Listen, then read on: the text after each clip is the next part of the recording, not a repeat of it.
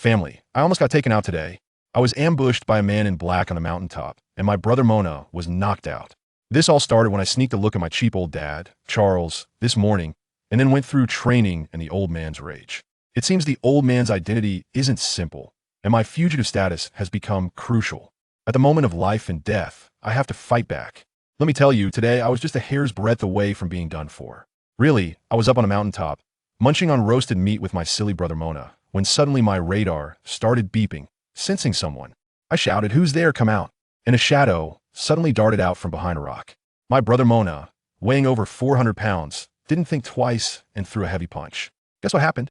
That shadow vanished like a ghost, and the next second appeared behind Mona, delivering a punch that sent him flying, blood spurting from his mouth, crashing against the rocks, and losing consciousness on the spot. Then that guy leisurely walked out, wearing a hat and looking at me with arrogance, saying, "You must be that fugitive from the Ols family who should have died long ago, right?" Family, who understands? I was completely confused. Fugitive? What the heck? Want to know how it got to this point? Let's rewind the story back to this morning. Early in the morning, I dragged my silly brother Mona to do our favorite thing, sneak a peek at my cheap old dad, Charles. This old man, a retired pirate, goes to the newly opened bathhouse in the village every day. We were like thieves, two heads squeezed through a small window, and saw the old man chatting with a charming landlady. That landlady was throwing flirtatious glances, and I don't know what she said, but the old man suddenly grinned and said, "Get one for me."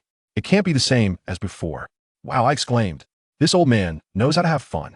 The landlady giggled and said, "All right, he'll call over the last one for you, and ITLL be the last one of your life." When I heard that, my heart sank. Something didn't sound right. But before I could think it through, the door opened, and in came someone. How should I put it? They looked abstract, with skin so dark that if it weren't daytime, I would have thought it was a human-shaped shadow, skinny as a monkey. I tell you, that scene looked like a poorly rendered model from a PS1 game, exuding retro horror. Mona, and I couldn't hold back and burst out laughing. Now he stirred up a hornet's nest. The old man Charles' face turned as dark as a pop bottom, and he charged out of the room, yelling to catch us. I grabbed Mona and we ran. That silly kid even shouted back, "Old man, we're leaving." The old man was so furious, he looked like he was about to blow smoke. We ran all the way to the seaside, and I was panting like crazy. "My name is Tyson. Don't be fooled by my looks. I'm as skinny as a bean sprout, and only 10 years old this year." The guy next to me, who is a head taller and as strong as a bear, is Mona, and he's only 7. Yes, you heard that right, 7 years old, nearly 2 meters tall, over 400 pounds, purely a human giant baby. I'm actually a time traveler. 6 years ago, I was just a wage slave tortured by clients. Then, during a site inspection, I got knocked out by a beam, and when I opened my eyes, I became a little kid in this world. What's even crazier is that I found out this is actually the world of One Piece. But the timeline is absurdly early. It's still decades before Luffy set sail. By then, he'll be an old man. How do I explain that? The only consolation is that I have a cheat called the No Adults Inheritance System. Sound impressive, right? It's like the ability of the second generation Tsuchikage. But when I opened it, 90 of the skills were grayed out, saying cannot be used. Reason: you do not understand hand seals. Dude, this is the world of One Piece, not Konoha. Isn't this pure fraud? The only usable skill, Dust Release, has a completion rate of only 1, and I can only create a tiny light orb in my hand, not even able to throw it. While I was lying on the beach, feeling emo, Mona ran over saying he was hungry. Well, what else could I do but indulge him? We checked our traps, and lo and behold, caught a former long black bear. So we dragged the bear back to our bite, the highest peak of Giant Rock Island, for a feast of bear paws and roasted bear meat that made us drool. After eating and drinking our fill, it was time to return for the old man's devil training. As soon as I entered the training room, I felt something was off. The usually lazy old man was sitting cross-legged today, holding a bamboo sword, his gaze sharp as a hawk. He actually said the training would be different today. He would personally be our opponent. Mona, that silly boy, went first. Despite his large size, he looked like a toy in front of the old man. The old man used just one hand. He only has one hand. The other was said to have been cut off when he was a pirate, and knocked Mona flying with a single punch like bowling. After 10 rounds, Mona was foaming at the mouth and passed out, rolling his eyes. Then it was my turn. I picked up the bamboo sword, took a deep breath, and lunged with all my might. Guess what happened? The old man whooshed and vanished right in front of me. Really, he just disappeared into thin air. I was dumbfounded. What kind of technique was this? The Marines' 6 powers Soru? Isn't this old man a retired pirate? Luckily, I naturally have strong observation hockey, so I closed my eyes, focused all my senses. Smack! I instinctively blocked with my sword, deflecting a blow that came from the side. Just like that, relying on my observation hockey to predict, I exchanged dozens of moves with the old man, who moved like a ghost, until I was exhausted, kneeling on one knee, sweating profusely. The old man, panting, said, "This is great, you're naturally strong." Seizing the opportunity, I asked him what that technique was, but he laughed it off, saying I couldn't learn it now would affect my growth. I knew in my heart that the old man was definitely hiding something. He was likely connected to the world government. After training, the old man suddenly asked me, "Tyson, what is your dream?" In a moment of impulse, I casually replied, "To see the sea, maybe become a pirate." As soon as I said that, the old man exploded, his expression like he wanted to eat me, his eyes wide as saucers, and he roared at me. "What did you say? You want to be a pirate?" Before I could react, a fist the size of a sandbag smashed into my face. I didn't have time to dodge and was sent flying, crashing through the wall of the training room, tasting iron in my mouth. "You damn little brat. How dare you say something so shameless as wanting to be a pirate?" The old man went crazy, beating me up, my screams echoing throughout the village. The next day, the old man was indeed gone, saying he would be out for a week. Mona and I had to fend for ourselves. Then, on the 5th day, the old man still hadn't returned. I felt increasingly uneasy. Let me tell you, the vibe on that mountaintop those days was simply cooked, making people feel uneasy. Then, the scene at the beginning happened. After that man in black knocked out Mona, he looked down at me from above. In that moment, I calmed down and connected all the dots. The old man knows the 6 powers, his reaction to me wanting to be a pirate, his sudden departure, and this guy claiming to be from the world government. Clearly, the old man was deceiving me. He was definitely not just a retired pirate. And me, this so-called fugitive from the Ols family, is the key to it all. "Are you one of the world government's people?" I stared at him and asked. "You said I'm a criminal. What's going on?" The guy sneered upon hearing this. "Looks like that damn Chaz, probably the old man's real name, told you everything. Then you definitely can't be left alive." Before he finished speaking, he used shave and instantly disappeared. I focused all my attention and expanded my observation hockey to the maximum. This was my second time fighting against such a fast opponent, and I was severely lacking in experience. I could only rely on instinct to dodge wildly left, behind, right. Each time I narrowly avoided his attacks. My stamina was depleting rapidly. "This won't do at this rate. I'm definitely going to be worn out." I quietly reached into my bosom with one hand, where there was a small bottle, part of the newbie package given by the system, containing a few pills. But this damn system only had a note on the bottle saying, "Do not use lightly, may pose life risks." And there wasn't even a manual.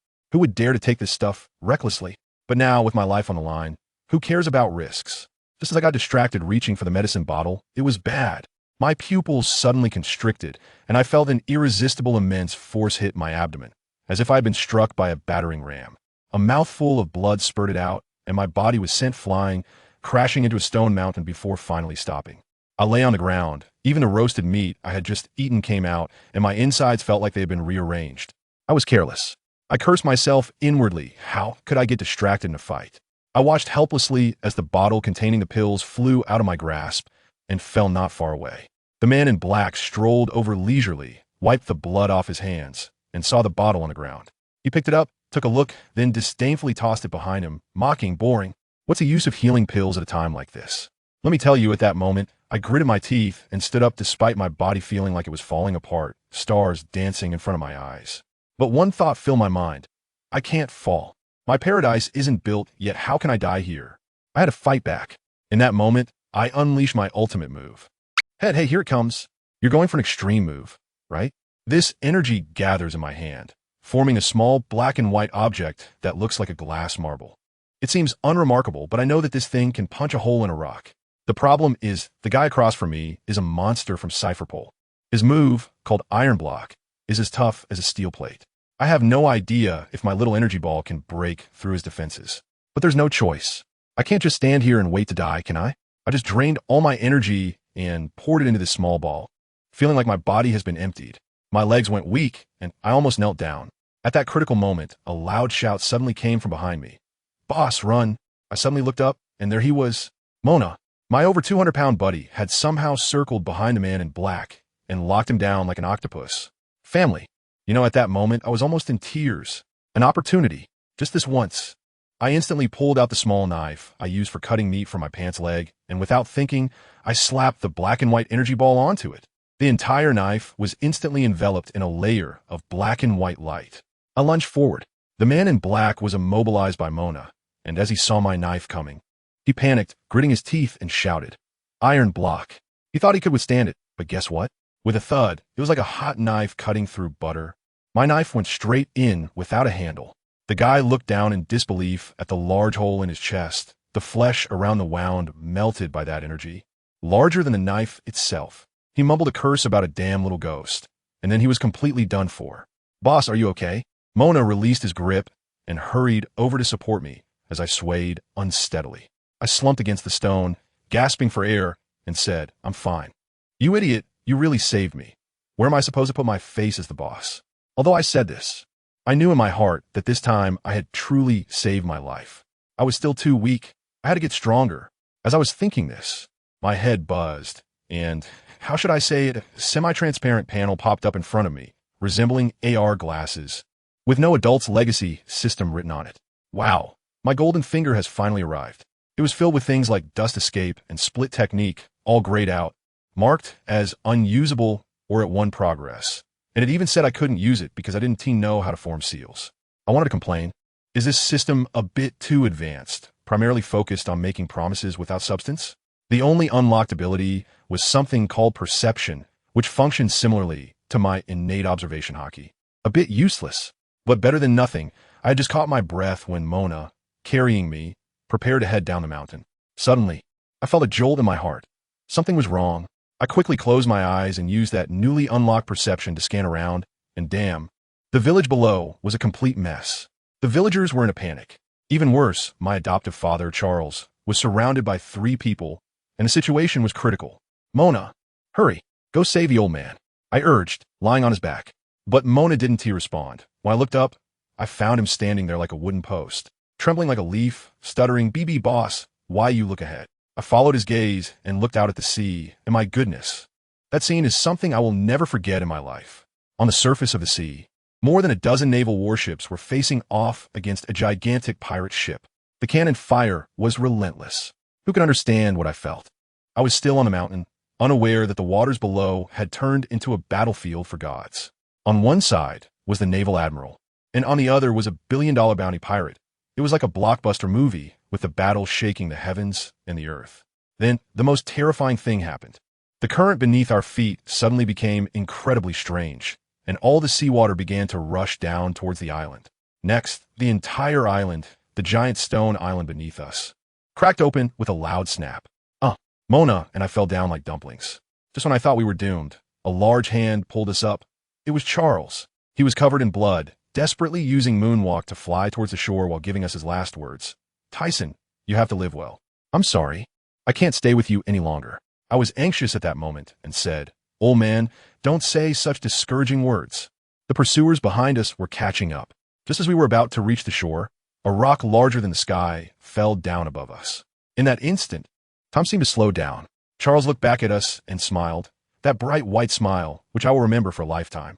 Then, with his last ounce of strength, he kicked me and kicked Mona, like 2 balls, towards a boat by the sea.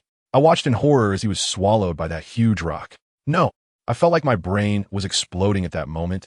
A terrifying force burst out from my body, and then I lost all consciousness. When I woke up again, I was already on a pirate ship, lying on a fragrant little bed. I sat up abruptly, my mind filled with the image of the old man being thrown down. Mona walked in holding a bowl of porridge and a large piece of meat. Seeing that I was awake, her eyes turned red, and she cried out, "Boss, the old man is gone. The village is gone. The island is gone." We hugged and cried for a while, and finally I patted his shoulder and said, "It's okay. I'm here for you. We need to live well, get stronger, and then take revenge."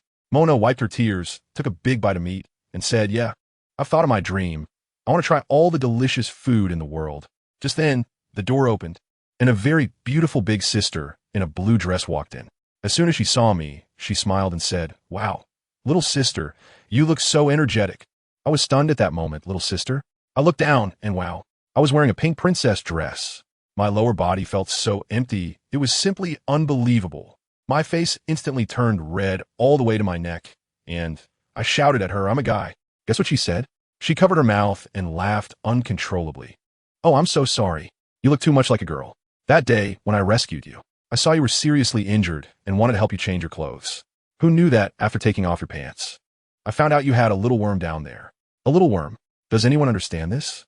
I've never been so socially dead in my life. I wished I could just find a crack in the ground to hide in. The big sister saw my face turn green and quickly waved her hand, saying, "Okay, okay. Your clothes are on the bed. Hurry and change. Our captain wants to meet you." After Mona and I finished eating and changed our clothes, we followed her outside. The deck was filled with pirates, drinking, eating meat, and making a lot of noise, but the atmosphere was particularly good. A big bearded pirate even raised his glass to me. "Hey, little brother, you're awake." Sister Gina waved at me. "Ols Tisen, over here, the captain is waiting for you. Come on." As soon as I followed her in, wow, the atmosphere instantly fell off. I tell you, it felt like being caught for being late to school and sent to the principal's office. It was so oppressive that I started to sweat. There was a long table, filled with people on both sides, each one looking like they were about to collect debts. The guy in the middle, with muscles bulging and curly hair, was obviously the captain himself. When he spoke, his voice was deep like a cannonball. "You must be Ols Tisen. I am Jerry's Murray, captain of the Hauja pirate crew." I quickly nodded and bowed. "Yes, it's me. Thank you so much for saving me and Mona." As a result, he waved his hand, motioning for me to sit down, and then dropped a bombshell. "You must be very curious about the identity of the old man Chaz and why we appeared on that island, right?" I thought to myself, isn't that just too curious? My mind was almost filled with 100,000 questions. Captain Murray didn't waste any time and got straight to the point. He said that old man Chaz was his good brother in the past, but later they fell out. He became a pirate, while the old man went to work as some kind of secret agent for the world government, part of CP. As a result, he ended up being treated as a criminal for some unknown reason, and Murray guessed that it was probably related to the two of us. 2 months ago, he suddenly called me and said he had something to entrust to me. As soon as I heard this, my heart skipped a beat. It turned out that they were in the New World at the time, and when they received the call, they rushed over to our side, but were intercepted by the Navy halfway, which delayed their time. By the time they finally shook off the Navy and reached the agreed location, the old man was gone. They were just about to go ashore to look for him when Admiral Flying Huang, yes, that Navy admiral, directly caught up and started fighting. Captain Murray's expression suddenly became very guilty as he stood up and bowed to us. "I'm very sorry about what happened next, but I must tell you, we engaged in battle with Admiral Flying Huang, and somehow it triggered a change in the hidden sentries beneath Stone Island, causing the seawater to flood back in, and the entire island collapsed. We take responsibility and are very sorry. The island collapsed too quickly. We wanted to save people, but we only managed to rescue the two of you." When I heard the words "island collapse," my mind went blank with a buzzing sound. No home, no village. Everyone is gone.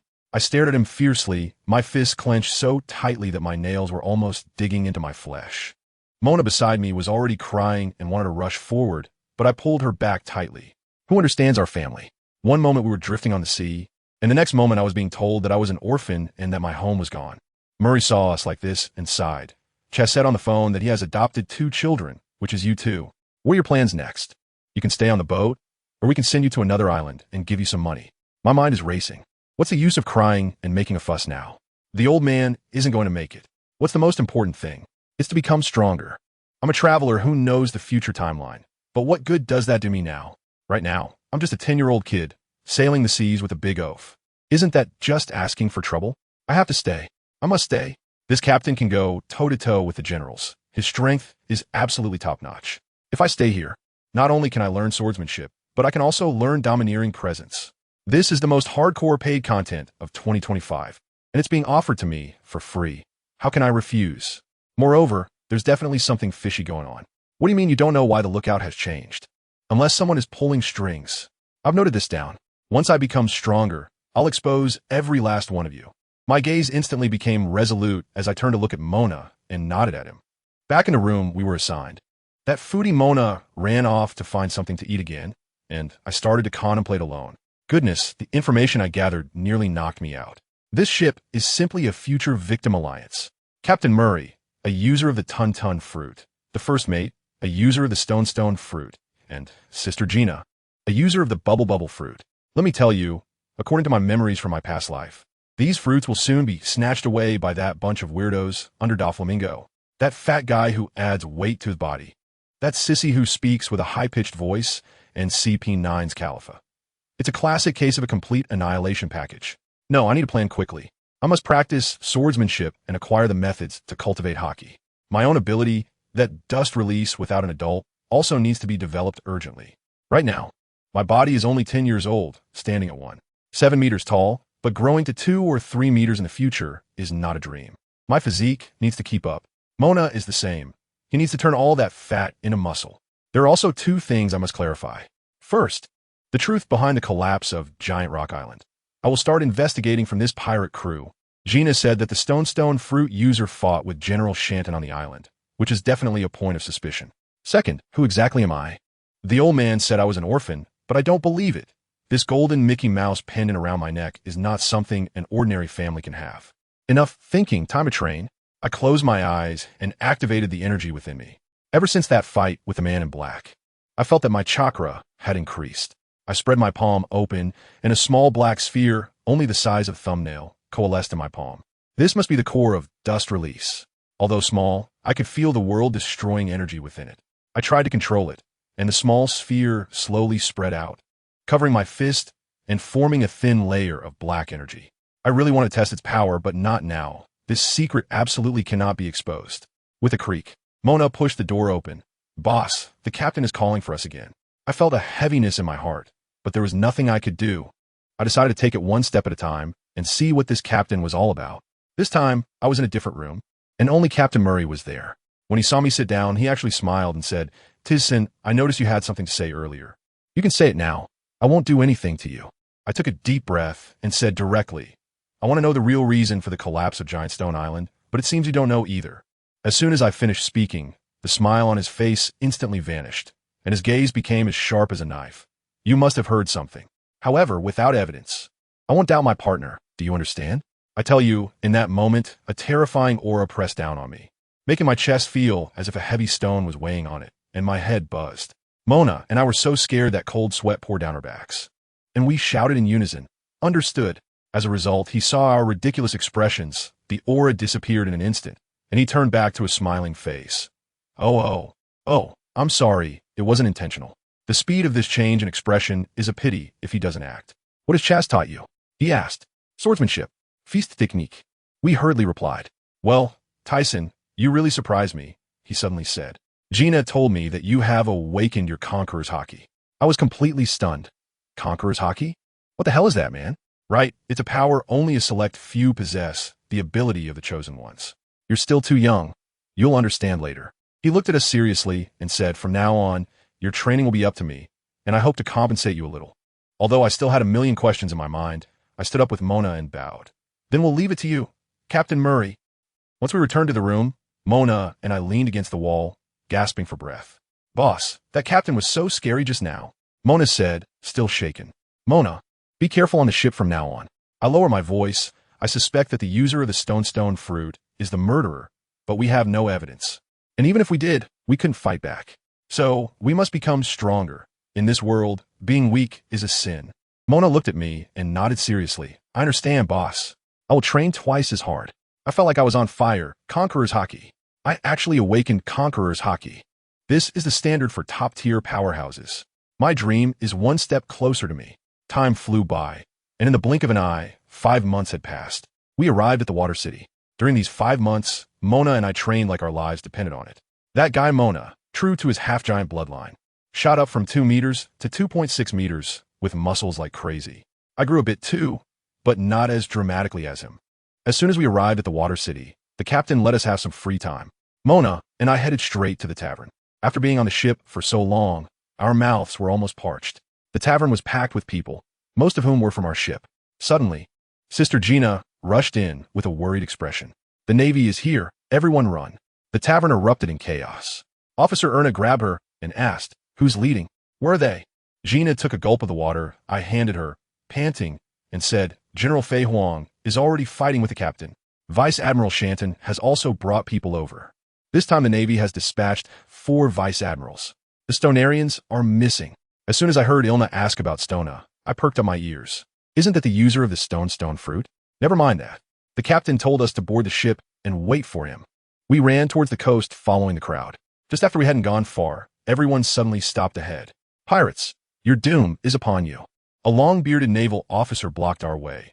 It was Rear Admiral Shanton. I turned around and saw that we were surrounded by Navy troops. We were trapped.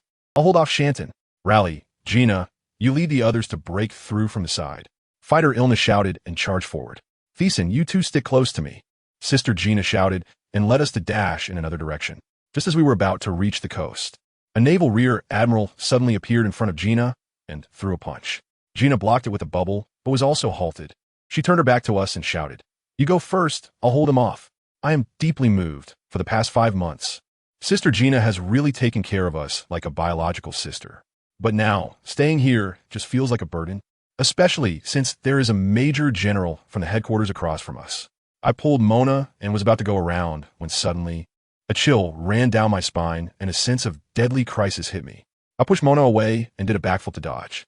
With a loud bang, a bullet hole appeared on the ground where we had just stood. A naval colonel stepped out, his face full of anger. "Major General, these two brats are ours." On Gina's side, a fight also broke out. While dealing with her opponent, she shouted at us, "You two be careful." I looked at the lieutenant colonel in front of me and the major beside him and said to Mona, "Mona, you deal with that major. I'll take care of this lieutenant colonel." "Okay, boss." Mona shouted and charged forward, saying, "I still want to eat barbecue after this." I relaxed, drew my sword, and looked at the disgruntled colonel.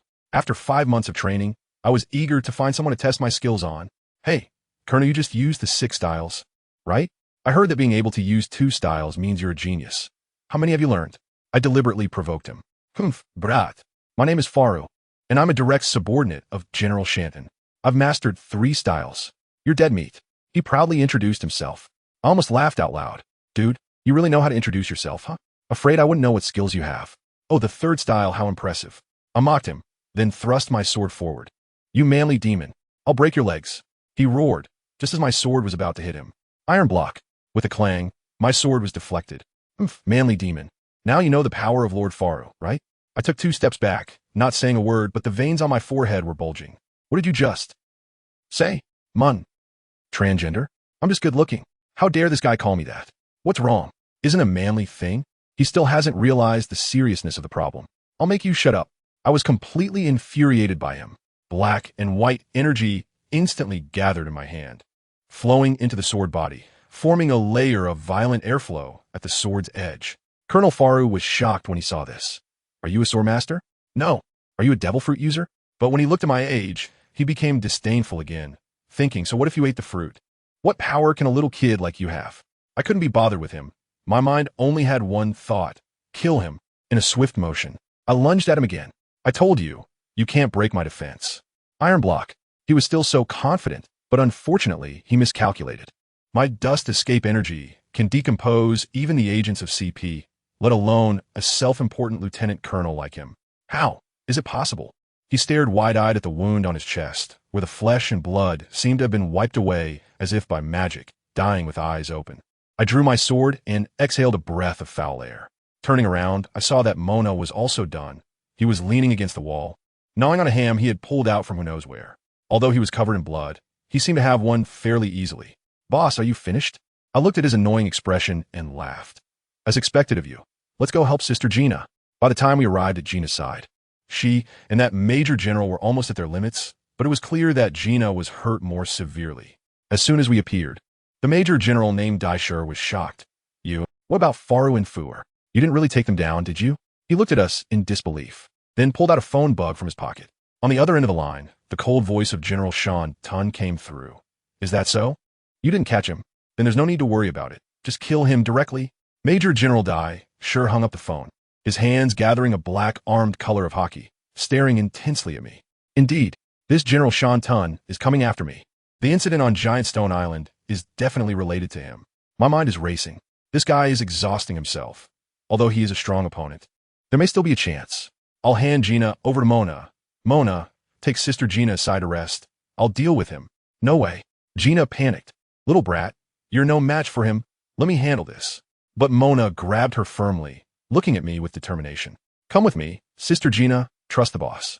Let me tell you, Gina's expression at that time was a mix of worry and helplessness. And in the end, Mona pulled her aside. As for me, I turned around and locked eyes with that Major General Dai. Without saying a word, I drew my sword. Goodness, my black and white energy instantly wrapped around the sword. And the airflow was so violent, it was like turning on a level 12 fan. When the Major General saw this, his eyes widened and he said, "Oh, a devil fruit user? No wonder you're so bold. But this is where it ends. But let me tell you, I caught on to something important at that moment. He said that directly killing me would be somewhat troublesome. Huh?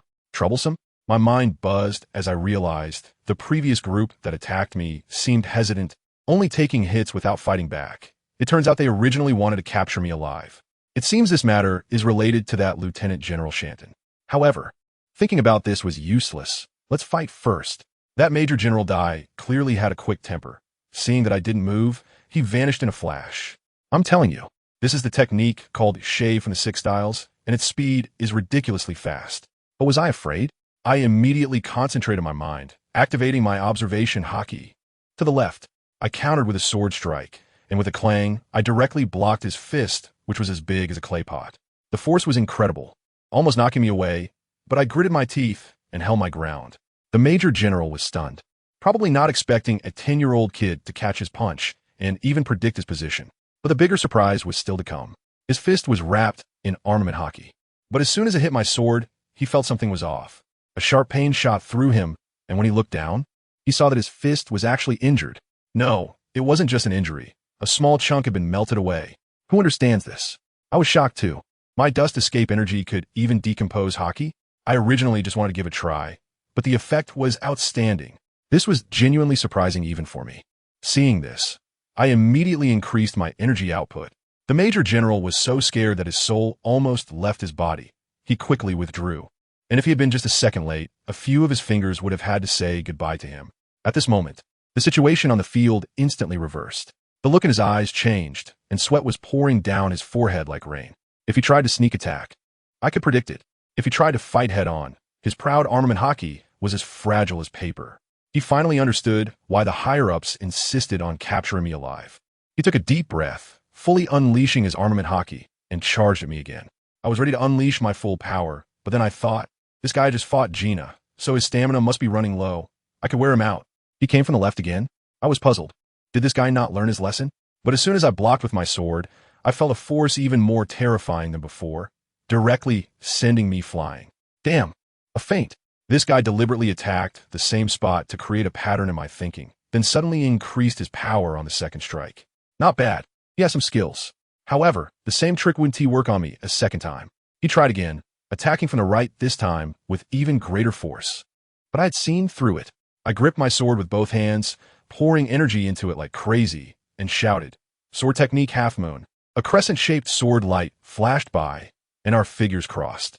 I slowly sheathed my sword while the guy behind me looked down at the deep wound on his chest, which was visible to the bone, his eyes filled with disbelief. He could feel that strange energy wildly decomposing his body. Finally, with a thud, he fell face down on the ground, completely done for. Damn, this move drained me completely. I was gasping for air, my legs felt weak. When Gina and Mona ran over, Gina's mouth was wide open, big enough to fit an egg, and she grabbed me and asked, "You little rascal, where did you get so strong? And what kind of devil fruit ability is that?" What can I say? I can't just say I'm from another time. This is dust release from Naruto, right? I can only make up some story and say I'm a user of the melt fruit, specializing in the dissolution of everything. Mona is very understanding, nodding vigorously in agreement beside me. Just as we were about to leave, I suddenly felt a chill down my back. Family, who understands? That feeling of being secretly watched. I quickly turned around to take a look, but there was nothing. But I knew in my heart that someone was definitely there just now. And that aura. Damn, it's first mate Stoner. This old trickster. He really has something going on. I didn't make a fuss and followed Gina and the others back to the shore. Just as we got on the boat, guess what? Stoner followed us back and claimed he was held up by the world government. What a terrible excuse. I'm 100% sure he S the mole. But I have no evidence. And if I tell the captain, that good-natured guy probably won't believe me. This matter has to be buried in my heart for now. Before long, our Captain Murray came back, followed by a naval admiral. Let me tell you, our captain was so cool. He turned around and delivered a 50-ton gravity punch, sending that admiral flying through the air, then jumped back on the ship laughing heartily. I was completely stunned. With the same fruit ability, just look at how developed his powers are. And then think about that character from the original story who uses the ton-press fruit. It's like heaven and earth apart. Once the ship set sail, everyone started a feast to celebrate. I was standing alone by the side of the boat, holding a glass of milk, my mind full of thoughts about the mole. Later, I couldn't hold it in anymore and secretly went to find Gina in the middle of the night.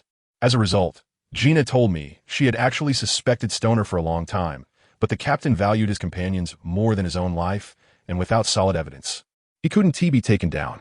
Great, this captain really is loyal, but sometimes he can be so stubborn. This matter isn't over yet. The naval headquarters blew up because I took out a rear admiral. In the end, they decided to issue a bounty on me. A few days later, the news flew over, and a few pieces of paper floated down. Gina picked one up and was stunned, shouting at us, "Tyson, Mona, you guys are wanted." I took a look at it, and the photo shows me holding a sword with the words "Heroic Pirate Crew, Jade-Faced Man, Ols Tisen," and a bounty of 40 million. Another one is of Mona, labeled Little Giant, Fess Mona, with a bounty of 15 million. Mona, the little guy, was unhappy about it, complaining that his bounty was too low, and Gina punched him on the head, scolding him for being silly. I laughed when I saw the bounty notice. This time, I had truly become a pirate. Gina looked at us with a mix of exasperation and amusement, her cheeks flushed, which warmed my heart. In the blink of an eye, 2 years had passed. During these 2 years, we had been adventuring in the new world, and my strength had grown by leaps and bounds. One day, we clashed with the Rocks pirates. You heard me right, the future sea overlord Rocks. Of course, he wasn't that formidable yet. I started fighting with a red-haired sniper across from me, and as we were going at it, we surprisingly stopped and began chatting. At that moment, I thought of a way to extract some information about Rocks. I pretended to be dismissive and said, "Is your captain really that useless after all this time? It can't be some trash fruit, right?" The red-haired guy, named Rikuru, got flustered upon hearing this and stood up to retort, "You're talking nonsense. Our captain's fruit is definitely not trash. He's a Logia." Oh no. Before he could finish his sentence, he covered his mouth. I couldn't help but laugh inside. This reverse psychology really worked on me. So it's the natural system. Huh? Thanks, red-hair brother. In the end, our captain and Rocks reached a stalemate and retreated. Watching Captain Murray's somewhat lonely figure, I suddenly felt a bit unsettled. No matter how strong he is, he's getting old. I don't want to end up like that decades later, being eliminated by the times. I need to become stronger. I must become even stronger. Several years have passed, and we have arrived at the small garden. The strength of Mona and I is no longer comparable to what it was back then. In a primeval forest, we are practicing together. Now, Mona is nearly 4 meters tall, with muscles all over her body. A punch from her is like a battering ram, and her arms are covered in armed color hockey. I am also not ambiguous. I cover my long sword with armament hockey and met the attack with a sword technique. Full moon slash. With a loud clang, the shockwave from our clash directly uprooted the surrounding trees. After a few exchanges, we both tacitly withdrew our attacks. All right, Mona, let's call it a day. The captain seems to have something to say. I looked at my hand, and the black and white energy I could condense was already the size of fist, much stronger than it was 4 years ago. But this thing consumes a lot of energy. Once it's used up, I feel completely drained and need a long time to recover. However, it's okay. There are always more solutions than difficulties. I've just begun my journey to become stronger. All right, let's go, boss. We're off to find Sister Gina. As soon as we got there, we were surprised to find that everyone had already gathered. The old captain was saying goodbye to the 2 giant guys, and it seemed they had been chatting for 3 months and had formed a bond. I'll tell you, these past 3 months in the little garden, those 2 giant brothers have practically become my exclusive viewing platform. When they stand on my shoulders, the view is incredible. It makes me want to turn around and get a flying pet to take for a spin. Just as I was thinking that, the old captain suddenly cleared his throat and shouted with full vigor, "Brothers, do we all know what we're doing today?" Wow, the scene instantly fell silent. Then, everyone shouted like they were on fire. "Rescue the first mate." The old man was very pleased with this effect, waved his hand, and continued his PUA. "That's right. Damn Navy, they VE captured our brother. A month ago, we got intel that the escort ship would be passing nearby in these few days. It all depends on you." Oh, the crowd's emotions were extremely high, each one howling to take down the Navy. Family, who understands? I stood in the crowd, watching these hot-blooded brothers, feeling a mix of emotions. That first mate, Stoner, I felt something was off about him for 4 years, with an aura all over him that screamed, "I'm an undercover." And what happened? It's been 4 years, and this guy has performed flawlessly, not revealing any flaws, fooling the captain completely. But I always felt that the collapse of Giant Stone Island and that incident in the city of 7 Waters definitely had something to do with him. Anyway, I'm clear as day in my mind. The world government and those old geezers in the Navy love to play this kind of undercover game. On the whole ship, aside from me, only Sister Gina has seen through that guy from the start. So this so-called rescue, I've already planned it out. I must think a way to escape first, or I want to even know how I died. Little ones, Set sail. The old captain issued the order, but didn't team move, instead walking straight towards me. Captain, is there something? I felt a jolt in my heart. Tyson, he spoke, his voice a bit heavy. I know you've always suspected Stoner, but in these 4 years, you've seen he hasn't done anything. The old man looked up at the sky, sighed. He has been on the ship for 6 years. If he really isn't undercover, I would personally take him down. But I don't want to doubt any partner. I looked at him, a 52-year-old man with white hair. Although his strength was still there, his stamina was clearly lacking. Over the past few years, he had taught me swordsmanship and without holding back. To be honest, I owed him. Oh well, I thought to myself, just consider it repaying a favor. At worst, if things went wrong, I could just make a run for it. Captain, don't worry. I said to him seriously, as long as I'm on this ship, I'll follow your orders. Thank you for these past few years. Ha ha, that's all I need to hear. The old man patted my shoulder with satisfaction and turned to follow the main group. Sister Gina also came over to greet us and then left. Mona and I exchanged glances, and I jumped onto Uncle Dongley's shoulder to bid farewell. Gaga, gaga, 2 uncles, we have to go. We'll definitely come back with good weapons to see you. Kabababa, a man's promise, we'll wait for you. I tell you, just when we're all fired up over here, on the other side, the old-timers at the naval headquarters are having a meeting. Marshal Soth is there making grand plans. The Admiral Fei Huang is already in position, and the hero pirate crew is sure to come to the rescue. This time, the world government has laid out a big chess game, and not a single one can be let go. Goodness, an admiral, 8 vice admirals. And as if that's not enough, they've also sent a vice admiral named Enwace for support, saying they want to catch us all in one net. This is quite a show. What's even crazier is that there's a fool named Spandane hiding in some secret base, swirling a wine glass and dreaming of promotions and riches. Just a pure clown. The scene cuts back, and we've already received news on our ship. The head of the escort ship is our old rival, Admiral Fei Huang, accompanied by 8 vice admirals. When I heard this configuration, my scalp tingled, and I immediately pulled Mona to find Gina. Sister Gina, what do you think of this situation? I asked straightforwardly. The captain saved my life, so I'm definitely going to fight to the end. Sister Gina smiled, quite relaxed. But you two should look for an opportunity to escape. Don't get involved. Let's assess the situation first. I pulled out 3 small wooden barrels from behind, 1 for each person, something that could save lives at a critical moment. Gina was quite curious. Oh, what's this so mysterious? Don't ask, just hide it well. I replied. I was exasperated. At a time like this, she was still acting like a curious child. Soon, the old captain came out of the cabin and issued a command. The Navy is on the island ahead. Boys, prepare for battle. Our ship docked, and everyone rushed down like crazy. On the island, the Navy had already set up their formation, a dark mass. At the front was General Fei Huang, followed by a row of lieutenant generals, and at the back, a heavily injured person handcuffed and sitting on the ground with his head down was definitely Stoner. As soon as I saw the situation, I felt uneasy. Before I could think it through, a general with a long beard stepped forward from the crowd and pointed at me and Mona, saying, "Those 2 little brats are mine." The general, Fei Huang, didn't he even lift an eyebrow and said, "Shanton, then it's up to you. Don't worry. The most promising newcomers are just trash from the sea." That guy named Shanton bared his teeth and shouted at us. He looked like a hot-headed guy. Goodness. A top elite general from the headquarters directly named us 2 little karami. ISNT, that pure bullying? I heard Sister Gina say that this guy, ISNT, an ability user, but his dual-colored hockey is incredibly strong. He masters the 6 styles and can even use life return. He is practically a turtle with no weaknesses. Together, we wouldn't even be enough for him to make a meal out of. You seem very eager to catch me? I decided to stall for time and probe for information. It's only natural for the Navy to catch pirates. He said this, but his next words exposed him, and besides, the things from the world government aren't so easy to get. It was left to you by someone before he died, right? Hand it over, and I can go easy on you. I appeared calm on the surface, but inside I was exploding. Before the old man died, he handed me a map, but how did he know? Did he leave me some treasure? What did you say? Oh, that? I sold it. I started to babble to test him. What did you say? Shan Tun was indeed anxious. When did you sell it? I forgot. I scratched my head, looking innocent. You little bastard. I'll make you remember. As soon as he finished speaking, a punch came flying towards me. I was already prepared, sidestepped to avoid, and immediately shouted at Mona. Mona, it's been 4 years. It's time to check the goods. If we can't handle it, just drag it out. Don't go head on. Understood, boss.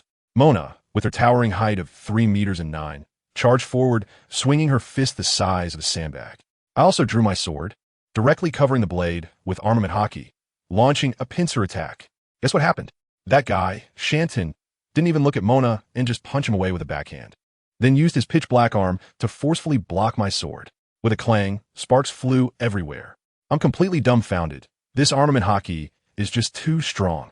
Oof. So what if I've awakened my armament hockey? If the level isn't enough, it's useless anyway, Shanton said disdainfully, then turned and charged towards Mona, who had just gotten up, clearly intending to take care of one first. I won't let him succeed. The chakra within me erupted instantly, gathering onto the sword, causing the entire blade to surge with energy. Shanton punched Mona away again, but when he turned back and sensed the change on my side, his face turned pale. He could feel the terrifying power on my sword. No, I can't let Mona take any more hits. I shouted loudly and swung the long sword wrapped in energy towards him. This time, Shanton didn't dare to take it head on. He blocked with his arm, and it felt like he was electrocuted, forcefully pushing my sword away and stumbling back several steps, carving a groove in the ground. He raised his arm to take a look, and to his shock, his skin was torn. Just in this one exchange, he analyzed that he couldn't confront me directly. The next second, he directly used Shave and Soru, moving at an unbelievable speed. I dodged a finger gun and countered with a sword strike. Sword technique. Full moon. Damn little brat. Shantan used a storm kick to disperse my sword energy, then closed in directly, using iron block combined with finger gun to stab down at me from above. I quickly jumped aside, and Mona next to me also regained her composure, throwing a punch at the mountain village that had just landed. As soon as I saw this was a good opportunity, I immediately swung my sword and followed. I never expected that this guy, Shanton, would actually take a punch from Mona head-on, and then suddenly turn around and deliver a powerful punch, infused with all his strength. That landed squarely on my chest. I tell you, with that punch, I felt like my internal organs were starting to jump like they were in a driving test. I spat out a mouthful of blood and flew out like a kite with a broken string. Everything in front of me went dark, and I lay on the ground, unable to move. Boss. Mona's eyes turned red, and with all her strength, she punched Shantan and sent him flying as well. I felt someone help me up, and when I opened my eyes, it was Sister Gina. I didn't know when she had arrived. Her face was covered in blood, and her clothes were tattered. You rest for a bit. I'll take over. Sister Gina helped me to the side. I grabbed her shoulders and said with difficulty, be careful. Watching Gina and Mona fight against that monster, I felt utterly powerless. Suddenly, a flash of inspiration struck me, and I pulled out a small bottle from my pocket. Inside were 10 pills produced by the system, but I had never known what they were for and was afraid to take them. There was no time to hesitate now. I dragged Mona over, pried her mouth open, and stuffed one in. I was hoping for the best. A few minutes later, Mona's fingers moved. I sighed in relief, but the next second, Mona suddenly let out a heart-wrenching scream. It hurts. Boss, it hurts so much. I turned my head and saw that everyone was stunned. Mona's muscles were bulging all over, veins popping out, rolling on the ground and roaring like the Hulk. At that moment, my heart sank and I thought, could this be poison? Mona, are you okay? Don't scare me. The commotion was too loud over here, and Shanton and Gina both stopped fighting. Seeing that Mona was not dead, Shanton grinned and charged over again.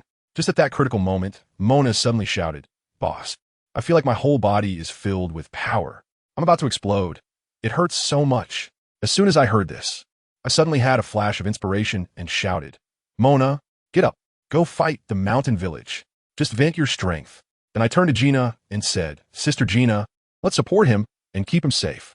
Upon hearing my words, Mona leaped up from the ground, her entire body expanding by a circle. And then she disappeared with a whoosh. Her speed was exponentially faster than before, leaving a large pit on the ground. Gina and I were both stunned. Could this pill be a rage pill? Gina, let's go too. Are you okay? Or should you take a break? Gina looked worried. It's fine, I'm good now. I reached out and gently wiped the blood from the corner of her mouth. If you go alone, I want to feel at ease. Gina froze for a moment. Then her cheeks flushed bright red, all the way to her ears. You person, why? Why are you like this? Seeing her shy expression, I took a step closer. How about I help you to rest? Mona and I are here. Boss, hurry over here. Mona's anxious voice came from not far away. Gina quickly turned around, lowered her head, and said softly, It's nothing. Let's hurry and help. Okay, let's go. After we finish him, we'll go back. I said and dashed forward, leaving Gina behind, her cheeks flushed, shaking her little fist at my back, feeling both shy and angry before she followed me. At that moment, the situation on the battlefield was becoming clearer. Most of our side's officers had taken down their opponents, but they could barely stand. Only the captain in the air was still fighting back and forth with General Fei Huang. both of them covered in injuries. Suddenly, the captain gasped for breath, his gaze shifting past Fei Huang to something below him. Whatever he saw made him rally all his strength once again, and he charged fiercely at Fei Huang. I tell you, Captain Old Murray is simply a drama queen. Just now, he wasn't really trying to fight Admiral Fei Huang. He was playing a feint. That big move, the supergravity punch, was a fake. The real target was those two soldiers guarding his first mate. Goodness, that old hustler Fei Huang instantly caught on, shouting down from midair, "Be careful. He's coming for you." But it was too late. Old Murray had already smashed down like a cannonball right in front of those two colonel-level officers.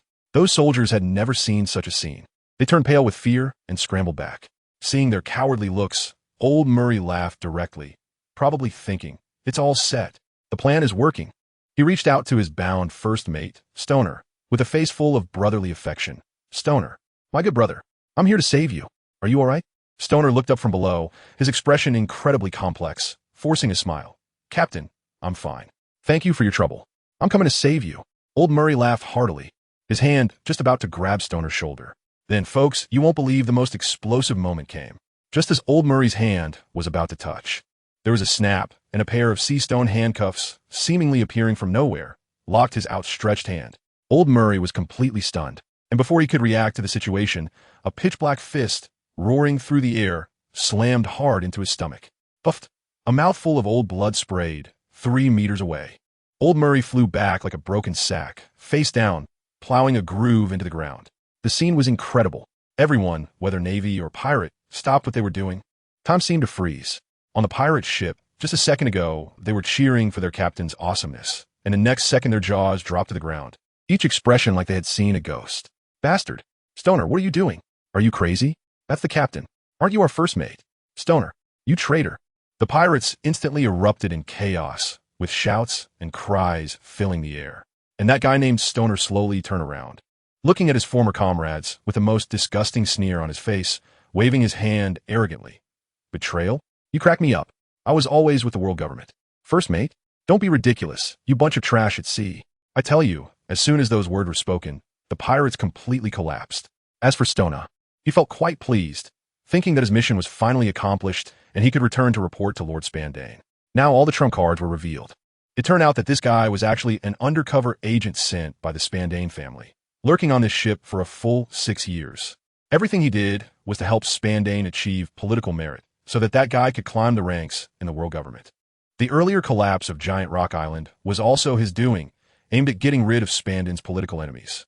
This whole affair was a grand chess game, and Old Murray and his pirate crew were merely pawns sacrificed on the board. This twist nearly burned out my CPU. Stoner, feeling self-satisfied, completely ignored the pirates' curses and turned to Admiral Fei Huang, saying, "Admiral Fei Huang, my mission is complete. Please clean up this trash. I need to report back." "Stoner, you better not think about leaving." No one expected that the blood-soaked Old Murray would actually stagger to his feet. Breathing heavily, he walked towards Stoner, and with a powerful effort, he broke the sea-stone handcuffs with a loud crash. The scene shifted back to our protagonist, Tyson.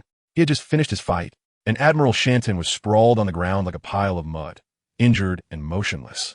But Tyson and his group also suffered a Pyrrhic victory. He knelt on one knee, propping himself up with his sword. The brother named Mona was in worse shape, covered in blood scabs, and had passed out. Gina was also unconscious, having been punched by the Admiral, likely with broken bones. Dragging his exhausted body, Tyson walked in front of Admiral Shanton, his sword resting on the Admiral's neck, and coldly asked, "Tell me about the Ols family, and I'll let you live." The old man was on the verge of death, but still stubbornly retorted, "Ha! You think killing me will let you get away? The Ols family obstructed the world government, and we sent people to exterminate them. I heard not a single one escaped. What a pity you managed to slip away.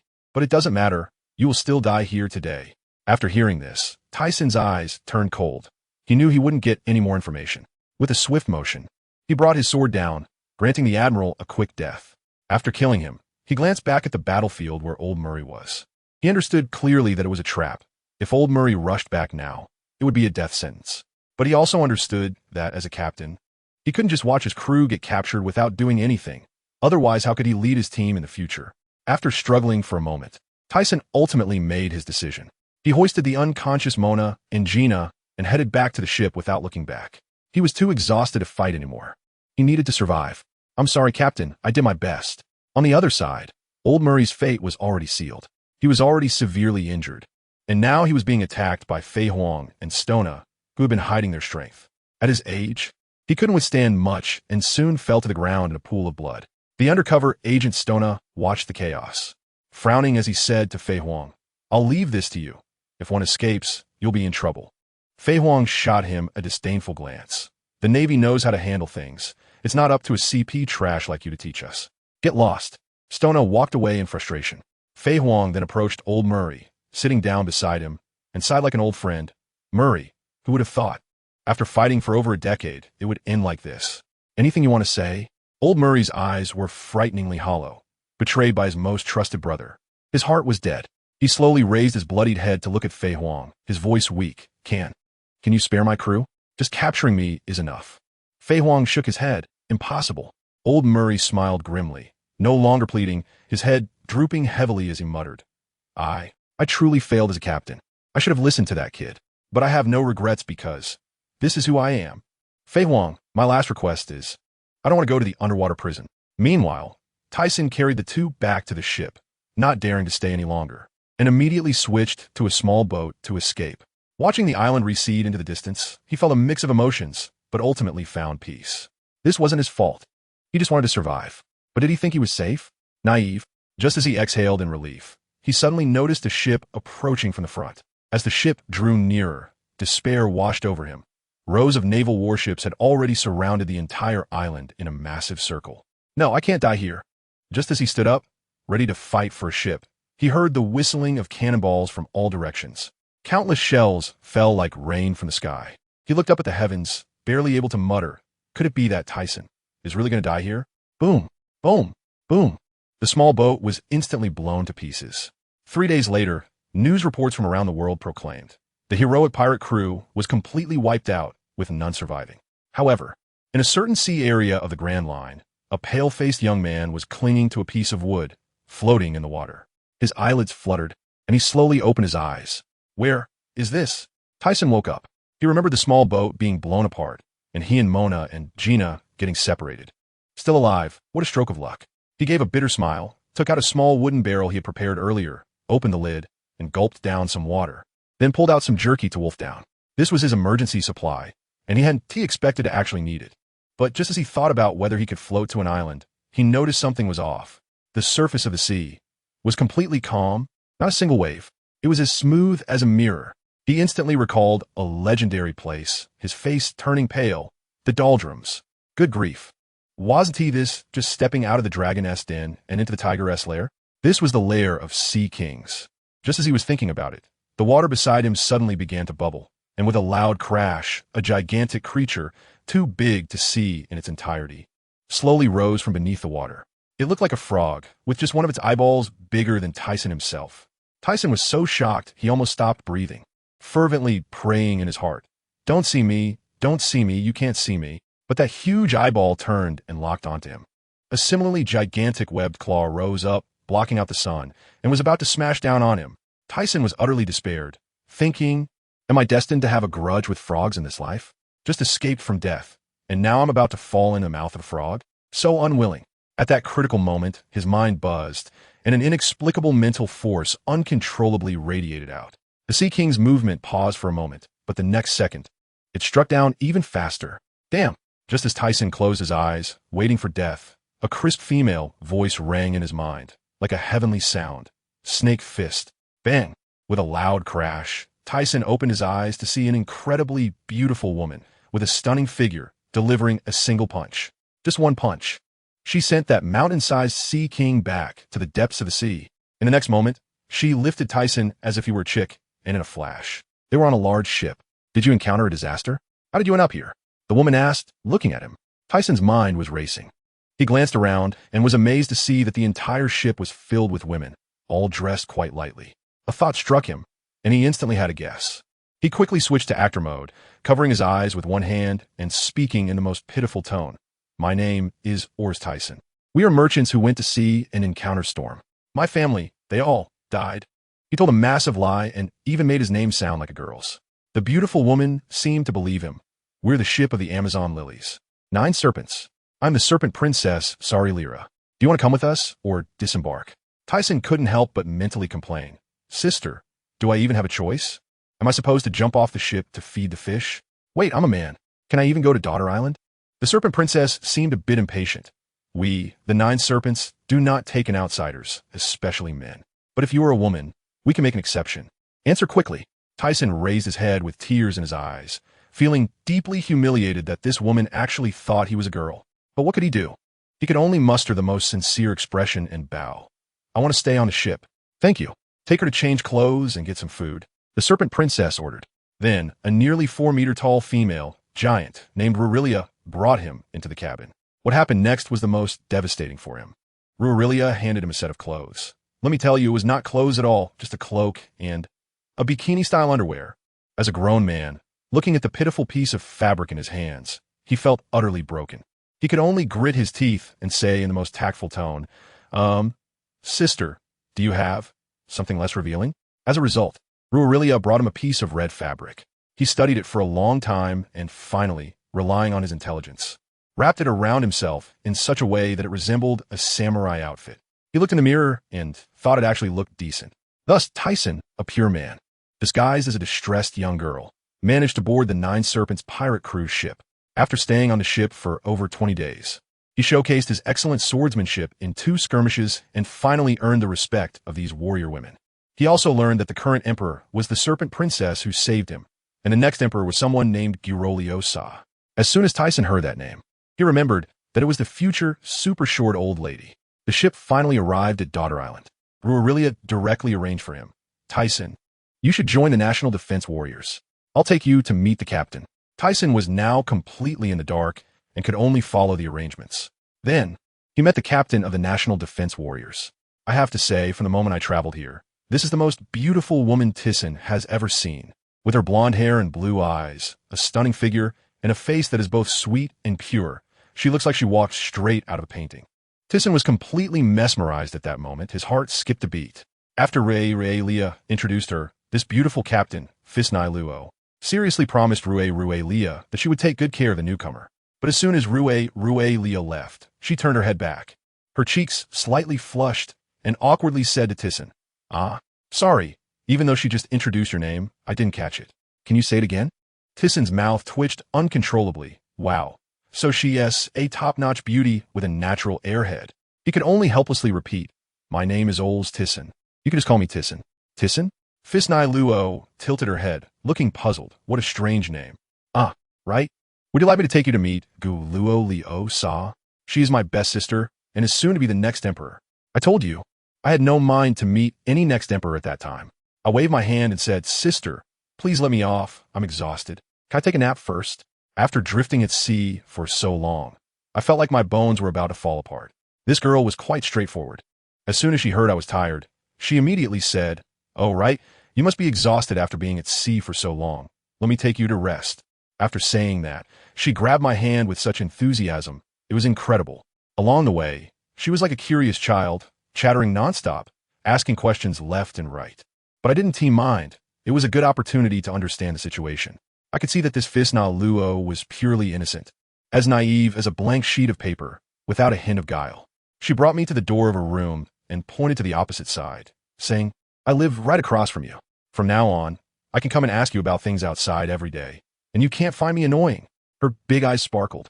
Incredibly cute. We agreed to chat again tomorrow, and she walked away, looking back 3 times. As soon as I entered the room, I immediately threw myself onto the bed. But my mind couldn't stop racing like a CPU that was overloaded and operating at high speed.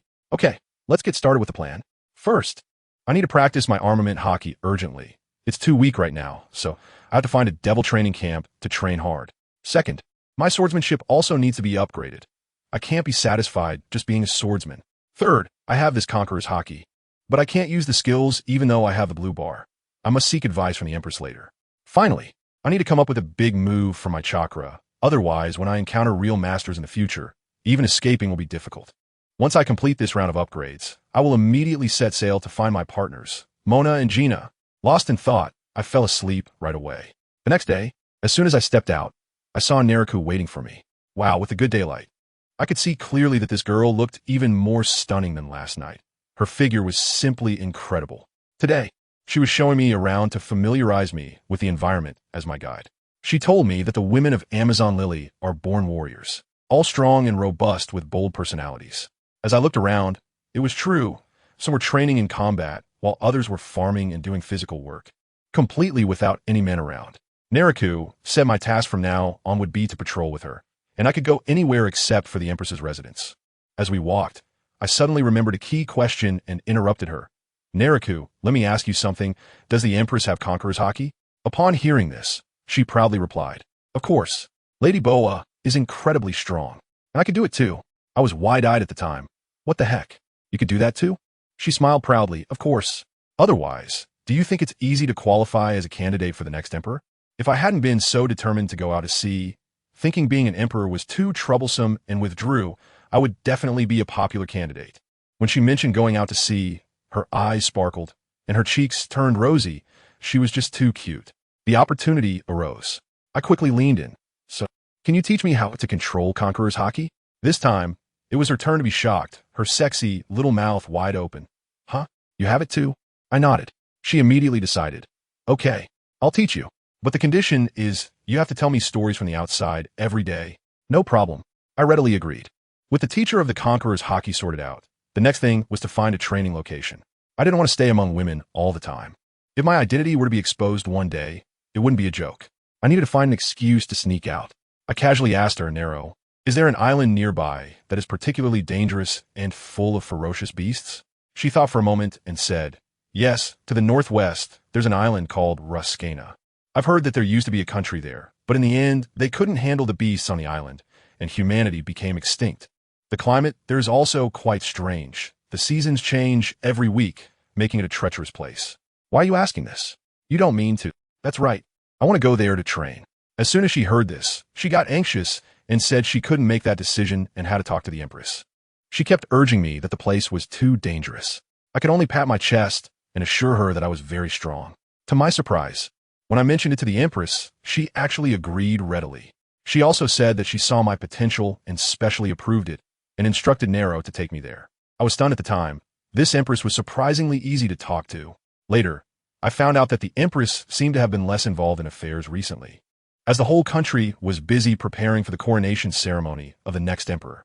Wow, it takes so long to prepare for a coronation ceremony. That's quite meticulous.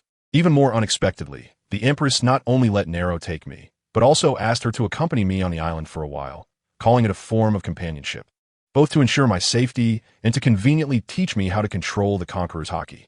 A few hours later, as the boat docked, Nero dashed into the forest like a wild horse, shouting excitedly. We finally made it out. I looked at the island, feeling a surge of excitement in my heart. Not far into the walk, I saw a huge tree that looked like a white radish. I knew this was the safest place on the island, where wild beasts dared not approach. Nailuo quickly set up the tent and happily said that after training, we could come here to rest. But that night, I was dumbfounded. Lying in the tent, I suddenly remembered a life-threatening thing. The system pill that could enhance my physique made a huge noise when I took it, like an explosion, with blood and filth pouring out of me. Nailuo was right next to me every day. How could I take it? What if she saw me after taking the pill and my identity as a man was exposed? Forget it. I could only take it step by step. In the following days, I began a hellish training regimen. Every day, I fought for my life against various ferocious beasts in the forest, while Nailuo guided me on how to control my Conqueror's Haki. Months passed in the blink of an eye, and Nailuo had to return home for some matters. The opportunity finally came. I immediately ran to the other side of the island's coast, found a place I deemed absolutely safe, and swallowed a pill.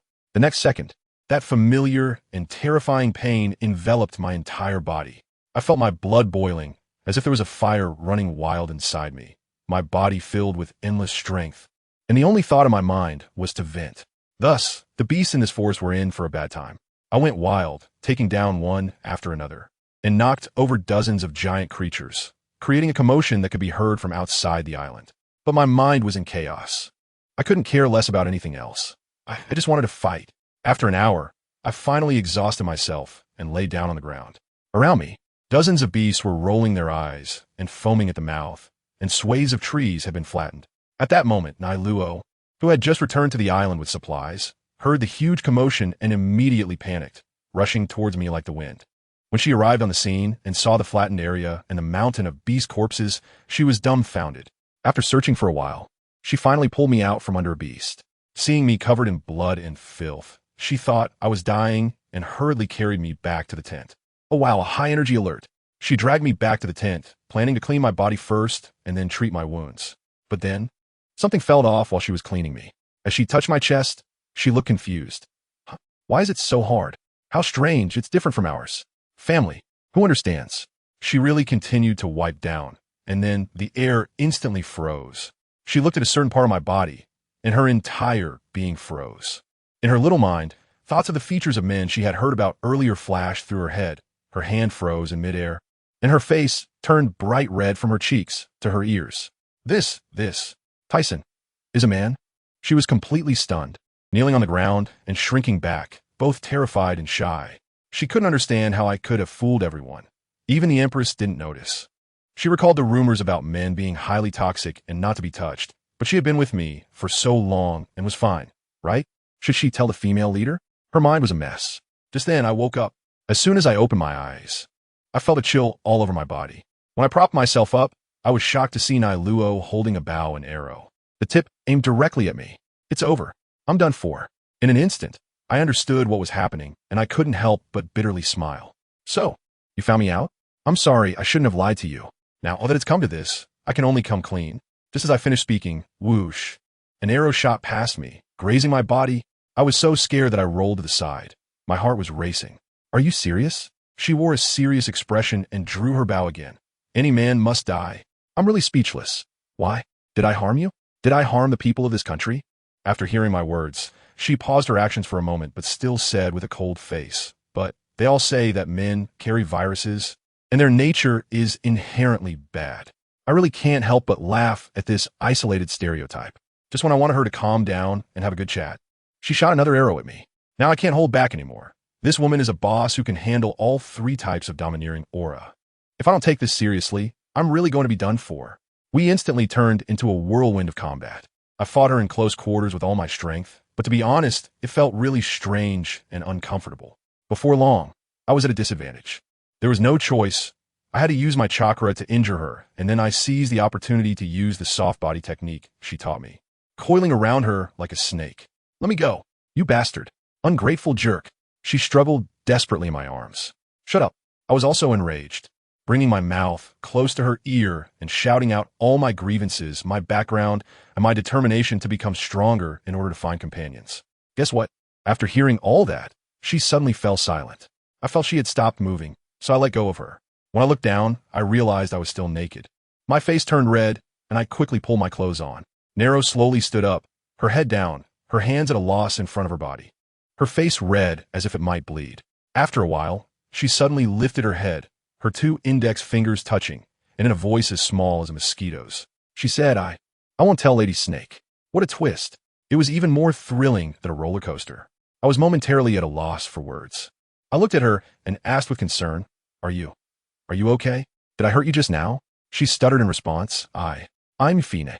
Are you worried about me? Of course. Aren't you good friends? Is that so? Before she could finish her sentence, she suddenly weakened and fell towards me. I quickly caught her, only then realizing that the blow had indeed hurt her. She fell limp into my arms, her eyes sparkling as she looked at me, her cheeks flushed like she had a fever. Tyson, you care about me. I'm so happy. You jerk. She weakly interrupted me. Call me Neriku. Just as I was finishing dealing with its Sunder girl on my side, let me tell you, on the other side, my two lost companions, Mona and Gina, had quite the explosive experiences. First, Mona. This guy was like an emperor of luck. When our ship was blown up, he drifted on a wooden barrel for several days and miraculously didn't die, eventually being washed up on an island by the current. Hungry to the point of his stomach touching his back, he spent his last money on fruit. And guess what? He fainted from hunger and ended up biting into a devil fruit. Even more outrageous, that fruit was the Tunpa fruit of our former captain Murray. This left him heartbroken. The captain was gone, the ship was gone, and Gina was missing too.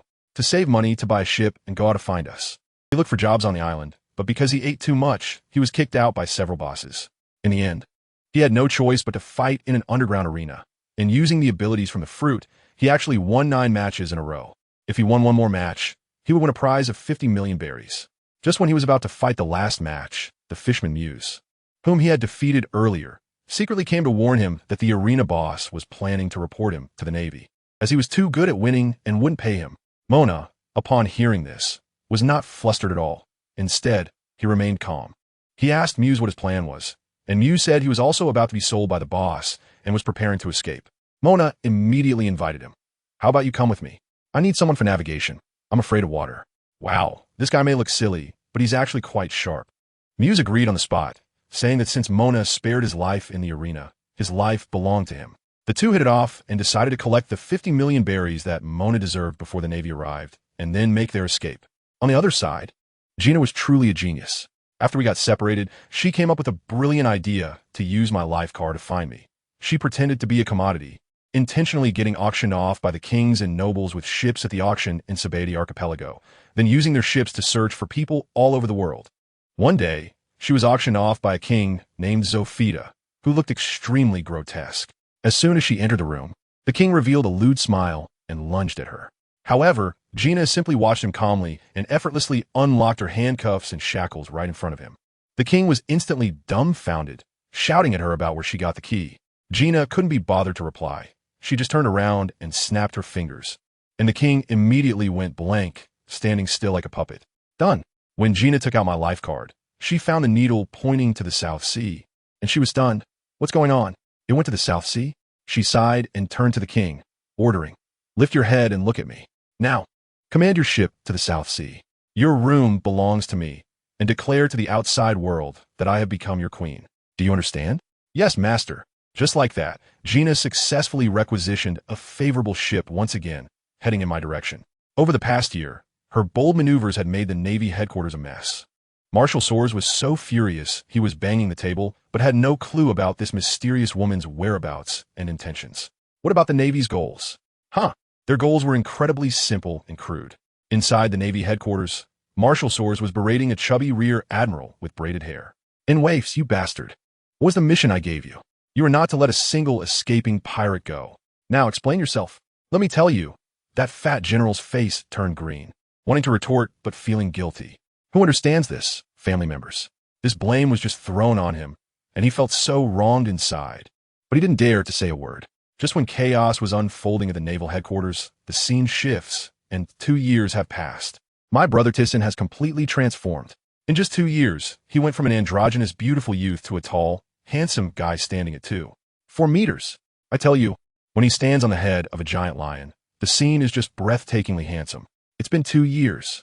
He looks up at the sky, thinking about me and Gina, and feels it's time to come out of hiding. For the past few years on the island, he's been like a wild man. And guess what? He trained himself in the Navy SIG style and actually mastered it. It's simply unbelievable. After saying goodbye to the fierce beasts on the island, he vanished in a flash. When he returned to his place, wow, that girl Nero, still the same, wearing that pink sexy lingerie while grilling meat. For these 2 years, she has faithfully accompanied Thyssen through hardships on this deserted island. Thyssen, you're back. Come eat some meat. Without a word, Thyssen hugged her from behind. I tell you, this made Nero blush deeply. Nero, I'm leaving. I need to find my companions. Upon hearing this, Nero's face instantly returned to normal. She had known this day would come. A few months ago, the previous generation of the Snake Queen went out to fish and left the mess to her as the acting emperor. She wanted to go with Thyssen, but now she really couldn't leave. Don't worry, wait for me. I won't be gone long. I'll come back to see you. Thyssen held her face, and with the atmosphere like this, the two of them embraced and cuddled for a while. Before long, the guard came to take Thyssen out to sea, and Nero personally sent him to the Shambadi Archipelago. I tell you, for the past 3 years, both the Navy and the world government probably thought Thyssen was dead. Now that he has reappeared, he is ready to gather a crew and become a captain. And just thinking about it excites him immensely. But what he doesn't know is that during these 2 years of isolation, the outside world has already exploded with news. The headlines in the newspapers are more explosive than the last. The first headline, Navy Admiral flying Huang killed in battle. The murderer is pointed directly at Roxy Jibek. Goodness, the infamous reputation of the Rox pirates has instantly spread across the world, and the newspapers even revealed the bounties of all the monsters under his command. Captain Rox. 1. 58 billion. What John? Wang Ji, Silver Axe, all are big shots with bounties of 6 to 700 million. Not to mention the legends to come like Golden Lion, Whitebeard, and Charlotte Linlin. This lineup is like an all-star game in 2025. And then, the second bombshell is about us. The Thyssen pirates fought fiercely against the Navy in the Sabeti archipelago, and 9 vice admirals suffered a crushing defeat. The newspapers also included the latest bounties for all of us. Captain Thyssen, 720 million. Mona, 410 million. And even our pet Green Bull has a bounty of 5 million. Once this news broke, pirates all over the world were discussing it, thinking we would eventually be taken in by rocks. While Thyssen was recovering on Fishman Island, Neptune showed him a newspaper, and when he saw the lineup of rocks, his heart skipped a beat. But that energy surged within him. Afraid? Not a chance. The more mysterious, the more he wanted to meet them. Once he was almost fully healed, Thyssen prepared to set off. All right, before he left, he also made rubbings of 2 historical text stone tablets, claiming they were for collection and might be of great use in the future. Before leaving, he even met an 8-year-old kid named Fisher Tiger, who looked at our muse with admiration. When our ship floated to the surface, we finally arrived in the new world. The weather was just wild. One moment it was pouring rain, the next moment it was hailing like a fit. To Raijin Island. Thyssen opened his mouth with a bombshell. Captain, why are we going there? I heard that place is dangerous and has nothing but thunder. Gina was stunned. I want to go there to train for a few days. Family, does this sound like human talk? He wants to go to Raijin Island for what? To get struck by lightning. He said he wants to use the thunder on the island to temper his body. This operation is all about not caring for his life. Gina was almost driven mad by his crazy idea, but there was nothing to be done. What the captain decided had to be done. When the rest of us heard this, we thought, good heavens, the captain is so determined. We can't fall behind. So, everyone decided to first send Thyssen to Raijin Island. And then we would find an island nearby to train like crazy. Just as we were frantically getting ready, another storyline quietly unfolded. A sexy big sister named Shuanai Lilia was sitting on a merchant ship. I tell you, this woman is simply the strongest career woman of 2025. Her father was killed by pirates, and her useless brother squandered the family fortune. But she managed to carve out a place for herself in the East China Sea with her own skills. She had long set her sights on Thyssen, believing he had unlimited potential. Ever since our Thyssen pirates gained fame, she directly took our banner as a tiger skin and sailed smoothly through the Grand Line. Whenever she encountered pirates, just showing our mouse pirate flag would scare them to death. Her goal this time was to buy land in the Sabeti archipelago to develop her family business, as it was closest to the New World and also closest to Thyssen. Back to Thyssen, after leaving Women Island and arriving at the Sabeti archipelago, the first thing he did was find a tavern. During his 3 years on Women Island, he may not have learned much, but he certainly honed his drinking skills. He was planning that once he built his own paradise, he would use the brewing techniques from his past life to make money and enjoy himself. That's right, his current dream is to build a paradise of his own, a place where he calls the shots. But to realize this dream, first, he needs a ship and crew. The money from Naraku was only enough for food and drink. It was definitely not enough to buy a ship. So, Thyssen came up with a plan to borrow a little from the auction house. As soon as he entered the auction house in the lawless zone, Thyssen frowned. He hated these transactions that treated people like goods. While he was bored, the auctioneer began to sell a new item. Ladies and gentlemen, a member of the former Phantom Pirate crew, a swordsman with a bounty of 70 million. Starting bid, 500,000 berries. When Thyssen heard Phantom Pirate crew and looked at the swordsman on stage, who had a vacant gaze as if he had lost his soul, he felt a pang in his heart. He thought of his own fallen hero pirate crew and felt a deep sorrow. 5 million. He shouted the bid directly. After all, no need to pay, just to create an atmosphere. A noble-looking person immediately exploded. Who the hell dares to compete with me? When he turned around, he saw a cold young man in a black samurai outfit, holding a long sword, with eyes sharp as knives. That nobleman instantly wilted and obediently sat back down. The auction soon ended, and Thyssen swaggered into the backstage. Sir, this is your item, a total of 5 million berries. The staff rubbed their hands together, their faces filled with flattery. No money, you can leave. Thyssen's words instantly froze the air. The auctioneer Henry rushed over with a dark face and said, Sir, if you want to cause trouble, you've come to the wrong place. Thyssen was too lazy to waste words. His gaze sharpened, and the conqueror's hockey was released instantly. Except for the auctioneer, everyone in the backstage collapsed. In the next second, his sword was already at Henry's neck. Do you want to live or die? Please spare me. Henry immediately wet himself. Release all the slaves and prepare 200 million berries for me. You have 2 minutes. Henry didn't dare to say a word of dissent and scrambled to comply. Thyssen turned to the swordsman who had just been bought. The guy still looked lifeless. Have your companions died, and you have become like this? Tisen spoke. I was originally from the hero pirates, and now I'm the only one left. Your companions have reached their destination, but your journey is just beginning. Are you really planning to let their dreams rot here with you? Dreams of companions. A glimmer of light finally shone in the swordsman's eyes. He held his head in his hands and screamed in agony, then suddenly looked up. I want to carry my companions' dreams and finish the journey that was left unfinished. My name is Ols Tisen, and I'm forming my own pirate crew. Are you interested in joining? My name is Jerry, a swordsman from the former Phantom Pirate crew. I will join. Captain. Jerry knelt on one knee, knowing that it was this person in front of him who pulled him back from hell. At that moment, a scream echoed in the room. It turned out that auctioneer Henry tried to call for help, but his boss on the other end directly abandoned him, planning to run away with the money, but was instantly killed by Jerry, who had just regained his fighting spirit. Captain, I killed that guy, and here's the money. Jerry walked out holding a box of treasure and his beloved sword. Well done. Next, go recruit a few crew members who can sail. A navigator would be best. I'll take the money to buy a ship. Tisen spent $50 million to buy an 80-meter-long, 2-masted sailing ship. Before long, Jerry returned with 6 or 7 people, all freed slaves, including a seahorse fisherman who knew a bit about navigation. With supplies ready, the group sat by the dock waiting to set sail. Captain, what is your reason for going to sea? Jerry asked. Reason? If I had to say, I want to build a paradise in the new world. A place where all the rules are dictated by me. After hearing this, Jerry's eyes lit up. What an incredible dream. I believe you will definitely succeed, Captain. And what about you? What is your dream? Me?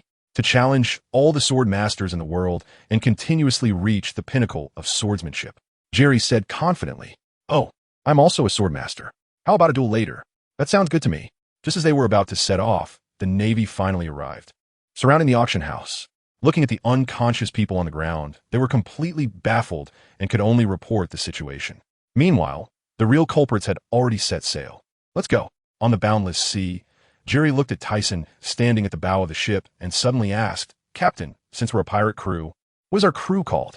What should we call it? Without thinking, I blurted out that it should be called the Tisen Pirate Crew. Simple and straightforward, easy to remember. As for the pirate flag, no rush. I haven't found my 2 brothers whose fates are still uncertain. This flag must wait until they return to be raised together. I told Jerry to keep an eye on the ship and went back to the cabin myself. To be honest, I was as anxious as an ant on a hot pan. I hadn't wasted the 3 years on Daughter Island. I had already mastered the Conqueror's Haki. The observation Haki was strong enough to sense emotions, and the armament Haki was significantly improved. But with all these skills, what I wanted to do the most right now was to quickly find Mona and Gina. We drifted on the sea for more than half a month, and the food and drinks on the ship were almost finished by me alone. There was no way around it. The intensity of my training was high, so my appetite was good.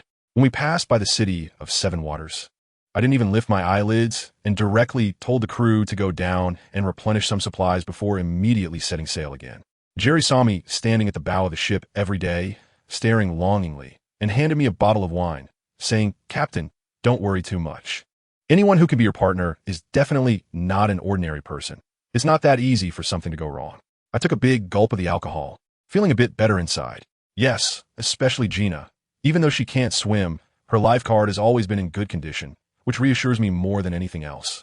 The ship had been sailing for an unknown amount of time when my subordinate ran up to me and said, Lord Thyssen, we're almost at Alabasta. Should we dock?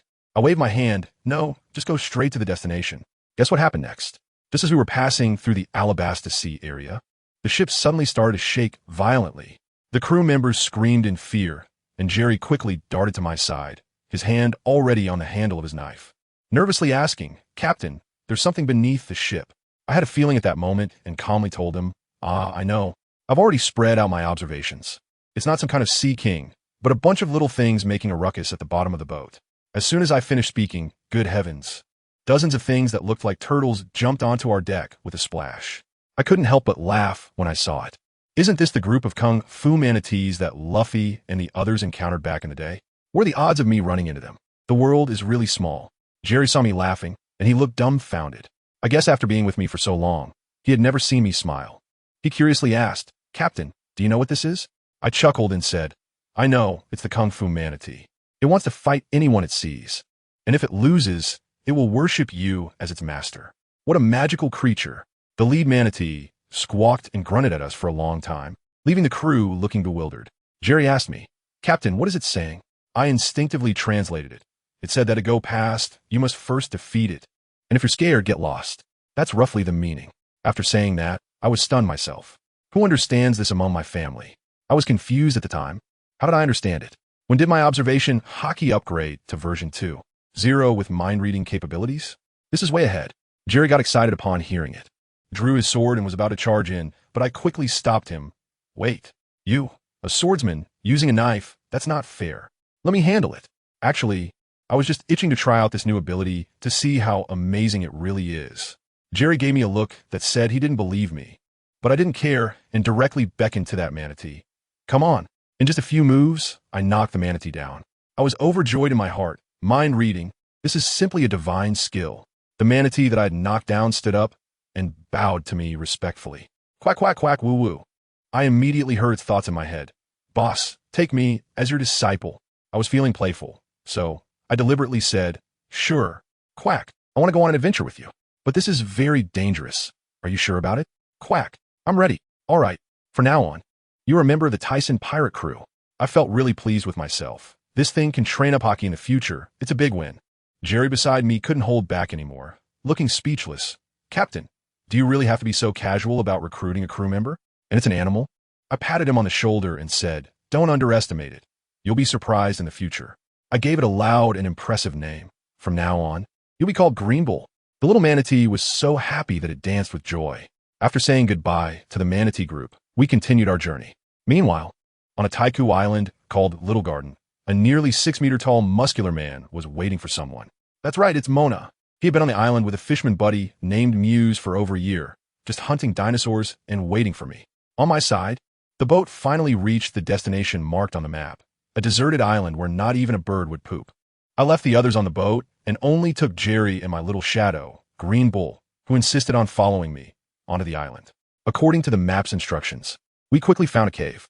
The cave was empty, and I dug with my hands at the marked spot until a wooden box appeared. Jerry, being considerate, turned around, but I called him back. Jerry, there's no need for that. You are already my partner. I opened the box, and both of us were stunned. Inside was actually a devil fruit. Look at that spiral pattern. It's a Logia type. Next to the fruit, there was also a letter sealed tightly. I tell you, after reading that letter, I was completely stunned. The amount of information was overwhelming, and my CPU felt like it was overheating. My face must have looked terrible, with veins popping on my forehead. I held the letter tightly, not saying a word, and walked out of the cave like a zombie, completely forgetting to take that precious natural fruit. Jerry was thoughtful and tucked the fruit away, quietly following me. Back on the ship, I squeezed out 4 words through clenched teeth. Go to the small garden. The crew was so shocked, they didn't dare to move. Jerry shouted, did you hear that? Go to the small garden. I locked myself in the room, my mind a mess. That letter revealed my entire life story. To put it simply, my whole family was exterminated, and it was my beast of an uncle who colluded with the world government to do it. The old man, Chaz, who rescued me, turned out to be one of the CP agents on the mission at that time. At the last moment, he had a change of heart and took me. A 4-year-old kid, away, even losing an arm in the process. Damn, this connection is too much for me to handle. An enemy suddenly becomes a benefactor? ISNT this just a pure joke of fate? No wonder the people from Judicial Island have been relentlessly pursuing me. I'm not only a remnant of their mission, but Chaz also stole the gas fruit they had prepared for the Celestial Dragons, which is the one in the box. Understanding all this left me with nothing but overwhelming anger. WorldGov't, it's you again. I clench my fists, my eyes almost shooting fire. You like to ruin other people's lives. Huh? Just wait. One day I will turn your tables. I adjusted my emotions, walked out of the cabin, handed the letter to Jerry, and told him everything. After reading it, he looked deep in thought and simply said, it seems the world government has done another good deed.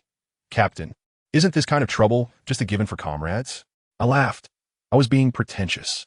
Just then, a sudden sound of cannon fire came from ahead. A few shells whistled in. Jerry's expression turned cold, and he placed his hand on the hilt of his sword.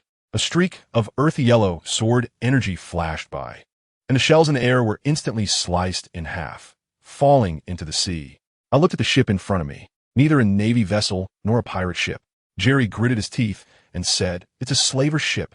I instantly understood why he reacted so strongly. Do you need help? No, Captain, watch me. Jerry leaped onto the enemy's ship.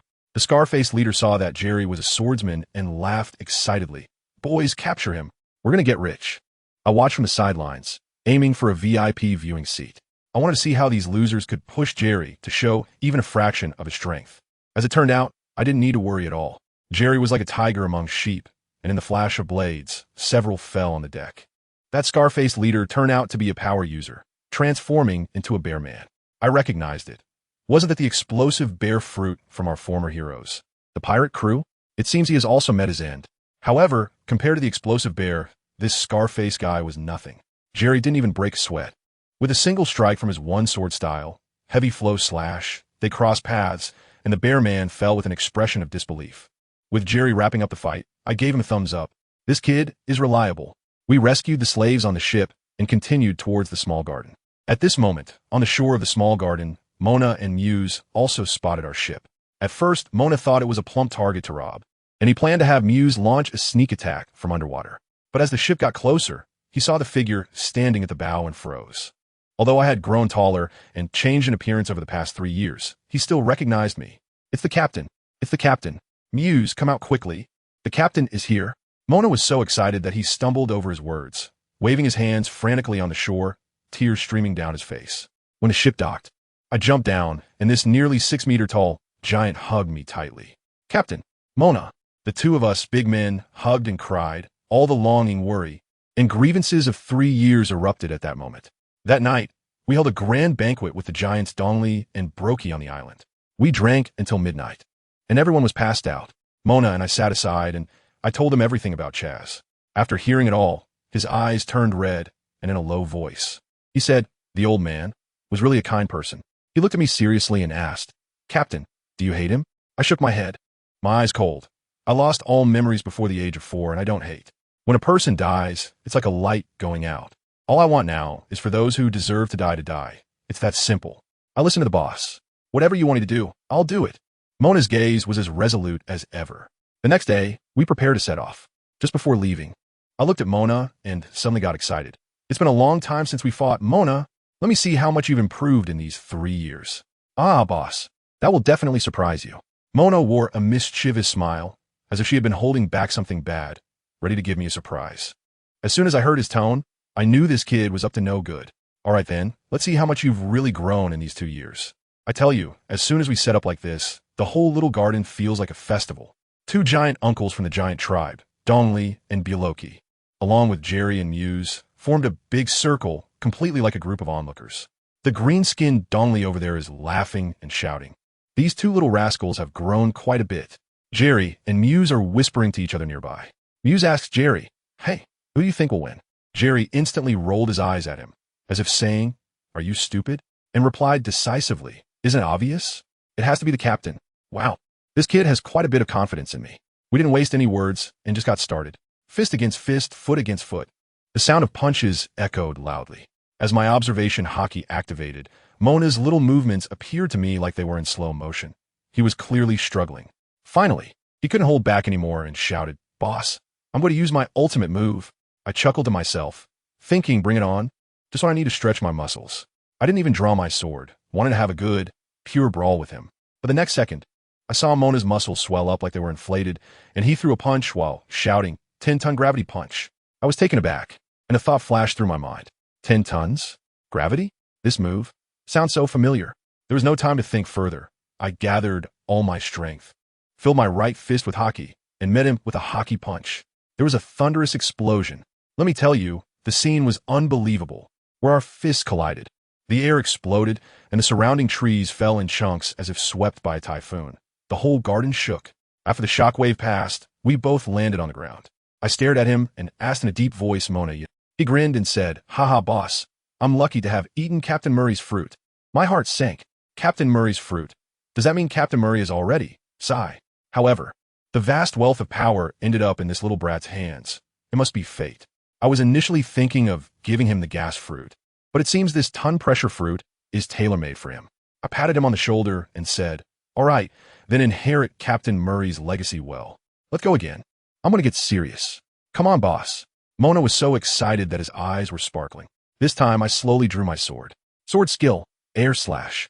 A strike imbued with hockey flew toward him. Guess what happened? Mona didn't dodge or evade. He threw another 10-ton gravity punch and smashed my slash to pieces. Wow, now I was really surprised. This kid's haki was already strong enough to clash head-on with my slash. It seemed I wouldn't be able to take him down without showing some real skills. All right, you asked for it. I took a deep breath, and my chakra exploded, releasing a terrifying wave of energy. The sword in my hand was enveloped in a layer of white air, looking incredibly intimidating. Sword skill, White Dragon, Roar. A massive, white energy dragon soared from my sword, circling above my head, its might leaving everyone around in awe. Mona's eyes widened like saucers, but then he turned resolute. He rooted himself, exploded with power, and roared, 50-ton gravity punch.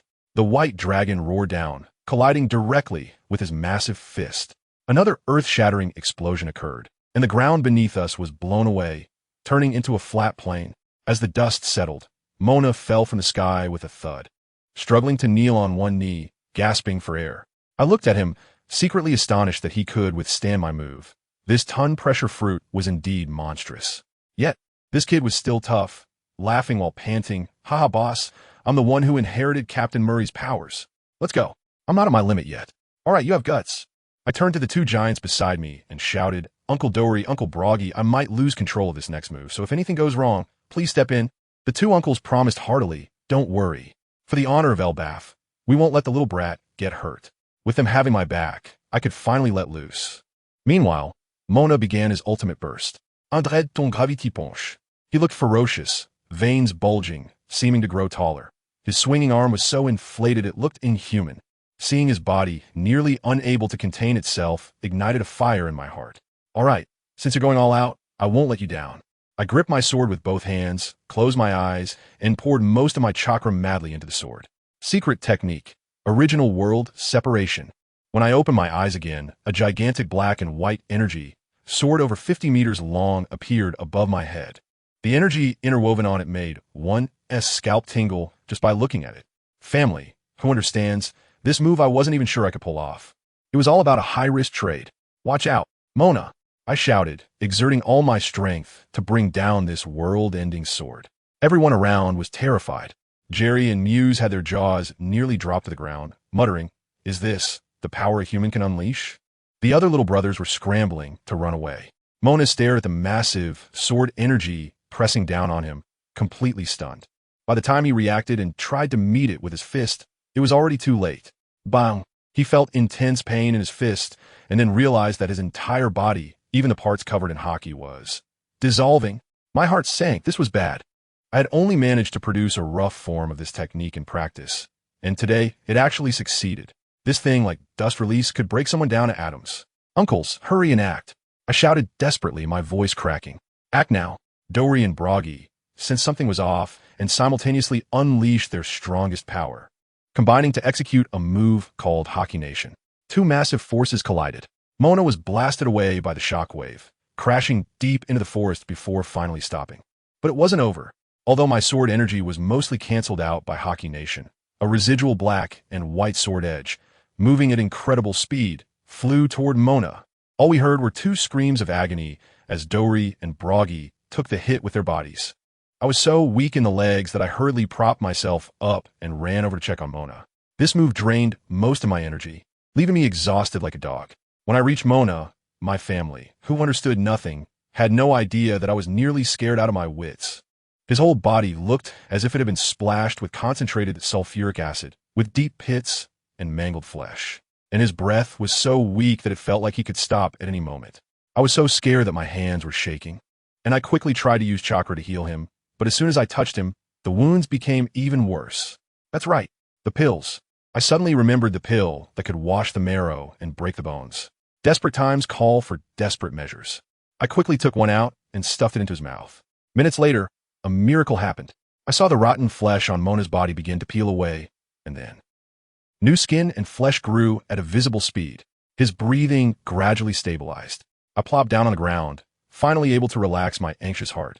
Muse, who had witnessed everything, from my terrifying strike to me saving the dying Mona, looked at me with eyes that had transformed from indifference to sheer terror.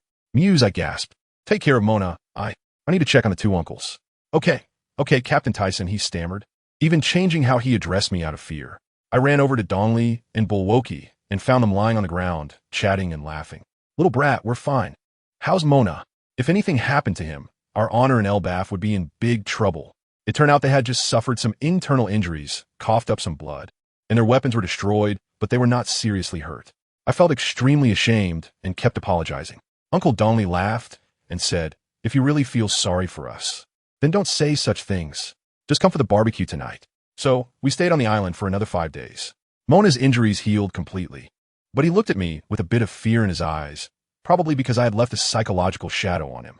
Before we set off, I disbanded the temporary crew members I had recruited earlier because we were heading to my hometown, the kingdom of Ols, which was too dangerous, and I didn't want to put them at risk.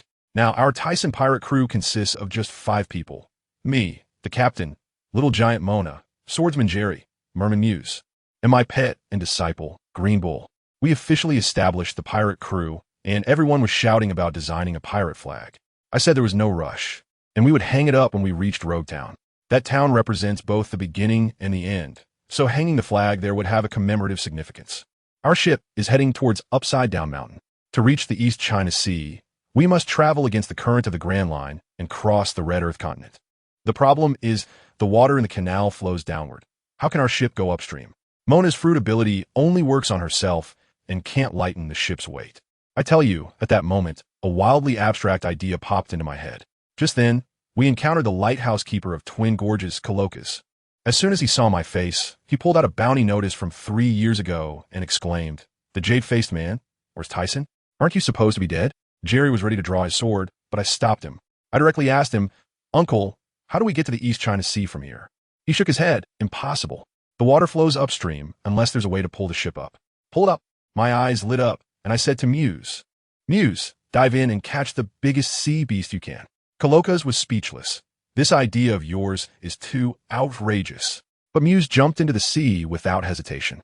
After a while, a stunned, super giant ribbon fish floated up, showing its white belly. I jumped onto the fish's head, released my conqueror's haki, and the big guy instantly became obedient. "Hey, take us upstream, or we'll eat you." So, we tied our ship to the unfortunate ribbon fish, and amidst splashes of water and Colokas' wide-eyed stare, we were dragged upstream to Upside Down Mountain. After about 10 minutes, we finally reached the East China Sea. As soon as the ribbon fish was freed from its ropes, it swam away without looking back, probably traumatized for life.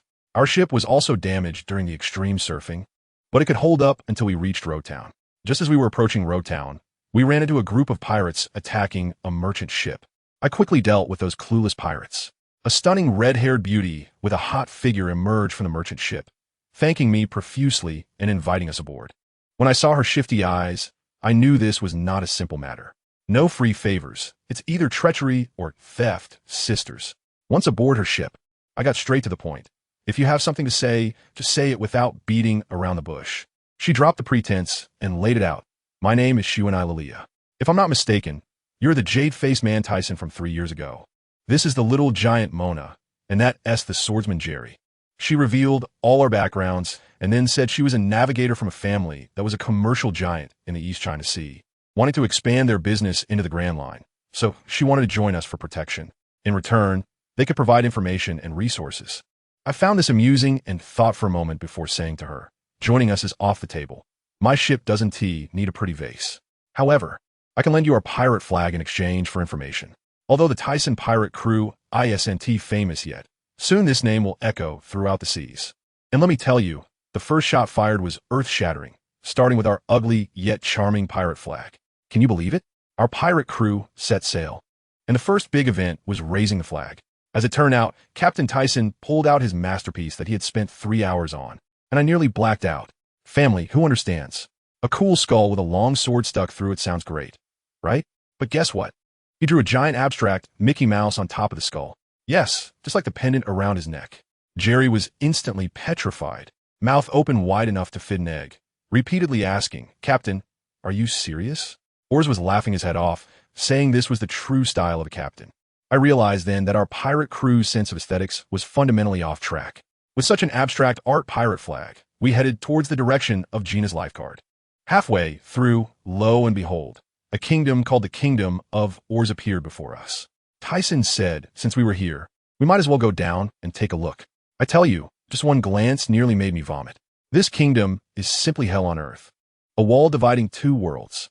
Outside the city, the streets are filled with emaciated civilians, fighting tooth and nail for half a steamed bun.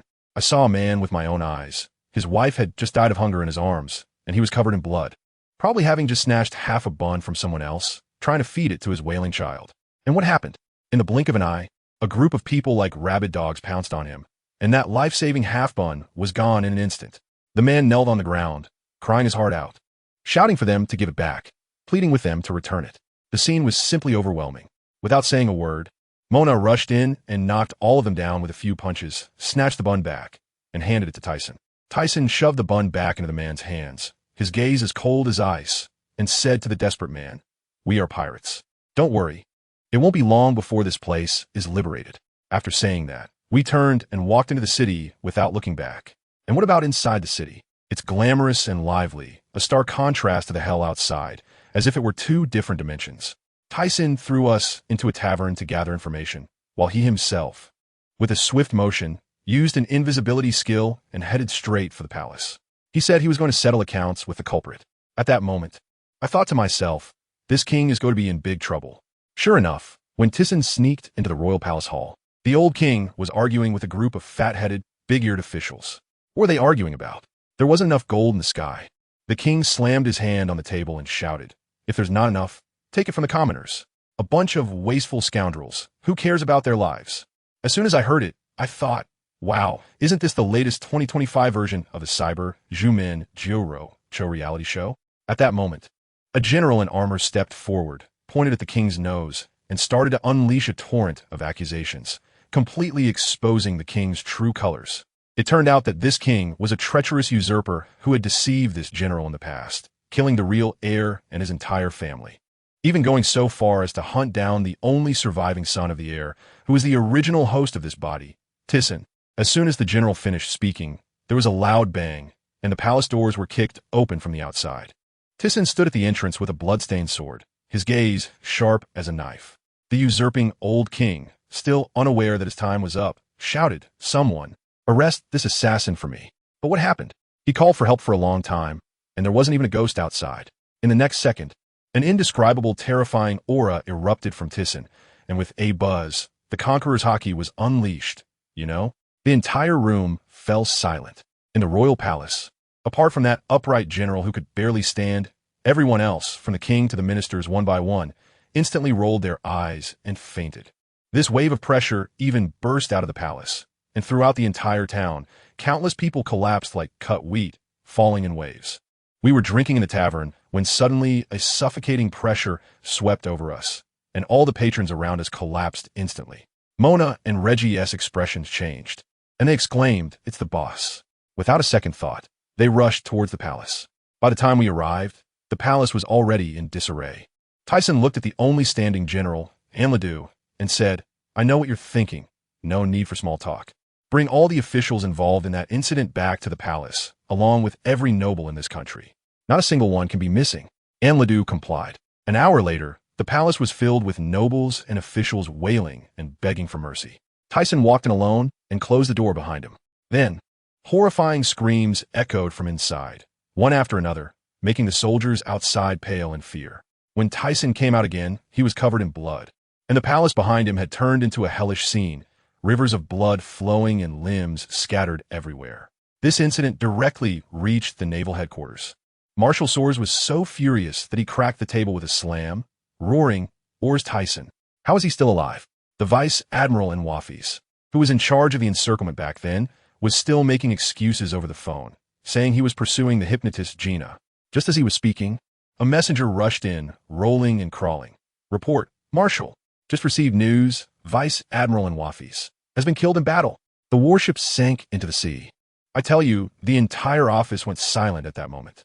That's right, just as Tyson was washing the palace in blood, we received news that Gina's life card was burning.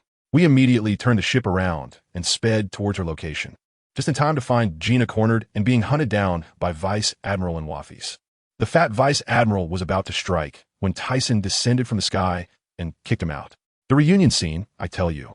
Tyson directly pulled the weakened Gina into his arms and gently whispered in her ear, "It's me. I'm here to get you." That tenderness was simply unlike the killing machine we had seen earlier. After settling Gina, Tyson turned around and confronted the vice admiral. In just a few exchanges, he had the elite vice admiral of the naval headquarters slain. Later, we held a banquet on the ship to celebrate Gina's return. Tyson even pulled out a treasury found in the treasury of the Ols kingdom, a devil fruit with an imposing name, ancient type, dragon fruit, shark-toothed dragon form. He asked us who wanted to eat it. Tyson himself didn't plan to eat it yet. He wanted to rely on his own strength to grow stronger. Jerry was even more straightforward, saying that eating the fruit would mean he wouldn't be a pure swordsman anymore, and he directly refused. When it was Muse's turn, he waved his fin-like hand. I'll pass too. Eating it would mean I can't swim anymore. Fine, since none of the brothers wanted it, Tyson directly handed this hot potato, the ancient type shark-toothed dragon fruit, to Gina. You can trust me to keep it safe. Gina's eyes nearly squinted into a line, saying that if one day the ship ran out of food, she would be the first to sell it on the second-hand market to recover some funds. When Tyson heard this, his face turned green, and just as he was about to say something, his phone bug suddenly started buzzing in his pocket. He picked it up without looking at the caller ID and coolly asked, "What's up?" To his surprise, the phone bug simulated a pair of sultry red lips and immediately reminded him, "You've done something big, killing a vice admiral. The headquarters definitely let you off the hook." Guess what happened next? Tyson didn't even raise an eyebrow after hearing this. He simply hung up with a click. Does anyone understand this?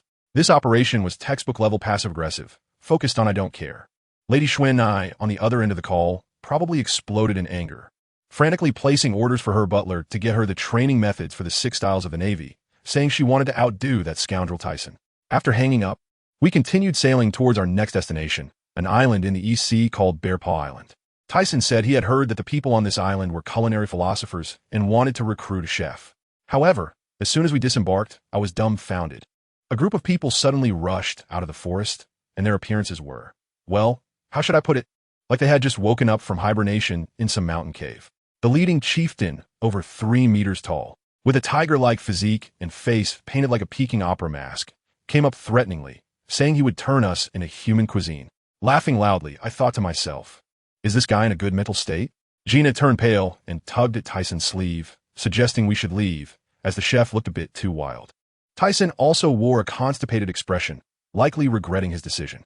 The wild men, seeing that we didn't move, assumed we were scared and charged at us with howls. I'll handle this. Muse stepped forward, swatting at them like flies. With a wave of his hand, a water strike sent water droplets flying like bullets.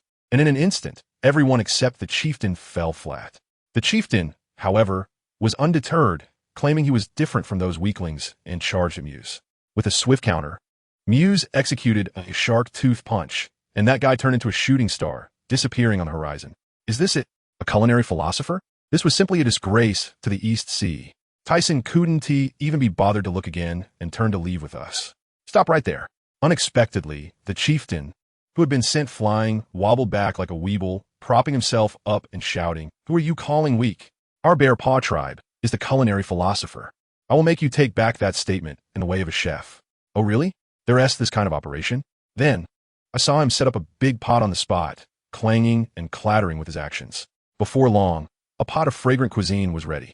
I tell you, the moment that aroma wafted out, Mona, that good-for-nothing, was practically drooling, his eyes sparkling as he stared intently at the pot. We took a bite, and it was simply amazing. It was so delicious that my tongue almost swallowed itself. Mona immediately defected on the spot, hugging Tyson's thigh and shouting, "Boss, I love this chef. We need him. We must have him." Tyson cleared his throat, reintroduced himself, and then officially extended the invitation, even using the legendary All Blue as bait. When the chief, Tan Shan, heard All Blue, his eyes instantly lit up. After hesitating for a long time, he finally decided to come aboard with us. Later on the ship, Gina quietly asked him, "Do you really eat people?" Tan Shan scratched his head, feeling embarrassed, and said, "We wanted to, but something always goes wrong. Either the pot breaks, or the person gets saved. We've never succeeded." Tyson laughed out loud and said, "You guys are just here for comic relief, aren't you?" With a new chef on board, we continued our journey towards the Grand Line. However, just a few days into the good times, a naval vice admiral named Erdy started chasing us like a piece of chewing gum, which was really annoying. Tyson said that killing one vice admiral was already enough to attract hatred. If we killed another, the Navy headquarters would likely send an admiral to eliminate us. And we didn't need to confront the T0 version head-on just yet. Finally, unable to bear it any longer. Tisen decided to stop running when we reached an island called Asuka. He said he would face the Vice Admiral head-on and mentioned he needed to go to the island to retrieve a sword. That Vice Admiral, I'll handle him. Jerry stepped up and said he would test his new moves against this steel fruit guy. So, Jerry and the others stayed behind to deal with the Navy, while Tisen took Gina and rowed a small boat to the island. On the island, in a creepy ancient castle, Tisen found his target, a stone coffin. He told Gina to wait outside, saying the things inside were very dangerous. Gina refused to leave, so Tisen directly teased her. I'm a man who will stand at the top of the world. How can I be scared by this little danger? You wouldn't like me to be so cowardly, would you? That line made Gina's face turn bright red, and she ran away covering her face. When he opened the coffin, the sword called the 7-Star sword emitted a strong green light, and a wave of evil thoughts rushed into his mind, trying to control him and constructing an illusion of a blood-red world to tempt him. But who was Tisen? He unleashed his conqueror's haki, and his mental power instantly backfired. In his own mental world, a blood-red giant hand crushed the so-called vengeful spirit as easily as crushing a chick. Meanwhile, Jerry was in an intense battle with Vice Admiral Erdy. In the end, Jerry unleashed a powerful move, the Earth Flow Slash, and that yellowish sword energy bulldozed the ironclad Vice Admiral into oblivion. Of course, Jerry also exhausted himself and collapsed. By the time Tisen returned with the 7-Star sword, the battle was already over. He looked at the injured Jerry, then at the others, and felt they needed to find a ship's doctor. He took out the sword to show us, and the malevolent aura made us shiver even from 800 meters away. Mona was so scared she couldn't speak properly. B-boss, this sword is too scary. Tisen smiled and said, it's fine. The sword just hasn't fully adapted yet. Once we find a sheath and nurture it for a few years, it will be fine. All right, since the matter was settled, he slung the sword over his back and waved his hand. Let's go, brothers. Set sail towards the Grand Line. But as soon as he finished shouting the slogan, I have to say, the atmosphere on the ship felt a bit off. I turned around, and to my surprise, everyone was stifling their laughter, staring intently at our first mate Mona's face. What happened? This guy, in order to express his loyalty to our pirate crew, went and tattooed a design on his face. Can you guess what it is? Mickey Mouse. A gigantic, super clear Mickey Mouse.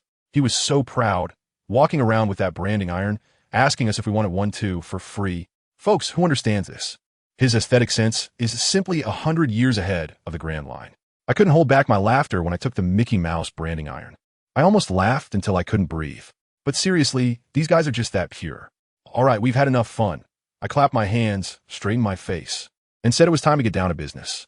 I told them that we had just taken out a Vice Admiral, and now we were probably wanted all over the internet, so we needed to find a place to level up quickly. Then I took out my prized possession, some small pills. Here, one for each of you. They can strengthen your body, but the process is a bit intense. As soon as I finished speaking, Mona jumped up beside me. Her face turned pale. She had eaten it before, and her reaction was like a scene from PTSD. Seeing her like this, the others also turned green, their expressions like they were looking at poison. I specifically asked Gina, Nana, are you eating it? The process is quite exhilarating. You know, our navigator is quite determined. Although her little face was scared white, she still shook her head and swallowed it in one go. She didn't want to hold back. Soon after, the others gritted their teeth and ate it all as well. The next day, let me tell you, the effects were explosive. Each of them seemed completely transformed. Jerry, the sword fanatic, said his body felt so light he could float, and the feel of the sword in his hand was different. Muse, the fisherman, doubled his punching power. The funniest was that manatee called Green Bull, who also ate one. Yesterday he was rolling on the ground in pain, but today he was crazily showing off his practically invisible biceps. Gina was even more exaggerated. Her skin became several shades whiter, making her so beautiful that she almost started a live stream sales pitch on the spot. Just when everyone was enjoying their new look, my phone bug rang. It was Shiwen I calling. As soon as I answered, it simulated her sexy lips, and she immediately dropped a bombshell. Tisen, listen. There's a ship in the South Sea transporting heavenly gold. It's not far from where you're headed, and it's being escorted by a naval rear admiral. As soon as I heard it, my eyes lit up. Oh, if you're sleepy, someone will bring you a pillow. It's like gold from the sky. That's the lifeblood of the world's nobles. I wanted to give those celestial dragons a taste of their own medicine for a long time. Moreover, there must be CP members in the escort team, which is just perfect for tracing back and investigating the clues about those scoundrels who caused my family's ruin back then. Shu and I was panicking on the other end. You're crazy. You can't really be thinking of robbing them, right? Do you know what a huge crime that is? I don't want to see news tomorrow about your entire crew being wiped out on the front page of the newspaper.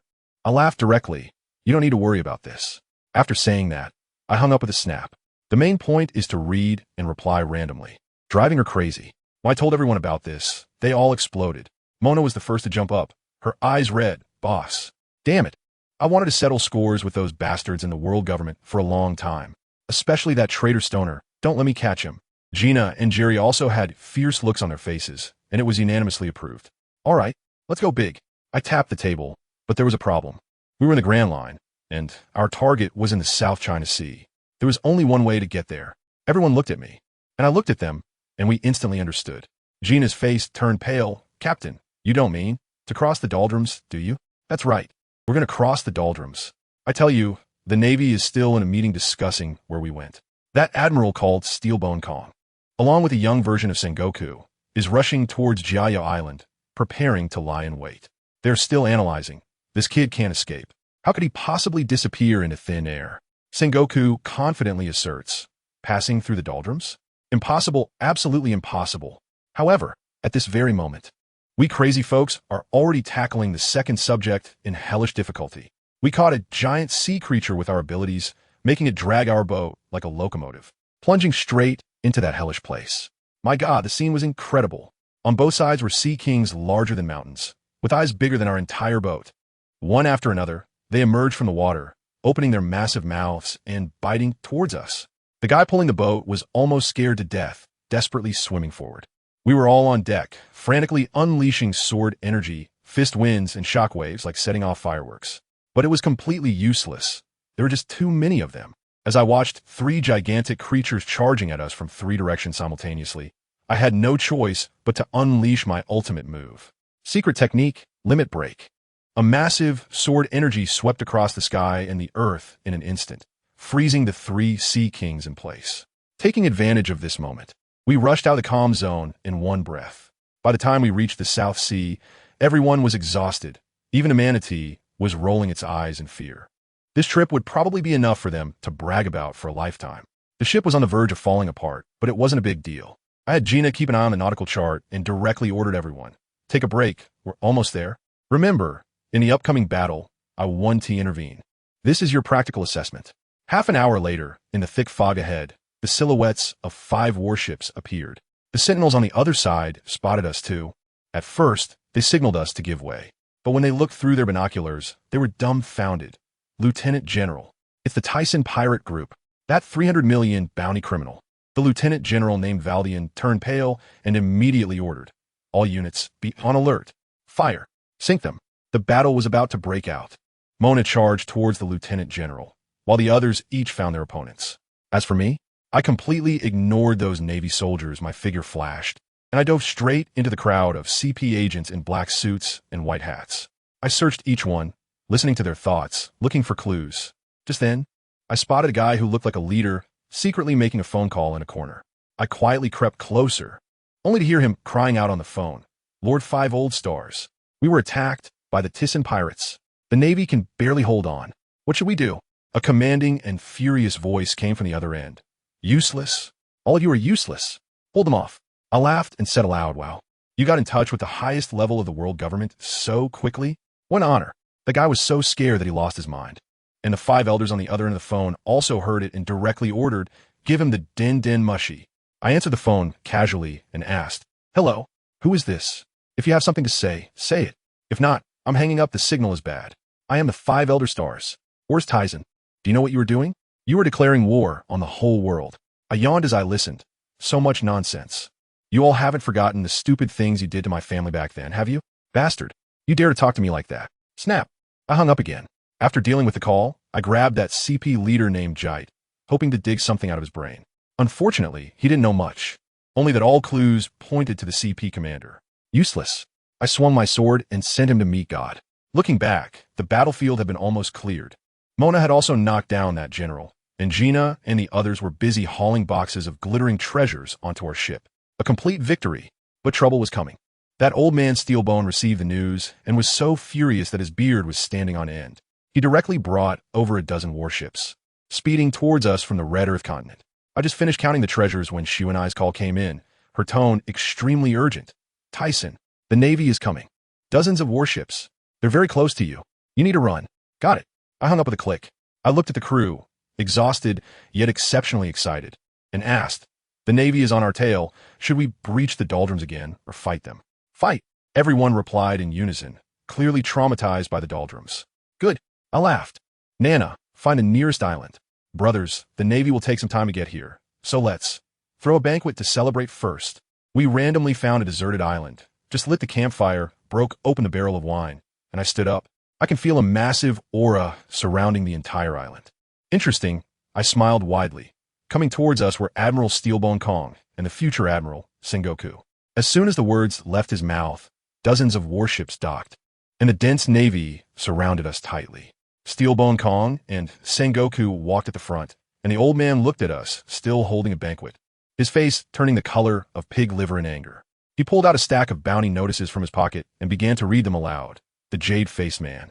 Ols Tisen, 300 million. The Little Giant, Fist Mona, 210 million. Swordsman Jerry, 190 million.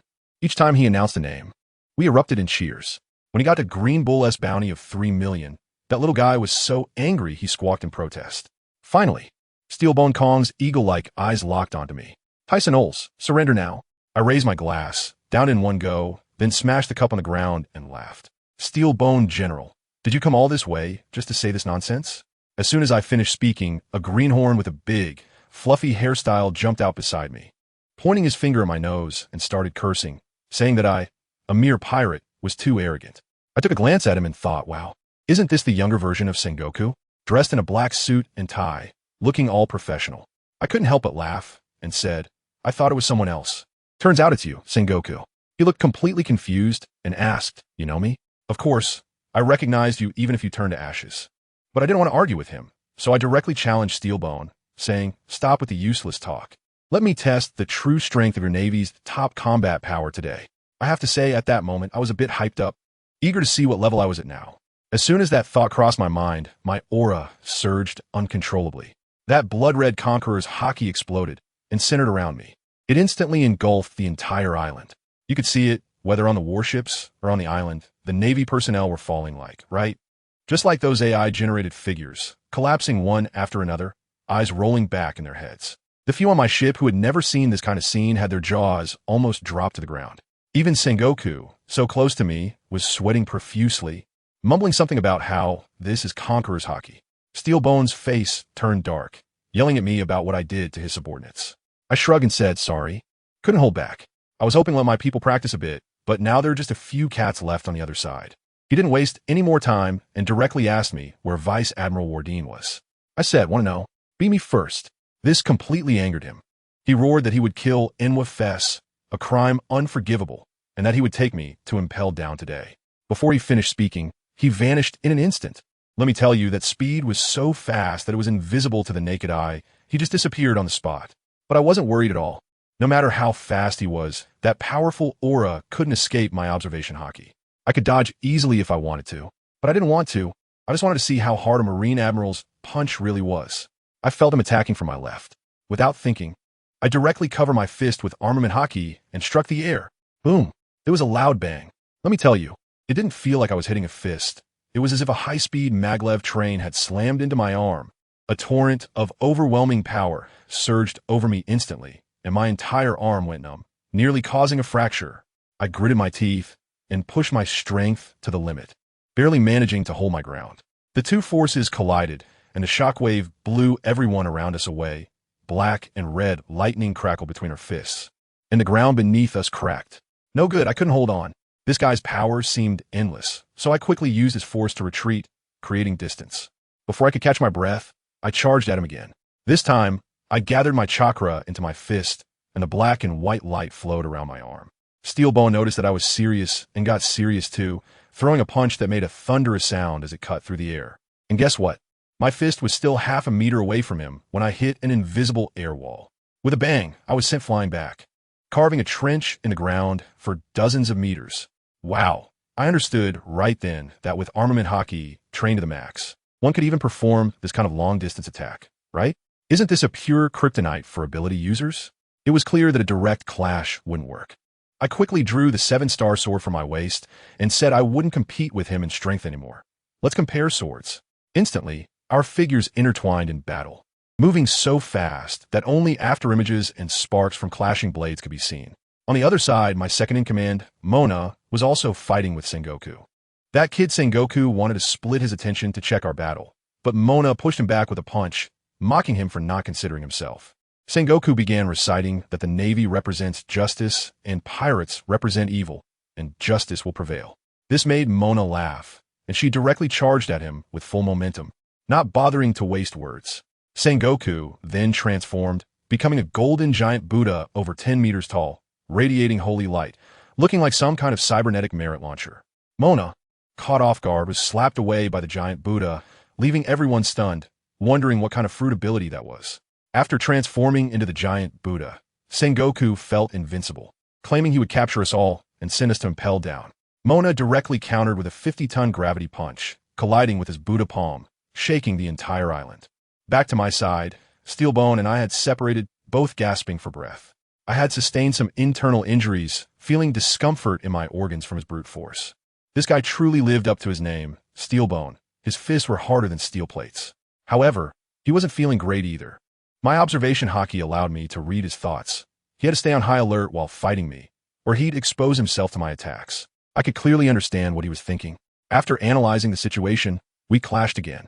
I dodged every punch he threw, but every time I found an opening with my sword, he blocked it with his abnormal armament hockey. Stalemated, I decided to unleash a small big move. Seizing an opportunity, I executed my sword technique, White Dragon.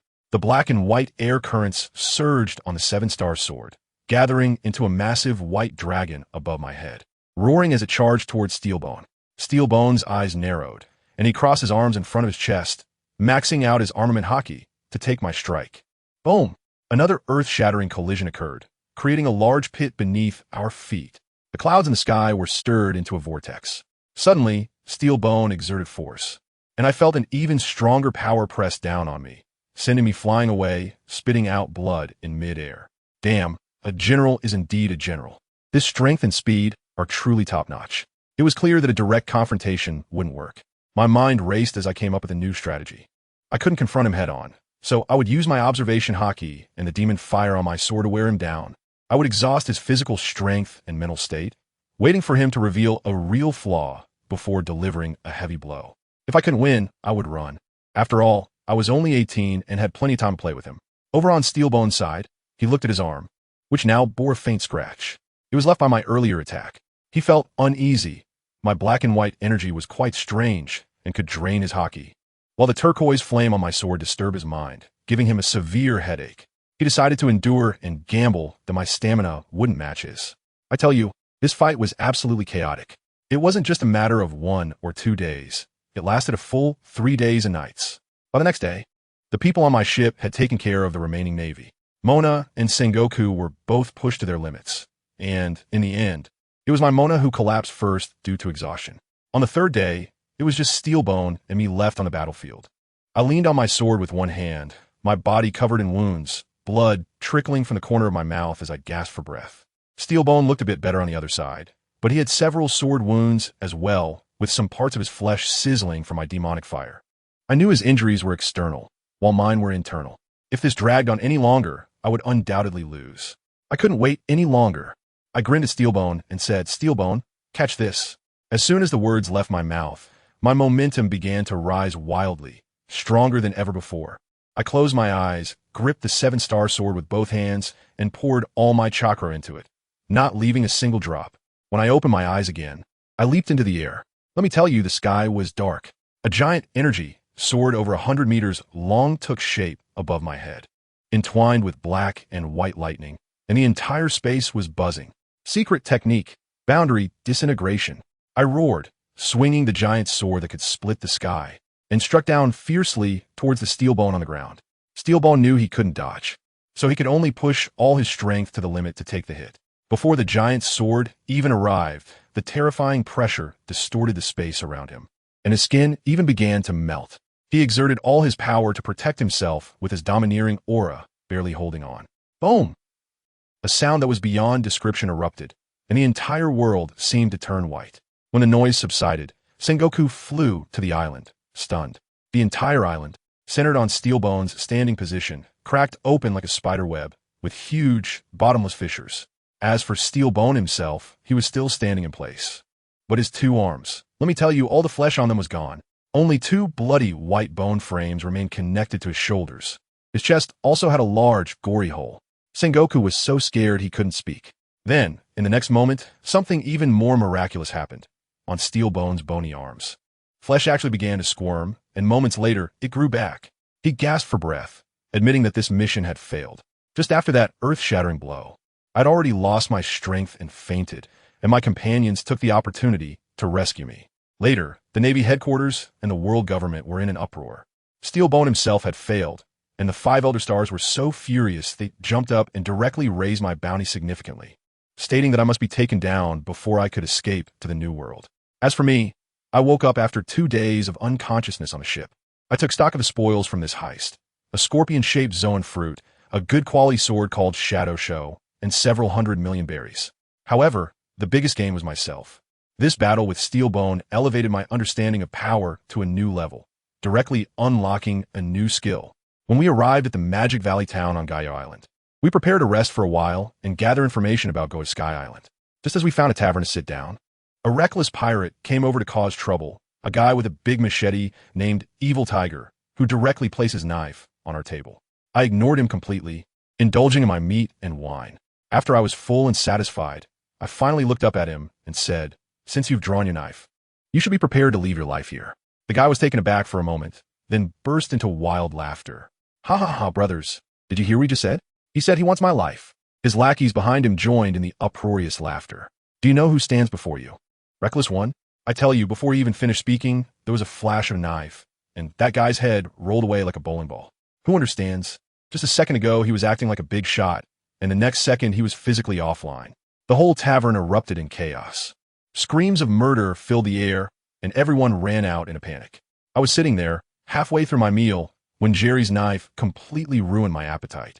He, on the other hand, slowly retracted his knife and even apologized to our captain, Tyson, saying sorry for ruining your appetite. Guess what? Our Captain Tyson was even more ruthless. He stood up, looked at those scared minions running away, gave a sly smile, and conjured an energy ball with his right hand, spinning like a black and white dumpling. Then, with a whoosh, a beam of white light shot out like a laser cannon, creating a fist-sized hole in the unfortunate souls in a straight line. Absolutely chilling.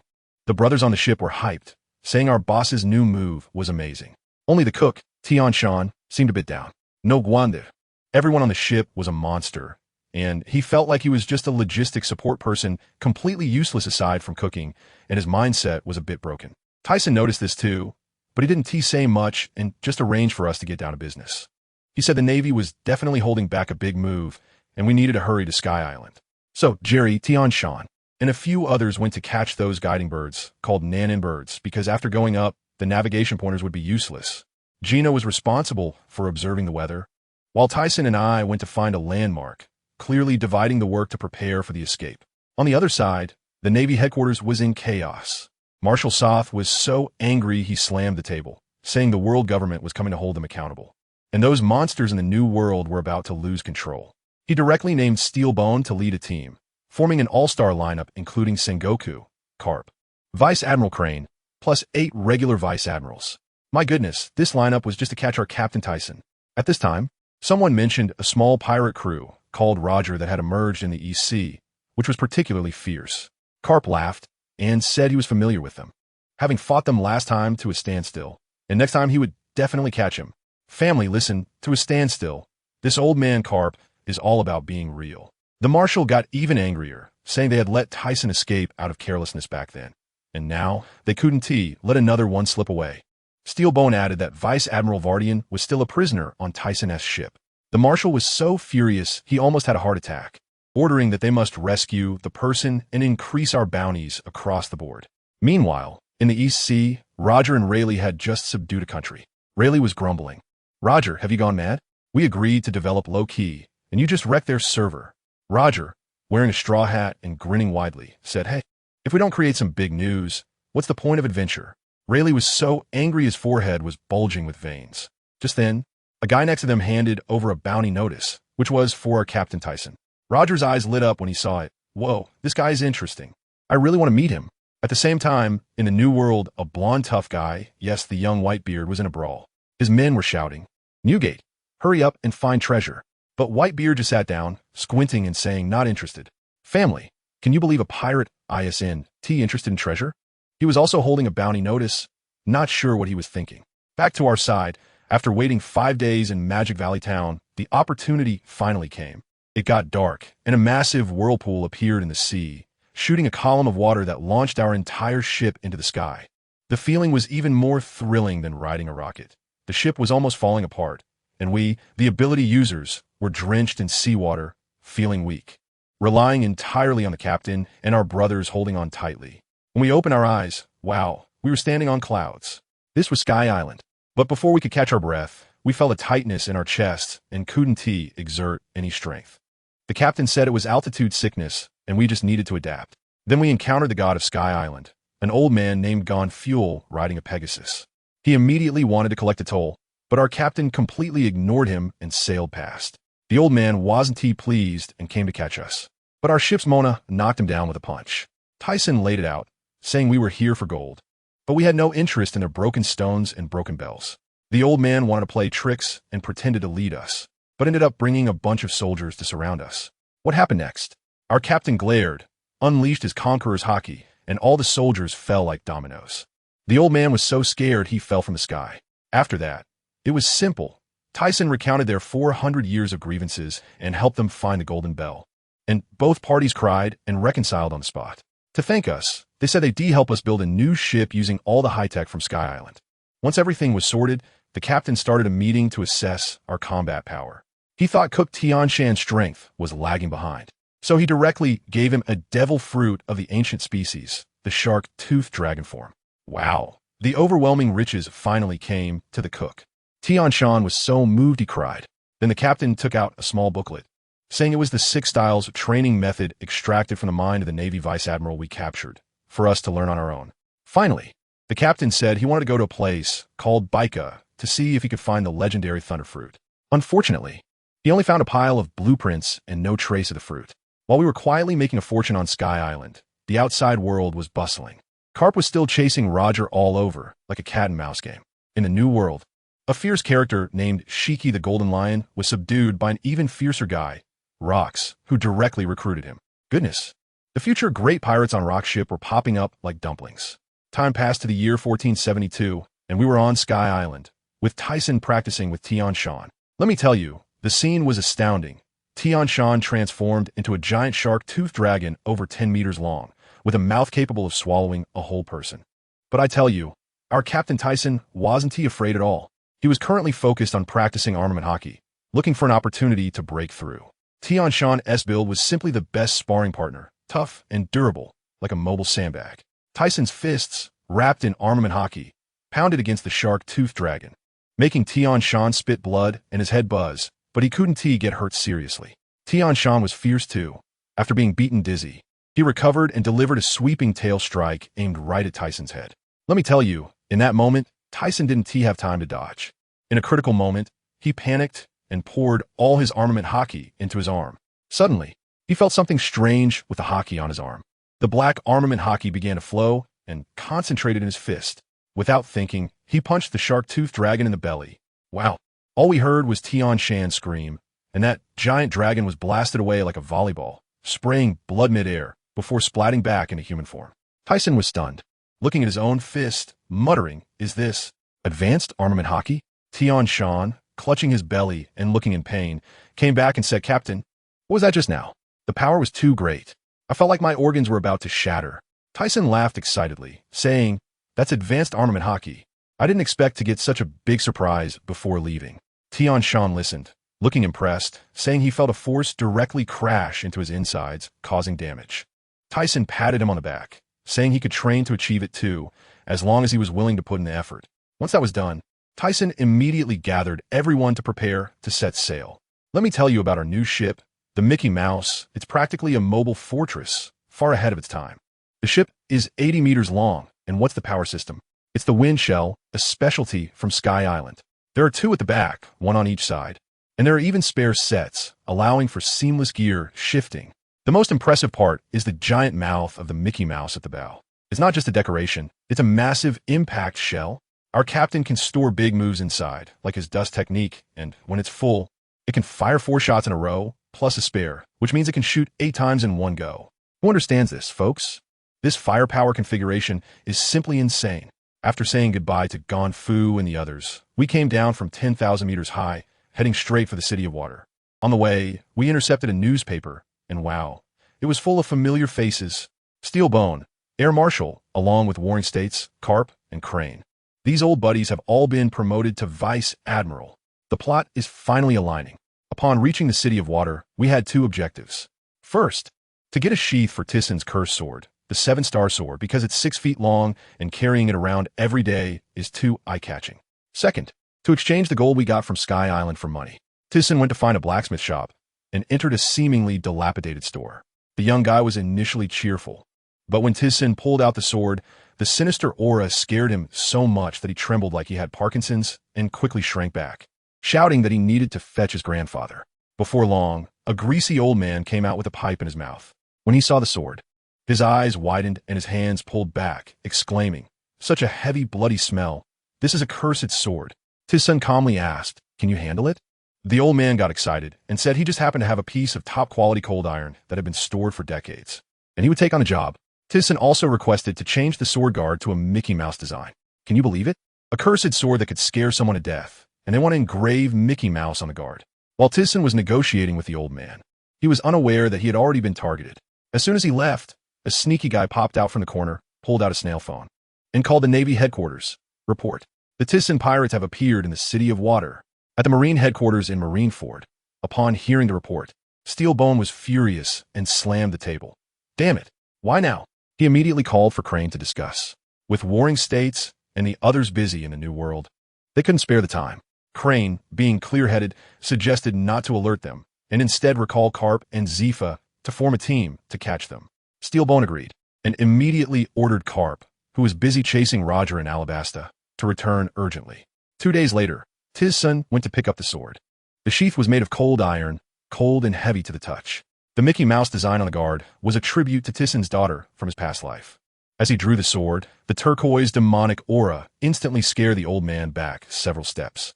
Thyssen didn't want to owe anyone a favor, so he directly tossed a large bag of gold coins to the old man and turned to leave. Everyone gathered on the ship, and Thyssen stood at the bow like Mickey Mouse, raising his hand with enthusiasm. Brothers, let's set sail for the Shambadi archipelago. Upon arriving at Shambadi, we took the ship for a coating while the others headed to a restaurant in the number 24 no-go zone.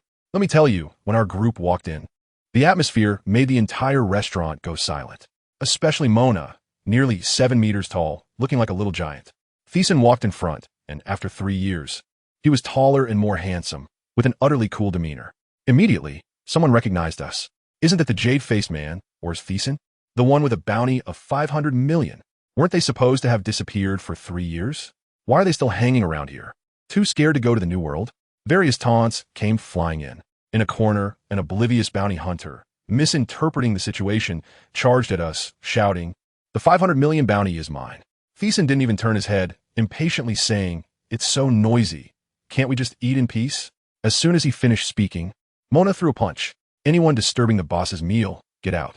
With a bang, that guy turned into a shooting star, crashing through the restaurant wall. The entire restaurant fell into silence, followed by a cacophony of screams as diners scrambled to escape. The restaurant owner was hiding under the counter, trembling. Thyssen sat down and tapped the table. "Boss, bring me the good food. I'm hungry." Mona sat down and said, "Boss, it seems the Navy already knew we were coming." Thyssen nodded. "Yeah, the 7-Water City was discovered. No worries. If they want to come, let them come. It's just right to announce to the world before heading to the New World that we are back." Outside the restaurant, the families were in chaos, the entire No. 24 Island was surrounded by the Navy. It was a sea of black like ants moving house. Leading the charge was Black-Armed Zephyr, who was standing next to him. Sengoku, Garp, Suru. The future pillars of the Navy had all gathered. What a divine lineup. After we finished our meal and stepped out, we saw this scene. Zephyr took a step forward and spoke in a formal tone. "You, the jade-faced man, Ols Tisen, are surrounded. Surrender. Thyssen laughed directly. La la la. Does your Navy just love to talk nonsense? You're Zephyr, right? And over there, the Navy Supernova Trio? Oh, isn't that Admiral Valdian whom I let go? What's this? After sparing your life last time, you still dare to come back? The Admiral's face instantly turned the color of pig liver. Zephyr took off his Admiral's coat, his arms instantly becoming pitch black and shiny, and said in a deep voice, "Since you've chosen the path of evil, let me correct your thinking. Stop talking nonsense. Let's fight." Thyssen also got excited. He didn't draw his sword, wanting to test how powerful his newly mastered advanced armament hockey really was. Wrapping his fists in hockey, he charged forward. The two fists collided in the air, but strangely, they didn't actually touch. It was as if there was an invisible wall between them. With a loud bang, a terrifying shockwave erupted. The ground flew up, and nearby buildings instantly collapsed. Crane saw this situation and immediately ordered, "All Navy personnel, retreat. Everyone else, capture the remaining members of the Thyssen pirates." Carp could no longer wait, laughing as he approached our ship's tallest member, Mona. Sengoku was blocked by a dinosaur, namely Tianshan. Meanwhile, Crane faced off against our ship's Gina. Gina initially thought her bubble fruit could counter the opponent, but was shocked when they fought. This Navy lady could actually wash away her bubbles with her bare hands. And it's not just us. Let me tell you, it's even more lively on the other side. The Navy's little minions actually tried to take advantage of the chaos to steal our ship, but they were caught red-handed by our ship's mascot, Green Bull. Goodness, those Navy cannon fodder were dumbfounded, each holding a cannon, completely unable to react. Let me tell you, our Green Bull is definitely not a vegetarian. He was already domineering 2 years ago, and he often got into fights with Tianshan and the others in the Sky Island. Although his hockey is still in the hardening stage, dealing with these small fries is like a dimensional strike. He knocked down those cannon bearers in just a few moves. The remaining Navy soldiers were stunned, whispering to each other, "What is this thing? How can it use hockey? Wasn't the bounty only 3 million? This combat power doesn't add up." There was even one who dared to mock our pirate flag. Before he could finish speaking, bam, he was sent flying. Green Bull was furious at that moment. Mocking me was one thing, but daring to touch my family? That was just asking for trouble. While we were in the heat of battle, at Navy headquarters, Admiral Steelbone Kong's transponder snail suddenly rang. Let me tell you, on the other end was the Gora CI. Those old men immediately asked, "Has the jade-faced man, Dithin, been captured?" Steelbone was about to say he would send him to impel down. But the other side interrupted directly. "No need. Send him straight to Mariewa after capture. I want him to be a slave. Take pictures and send them to the whole world, so all pirates understand the consequences of offending the world government." Family, you have no idea. It's not over yet. They also said they would send CP agents over to take over once we captured him. In the end, they added with such an attitude, "Steelbone Kong, do you have any objections? Don't forget who made you admiral." Let me tell you, on the other end of the transponder snail, Steelbone's face turned green, veins bulging, and he slammed his fist on the table. But what could he do? In the end, he had to back down, gritting his teeth and saying, "I will inform Zifa." After hanging up, Steelbone angrily cursed those bastards for treating the Navy's honor like a doormat. But orders still had to be given. Cutting back to the battlefield, my boss Dithin and Zifa had been fighting for quite a while. Dithin was getting a bit impatient. I say, "Zifa, are you just warming up with me? With this little strength, you can't catch me." Upon hearing this, Zifa's expression instantly changed, and his aura shot up. The oppressive feeling was palpable even from a distance. He said, "For justice, I will go all out from now on." Goodness, now it's getting serious. My boss also stopped holding back, unsheathing his 7-star sword with a clang, and his momentum was completely different. The clash of sword and fist was a sight to behold. The entire Island 24 was almost flattened by the two of them. Dithin immediately executed a sword technique, Demon Fire White Dragon, and a massive white dragon breathing green flames roared towards Zifa. Zifa, being hardcore, blocked it with a black arm. The shockwave startled Sengoku, who was fighting nearby, thinking, wow, in just 3 years this guy has evolved again? Over here, Tianshan has been pressured and beaten by Sengoku, but he knows that the ship's coating takes 3 days, and he must hold on. On Gina's side, as soon as she heard Crane talking about justice and evil, she became emo right away. Her emotions flared up, and she was immediately caught off guard by the cunning Crane, falling at a disadvantage. The funniest part was on Carp's side. He was excitedly fighting Mona and shouted, "Little giant, you're quite impressive. You actually caught my iron fist." This made Mona furious, thinking, who do you look down on? She instantly jumped into the air and shouted, 100 tons gravity fist, and slammed down a punch. Goodness, even Karp was shocked. This kid's strength actually overpowered me. But with his personality, the stronger it got. The more excited he became, and he managed to endure it. In the blink of an eye, they had been fighting for a day. My boss, Thyssen, was panting heavily. He realized that relying solely on physical combat and swordsmanship made it too difficult to defeat Zephyr. This guy's a monster. Zephyr also noticed. Are you treating me as a sparring partner?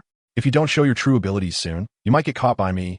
Thyssen suddenly laughed and began to unleash a barrage of attacks. Zephyr, you talk to me about justice? How many civilians have starved to death on the streets because of the world government's greed for gold? Has your navy ever cared? Your justice is just being a dog for the celestial dragons. The more he spoke, the more agitated he became, and finally pointed at Zephyr and shouted, "Let me tell you, I want to create a real paradise in the new world to establish order myself, and to enact laws myself. Just wait and see." Zephyr's jaw nearly dropped in shock. He realized that Thyssen's ideas were too dangerous, and he had to capture him here. But Thyssen was no longer playing. He slowly extended a finger, and with a bayou, a small white square popped out at the tip. Zephyr's body hair stood on end. He sensed extreme danger from that small square. The next second, a thin white laser shot out from Thyssen's fingertip. The speed was impossible to dodge. Zephyr could only block it with his arm covered in hockey. With a hiss, Zephyr quickly retracted his hand, and when he looked at his arm, it was burned in a circle, as if acid had been thrown on it. And that beam didn't stop, directly piercing through a giant Yarkaman tree in the distance. The spot it pierced through looked as if it had vanished into thin air. Zephyr's face turned pale. He finally understood that this was not the melt fruit ability mentioned in the intel at all. Thyssen laughed. "This is just the beginning." Saying that, another beam shot out. This time, Zephyr learned his lesson and used his full hockey to withstand it. He wanted to test the move's limits. But he soon found out that this thing could even melt hockey. Over time, hockey simply couldn't hold up. Just as Zephyr dodged, Thyssen directly teleported in front of him. With a dazzling white light in his palm, not firing it but slamming it down. With a loud bang, Zephyr flew out like a cannonball, crashing through two giant trees before stopping. In that instant, the entire area fell silent. All the Navy personnel were stunned, their eyes wide open. Zephyr Rear Admiral was sent flying? Sengoku and Crane also stopped, their faces filled with disbelief. Only Karp reacted the fastest, shouting, "Zephyr can't be defeated. Everyone, get your spirits up." In the ruins, Zephyr stood up, spitting blood. He looked at Thyssen, his eyes full of shock. This guy not only can fly, but he also has this unheard of disintegration ability. Gritting his teeth, he activated Life Return, and all the flesh and blood in his body began to squirm as if alive, visibly healing his injuries. But he also became noticeably thinner, clearly consuming a huge amount of energy. But Zephyr still charged at him. Seeing that the situation was not right, Crane immediately shouted to Karp and Sengoku, "You two go help him. Goodness, the three top combat powers of the Navy are going to besiege my boss." Thyssen looked at the three rushing over and smiled. He slowly flew into the air, pressed his palms together, and began to form a white energy ball about 50 meters in diameter in the sky. The energy it emitted made the whole island tremble. Thyssen's voice came down from the sky. "Since you have so much confidence in your Rear Admiral, today I will completely shatter it. Zephyr, don't die on me next." That gigantic white beam cannon was like a small sun, directly blasting toward Zephyr. It was essentially a light chainsaw. Zephyr used all his strength to resist, but his hockey melted away in front of that beam like ice cream, and soon his body began to show signs of disintegration. Just when he was about to be done for, Karp rushed over like crazy, pulling him out of the beam, but Karp himself was grazed, his body a bloody mess. When Sengoku and Crane rushed over and saw this, they gasped in shock. Karp was hurt like this, and looking at the rescued Zephyr, Crane directly covered his mouth. Zephyr's skin was almost completely melted, blood and flesh were a horrific sight. He struggled to get up, using Life Return again to heal, but he was already in a terribly weakened state. Zephyr gasped for breath and said, "The intel was wrong. He's not a melt fruit user." Thyssen looked at him from the sky and suddenly asked, "Hey, Zephyr, can your Life Return regrow a severed arm?" Zephyr was taken aback, and Thyssen had already read his thoughts through observation hockey, muttering to himself, "Oh, so it can only restore flesh and blood but not bones." Zephyr instantly became furious, feeling exposed, and roared as he was about to fight back. Just then, a major incident occurred at Navy headquarters. A communication soldier rolled and crawled into the marshal's office. crying out, "Marshal, it's bad." News from the New World, Admiral Flying Yellow, was killed by the Rocks pirates. The entire army was wiped out. Steelbone Kong froze completely. Time reached the third day, and the battle between Carp and Mona was also nearing a conclusion, with Mona gradually falling at a disadvantage. Meanwhile, on the other side, Tianshan was defeated by Sengoku early on the third day. After all, his fruit ability was not fully developed, and being able to hold on for this long was entirely due to the toughness of an ancient type. But the main course was just about to be served. Let me tell you, the battle between Zephyr and Thyssen was truly brutal. Both were basically exhausted. Thyssen had taken several hits to his abdomen, his ribs were broken, and Zephyr was in even worse shape, kneeling on one knee, covered in blood, with some bones even exposed, his gaze almost unfocused. At this critical moment, guess who showed up? Goodness, a few guys in suits and white hats came in, strutting with their chins almost pointing to the sky. Clearly the arrogant CP agents of the world government. The leading guy looked around, then disdainfully at Zephyr. His expression was simply infuriating. He opened his mouth and said, "This? The highest combat power of the Navy? Can't even handle a pirate. You've embarrassed our world government. Marshal Steelbone even sent us to take charge. I think we'll have to step in ourselves." Zephyr was almost stunned. Holding on with all his might, he asked, "Take charge of what?" That guy got even more excited with, "Your marshal didn't notify you? It makes sense. He probably knows you can't catch him in the end. We have to come and clean up your Navy's mess." I tell you, at that time, Thyssen found it amusing and directly pointed it out. "Hey, Zephyr. They're here to take your head. La la la la." The few suited men were taken aback. "Hey, you saw through us?" One of them pointed at Thyssen and cursed. "You're the criminal, right? The Navy can't catch you, so we will." Zephyr was furious at that moment, stood up in a flash, his eyes fixed on Thyssen, ignoring those fools, and shouted, "I'll catch him. You can get lost." But that guy kept babbling, "Let us go. If you really could. Why have you been fighting for so long? What a disgrace." I'm telling you, Thyssen is fed up, with a lack of patience. He raises his hand, and a white light flashes whoosh. The guy who was just shouting earlier couldn't finish his sentence, pointing at Thyssen, and when he looked down, he found a transparent hole in his chest. He couldn't understand until his death how this pirate dared to attack a world government official right in front of a Marine Admiral candidate. With a thud, he fell. The remaining few were so scared they were dumbstruck, their mouths open wide enough to fit an egg. One of them pointed at Thyssen, his voice trembling. You dare to attack us? You're going against the world government." Thyssen frowned, noisy. A few more flashes of white light, and the rest were instantly sent to their graves. Thyssen clapped his hands, looked at Zephyr, and said, "All right, the flies are gone. Let us continue. Don't die on me. I appreciate a tough guy like you." Zephyr watched this scene. Not only did he not stop it, but he also showed a grin. It was clear he'd been annoyed by these glory stealers for a long time. Just as the two were preparing for their final showdown, Muse suddenly ran over.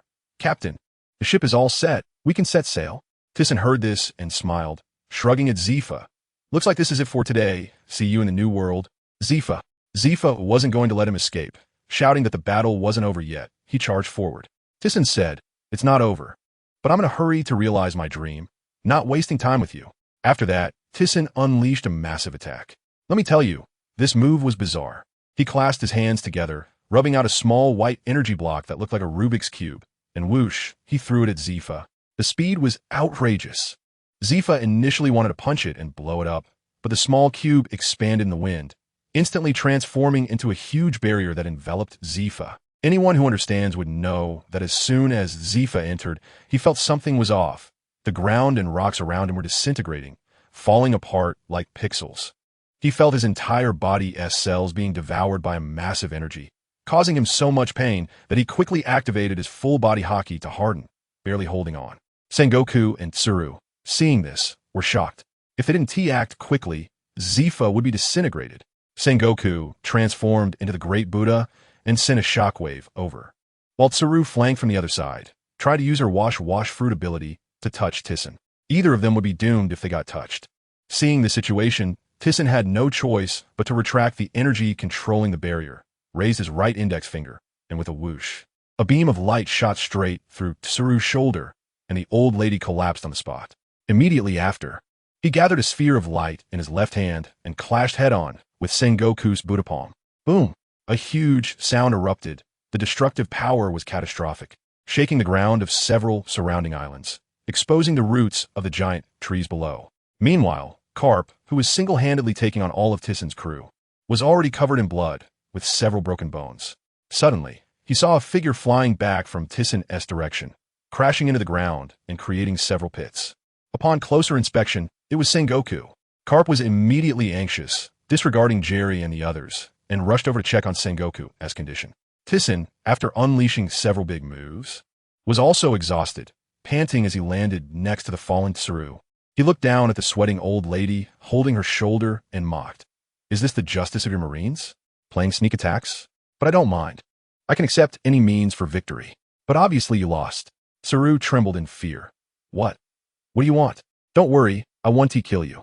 I hate the world government. At least you Marines are somewhat useful. But if you dare to stop me again, don't blame me for being rude. Tsuru was stunned, unable to believe he would let her go. Just then Carp, dragging his injured body, stumbled over shouting, Thyssen, you bastard, let Tsuru go? Thyssen looked at him and laughed, winking at Tsuru. Oh, your lover is here. I won't disturb you too. Upon hearing this, Tsuru's face instantly turned red to her neck, and she spat. Shameless. La la la. Thyssen laughed heartily as he soared into the sky, flying towards his ship, shouting, Thyssen pirates, set sail for the new world. The crew saw their captain take down the Marines and cheered excitedly. The entire Sabeti archipelago was in chaos, with onlookers dropping their jaws in disbelief and fear. The Marines were actually defeated?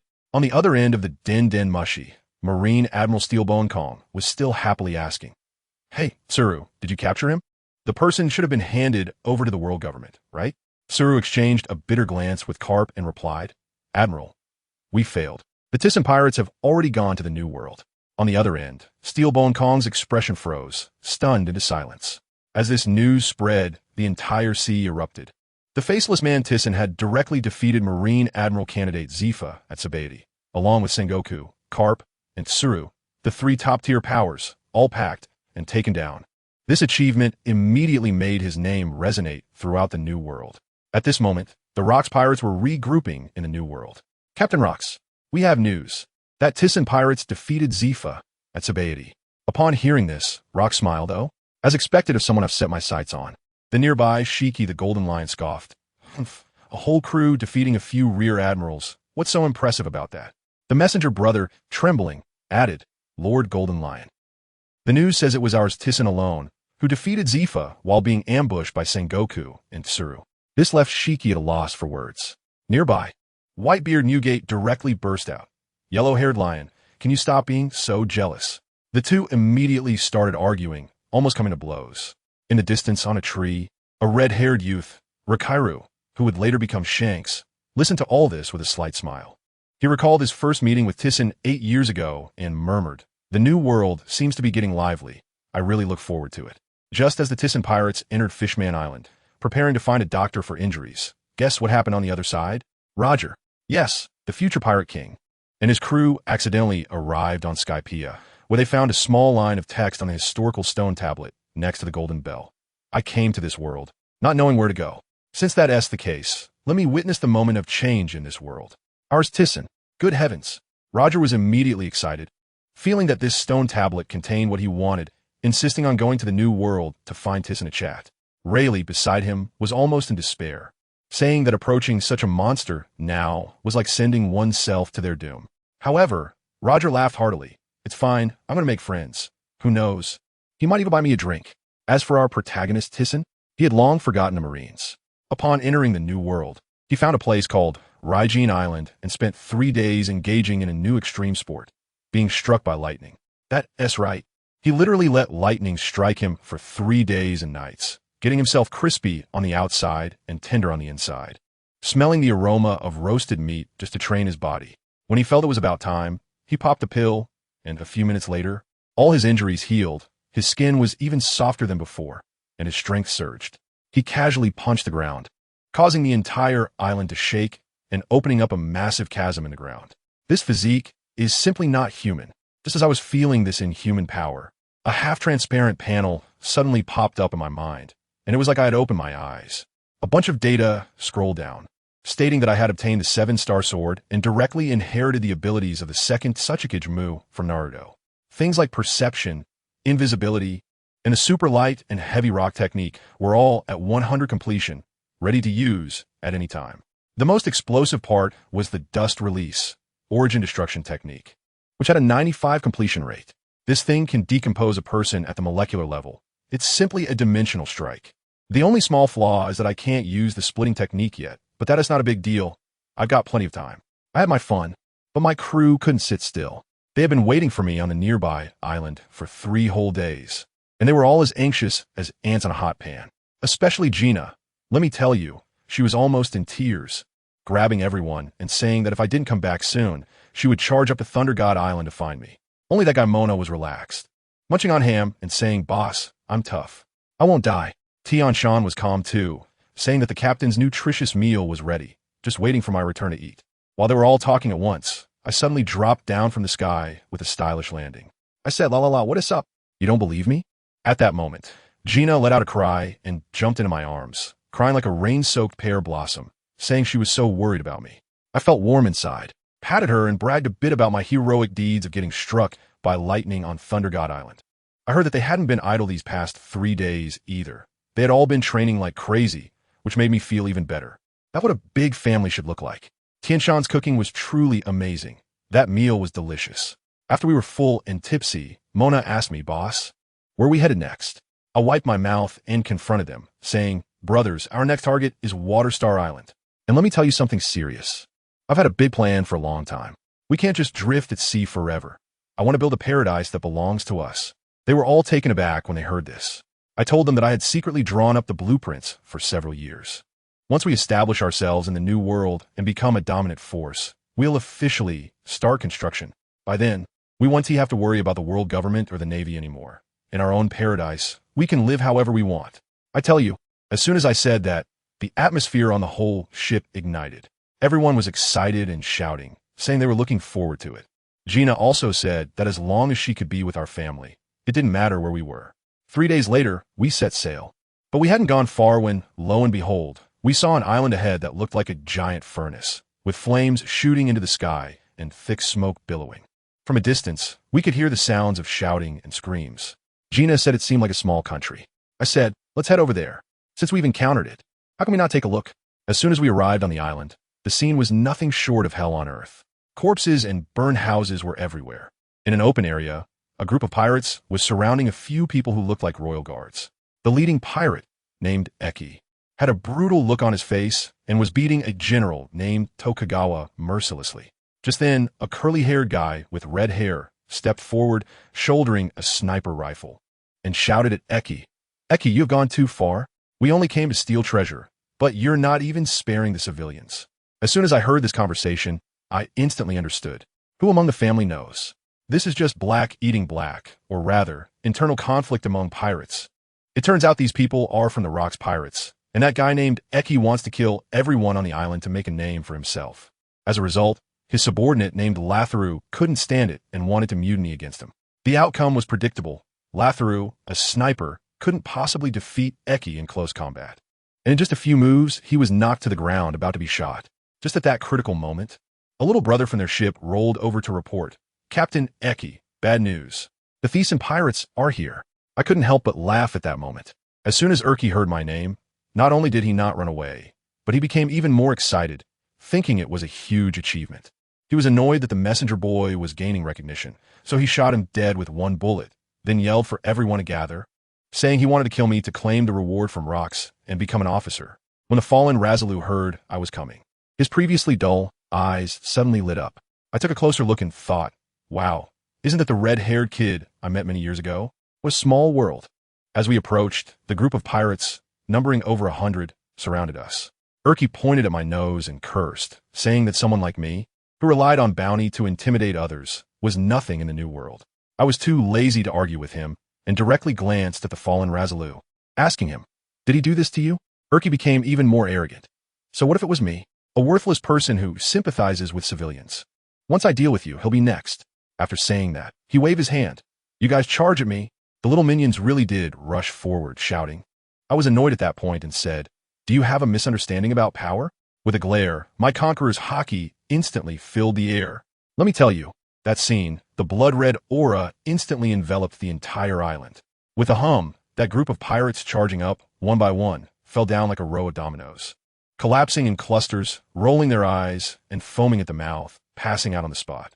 The surrounding houses cracked loudly, and the sky turned red. In an instant, the only ones left standing across from me were that Eki and 2 or 3 lackeys. Eki's legs were shaking like a sieve, his face turned pale, and he stammered. This level of conqueror's hockey. Jerry saw that the guy opposite was a weapon fruit user and immediately got excited, saying to me, "Captain, leave this guy to me." I nodded and let him go. Then I told Gina to use her bubble fruit ability to extinguish the big fire on the island. As for me, I strolled over to my old acquaintance, Lisaru. Seeing that I didn't take him seriously, Eki got anxious and transformed his arm into a cannon, firing a shot at me. However, just as the cannonball left the barrel, it was split in half by Jerry's sword light with a clang. Jerry pointed his sword at him and said coolly, "Your opponent is me." Eki was furious, but he could only engage with Jerry first.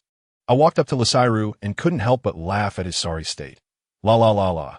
Isn't this the red-haired boy from back in the day? What did you end up like this? His face turned red, and he cursed me for being annoying. Seeing his miserable appearance, I knew he hadn't had a comfortable time on Rock's ship all these years. I thought to myself that I just happened to need a sniper on my ship. But judging by his temper, he probably wouldn't leave as long as Rox was still around. On the other side, this news had already reached Rock's ears at lightning speed. That guy was currently pillaging and burning in another country. And when he heard that Eki had engaged us without orders, he exploded with anger on the spot. To make matters worse, the Navy had caught up as well. Now, Rox couldn't care less about his pride and directly sent 3 heavyweight players to deal with me. Can you guess who they were? The young Shiki, Whitebeard, and Captain John. Family who understands. This overwhelming pressure fell directly on my shoulders. The Navy wasn't idle either. Zifa immediately guessed that Rox had divided his forces to come after me and brought 10 warships to encircle us through a shortcut.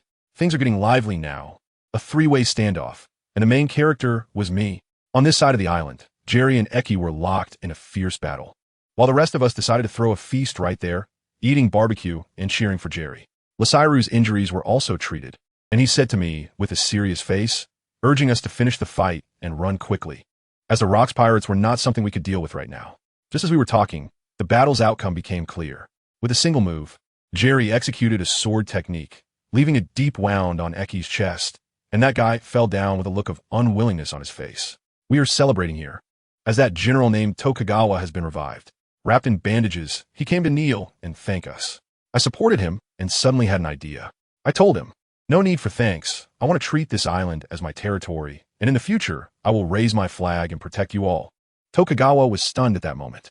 I continued, "My dream is to build a paradise free from any power constraints, and in the future, I will need people like you to help manage it.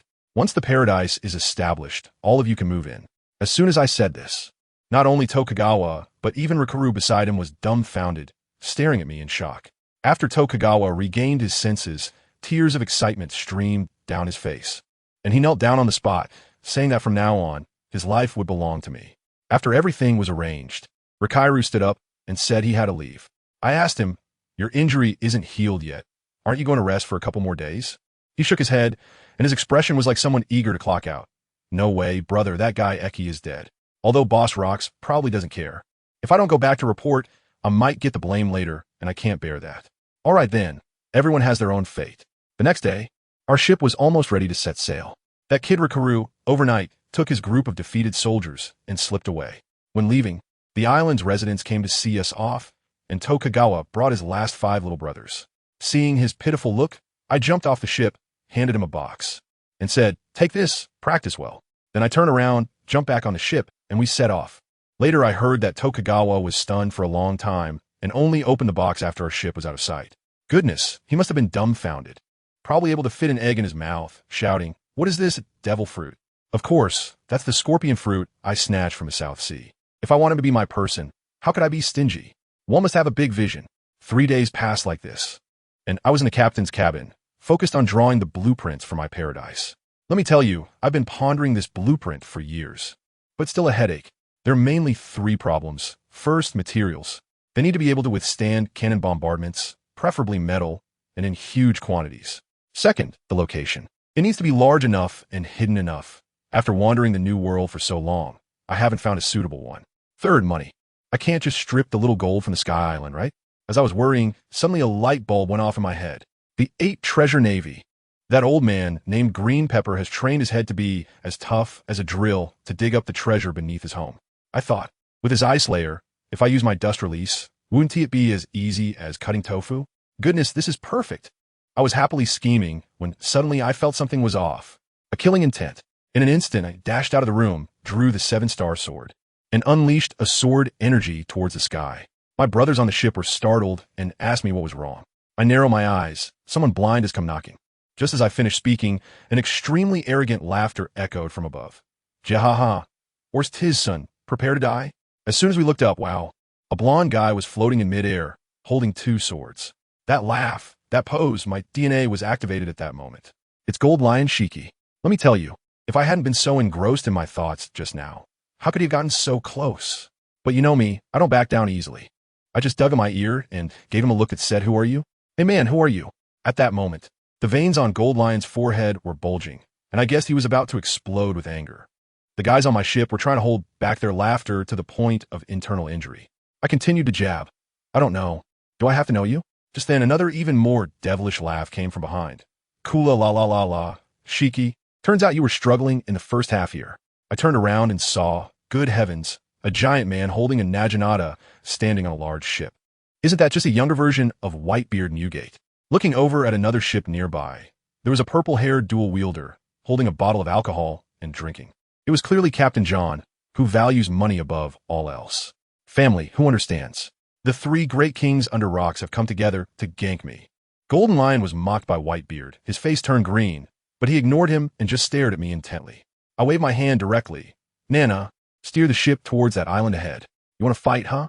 Come on, I'm ready for you." That blonde guy probably wanted to save face. Let out a cold snort and flew back. Soon, our 2 groups were facing off on the island. There are only 7 of us here, including Green Bull. On the other side, there are 3 large ships with hundreds of people. But I didn't even pay attention to those minions. My eyes were only on those 3 monsters. I got straight to the point. "I know why you're here, trying to make me surrender?"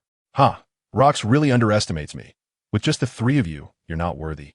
Whitebeard laughed heartily, saying I have a personality. The Golden Lion, with a cigar in his mouth, looked disdainful. "You don't know when to quit, just a few of you?" Captain John was more direct, shaking a bottle. "I'm not interested in fighting. Just hand over the treasure." As soon as I heard it, I couldn't help but laugh and said to him, "You must be Captain John, right? I'm quite interested in your treasure." The atmosphere instantly became tense. I didn't waste any more words with them. I suddenly unleashed a surge of blood-red Conqueror's Haki, which instantly enveloped the entire island.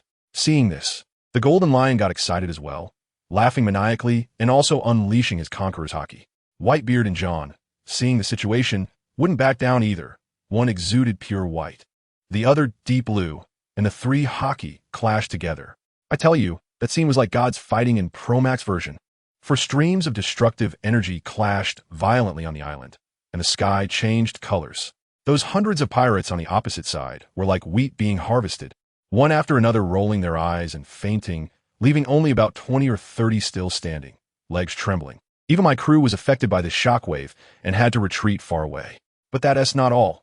Not far from the island, a dozen warships were lurking. Sengoku, Garp, Zephyr, Crane, the Navy F4 were all present, probably watching through binoculars with their mouths agape, just waiting for us to fight to the bitter end so they could collect the heads. On the island, the aura retracted, and the world instantly became quiet.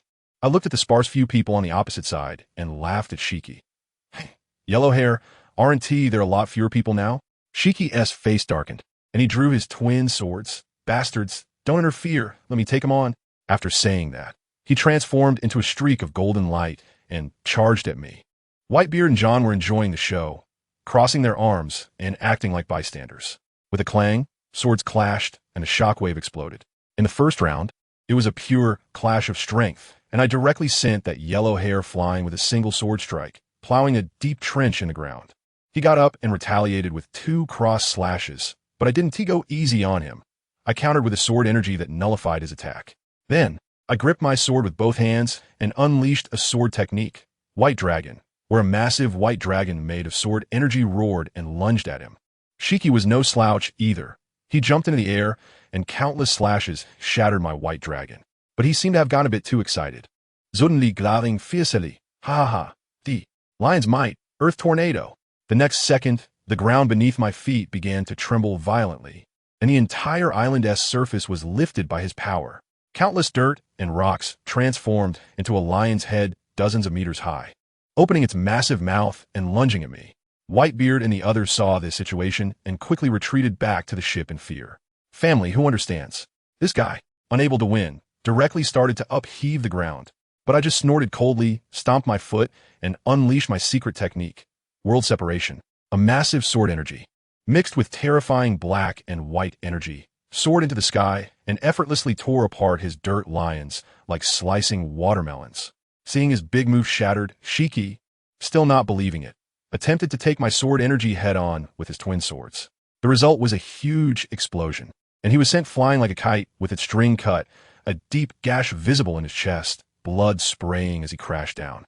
He struggled to get up, looking at the melted wound on his chest, filled with unwillingness and madness. "There's no way I can lose," he roared, completely disregarding his injuries, and soared into the sky again, this time even more fiercely, unleashing lion's might. Royal Earth Tornado. Damn, he shattered the entire island. The whole island turned into a massive sandstorm, mixed with countless boulders and seawater, forming a disaster-level assault rushing towards me. Did he think this was the end? Naive. I directly used the technique of ultra-lightweight rock to make my body as light as a feather. Flying into the air, my hands clasped together. Original realm separation. This time, it wasn't sword energy. A huge cube, radiating white light formed in my hands, and then a white beam capable of decomposing everything shot out. This was the real dimensionality reduction strike. The golden lion tried to block with a raging sandstorm, but what happened? In front of that white beam, all the soil and stones were decomposed into atoms. The beam instantly penetrated everything, enveloping him completely. He couldn't even scream, his body a bloody mess, falling from the sky like a rag doll. Just as he was about to fall into the sea, John swiftly caught him back. Whitebeard looked at the golden lion's ICU-worthy state, feeling a chill run down his spine. I floated in front of their ship, and he has been defeated. You too. Do you want to continue? John glanced at the distant, faintly visible naval fleet, then looked at the sky, shaking his head. Whitebeard gave me a deep look, uttered a harsh remark, saying he wouldn't let me go next time, and then fled with his crew. The Navy guys, seeing the situation, were also stunned, probably fearing that if we monsters teamed up, they wouldn't fare well either, so they chose to retreat. Now, the entire sea was in an uproar. The Thyssen pirates defeated the Golden Lion, and my bounty skyrocketed to 930 million. In no time, many wanted to come find me trouble. Like that cone-headed green pepper from the 8 Treasure Navy. Some wanted to witness my power like that big fool Roger, and others like those at the Navy headquarters were giving me headaches. The whole world was in turmoil because of me. As for Rox, it was strange that after suffering such a huge loss, he didn't make a sound. Later, I learned that not only was he not angry, but he was even more excited, saying he wanted to come meet me in person. We continued our journey and passed through Dressrosa, which was nice, but I felt it was a bit small. Until one day, I suddenly sensed that there were samurai fighting ahead.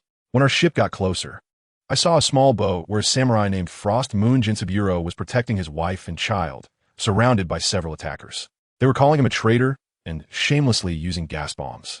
Just as it seemed he was about to be done for, I quickly took care of those thugs. The samurai was quite wary and thought I was there to capture him since I was dressed in samurai attire. I couldn't help but laugh and reveal my identity. "Buddy, I'm a pirate, captain of the Thyssen pirate crew, Ols Tisen." Only then did he relax and thank me repeatedly. I invited his family aboard my ship for a visit. In the dining room, his wife was holding a baby named Frost Moon Jinshiro. As soon as I heard the name, I had a feeling about it. While we were eating, Frost Moon Jinsuburo suddenly fixed his gaze on the 7-star sword at my waist, stood up excitedly, and asked if he could see it. I handed it to him, and as he pulled the sword out halfway, he was sweating profusely, his hands trembling like a sieve, and said the sword's power was terrifying. Then he told me that this sword was actually the legendary Cursed Demon Sword, one of the 12 supreme blades on par with the original Onatetsu. I was a bit pleased at that moment, but then he changed his tone. However, this sword has been sealed for too long and has already lost its original toughness. As soon as I heard that, my heart sank. Doesn't that mean my artifact is just a fragile thing? I quickly asked him what to do. He laughed heartily and said, "No matter how good a weapon is, if you don't use it, it will rust. The foundation is still there. As long as you, Thyssen-kun, use it frequently and nourish it well with your flowing cherry blossom aura, it will eventually regain its former sharpness." Hearing this, the heavy stone in my heart finally eased. Hey, isn't that convenient? Without mentioning anything else, I certainly have plenty of fights to engage in. Just as I thought this, here comes the opportunity. After parting ways with that old man, Gung Sanlang, I had been contemplating the base situation. Let me tell you, I was staring at the sea chart I drew, and my head was almost about to burst trying to find a perfect location. Just then, Gina suddenly slapped her thigh and said, "Tis son, do you remember Herb Island?" Herb Island? I immediately stood up. I remembered. Several years ago, we saved that island, and there was a little brat named Jingye who followed me around every day, saying he wanted to be a pirate when he grew up. I decisively said, "That's it. Nana, full speed ahead, target Herb Island." In fact, I wasn't interested in Herb Island itself. I was eyeing the barren wilderness next to it. It was simply perfect, a paradise tailor-made for me. Other places were either kingdoms or densely populated. I couldn't just do a forced demolition, could I? Now, this was great. I was directly given a perfect blank canvas. 7 days later, we finally arrived. Goodness, as soon as we landed, I smelled a strong herbal scent. Guess what happened? A villager was running while shouting, "The pirates are here. Run." Immediately, over 300 people rushed out of the village, armed with hoes and rakes, ready for battle. The leading man, named Ayers, had a face full of flesh and looked quite intimidating. Next to him was a little kid, around 11 or 12 years old, holding a small stick, with an incredibly determined look in his eyes. I took a closer look and couldn't help but laugh. Wasn't that the little tail Jingye from back then? He's grown up. Ayers looked at us, especially at my 7-meter-tall giant, Mona, and his legs must have been trembling. But he still mustered up the courage, stepped forward, and shouted, "Stop. You pirates. I tell you, this island belongs to the Rock's pirate crew. If you don't want to die, get the hell out of here." As soon as I heard that, I almost laughed out loud. I took a couple of steps forward and deliberately teased him. "Oh? The Rock's pirates? I'm so scared. Why don't you call them over? I'll wait." The uncle's face instantly turned pale. He was probably cursing in his heart. How could he have contact with Rocks? He was just bluffing, but he ran into someone who truly wasn't afraid of tigers. Just when he was about to give the order to fight desperately, the little girl beside him suddenly widened her eyes, pointed at me, and her voice trembled with excitement. "Big Brother Thyssen. You're Big Brother Thyssen, right?" I laughed and squatted down, waving at him. "La la la la. Do you remember me, you little rascal? You've grown so tall." In response, Eno threw down the stick with a cry and rushed towards me. Uncle Aruz shouted for Eno not to come over, but it was already too late. Gina quickly stepped forward. "Aruz, don't you remember me?" "It's Gina." At this point, Aruz was completely bewildered. He looked at Gina, then at me, and the weapon in his hand clattered to the ground. He excitedly shouted, "Everyone, it's the hero pirates. It's Lord Thyssen who saved us back then. Quickly put down your weapons." The whole village erupted in excitement. They all thought we had long been wiped out by the Navy and had mourned for us for a long time. Now seeing us alive and well, crying and laughing, was truly moving. That night, the village threw a feast for us.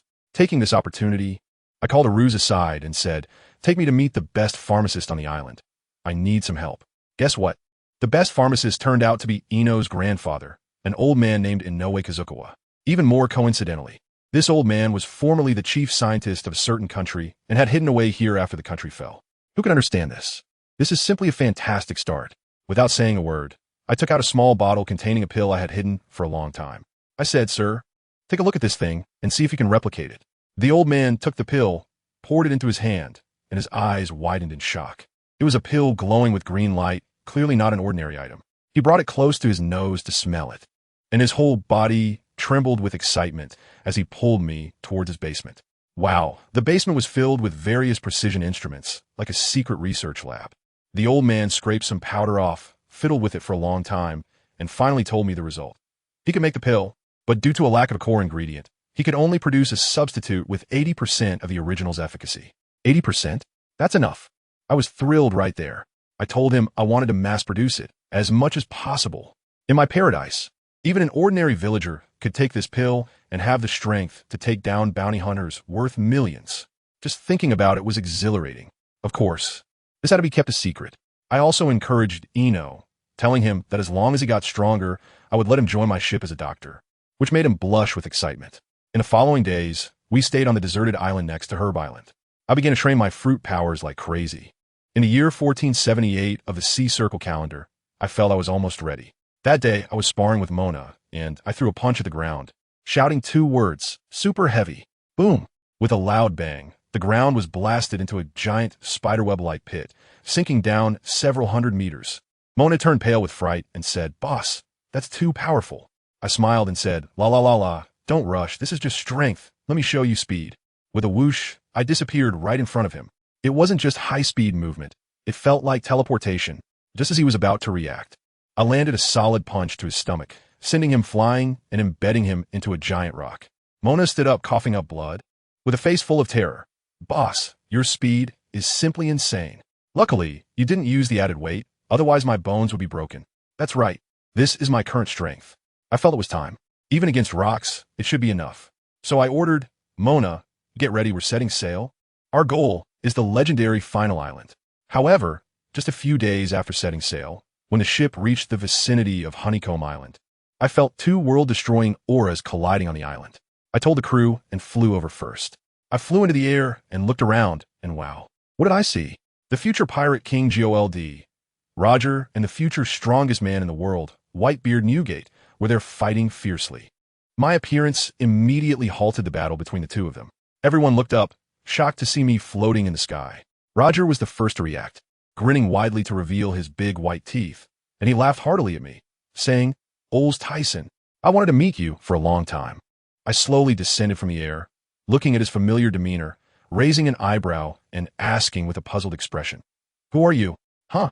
Roger's smile froze on his face, and he was completely taken aback, awkwardly saying, "You guy, I'm still someone with a bounty of 850 million. I should have some fame in the world, right?" Next to him, Newgate couldn't hold back and burst into loud laughter. I was even more surprised. "What? 850 million? When did that happen? How come I didn't know?" It seems that while I was in seclusion, the outside world has really changed dramatically. Roger looked at me seriously. "It seems that you really have been hiding away. I have a few questions I want to ask you." I thought to myself, I know what you want to ask. It's just about the D family and the historical text, right? But I won't say anything. I extended my finger and beckoned. "Sure, but let's have a match first." Upon hearing this, Roger's eyes lit up. "That's exactly what I want. Let's do it." Next to us, Whitebeard was not happy, his veins bulging. "Hey, you two guys, are you forgetting about me?" I glanced at him and deliberately provoked him. "La la la la. So are you coming? If you have no shame, you can go up with him." "Oomph." Newgate naturally looked down on doing such a thing, just letting out a cold snort to remind us. "Rox has been watching you for a long time." I shrugged nonchalantly and said, "It's fine, if he comes. We'll just have a fight. If we can't win." I deliberately elongated my tone. Roger and Whitebeard looked at me with curiosity, wanted to know what choice I would make. I grinned and said, "Then join him." Bang! Everyone in the room, without exception, slipped and almost fell, looking at me with expressions of disbelief, as if to say, "You really have some nerve." Enough of the nonsense. I couldn't be bothered to argue with them any longer. My momentum exploded in an instant, directly pointing at Roger. GOLD, "Roger, show me your full strength, and let me see what makes that family so different." Roger was ignited by my challenge, drawing his sword with a loud laugh. "All right, I will make you say it." With a clang, I also drew my 7-star sword. Our auras surged to their peak, and in the next second, we moved simultaneously. Clang! The swords clashed, and the red-black lightning of the Conqueror's haki erupted instantly, sending a terrifying shockwave that knocked out many of the weaker pirates in the surrounding crews. I feel that Roger's strength is indeed strong, and we are evenly matched. "Not bad, kid, you got some skills." But I smirked and thought, "Increase the weight." Clang! Roger's expression changed instantly. He felt the power from my sword suddenly increase several times, pressing down on his arms, causing them to tremble. His face contorted in a grimace as he gritted his teeth to barely hold on. "Oh, you can withstand this? You've got some ability." But right now, my eyes narrowed, and I unleashed my full power. Overweight. Bang! An unprecedented, terrifying force struck, and Roger could no longer withstand it. He was sent flying as if hit by a meteor, screaming as he was blasted away by my sword, his feet carving 2 deep furrows in the ground. The entire arena fell silent. Rayleigh, Jabba, and the nearby Whitebeard all widened their eyes, their faces filled with disbelief. I held the 7-star sword, and with a fierce stomp of my right foot, the ground exploded as I appeared before Roger like a ghost. Roger's pupils dilated, and he exclaimed, "So fast," as he raised his sword to block again. With a loud crash, let me tell you, that sound made my ears ring. This guy took my sword head on and was pushed back several steps by my brute force, leaving 2 grooves in the ground beneath his feet. But he was tough too. not want to be beaten down by me. He actually tried to attack back. What a joke. Playing with speed in front of me. I dodged in an instant. It felt like I had activated a teleportation cheat, and with my top-notch observation hockey, his little movements looked like they were in slow motion to me. Roger could only heighten his alertness, clanging loudly as he blocked my 7-star sword, unable to find any opportunity to counterattack, feeling utterly frustrated. I thought to myself that I couldn't keep using guasha like this. I needed to apply some intensity. Sword technique, White Dragon. A pure white sword energy dragon instantly spiraled up from my body, letting out a thunderous dragon roar above my head. I charged forward violently. The ground collapsed with a loud bang, and I leaped into the air, the white dragon following me as it lunged fiercely at Roger on the ground. Roger's pupils constricted sharply, his right foot firmly planted in the ground. A flash of red light flickered in his eyes, and the black knife in his hand slashed fiercely at my 7-star sword from a distance. Damn! The two forces collided in midair. Red and black lightning exploded instantly. The scene resembling a fireworks display, with flowers, grass, trees, mountains, and soil within hundreds of meters being swept up into the sky by this shockwave. It was incredible. When this disturbance finally settled down, I looked and thought, oh, he actually caught it. Not bad. Without saying a word, I swung my white right leg, wrapped in the sound of wind, in a whip-like motion, so fast that only an afterimage remained. Roger reacted quickly, hastily raising his left hand to block. Just as he was about to block, I narrowed my eyes and softly uttered 2 words. Overweight. Bang! With a muffled sound, Roger was like a high-speed truck hitting him. His whole body flew backward, tumbling in midair several times. My crew members beside me were dumbfounded, and Mona's Mickey Mouse tattoo on his face twisted along with his expression. My goodness, this guy actually managed to catch the boss's attack? That's too strong. I'm telling you. Roger and I went at it for a solid 5 hours. By the end, I was a bit out of breath, but honestly, with this intensity, I could keep going for a few more days and nights without a problem. The issue is, I still have to watch out for that Madman Rox and his crew. I can't drag this out too long. Just as I was pondering whether to call it a day, the guy on the other side suddenly raised his head, propping himself up with his sword. Good heavens, that look in his eyes. My heart skipped a beat. Something wasn't right. Had this kid broken through in the heat of battle? Secret technique, boundary break. I decided to stop playing around and go all out. A massive sword light shot up into the sky, forming a terrifying giant sword that blocked out the sun, tearing through the air as it swung down towards Roger. And guess what? This guy actually laughed. Not only did he not dodge, but he also jumped up, swinging his black-red sword to meet it head-on. Another earth-shattering collision occurred, scattering the clouds in the sky, and those watching from both sides who were weaker were directly blown away. Even Green Bull, who was training on the ship, was so scared that he dove onto the deck. After this strike, blood oozed from Roger's forehead, and the hand gripping the sword was dripping with blood. I floated in midair, slowly exhaling a breath of foul air, looking down at him with an extremely arrogant tone. Joel D. Roger, you want me to answer your question? With your current strength, you're not qualified. If you can't defeat me, don't think you'll learn anything from me. Roger was panting heavily, but upon hearing my words, he revealed a set of white teeth, his eyes shining frighteningly. I will not give up. Rayleigh, beside him, grew anxious, wanting to persuade him to back down. Whitebeard Newgate had a furrowed brow, probably thinking I was too arrogant, exuding the vibe of wanting to beat me up. Since that's the case, I sneered and said, then I 1T hold back. As I spoke, I slowly rose into the air, bringing my hands together in front of my chest. The moment Newgate saw my starting stance, his expression changed instantly, and he turned to roar at the people behind him. Get back. This guy is about to use that move. Rayleigh wore a serious expression, instinctively reaching for the sword hilt, but in the end, he chose to trust his captain. The captain is about to go all out. My crewmate Mona exclaimed excitedly. I tell you, I instantly rubbed together a giant energy cube over 100 meters in size between my hands, and without a second thought, I shot it towards Roger below. Whoosh, that thing shot out like a white pillar of light, turning everything it touched to ashes. Roger's eyelids twitched wildly, but the determination in his eyes remained unwavering. His whole body was filled with dominance, and he opened his mouth to let out a roar, instantly surrounded by red and black lightning, exuding a terrifying aura. God. Evade. In the distance, Newgate and the others could see nothing but that enormous white pillar engulfing everything. Suddenly, Newgate seemed to sense something. What is this? An attack just like Captain Rox. Roger, Rayleigh, and Jabba shouted frantically. A few seconds later, the pillar dissipated. In the center of the battlefield, Roger maintained his stance with the sword raised, standing still. Apart from some superficial wounds, he was surprisingly unharmed, but in the next second, he fell to one knee due to exhaustion, his whole body swaying unsteadily. I fell from the sky, and I was shocked beyond belief. Damn, he actually caught it. That kid seemed to have used Conqueror's Haki at the last moment. Does anyone understand this? I can't even use that technique myself yet. Fortunately, he wasn't very skilled with it just now, like a beginner on the road. Otherwise, I would have really crashed here today. I slowly walked in front of him, my tall figure looking down at him. Rayleigh instantly drew his sword. Standing in front of Roger. Ols Tisen, your next opponent is me. Rayleigh stepped back. Roger shouted as he braced himself against the ground. Monner suddenly flashed to my side, and Whitebeard Newgate thrust his Naginata into the ground, glaring at me with sharp eyes. Tisen, if you haven't had enough fun yet, I'll play with you. Goodness, are they all treating me like the final boss? Looking at their tense expressions, I suddenly felt disheartened. My serious face instantly fell. I crossed my arms and helplessly complained. Hey, what are you guys doing? Why do I look like a notorious villain? If we're not going to fight, then just don't. This is really scary, you know? As soon as I said this, the whole place fell silent.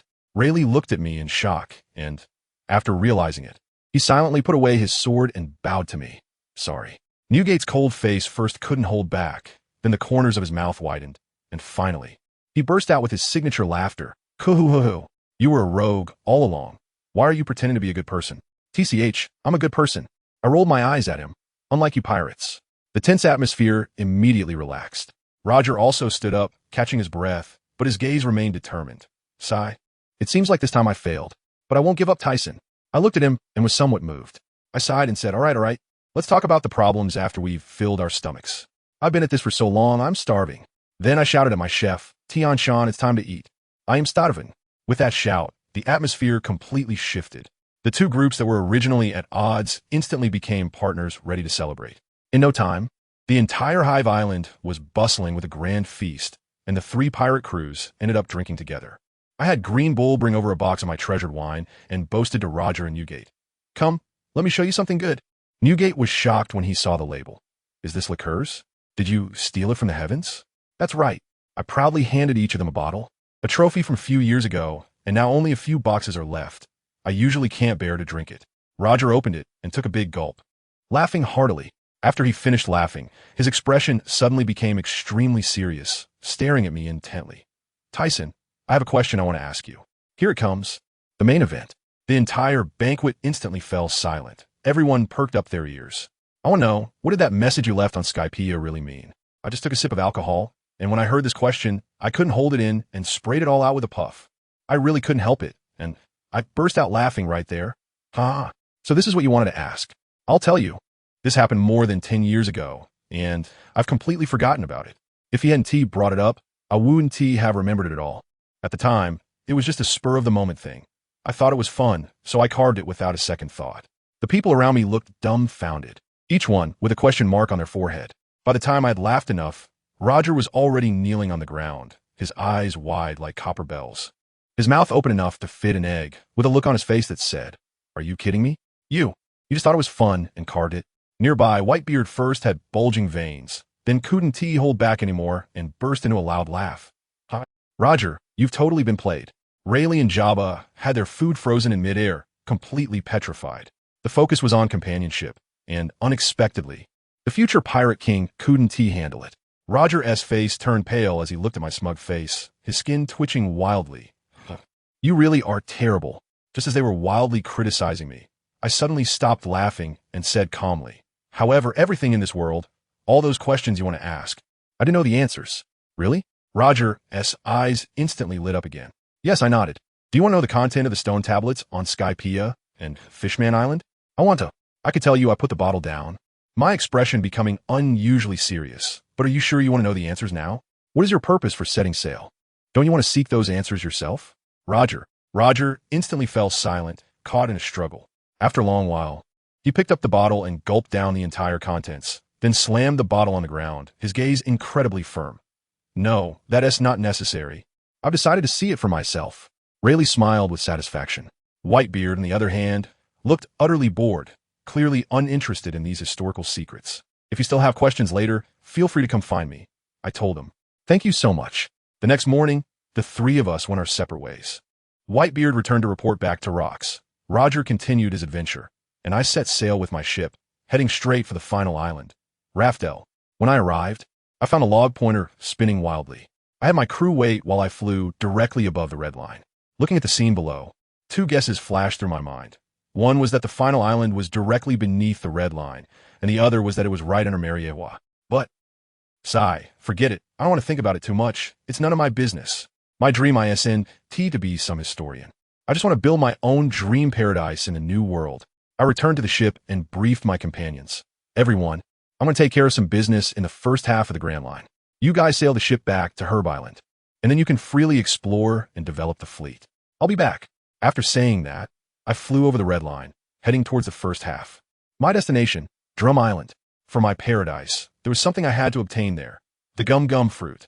A day later, I contacted my already arranged ally, Schnei Lilia. She had already gathered all the information about Drum Island. I quickly found her merchant ship and landed on the deck in a flash. You finally made it, Schnei exclaimed as she flew into my arms. We entered the room to discuss in detail, and she told me, that king is asking for 3 billion belly. What? I raised my eyebrows. 3 billion for superhuman fruit? Why doesn't he just go rob someone? Yakana looked at me with wide eyes. So, what are you planning to do? I let out a cold laugh. No need for you to act, just tell me the location. Since the other party was raising the price, I wouldn't hold back anymore. After getting the location, I bid farewell to Yakina and flew straight to the castle on magnetic Drum Island. I activated my ability, instantly becoming invisible and easily infiltrated inside. Finding the box that held the devil fruit, I applied a bit of pressure with my hand, and with a crack, I crushed the lock. Opening the box, there lay a fruit covered in strange patterns, quietly resting inside. After obtaining the item, I immediately returned to the merchant ship and handed the fruit over to Yakina for safekeeping. I had other matters to attend to, so I took the large weapon you prepared for me. I said goodbye to her, and then with both hands dragging a massive weapon, I quickly flew towards the small garden. At that moment in the small garden, the blue demon Dongli and the red demon Bragi were engaged in a duel. However, the weapons in their hands had been replaced with dinosaur vertebrae, and beneath their feet, broken bones had piled up into a small mountain. Kababa, Dongli said, looks like I need to go find some new bones. As soon as he finished speaking, the blue demon Dongli started cackling, and I tell you, those two giants are quite the characters, frowning at the scattered bones and lamenting that there wasn't even a dinosaur bone stick to use as a weapon on this island. What are we going to do? They were still reminiscing, saying that although their weapons had been broken after 100 years, at least they hadn't lost face as Elbaf warriors. They were also reminiscing about those little brats from back in the day who had now become big shots, wondering when they would meet again. Just as Dongli finished his sentiment, the atmosphere suddenly fell silent. He looked up, and to his surprise, Bragi was staring blankly at the sky. What's wrong with you, Bragi? Dongli asked. Look at the sky. Isn't there's something flying over? Let me tell you, isn't this thing just me? I carried 2 giant weapons all the way from Drum Island, activated my abilities, and that thing felt as light as a plastic toy, flying at incredible speed. As soon as I reached the edge of the island, I saw those 2 big guys standing up and staring at me. Hey, I was spotted. I hit the gas and rushed over, the new weapon in my hand cutting through the air with a buzzing sound. La la la la la. Hey, it's been over a decade, and those 2 uncles are still doing well. The 2 giants looked like their eyes were about to pop out. Is that little Tisen? No doubt about it, that handsome face. Without saying a word, I directly tossed over 2 new weapons. Here, as promised, for you. Dongli and Bloki reached out to catch them, and it was so smooth. Haha, you really remembered. The feel is nice. Looking at the mountain of broken bones on the ground, I felt a bit embarrassed. After all, it was me who smashed their heirloom back in the day, and I promised to bring them new ones, but it ended up being delayed for so many years. It's okay, you finally made it. We've been waiting for you for a long time. The 3 of us sat down and drank their homemade juice, which still tasted as vibrant as it did back in the day. I thought about it and spoke up. Uncles, do you remember my dream? You must remember, right? You said I wanted to build a free paradise. How's that going? Have you built it yet? Not yet. I just wanted to ask, when my paradise is built, would you be willing to come and live there? I tell you, these 2 old guys exchanged a glance and smiled meaningfully. Dongli spoke first. Little Tisen, we've been on this island for 100 years and still haven't determined a winner. How can we leave? Brokey nodded in agreement. That's right. But when the day comes that we truly decide the victor, we'll definitely go. This is a promise between men, sworn by the honor of Elbaf. All right, I knew this would be the result. I won't insist. Anyway, the flag has already been raised. My goal is very clear, which is to hurry back and work on the infrastructure for my paradise. After bidding them farewell, I was about to cross the doldrums when, lo and behold, I encountered an extraordinary person, a solitary pirate ship, and on the deck stood a man draped in a blood-red cloak, holding a bat-handle umbrella, with a smile that was both wicked and charming, just like something out of a novel. I thought to myself, this vibe is off, one person for one group. I directly landed on his boat. The guy had 2 little braids in his hair, looked at me, and calmly said, one person is pretty good. I sensed something was off at that moment. My observation hockey couldn't penetrate his thoughts. Who understands this among my family? I've encountered a fellow of my kind. He probably realized I wasn't an ordinary person either, and his gaze suddenly changed. What is someone like you doing on my ship? I had initially just come down to say hello, but his arrogant demeanor instantly ignited my damn competitive spirit. Interested in being my partner? Valoric Redfield. Upon hearing that, his eyes widened in surprise, probably not expecting me to be so direct. I don't need a partner. Even alone, I'm not afraid of you monsters from the New World. Oh really? Then I suppose I should see for myself. With the conversation reaching that point, it was inevitable that we would clash. He twirled his umbrella like a sword. So it was on. The next second, let me tell you, the person vanished right before my eyes. Too fast. I was shocked. Logically, the count of red at this point shouldn't be this outrageous in strength. I quickly put away my underestimation and got serious. In that strange atmosphere, I felt it. The 7-star sword at my waist instantly unsheathed a section, and with a clang, it perfectly blocked the tip of his umbrella that was thrusting towards me. We locked eyes, and he smiled wickedly while I returned his grin. What followed was a clashing of swords, with him trying to read my memories through contact. But could I let him succeed? Not a chance. In swordsmanship, we were evenly matched, but his physical skills and strength were still a bit lacking compared to mine. After having enough fun, I changed tactics and stopped using the sword, delivering a powerful punch directly to him. The guy was sent flying, flipping several times in the air before stabilizing, blood at the corner of his mouth. Yet he still wore that wicked smile. The New World's pirate king is impressive, but defeating me won't be that easy. I know very well that this guy will be someone who can fight Steelbone for 10 days and nights in the future, so it's impossible to take him down easily. Therefore, I decided to attack his heart. Aren't you considering it at all? Not everyone has such an ugly heart. You should know that I can also see through people's hearts. As soon as I said this, his eternally charming smile instantly froze. Let me tell you, this is called a precise strike. It's precisely because he has been able to see through people's hearts since childhood and has seen the ugliness of human nature that he has become reclusive and does not trust companions. As soon as I saw the opportunity, I quickly seized it. Seeing your umbrella reminded me of someone. He looked at me in confusion. The Rumbar Pirates, Brooke. What? As soon as I finished speaking, he was so excited that he took a step forward. Do you know him? Wow. His expression management completely fell apart. I thought this was interesting. They all died, and only Brooke was left. He was dumbfounded at that moment, his mouth open wide enough to fit an egg. I guess he had never lost his composure like this in his life. Then I told him all about Brooke's experiences over the years. Just think about it. A person drifting on a ghost ship for so many years, what would you feel? His hand holding the umbrella was trembling, and he was in a bad state. Are you interested in coming with me to find him? I also want him to be my partner. I stared at him intently, waiting for his response. He was silent for a long time, finally making up his mind. He has become like this. Okay, I'll go with you. But he still kept his pride, saying, but I won't join your pirate crew. Suit yourself. I was overjoyed. As long as he was hooked, I wasn't worried about him running away. But before we go, I need to take care of some things first, so wait for me in Water 7. After parting with Red Count, I rushed to a place in the East Blue called Tequila Wolf. This place is incredible. It's a bridge country. To put it simply, it's a giant prison construction site. They have been building a bridge across the sea for over 700 years, and the workers there are all criminals of the world government or civilians from disobedient countries, treated like livestock every day. My purpose for coming here is simple. Such an amazing project must have been designed by a genius architect, and I want to poach him.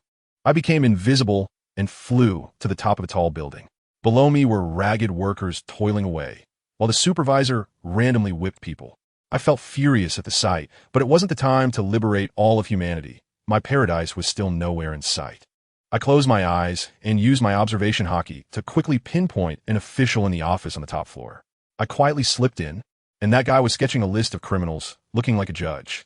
Suddenly, he seemed to sense something, glanced warily out the window, saw nothing unusual, and then looked down again. Busy, are we? I suddenly spoke from behind him. I told you. That big bearded man was scared like a cat whose tail had been stepped on. Just as he was about to turn around, he felt a chill around his neck. My 7-star sword was already pointed at him. He instantly froze, unable to speak clearly. Don't kill me. Who are you? Let's talk it over. Your position? I asked coldly. And master, I'm the director here. I will tell you anything you want to know. Please don't kill me. I withdrew my sword and made him turn around. As soon as he saw me, he was first terrified, then his face turned pale with shock. He probably recognized the face on the bounty notice. He was so scared that he kept retreating and even knocked over the office desk. The soldiers outside heard the commotion and wanted to come in, but he shouted, "It's fine, get out," and drove them away. It's no joke.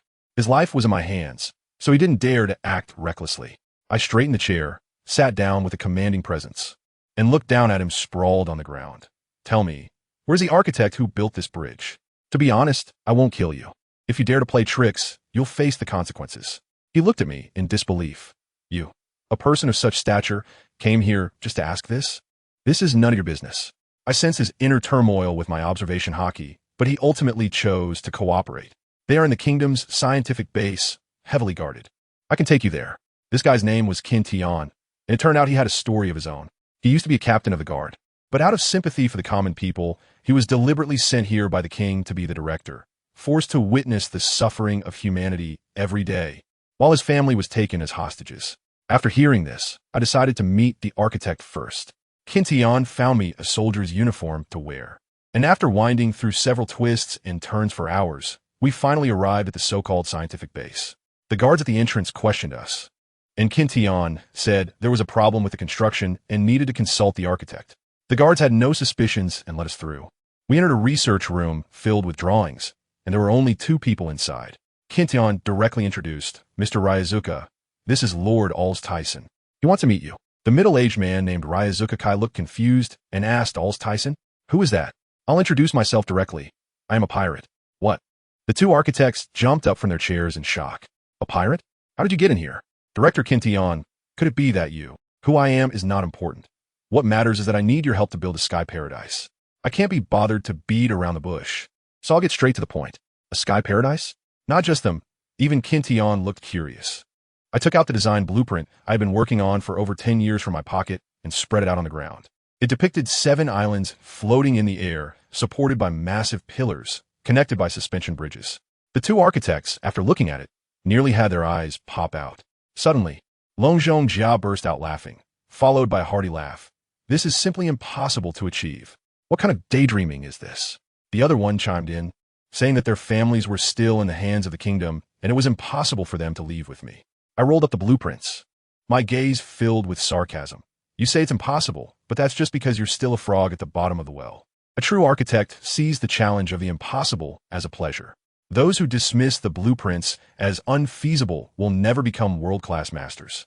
Qin Tian chimed in, Mr. Longzhuang, this gentleman is offering a bounty of 930 million for the pirate.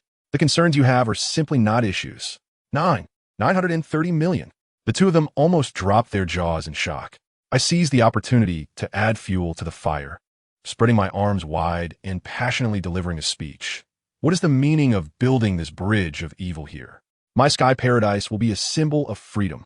Your names will be remembered by the whole world for constructing this miracle. My project is all about being far ahead. I have to tell you, my words completely stunned them. The expressions of the 2 changed from shock to agreement, and finally to enthusiasm. Longzhong Jia, he slapped his thigh and said, let's do it.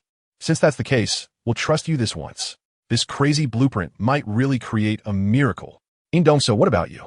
The sculptor named Indongsa also laughed and said, I really can't do anything about you. Let's go crazy together then. Without me, the sculptor, how could you possibly build a world-famous architecture? Ha ha ha. The few of us exchanged knowing smiles, and this matter was settled. I immediately called Shuai and asked her to rescue the families of those experts from the EC. With her current influence, handling this in a relatively weak EC would be a piece of cake. Once everything was settled, the 5 old men and Mary Geos received the news and were troubled about my whereabouts, discussing sending someone to the East Sea to deal with me. Meanwhile, I was preparing to escape with my newly recruited architectural team. However, Qin Tian decided not to leave. He said he wanted to stay as my inside man until the day I liberated this place. I was a bit worried about his safety, But he told me he could hypnotize and had already erased the memories of the soldiers who had seen me. What a treasure I found. Lord Tisen, will you let me live in the paradise once it's built? He asked with an eager expression. Of course. Not just you, but your family as well. I'll make arrangements. I assured him. Just wait. That day will come soon. You better not die. This is a promise between men. I extended my hand with a serious expression. With a clap, Kinian's hand firmly grasped mine. This could be seen as a conclusion for the EC. I told you, after saying goodbye to Shunai and her caravan, I took them directly to the skies. Literally, I pulled their large sailing ship up into the air. Although I was exhausted, it was better than swaying slowly on the sea. Right? When we reached the vicinity of Water 7, I told Shunai to go wait for me at the Sabeti archipelago while I took care of something. I was not joking. This was the architectural team I had worked so hard to gather, and if we encountered any tough obstacles along the way, where'd I go to cry? I had to escort them personally to ensure their safety. As soon as I set foot in Water 7, I sensed that familiar, pretentious aura. Balaric was indeed here. He sensed me too, but we both tacitly stayed still, adhering to the principle of if the enemy does not move, I will not move. I first found a hotel and directly slept for 2 days and 2 nights. After flying for so long, I was nearly falling apart. On the 3rd day, Balaric finally made his way to me, and after discussing, we decided to go to the Bermuda Triangle to rescue Brooke. My Sky City still needed a sole BGM master. We split up, and I went straight up to the sky, as if I had full map vision. After searching for a while, I couldn't find anyone, but my stomach started growling. Just then, I saw a pirate ship below. Hey, isn't that a stroke of luck? I'll go down and scrounge a meal first. I suddenly landed on their deck. Across from me was an old man who looked like a pointed eggplant, bragging to his subordinates. As soon as he saw me, his subordinate stuttered and pulled out my bounty notice, saying, "Damn, 930 million for this guy." The old man, looking like a green pepper, got excited and shouted, "Hey, their SA road to heaven, but you 1T take it." Just as he was about to make a move, I quickly sidestepped and sat next to him, grabbing some meat from the table and starting to eat. While I was eating, I said, "Don't rush, let me fill my stomach first. It's not dignified to fight on an empty stomach. Family, who understands?" This old man's attitude changed instantly. One moment he wanted to kill me. The next he turned into a kind grandpa, saying, "Oh dear, being hungry is not good. Someone, bring out my treasured wine and meat." I was completely taken aback. After I was full and burped, I looked at him seriously and said, "Green pepper? Considering this meal, why not join my pirate crew?" The air instantly froze. The next second, that old man's face turned as dark as a pot bottom, yelling, "What did you just say, you little beggar?" Before he finished speaking, his big iron head came charging at me like a missile. The speed of this face change was simply like a Sichuan opera performance. I didn't hold back either. I activated my armament hockey and punched him back. With a bang, the Conqueror's hockey clashed, and black-red lightning surged wildly, causing all the little minions on his ship to faint. His head was indeed tough, but did he think he could play this game with me? I directly went all out, using overweight. With a crack, I smashed him down through the deck like a nail, splitting the ship in half. Of course, I still fished him out. After all, he fed me, so I couldn't completely kill him. I tossed him onto the planks and continued looking for Brooke. Not long after, I found that broken ship, where a skeleton was rolling around on the deck. Upon seeing me, he screamed like he saw a ghost. A person. His voice was loud enough to scare the seagulls. I chatted with him. This guy had it tough, drifting alone for nearly 10 years. Just then, Baroque appeared like a ghost and threw over 2 bottles of rum. That's when I realized they already knew each other. On Baroque's ship, I officially extended an invitation. "Brooke, come join my ship as a musician." Without thinking, he replied, "I'm willing." He was almost in tears. I also told him that Laboon, that big whale, was still waiting for him, which made him cry even harder. After securing one, I turned to Baroque and asked, "What about you, the solitary Redfield? Are you joining too?" Brooke was cheering him on from the side. This old proud one pondered for a long time, and finally couldn't hold back anymore. Grinning, I choose to join. Hey, it worked. But these 2 guys had more requests.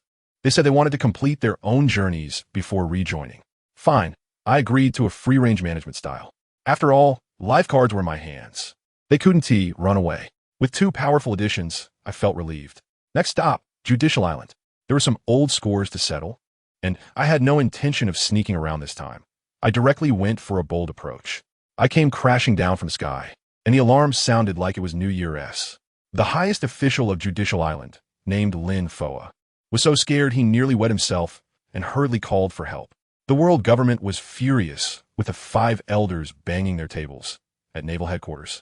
Admiral Steelbone was also anxious, directly calling Sengoku to turn around and catch me. The whole world was in motion. This was getting interesting. For CP agents jumped out to surround me, one of whom, a pink-haired girl, was quite flirtatious, saying she wanted me to be her male pet. I thought, are you out of your mind? One muscular guy couldn't wait and kicked towards me with a gale kick. I raised my hand and slapped him away like swatting a mosquito. The 4 of them were stunned. I instantly appeared behind that muscular guy and poked him with a finger, and with a whoosh, his heart was pierced through. The remaining 3 turned pale, sweat soaking their clothes. The pink-haired girl's figure was indeed prominent, but unfortunately, I wasn't in the mood to appreciate it. I looked at their desperate faces and said to them, now you understand what absolute power means, right? The 2 remaining guys were still stubborn, so I flicked my fingers twice and sent them down to feed the fish. In the end, only the pink-haired girl was left, scared to the point that her legs were trembling. I pinched her chin and asked if she wanted to live. She nodded, shivering. All right then, show me around your office. After a while, I came out of the room, straightened my clothes, learned everything I needed to know, and dealt with what shouldn't be left behind. That Commander Lin Fio was sitting in his office quite leisurely, but when he turned around and saw me standing behind him, he was so scared that his soul almost flew away. He pulled out his gun and started shooting wildly. I didn't even draw my knife. With a flash of steel, his gun hand was severed. I interrogated him for an hour, and once I was done, I sent him on his way, leaving him to die with his eyes wide open. I swaggered out, and the outside was surrounded like an iron barrel. I couldn't be bothered with them and flew straight up into the sky. I thought to myself, this cursed place is a disaster waiting to happen. I clasped my hands together and then pulled them apart, conjuring a white energy cube bigger than the building, the youthful version of dust release, original world separation technique. The soldiers below turned pale, dropped their guns, and ran away crying for their mothers. Just as I was about to throw it down, a guy named Stoner flew over from a distance, shouting, "Kid, stop right there. Why shout so loudly? Does it make your voice sound bigger?" After I saw a figure in the building quickly escape, I thought it was about time, loosened my grip, and let it go. With a thunderous boom, the entire core area of Justice Island was wiped off the map, turning into a bear pit. Wow, this time it wasn't just the core area. A large surrounding area was affected too, and the scene was shocking, like a giant nuclear bomb exploding right there. That old man Stoner flew right in front of me, his eyes wide as saucers, pointing at my nose and cursing, "Ols Tisen, you won't leave here alive today." I have to say, I was overjoyed at that moment. You were the one I was looking for. This old dang is the culprit who bombed my hometown back then, forcing me to run all over the place with the Hygia pirate group. New grievances and old grudges must be settled today. He not only destroyed my home, but also ruined my second home. If it weren't for the Emperor of the Daughter Kingdom saving me, I would have been done for long ago. He has pushed me to the brink time and again, and today it's finally my turn. Seeing that I didn't react, he pretended to be righteous. "You little bastard, do you know what you're doing?" I looked at his righteous face and almost threw up, retorting directly, "My first mate, you haven't forgotten what you did to me, have you?" He snorted, full of disdain. "You're just a criminal. I have no guilt about what I've done to you." "Fine, that's shameless enough." I deliberately tried to bait him. "Then let me ask you, with so many innocent villagers on Giant Stone Island, you can just destroy them as you please. This is the style of your world government?" And guess what? This old fool actually took the bait. He said passionately, "For that great one's future, what does it matter if a few insignificant people die?" Hearing this, my heart sank, and I understood everything.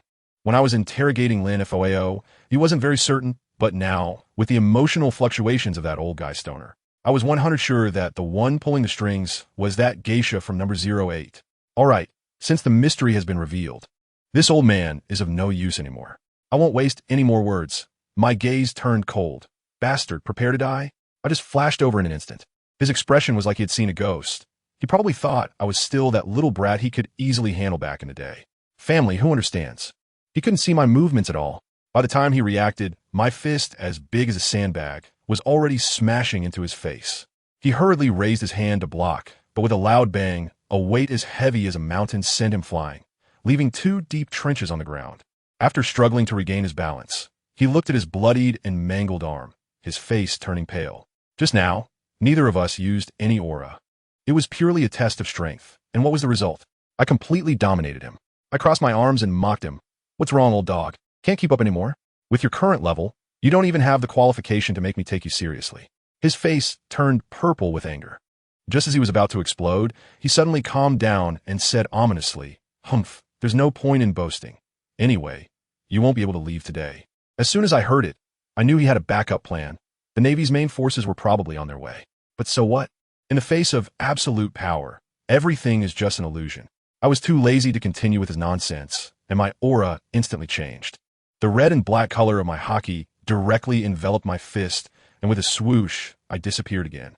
By the time he realized I was in front of him with his observation haki, it was already too late. He hurriedly hardened his arm with haki to block, and our fists collided with a loud bang. I lightly uttered 2 words, "Increase weight." In that moment, Stoner's face twisted completely.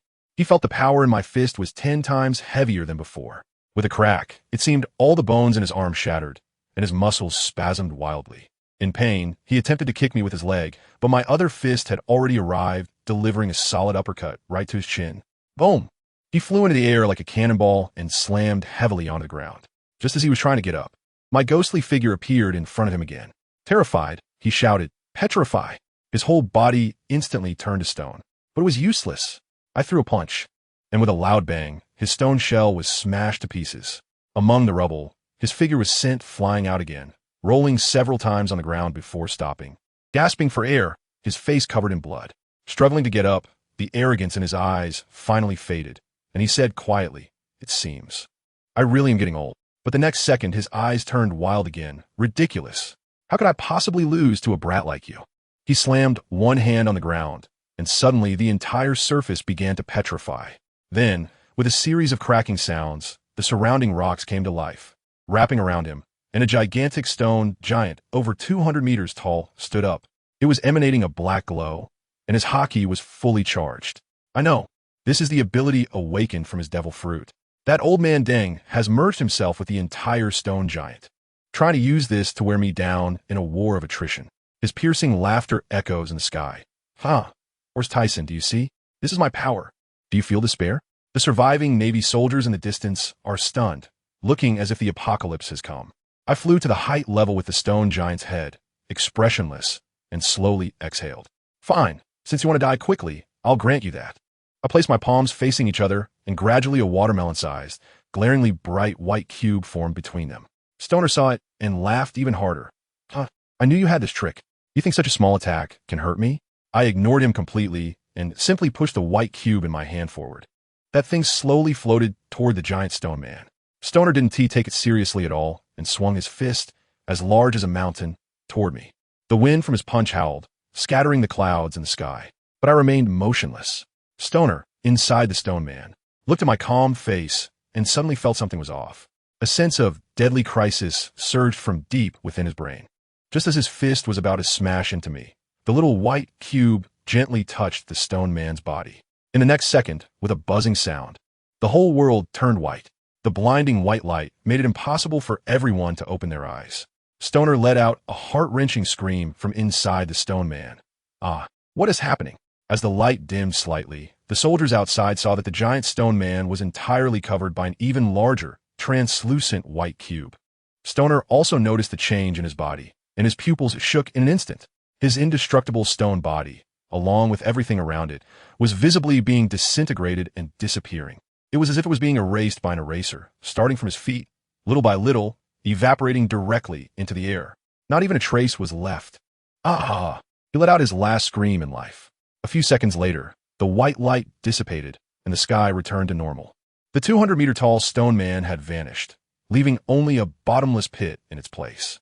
The naval soldiers were all stunned. Some were holding their heads and crying, while others knelt on the ground, their eyes filled with fear, murmuring, "God, this is the power of God."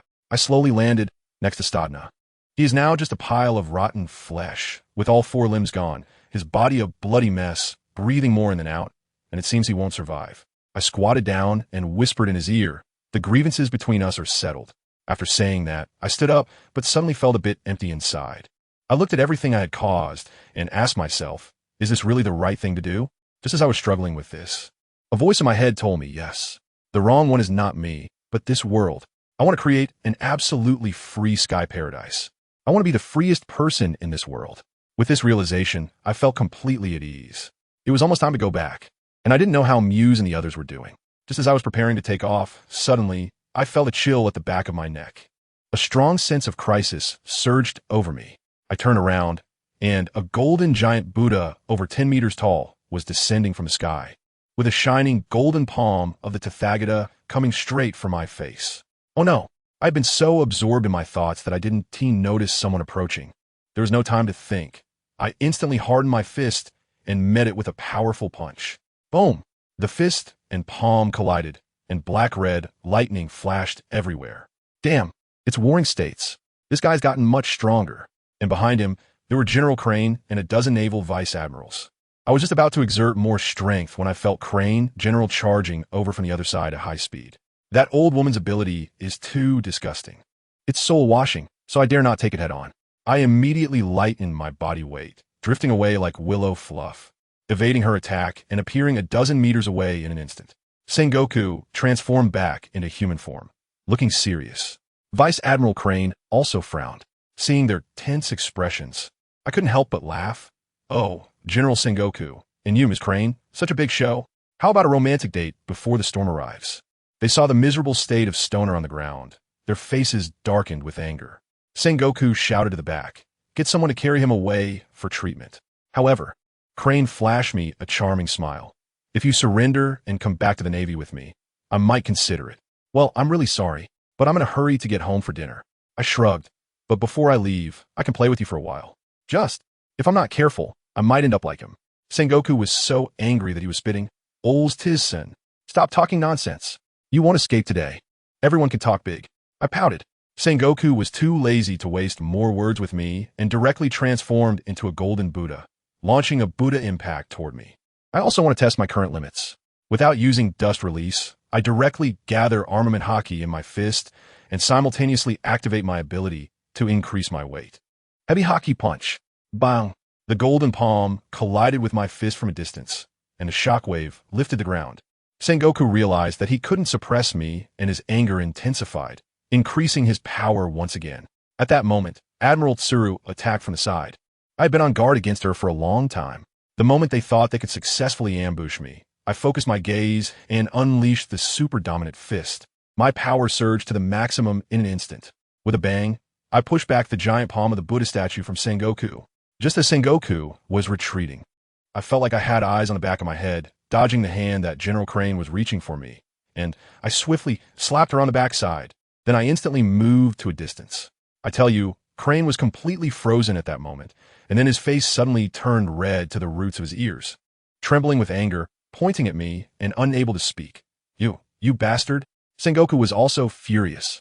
"Ols Tisen, I won't let you get away with this." I spread my hands with an innocent expression. "Hey, no need to be like this, I just tapped you a bit." "Hey, plan succeeded." I aimed for an emotional impact, and it completely threw her off balance. Sure enough, Crane was provoked by me, losing her usual calmness, and rushed over alone. She was fast, but I was even faster. The moment she circled behind me, I had already sensed it and turned around with a powerful and domineering punch. Boom! Crane was shaken by my immense strength. Her face turned pale, and with a muffled groan, she was sent flying back, finally regaining her composure, her eyes filled with fear.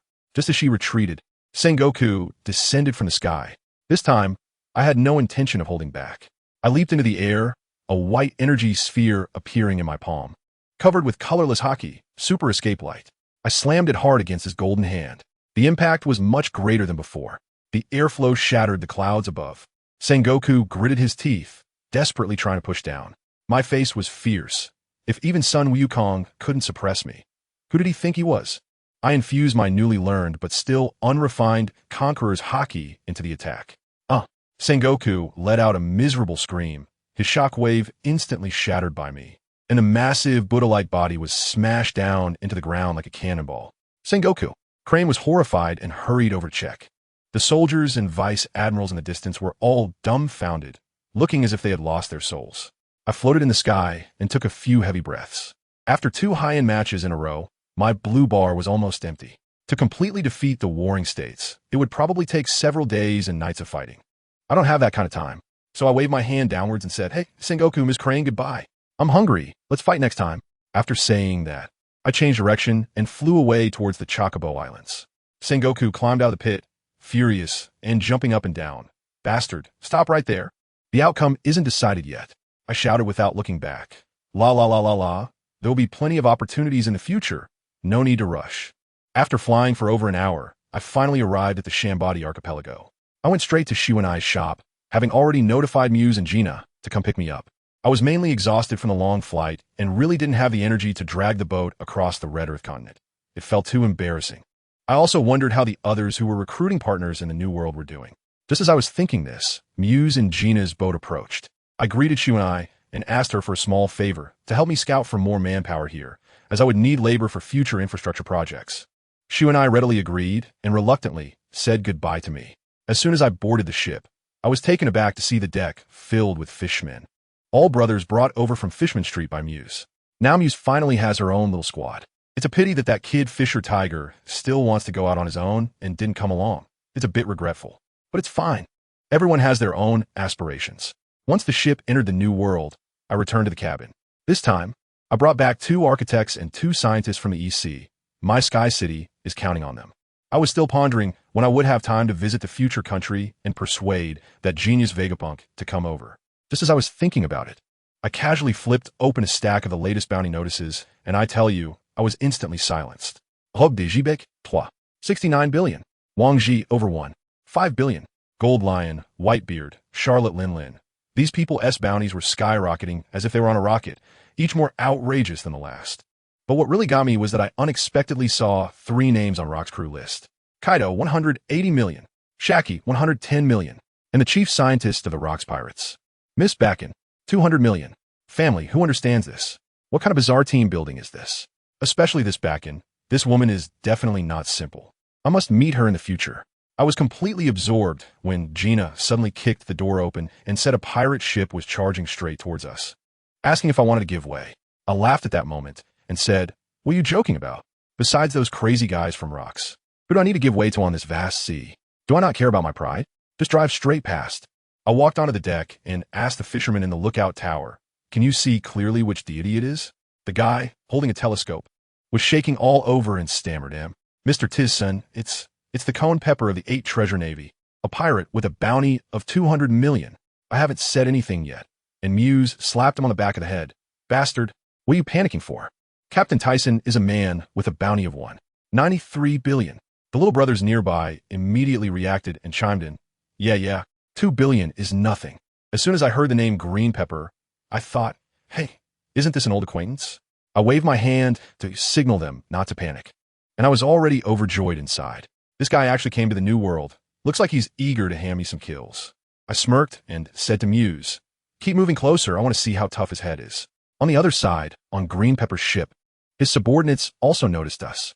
At first, they thought we were some inexperienced newbies, and that old guy Green Pepper directly ordered, "Fire the cannons. Teach them how to behave." Boom, boom, boom. The cannonballs flew over.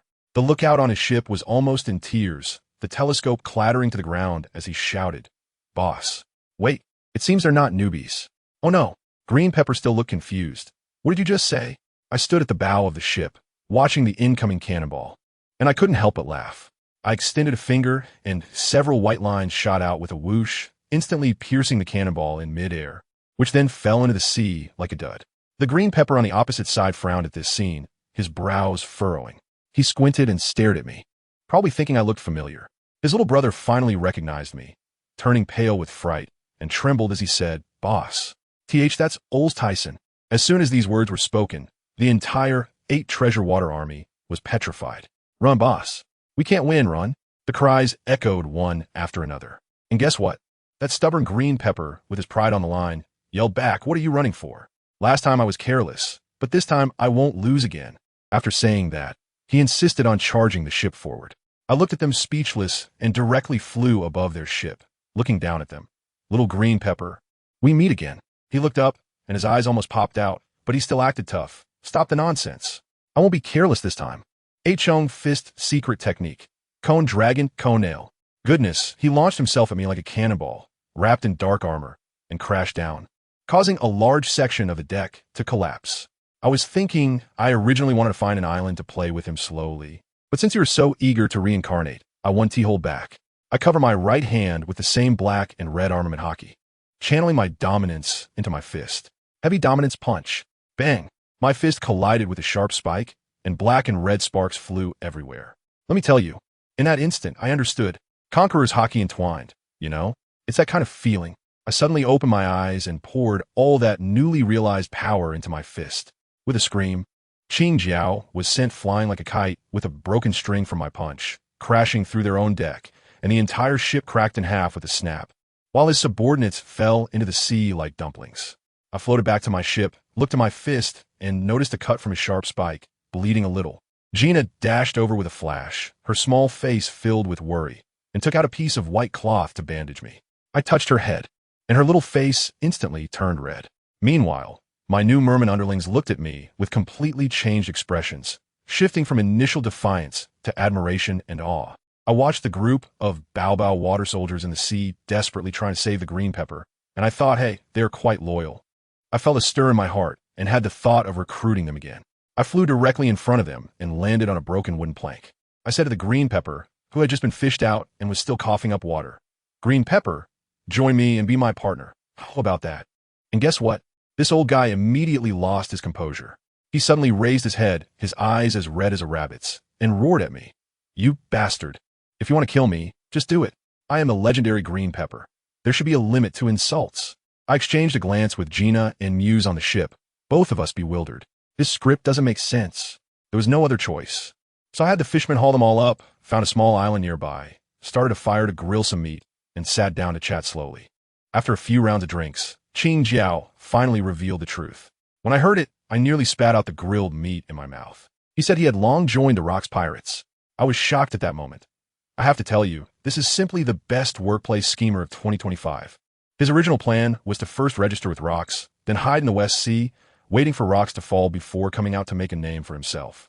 But then he ran into me halfway, and his plan was completely ruined. A talent, truly a talent.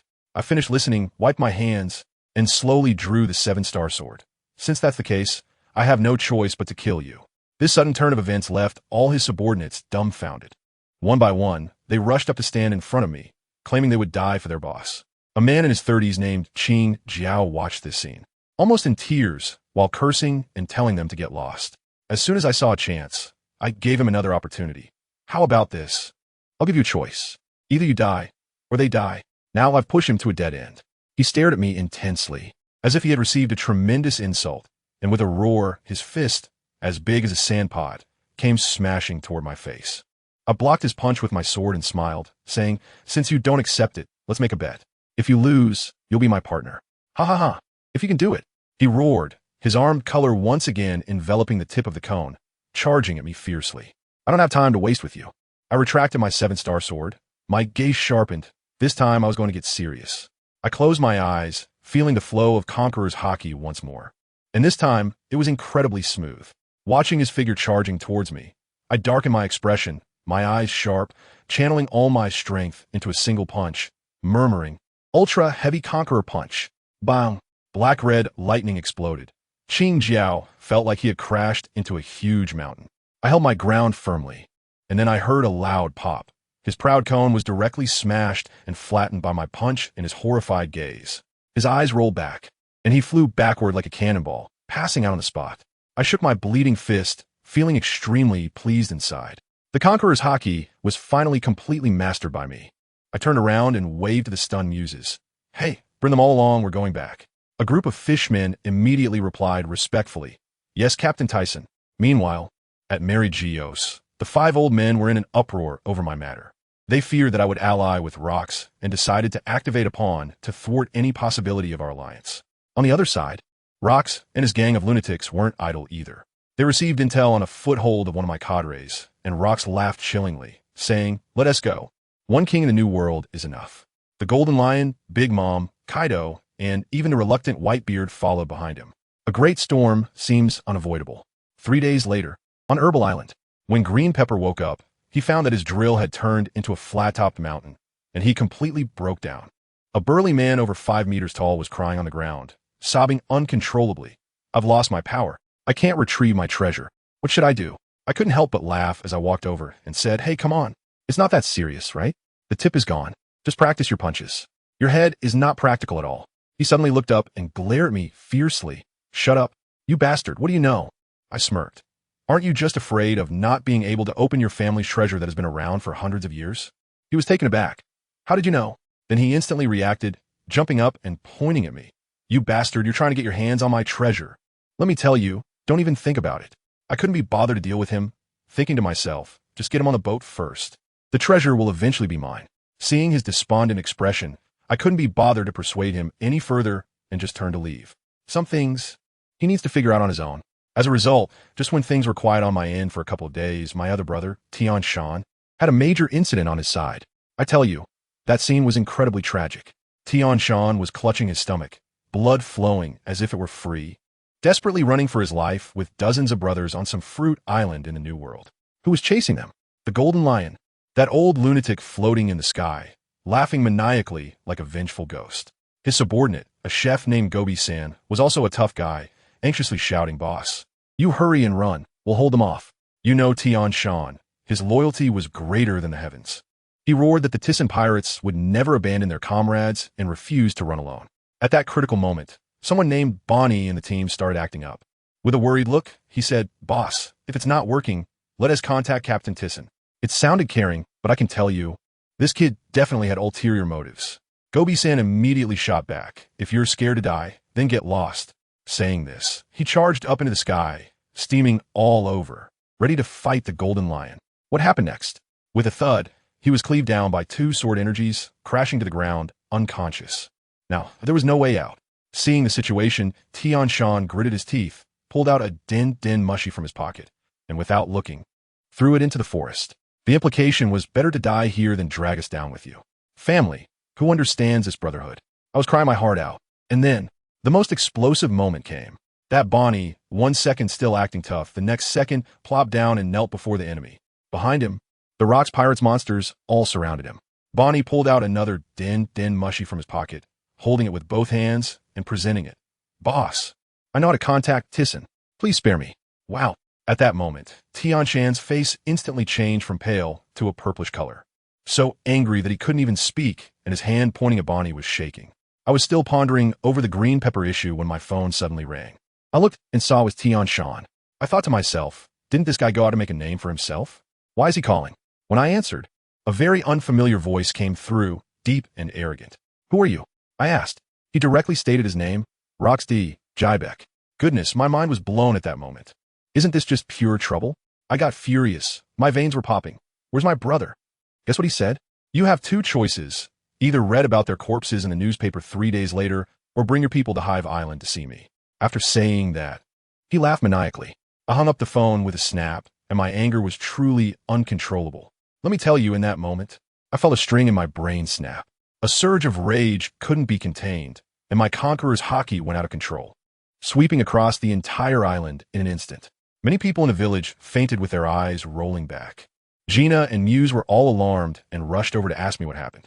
After I explained, Gina exploded with anger, calling Rock despicable. I took a moment to educate her, saying that in this vast sea, being a novice is the original sin, and there aren't that many rules. Then I immediately ordered Muse, "Gather everyone, bring everyone back, prepare for a fight." This move was all about the principle of you mess with my brother, I'll wipe out your whole family. Then I want to find Green Pepper, initially wanting him to leave quickly and not get dragged into this. But when this guy heard that I was going to fight Rocks, guess what? His dead fish eyes lit up, and he stood up and said, "Take me with you." I also want to settle some scores with him. I tell you, once I move, the whole world goes crazy. On the Navy side, Steelbone, Wayno, Crane are holding an emergency meeting, pondering how to be the fisherman. Over with Roger, just finished a fight with Garp, and upon hearing the news, Rayleigh can't be stopped, shouting to come and see the excitement. The entire underground world is like a festival, all placing bets on who will win. Even my business partner, Xuan, is extremely worried. In short, the eyes of the whole world have suddenly focused on Hive Island. Just as we were gearing up, the last brother returned. A 2-meter tall big guy, with bronze skin and prominent facial features, standing at the village entrance, his gaze sharp as a hawk. The guard at the village entrance was startled, thinking some deity had come, but upon closer inspection, oh, it was our own, Brother Jerry. He hurried to greet him, and Jerry directly waved his hand, asking, "Where's the captain?" "He's with Mr. Chuan." Let me tell you, Mr. Kawagawa is not an ordinary person. He is the grandfather of Inoue and the chief pharmacist in our village. A few years ago, our boss, Tyson, recruited him to specifically research a secret weapon, a small pill that can instantly restore health and boost power. Tyson is currently in his underground laboratory, frowning and asking, Mr. Kawagawa, how many pills have you made? The great battle is imminent, and this thing is our trump card. We need to stock up. The old man looked troubled and said, Lord Tyson, including the previous stock, we only have a little over 400. The main issue is a key herb that is as rare as SSR on this island. It's too scarce, and cultivation can't keep up. Tyson felt helpless after hearing this. Over 400 pills are just a drop in the bucket. But there was no choice. They had to go with what they had. He pondered that the first-time effect of the pill is explosive, but the side effects are severe, easily causing confusion between friend and foe, akin to indiscriminate attacks. So this time, he decided to take 50 pills as a contingency. They couldn't let the situation get out of control. Just then, Gina rushed in. Tyson, everyone's here. We're just missing that green cow guy. What should we do? Tyson remained calm, waving his hand and saying, It's fine. I spoke to him on the phone a couple of days ago. He is already on the way. We'll set off first. We can't wait any longer. If we delay, that madman Rox might pull some tricks. With a command, everyone assembled. On the coast, our Tyson pirate crew lined up 6 ships in a row. To be honest, compared to Rock's overwhelming setup, we looked a bit shabby. But we emphasize elite forces, you know? The core combat power is all on our flagship, the Mickey Mouse. Let me introduce you to our new faces this time. It's a gathering of heroes. That kid Mona, I don't know where he found 2 fierce fighters. One is a Bearman Rubit with a bear fruit, with a bounty of over 100 million. The other is Wasp Carnes, with a bug fruit in wasp form, also over 100 million bounty. There's also a 5-meter-tall giant named Chilex, who carries a big iron hammer and is a shipwright. Nobody understands. This kid Mona is obsessed with the abilities of his former pirate crew and has almost gathered the same fruit powers. Then there's Jerry, who also brought in a tough character, the explosive man ship Dorigo, with a bounty of over 200 million, a pure physical combat powerhouse.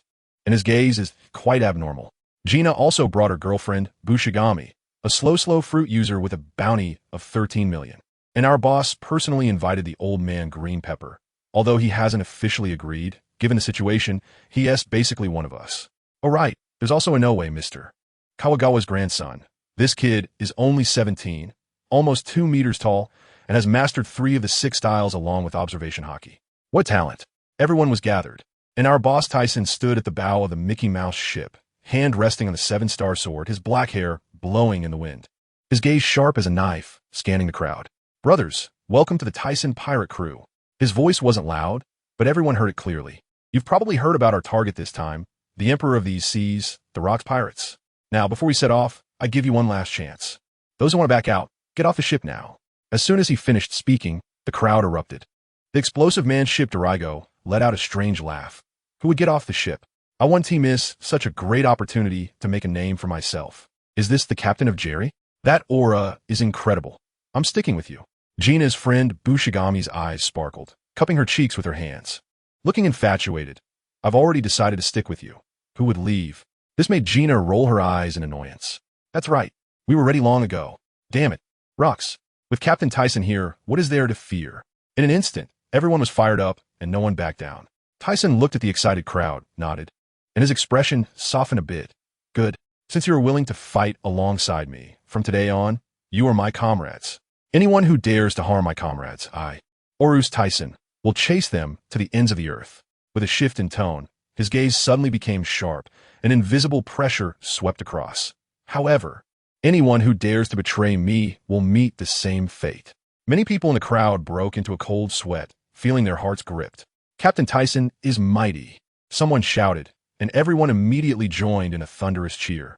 Just then, a deep voice with a hint of charm suddenly rang out.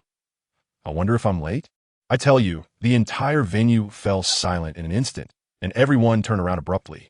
A man wearing a red cloak and holding a bat-shaped umbrella appeared among us out of nowhere. Not a single person noticed how he got there. Experts like Qingjiao, Mona, and Jerry all had their pupils shaken. Someone below recognized him on the spot, their voice trembling. This Isentred Calpaloric Leadfield, is it? The monster with a bounty of 960 million. How could he be here? Goodness, this is the fierce guy who recently took down Admiral Zephyr. Everyone was stunned, thinking he came to cause trouble, and the atmosphere instantly dropped to freezing point. However, our boss, Tyson, simply turned his head slightly and smiled. "You're not late. Just in time. I thought you weren't coming." As soon as he finished speaking, another sneering laugh came. "Yo ho ho, Letfield, you're too fast. I can't keep up." A skeleton with an afro popped out. It was Brooke. Tyson introduced these two heavyweight guests to everyone. And the brothers who were a bit nervous just moments ago suddenly felt energized, their morale skyrocketing. With these two deities joining, defeating Rox didn't seem impossible after all. Meanwhile, at our target location, Hive Island, Rox was resting with his eyes closed when Miss Bikini hurried over to report. "Captain Rox, Tyson and his crew have already set off." Rox slowly opened his eyes, his gaze deep like a black hole. "Oh, have they finally come?"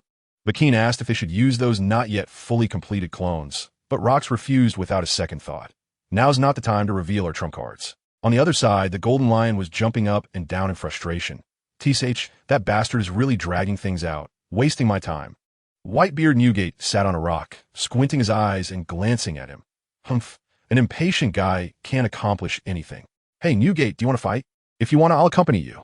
Just as the two were about to turn against each other, Rox suddenly raised his head and shot them a look, and they instantly fell silent. In the corner, Big Mom Charlotte Linlin was flaunting the dessert in her hand while whispering to Kaido next to her. "When the fight starts, we just need to hold back a couple of their officers, mainly just to slack off. It's really about whether Rox can win, but, well, that guy or his Tyson definitely can't win." Kaido was still a bit skeptical. Is Rox really that strong? Big Mom stopped eating her dessert, her gaze icy. "Kaido, you've never seen him truly make a move. Remember, don't provoke him, and don't trust him. What we need to do now is to save our own lives." Meanwhile, in the further sea, the Navy fleet had long set up a trap. Dozens of warships were hidden in the thick fog, waiting for us and Rox to fight to the bitter end so they could come to collect heads. Marshal Steelbone was holding a telescope, looking serious. He turned back and asked, "Sengoku, where's that bastard carp?" Sengoku Aukvatli replied, Mashal, Mr. Cop, is sleeping in the cabin. He was too tired after chasing Roger back." Steelbone sighed, realizing there was nothing he could do about it. At that moment, a commotion arose behind the Navy. It turned out that an unwise, small pirate crew, the cannon ship Ironhead with a bounty of over 60 million, had crashed into the Navy's encirclement. The captain was quite arrogant, but when a major pointed to the surroundings, dozens of searchlights suddenly lit up, revealing the silhouettes of warships in the thick fog. The pirates were instantly dumbfounded, dropping their rocket launchers to the ground. Back to our side, the fleet finally reached Hive Island. As soon as we landed, an overwhelming sense of oppression hit us. Tyson activated his observation hockey, and the deeper we went, the darker his expression became. Suddenly, he stopped in his tracks.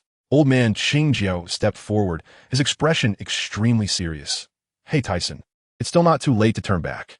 Charging in like this is no different from seeking death. I tell you, the deeper we go, the heavier the killing intent becomes." Many of the new brothers are starting to feel cramps in their calves. Mona, with her 7-meter-tall figure, stepped forward and stood in front of everyone like a mountain.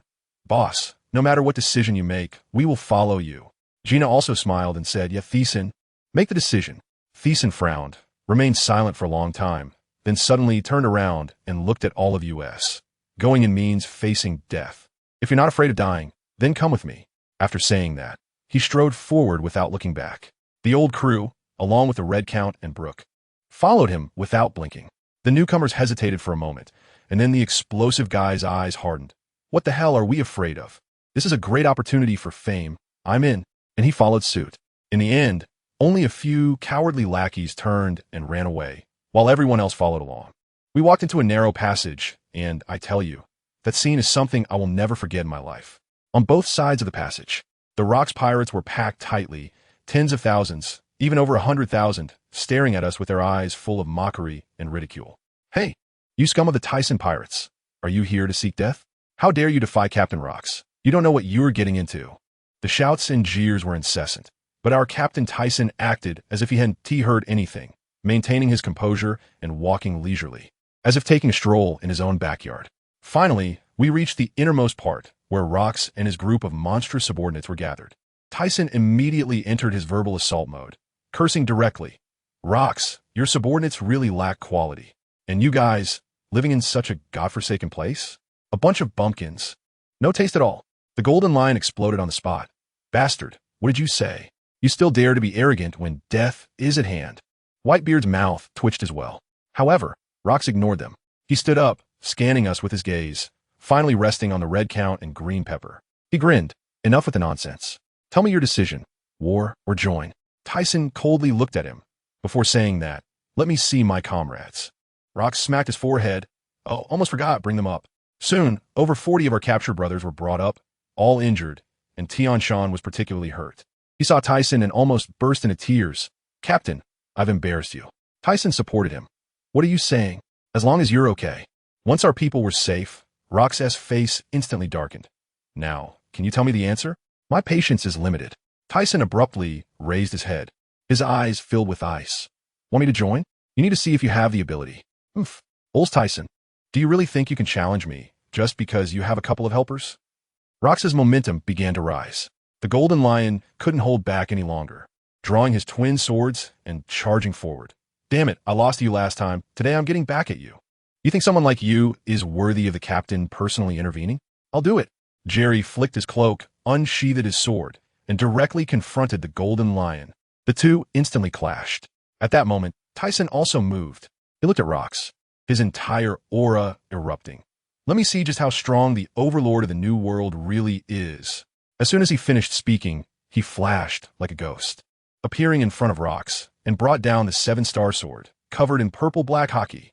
Rox's eyes narrowed, and he roared, actually using his arms to block the sword. Sparks flew. Super heavy. Tyson shouted, the power on his sword instantly skyrocketing. The ground beneath Rox cracked violently, yet he still held firm. In the next second, both of their conquerors' hockey erupted simultaneously.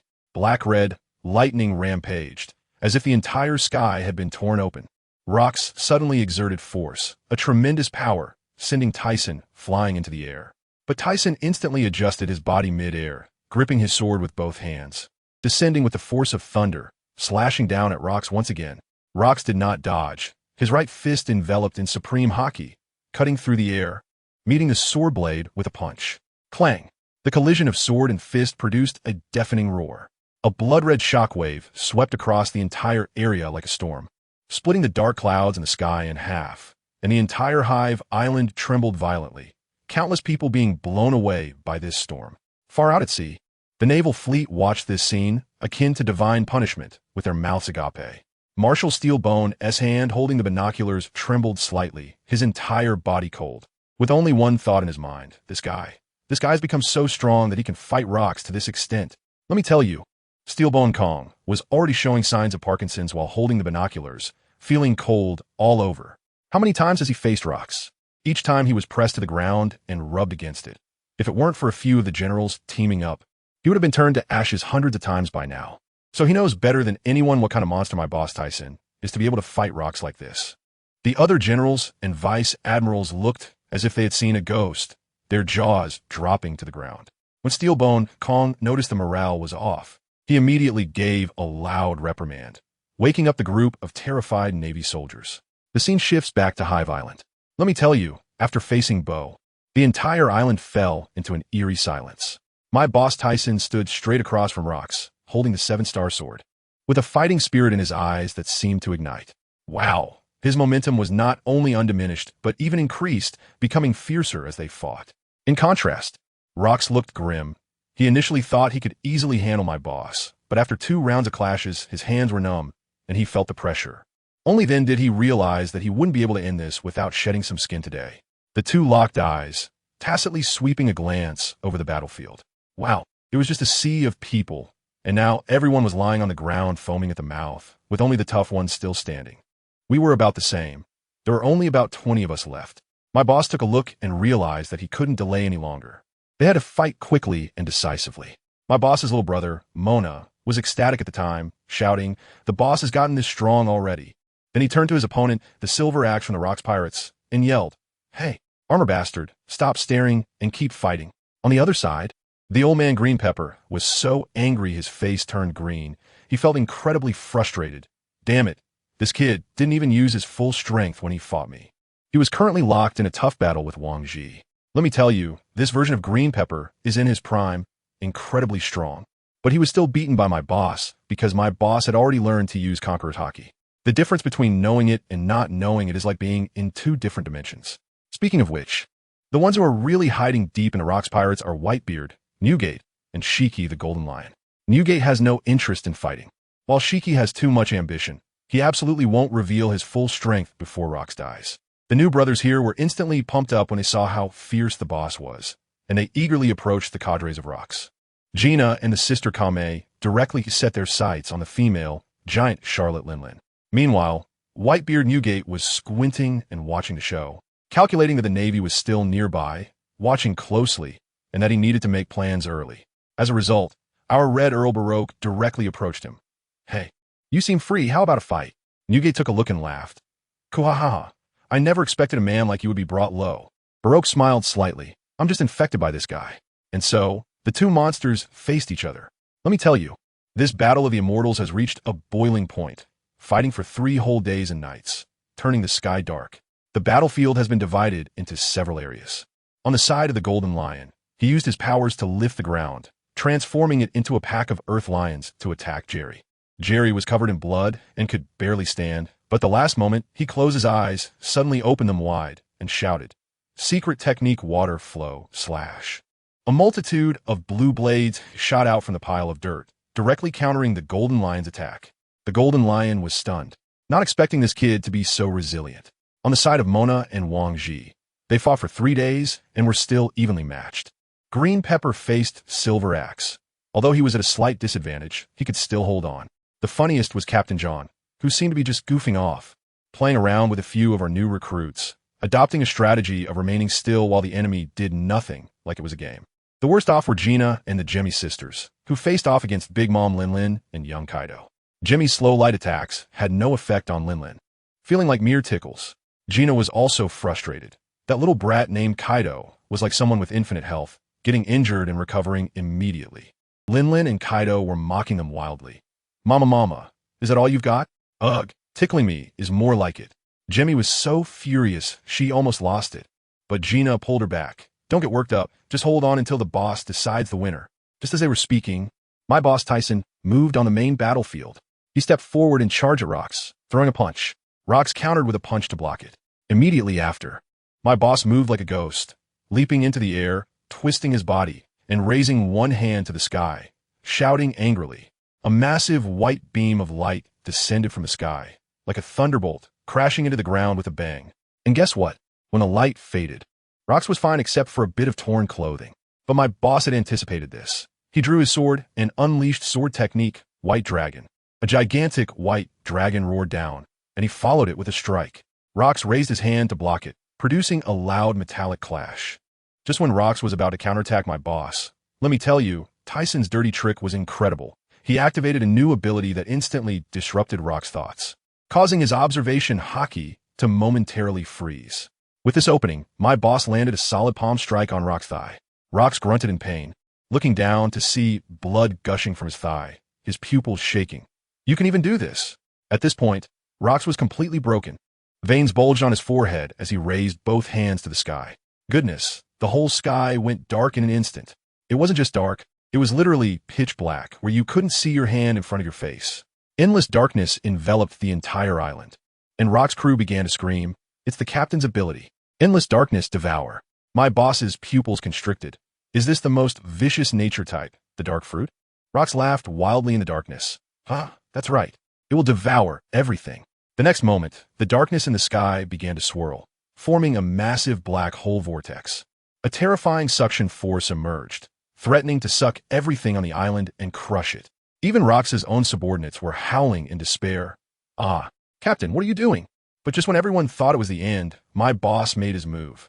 He exhaled heavily, calmly extended his hands, and shouted, "Limit removal." Then, his palms slowly pulled apart, and a small white cube resembling a magic cube formed in his palm. He shouted, "Go." That small white cube shot toward the center of the black hole at an incredible speed. The next moment, a deafening explosion echoed.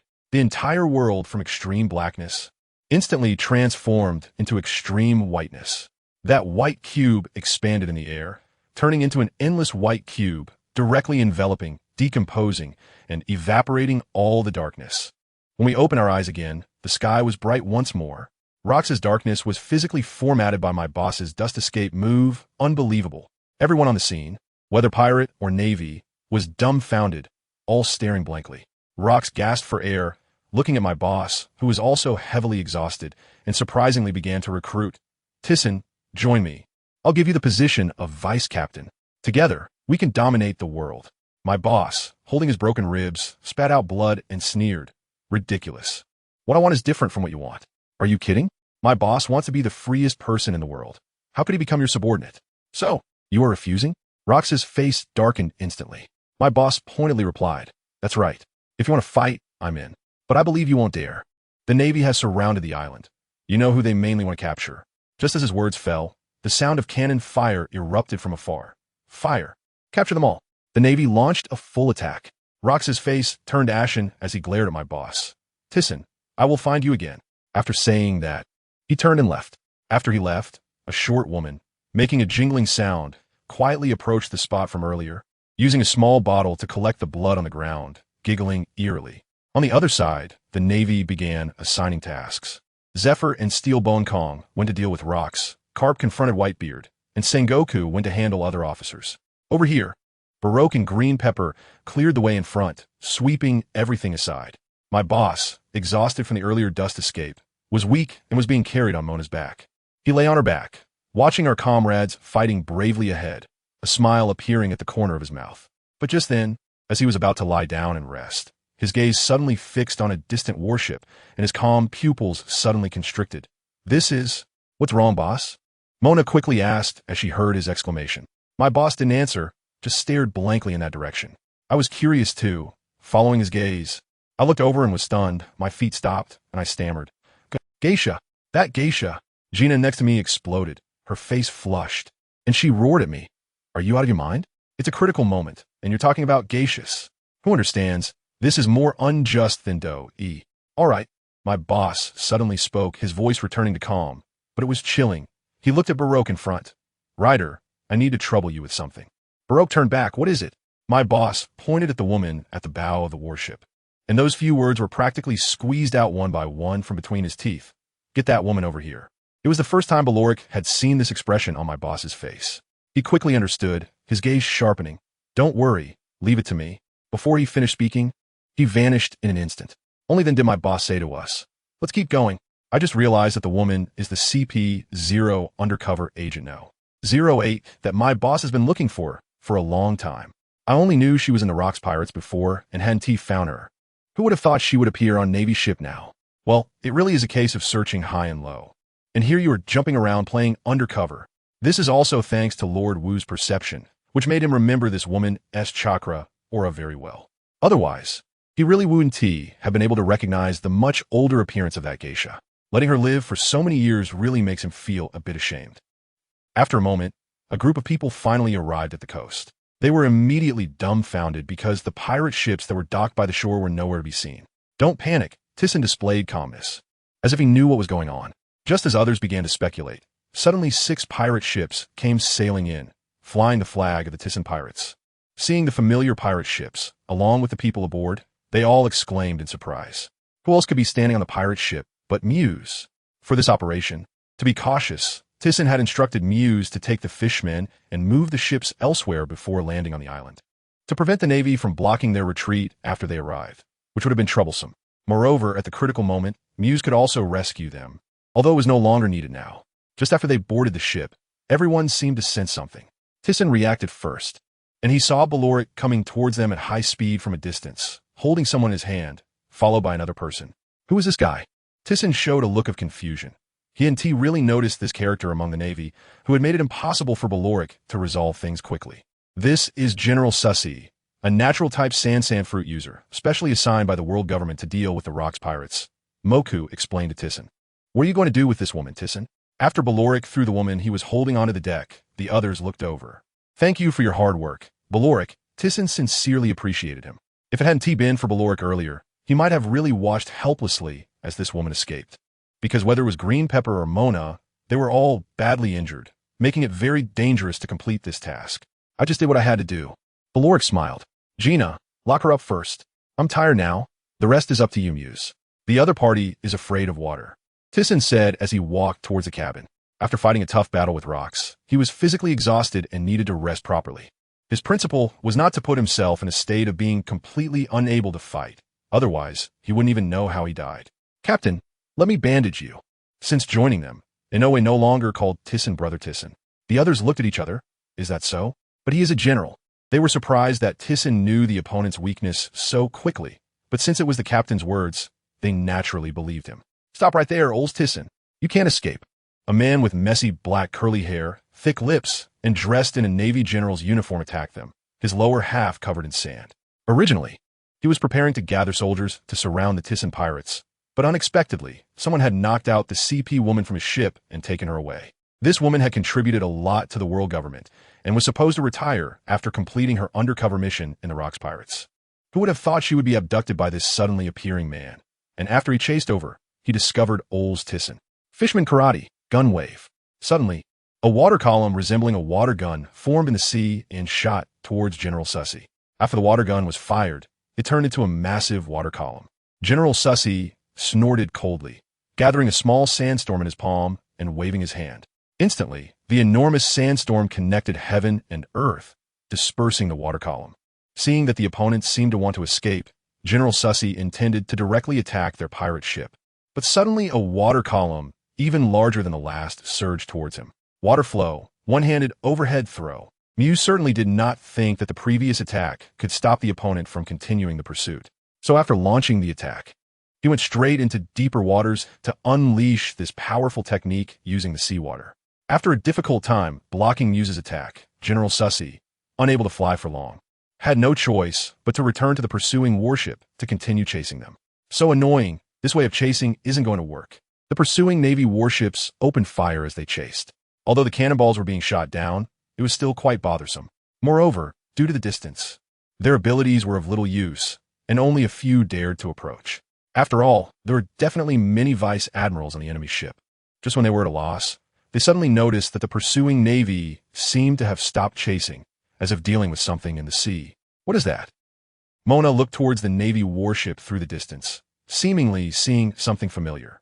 The pursuing Navy was indeed battling something in the water, and they looked down at the sea. What is this? They pierced our ship.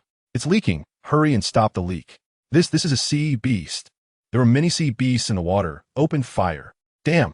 Not long after, seeing that these warships were almost destroyed, a turtle-like creature made a croaking sound. Swish, swish, swish. The sea beast lined up and swam towards the Thyssen pirate ship, leaving a group of Navy soldiers standing on broken planks, along with a General Sussy with an ugly expression. 3 days later, it only took 5 to 6 hours to reach Herb Island from Hive Island, which was very close. Since returning, they had been recuperating. Except for a few who were seriously injured internally, the rest had mostly recovered. The atmosphere on Herb Island was filled with joy as they were holding a feast. Although the losses this time were particularly great. With over 600 people going and only a little over 200 returning, they were fighting against the strongest pirate group, Rocks. And they had not been defeated. So many people were excited since returning. Because many people became famous after this battle, they were already somewhat known on the seas, but now they were even more recognized. Most importantly, after this battle, they had a better understanding of their own strength and believed that in the days to come, they would definitely work twice as hard to make up for it. In addition, everyone's bounties had increased significantly, with Thyssen's bounty increasing by a full 1 billion, which was already the second time it had risen so dramatically. So his current bounty is 2,930,000,000. As for the other members, their bounties rose from several tens of millions to several hundred million, with Green Pepper having the highest increase, as he was able to fight so well against the cadres of the Rocks Pirates. His current bounty has directly reached 950 million. It should be noted that before this, his bounty was only around 200 million. Apart from his strength, a significant part of his rise is due to the reputation of the Thyssen Pirates. Furthermore, the most dazzling among them is Berlik. Once this guy's strength was revealed, it shocked people across the seas. After participating in the Great Battle, he even had the energy to snatch someone from an admiral's hands, and, in the end, he came out unscathed. Adding to this is the fact that he previously defeated Zephyr. His bounty is now the highest in the Thyssen Pirates, second only to Thyssen himself. The Red Count Berlik Ladefield, with a bounty of 1.76 billion. Besides him, others in this battle have also seen significant increases in their bounties. Moreover, He has discovered that most of those who joined him earlier are promising candidates. Among them, the one he values the most is Duaglu, who is a pure martial arts expert. According to Jerry, he is from the Ship family. Although he doesn't know much about the Ship family, this guy often trains their family's martial arts in the currents of the sea, and once he reaches a certain level, he can create air currents with his punches. If it hits a person or an object, it will have an explosive effect, and his original bounty was 215 million. Now, it has directly risen to 415 million, an increase of 200 million. He first took out a 400 million bounty guy from the Rocks Pirates, and then joined the others to deal with John. Next are Bushgami and Gabison. The former is a slow fruit user, while the latter is a heat fruit user, both possessing great potential, and he believes they will not be lacking in the future. As for the remaining few, they are all tall and strong individuals with great physiques. As long as they cultivate their hockey well, they will not be weak in the future. After they escaped from Hive Island, the Rocks Pirates had a fierce battle with the Navy. Rocks single-handedly repelled Zephyr and Steelbone, showing incredible strength, and the other officers also displayed powerful combat abilities. In the end, the Navy retreated, and they perfectly defended their stronghold. This made him suspect whether Rocks was still holding back some unknown power. Additionally, regarding the other officers, he was slightly surprised when he learned this news. One could only say that those officers had terrifying physical strength or physique, and they're not even at their peak yet. In a few years, with their strength, they could probably fight him on par. On the coast of Herb Island. What is that? A pirate holding a telescope looked out at the sea not far away. At this moment, someone approached, asking, "What is it?" "Let me see."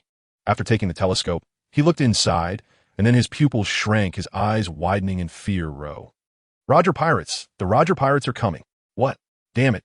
We just went through a battle not long ago, and now such a powerful enemy is here. The pirate was terrified and showed anger. They had just fought a fierce battle 3 days ago. Their injuries had just healed, and they hadn't even had a proper rest before facing such a strong enemy again.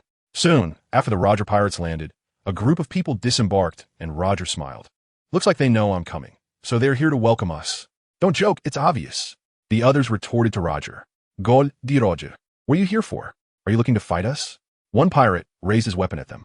Despite this, the pirate's body trembled, and his face turned pale with fear. The pirates on the coast, although scared, raised their weapons at them as well. "I'm here to see your captain. Please inform him," Roger said, still smiling. After hearing about the Tyson pirates and Rocks pirates fighting, they headed straight for the New World, only to find that it had already ended. And the result shocked him. Not just him, but Rayleigh and the others were also incredulous. They never expected that Ols Tisen would be so powerful. Although Roger had fought Tyson before, he was now confident that he wouldn't be defeated if they fought again. However, upon hearing that Tyson had fought Rocks to a standstill, he lost that confidence. Soon, one of the pirates on the coast took Roger and his crew inside, mainly because they couldn't stop them and didn't have the courage to do so. In a huge villa outside a small village, the Tyson pirates were feasting. They built this place for convenience. It was where they lived and held banquets. "Captain Tyson, Roger. The Roger Pirates have arrived." The pirate from the coast hurriedly shouted as he entered the villa. In fact, when they just entered, the people inside the villa had already turned their gazes toward them. "What? The Roger Pirates?"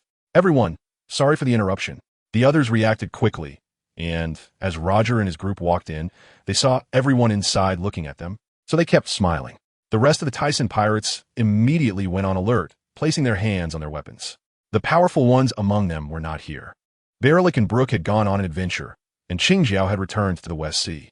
"All right, no need to worry." Mona stood up, signaling them to relax, and then said to them, "You're here to see the boss, right? He is not here right now. I'll take you to him." Saying this, she walked towards the back. Roger then told the others to wait for him, and he followed Mona alone. "Rayleigh, come have a drink." Jerry raised a glass of wine to signal him. "Sorry for the interruption." On the back mountain of Herb Island, Tyson was sitting in front of a grave, drinking wine. The gravestone splattered with blood. He muttered to himself from time to time, "Old man, if you saw me now, you would probably be very surprised." He smiled, reminiscing about some beautiful memories. The grave contained a letter left by Charles. After the collapse of Giant Stone Island, nothing was brought out, not even a single item left by the old man. However, over the years, it seemed like he had aged and often reminisced about the past. Time flies. In the blink of an eye, he was already 29, approaching 30. After this battle, he had secured a place on the sea, and he believed that Rocks wouldn't easily provoke him, and the Navy was even less likely to do so, because the Navy was busy dealing with the Rocks pirates. They had no time to pay attention to them. After the battle with rocks, he felt that his strength had improved again. The most obvious being that his observation haki seemed to have awakened a new ability, or perhaps conqueror's haki, allowing him to instantaneously disrupt others' targeting in battle, leaving their minds blank and revealing a momentary flaw. This ability also existed with rocks, but it seemed that he had mastered it long before him. If he hadn't been careless at the time, he probably wouldn't have been injured by him. Moreover, he seemed to recall Roger fighting Kazuki Odin decades later. When Odin drew his sword to attack Roger, his mind was also blank. Until he was struck in the chest, he still didn't know what had happened. This ability seemed to only be immune to those with powerful haki, and one must not let their guard down. Otherwise, they could also fall victim to it. This is also the conclusion he came to after this battle. He doesn't know if it's right or wrong, but as long as this ability is practical, it doesn't matter if it's right or wrong. At that moment, Tyson felt someone approaching, and he quickly snapped back to reality from his thoughts. Boss, I'm heading back now, I'll chat. Mona turned to leave after bringing someone over, leaving Roger, who looked confused, glancing at Tyson before noticing the inscription on the tombstone. What's this? Roger questioned Tyson. Tyson took a big swig of his drink, looking at the tombstone as he explained, "This is the person who raised me and my savior." Is that so? I'm really sorry. Roger's previously smiling face suddenly turned serious, and he walked over to sit beside Tyson. Then clasped his hands together and gestured towards the tombstone. Don't mind it. It was all a matter of over a decade ago. So what brings you here? Tyson handed him a bottle of liquor. After Roger took it and gulped down a few mouthfuls, his expression became somber. You know, Tyson, after we reached Watersean Island, we found that it wasn't the final island. I already knew that. What? Then do you know how to get to the final island? Roger's face showed shock. Tyson turned to look at him, slightly puzzled. Didn't you already know? Seeing that the other party didn't provide a direct answer, Roger lowered his head and continued. I accidentally learned the way to get there, but I've been searching for a long time and couldn't find it.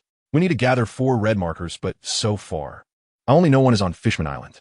As for the others, we've searched the 4 seas and the Grand Line with no news. So I came here. Roger looked at him with eager eyes.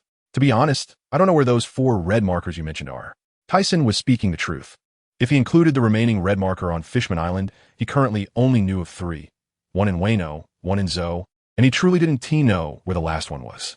He only knew it would eventually be in Big Mom's possession, but it definitely wasn't in her hands yet, and he speculated that the inscription the other party had might have been obtained from rocks. Is that so? Roger's face fell in disappointment, and his mood instantly soured. Don't worry, Roger. When the time comes, everything will naturally come to light, and I believe the time is coming soon. Tyson displayed a mysterious gaze. He knew the whereabouts of 3, but he wasn't prepared to tell him. When the time comes, not only will the 4 red markers be revealed, but even the truth about that blank 100 years in history will become clear. What? What did you say? Roger was stunned, his eyes filled with terror, looking dazed as he suddenly felt Tyson was even more inscrutable, completely beyond his understanding. You can take your time to figure it out. You haven't explored all the islands in this world, have you? He didn't directly tell the truth for 2 reasons. The first was that if he revealed these truths directly, the path ahead would be more difficult. His advantage lay in understanding the trajectory of this world. If history were changed casually, who knows what would happen? This wouldn't benefit him. Even if he wanted to change it, it wasn't the right time. He didn't have the power to dominate this world yet, and there was still an unknown power above the Holy Land. The second reason was that if he told him in advance, there wouldn't be any good outcomes. At most, the Great Pirate Era would be advanced by 10 or 20 years. In that case, the common people in this world might fall into turmoil even earlier, with men setting sail one after another, which wouldn't solve the problem but would only bring greater harm to the world. Listening to the seemingly insinuating words of the other party, Roger's thoughts spun in his mind, but he couldn't figure it out. After the other party left, Tyson returned to his house and called Inoue to his room. Inoue, I want to entrust you with the construction of Sky Paradise. I wonder if you're willing. What? Captain, you're entrusting such an important matter to me, but I don't understand this at all. I'm afraid before Inoue could finish, Tyson interrupted him. It's okay. I will have Longzuka and Guy help you. I believe you can do it. Tyson looked at him with a confirming tone. Captain, I didn't expect you to trust me so much. Since that's the case, I will definitely work hard. Inoue seemed overly excited, his eyes welling with tears, and then a determined look appeared in his eyes. Seeing his reaction, Tyson nodded slightly. This guy was no longer the little boy he once was, but had grown into a man capable of standing on his own. He then handed a box to him, saying, "This is for you." Inoue looked puzzled, then took the box, opened it, and his pupils constricted as he stared in shock. "This is... it's the gum fruit. Since I'm entrusting you with this matter, how could I neglect your potential? This fruit not only enhances your strength, most importantly, our construction of Sky Paradise cannot do without it. I've written its abilities on a note and placed it in the box. I believe after you read it, you will know what to do." Inoue was deeply moved, not expecting the captain to value him so much. "Captain, don't worry. I will definitely complete the task. No matter what happens, he must succeed in building Sky Paradise and enhance his strength so he can help the captain in the future," Inoue secretly vowed. After making these arrangements, the next step was to wait. The construction materials had already been handed over to Inoue. Later, he would have Yakaina cooperate with him to transport resources to the New World. Additionally, there was one more thing to do, which was to take a trip to Future Country to recruit a few scientists to join him. Although 2 architectural scientists had already joined him, both weapons and daily necessities required scientists to complete. Future Country was undoubtedly the best choice. He would check if Vegapunk was there, but even if he wasn't, it didn't matter. This island was known for having no shortage of scientists, as it was a place where geniuses were born. However, the next step was to practice the skill Haki Disruption. He named his previous ability Haki Disruption, which concentrated Conqueror's Haki at a single point in an instant to interrupt the enemy's lock-on, flooding their mind with it, which would cause the opponent to reveal a momentary flaw. This was something he had thought about for a long time. Otherwise, he couldn't figure out the reason why. To do this, he needed to use this ability frequently to get training. As long as he grasped the flaw, he could win in one blow. He didn't know if the Roger of the future used this move, but he believed the other party must have used the same means or an unknown ability of observation Haki. In any case, as long as he used this ability frequently, it would definitely yield results, and the next step would be to train the cadres of the pirate group. However, he wouldn't be partial. Everyone would have share, as this was also a way to help them strengthen their abilities. In the year 1480 of the Sea Garden, 2 years quickly passed on the Mechanism Island, the future nation of Bakamoya. This is the birthplace of geniuses, located in a certain sea area of the New World. It is a winter island, covered in ice and snow all year round, with the surrounding waters frozen. Therefore, ships from the outside generally do not come here easily. Similarly, the inhabitants here can only leave by icebreakers. At this moment, a figure arrived in the skies above this nation, overlooking the snow-white island below. This is the hometown of Vegapunk. He slowly descended from the sky, carefully observing his landing spot. After a moment, he landed in a specific location, where he saw a research laboratory with the words Vegapunk written on it. He was internally certain that this was the research site of Vegapunk during his youth. To improve the lives of the islanders, he established a research team and built large heating furnaces on the island. However, due to a lack of funding and technology later on, the project had to be halted. Afterward, for some unknown reason, he collaborated with several scientists to research dangerous projects like the Blueprint of Life, which attracted the attention of the world government. They deemed these studies to be extremely dangerous and attempted to arrest him, leading to the dissolution of the research team. This must have happened after the dissolution of the Rocks Pirates. He looked up at the laboratory, just as he was about to push the door open. Suddenly, some animals emerged from both sides, and behind him, dogs, lions, wild boars, etc. However, upon a quick glance, he realized that these were all mechanically modified animals. Gradually, these creatures approached him, preparing to fire projectiles from their mouths. Just then, Tisen raised both hands, and white beams shot out from his fingertips, striking the modified creatures. In an instant, dozens of them were destroyed, their hit areas turning to atomic state as they fell to the ground. At that moment, the main door of the laboratory slowly opened. A young man with a swollen head walked out, perhaps due to the size of his head. His tongue hung out of his mouth, making him look like a dog resting in the shade during summer. The other party sized up Tisen and cautiously asked, "Who are you?" Then he turned to see a pile of machine debris on the ground and widened his eyes, asking, "Did you destroy all of these?" Tisen then introduced himself and explained his purpose for coming. However, he noticed that this guy didn't seem particularly interested. Instead, he was crouched down, examining the destroyed machine parts. "It's amazing that you can turn them to dust. How powerful must you be to do that?" At this point, he suddenly raised his head and looked at Tisen with a gleam in his eyes. Then he continued, "Did you use the power of a devil fruit to do that? How amazing! If such a powerful attack can be replicated, that would be incredible. Please let me study you." Tisen had talked for a while, and the other party not only didn't listen, but seemed completely indifferent. Now, He even made such a disgusting request, causing Tyson's expression to darken and veins to bulge on his forehead. Get lost. The 5 or 6 scientists inside the laboratory were somewhat curious about Tyson's arrival, mainly because Vegapunk personally invited him in. They wanted to know the reason behind it. They didn't expect a big shot to arrive. It was quite an honor.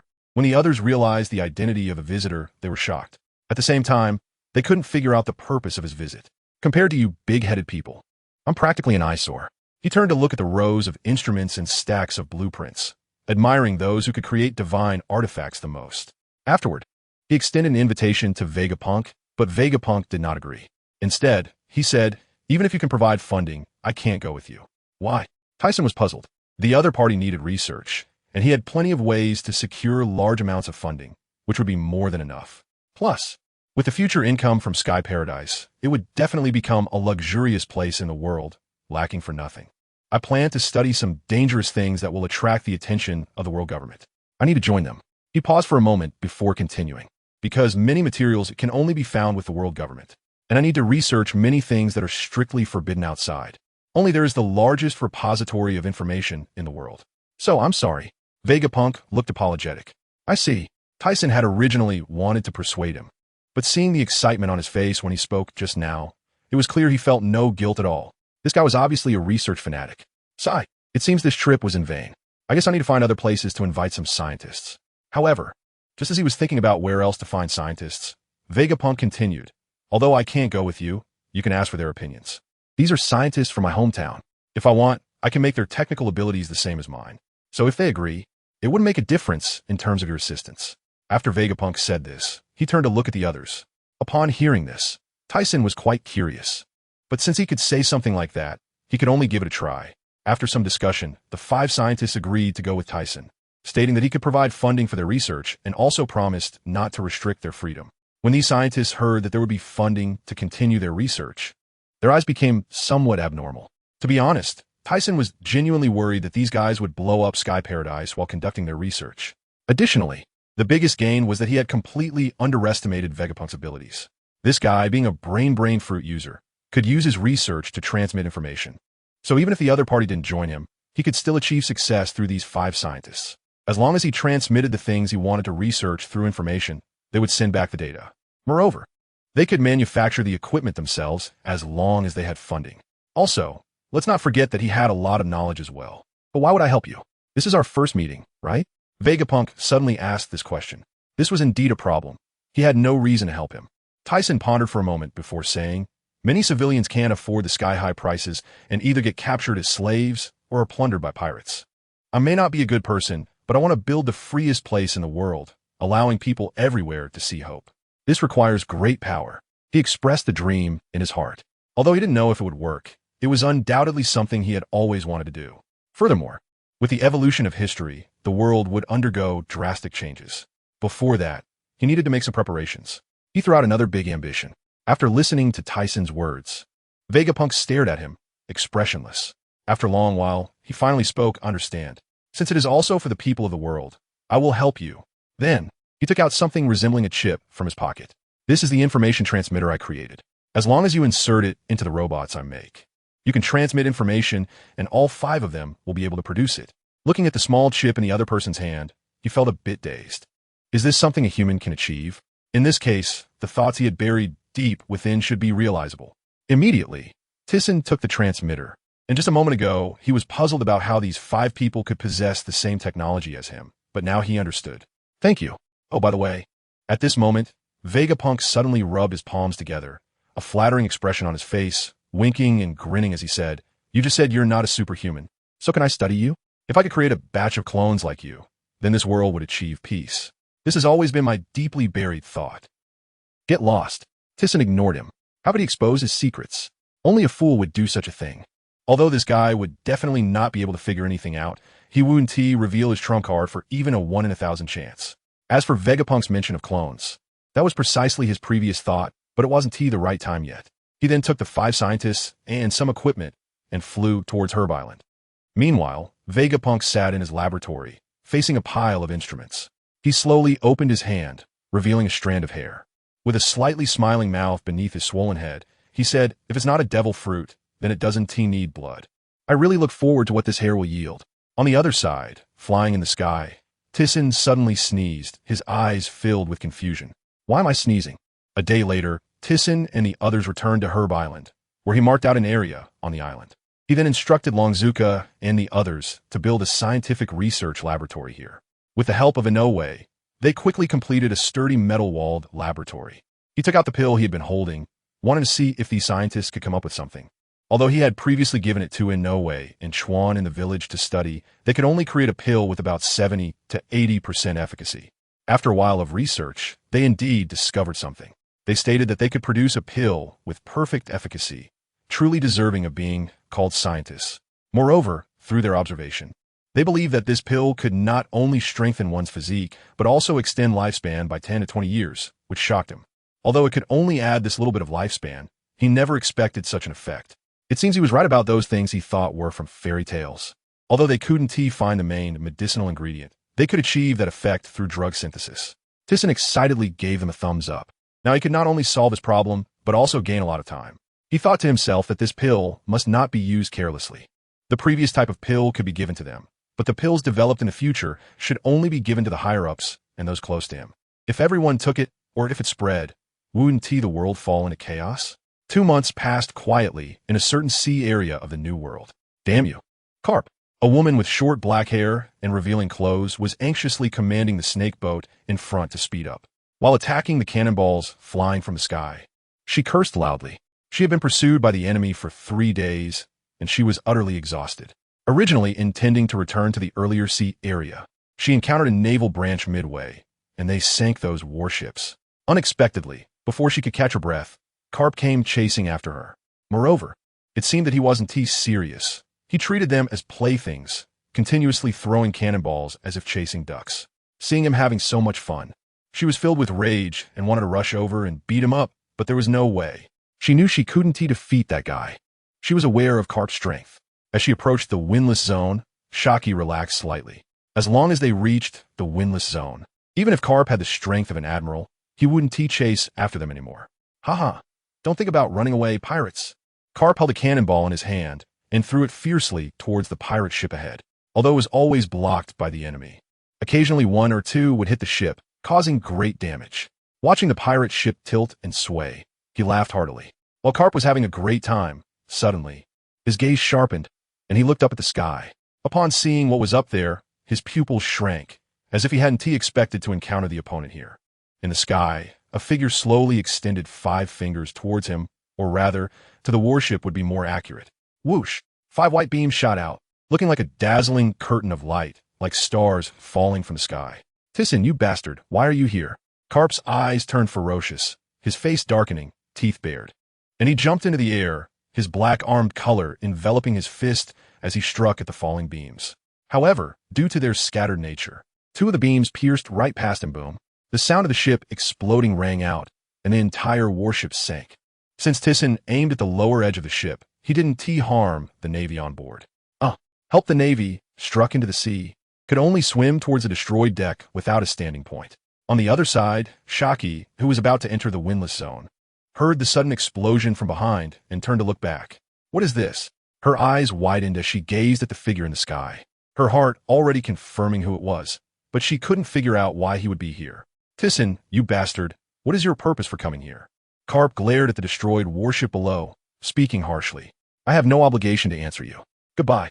After Thyssen waited for those scientists to produce the pills on Herb Island, he planned to return to Daughter Island for a visit. It had been a long time since he last saw Nero, and he didn't know if she would complain about him. Thinking back to when they parted, he promised to come back often, yet it had been over a decade. And if it didn't return soon, they would grow old. Bastard, don't think about leaving. Explain yourself. Carp, seeing Thyssen not answering him, leaped up and attacked him with incredible momentum, his fist creating a whoosh sound in the air due to its speed. Thyssen, who was about to fly away, saw that the other party was not going to let him go. Looking at the fist that seemed to tear through the air, he certainly didn't plan to dodge. A slight smile appearing on his lips. Although Carp's strength had grown rapidly, he hadn't been idle either over the past 2 years. Conqueror's Haki, both the armed color and Conqueror's color intertwined on his fist as he struck downward. From a distance, his fist formed a massive shadow, covered in purple lightning, crashing against Carp's shiny black fist. Bang! A thunderous sound echoed through the sky. The white clouds in the sky were affected, and the sea below surged into huge waves, sending Navy soldiers who had climbed onto the deck tumbling back into the water. What a powerful guy, truly two monsters. Shaki's eyes reflected fear, her face dazed. La la la la, Carp, I didn't expect your strength to grow so quickly. Although I already knew that this guy's power becomes stronger as time goes on, the force I just felt from your punch still surprised me. Moreover, that's not all. The opponent has also learned the Conqueror's Haki. Hey, I've been training hard to capture you pirates. Carp sneered. La la la. You should know that sometimes hard work doesn't guarantee success. Only strength can determine everything. Super heavy, less talk. Bang. Carp felt a much greater force coming from the punch than before. Despite using all his strength, he was still overpowered. Without a point of support, he could only be slammed down by the punch's wind, puff, and eventually fell into the sea. La la la la la. It's still too early to catch me. Captain Tisen laughed as he watched Carp, who had been knocked into the water, resurface, and then ignored him, flying directly towards the calm belt where Shaki was. Bastard, I will catch you sooner or later. Carp, who was surfacing, had a gloomy expression as he watched the opponent fly farther away. At this moment, he wondered if the opponent was plotting something again. The opponent seemed to be looking for Shaki. What could he want with that pirate? It looks like I need to inform Steelbone. Inside the Shaki pirate ship's cabin, it's me. For some reasons back then, I was saved by your country's emperor, Shirira, and had nowhere to go, so I stayed on the island. Tisen sat on a chair, eating the food prepared by the other party. So that's how it is. Although that's the case, it's still the first time a man has come out alive from our daughter's island. She showed an incredulous expression, not expecting things to be like this. Originally enjoying the food, Tisen slightly turned his head after hearing this. Is that so? Then I really am lucky. Where are you planning to go now? He still needed to go to the daughter's country. If the other party didn't return, he would have to travel alone. I'm planning to go back and resign from the position of Empress of the Nine Snakes, and then I don't intend to be a pirate anymore. Finding a place to do some information trading business would be nice. Is that so? By the way, how is Emperor Shirira and Sister Nero? Tisen suddenly changed the topic and casually asked. Shaki's expression slightly darkened. Grandma Shirira passed away a few years ago, and as for Sister Nero. After hearing this, Tisen's face grew slightly ugly. He didn't expect such things to have happened. It seemed he had come too late. Not only did he miss the chance to see his savior one last time, but because of him, Nero also suffered this kind of fate. He didn't expect the other party to be so foolish. Marine Headquarters Marine Ford, is that so? I understand. Steelbone had just received a call from Carp, who informed him of Tisen's situation. Someone, keep a close watch on ours Tisen's movements. Report to headquarters at the first sign of any news. Yes, right now. There was no other way. This guy was like a ghost, moving around, and they couldn't grasp his intentions at all. Moreover, they didn't have time to deal with Tisen now. Daughter Island, also known as Amazon Lily, was very close to where they came from, right in the calm belt. So they quickly arrived here, and Tisen couldn't wait to see Nero. Tisen-kun, is it really you? Am I dreaming? Nero, lying in bed, had a pale face but revealed a slight smile, with some wrinkles at the corners of her eyes. Due to her weak condition, even propping herself up was difficult. Remembering the beauty of the other party from more than a decade ago, he felt a pang of guilt in his heart. Fool, I came to see you. Seeing the other party like this made him feel remorseful. Although he had known for a long time that the women on Daughter Island, having never interacted with men, would fall ill from prolonged longing once they developed feelings for someone, he didn't expect such a thing to happen to him. Moreover, the previous emperor, Girolioza, probably abandoned this country and went out to sea for the same reason, never to return. It's so good to see you. I'm satisfied. Nero reached out her frail hand to touch his face, and Tisen quickly held it. Don't worry. You'll be better in a while. I'm still looking forward to bringing you to Sky Paradise to live. If you're not here, I would be unhappy. Perhaps because she was too tired. Her smile hadn't faded before she fell asleep in his arms. It seemed he needed to take good care of her health, and with the passage of time, he increasingly felt the flow of the years. Nero was already 34 years old, 3 years older than him, and as time went by, they would grow older. Just like Captain Murray, who, due to his age and weakened physique, was caught by the Navy after being betrayed. He didn't want that, not just for himself, but for everyone around him. However, in this world, it seemed there were only 3 ways to extend one's lifespan. The first was pure gold. The downside of this method was that it stops a person's growth. If one reaches around 40 years old, that might be about right. By then, he should have stabilized his strength. The second is the surgery fruit, but he knew that the location of this fruit wouldn't appear for several decades. and he couldn't wait that long. Although this method is reliable, it's somewhat difficult. Even if he could find it, he would have to wait for the other party to awaken, and the devil fruits have their own will, awakening only occasionally. The third is the Millennium Dragon. This method is the simplest, but also the least reliable, because the dragon bones of the Millennium Dragon are said to grant immortality. But these are just legends, and no one can prove it. However, he decided to try the third method first. If that doesn't work, he would choose the first, while also asking Shu and I to keep a close eye on the lanternfish's movements, and he would also ask Shaki. This guy was an information expert on Herb Island. Since Tisen left, he had entrusted the affairs of the island to Barelik. Ever since he and Brooke returned, he had taken a keen interest in the matters of Sky Paradise. So now the construction affairs were handed over to him and in no way. Moreover, with his strong strength, many people regarded him as the vice captain, and even Mona and Qingjiao had no objections. As for Brooke, yo-ho-ho-ho, let's get fired up, my darlings. Ever since this guy returned, he turned the quiet little village of Herb Island into a concert venue, making it very lively, and even the villagers joined in, watching the crowd below in a frenzy. Barelik leaned against the house with a smile, tasting the red wine in his cup, then closed his eyes, seemingly enjoying it all. But just then, he suddenly opened his eyes wide, turned his head to look at the entrance by the coast, and an evil smile appeared on his face. I didn't expect guests to arrive. By the coast of Herb Island, an unfamiliar pirate ship docked. The few lookouts who usually kept watch were lying on the ground, injured, with one person seemingly barely conscious. He shakily raised his head, looking at the ones who had injured them with fiery eyes. Damn it. How dare you attack someone from Tysen's pirate crew?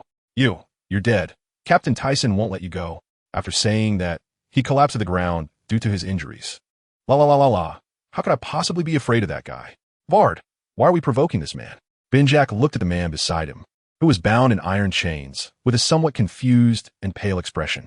At the same time, there were 3 others beside them. Although they were also somewhat puzzled by Vard's actions, they would not contradict the captain's orders. Just then, Vard turned around and said, "Brother, I just want to spar with that guy. Don't worry, I won't take his life." After saying that, he prepared to continue walking inside. Benjak on his shoulder wanted to continue to dissuade him. However, seeing the expression on Vard's face that seemed to say he knew what he was going to say, he immediately shut his mouth and could only watch everything unfold. But just as Vard took a few steps inside, he seemed to sense something and stopped. He looked ahead, and his companions behind him widened their eyes. There stood a man in red attire, looking particularly sinister, twirling an umbrella sword in the air. "You're the Red Count?" Vard immediately recognized him upon seeing the distinct features, especially since he had seen the wanted poster before, which made him appear calm. However, after feeling the man's aura, he realized this guy was indeed not simple. "Bondi Vard, what are you doing here? If you want to challenge Captain Tisen, I can take care of that now. This little village is quite lively right now. It will be better for you not to go in and disturb it. Blah blah blah, annoying guy. But it's the same, I'll defeat you first and then go in." Vard sneered and then put down Benjak from his shoulder, his sharp gaze fixed on Balorik. Seeing that these pirates refused to leave and chose to fight, Balorik actually looked a bit excited. He had been busy with the construction of Dragon Paradise within no way, and although it had been overwhelming, he still enjoyed this kind of life. Now, with the addition of the Vard pirates as a spice, he truly couldn't ask for more. Soon, the two began to fight. During the battle, Balorik clearly felt that Vard was indeed formidable, with a high level of hockey. At this time, Vard's reputation on the sea was not well known. Nevertheless, his strength was definitely not weak. The reason for his lack of fame was simply that their initial goal was adventure. Plus Benjak was there to guide him. So even though this guy was not very famous, his strength was quite powerful. It is worth noting that in Vard's later period, those who came to capture him included Karp and Sengoku, which shows how strong he was.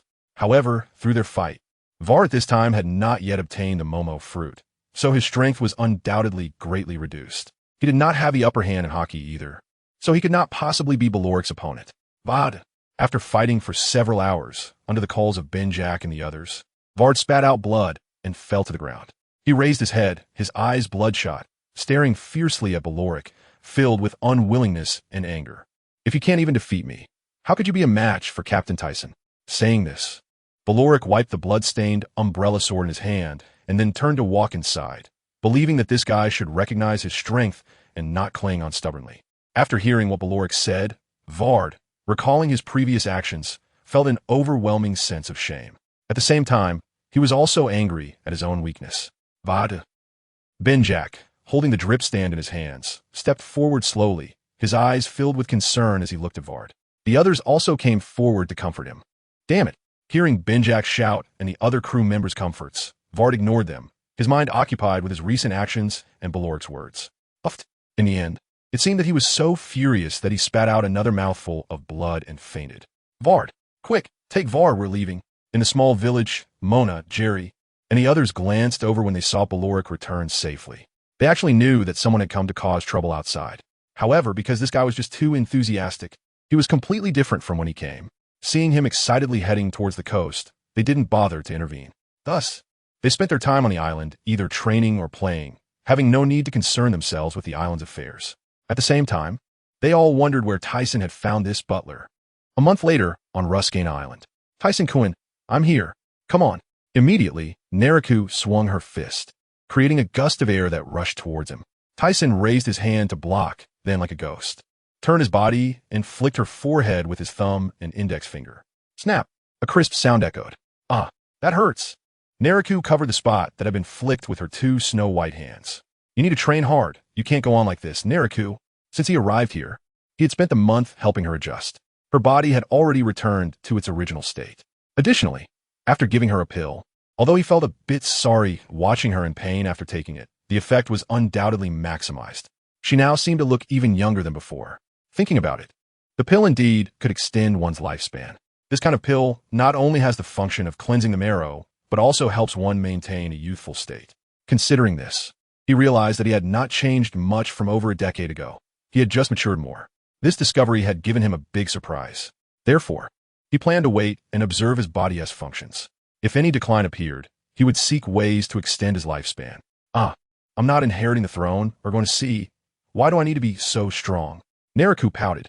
Then her cheeks turned slightly red as she lowered her head, her index fingers touching each other, and continued. Besides, I have you to protect me. Looking at the deep blush on Nariku's cheeks, Tyson felt as if he had been electrocuted, his expression changing continuously. However, he did not agree with Nariku's words. Lacking strength was not an option. Nariku, seeing Tyson's flustered expression for the first time, let out a tinkling laugh, stopping only after seeing Tyson's face change several times. All right, don't you have things to do? Hurry up. I'm looking forward to your sky paradise, and I'll definitely go. All right, then wait for me. Tyson reached out and ruffled Nariku's hair. Then, seeing her blushing face, he flew up into the sky. Before coming this time, besides visiting Nariku, he also needed to find Spandam. The last time he and T gone to find him in time, due to some delays. Letting this guy live for so long was already kind of him. At the same time, he thought, he didn't know if Spandam had given birth to Spandam. If not, he couldn't blame him. Just as I was thinking, suddenly the phone in my arms rang. Yakana, what's the matter? Why did this guy suddenly call him? Could be that he encountered some difficulties? Soon, Yukina's delicate voice came from the other end of the line.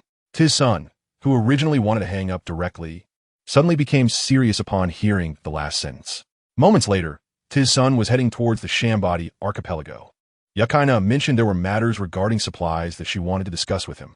Although he didn't know how serious the situation was, it concerned the supply situation of Sky Paradise, so he had to make a trip. Half a day later, he appeared in the Shambadi archipelago. Due to the crowd and the potential for trouble, Tizsun directly used a dust mask to make his face somewhat blurry, making him appear as if surrounded by mist, preventing people from recognizing him. If the news of his appearance here reached the Navy and the world government, who knows what might happen. However, he couldn't keep himself completely hidden all the time. Using this skill for an extended period made him feel like he had turned into a nobody. He was not someone who quietly contributed behind the scenes like a certain Mr. Nobody. As Tizsun walked inward, he suddenly seemed to discover something, frowning slightly before continuing on. At this moment, he noticed that the people on the road had all moved to the sides. Once they saw the figure approaching, they all knelt down in unison. The entire road appeared empty, and the kneeling people whispered to each other, slightly raising their heads. Who is that person? What's going on with that person? Aren't they afraid of dying? Hey, young man, hurry over here. Ignoring the advice from the people on both sides of the road, Tizsun seemed not to hear them. He looked ahead at a bulky, celestial dragon wearing a hood and felt an expectation for the other party to do something. Damn it, how dare he not kneel upon seeing us? The celestial dragon's fat face twisted violently, as if he had seen something outrageous. The black-clothed bodyguards beside him immediately stepped forward. Hey, you damn guy, do you know what you're doing? Seeing that the celestial dragon was not kneeling, he prepared to raise the gun in his hand. That's it. This young man. Sigh. How pitiful. It seemed that the inner expectation had come true. Just as his son was about to take action, he suddenly heard, "Wait. It's just that he didn't kneel. There's no need to take someone's life. Step back." Upon hearing this voice, his son turned to look at the figure behind the celestial dragon, and his pupils suddenly constricted. What's going on? Why is this guy here? What happened to the timeline? Why has it changed so much? I remember not having made any significant moves. On the surface, he remained calm, but inside he was in turmoil. Could it be that some time effect had occurred? The person who had just spoken stepped out from behind the celestial dragon, with a well-proportioned figure and a dignified appearance, his red hair slicked back, shining brightly. He reprimanded the black-clothed man holding a pistol, but his gaze was very calm. No, the timeline shouldn't have changed. This guy couldn't have simply been observing this person's demeanor and appearance. Although he looks very similar, his demeanor and attire are completely different, not resembling him at all. Fegaland, you have already withdrawn from your divine status, and no longer possess noble standing. As a mere commoner, you have no right to command my subordinates. The celestial dragon, wearing a hood, glared fiercely at Fegaland, who was blocking the way. I haven't officially moved out of the royal territory yet. Strictly speaking, I still have rights. The red-haired man, named Fegaland, turned his gentle face and spoke in a voice that sounded both clear and soft. "'Tis son," murmured, the corners of his mouth involuntarily curling up as he began to walk forward, right next to the celestial dragon. He walked past him despite the latter's wide-open eyes and gaping mouth, along with the astonished expressions of the others. As he walked by, Fegaland looked at Tison with a hint of surprise in his eyes. Just after Tison passed by, the celestial dragon seemed to be choking on something, unable to make a sound for a long time. However, his facial expression indicated it was due to his burning rage. Someone capture. Just as he intended to order to have this damn man caught and tortured, his black pupils suddenly turned white and his body staggered, falling straight down. What the? The other bodyguards, seeing this, were about to say something when suddenly a wave of energy spread over them, leaving their minds blank, and they collapsed to the ground as well. What happened? Why is this happening? Oh my God, the celestial dragon has been attacked. Run. The civilians on both sides were suddenly in an uproar, fleeing in various directions. Meanwhile, Fegaland stood frozen in place. His eyes filled with fear as he watched the figure gradually disappear. In the backyard of a store on the unnamed small island. Ah, why are you always like this, doing things that worry people? Dressed in a red cheapao, Yakaina, with her full upper body leaning on Tison, pouted her small mouth close to his face. Oh dear, it's fine, nothing happened. He turned his head away, picked up a cup of tea from the nearby table, and drank it in one go. All right, let's talk about serious matters. What did you want to tell me? Upon seeing Tison ask about the serious matter, she stopped pressing further and stood up straight to begin discussing the important issue. Moments later, I see. He thought the other party would tell him something monumental. It turned out to be just some minor issues. In simple terms, some personnel from the world government had infiltrated the underground world and were investigating Yukina's underground business. Originally, she could have resolved this issue herself. However, worried about a conflict with the world government or fearing to alert the snake, she wanted to ask Tison how to proceed. Then Tison stood up. Since you can handle it yourself, there's no need to hold back. If anything happens, you still have me. The world government won to scare me. So feel free to take action. After finishing his words, his figure vanished, and he reappeared in the sky. Yakaina, left behind, gazed up with a look of infatuation, cupping her flushed cheeks with her hands. This man is getting more and more handsome. What should I do? What should I do? A day later, while the Navy and the world government were still guessing who caused the commotion in the Shambadi archipelago at a secret base on an unnamed small island. Sir, are you still dining? A soldier outside knocked on the door of the office after noticing no sounds from within. When there was still no response, feeling strange, he pushed the door open and was immediately horrified. The commander is dead. The commander is dead. St. Mary Joa. Spandane is about to succeed as the commander of Judicial Island. Who did this at such a time? The white-bearded old man frowned. Could it be that the true culprit from the Shambadi archipelago is the same person? Impossible. Even by cruising on a warship, it would take 6 days to reach here. So the murderer cannot be the same person. Seeing that the others were lost in thought, the golden-haired man said, I'll take care of this matter. In any case, we need to give the Spandane family an explanation. It is true. After all, this family is quite loyal. I second that. Time flies. And in the year 1484 of the Sea Garden, with the preparation of the Sky Paradise underway, there is now one thing he needs to do: how to move the island next to the large island beside the herbal island. The blueprints for the Sky Paradise have been studied by Longzuka, Guy, and the other four for many years, and now it is time to wrap things up. They have a thorough understanding of the entire structure, and Inoya has also used the swallowing fruit to create a type of metal. This metal is incredibly hard. He has personally tested it. If made into walls, even a full-force punch would only dent it. It can only be penetrated with dust release. This has reached his goal, and with his strength, he can only damage it to this extent. He believes there is no metal stronger than this. Later, Tisen named this metal solid gold, meaning very sturdy. The entire paradise consists of 6 medium-small islands and 1 large island, and this large island is right next to the herbal island, which is considered a medium-small island and is already in place. So now, 5 more islands need to be moved from other locations, although he has already made his choice. For years ago, he tried to lighten the weight of the island with his own ability and lift it. However, at that time, he could only lift small islands.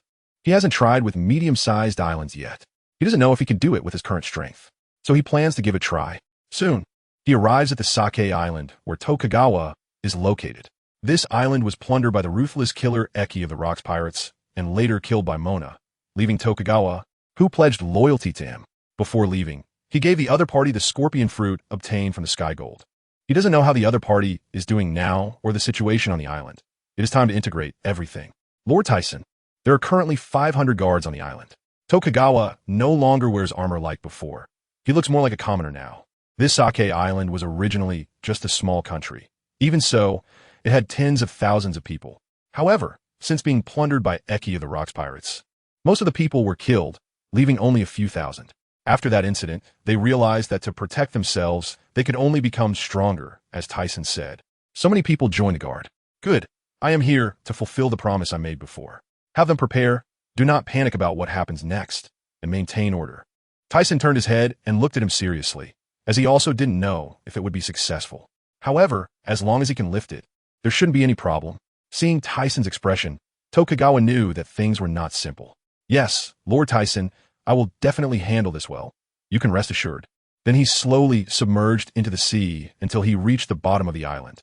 Sword technique super air current. Silver light flashed, and the strike cut horizontally beneath the island. Suddenly, the ground shook and the sea water churned, with waves surging. On Sake Island, what is going on? An earthquake? Tokugawa frowned, not knowing what Tisen was planning. But he knew that the other party wouldn't harm them. If that were the case, he wouldn't have saved them back then. A whirlpool of seawater gradually formed, pouring into the bottom of the island, while the waves in the distance grew higher. Super light rock buzz. Tisen placed one palm against the bottom of Sake Island, maximizing the weight reduction of the entire island. Then he exerted all his strength with both hands and lifted it. Suddenly, the entire island slowly floated to the surface. As the sea water churned, it continued to rise into the sky until Tisen, who was at the bottom of the island, was revealed. At this moment, veins were bulging on his forehead, and the blood vessels in his arms were throbbing intensely. Splash! Once the entire island emerged from the sea, the water poured back in. Although it was laborious, he finally lifted the island. Now, as long as he can keep the island floating to the destination, it would be a success. In fact, he could also choose to push the island along in the water. However, that would undoubtedly be slower due to the resistance from the water. Above the island, the crowd was dumbfounded, their eyes glazed over, with expressions of fear on their faces. Tokugawa collapsed to the ground, just lowering his head, trembling all over, murmuring, "Is this a miracle? Can a person really do something like this?" As he passed above some islands, people raised their heads in fear. What is this? Are you kidding? The island is flying into the sky. Look, is there a person there? Really, it's a person. From now on, the people in this sea area would refer to what happened today as the floating island incident. And as the story spread, it eventually became known that there was a demon in this sea area who loved to play, always treating islands as his toys, flying them around in the sky. After tiring of playing, he would eat the entire island. This story also became a means for commoners to scare disobedient children, much to everyone's amusement. At the Navy headquarters, what? An island is flying in the sky? Steelbone's pupils contracted. Could it be that guy again? Damn it, that bastard, the Golden Lion. What does he want to do now? Not long ago, he had just sunk a naval base in the New World, and now he is causing trouble again. Just as he thought about having Zifa in the New World quickly prepare for defense. Marshal, it seems it's not the Golden Lion. The other Navy officer looked at the phone bug with a fearful expression. Who else but him could do this? It is indeed true, besides the Golden Lion. No one else could float an island in the sky. Moreover, they had dealt with that guy so many times. It seems to be the bright emperor, Ols Tisen. What? When did he have such abilities? Steel Bones' face darkened. He didn't want to think about these questions anymore. When Tisen first appeared with new abilities, they had tried hard to come up with answers, speculating on what abilities caused it. However, not long after, new abilities appeared again. Could it be that he can eat multiple devil fruits? This is nonsense. Meanwhile, on the large island next to the herbal island, members of the Thyssen pirates gathered, each of them looking up into the sky, dumbfounded and incredulous. Boss succeeded. It is truly unbelievable. No wonder he is a man who can stand toe-to-toe with rocks. Beloric showed a wicked smile. As he slowly lowered the island, he had completed about 70% of the scale of the paradise, for more islands were still needed. Thyssen proceeded in the same manner, successively bringing over the Fruit Island and 3 nearby medium-small islands. To make it easier to remember, he also named the unnamed islands, marking what the construction on the islands would look like in the future. First is the Herbal Island, which will serve as a research site for making medicines. The Fruit Island will be a base for ability users, and perhaps a devil fruit might occasionally appear. Of course, this is just his wild imagination. The Technology Island will be built as a place for technological research. The Beast Island will be filled with fierce beasts, serving as a training ground for the members of the Thyssen pirates. New Fishman Island. This is the new territory of the fishmen. He will refer to the methods of Water 7, raising seawater into the buildings in the sky, forming shipping routes between islands. Finally, there is Commercial Island, which will serve as a place to accommodate those who wish to come in the future. They will register here and undergo inspections before entering. Those who wish to reside long-term will need to obtain a residence permit, which must be earned through assessments. Once Commercial Island can no longer accommodate so many people, houses can be built on the remaining islands. This is the general direction for the construction of Thyssen Paradise. And then there is the large Central Island, which will serve as the main urban area. It will be somewhat like the future Golden City, but also slightly different. After all, he does not want it to be a chaotic place. The construction of the paradise will be entrusted to the two of you. Thyssen turned to look at the admiration on Inoue's face and smiled slightly at Beloric. Don't worry, Captain. I will definitely complete the task, Inoue said, his face flushed. This is my current joy, Beloric smiled. Thyssen was afraid the two of them would be overwhelmed, so he called for Tokugawa and Aruz to assist them, ensuring everything would go smoothly. The 4 architects and scientists nearby looked dazed. They had previously worried it would be impossible to complete, especially the challenges of moving and floating the islands. But it seemed they had overthought it. In fact, they were right. Although Thyssen had moved these medium and small islands, they could also float after the buildings were completed. Then, metal pillars could be built underneath for support, all of which was planned. However, the problem lay with the large Central Island, which he could not manage with his current abilities. The large island was simply too massive for him to lift. Even if it were made as light as possible, it would still weigh a lot. To accomplish this, he would need to rely on the Golden Lion. However, that guy had a grudge against him since he had defeated him, so this matter would require careful consideration. Besides, there was still plenty of time. Their construction would take a long while to complete, so there was no need to rush. While he was thinking, Gina suddenly walked over and handed him a newspaper. Thyssen took it with curiosity. Oh, interesting. What's going on? The others asked curiously. Thyssen handed the newspaper to them, surprised to find that the Ward Pirates had joined the Rocks Pirates. It seemed Beloric's earlier actions had caused some changes in historical events. Now the Rocks Pirates have gained a formidable ally. Inoue frowned. When I saw that guy before, he didn't seem like someone who would easily submit. I didn't expect him to escape in the face of absolute power. I shouldn't have let him go. Now he is biting us back, Beloric said, his eyes slightly angry as he crumpled the newspaper in his hand. Don't think like that. This is just a minor issue. You are just acting according to your will. As long as you feel it's not wrong, there's no need to regret it. Seeing Beloric slightly angry, Thyssen understood. Dealing with the Rocks Pirates was already difficult for the Thyssen Pirates, and now releasing an enemy from his hands was indeed uncomfortable. Moreover, even if they had added a formidable ally, it wouldn't change much. The final outcome between the two pirate crews would still depend on whether he could defeat that guy Rocks. Hearing this, Beloric's face regained its smile. If we team up, we can definitely defeat him. But after saying that, he turned to Thyssen, his eyes becoming somewhat firm. I believe you don't need to. La la la la. Then thank you. That said, I wonder if there will still be an opportunity. Thyssen laughed heartily, but his gaze became profound, leaving the others puzzled. During this time, he had been receiving news from the Rocks Pirates, and it seemed the Navy was also paying close attention. Therefore, Thyssen felt that it wouldn't be long before the war that would determine the balance of the world would begin. At that time, The great pirates would carve up the territories on the sea and fight each other. Only the most outstanding pirates would survive. You all need to prepare well. A great battle may come at any moment, and we cannot miss it. La la la la la. Watching Thyssen turn around, the others exchanged glances. At Hive Island, all members of the Rocks pirates were gathered on the shore, with dozens of pirate ships filled with pirates, seemingly preparing for some major action. However, most of the officers had different thoughts, all considering their own interests.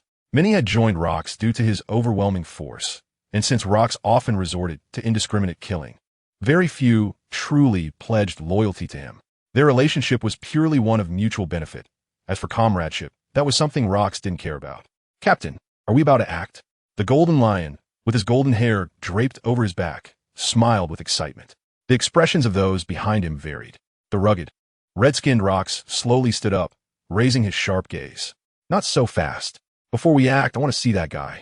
Although the chance of that guy agreeing was slim, he still wanted to give it a try. If it didn't work out, Rocks' eyes turned fierce. If that guy didn't agree, then after this matter, he would completely sink him. As long as he killed the celestial dragons in God Valley, he could plunge the whole world into chaos, pulling those people down from their high places and achieving victory in the war that ensued. He was very confident about the war, as he held trump cards in his hand. By that time, he would be the undisputed king of the world. As the Rocks pirates took action, the sea was suddenly thrown into a state of chaos and unrest. Many countries were frightened, wondering if the enemy was not satisfied with submission and intended to kill them all. Marshal, the Rocks pirates are on the move. Their target is the Thyssen pirates. Is it starting again? Steelbone stood up, a look of unease in his eyes. Although on the surface, it seemed the two pirate crews would clash like before, he felt it wouldn't be that simple this time. A bad premonition lingered in his heart. Prepare the entire army to set out. Let the Navy in the New World monitor their movements. Yes, Marshal. Although he had reservations, they had been waiting for such an opportunity for a long time. It was rare to have this chance. How could they give up just because of a gut feeling? That was impossible. In the underworld, ha ha ha, there's movement again. Monsters of the New World. What explosive news. Last time, there was no king of the sea. What will happen this time? I'm really looking forward to it. Hey, set up the news platform for me. I want to know the latest news from the New World. Sigh, what a worrisome man. When will he let me worry less? On the coast of Herbal Island, a lookout seemed to have spotted something. Originally sitting on the ground watching, he now stood up straight, peering through the telescope. Due to the heavy fog, after looking for a long time, he exclaimed, "What is that?"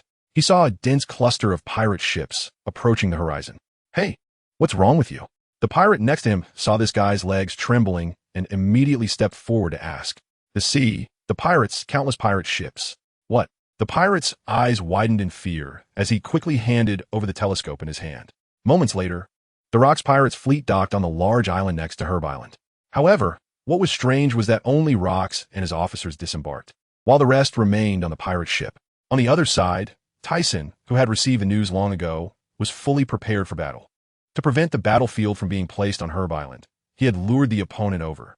But seeing that only the officers had come down, he became a bit curious. As Rocks and his officers walked in, the two groups faced each other, and the air was filled with a tense and explosive atmosphere. Looking at Thyssen, who was dressed in a black samurai outfit, Rocks revealed a row of teeth and laughed. Huh, the little brat from back then has become such a man.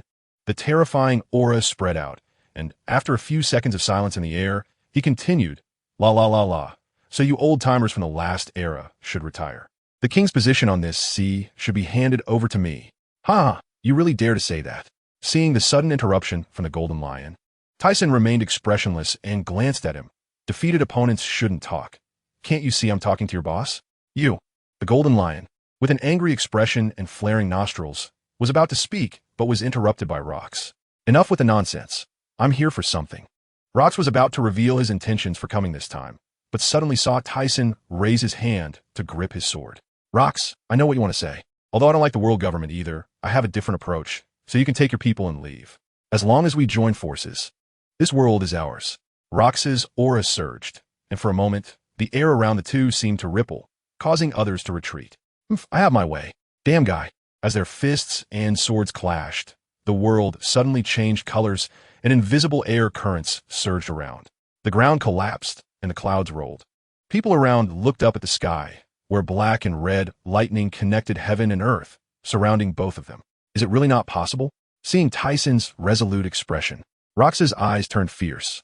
Damn guy, then wait to die. After saying that, he turned and walked away. The previous disturbance came and went quickly, as if it were just an illusion. Watching Rox's departing figure, Tyson frowned. This guy probably doesn't even know he's going to die this time, right? Suddenly, he felt a stirring within, as he almost agreed just a moment ago. Why not agree? After sensing Tyson's emotional fluctuations, Berlik asked curiously. As the Rocks pirates gradually began to sail away, Tyson turned to him and said, "The world government is definitely not as simple as you think. If you push them too hard, you might face total annihilation. It seems you know something." Seeing Tyson just smile and not speak, he stopped pressing for answers. "Although we won't ally with the Rocks pirates, I can still get involved in this matter. It's just that our targets differ. He wants to kill those pigs and dogs, but I'm only interested in the treasures inside." That's true. Building Sky Paradise requires a lot of money, and our budget is running low. In the waters not far from the island, what's going on? Why did they suddenly retreat? Steelbone showed a puzzled expression. Marshal, could it be that they made some kind of agreement? At this thought, Sengoku's eyes suddenly widened. Could they have formed an alliance? Damn! Steelbone punched the wall, cracking it, his gaze fixed on the increasingly distant Rocks pirates fleet. Have Zephyr and the others keep a close watch on the Tyson pirates. Then, shift all eyes in the new world to the Rocks pirates. I want to keep track of their movements at all times. Steelbone looked at the row of high-ranking officers behind him, his eyes filled with anger as he gritted his teeth. Yes, Marshal. As the Rocks pirates' dozens of ships sailed across the sea, both the world government and the Navy activated their pieces to gather information. Because Rocks seemed to be keeping this operation very secret, almost no one besides a few officers was aware, leading to a sense of urgency. 3 days later, at Mariewa, Elders, we have news.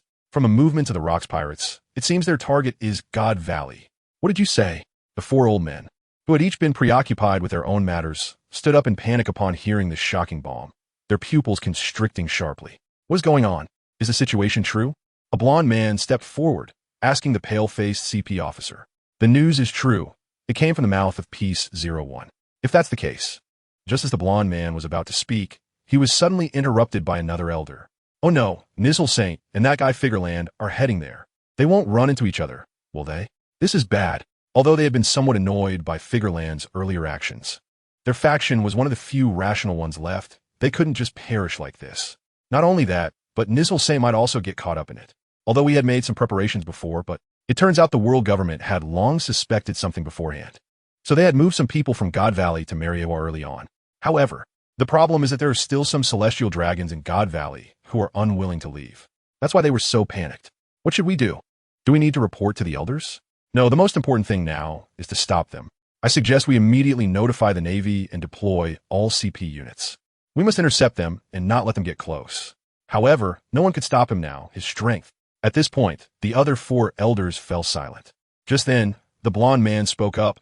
I suggest we unite Roger and Tyson to deal with Rocks. Even if it costs us something, it's worth it. I agree. And Tyson's strength is on par with the opponent's. Let's act quickly. To be on the safe side, I'll go this time.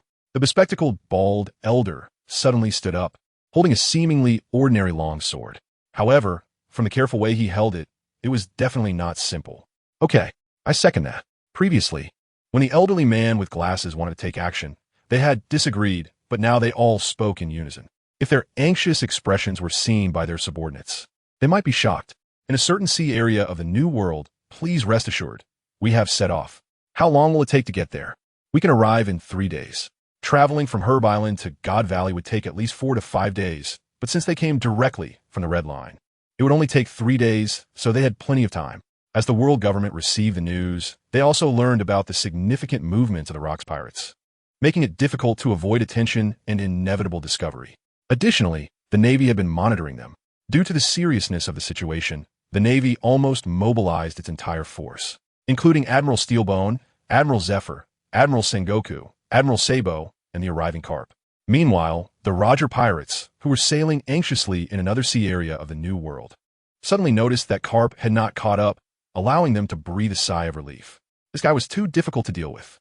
Just then, they seemed to sense something and were preparing to take action when a masked person dressed in a long white robe that resembled mourning attire arrogantly raised his head and said, "GOLD, Roger, I'm here to speak with you on behalf of the Gorosei." The crew of the Roger pirates exchanged glances, and Roger's expression darkened as he asked, "The Gorosei? Who are they? And why's a representative of the world government here to talk to a pirate like me? This is too ridiculous. Noticing the other party's lack of good intentions, Roger felt no need to be polite. The masked person, recognizing they were from the world government, showed no respect and instead revealed a mocking expression, sternly reminding him, please mind your tone. The Gorosei represent the highest authority of the world government and are the decision-makers of the world. Roger seemed uninterested in wasting words and asked, what do you want? The Rock's pirates plan to attack God Valley to incite global turmoil. Therefore, the Gorosei sent me to ask you to assist the Navy in stopping them. Upon hearing this, Roger's pupils constricted and his face showed shock. What did you say? Attack God Valley? Has that guy gone mad? The other members of the pirate crew also looked stunned, unable to believe it. If war were to break out, countless people would suffer. The Rock's pirates were no ordinary crew. They had attacked nations in the New World, plundering treasures and purchasing weapons to arm themselves. They were definitely not as pirate-like as they appeared on the surface, and their hidden strength was even more unknown. Wait, let's not discuss this right now. You have to understand, we are pirates. How can we help you for no reason? Rayleigh stepped forward, his expression grim. The masked person seemed to have anticipated this and continued. The Gorosei said that as a trade, you can make some demands, but they cannot be excessive. Ultimately, Roger did not want to see the world descend into chaos. He had his own methods, so he agreed to the other's request. On the other side, aboard the mouse ship, Tisen had already received the news and did not want to miss out on this exciting battle, especially since it was Rox's final battle. As an opponent, Rox deserved his respect, so at the very least, he had to send him off. Meanwhile, the treasures in God Valley had tempted him for a long time. This time, he brought all the officers except for Aino, Tokugawa, and Aruz. He knew that anything could happen, so it was better to be cautious. Although he was not afraid of anyone now, being careful was always wise. Lying at the bow of the ship, Tisen suddenly opened his eyes. Tisen, a ship is approaching ahead. It seems to have the world government's insignia. Should we attack? No, let's see what they are up to. He did not believe they would dare to attack him. Firstly, it was a critical time, and secondly, even if they wanted to capture him, they wouldn't come with just one ship. As the ship drew closer, it stopped. Ols Tisen, I am from the world government Gorosei. Before he could finish, Tisen impatiently interrupted him. Get to the point. I don't have time to listen to your nonsense. You. Although the masked person wore a mask, one could imagine how ugly his face must be at that moment. Just as he was about to get angry, he was stopped by someone beside him, saying, we need to focus on business. We do not have much time left. We must quickly complete the mission and return. Due to the Rock's pirates attacking God Valley and trying to incite global turmoil, the Gorosei ordered me to ask you to work with the Navy against them. Oh, I see, but what does that have to do with me? Tisen straightened up, resting his chin on his hand as he looked at the masked person. Ols Tisen, don't be too arrogant. You need to know who you are dealing with. The masked person seemed unable to hold back any longer and shouted. Whoosh! A white beam of light flashed. Ah, you! The masked person staggered, looking down at his pierced body, and fell straight down. He actually attacked. You bastard. Ols Tisen, do you want to go against the world government? Another masked person watched in fear as Tisen had attacked. He stepped back, realizing he had not perceived any signs of Tisen's movement. It seemed that as soon as something fell off, he immediately dodged. Stop with the nonsense. If you don't want to die, Tisen shot a sharp gaze at him. The Gorosei said that as long as you can take action, you can make some demands. The masked person quickly said, seeing Tisen's patience wearing thin. If you want me to act, it's simple. Acknowledge the autonomous status of Sky Paradise. Free from your control, and your people, including the Navy, are not allowed to enter there. Tisen then stated his demands. Although he did not hold much hope, he had to give it a try. Moreover, he believed that in the long run, he would eventually succeed. However, he did not expect that the other party would actually agree, and it was through the Gorosei's words. We agree to your conditions, but you must immediately go stop Rox's reckless actions, the other party said over the phone in a formal manner. All right, then it's up to me. I hope you won't go back on your word, or I will make you aware of the consequences. Click. After hanging up on the other side, the sword-wielding bald elder heading towards God Valley had a grim expression and said, that is only if you live to enjoy it. La la la. This guy really thought he would be foolish enough to this extent. Anyone could talk nonsense. However, this trip wouldn't be for nothing, and he did not plan to deal with rocks.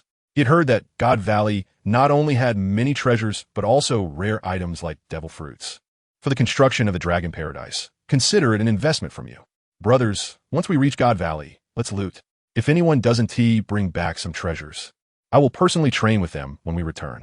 What? What, Captain, are you serious? Haha, the boss still has ideas. Oomph. There's so many treasures hidden under the ice continent. I don't care about them. Brothers, this time it's God Valley. Next time, it will be the ice continent. What? Tyson, you bastard. Ha ha ha. God Valley, surrounded by mountains, was enveloped in thick fog, with a coastal sea breeze howling. At that moment, a warship slowly approached the coast, flying the World Government flag. After docking, an elderly man in a black suit with white curly hair and a flat hat stepped down from the ship. A middle-aged man with red hair styled in a slick-back manner was following behind him. Behind him was a young and beautiful woman holding a baby. Just as they were about to disembark, a loud explosion echoed, startling them. Nizzle at the front furrowed his brows and asked, "What is going on?"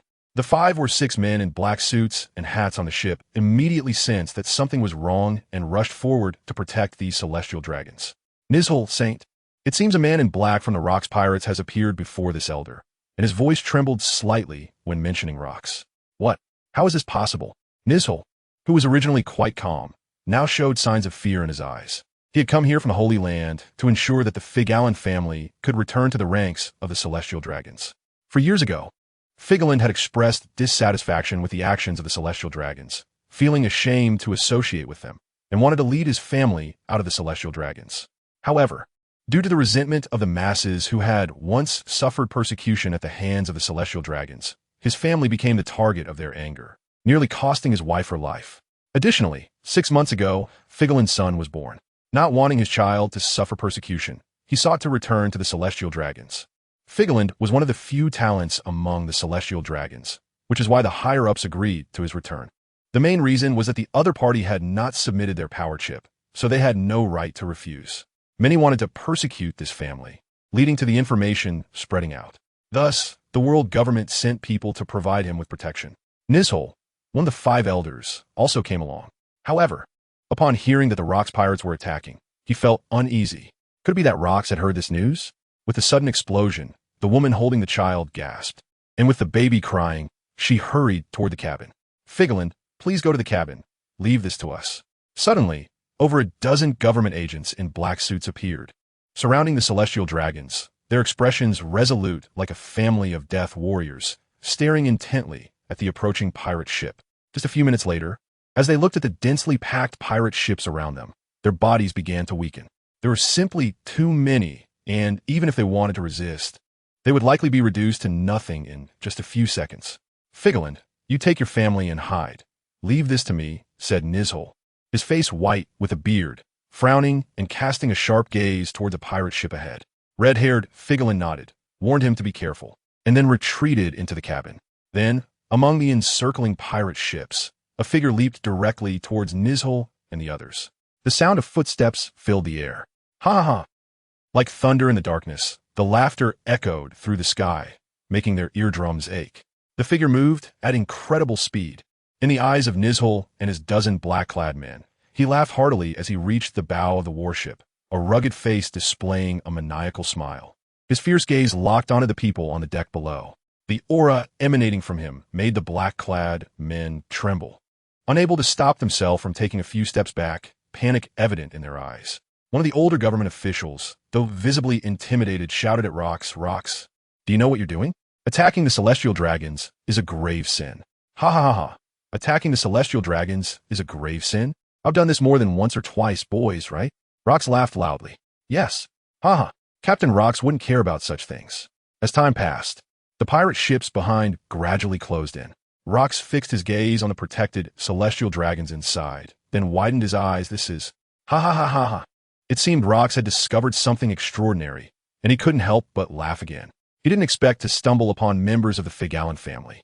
As long as he killed them, his purpose would be achieved. What a stroke of luck. Rocks hadn't anticipated that his plan would go so smoothly. He originally intended to attack God Valley, but upon sailing nearby, they sensed the presence of world government ships approaching the island, so they decided to surround it. However, he didn't expect to encounter the widely discussed incident of the Celestial Dragon's withdrawal. Rocks, you are so bold. If you do this, the world government will not let you go. A bunch of trash. Today, I will kill all of you and show the world government who is the king of these seas. With that, Rocks charged towards them. But how could these people possibly stop him? One punch, and they were taken away, without any hesitation. After dealing with them, His violent gaze turned towards the cabin. And just as he was about to say something, a man and a woman stepped out, their eyes filled with fear as they looked at Rox. It seemed that Rox's terrifying aura had caused their bodies to collapse onto the deck. Rox looked at them cruelly. In his eyes, celestial dragons should all be fat and ugly. However, these two did not resemble other celestial dragons who were arrogant and disdainful, nor did they have the typical corpulent features. Instead, they were beautiful and handsome. Facing my overwhelming strength, what does it matter if you're celestial dragons? Rox laughed maniacally. Kill him, kill him. People on dozens of pirate ships shouted along, some even showing angry expressions, gritting their teeth. Meanwhile, other crew members watched everything unfold, with Newgate frowning slightly, seemingly thinking about why the Navy hadn't arrived yet. Just as Rox was about to strike and kill the couple, as if sensing something, he let out oomph. His outstretched fist immediately retracted, and he countered with a punch. Instantly, a creature, which was unclear what it was sent flying by his punch.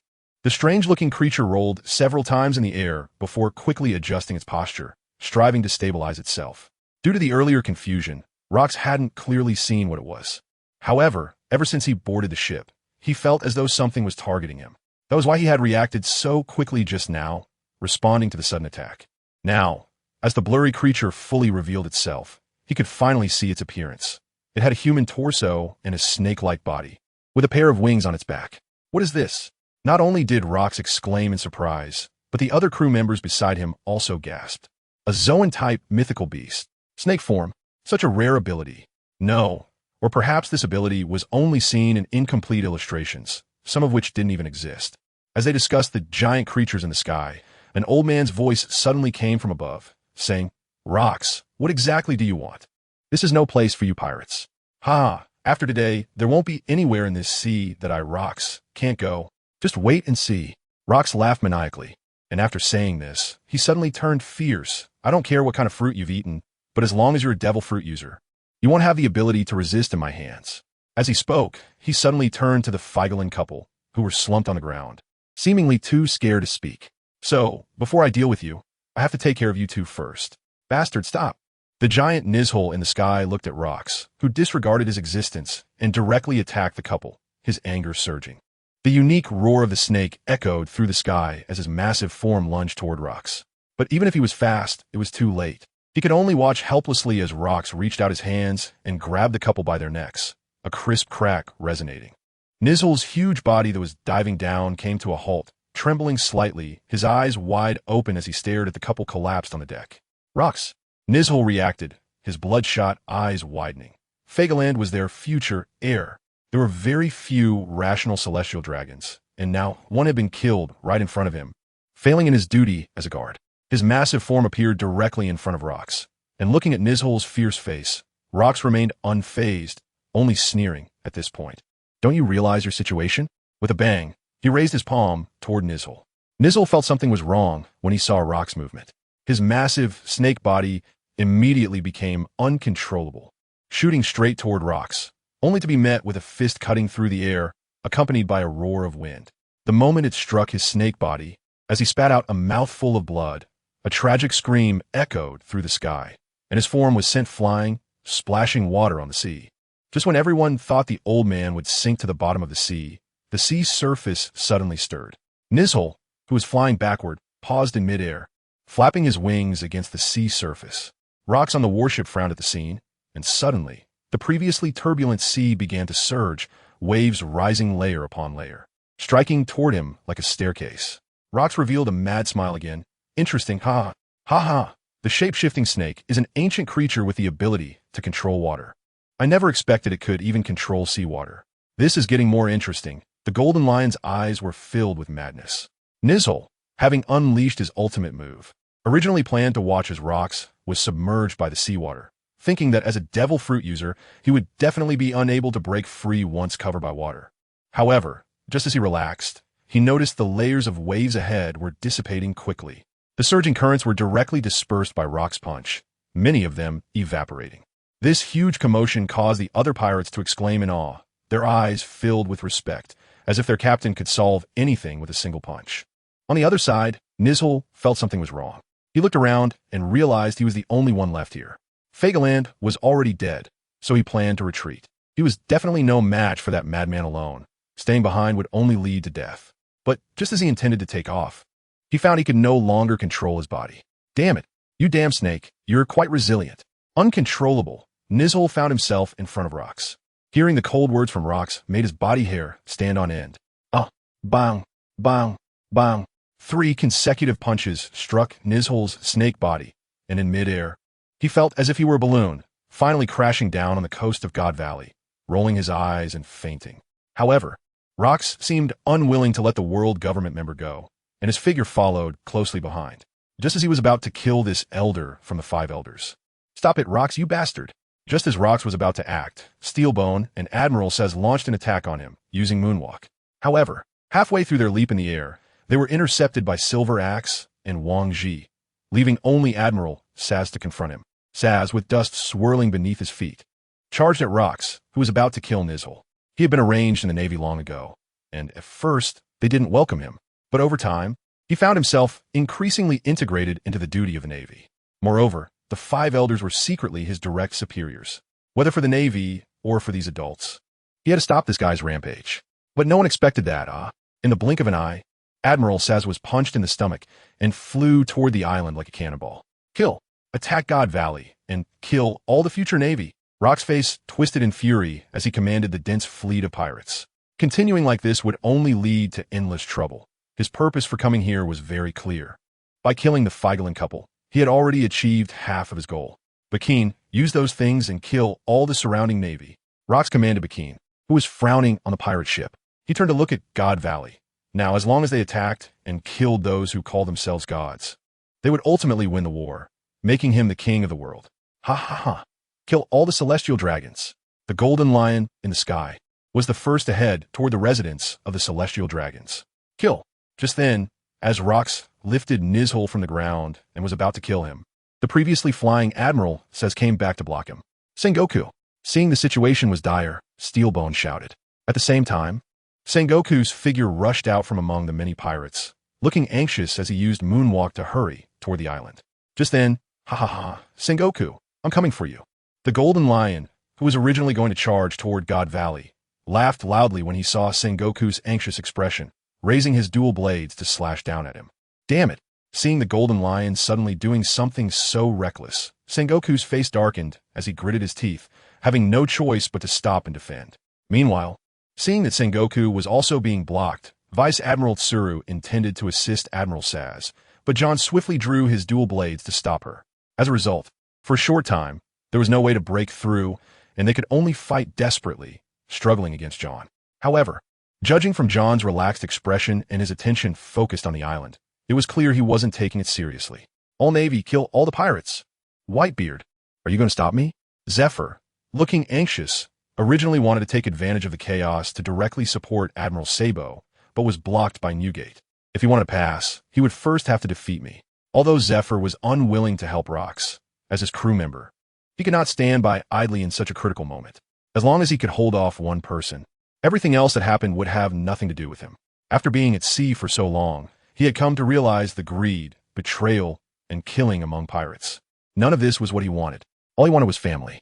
However, he would not betray before this pirate crew reached its end. The world of pirates also values righteousness. On the other side, the scene on God Valley Island could only be described as horrifying.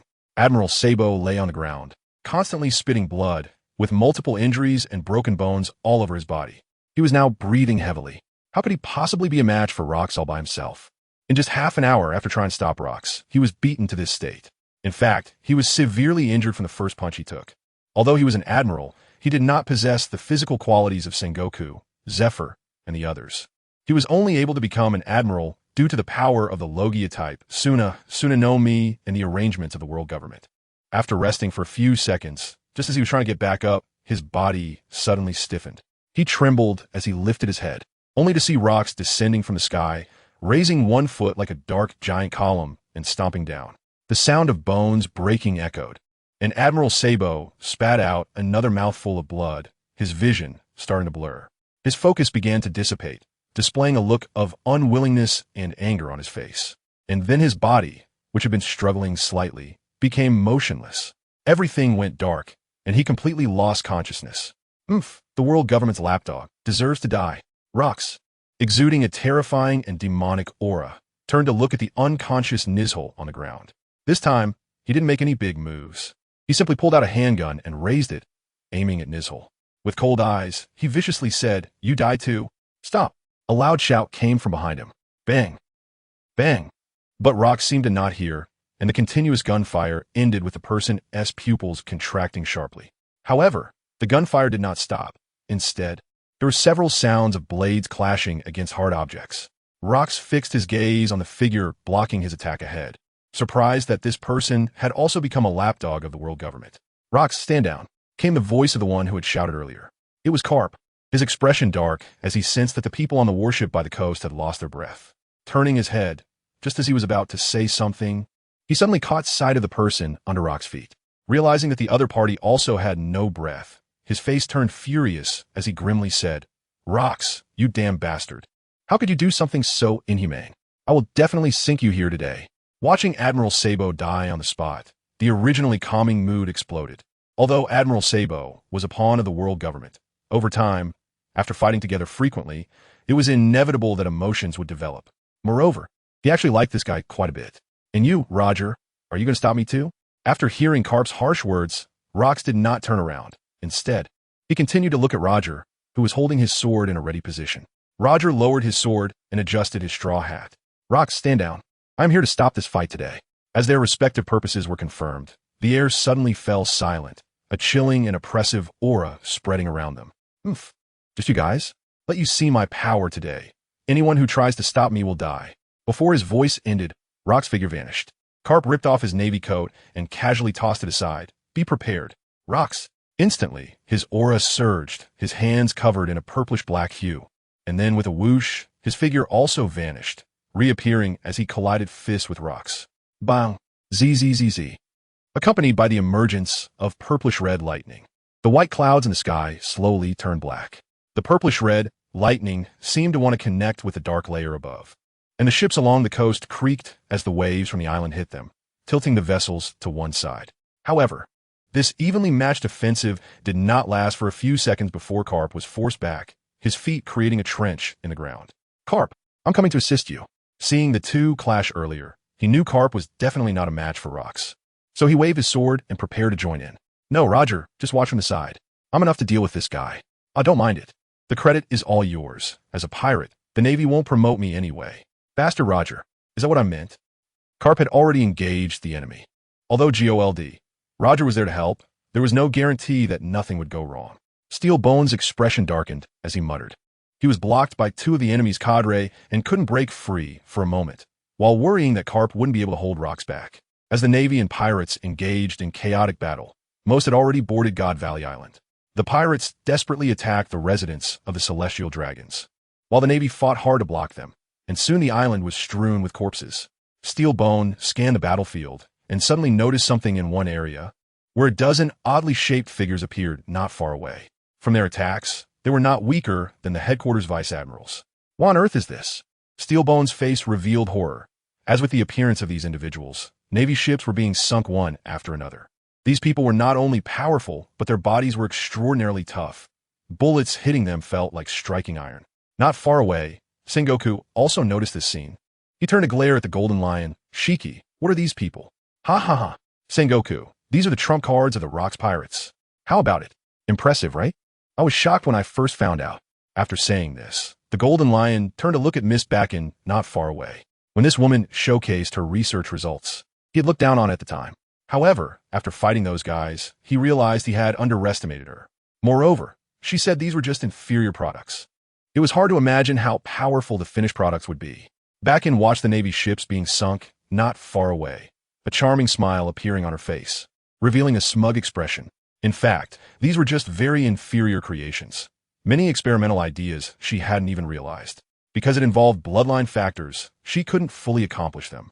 Meanwhile, at the residence of the Celestial Dragons, a large number of world government personnel were urging the Celestial Dragons to board the ships by the shore. However, most of the Celestial Dragons were cursing at these people, even pointing their weapons at them. Born free and unrestrained, how could they, who have always acted with power and authority, flee in embarrassment with their tails between their legs? In their eyes, those people are merely slaves, tools for their amusement. As time passed, some pirates spread to this place, including Charlotte Linlin and Kaido. Meanwhile, John, who was blocking Vice Admiral Tsuru, also arrived here at some point. You filthy mortals deserve to die. A celestial dragon, wearing a bubble helmet, aimed a pistol at the incoming pirates. Go, kill the celestial dragons inside and grab the treasure. John saw the celestial dragon ahead, still displaying an arrogant face, and couldn't help but feel excited. He sensed a large amount of treasure waiting for him inside the building and smirked at the thought. In fact, when the Rocks pirates set out towards this direction, Rocks had hidden his treasure, waiting to escape after taking the things here. If he stayed any longer, it might not only be the Navy chasing him, but even the officers of the Rocks pirates might want him dead. If it weren't for seeing Rocks recklessly attacking the celestial dragons, he wouldn't have dared to act so boldly. Although the Rocks pirates had trump cards, he didn't believe that such limited power could bring down those who had ruled the world for hundreds of years. John, stop. Just then, a voice interrupted John's excitement. John paused and turned to look, puzzled. Really? Are you here to steal the treasure too?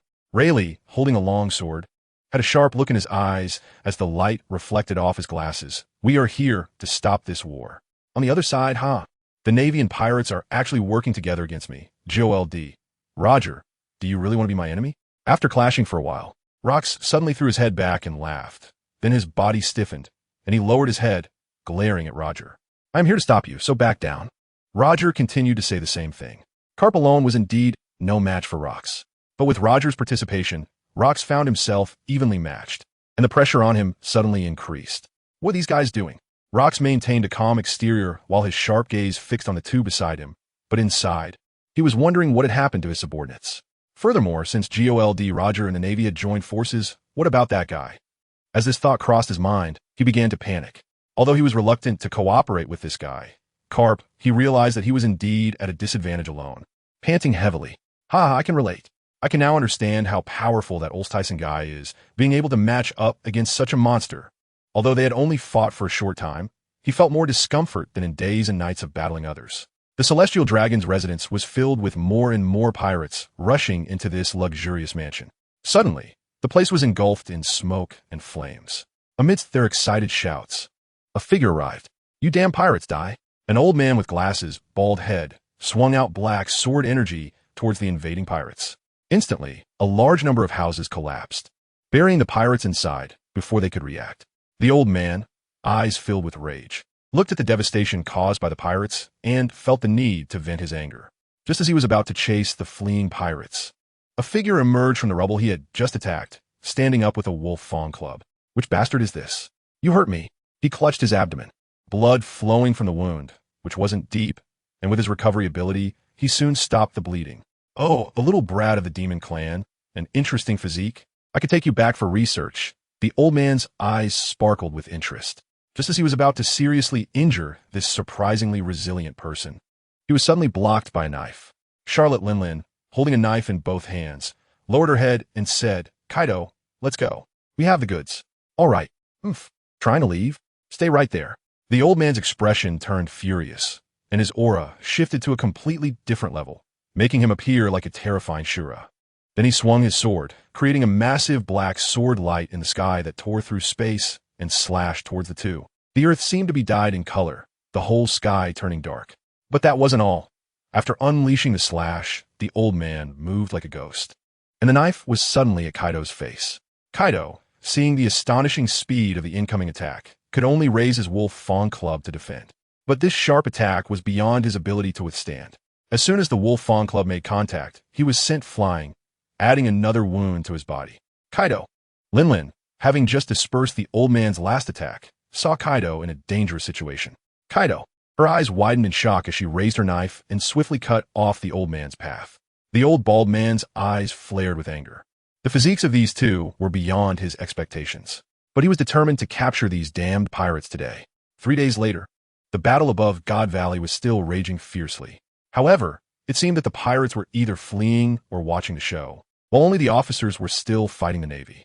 Meanwhile, those powerful clones were trapped by someone using devil fruits. Just as the Navy wanted to destroy them, they were intercepted by CP agents. Following orders from above, they needed to take these things back for research. Rocks was simultaneously dealing with Carp and Roger, but as time passed, he gradually fell into a disadvantage, his stamina starting to wane. The perceptive officers had already begun to make their own plans. They wouldn't stay to be captured. On the other side, John was still battling Rayleigh, but from the looks of it, neither of them was in good shape. However, John's injuries were undoubtedly heavier. Blood was flowing from his cheeks, and he had multiple knife wounds on his body.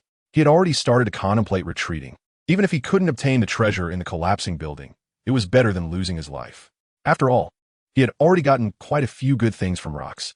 Wagwa, a giant pink sword light, dispersed the black sword energy, revealing the figures inside. Kaido, looking furious and battered, with blood all over his head, and Lin Lin, panting heavily. At this moment, although Kaido was already 21 years old, he was still no match for Lin Lin, only able to assist her from the side. If it weren't for his strong physique, he might have died countless times by now. In contrast, Lin Lin only had minor injuries. However, they had been fighting this old man for 3 days without gaining any advantage, and although he appeared old, his stamina was astonishingly extraordinary. Moreover, every time they blocked the old man's strange katana, they felt an eerie chill rise in their hearts, making them shudder. Kaido. Ling Ling leaped high and agilely landed beside Kaido. I know, Kaido's eyes narrowed. The two stood shoulder to shoulder, each raising their weapons and getting into position. The bald, old man across from them frowned slightly, his expression becoming serious. However, he wasn't afraid of such an attack. As he watched their momentum gradually rise, it felt as if the heavens and earth were about to change color, a powerful aura permeating the air. Overlord, a fierce look appeared on his face, and a strange sound echoed through the sky, resonant and forceful. The two unleashed a torrent of attacks simultaneously, which then converged into a massive wave of multicolored energy, resembling a huge laser, accompanied by a violent roar. The old man watched this scene with a slight cold smile, mocking the incoming assault. Despite this, he did not dare to slow his movements. Suddenly, his gaze turned fierce, and the blade in his hand changed color, a torrent of black fog swirling around him. The demon energy, Ashura, and Demon Slash appeared, and a figure resembling Ashura emerged above him, surrounding him, wielding a black great sword, terrifying and fierce. With a wave of the old man's blade, the shadow above acted like his substitute, swinging its great sword. Boom! The world lost its color as the two attacks collided, resulting in a violent explosion. It felt as if the sky was being torn apart, and the ground began to tremble, causing the buildings in the vicinity to collapse, with even nearby mountains reduced to dust. After a while, the scene finally quieted down. However, only the old man, wearing glasses, remained standing in place, while the two opposite him had already taken the chance to flee. The old man's expression darkened as he gritted his teeth. That damn Tyson, daring to play me, has not come to support me for so long. It seems they are not fools either. Although that attack just now couldn't hurt him, it still took a lot of effort. Oh, when did I play you? I'm here now. What? The old man's pupils contracted, and he suddenly looked up. He saw a figure standing in the sky, with a cold and handsome face and a long sword at his waist. Who else could it be but Tyson? His expression remained calm on the surface, but internally he began to panic. The main issue was that he had no idea when the other party had arrived. There was only one possibility for this situation. His haki and vigilance were ineffective against the other party. If he couldn't even sense the other party's aura, one could imagine how strong this guy was now. It seemed that being able to match rocks was no idle talk. He thought to himself, "You have already violated the agreement. It seems you never intended to cooperate with us from the beginning." TCH, Tyson scoffed. "Do you think I will believe your words?" Tyson felt that Lord Wu's skill, Dustless Misery, could actually be used in conjunction with Ken Bunchaku, allowing both to adjust their aura and make the other feel their absence. It seemed that every skill of Lord Wu's was not useless. He just felt that he had been too incompetent to notice for so long. He then looked towards the area where the celestial dragons lived. Although part of it had collapsed, there should still be many houses left unsearched.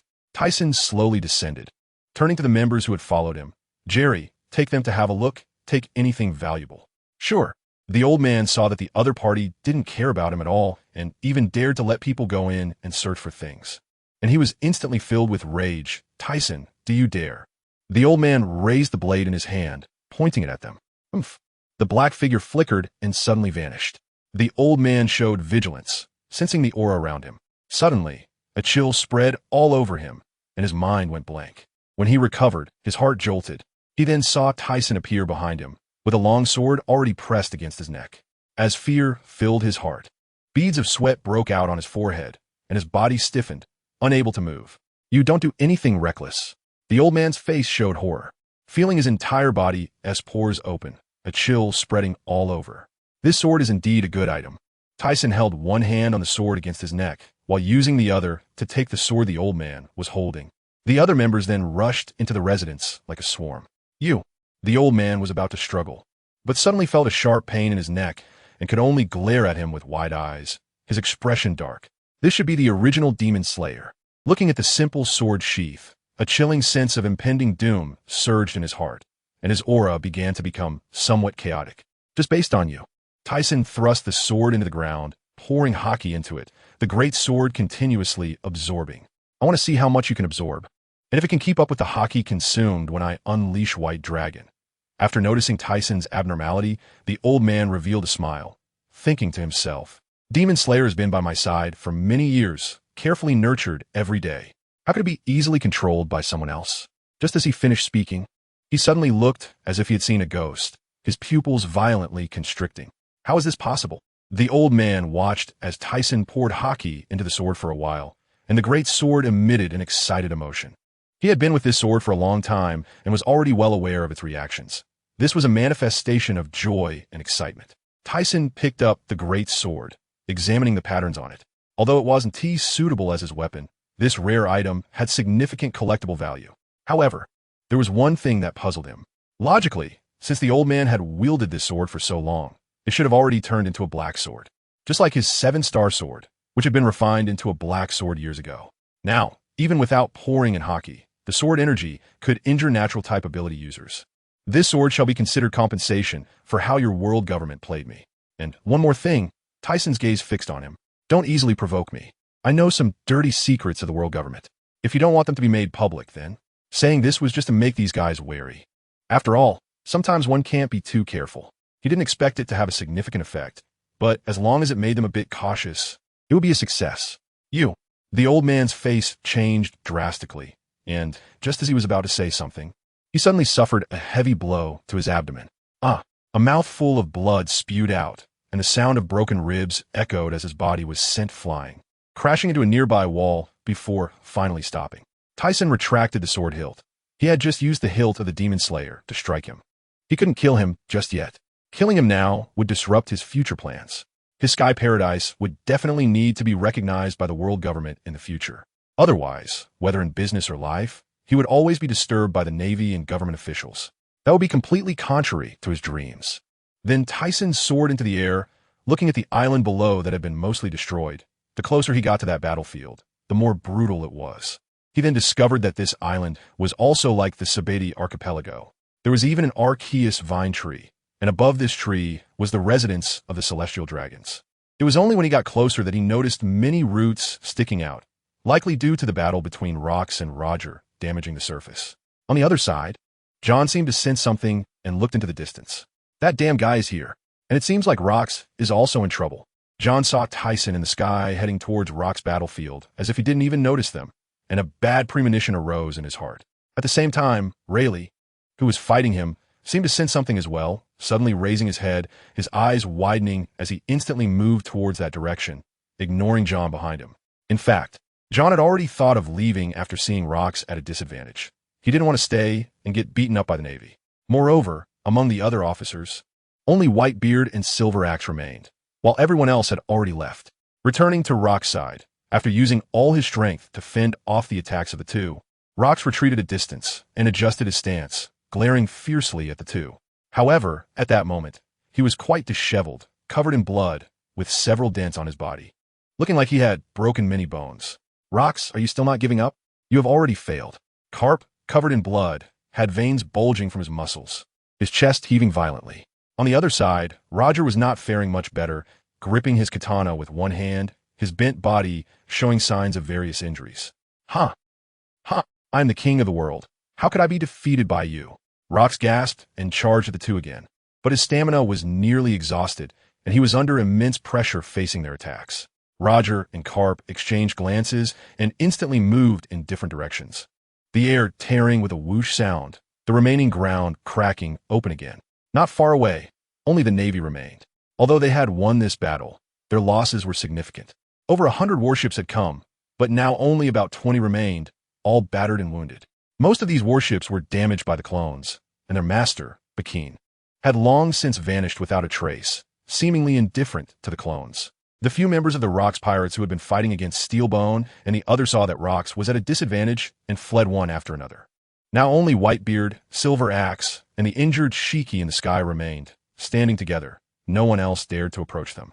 Originally, Zifa had been the first to engage in battle, but as time passed, his stamina also ran out, so he had to stop. Not just him, even Steelbone, Sengoku, and the others had also paused to observe the battle, ready to provide support at any moment. La la la, what a lively scene. A sudden laugh broke the silence of the spectators. Who is it? Everyone looked up toward the source of the voice, their expressions turning fearful and stunned. Shiki reacted first, his face darkening. That bastard. Steelbone, Sengoku, and Zifa narrowed their eyes, glaring at the figure in the sky. Tyson, you have violated the agreement. Steelbone exclaimed angrily.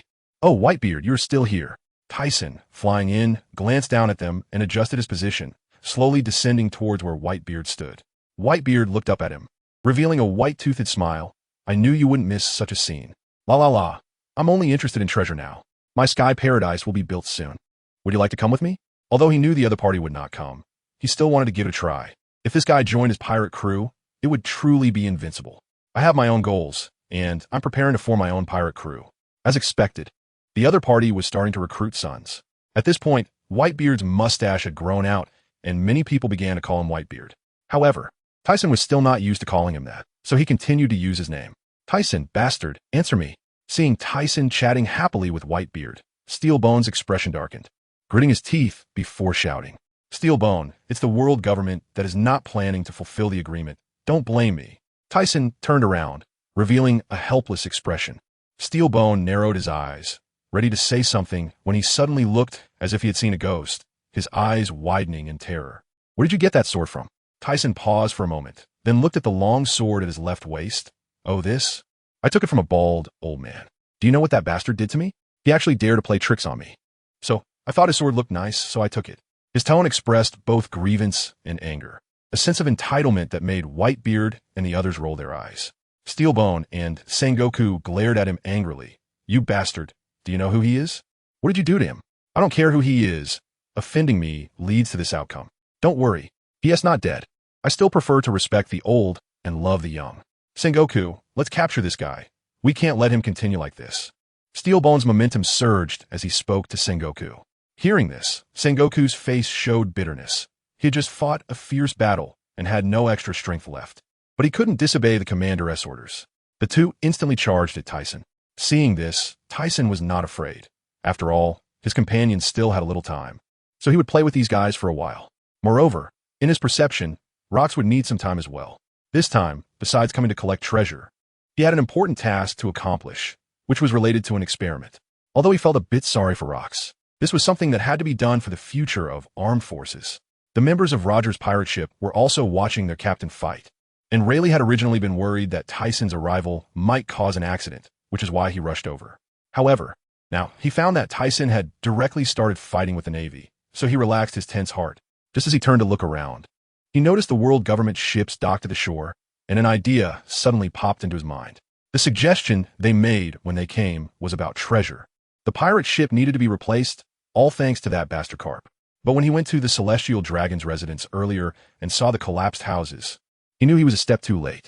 Now, looking at the world government ship, although it was protected by many Navy soldiers, they were all focused on other areas. So there might be treasure inside as well. With his skills, slipping in wouldn't be too difficult.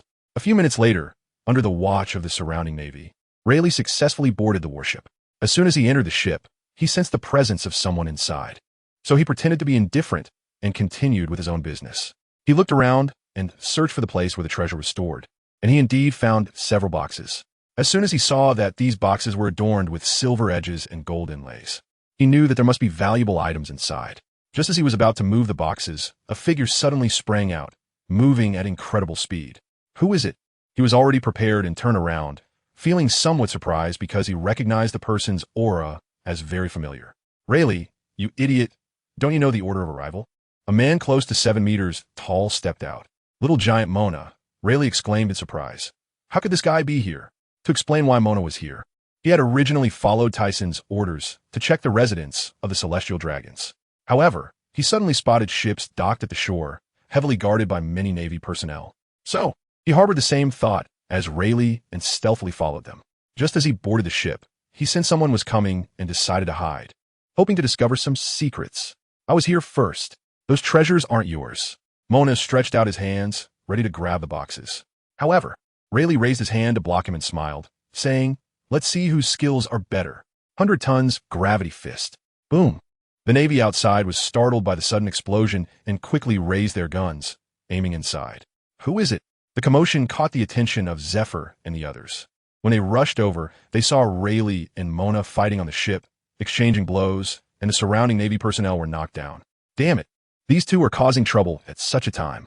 Zephyr, covered in blood, was furious and stepped onto the ship using Moonwalk. Back to the fight. After Mona threw a punch, Rayleigh drew his sword to block it. They both scrambled to seize the treasure chests and escape. Due to his large hands, Mona managed to grab 4 chests, while Rayleigh took the remaining 3. However, as they rushed out, one of the chests, which wasn't locked, suddenly opened. Just as he was about to close it, he caught a glimpse of what was inside, causing his pupils to shrink. At that moment, Zephyr attacked, and he had no time to react.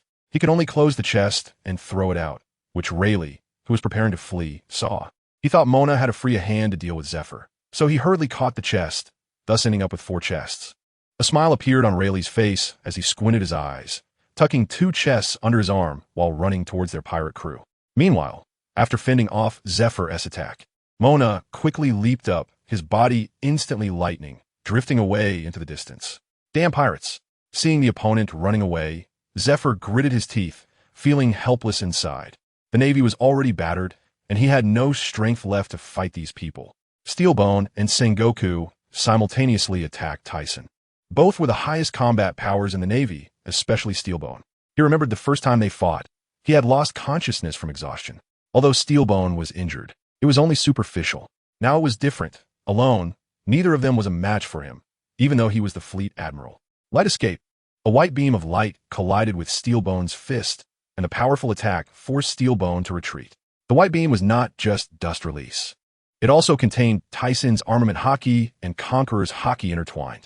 The 3 combined made Steelbone hesitant to take it head-on. After pushing Steelbone back, Tyson countered with a punch, directly hitting the golden giant Buddha that was mixed with Haki. The clash of palm and fist produced a thunderous sound, causing the air to swirl around.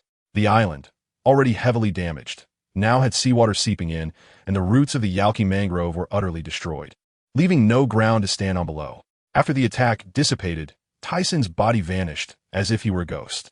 The other 2 immediately heightened their vigilance, realizing how dangerous this guy's attacks were, and they couldn't keep up with his speed. Just as Sengoku turned his head, a chilling aura surged from the right, sending a wave of coldness through his heart, leaving his mind blank. What? By the time he reacted, he saw the opponent's fist already coming at him. He could only concentrate Haki on his right cheek. Boom! The giant golden Buddha was sent flying. That wasn't the end. Before Sengoku could adjust his position, a massive foot came crashing down on him. Thud! The Buddha's belly was stomped on, and Sengoku spat out a mouthful of blood. Then the Buddha vanished, and the figure fell into the incoming seawater below. Sengoku, Steelbone, worried, dove down and caught Sengoku, then placed him on the warship behind them. This guy's strength has increased. He's simply a monster. Whitebeard thought with a bitter smile. He initially believed that the opponent would retreat when facing both the fleet admiral and the general. But now it seemed he had overthought it. Tyson, I won't let you go. Steelbone's aura suddenly seemed to grow stronger, and he repeatedly stepped in the air, creating currents that stirred the seawater. Watching the opponent attack him at high speed again, this time it seemed even more powerful, but how could he be afraid? A surge of overwhelming aura flowed from Tyson's body, gathering Haki in his arms. His black hair and dark cloak billowed wildly, and his sharp black eyes locked onto the opponent. Whoosh! His figure moved instantly. When he reappeared, boom, their fists collided, and it sounded like thunder erupting, followed by a piercing ZZZ sound, creating purplish-red lightning around the two. The space seemed to twist. At the same time, both exerted all their strength into their fists. However, judging by Steelbone's expression, he seemed to be straining more. Just as Tyson was clashing with him, he suddenly sensed danger approaching from behind, but relative to his speed, it wasn't fast. Turning his head slightly, he saw Sengoku had somehow adjusted his position and was trying to join the fight. The opponent leaped up, and the golden Buddha appeared. A sound akin to the Great Compassion mantra echoed in his ears. Tyson's eyes narrowed, super heavy. Haki disruption. Instantly, steel bone like Sengoku had his consciousness interrupted by the sudden aura. By the time he reacted, he had already been punched in the face. The tremendous force caved in his face, and the dizziness that followed made his consciousness pause, and his body fell. Fleet Admiral, what? Steel bone has been knocked away. Is this the Light Emperor? This guy is a monster. Buddha impact. Sengoku glared angrily. A giant golden handprint descended, emitting dazzling golden light. Tyson had no time to take a head-on whoosh. His figure vanished. Seeing the opponent disappear like a ghost again enraged Sengoku, and he could only look around, trying to find his figure. At the same time, he felt a shudder from the sudden aura that had attacked his mind earlier. But Tyson's speed was akin to teleportation. Even if he noticed, how could he react in time? Before the Buddha's palm could be retracted, he felt a sharp pain in his back, the searing agony coursing through his body. Instantly, he spat out another mouthful of blood, following in Steelbone's footsteps. What are we going to do with a guy like this in the future? A group of Navy personnel displayed expressions of terror and panic. This guy is inhuman. He's simply a monster. The others nodded in agreement. Sengoku, the crane that had just received Steelbone, hadn't had time to set him down before witnessing Sengoku fall. Tyson was panting heavily in the air. The previous attack looked simple, but he had actually used all his strength. Throughout these few moves, his haki had been significantly depleted, with each strike being a full-force attack, almost all of them being special moves. The Armed Color and the Conqueror's Color were combined.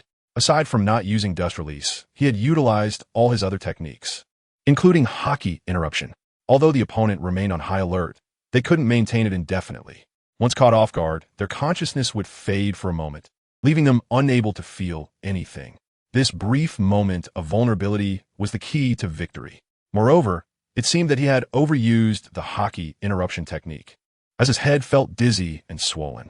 The Conqueror's haki was related to his spirit and strength, which, to put it simply, was the power of the soul.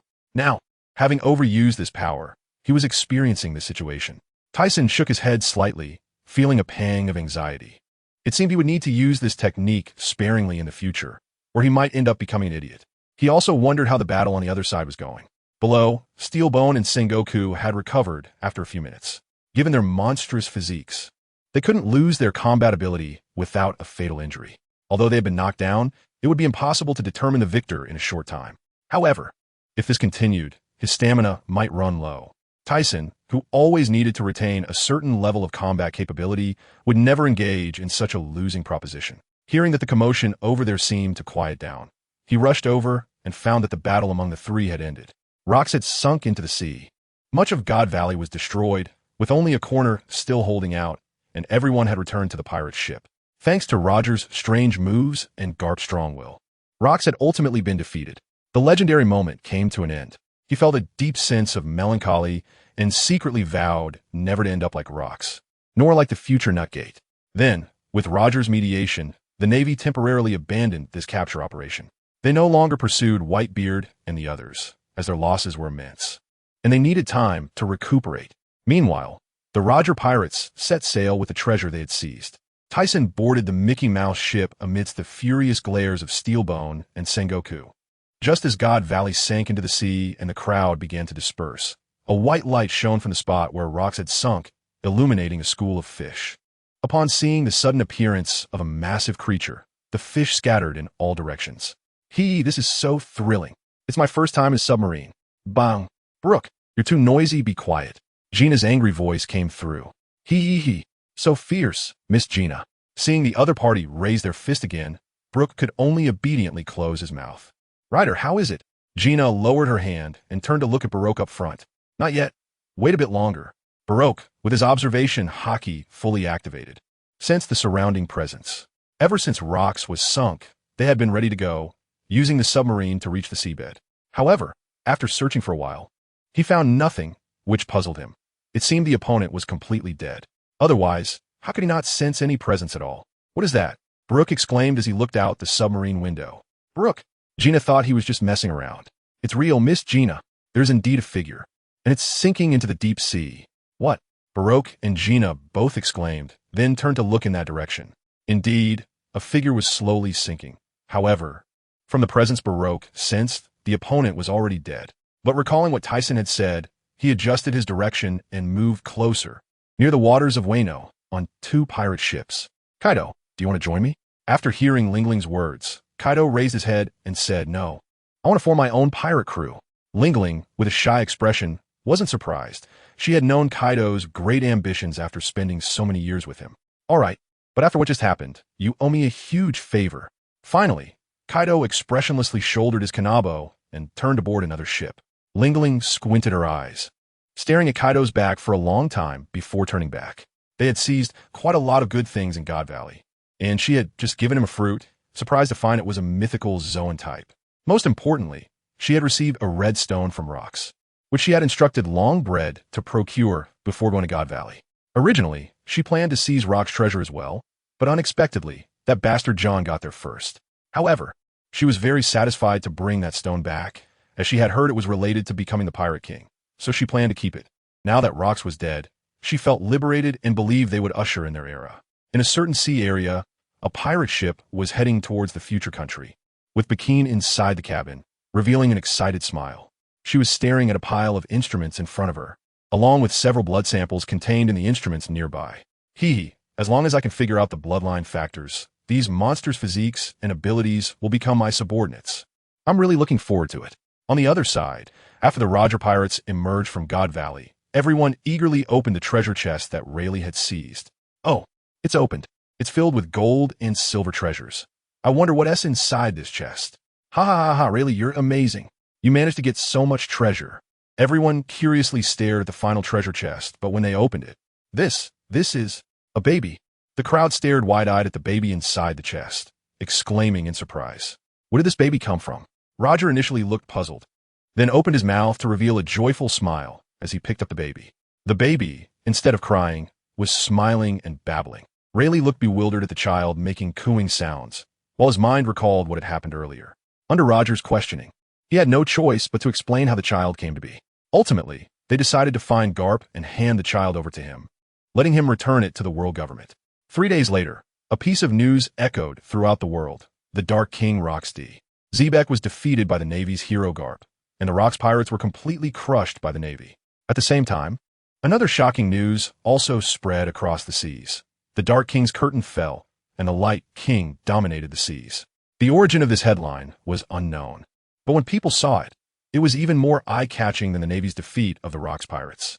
Although Thyssen was originally referred to as the Light Emperor by only a few, this title has now spread across the sea and is known by everyone.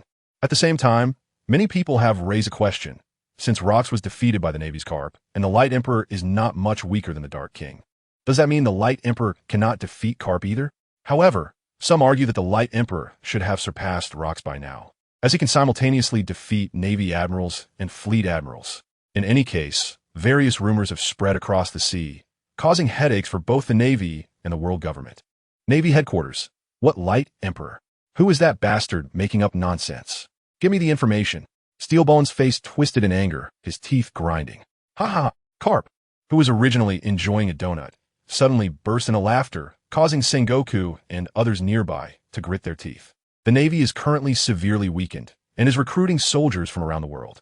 Meanwhile, the New World is in chaos, with former Rocks pirates fighting over territories. So they have decided to take a breather. At the same time, the Navy's branch in the New World suffered heavy losses from pirate attacks, forcing Steelbone to send Zifa to guard the New World while Garp and Sengoku went to capture the Roger pirates. The main reason is that the world government is very sensitive about the letter D. On a large island next to Herb Island, Thyssen named this island Light Island. He has seen the external names and posters. He actually likes the title Light Emperor, and he can tell it's the work of that woman, Shuanai. However, he doesn't care much about these things. He is mainly busy with the construction of Sky Paradise. Due to slow progress and a severe labor shortage, he has to find ways to improve efficiency. So he went to the scientific research lab. The 5 individuals he brought from the future kingdom have provided him with significant help, such as the production of perfect pills and weapons for the paradise, which have already shown great results. However, he is not here for those purposes. Lord Thyssen, you're here. The 5 greeted him upon his arrival, knowing he is their benefactor and they cannot offend him. Thyssen nodded in acknowledgement and expressed his current needs. To create humanoid soldiers? The group exchanged glances. Is it not possible? The progress of the Paradise's construction is indeed very slow, so he wants them to create some soldiers to help, which do not need to have combat capabilities, just labor. After Thyssen explained his requirements, they said they could do it.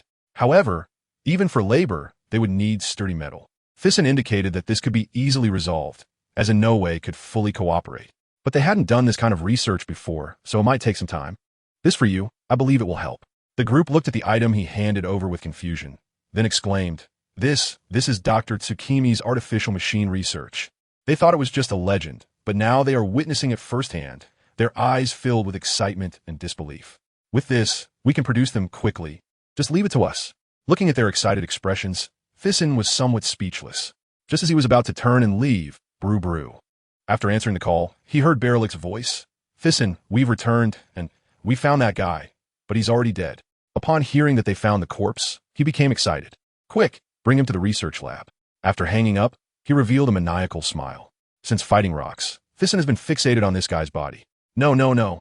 It's the physical body. His earlier guess was that Rox wasn't dead, so he sent them to check, and for safety, he had Berlik accompany them. Now hearing that Rox is dead, he became even more thrilled.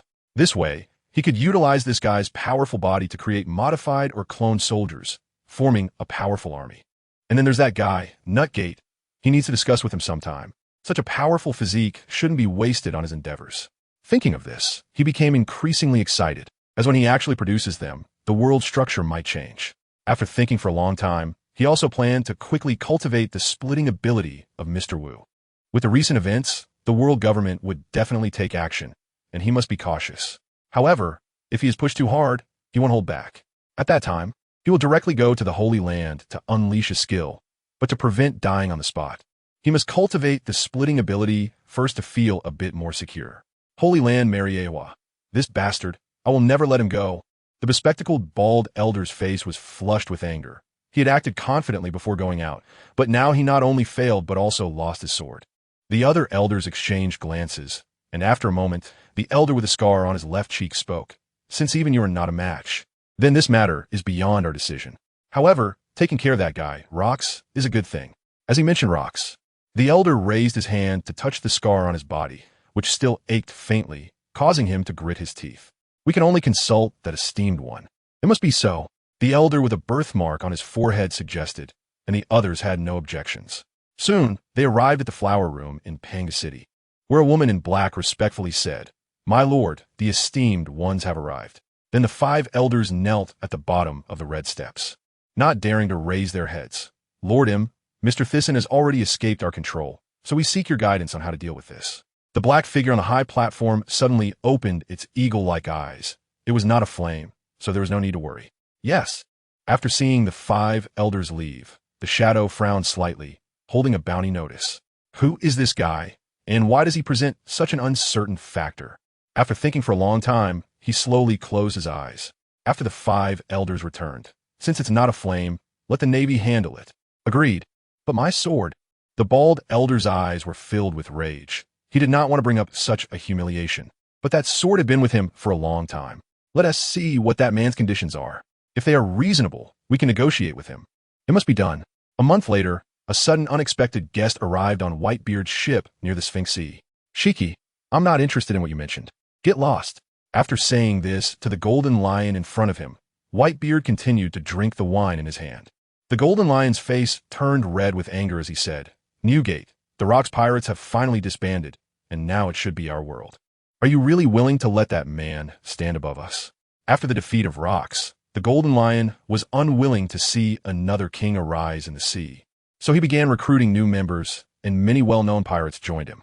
He had previously been forced to join the Rox pirates because of Rox's overwhelming strength, and now that he had finally waited for his death, it should have been his opportunity to rule the world. However, the appearance of Tisen interrupted his plans. He then sought out Silver Axe and Wang Ji, wanting to form an alliance to deal with the Tisen pirates together. Originally, he wanted to recruit Bondi Wald, but to his surprise, that guy also refused. His purpose in coming here was to seek cooperation with Whitebeard, although he thought 3 people would be enough. He came for extra insurance, but Whitebeard showed no interest in his invitation. That guy's ambition does not conflict with mine, so I will not join you, Shiki. Newgate replied with the same words as before, his gaze sharpening, as if he would take action if the other did not leave. The Golden Lion's expression darkened. TCH, Newgate. Just you wait. After I defeat that guy, I will rule the world, and then you better not regret it. As he spoke, he soared into the sky and drifted away. Newgate frowned slightly as he watched the other's figure. Old man, is this all right? At that moment, a girl popped her head out from behind Whitebeard, her long hair flowing and a worried expression on her pretty face, wearing a lace scarf around her neck. Kwahaha. Don't worry, wait a bi. I am Whitebeard, and that guy can't possibly defeat that man. Hearing Wait a bi's words, he burst into laughter. Even if the opponent was the Golden Lion, so what? He had known the other's personality well since they were on the same ship, and he was not afraid of that guy.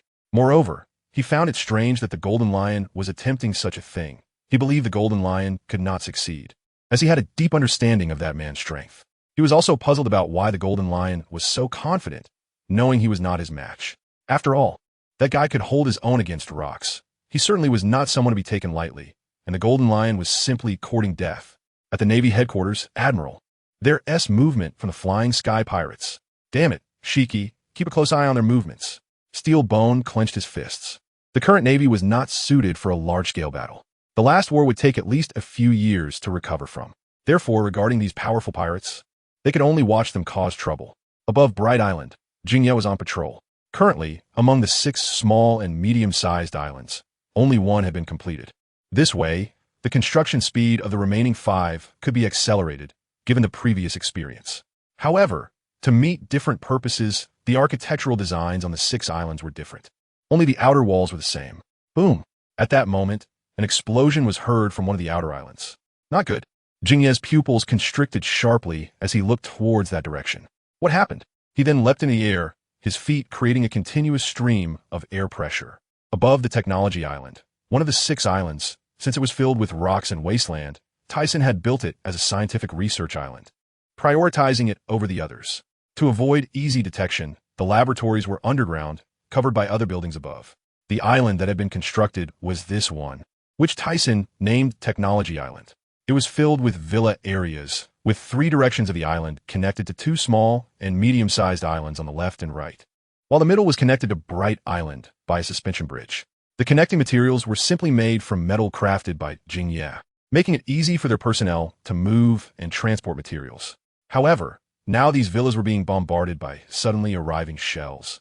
Though the walls of these villas were made of special metal, although the doors and windows were destroyed, these were minor issues. These strange houses are so sturdy. Kekiki, this is a good place. That guy actually thought of connecting the islands together. This idea is not bad, but this place belongs to me. He thought about how, with his abilities, he could easily take advantage of the floating island. But that was not the main point. What he really wanted to see was Tyssen's expression when he learned of this. Countless pirates climbed onto the island, with at least 20 to 30 pirate ships docked along the coast. At the forefront stood the 3 main figures of this raid. The Golden Lion crossed his arms, a cigar in his mouth, feeling a bit excited at the thought of avenging past grievances. That guy probably 1T let us off for doing something so outrageous. A man wearing golden armor and sporting a long black beard said, placing one hand on the hilt of his long sword. Isn't that obvious? But we're not to be trifled with either, replied a person in silver armor wielding a silver giant axe. Kekiki, stop saying such gloomy things. The 3 of us are enough to deal with him. I am not the same as I was over a decade ago. Just wait, where's Thyssen? The Golden Lion's eyes glinted with ferocity as he gritted his teeth, staring at the figure approaching in front of him. The strength he had gained over the years gave him great confidence in this plan. On the other side, the guards here, Gobi and Tokugawa, quickly ran towards the direction of the attackers upon hearing the noise. Gobi was assigned to guard here for a reason. His heat fruit was an excellent power source. The island needed to construct offensive weapons, so these factors were taken into account. At the same time, far away on Herbal Island, Mona and the others received the news simultaneously. Let us go first. The boss is still training, so let's not disturb him. Thyssen had previously told them not to disturb him unless it was something particularly important. He had spent a long time trying to master the ability split for self-preservation, but had seen no results. However, he had to make preparations for future dangers. Now, to deal with the attack from the Golden Lion and the others, the Thyssen pirates had gathered at Technology Island, except for Thyssen. Their numbers increased, standing in confrontation with the Golden Lion and others. At the forefront were Qingjiao, Mona, and Jerry, the three strongest among them. Next were Tian Shan, Muse, Gina, Rizairu, and Jingya. Following them were Dugu Luo, Tokugawa, and Gobi. Finally, there were Barbarian Bear Rubit, Hornet Carns, and Heavy Hammer Chilikes. Even Green Bull led a group of sea beasts to join in. Recently, besides guarding the Mickey Mouse, Green Bull had also been fighting those monsters on Giant Beast Island, wanting to conquer them all. However, there were many powerful beings above, and many beasts possessed haki, making it impossible in a short time. But it was precisely because of this that it ignited its competitive spirit. Bartholomew is not here this time because he is in the research laboratory assisting the scientists in studying the remains of rocks. Although he has made some discoveries about the events outside, he believes that the people out there can handle it, so he did not show up. Outside the laboratory, apart from the three of them, there are also many high bounty hunters on the side of the Golden Lion, including some worth over 500 million. Before this, the Golden Lion, for the sake of this plan, after the Rocks pirates disbanded, had floated pirate ships at the entrance of a new world to recruit powerful individuals, leaving those who dream of coming to the new world bewildered. Those familiar with the Golden Lion commented that this guy has never done anything human. Although the Thyssen pirates have recently added quite a few newcomers, the total number is only a little over 2,000. This is mainly because Thyssen has requirements for those who join, and some people don't like such constraints and leave directly. This has resulted in a significant disparity in numbers between the two sides. Golden Lion, how dare you attack us? You have quite the guts. Qing Jiao displayed a benevolent smile, making it seem as if the opponent had come as a guest. Qing Jiao, a person with kingly qualities actually becoming someone else's dog. I don't want to waste words with someone like you. Also, where is Ols Tisen? Is he too scared to come out? Since I chose to join, I won't regret it. How could someone like you understand my feelings? Golden Lion, dealing with you is enough for us. There's no need for the boss. Just be prepared. The arrogant guy said, watch me kill you all. Golden Lion's face showed anger as he issued commands and was the first to attack Mona and the others. Thyssen pirates. Kill them all. The nearly 7-meter-tall Mona let out a thunderous voice. Immediately, his figure disappeared, and when he reappeared, he was already in front of Silver Axe. Having mastered the observation haki to its peak and combined with the ton press fruit that can change his body weight, he usually trains to make his body very heavy. When he returns to his normal body, he feels very light. The ton press fruit give him speed and strength, so he doesn't need to worry about dealing with Silver Axe. Golden Lion, the last battle isn't over. Let's continue. Jerry drew his long sword. He was also unwilling after losing to the opponent last time and had been training to wash away his shame. After the last battle, Jerry had been practicing his swordsmanship and even sought Tyssen's help, achieving good results. Spear Dragon Punch. Finally, Qing Jiao faced off against Wang Ji, both of them having similar builds. Since Qing Jiao lost the spike on his head, he focused his attacks on his hands and feet, and with the perfect pill he consumed, his physique increased. Both his strength and speed have improved significantly. Thyssen also spent some time training him, and his haki level has reached a very high level, with the armament haki being the highest, already at an advanced level, allowing him to change forms freely, whether external or flowing. As for the observation haki, although he couldn't foresee the future, it was sufficient against strong opponents. He was just lacking the ability to wrap the Conqueror's haki. But his current strength was not comparable to 6 years ago, seeing that their strongest three could already handle the opponents. The rest of the crew launched attacks on the opposing pirates. The battlefield quickly descended into chaos. Although the opponent seemed to have many more people, and some were quite powerful, the Thyssen pirates had previously consumed pills. While they weren't perfect pills, the enhanced physiques from long-term training led some to even awaken their armament haki, and there were quite a few of them, coupled with the support of Gina and others. They were not at a disadvantage in the fight. It's worth noting that Gina's bubble fruit had awakened. As long as she touched the ground, she could create a bubble sea area, causing many to lose their fighting ability before even engaging. Additionally, Bushigame's slow fruit ability was even more overpowered. In fact, the decisive battle for both sides depended on the three individuals, Golden Lion and the others. As long as they lost, the outcome would basically be determined. However, how could they, former executives of the Rocks Pirates, easily lose? One sword style, Cloud Flow Slash. Jerry controlled the power in his body and launched a flowing cloud-like attack towards the Golden Lion in the sky. The moment the flowing cloud slash left the sword, its speed was incredibly fast. Even the Golden Lion couldn't react in time and could only passively raise his sword to block. Immediately, the opponent was knocked back, flipping in the sky. However, it appeared he was not injured. The Golden Lion was slightly surprised and then adjusted his stance. Slash wave. Suddenly, two sword energies intersected, cutting down towards Jerry below with equal speed. But Jerry, who was already prepared, simply gripped his sword with both hands and struck heavily upwards against the cross sword energy, causing the air currents to swirl, and the Golden Lion's slash wave was thus dispersed. However, before Jerry could look up at the sky, he felt the opponent attacking him directly. He calmly defended, and the two transitioned from sword energy clashes to close combat, momentarily fighting evenly. On the other side, Silver Axe swung his silver giant axe down hard at Mona's head. Quickly responding, Mona wrapped his armament hockey around his fist and punched the giant axe, causing black lightning to spread out, leaving no one within 100 meters radius of them. 1,000-ton gravity fist. This was an important move of Mona's. It's worth noting that the ton press fruit can exert a maximum force of only 10,000 tons. However, he usually doesn't easily use such a move. If he were to unleash 10,000 tons, the physical burden would exceed his capacity. Currently, he could only exert several thousand tons of force. Nevertheless, his strength was unmatched, and few could compete with Mona in terms of power. Even Tyson would have to use his overweight ability to match him. Moreover, it is important to note that the weight increased by the fruit ability after being unleashed would not just be that heavy, combined with his own strength. The weight could be significantly enhanced. Therefore, the punch he just threw, although labeled as 1,000 tons, was actually over 1,000 tons. After being released, the force produced a tearing wind howl in the air, and the surrounding space seemed distorted, with the airflow wrapping around his fist, resembling a giant rocket. Seeing this, Silver Axe did not dare to be careless, gripping the silver battle axe tightly with both hands and letting out a frantic roar. Boom! Ziz! After the two sides' attacks collided, a thunderous explosion echoed, followed by a burst of red sparks. After colliding with this immense force, Silver Axe felt as if he was contending with a mountain, extremely heavy.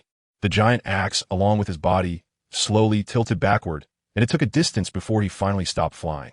The distant villa was affected somewhat, but even the residual force of their attacks did not harm these buildings. After all, they were made of special metal crafted by Jingye, and even if Tyson struck it with all his might, it would only leave a dent.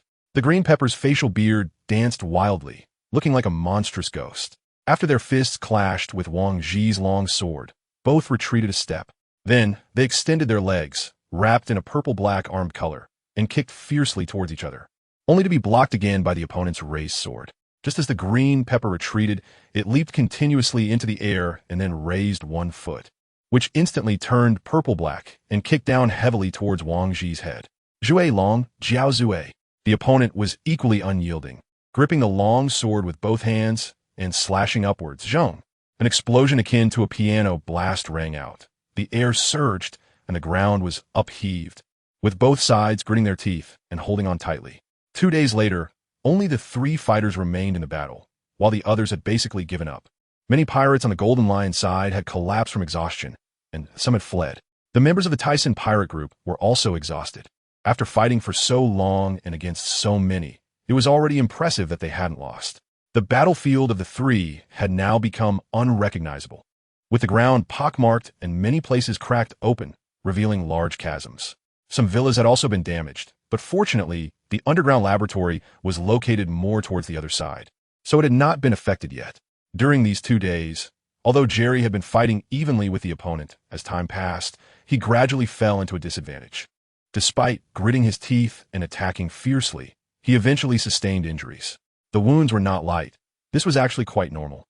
Even if Jerry had cultivated his armed color to a high level, and his swordsmanship was already that of a great swordsman, it was still very difficult to defeat an owner of Conqueror's Haki who had mastered the technique of rapping. Moreover, the Golden Lion was also a great swordsman, and with his fruit ability, Jerry naturally suffered significant losses while the Golden Lion was in an excited state. Suddenly, while fighting the Green Pepper, Wang Ji sensed something was wrong, stopped his body, and turned to look at his subordinates, who were all helplessly collapsed on the ground. He then turned back to the Green Pepper and said, "This time, I'll let you go, but next time, it won't be so easy. Hey, what are you doing? Why are you stopping?" Seeing Wang Ji stop fighting, the Golden Lion's expression turned ugly, glaring at him with wide eyes. Wang Ji ignored him, turned around, and called his subordinates to head towards the position where the pirate ship was docked. Although the Green Pepper's face was filled with rage, seeing their territory destroyed like this, He had no choice but to pull back. If the battle continued, this small to medium-sized island would definitely be destroyed. And there was also a laboratory that was very important to Tisen nearby. He could not ruin something major for his momentary impulse. The Silver Axe fighting with Mona also stopped, saying, "We will meet again." Both of them thought to themselves, what a joke, the opponent's boss hasn't even shown up yet. And they've been blocked here. If that guy suddenly comes over, wouldn't they be caught all at once? Just wait. The damn guys. Mona gritted his teeth, the veins on his temples twitching, showing his inner anger. However, considering the importance of the island, he could only stop and let the opponent leave. Damn those two guys. Remember this. The golden lion's face twisted with anger, resembling an enraged lion, the veins on his forehead bulging as he breathed heavily. Suddenly, he looked down at Jerry, who was hunched over and gasping for breath, and with a fierce expression, decided that before leaving, he had to at least kill this guy. Otherwise, he would be a stumbling block in my future plans to rule the world. Lion's might imperial domain. Die, you annoying guy. This attack was not something he could compare to before. The golden lion's face was grim, channeling all his power into his dual swords. As he swung the dual swords, the soil on the ground began to flow, as if it were a sandy mire. Moments later, these mud flows twisted together in the air like a tidal wave, forming a massive lion's head, aiming to kill the opponent completely with this strike. Watch out, Jerry, Golden Lion, you despicable guy. The others wanted to rush over to assist Jerry, but they were blocked by the opponent. Don't come over, Jerry shouted with his mouth wide open, his eyes filled with stubbornness, standing tall with his right hand holding the long knife down. Then he slowly closed his eyes, feeling the giant soil flow lion rushing towards him, and he tried hard to adjust his breath. At the peak of his concentration, he suddenly opened his sharp eyes. Flowing cloud, mystery, flowing cloud, 3 flow cuts. Instantly, the purple-black knife was covered with 3 halos of earth yellow, blue, and white, representing defense, attack, and speed. This was what he had comprehended during this time, for which he made Tisen use his abilities on him every day and even practiced swinging his knife in the sea current. The 3-color halos converged on the knife, and suddenly, the colors of heaven and earth changed. Then, a celestial dome formed above his head, creating a scene of tsunami and an overwhelming momentum, making those around feel as if they were in 3 different environments: the surging sea, the thunderous flowing clouds, and the heavy sensation of the earth. Just as the ferocious lion's head was about to pounce on him, it seemed to freeze in midair, motionless. Jerry smiled, and at the same time, he swung his hands fiercely, as if everything around him had disappeared. Whether it was the lion-shaped soil flow or the clouds in the sky, they all vanished. This is incredible. The others all showed incredulous expressions, unable to believe that this was something a human could do. In fact, he had used this move before, during his sparring with Tisen, but he was not proficient back then. Jerry let out a deep breath, slowly raising his head to look at the furious golden lion in the sky, a smile on his lips as he said, "Golden Lion, you can't kill me today." The golden lion, floating in the air, tightly gripped his 2 famous swords, his head lowered, his body slightly trembling, and his chest heaving violently, as if he were a balloon about to explode. "Damn it, do you think you can block my attack and defeat me? You say I can't kill you? Let's see about that." Just as he was about to attack again, he saw Mona, the green pepper, and the others had already positioned themselves in front of Jerry. They all showed cold smiles and sharp gazes towards him, as if to say, "If you have the ability, come down." Seeing this, the golden lion's violent movements suddenly halted, but the veins in his neck stood up, and his face turned red. In the end, he still did not dare to confront so many people directly, only raising one hand to wave. Immediately, the pirate ship in the distance flew over, and the ships below floated up. Even the pirates who hadn't boarded the ship disregarded everything. But just as he turned around, a cold smile appeared on his lips. Consider this a warning. Next time, it won't be so simple." Hearing the harsh words released by the golden lion before he left, the others initially did not take it seriously. However, as the golden lion's fleet departed, the sky suddenly darkened. Everyone looked up at the massive object falling from the sky, their mouths agape in shock. It was the golden lion's ability, that damn guy, not doing anything useful. What should we do? None of us can deal with this big guy. Just as they were at a loss, a figure suddenly burst out from the basement, wearing a red cloak and continuously stepping in the air. When he reached halfway up the sky, he suddenly turned and shouted, "Let us go. Use the big move. Go." Despite having just fought a great battle and being low on stamina, they looked up at the giant in the sky, determined to stop it even at the cost of their lives. Soon, everyone unleashed their signature moves. Meanwhile, in a naval branch, a soldier anxiously spoke into a din mushy. Marshal, the Thyssen pirates have won. The Golden Lion and his crew have fled. I understand, Steelbone replied as he hung up the phone. These guys were becoming increasingly formidable. If they were allowed to develop further, they might become a second Rocks pirates. No, perhaps even more difficult to deal with, since they weren't plagued by internal discord like the other group. Moreover, it seemed the world government wasn't particularly concerned about them. What was going on? Steelbone sat in his chair, deep in thought. Just 3 days had passed since the last piece of news broke, and another shocking report came in. 3 former officers of the Rocks pirates, led by the Golden Lion, had formed an alliance and engaged the Thyssen pirates in battle, only to be defeated and flee, with even the Bright Emperor not showing up. Many speculated that they were too proud to act personally, while others believed they were afraid to face 3 former officers of the Rocks pirates at once. Judging by the level of destruction on Tech Island, it must have been a fierce battle. In a certain house on Herb Island, another failure. In this latest experiment, he still couldn't master the technique split. Each time he tried to divide the chakra within his body, it was always slightly off balance, leading to failure at the critical moment, leaving him scratching his head in frustration. It seemed that in the short term, he wouldn't be able to do it. Suddenly, he sensed that the chakra of the people on Herb Island was very active. What was going on? He quickly moved to the residential area and saw Mona and the others. After noticing their injuries, he asked, "What happened?" Jerry, wrapped in bandages along with the others, explained the situation. Upon learning everything, an uncontrollable rage flickered in Thyssen's eyes. How dare they target him? They were truly bold. If he didn't take back some interest from them, would he still be Thyssen? They wouldn't escape. In the blink of an eye, his figure vanished from the spot and reappeared in the air, heading straight for Hive Island. He was unsure of the exact locations of the Golden Lion and Silver Axe, but he knew Wang Ji's position clearly. Sorry, Wang Ji, but you might not live to see Blackbeard come and take your territory. Hive Island was originally the lair of the Rocks pirates, but was later occupied by Wang Ji. 3 days ago, after clashing with the Thyssen pirates, Wang Ji returned here feeling frustrated. Having previously cooperated with the Golden Lion and the others, he genuinely thought he could defeat them and claim their riches. However, after fighting those guys, he realized why Whitebeard didn't get involved in this matter. If their officers had become this strong, how powerful must their captain Thyssen have become? It was obvious. Thus, when the battle reached a critical point, he had thoughts of retreating. After returning, he worried about retaliation, but reassured himself that since he had just occupied this territory, no one could possibly know. With that thought, he felt relieved. However, just as he thought of this, his pupils suddenly constricted, and he looked up to see Thyssen's figure hovering directly above him. Did he think he could escape? Wang Ji, dare to provoke me, and be prepared for the consequences. Thyssen, through his sensing ability, instantly pinpointed Wang Ji's location, clearly remembering the chakra signature. Thyssen, how do you know my location? Wang Ji's expression turned slightly fearful, clearly not expecting his whereabouts to be exposed. Could it be that the Golden Lion or Silver Axe betrayed him? The thought made him grit his teeth in anger. It couldn't be anyone else. Furthermore, Thyssen arrived so quickly, it didn't seem like it was through reconnaissance. Who is this? How dare they come to my territory, looking for death? Let's see how my boss teaches him a lesson. No, this is a man with black hair from the Bright Emperor's crew filled with dread, his body trembling slightly. I'm really done for. What should I do? Thyssen drew the 7-star sword from his waist, looking down expressionlessly at him. Don't think about it. You're about to be dead anyway. What is the point of thinking? Do you think you can guarantee you'll kill me? Arrogant fool. Let me show you my strength. Shaking in his golden armor, Wang Ji gripped his long sword tightly, cold sweat trickling down his forehead.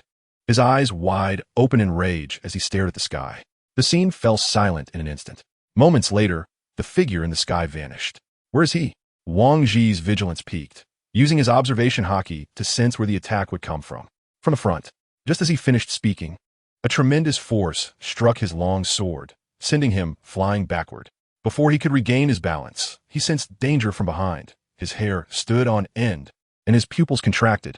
He then saw a headless body flying backward. What's going on? Soon, he realized his vision was spinning, and everything went dark. So it was like this. Had he really died? He never expected the gap to be this vast. A head that refused to close its eyes fell from the sky, kicking up a cloud of dust. Boss, he's dead. This is impossible. Thyssen sheathed his long sword, looking at the remaining 40 or so people.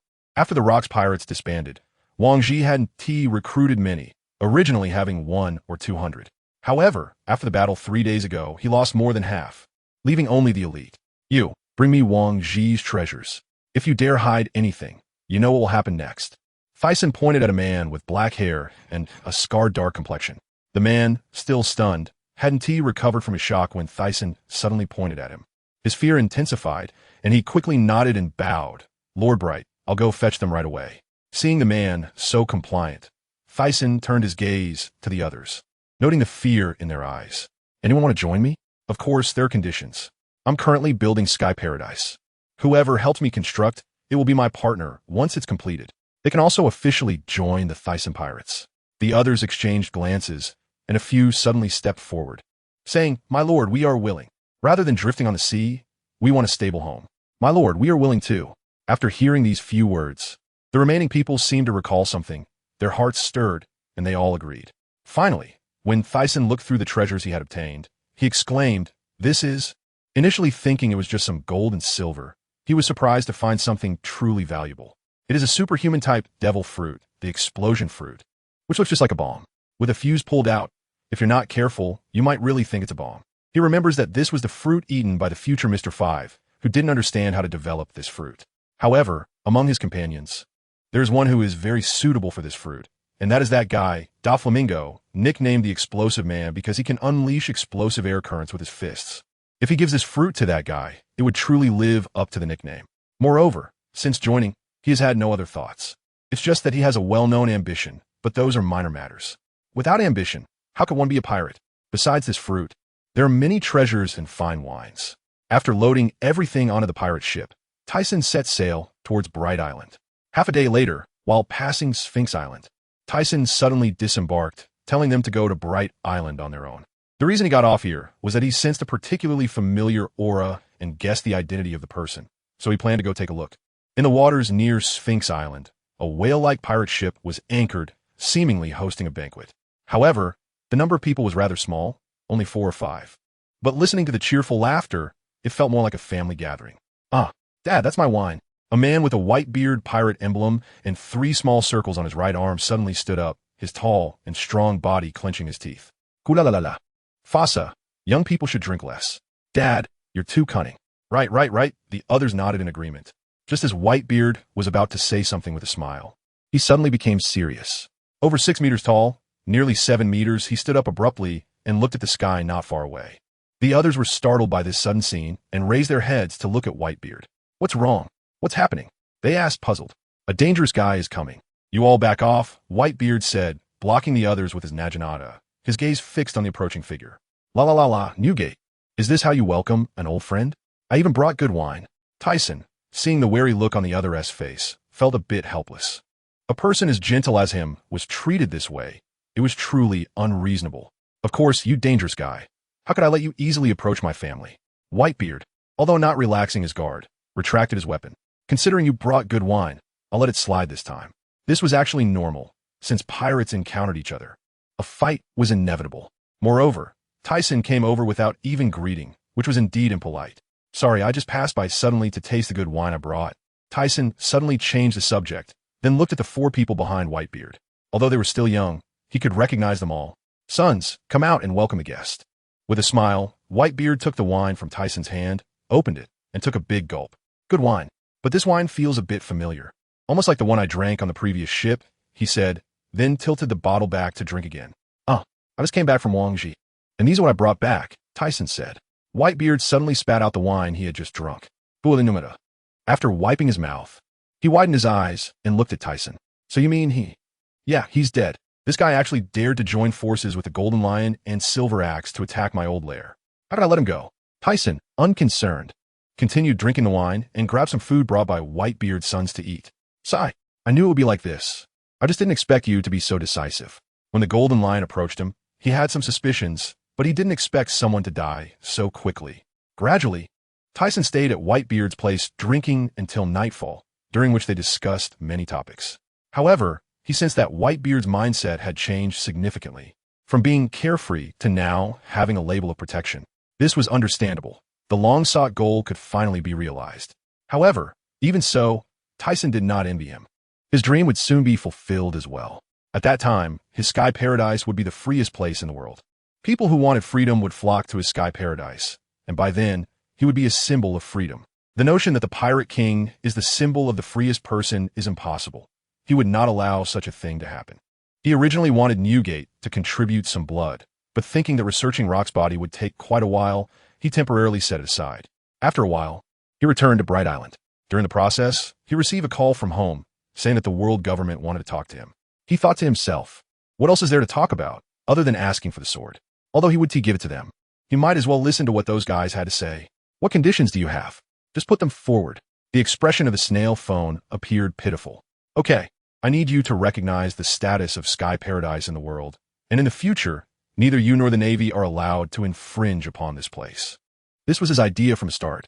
Although he didn't think those people would agree for just a sword, he had to give it a try. Impossible. Don't even think about it. Then there's nothing to discuss. Hearing Tyson's tone, it seemed like he was about to hang up, but the voice of the bald, old man came again. I can trade a devil fruit or something precious with you. Sure, I want a mythical zoan type. I don't want anything else. We have a natural type here, the old man said. Since I got it, I've kept it because no one wanted to eat it. It would be too wasteful to give it to an ordinary person. If others heard this, they would probably be drooling. By the way, I can let that guy Baroque try it out, he thought. Impossible, at most I can only get an ancient type. Nothing else. On the other end of the phone, the old man gritted his teeth. This damn guy has a big mouth. He was silent for a moment, trying to think. Listen to me. The guy you call Nizhol is a mythical zoan type, right? How about this? You kill him, and I'll go find him in the sea myself. What do you think? Tyson spoke in a serious tone, as if he wasn't joking. On the other side, the bespectacled old man was momentarily stunned after hearing Tyson's words. He then turned to look at the bearded old man with a scar on his left face. The other seemed to sense something and glared at him. The bespectacled old man looked frustrated.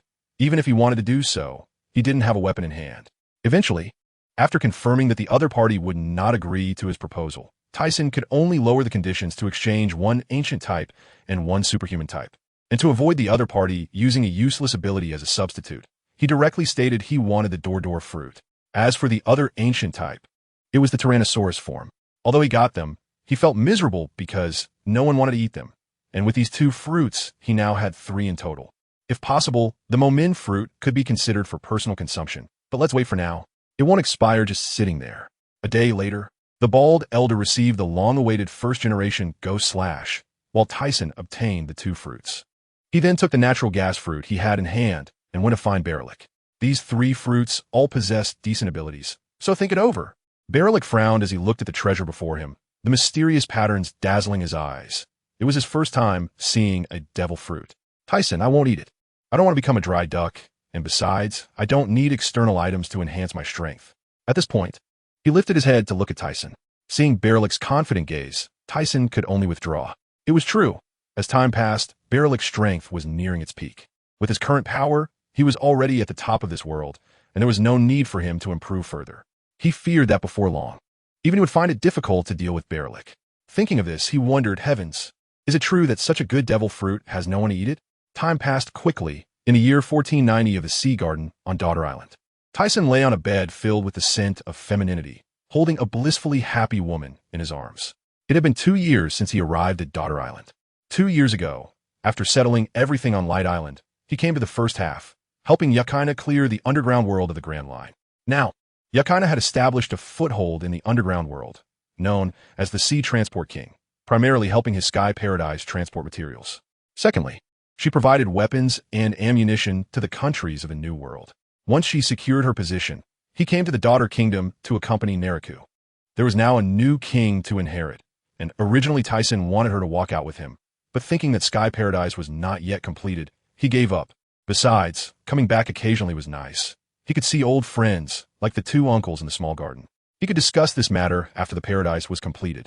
Although Neriku was now 44 years old, thanks to the pills Tyson gave her, she still looked very young and had become even more charming and beautiful. Just then, Tyson's phone suddenly rang, and he knew who was calling. After answering the call and hearing the other party, he replied, "Got it. I'll be there shortly." "Are you going back?" Neriku, in his arms, lifted her head, revealing a pair of charming, shy eyes looking at him. "Yes, this time a shipment is quite large, and I happen to be in the first half. Yakina is already waiting for me." "Yakina?"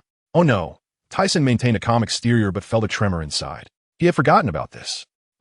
She's my partner.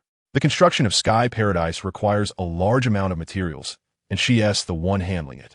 He tried hard to explain, but seeing the doubt in her eyes, he knew this would be hard to clarify. Nariku propped herself up on him, her sparkling eyes looking into his. Really? After seeing this, Tyson felt he couldn't handle it and hurriedly fled after affirming. Before he left, he heard her muttering, "You've learned to brush me off now." Not daring to linger, he directly flew away from Daughter Island towards the Shambodi Islands. Compared to before, his speed was now much faster, and he reached his destination in nearly 4 hours. Before landing on the island, he used mist to cover his face. Although he wasn't afraid of anyone, he also didn't want trouble. Completing his tasks safely was the best approach. In a villa behind a weapons shop on the island, Yakina seemed to sense something and quickly looked up. That bastard finally arrived. Soon after, Tyson met Yakina, and the people around her dressed in black suits had grown accustomed to his sudden appearances. Ever since he treated this place like his home, coming and going as he pleased, they no longer dared to stop him. Moreover, their boss always looked forward to his arrival. "Why did you come so late? Do you know how long I've been waiting for you?" Yakina complained upon seeing Tyson. "All right, I have things to do. I'm not here to play." After sitting down in a chair, Tyson picked up some tea to drink.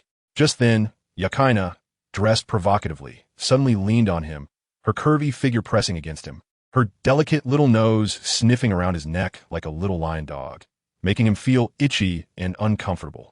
Tyson couldn't take it anymore and quickly pushed her away with one hand. "What are you doing? You're one of the kings of the underground world, yet you're still so childish." He continued to drink his tea. Yakina turned her face away, her cheeks slightly flushed, and glanced at him with her eyes. "Humph. What do you mean you have things to do? You smell all over like a woman. It's obvious you just got out of bed." Cough, cough, cough. Tea came out of Tyson's nose, and he quickly wiped it away. What kind of nose does she have? He had been floating in the air for hours, and she could still smell him. This was driving him crazy. "All right, how's the material preparation going? This is the largest shipment yet. Usually, the materials transported were at most in the tens of billions. But this time, they included special materials, such as millennium wood and other high-value items, totaling over 15 billion berries. If anything went wrong, he would have a headache, and he'd have to make another trip to the empty island." Seeing Tyson's serious expression, Yakina also stopped being playful and turned serious. "The materials are fine. I prepared everything, but it seems someone is keeping an eye on us." There was some anger in her voice as she spoke. "What happened?" Yakina then explained the situation to him. It turned out that after the world government discovered Yakina's relationship with Tyson, they had begun to target her. Not only that, but even the recently risen boss of Happy Street had inexplicably obstructed their transport. And now, she still did not know who the other party's boss was or whether the world government had devised any dangerous plans regarding this transport. She was completely unaware. If it weren't for Tyson coming personally, she wouldn't have dared to expose this transport so rashly. "In that case, I'll go meet the boss of Happy Street. Anyone who dares to oppose me must be prepared for the consequences. Do you know their location?" He decided to go meet this person first. And he was also curious about why someone would dare to oppose him upon knowing that Yakina was his. Thinking of Happy Street, he suddenly seemed to remember something. Could it be? Has it already been created? His heart skipped a beat. Originally, during the battle between the Rocks pirates and the Navy, he had intended to snatch that woman, but when he went there, she had already disappeared. It seemed she had colluded with Vegapunk and had succeeded in creating it. The research information on Rock's body needed to be transmitted by that guy. "I know the approximate location of the other party, but it's hard to find." Yakina told him the other party's rough location. "I have my ways, just wait." After saying this, he disappeared without a trace. This number one creation, he needed to go see for himself, because she is more than just a clone. The reason why she is a successful creation is that she has her own consciousness and emotions, and can be considered a living human being. Yakina informed him about a certain place in the city of the Spring Queen, a place he was not very familiar with. Even after spending so much time in this world, he had only heard of it. However, Yakina mentioned that this Joy Street is quite mysterious, and people are rarely seen there. She was noticed by them due to the large amount of supplies she was transporting, and that guy's lair is in the New World. Soon, he arrived above the city of the Spring Queen. Although he was unfamiliar with the chakra aura of the other party, it was his habit to perceive the distribution of people whenever he arrived at a location. Under his perception, the chakra distribution of each person in this small city was clear in his eyes. Tyson, while sensing, unexpectedly discovered the aura of an acquaintance. After thinking for a long time, he finally remembered who it was, which made things interesting. Moreover, there was another person beside her, and considering the identity, It was evident that the person he was looking for was her. In the city of the Spring Queen, within a bustling street. This was a place where many men came to have fun, to relax their bodies and entertain themselves. This was the red light district of the city. In fact, many islands have such places, whether in the Four Seas or the Grand Line. The boss who unified such places was the person Thyssen was coming to find this time. Although Yakaina held the title of King of Maritime Trade in the first half of the Grand Line, she was not very well known in the New World. She only occasionally provided arms to some countries in the New World and had never been there herself. She didn't know much about the boss of such places. In fact, their businesses were not contradictory, and there was no reason to target her. This unusual action was undoubtedly directed at Thyssen. The world government and the Navy were wary of him. Everything related to him would be investigated thoroughly. Inside a certain room, an elegant woman was savoring the red wine in her hand. She had a beautiful face, golden short hair adorned with a lace white hat, and wore a red dress with a white coat. Opposite her was another person who matched her in both figure and appearance. At this moment, the woman who placed the red wine on the table spoke up. "How is the investigation going, Purple Princess?" The pink-haired woman standing opposite her appeared very respectful. Lowering her head to say, "Lord Stussy, I have already investigated. This time, the large shipment transported by the King of Maritime Trade does not contain anything prohibited by the world government. However, they are quite precious, estimated to be worth around 15 billion. Oh, nothing prohibited by the world government. Even so, with such a high value, it's starting to tempt me," Stussy said. Her sexy red lips slightly parted, but her face showed surprise. "Should we take action?" No need. As long as there is nothing threatening to the world government, we can ignore it, and this time we are only responsible for the investigation," she continued.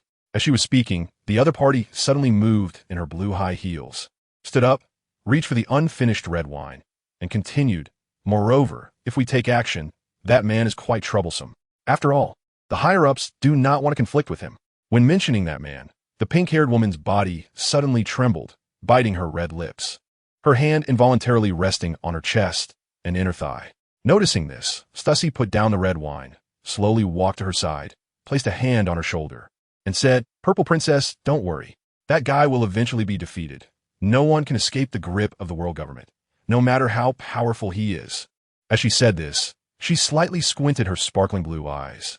After the Judicial Island incident, the only surviving CP agent was that person. The world government originally intended to eliminate her, but was saved by Stussy. Now she thought that Purple Princess was like this because that man's strength frightened her. "Oh, really?" Just then, a clear voice echoed in the room, lingering in both of their ears, startling them. After hearing the voice, the pink-haired Purple Princess's ample figure shook. Her pupils constricted sharply, and she stood frozen in place. "Who is it?" Hearing the source of the voice, Stussy swiftly performed a backflip, and then jumped, steadying her body before looking at the chair where she had just sat. She saw a man with long black hair, a cold demeanor, wearing a white shirt and black trousers, lowering his head and swirling the red wine she had just drunk in his hand. Thyssen had been outside listening for a long time. He didn't need to ask them about the ins and outs of the matter, nor did he need to listen to their hearts to know about it. "Who are you?" Stussy asked, looking at him who hadn't raised his head. Since he could appear here unnoticed, she didn't dare to be careless and had to ask again. The figure in the chair ignored her and brought the wine to his nose to smell it. "Good wine," he said, taking a sip. However, after drinking, he noticed the red lipstick mark on the rim of the glass and felt a bit awkward. Stussy was momentarily stunned when she saw him raise his head to drink, and then her pupils shrank sharply. You are? How'd this guy end up here? Why, isn't he in the New World? Oh, you recognize me?" Thyssen smiled coldly, watching the shock and disbelief on her face shift. Stussy hesitated for a moment. Then her beautiful face broke into a smile as she took a few steps closer and said, "So the ruler of the New World has come see me. You wouldn't be here to look for the King of Maritime Trade, would you?" She paused for a moment, then continued, "I have no intention of targeting her. And how could I dare?" She spread her hands in a gesture of sincerity. Thyssen didn't have time to listen to her performance and directly said, "You don't need to put on an act for me. I know you are from the world government." Stussy's expression changed drastically, her calm demeanor faltering, and her smile froze on her beautiful face. Immediately after, she heard Thyssen continue, "I also know you are a clone created by them. Although you are no different from a human, I still intend to take you from that guy." As he said this, a wicked smile appeared at the corner of his mouth, his gaze scanning her from top to bottom. Stussy's beautiful blue eyes flickered. How could that be? Realizing this, her body suddenly turned to flee outside. She had already experienced enough shock today. First, someone who seemed lifeless barged in. Then she learned that the other party was a ruler-level figure from the New World, and now a bomb was being dropped on her without any preparation. It was all too sudden. Watching her flee, Tyson was unfazed and simply said, "Purple Princess, stop her." What? Stussie's anxious expression instantly turned to terror as she saw the struggling look on Purple Princess's face ahead. But after a moment, she became resolute. "I'm sorry, Lord Stussie." Stormfoot. Damn it. A white slash suddenly emitted from the foot that Purple Princess had raised. Seeing this, Stussie gritted her teeth and had no choice but to stop and defend herself. "ZG, what a thankless person you are for making me save you." Stussie easily deflected her opponent's attack, then shifted her body to the left, gritting her teeth. "Sorry, Lord Stussie, I'm also powerless," ZG said, pressing her red lips together, her face showing a gloomy expression. In that case, I will kill you first." She first glanced at Tyson, who was sitting in a chair with his chin propped up, watching the show, and then directly attacked ZG. "This guy is no match for me. As long as I kill her, I will have a chance to escape." Tyson observed the fight between the two, clearly seeing that ZG was not this woman's opponent, or rather, she was far from it. He was even surprised, and this was under the condition that the opponent had not used her abilities. He knew that this woman was a bat fruit user, possessing the ability to put people to sleep. Although ZG had mastered the 6 forms and taken the pills he had given her, how could she possibly be her opponent? As time passed, just when ZG was about to lose, the situation changed slightly. The attacks originally directed at ZG suddenly shifted towards him. Step. In this reversal, Stussie used step to flash above Tyson's head, a cold smile appearing on her beautiful face. No matter how powerful you are, if you get hit by this move, you will either die or be seriously injured. 6 King's Gun. The opponent's hands struck a strange position, pressing down towards his head. Just when Stussie thought the opponent would definitely be hit, she saw the figure disappear from her blue eyes. What? Then a shadow flashed, and she felt her neck tighten, a choking sensation rising in her heart. Tyson, 3 meters tall, grabbed Stussie's pale neck with one hand. She struggled painfully, her long fingers clawing at his wrist. Her blue high heels trying to kick forward, but were restricted by the distance. Watching Tyson capture her superior so quickly, ZG suddenly collapsed to the ground, her fear greater than before. After all, Stussie was a high-ranking member of CP, much stronger than her. Moreover, she had taken the pill Tyson gave her, significantly enhancing her physical condition. She had mastered the 6 forms. Otherwise, she wouldn't have been able to hold out against her for so long. But thinking back to how the opponent had previously destroyed the entire judicial island, it wasn't surprising. As she was about to pass out, a smile finally appeared on Tyson's cold and handsome face. He then loosened his grip and let her down. Cough, cough, phew, phew. The moment she fell to the ground, she began to cough incessantly. Then her body slumped, her hands propping herself up on the ground. After holding her breath for too long, her face flushed, and she gasped for air. Tyson slowly crouched down, reaching out to pinch her chin, looking at her delicate face, which was flushed from lack of oxygen. "Do you want to live?" He leaned closer to her blue eyes. Stussie's eyes were filled with terror, her face pale. In that brief moment, she felt like she had walked through the gates of hell. Now that she saw she still had a chance to live, she desperately nodded. Even if it meant agreeing to some conditions, whether cooperation or manipulation, she could also gather information on him, which might not be a bad thing for her. Although it was strange that this guy knew her identity, she had no choice but to contact that man later. "Oh, then you need to be prepared." ZG, still slumped on the ground, suddenly heard him tell her to go out. Her heart trembled again, and then as if recalling something, the blush on her cheeks extended to her ears. But her expression looked more like embarrassment and fear. Standing up, Stussie looked at ZG's reaction. Although she suddenly felt a bad premonition, her face showed no signs of panic. Her beautiful pupils were fixed on Tyson. Watching ZG leave, Tyson turned his gaze back to the woman in front of him, a malicious smile tugging at the corners of his mouth. "What do you want?"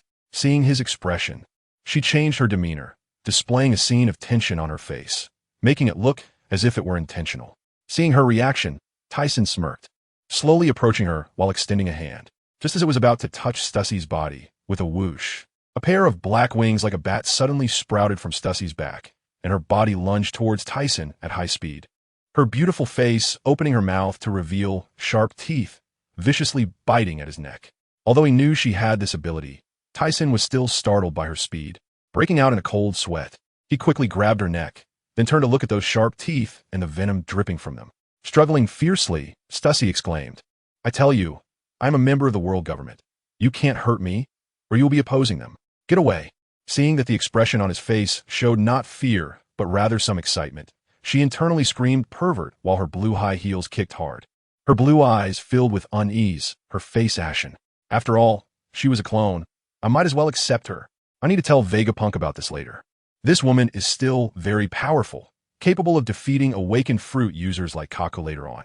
Moreover, from her conversation with Vegapunk, it was clear that he wanted her to block Rob Lucci and Kaku, and Stussy easily agreed, indicating her strength. You bastard, let me go. Outside, Ziji, who was originally leaning against the wall, suddenly heard a scream and the sound of tearing clothes. She covered her flushed ears with both hands and slowly crouched down along the wall. This scene reminded her of that time on Judicial Island. After a moment, Tyson walked out with a smile, slightly adjusting his wrinkled shirt, turning to look at Ziji, who had jumped up from crouching by the wall. From now on, you will also be our partner. I promise you, once the time is right, you will be free. No longer under the control of the world government. Yes, Lord Tyson. Watching the man disappear, Ziji pushed open the door and walked in. She saw Stussy, who had just exhibited a fierce demeanor, now curled up in a corner like a small animal, her dress tattered, revealing her fair skin underneath. She tightly hugged her legs, her lowered head looking somewhat despondent. Ziji walked up to her, sitting down on the ground, and looked up at her. I experienced the same treatment a few years ago. I was marked by them, and it's a mark that can't be washed away. Saying this, she pulled down her clothing, revealing her tender, fair chest. Then she raised her leg, exposing the inner thigh, where a Mickey Mouse tattoo was visible, its arms spread wide, as if welcoming her. Seeing that I couldn't escape their control, I had no other choice. And being able to become such a strong subordinate, I don't see anything wrong with it, even though that guy says he will treat me as a partner. As Gigi spoke, a faint smile appeared on her face before she lowered her head. At that moment, Stussy's somewhat hoarse voice came through. Humph, I will never submit. This tattoo can be removed at any hospital, even though it will leave scars. But I will absolutely not let him go, and you, the bastard who betrayed the world government, are really naive. Gigi raised her head to look directly at him. What did you say? You bastard. Don't think I will cooperate with you like this. Stussy's face turned angry. His eyes seemed to burn with fire as he stared at her. That guy recorded everything that just happened with a den mushy. There's no way we can escape his grasp, so you might as well behave. In the future, maybe I could really become his partner. I'm fed up with the constraints of the world government. If I can truly gain freedom, I would rather help him. Besides, from your conversation just now, aren't you also an undercover agent? After saying this, Gigi revealed a look of determination and disdain, stood up, and walked out. Stussy, who was originally furious, now appeared dazed, his bright blue eyes blinking rapidly. Especially after hearing Gigi say that he had recorded everything, her heart crumbled, and her face turned ashen. What? What should I do if he exposes everything? At this thought, her pupils constricted, her exposed body trembling. She had worked hard to infiltrate the world government and had put in a lot of effort to reach this position. Without the man's orders, she could not expose herself, because if she did, that man would become dangerous. Then, she seemed to recall something, as Tissen's words echoed in her ears. He seemed to be quite familiar with that man. After thinking this through, she decided to ask first if she could get his consent. Helping this bastard wouldn't be a problem. Once she made up her mind, she stood up, and seeing Gigi's surprised expression as she turned around, her face returned to normal. Meanwhile, Tissen had already met up with Xuan Nai, and a total of 8 merchant ships were heading towards Fishman Island. Although they encountered many dangers before arriving, they managed to reach safely with him around. Upon arriving at Fishman Island, he met Fisher Tiger, who inquired about Dean Muse's situation. Muse had previously mentioned the outside world to him. Although he felt it was dangerous, he was still full of curiosity about the world outside and was preparing to venture out. In addition to meeting Fisher Tiger, he also met Prince Neptune and a teenage Jinbei, whose small tiger teeth looked quite cute.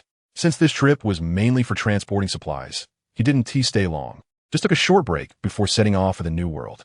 However, after entering the New World, they encountered bad luck and faced a fierce storm along the way. Everyone, take your positions and don't panic. Navigator, get us away from here as quickly as possible. Yes, sir. Xuanai looked at the approaching storm with fear, but remained calm, issuing various commands. She was originally a navigator, but she was not familiar with the environment of the New World. In the past, it had always been Gina and the others coming to transport supplies. This time, She was going to the New World with Thyssen to develop, which was why she was in this situation. Feeling the ship rocking violently, Thyssen emerged from the cabin and saw a tornado approaching them. This startled him. He knew that the forces of nature were the most terrifying. "Sunai, get us out of here, quickly," he urged. "I know, I'm preparing to activate the outer wheel, but it will take some time. I don't know if we can make it." Seeing the storm drawing closer, Xuanai's expression grew slightly anxious. "You all hurry up, I'll buy us some time." After saying this, he took off into the air. Don't do anything reckless. This is the power of nature, not something humans can stop." Thyssen, seeing him fly into the sky, disregarding her words, her beautiful face changed dramatically, and she shouted in panic. Just then, Thyssen, floating in the air, suddenly felt that his body was uncontrollable and quickly realized it was because he was too light to withstand the strong winds. He hurriedly descended towards the ship's bow. Hearing the roaring wind in front of him, he suddenly looked up. A bright flash of lightning struck his dark eyes, and dark clouds rolled ominously in the sky. "It's over. We're doomed. The New World is not a place for us. I don't want to die. What should I do?" Many people on the merchant ship looked at the dark storm approaching them, their bodies frozen in place, their eyes filled with a daze, their weapons dropping to the ground without them noticing. Xuanai clenched her hands tightly, her body slumping on the deck, looking up at Thyssen's back, her eyes filled with worry and resentment. But after realizing that Thyssen had not given up, memories of their past encounters flooded her mind. Although their relationship had always been one of cooperation, over time, she had come to see herself as part of Thyssen's pirate crew, almost like family. With this thought, her eyes suddenly became firm, and she stood up abruptly, shouting, "Everyone, pull yourselves together.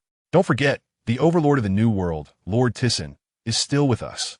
How could such a storm possibly be his opponent? Yes, that's right. With Lord Thyssen here, how could this level of storm? I don't want to die. I believe in Lord Thyssen. I also believe." The crowd regained their spirits, each getting ready for their tasks, while internally thinking that Lord Thyssen was the overlord navigating the New World and could surely handle this danger. Thyssen turned his head and saw Xuanai smiling at him, giving her a thumbs up. Then he looked ahead. He had been sailing for so many years and had never encountered such a fierce storm. While he couldn't team match it directly, he could at least buy some time. Limit break. After using this move, a small white square beam formed in his palm, and chakra surged into it, causing the white light to become even more dazzling. Go! The white square beam shot into the rolling darkness ahead, emitting a brilliant flash, followed by a giant white square enveloping the area. Although it was still somewhat weak compared to nature, the swirling darkness within a few hundred meters of their ship had completely vanished. Although the dark clouds beyond that continued to pursue them, they had enough time to activate the outer wheel and escape. "Speed up," Thyssen shouted loudly, needing to take this opportunity to escape quickly. Otherwise, it would drag on endlessly. Is this Lord Thyssen's power? It's simply a miracle, even the forces of nature. Stop talking and hurry up and get us out of here. Xuanai, though shocked, was clearly more rational, commanding the leaders on each merchant ship. Yes, after a long time, the sounds of rain, thunder, and wind gradually faded away. The merchant ship returned to its normal sailing speed, and many people relaxed their tense hearts and trembling legs, collapsing onto the deck to rest. Finally, we made it through. That was close. Thanks to you this time. Xuanai came to him, her beautiful face beaming with a smile, her eyes filled with gratitude as she handed him a cup of wine. He reached out to take it, a smile appearing on his cold, handsome face. There is no need to be so polite among partners, especially since you helped me transport supplies. The two had been cooperating for many years, and Xuanai was responsible for the supplies of Sky Paradise. There had basically been no problems during this time, and he trusted her very much. However, to avoid the storm, we really did stray far off course. Xuanai looked at the permanent recording pointer on her hand from Herb Island and took out another one with 3 pointers. He had long noticed this issue. They had originally been sailing in a straight line towards Herb Island, but this time they might need to take a detour. However, these were minor issues. As long as the recording pointer was still there, it wasn't a problem. Eventually, they adjusted the ship's direction and took a detour back to Bright Island. After sailing for nearly a day on the sea, Thyssen, leaning at the bow of the ship, looked at the red sun setting in the west. The dazzling light made it hard for him to open his eyes, and he turned his head to the side. Upon turning, it seemed he saw something. Perhaps the red sun was too bright. He raised his eyebrows. "Xuanai, do you know which place that is?" He pointed at an island he was looking at, and saw smoke rising from the sky above the island ahead, black smoke curling upwards. Please wait a moment. Although I've traded with many people from the New World, I haven't been there personally. Let me check the map first. After taking the binoculars from someone nearby and looking for a moment, Shu and I then studied the map for a long time before walking behind Tyson and saying, I don't know that island in front, but the one next to it is the country of endless war. The people from this country have traded with us before. Endless War is a country located in the Grand Line. It is said that the country lacks resources and survives by plundering neighboring countries, constantly at war with others. Upon hearing this, Shu and I's face showed a look of pity, and she continued, this country also often collects children to use them as suicide squads. After hearing what she said, he remembered that the devil's heir, Barrett, was born in the country of endless war. At this time, he should at least be 12 or 13 years old. He then let Shu and I and the others go first and headed straight for endless war. After all, Shu and I had the recording pointer and could go directly there. Plus, there was no need to worry about safety. If anything happened, he could contact them by phone. He had Shu and I's life card and could follow them anytime. He originally wanted to take a look at the nearby island, but for Barrett's sake, he decided to go directly to this country of endless war.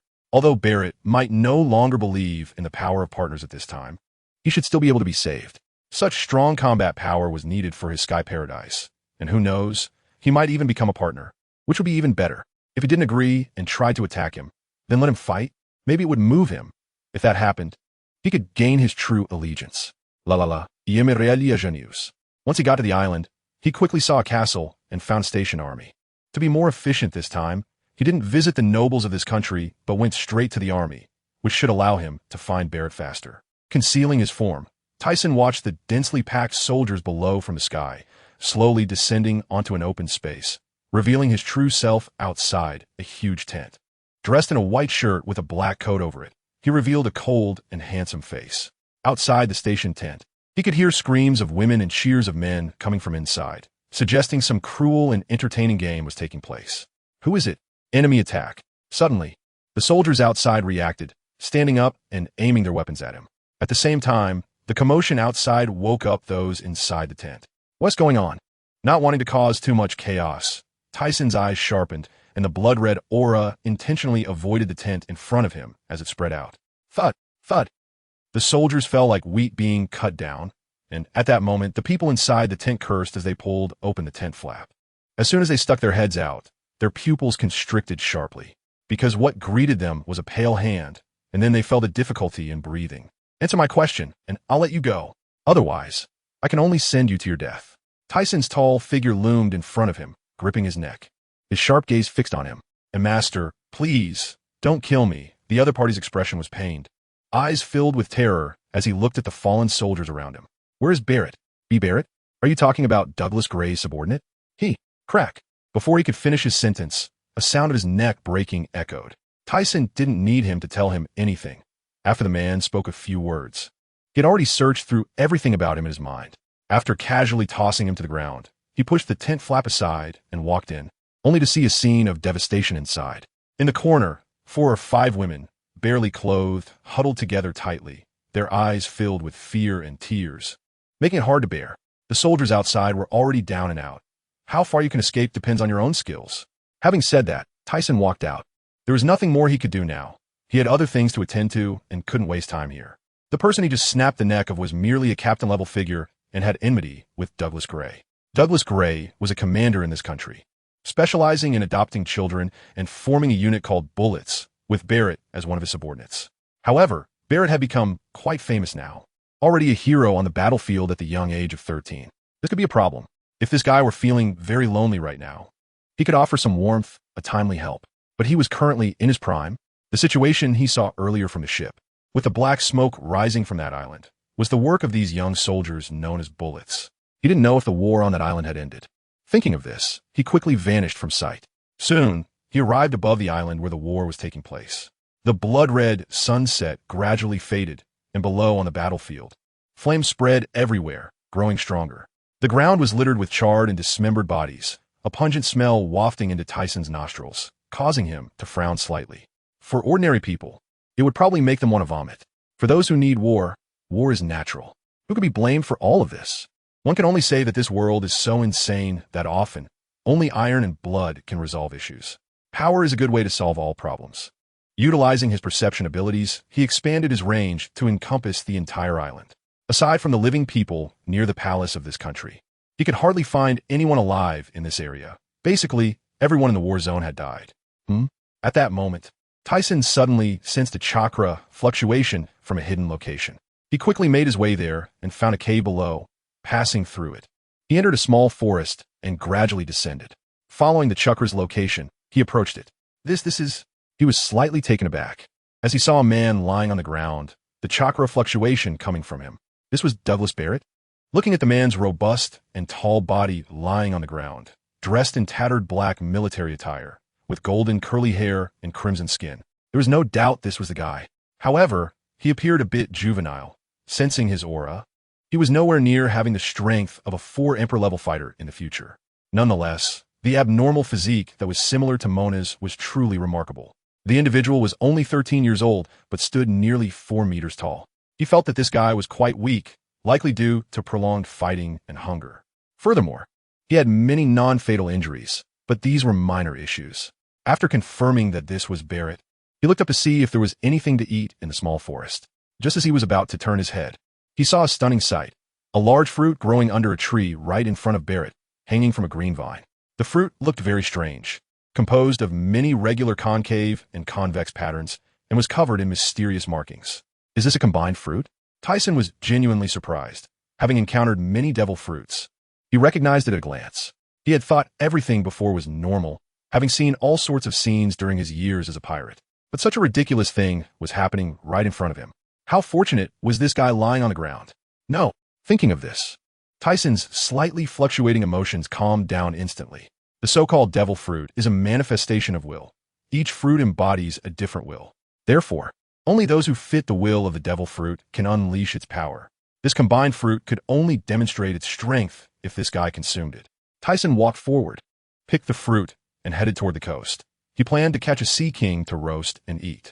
This thought reminded him of his barbecue life with Mona on Giant Rock Island. It had been many years since he had done that, and it was truly a wonderful memory. Half an hour later, Barrett, lying on the ground under a big tree, suddenly woke up as if stimulated by something. He struggled to open his eyelids, revealing his weary eyes, and then twitched his nose a couple of times. So fragrant, he murmured, then suddenly seemed to remember something.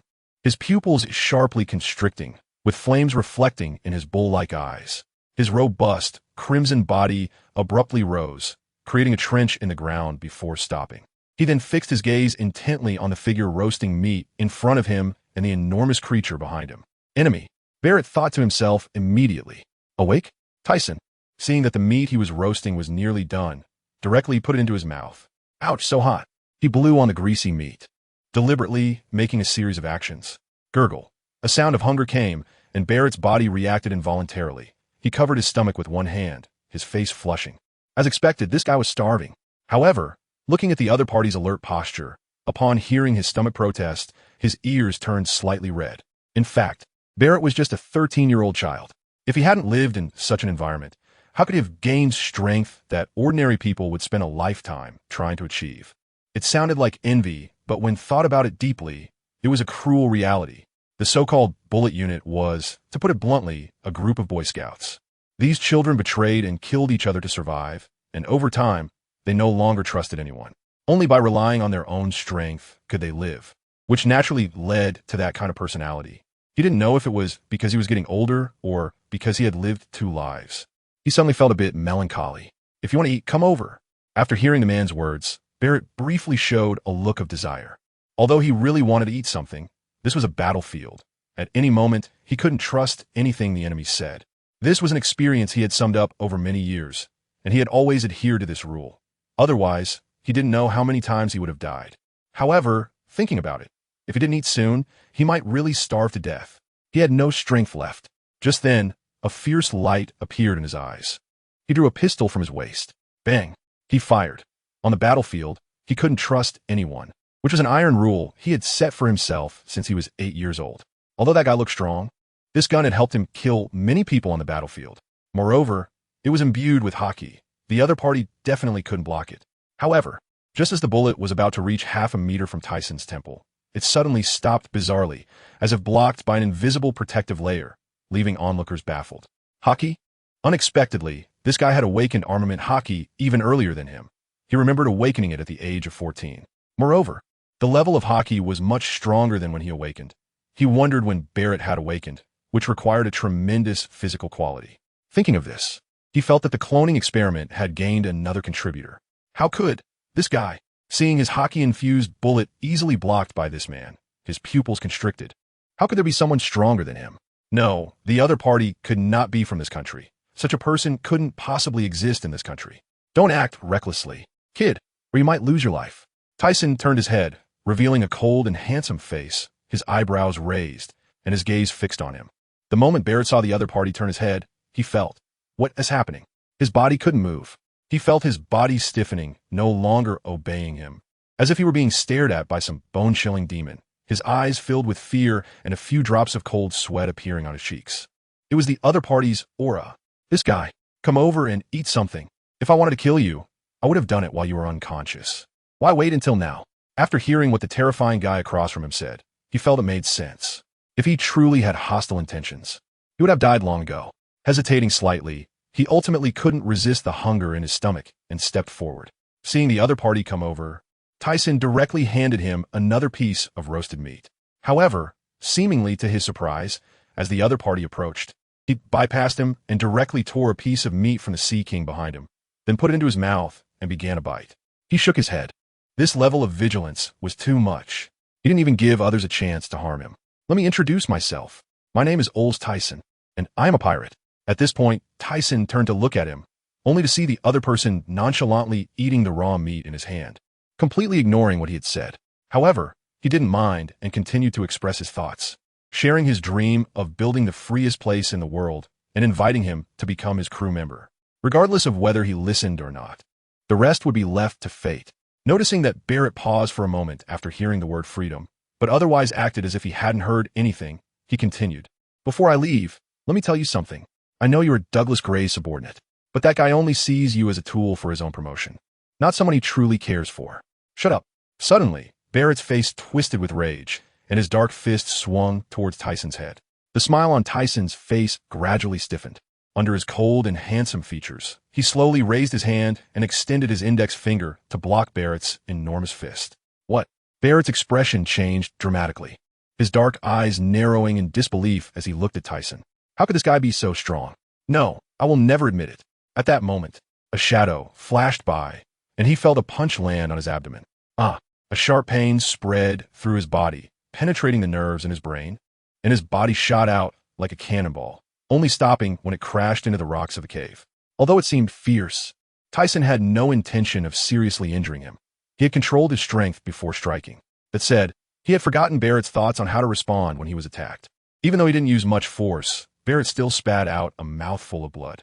Just as he was about to stand up, a shadow appeared before him again like a ghost. He trembled as he lifted his head, only to see Tisen's cold and handsome face, with icy eyes looking down at him. What I said, you can choose not to believe, but you must listen. As for believing later, that's your business. Looking at the unyielding expression on Tisen's face, Barrett had no choice but to stop and listen obediently. What else could he do if he couldn't defeat the other party? Seeing that Barrett had quieted down, Tisen continued, Anyway, I want you to be my partner. I will not be anyone's partner. I do not trust anyone. The commander promised me freedom after winning the war, and now that the goal is close, how could I give up? Barrett lowered his head, his voice somewhat somber. Seeing that the other party was thinking this way, he decided not to rush. Perhaps over time, he would get the results he wanted. In fact, Tisen understood that Barrett didn't truly want Gray to grant him freedom. He was just finding a reason to live.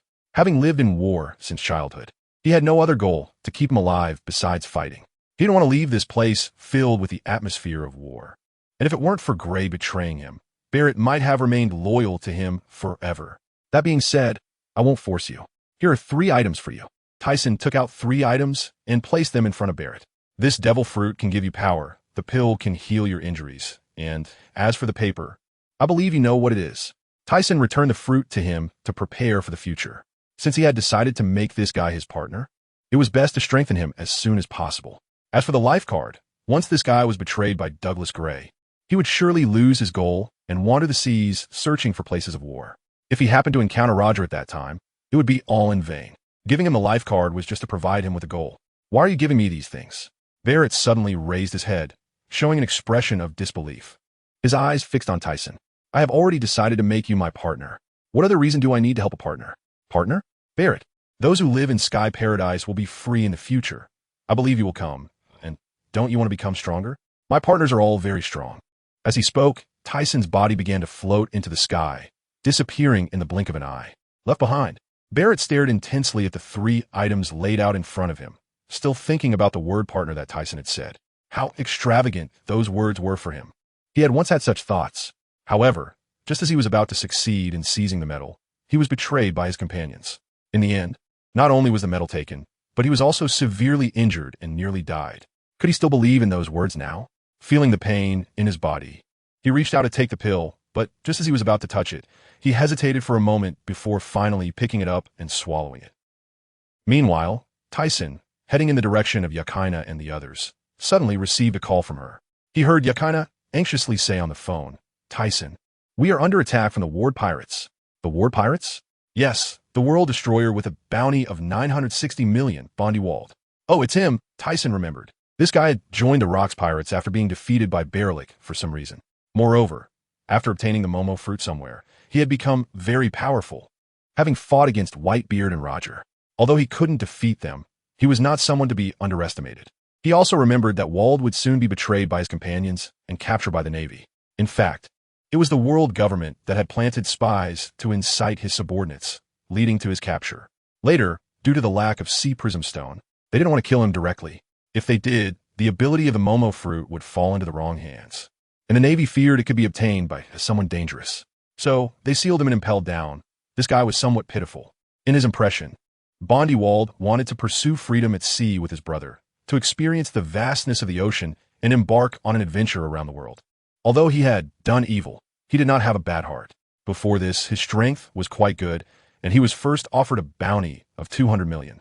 However, after they inadvertently attacked a world government ship while sailing at sea, the bounty rose to 500 million, and it was after that he was called the World Destroyer. Later, he accidentally obtained the Momo fruit, further enhancing his strength, making it very troublesome for the Navy and the world government. The original historical process should have been like this, but due to his appearance, history had changed slightly. Tyson didn't want to judge who was good or bad in this world. However, since this guy dared to provoke him, he shouldn't blame him. Berlik had bypassed him once, and he didn't know how he would feel after learning about it. This damn guy. Then he told Yakaina and the others to hold on, and he rushed towards them at full speed, hoping to arrive in time, on an island not far from Tyson. He originally intended for Xuanai and the others to sail towards Bright Island first. However, when passing by this island, she planned to stop and wait for the others. But as soon as they landed, they were ambushed by the Ward Pirates.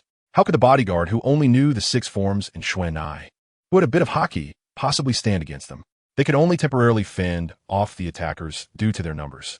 WorldGov't, we are members of the Tyson Pirates. Are you really going to oppose us? Xuanai confronted the people of the Ward Pirates alongside dozens of bodyguards dressed in black, intending to stall for time until Tyson arrived. So what if I am? WorldGov't replied, extending a hand with several small cannonballs pinched between his fingers, which he then threw at them. It seemed that after obtaining the fruit, he had regained his previous confidence. Momo Momo, 50 times cannon. Suddenly, the cannonballs thrown into the air grew 50 times in size, and Xuanai and her subordinates' pupils contracted as they panicked. Boom! The giant cannonball, with a diameter of 4 to 5 meters, created a deep pit in the ground, and except for Xuanai and a few who dodged, the rest were injured and fell to the ground. In a corner of the island, a figure was on the phone. Soon, a voice came from the other end. Sir, the Ward Pirates have attacked the Tyson Pirate supply ship, and a fight has broken out. I understand. Keep a close watch on their movements and report any news immediately. Yes. Xuanai and the others, unable to think quickly, saw the enemy attacking them directly. The fruit's ability made Wald extremely fast, and he didn't even need hockey to deal with them. Moments later, several of them were knocked down. Although Xuanai could use dual hockey, her level was low, and after 2 exchanges, she was knocked to the ground, spitting out blood. Struggling to prop herself up, she glared at Wald with hatred. Wald, now in his 40s and nearly 50, was at his peak strength. He was bound with an iron chain and wore a horned hat with 1 horn missing, a result of an earlier incident where his older brother was kidnapped.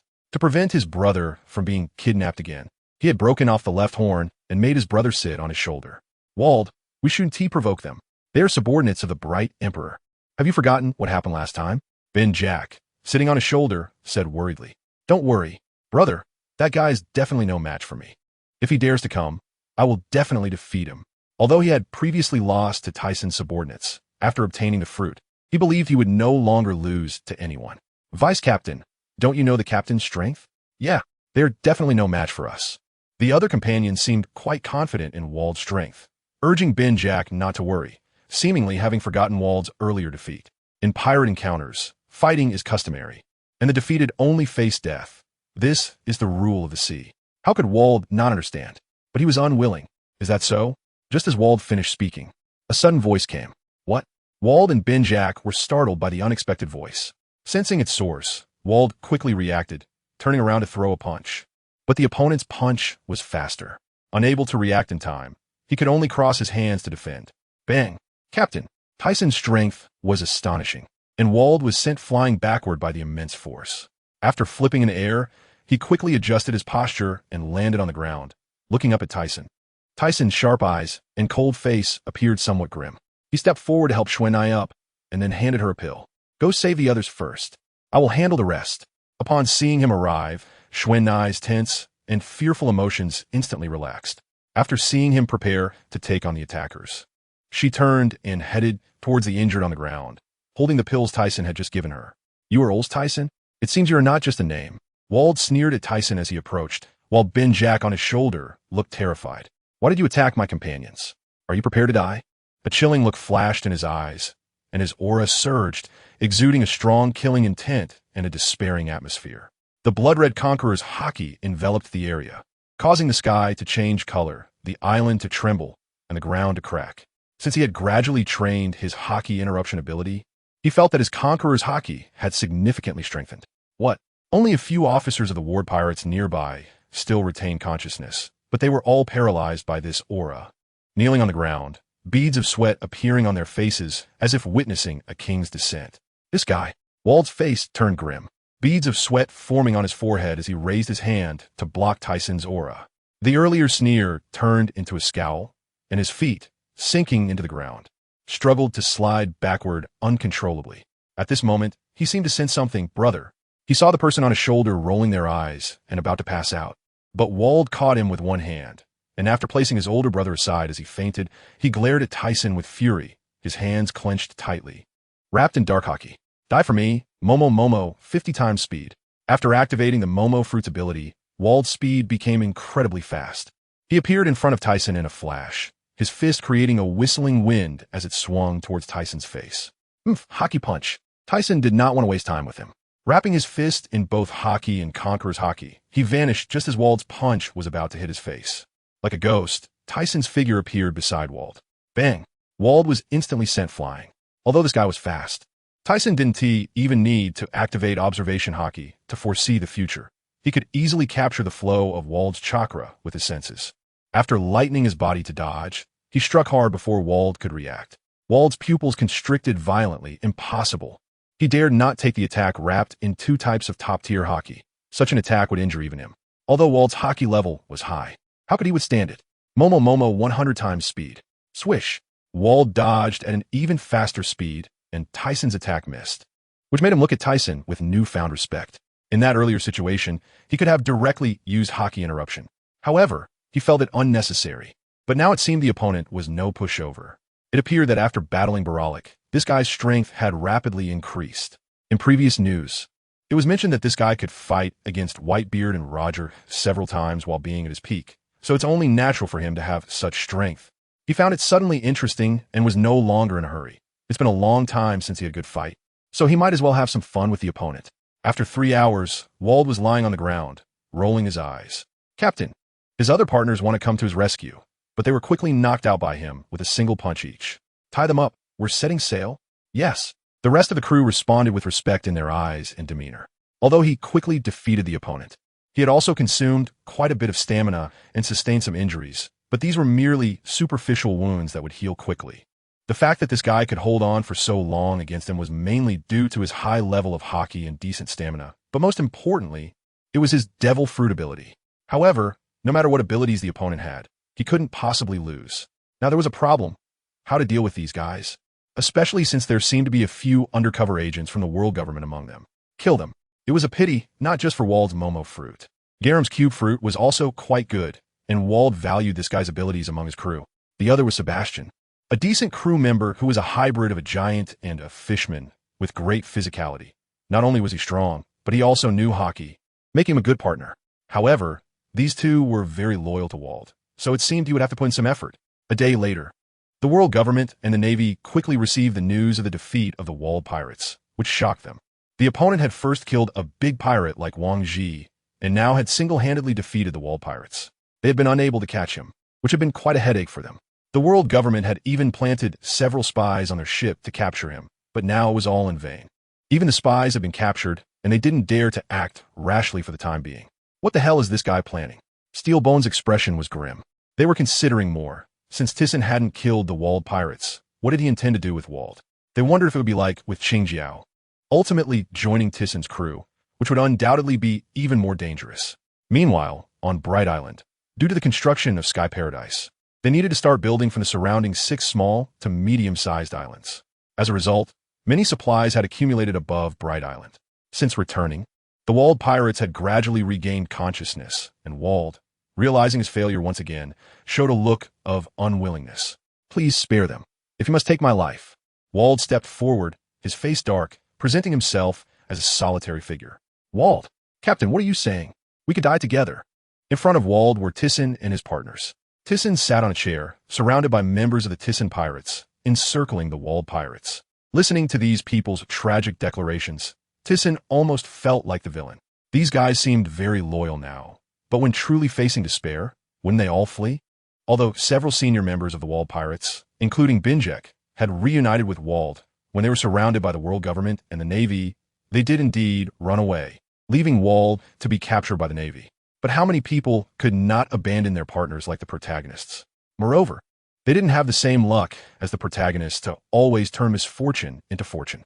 He stood up from his seat and walked in front of Wald, slightly taller than him, but not as robust, then stared intently at him. You know that the losing side among pirates has to lose their life, right?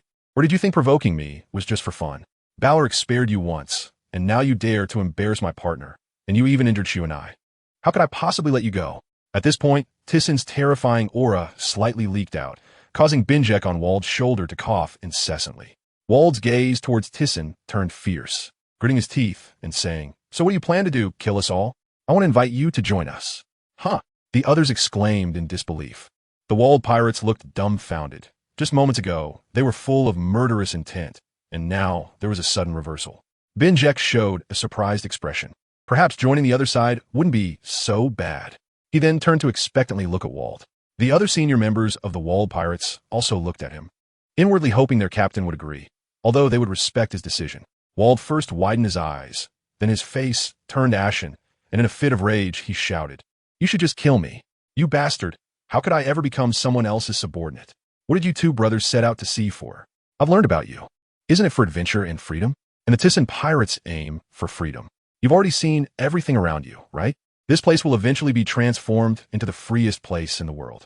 So I need you to join me, to become my partners, and together protect this place."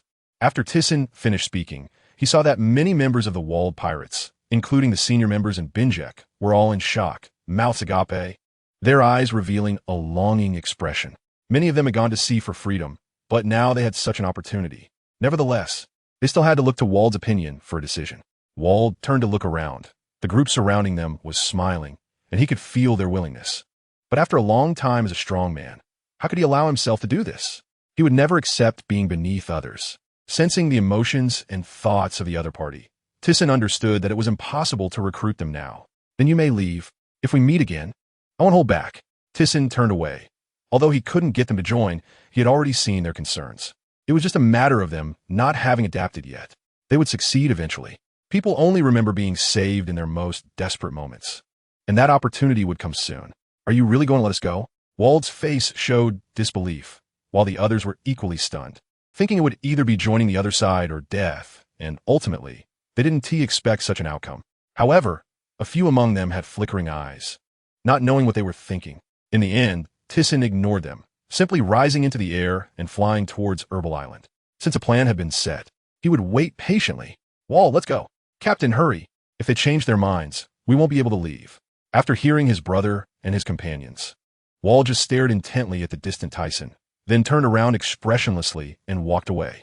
Moments later, after emerging from the territory of the Thyssen pirates, everyone lay on the ship, gasping for breath. They had finally escaped. They were terrified, thinking they were going to die today, but unexpectedly, they managed to come out alive from the hands of the Light Emperor. Captain, don't do anything so crazy next time. To escape from this demon's clutches twice. We probably are the only ones who can do it. Yeah. Since coming out, Jack felt that Wald was absent-minded, as if he had something on his mind. Wald, where are we going? After hearing his brother's question, Wald turned to everyone. Let us continue our adventure. Vad pilots, Zetsaya. On the other side, the Navy and the world government were astonished and pale after learning that the Light Emperor had actually let the Wald pirates go. They accused each other of being unprofessional and wanted to figure out Tyson's intentions for doing this. The pawns continued to track, and when the time was right, they would capture the other party. Yes, the personnel of the world government originally thought the Wald pirates were finished, but to their surprise, the other party had come out unscathed, and the Light Emperor had let them go just like that. So they planned to continue with their original plan, letting the pawns incite other members within the pirate crew. Once the time was right, they could take action, which was their usual method. In a certain sea area of the New World, Whitebeard looked at a newspaper, murmuring with a blank expression, "What does this guy want to do? Boring. Whitebeard pirates. Continue sailing." Yes, Dad. Whitebeard continued to face challenges from various pirates between the islands, defeating them, and directly showcasing a heartfelt scene of collecting suns. In East Blue, Logtown, the New World became lively again. Roger smiled, showing his teeth as he looked at the newspaper in his hand. They had searched for a long time on the Grand Line for the historical stone tablet. However, since they couldn't understand the text on it, they could only return to rest for a while. Now, they were all preparing to set sail again in a year to find someone who could understand the historical documents. At this time, the scholars of O'Hara had not been in contact with these historical texts, or rather, had never even heard of them. They officially came into contact with them only after Roger had been executed. Therefore, although Roger was eager to know the contents of the tablet, he couldn't find anyone who understood this kind of writing. They had wasted a lot of time at sea, taking 13 years to reach the final island. And up until now, they were still looking for someone who could read the historical texts. On an aerial island in a certain sea area of the New World, let you be proud for a while. The Golden Lion, holding a cigar, looked at today's news and said calmly. But the flicker in his eyes seemed to show he was not at peace. Ever since he attacked the territory of the Thyssen pirates last time, he no longer sailed the seas like before. Many people were trying to gather information on the Sky Pirates. The content of this newspaper not only made the Golden Lion disdainful, but many pirates in the New World also heard about the events involving the Thyssen pirates and the Wald pirates. Some were dismissive, some were jealous, and others admired them, etc. Although Kaido and Big Mom had heard about this matter, they seemed to care little about it. One was busy giving birth to his 42nd son, while the other was busy recruiting manpower and looking for new territory. 3 months later, Tyson was in his room, looking at a person who looked exactly like him, but it dissipated after just a few seconds. Almost there, after experimenting for a while longer, this ability can be used. From having no clues to now being able to use it slightly, Tyson thought this time was a bit too long. He couldn't help but complain inwardly. It was just that now the split body was somewhat unstable, and with a bit more experimentation, it should be successful. Thinking about the Wald pirates, Tyson felt that the time was about right. He wondered if Shu and I had received the news. Shu and I, do you have any news about that guy? Tyson's figure appeared in Shu and I's house, and then his tall figure became visible. Inside the house, Shu and I was counting some data, and upon hearing this voice, she had already gotten used to it. She used to be startled every time, but after experiencing it multiple times, she naturally became accustomed to it. An informant has already sent word. The world government is preparing to act. Shu and I stood up, revealing a beautiful curve. Her alluring lips spoke. Oh, then we need to act as well. This time, the goal is to rescue people. Let's not engage in deep combat with them. Subsequently, Shu and I conveyed the message through a Den Mushi, directly summoning them to gather on the Mickey Mouse ship. Ryder, leave the house to you. On the coast. Balor smiled and said, leave it to me, you all be careful. Afterward, he watched the Mickey Mouse ship sail away before turning to head towards the laboratory. In a certain sea area of the New World, more than 20 warships surrounded a pirate ship in the middle. Moreover, Among these warships, several pirate ships were also interspersed. On the walled pirate ship, Wald shouted loudly at the warships not far away. Garp Sengoku, even you guys are like this, I really misjudged you. That guy is so annoying. Garp, on the warship, clenched his fist, feeling a bit humiliated and angry. He's not wrong, Sengoku said with a furrowed brow. To catch Wald, the Navy colluded with pirates to surround them here. Although the world government was secretly pulling strings, their faces were also not looking good. Despite having many warships, they still suffered considerable losses. Just as Garp was about to confront Wald one-on-one, Cypher Pole personnel suddenly appear to block him. No need. The situation is about to change dramatically. Moments later, inside the walled pirate ship, Wald suddenly noticed that the cannon fire had stopped. What is going on? Why did the cannon fire stop? Bang, bang, bang. Continuous loud and crisp sounds came. Wald's body stiffened, and sensing something, he turned to look at the source of the sound. Instantly, his pupils constricted violently, and disbelief appeared on his face. But Jack and the other officers were shocked by this sudden scene. Wald, who had been shot, looked angrily at his former companion aiming a gun at him, his heart stinging. Unable to hold back any longer, he shouted loudly, and his body leaped forward. Subsequently, the Navy outside opened fire on their ship, and, after deeming it sufficient, the cannon fire finally stopped. On the deck of the pirate ship, Wald sat on the ground, looking dejectedly at his former companion he had knocked down, his expression blank. Because he had been injured earlier, he was breathing heavily. Sure enough, impressive. Captain. At that moment, a strange voice suddenly came, pulling Wald's dazed gaze. This was... A few black-clad figures suddenly appeared behind Wald, and Jack looked at them with a terrified expression. What is that? Despite being shot, Wald turned to look at those few black-clad figures. At this time, CP had not yet divided into number groups, and their existence had always been quite mysterious in the world. Even some great pirates did not know. Jack knew all this precisely because he was responsible for the intelligence of the war pirates. Although he had been with you as a companion for a while, everything was just a mission, and it ends here. One of the men in black suddenly pointed a finger at Ward's chest, and instantly a blood hole appeared. Ward fell to the ground, hearing Jack's voice telling the others to escape. What is happening? How could this happen? Dared to betray me. Are you okay? Suddenly, a voice awakened him. After struggling to open his eyes, he saw a cold, handsome face close to him, and then he felt this person feeding him something. Gradually, his fainting consciousness began to fade, and he became alert. Only then did he see clearly who had come you. Why?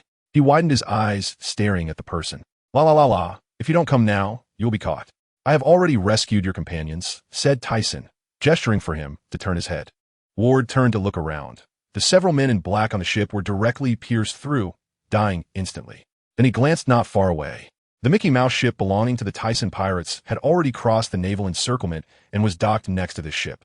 Not only were there cadres from the Tyson pirates on board, but there were also their companions. His mind instantly recalled everything that had happened before, and his fiery gaze fixed on Jack above, his face turning pale. Now is not the time to dwell on these things. You should get on the ship first. We'll talk after we escape, Tyson said, soaring into the air, facing the furious Garp and Sengoku. Ward raised his head, looking at the figure in the sky with a complex heart. Ultimately, he did not board the ship, but stood up, his eyes resolute. Tyson, you bastard. What good does this do you? Sengoku, with his black fluffy hair, gritted his teeth and said, La la la la la. I'm here to save my companions.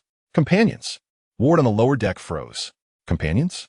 Sengoku and Garp across from him thought for a moment, and indeed, they then leaped up, their feet continuously stepping in the air, attacking him. Just as Tyson was about to dodge their attacks, Momo, 50 times speed, Ward's figure appeared in front of him, and he punched to block Garp's iron fist. Seeing this, Tyson halted his body and received Sengoku's attack the same way, but he turned to Ward and said, Didn't I tell you to get on the ship? Your injuries aren't healed yet. Shut up, this is my way of doing things. Ward, covered in blood, struggled to withstand Garp's punches, loudly saying this before gasping heavily. TCH, what stubborn guy, don't die on me. Realizing the other's intentions, Tyson no longer cared about him. This guy was just feeling embarrassed and awkward, which was a reason he appreciated him. Turning to see the rest of the Tyson pirates engaged in battle with the Navy, he decided not to care about them anymore. The dozens of naval ships outside would soon be dealt with by them. Since that was the case, he needed to end the battle here quickly. As long as Ward could hold Garp for a while, once Sengoku was defeated, Garp would definitely retreat. Naval headquarters. This bastard is completely treating us like monkeys. Admiral Steelbone slammed the table, the veins on his temples throbbing. Crane, sitting on the left, also showed a helpless expression. The opponent had previously fought with Ward and captured them. Logically, they should be enemies, yet the opponent had let them go. No, he wants Ward to join him. Realizing this, Crane suddenly reacted. This guy's intentions were not just to rescue people. Remembering how the opponent had released people before and was now here to save, could it be that Tyson had long predicted Ward would fail? Or was the news leaked? Even if we know his intentions, we cannot stop him now, Steelbone said with a bitter smile. Sigh. Crane sighed. They currently had no reinforcements available to support the two of them because dealing with such a powerful opponent required sending an admiral out. But now Zifa was leading the new navy in training, and Admiral Steelbone had to stay at headquarters since many new recruits were causing trouble. A day later, dozens of naval ships were destroyed, and Sengoku and Carp, still in battle, could only painfully call for reinforcements from the branch. They wanted to do everything possible to capture Tyson, but despite Carp's strength, he was still being dragged down by Ward. Tyson looked at him, his body covered in injuries. The previous gunshot wounds and finger wounds had not healed, and now he was taking so many punches from Carp, making him feel uneasy. This guy is just messing around. If this continues, he will definitely suffer long-term effects, so the battle must end quickly. Turning to look at Sengoku, who was gasping not far away, Tyson clasped his hands together. Limit breaks suddenly, a white light flashed, and Sengoku was enveloped in a white cube. Seeing his transformed Buddha figure melting away, he quickly coated it with haki and then aimed his golden Buddha palm at the wall of the white cube, slamming it down, instantly causing cracks to appear. If he could land another blow, he would be able to escape, but how could Tyson, who was already prepared, let that happen? Just as Sengoku's final blow was about to hit, Tyson's figure appeared in front of him, raising his right hand to punch the golden Buddha fiercely. Sengoku's pupils contracted, and he quickly crossed his hands to defend. The powerful attack infused with all his strength caused Sengoku's Buddha figure to dissipate, revealing his original form. After spitting out several mouthfuls of blood, he adjusted his posture and continuously retreated. He then stopped not far away, wiping the blood from the corner of his mouth, while his gaze remained alert toward Tyson's figure ahead. Meanwhile, Ward's body was once again sent flying by Carp's punch. As he was about to crash into the sea, he desperately adjusted his position, stepping on the air repeatedly until he stabilized. However, judging by the blood on his face, the situation was not good at all. Surrender, Ward. You can't defeat me. The blood on Carp's forehead flowed down his cheek as he looked expressionlessly at the gasping Ward below. Carp, be careful. A thunderous voice came. What? Just as Carp was about to turn his head, he suddenly felt the hairs on his back stand on end, and without thinking, he instinctively threw a punch behind him. Bang! How could a hasty punch withstand Tyson's fierce strike?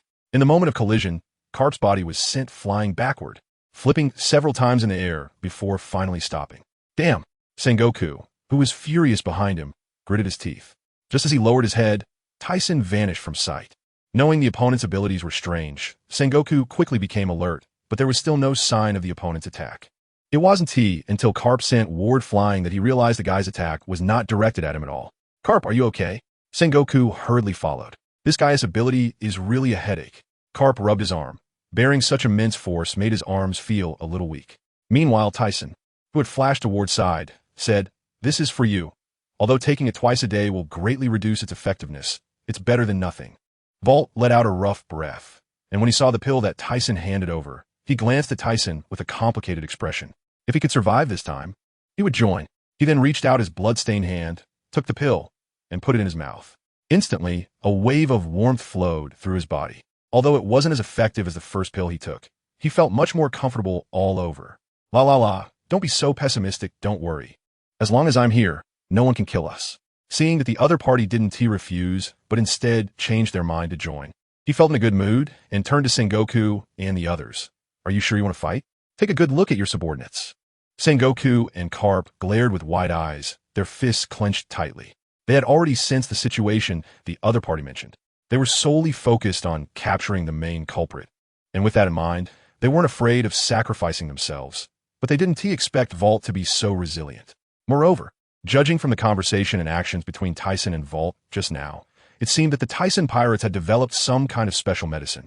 Although they had noticed this before, they didn't pay much attention initially, because their navy also had such special medicine. But from Vault's situation, They had underestimated the effects of such medicine. Thinking of this, the two exchanged glances, then Sengoku spoke. Tisen, we will let you go this time. But don't get too proud. The Navy will eventually catch you. After saying something meaningful, the two turned and left. Previously, Admiral Steelbone had informed them that if the situation was not right, they could retreat to avoid losses. However, both of them were too eager to capture Tisen, which was why they continued to fight. In the end, not only did they fail to catch Vault, but the Navy also suffered significant losses. The next day, the Thyssen pirates clashed with the Navy, resulting in the destruction of over a dozen Navy warships. The Navy Admiral Sengoku was defeated in battle, and Carp had to retreat. In an instant, this news spread across the seas, and the title of the Radiant Emperor became even more resounding. The previous debates about who was stronger between Thyssen and Carp came to an end. Some newcomers who had just set sail were excited and took defeating the Radiant Emperor as their goal. On Radiant Island, brothers, let us toast to our new partners. Thyssen raised a glass of wine towards the members casually sitting on blankets below. WorldGov't, welcome. From today onwards, you are our partners. Mona raised her glass to signal Vault, who was sitting beside her. Valoric also raised his glass with a smile, seemingly not holding a grudge over previous events. After Vault looked at them, he hesitated for a moment before raising his glass and drinking. However, he was far away from the original Ward Pirates officers, and the other officers even dared not look at him. Bing Jack wanted to return to the way things were before, but he already knew that after this incident, the relationship could never go back to what it was. After Thyssen downed a glass of wine, he scanned Vault and Bing Jack back and forth. Perhaps this wasn't so bad. Someone like Bing Jack was simply not suitable for them. This guy was afraid of this and that, and during a critical moment, he actually led the other officers to escape. Such actions, not to mention Vault, any captain would find it hard to forgive.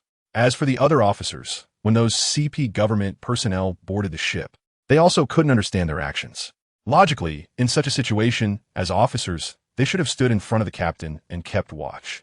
But they just watched helplessly as that CP personnel harmed their captain with a finger gun. Just these things made Thyssen unhappy. Previously, he had felt sorry for that guy with the cube fruit. Now it seemed he could use him, but couldn't trust him. After the banquet, Bing Jack and a few others approached Vault. Vault, are you okay? Bing Jack said with concern as he leaned on the force stand. The other three officers stood behind him with their heads down. Vault turned around with a blank expression and said emotionlessly, "The Ward Pirates have disbanded. From now on, we are all members of the Thyssen Pirates, so you don't need to follow me anymore." As he said this, his emotions slightly fluctuated, as if there was something more he wanted to say. But after thinking for a moment, he ultimately held it back. Vault, why is it like this?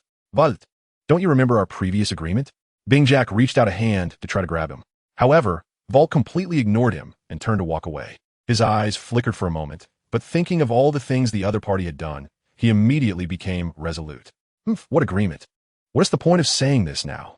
In a certain sea area of the New World, that bastard Vault actually joined the Thyssen Pirates. I thought he was a guy with some backbone, but it seems he has nothing more than that. A man with golden hair draped over his back mocked. 2 months later, a major incident occurred in the Navy. Admiral Zephyr's family was killed by pirates. This matter was promptly covered up by the Navy's high command, with only a few people knowing. In the marshal's office, Zephyr, you should consider it. Otherwise, you can continue to serve as an instructor and retain the rank of admiral. Steelbone felt that Zephyr was still young and didn't want to lose such an excellent talent, so he tried to persuade him to stay. Let it be as the marshal says. In the end, he still chose to stay. At least he wanted to do something for the Navy. And the current batch of cadets hadn't graduated yet, among which there were 2 with great potential. However, when he thought about his family being killed by pirates, he still couldn't let go. He had already developed a deep hatred for pirates in his heart. Thinking of this, he picked up the newspaper on the table and saw the headline about the Navy clashing with the Thyssen Pirates, the Radiant Emperor defeating the Navy Admiral, and the Navy ultimately retreating, with the great pirate Bondi Vault joining the Thyssen Pirates. He never expected that this troublesome guy would willingly become someone else's subordinate. And with Valoric, he had dealt with that guy quite a bit before, and now with him joining, the Thyssen Pirates really seemed unstoppable. Indeed, the Navy is getting more and more difficult now. This sentence seemed to be directed at Zephyr. Rest assured, Marshal, I will bring new strength to the Navy. Zephyr's gaze gradually became resolute. Even if he no longer participated in battles, he at least had to train new forces for the Navy. Then I can rest easy. Moments later, Steelbone received a call from the WorldGov't. After receiving the operational intelligence, the 5 elders became very interested in the pills used by the Thyssen Pirates. Although Steelbone also wanted to obtain samples, he felt a headache just thinking about the other party's observation hockey that could see through people's hearts. It was rumored that they could even read others' memories now. He suddenly felt that the Tisen pirates were gradually heading towards surpassing the Rocks pirates. This made him speculate that perhaps another Rocks pirates would emerge. Although on the surface that guy seemed uninterested in world domination, he always felt it wasn't that simple. Time flew by, and a year passed. In the 1491st year of the Sea Garden era, the construction of the Celestial Dragon Paradise encountered a funding shortage, and Tisen prepared to head to Sky Island. Before this, something interesting happened. This guy, Qing Jiao, actually wanted him to go retrieve the treasure beneath the ice continent. No matter how he begged before, this guy never agreed, but now he seemed to have a screw loose. Reacting to those who stayed behind was pointless. Just take a little, it's no big deal. In the hall of a building on Bright Island, Qing Jiao said from below. This building was just temporarily constructed by Tisen to accommodate the crew of the Tisen pirates. Anyway, the buildings on Bright Island would be built last. So there was no hurry. Really? This guy actually has this kind of awareness. Mona looked at Qing Jiao in surprise. It can't be true. Right. The others nodded in agreement. You bastards, is my awareness that low? Qing Jiao widened his eyes and glared angrily at the others. Vald, aren't you going to help me speak? Qing Jiao turned to Vald, who was just drinking on the side. The other party just tilted his head to glance at him, then turned back. Do you have any awareness? Coincidentally, after Vald joined the Tisen pirates, his relationship with Qing Jiao gradually improved. Although he didn't talk much to the others, he didn't harbor any malice either. The key point was that Qing Jiao had actually fought Vald several times years ago, although there was no clear winner. They hadn't encountered each other since entering the New World. La. Qing Jiao, how can I use your family's money? Never mind. Tisen looked embarrassed. No need. It's just a little money, and there are countless treasures inside. If you can retrieve some, it's fine. Since you say so, Mona, prepare 10 ships to go to the ice continent and wait for me. Seeing Qing Jiao had made up his mind, Tisen stopped being pretentious. It was rare for someone to offer help. How could he let down a companion's kind intentions? Moreover, it was precisely the time when large amounts of funds were needed. 10 ships? Mona stared wide-eyed at Tisen. Qing Jiao's expression froze for a moment, seemingly not reacting, but after a moment, the bastard. I didn't tell you to take them all out. 10 ships? Not even one. In that case, 5 ships. 2 ships. For ships, it can't be less. 3 ships. It can't be more. All right, then let us go with 3 ships. Mona, go prepare the ships. After deciding, Tisen flew off first. He planned to visit Sky Island. Although there were many treasures beneath the ice continent, he felt embarrassed to take too much. After all, it was someone's savings for hundreds of years. Leaving behind a dazed Qing Jiao, who blinked in place, staring blankly at the direction Tisen flew away. He then reached up with a chubby hand to scratch his sunken head, seemingly not having understood what just happened. Ha! When he saw the others staring at him and bursting into laughter, he finally reacted. You bastards! Qing Jiao, enraged and embarrassed, let his whiskers flutter as he shouted at them. Vald, standing nearby, stared at him in amazement. After so many years, Tisen arrived at Sky Island again. Although he had previously lacked money, he always had others retrieve it. This time, besides collecting gold, he also wanted to check out the Goro Nomi. At this point, Enel should be several years older. Depending on his surroundings, he might even find the rumble fruit. However, before that, he needed to arrange the gold properly. Soon, he found Gon Full, explained the situation to him, and took him to collect gold. Since the construction of Sky Paradise, they had come to collect gold 3 times, and each time they collected about 2 billion in gold. The gold on Sky Island was truly in abundance. Just taking down a single pillar could exchange for over 100 billion. Not to mention that the inhabitants of Sky Island didn't need this gold, so he felt no guilt. In the end, he bound 5 golden pillars together with iron chains and carried them away. After using his ability, the weight felt like nothing, and he flew towards the direction of the Goro Nomi effortlessly. Can a human do this? Gon Full and the others stood in place, watching in horror as Tisen carried away several massive golden pillars. Normally, it would take over a dozen people to move one, yet Tisen appeared to do it with ease, leaving them in disbelief. The small Sky Island in the southern land was Enel's hometown and also Tisen's destination this time. In the sky, Tisen quickly used his perception to cover the entire small island, determining whether it was an adult or a child based on the flow of chakra, making it easy to find him. Moments later, although the small island had few people, there were quite a few children. However, Enel's features were too distinct. He didn't have wings on his back, which was the biggest difference. Eventually, He found him easily. He looked to be around 5 or 6 years old, sitting in a very secluded corner, wearing a white coat, cuff pants, and a pair of slippers. His long earlobes and lifeless eyes gave him a somewhat comical appearance, but his mood seemed a bit low as he hung his head. Tyson didn't intend to disturb him, but planned to observe for a while to see the trajectory of his life and which places he had visited. Then he could search those locations thoroughly. Perhaps he would find something. However, after observing for 2 days, this guy just stayed at home in that secluded place, almost every day being mocked and bullied by the village kids. But this guy was tough. Every time those kids came to bully him, he would beat them up with a wooden stick until they were unrecognizable, although he would be punished by the bully's parents afterward. He didn't seem to regret his actions at all. On the 3rd day, he decided to observe for another day. If he still didn't find anything, he would let it go for now. Holding a wooden stick, Enel came out of his house, as usual.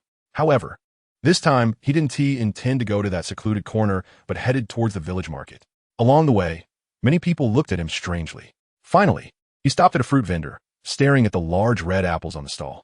A look of desire shone in his eyes, and upon seeing this, the vendor threw an apple at him. Enel was hit on the forehead, turning red, but he expressionlessly caught the apple and then turned to run away. Behind him, the vendor's angry voice called out, "Get lost, you freak. You're ruining my business. How can others come here with you around?" Enel, holding the large red apple he had just received, walked home, but unexpectedly, a group of sneering children surrounded him, constantly taunting him with words like freak. "Get lost, you bastards. Be careful, or I'll hit you." Enel tucked the apple into his clothes, picked up the stick, and assumed a posture to hit, but hesitated with his hand. He didn't know whether he was afraid of the number of opponents or worried about their parents retaliating. "Ha ha ha, with so many of us. Are we afraid of you? Come on, let us take his apple." 5 or 6 kids swarmed to snatch his apple, and seeing this, Enel could only grit his teeth and swing the stick. After exerting all his strength and relying on his agile movements, several children were struck on the head by him, causing blood to flow, and then he fainted on the ground. This is murder. The remaining children immediately panicked and fled. Anilu, who had never been so heavy-handed before, was flustered. Looking at the child lying on the ground bleeding, his eyes widened in horror, and for a moment, he was at a loss. The stick in his hand fell to the ground without him noticing. After finally reacting, he picked up the stick. Just as he was about to run away, he suddenly felt that something was missing. He reached out to pat himself down and immediately froze. Then he looked down and saw a squashed apple on the ground. Tears welled up in his eyes as he grabbed the squashed apple and fled in panic. He ran to a secluded corner where he usually stayed, sat down, placed the stick on the ground, and held the ruined apple in both hands, taking big bites while occasionally wiping his eyes. Over there, a sudden shout made Anila look up abruptly. Oh no! He instantly felt something was wrong. In front of him, the children he had just hit were chasing after him, followed by some adults. One of the seemingly strong men glared at Anilu and said viciously, "You little bastard, your mother is a sinner. Indeed, you are also a restless guy to dare hit so hard. Kill him," the others shouted, and Anilu picked up the wooden stick to resist. But how could a 5 or 6-year-old like him be a match for these adults? He was soon knocked to the ground. "All right, stop. If you hit him again, he might die." The strong man's expression changed when he saw Anilu bleeding on the ground, and he hurriedly called for the others to stop. If they killed him, they would truly become criminals. "We'll let you go this time, but if you dare to do this again, we'll kill you. Monster, why hasn't such a person died earlier? Forget it, let us go." The others said this, but they also stopped, fearing that if they continued, something bad would really happen. Then the group left while cursing. Lying on the ground, Anilu was injured all over, sprawled on the ground. Blood flowed from his mouth, and the blood on his forehead trickled down to the ground, his cheeks swollen, and his gaze became somewhat dazed. A cool breeze blew by, and Tyson's figure appeared not far away. He had seen everything that had just happened, and as for why he didn't intervene, it was simply because people had to grow up eventually. Although it seemed a bit cruel, many people grew up this way in this world. Thinking about the environment Barrett lived in, at least he wouldn't be in life-threatening danger. Moreover, looking at Anila's character, it was clear that he hadn't developed any killing intent towards the people on this island yet. But judging by the current situation, perhaps it wouldn't be long before his character would be distorted. After a moment, Anilu endured the pain and managed to prop himself up, his eyes filled with resentment. "I will kill all of you sooner or later." Clenching his bleeding teeth, he reached for the wooden stick beside him, but as soon as his hand touched the stick, he seemed to discover something and paused. Not only that, but even his body stiffened. As his pupils constricted, he trembled and looked up. He saw a tall man with black hair and black eyes looking down at him, with a cold and handsome face, wearing a white shirt, black suit pants, and a pair of white leather shoes, along with a black cloak. The long sword at his waist emitted a chilling aura, making him feel very scared. Anilu showed a terrified expression, forgetting to pick up the stick as his small body instinctively shrank back, his thin feet pushing against the ground. Who are you? Anilu asked, trembling. Tyson's cold and handsome face suddenly broke into a smile. Don't worry. I won't hurt you. Let me help you to the side to rest. Your injuries look quite serious. Saying this, he reached out to pick Anilu up, and he didn't resist, mainly because Tyson's kind smile and his towering frame made him freeze. Afterward, Tyson found a place that seemed secluded and suitable for resting, and after putting Anilu down, he took out a pill and said, "Take this. It can heal your injuries." Although Anilu showed a puzzled expression, he still chose to take the pill and swallowed it. A few breaths later, the medicine began to take effect, and Anilu's injuries started to heal. Most of his injuries were external and quickly recovered. The pill he was given didn't enhance physical strength. It could only heal some injuries. Ever since the scientists had been brought over, they were just small experimental subjects. Although those adults were quite despicable, they still didn't beat people to death. My injuries, they're all healed, he exclaimed in surprise, feeling his body. The previous pain had completely vanished. A warm flow coursed through his body, feeling quite comfortable, and he realized that all his previous injuries had healed. Of course, this pill is worth 10 billion Iska coins here, Tyson said with a smile. This is just 60 of the original pill's effectiveness and only has a healing effect. He planned to start selling this type of pill after the Sky Paradise was completed at a price of 1 million berries each, believing that many people would buy it. 10 billion Iska coins? He widened his mouth, showing an expression of disbelief. Then he became puzzled, wondering how much 10 billion Iska coins were. However, from his tone, it seemed very valuable. But why would this uncle give him something so precious? Wait, why doesn't this uncle have wings like him? Does he know who I am?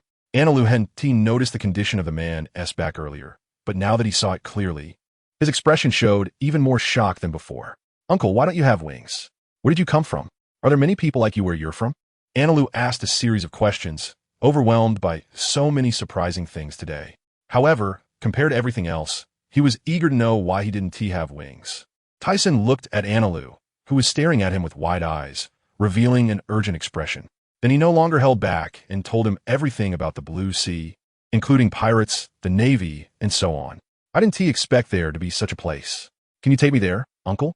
Looking at Anilu, who tightly grasped his arm with a pleading and eager look in his eyes, Tyson felt a moment of hesitation. However, now was not the time. If he left, what would happen to the Thunder Fruit? Although this fruit wasn't much to him, it could at least add a strong ally among his companions. At least one of the Vice Admiral level. Suddenly, Tyson thought of a plan and wanted to see how Anilu would choose. Sorry, Anilu. I can't take you with me. Anilu's excited expression instantly turned anxious as he shouted. Why? I can do anything. I know a lot of things. I just asked you to take me to that place. I hate it here. As he said this, tears welled up in his eyes. I can't take you there now. But if you can promise me one request, I might take you to that place in the future and let you become my family. Anilu shouted excitedly, his hands tightly clenched as he looked at Tyson. What request? I can definitely do it. For him right now, there were undoubtedly two things that could excite him. The first was why he didn't have wings on his back. He wanted to know the truth behind it. The second was his longing for friends and family. Since he was born, he didn't know who his father was, and his mother was forced to death not long ago.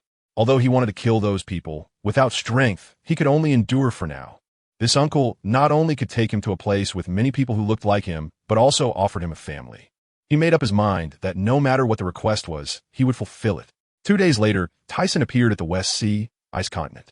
He had previously arranged a time with Mona to retrieve some treasures from this place. However, he couldn't guarantee that he could break through the deep ice layer. But with the ability of dust escape to decompose all things, he believed that even the ice layer could be decomposed. On the Sky Island, Tyson made a request to Anilu to become stronger. He spent a day teaching him cultivation methods and gave him a perfect pill to enhance his physique, hoping it would improve his physical abilities. In addition, he also handed over the blueprints for crafting the Arc Maxim to him, asking him to build it in the future. Although he was still young, he had experienced many things and easily understood his meaning. Some related materials from Dr. Vegapunk had already been taken away by him, so he wouldn't see them again, nor would he have the dream of going to the moon in the future. He searched around Inaru's living environment, but couldn't find the rumble fruit. He had already decided to let Inaru eat it in the future, believing that with Tyson's prior teachings, it would be of great help to him, and he would make a good partner.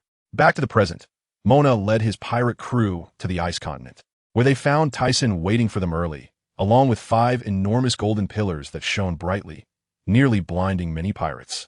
Tyson looked at the countless treasures beneath the ice continent, clenched his fist, and with all his strength, struck down. As a result, there was only a slight vibration on the ice surface, which surprised him a little. Everyone stepped back. After pushing others away, he drew the 7-star sword. Although he had been practicing other abilities in recent years, he had not neglected his swordsmanship. To improve his sword skills, he often sparred with Jerry. Holding the sword in his hand, he closed his eyes and sensed the surrounding aura, the air's breath, the ice layer's breath, and his own momentum gradually rising. Upon reaching a certain peak, Tyson leaped into the air, the black sword wrapped in overwhelming power. Holding the sword with both hands in the air, he struck down fiercely. Instantly, a magnificent white sword energy burst forth from the sword body, causing those standing on the ice surface to close their eyes due to its blinding brightness. When the white sword energy made contact with the ice layer, it sliced through as easily as cutting paper, and the thick ice layer cracked open under this overwhelming attack, revealing a huge chasm. The boss's swordsmanship is even more powerful than before. Mona felt the power of this sword energy. Although it didn't look overly flashy, he felt that this attack was sharper than before. Lord Tyson is amazing.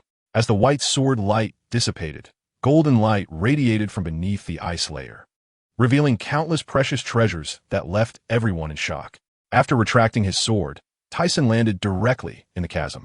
Looking at these countless treasures, he felt that when he initially told Green Pepper to bring 3 ships, it was too few. He didn't know where their clan had accumulated so many treasures. This time, with the 5 golden pillars brought down from the Sky Island, combined with the treasures from the 3 ships, it should amount to at least 10 billion berries, which should be enough for the construction behind Sky Paradise. He called Mona over and said, "Mona, take these treasures to exchange for berries. Then meet up with Schnei to gather the supplies and bring them back. I have other things to do. Don't worry. Leave it to me," Mona said confidently. This was a huge sum of money, and of course, he had to protect it well. Moreover, he didn't believe anyone would dare to rob them. Even the current Navy and world government were not ready to go to war with Tyson yet. As Tyson flew towards the East Sea, he was certainly at ease leaving this matter to Mona. In the New World, unless he encountered those few monsters, no one would dare to set their sights on the Tyson pirate crew. Even if the Navy did discover them, it would be fine. Those guys seemed to be plotting something. He had a premonition that it wouldn't be long before they would take action. They just needed a catalyst. And they would mobilize like they did against the Rock's pirate crew, with over 100 warships. Such a scale was not something Tyson could deal with at present. Although the Navy's lackeys were insignificant, they couldn't withstand the indiscriminate bombardment of cannonballs. The current Tyson pirate crew was still far from the Rock's pirate crew, or rather, they were no longer just a pirate crew, but an organization. If it weren't for Garp teaming up with Roger to defeat Rocks, the Navy would have never been able to stand against them, as all the powerful pirates of the sea were gathered in that crew, except for them. So looking at the current situation, the Navy might first deal with the other pirates at sea, excluding the Tyson pirate crew and the former cadre of the Rocks pirate crew, before turning their attention to them. This meant they still had some time to develop. After finishing this matter in the East Sea, he planned to return to the Paradise to train them, while also accelerating the research on clones. Although many guys had gone out to sea alone, without fighting strong opponents, they couldn't break through themselves and advance further. They couldn't let leisurely time lead to a decline in strength. If the Navy launched another large-scale operation at that time, the chances of failure would be even greater. The purpose of Tyson's trip to the East Sea was the Sea King, knowing that it returned only once every 1,000 years. And its homeland was also the part missing from Battleship Island. These parts had sunk into the sea and would only surface every 1,000 years, which was also the origin of the Lost Island. However, he still wanted to take a look, as he might find something useful. Moreover, even if he couldn't find useful information, he had a hypothesis he wanted to test. The reason for looking for the Sea King was that some cadres, like Wald and Green Pepper, were already nearing 47 years old. If they didn't enhance their lifespan, increase their functions, and activate their cells, their physical qualities would start to decline. If their strength not only failed to improve, but regressed, it would be troublesome. Despite being away for such a long time, he was not worried at all.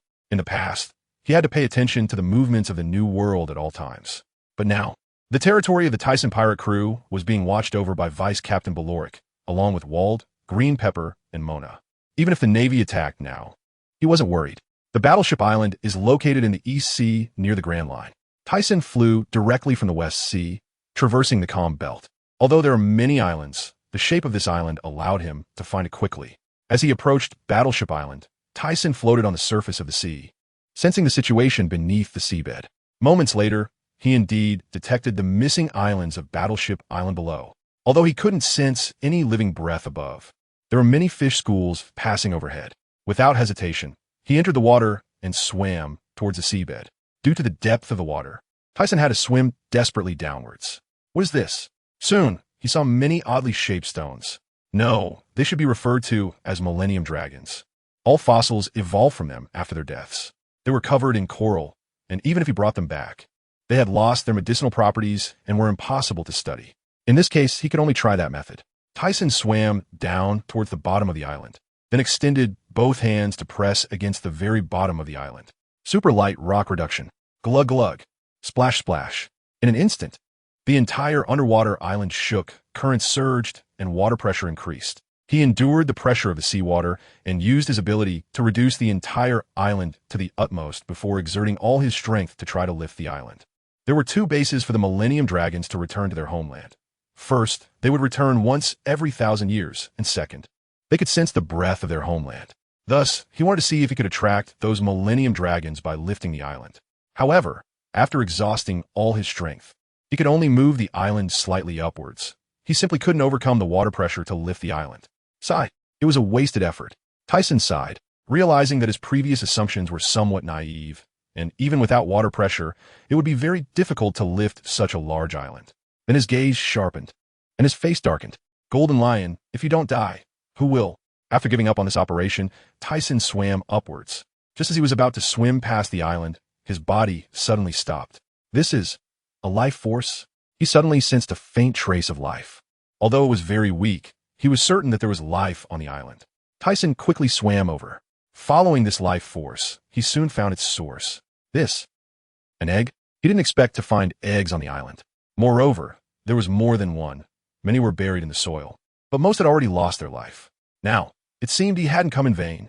Thyssen planned to take one egg back and give it to Shilib, one of the scientists he brought back from the future country Beijapang, to utilize some technology to hatch the dragon eggs early. Then, using some life research technology, cloned the Millennium Dragons, which was definitely feasible. As for whether it would succeed, that didn't matter. If it didn't work out, he would have to kill the Golden Lion and use his abilities to lift the island. After coming to this realization, he picked up the dragon egg he had sensed earlier and swam toward the surface. In the military nation of Gilesburg on the Grand Line, the entire country and army were destroyed. Due to this nation being a member of the world government, personnel were now dispatched to pursue the criminals. When the world government and the Navy heard that the one who destroyed this nation was just a 14-year-old child, they were all shocked. At this moment, the one who had destroyed this nation had already reached the coast. If someone saw this figure, it would be hard to imagine that this was just a 14-year-old. He was bare-chested, tall, and his eyes were like those of a ghost, shocking anyone who looked at him. However, he was also injured, looking somewhat disheveled, even stumbling as he walked. He turned his head and saw 3 people approaching not far away, their eyes like those of evil spirits, frowning. The combatants of this nation should have all been killed by him. Then he saw that the pursuers were all wearing black suits, draped in black cloaks, with dark skin. You must be Douglas Barrett. We are Cipher Pole of the world government. You have committed a grave crime. Come with us. One of them raised his head, speaking in an arrogant tone. Barrett, who had just come out of this nation, had no idea who these people were. However, he knew they were definitely his enemies. So he didn't dare to be careless, especially after having just gone through a long battle. He had little stamina left. Moreover, the strength of the few people on the opposing side looked decent. If he had enough stamina, he wouldn't be afraid of these dog-like things. So he prepared to run away. He used his ability, placing his hand on the ground, splash. Suddenly, a submarine emerged from the water at the coast, causing the CP members to feel alarmed. This is a submarine. Quick, stop him. Barrett jumped, and the submarine's hatch opened instantly, then quickly closed. The people outside could only attack the submarine. However, this submarine was made of steel. They had no way to destroy it. only watching helplessly as the submarine slowly sank into the water. Damn it, he escaped. One of them was somewhat humiliated and angry, not expecting this guy to be so cunning. Logically, a person capable of destroying a country should have fought with them to satisfy his strong heart. However, this guy simply ran away without saying a word to them. Once submerged in the water, Barrett first adjusted the direction of the submarine, bandaged his wounds, and then sat in the submarine, planning to head far away. However, his body suddenly froze. He didn't know where to go. He had always lived in war and had no understanding of the outside world. At that moment, he took out a white piece of paper from his belt, staring at it with ghost-like eyes for a long time. Hoping you haven't weakened, he murmured. Then his eyes became firm. He decided to meet this guy. Moreover, his strength had increased significantly, and he did not believe that person was still his opponent, even though that person had good intentions back then. I no longer trust anyone. As Barrett said this, his eyes flickered, and his body felt unnatural.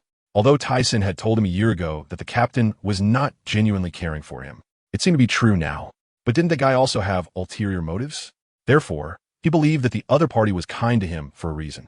As Barrett increasingly felt this way, he planned to defeat the other party first upon meeting him, then ask what their purpose was. On an island somewhere in the New World, there was no navy stationed there, nor any national army. The island had a small town filled with pirates and criminals, including shop owners who were retired pirates. Thus, it was also known as the lawless zone, where fighting and killing were normal. After sailing underwater for several days and nights, Barrett decided to go to the island to stock up on supplies and food, as he had only eaten raw meat in the submarine before. Because the world government is still pursuing him, he plans to leave here right after making his purchase. Have you heard?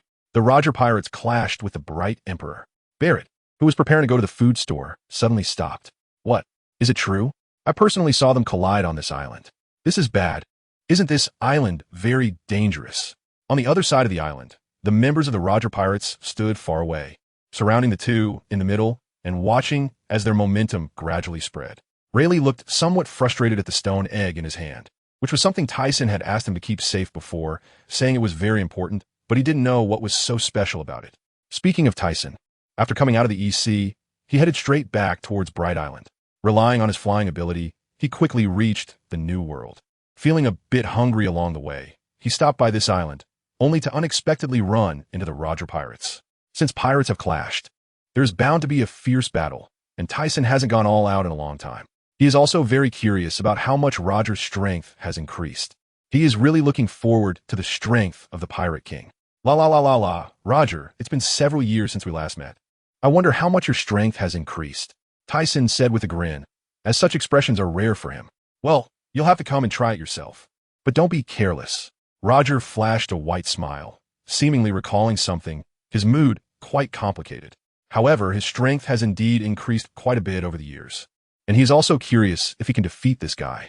The confrontation between the two reached a peak before their figures suddenly disappeared, and when they reappeared, their swords clashed in midair. Clang zzz. The heavens and earth changed color. A blue-red halo filled the entire sky and ground.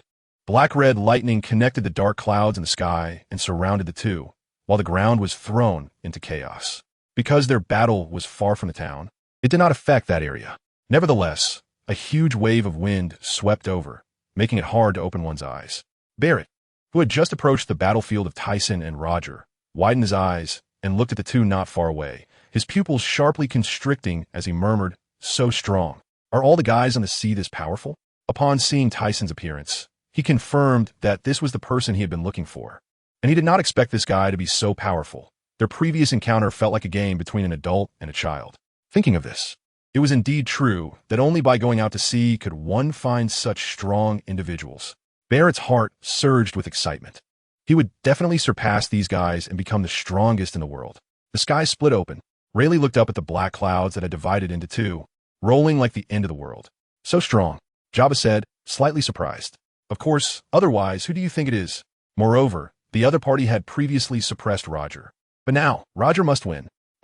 Just after Rayleigh spoke, he turned his head and saw a tall man in black military uniform with red skin not far away. He frowned slightly. It is said that there is a sense among strong individuals, and this guy must be a master. He thought to himself. No one could clearly say whether the other party was a navy or a member of the world government. So Rayleigh decided to observe first and remain vigilant. And then he turned his gaze back to the two who were fighting again. During the previous clash, Tyson felt that Roger's strength had indeed increased a lot, especially in the use of Conqueror's Haki. It was on par with his own, and the Haki was also blocked. When he attempted to use this ability, the other side would do the same and even took precautions, rendering Tyson's move ineffective. However, if the opponent was careless, there would still be a chance to seize the opportunity. The differences in swordsmanship were merely a matter of early training at their level. It was no longer a contest of swordsmanship, but rather of strength, speed, and Haki. Tyson wielded the 7-star sword with both hands, slashing down diagonally, while Roger also refused to back down and raised his sword to block. Before the attack had completely fallen, both changed their moves again, their speeds increasing. The spectators could not clearly see their figures. Only those with a bit of strength could catch a glimpse of their movements with observation Haki. Although the opponent's speed was also fast, it was of no use in front of Tyson, who possessed perception. Even if Roger could use observation Haki to foresee his moves, Tyson could also sense the flow of chakra in the other party. Coupled with his special observation Haki, Roger's movements were very clear in Tyson's eyes, and he could grasp the opponent's intentions from time to time. The battle lasted for 3 days before stopping. In the final confrontation, Tyson used Dust Release, and after a stalemate, Roger fell to a disadvantage. However, after this move, he withdrew, and Roger understood his intention. Because if they continued, it would no longer be a spar but a life-and-death struggle, which would break their relationship and be counterproductive. Even so, Rayleigh saw through the clues. He did not expect Roger to ultimately fall to a disadvantage. The area where the two fought was a scene of devastation. The ground within several hundred meters was barren. In previous flowers, grass, and trees had disappeared. The ground cracked and sank, revealing deep ravines. If this island were not a large island, the whole island might have split apart. I'm so hungry.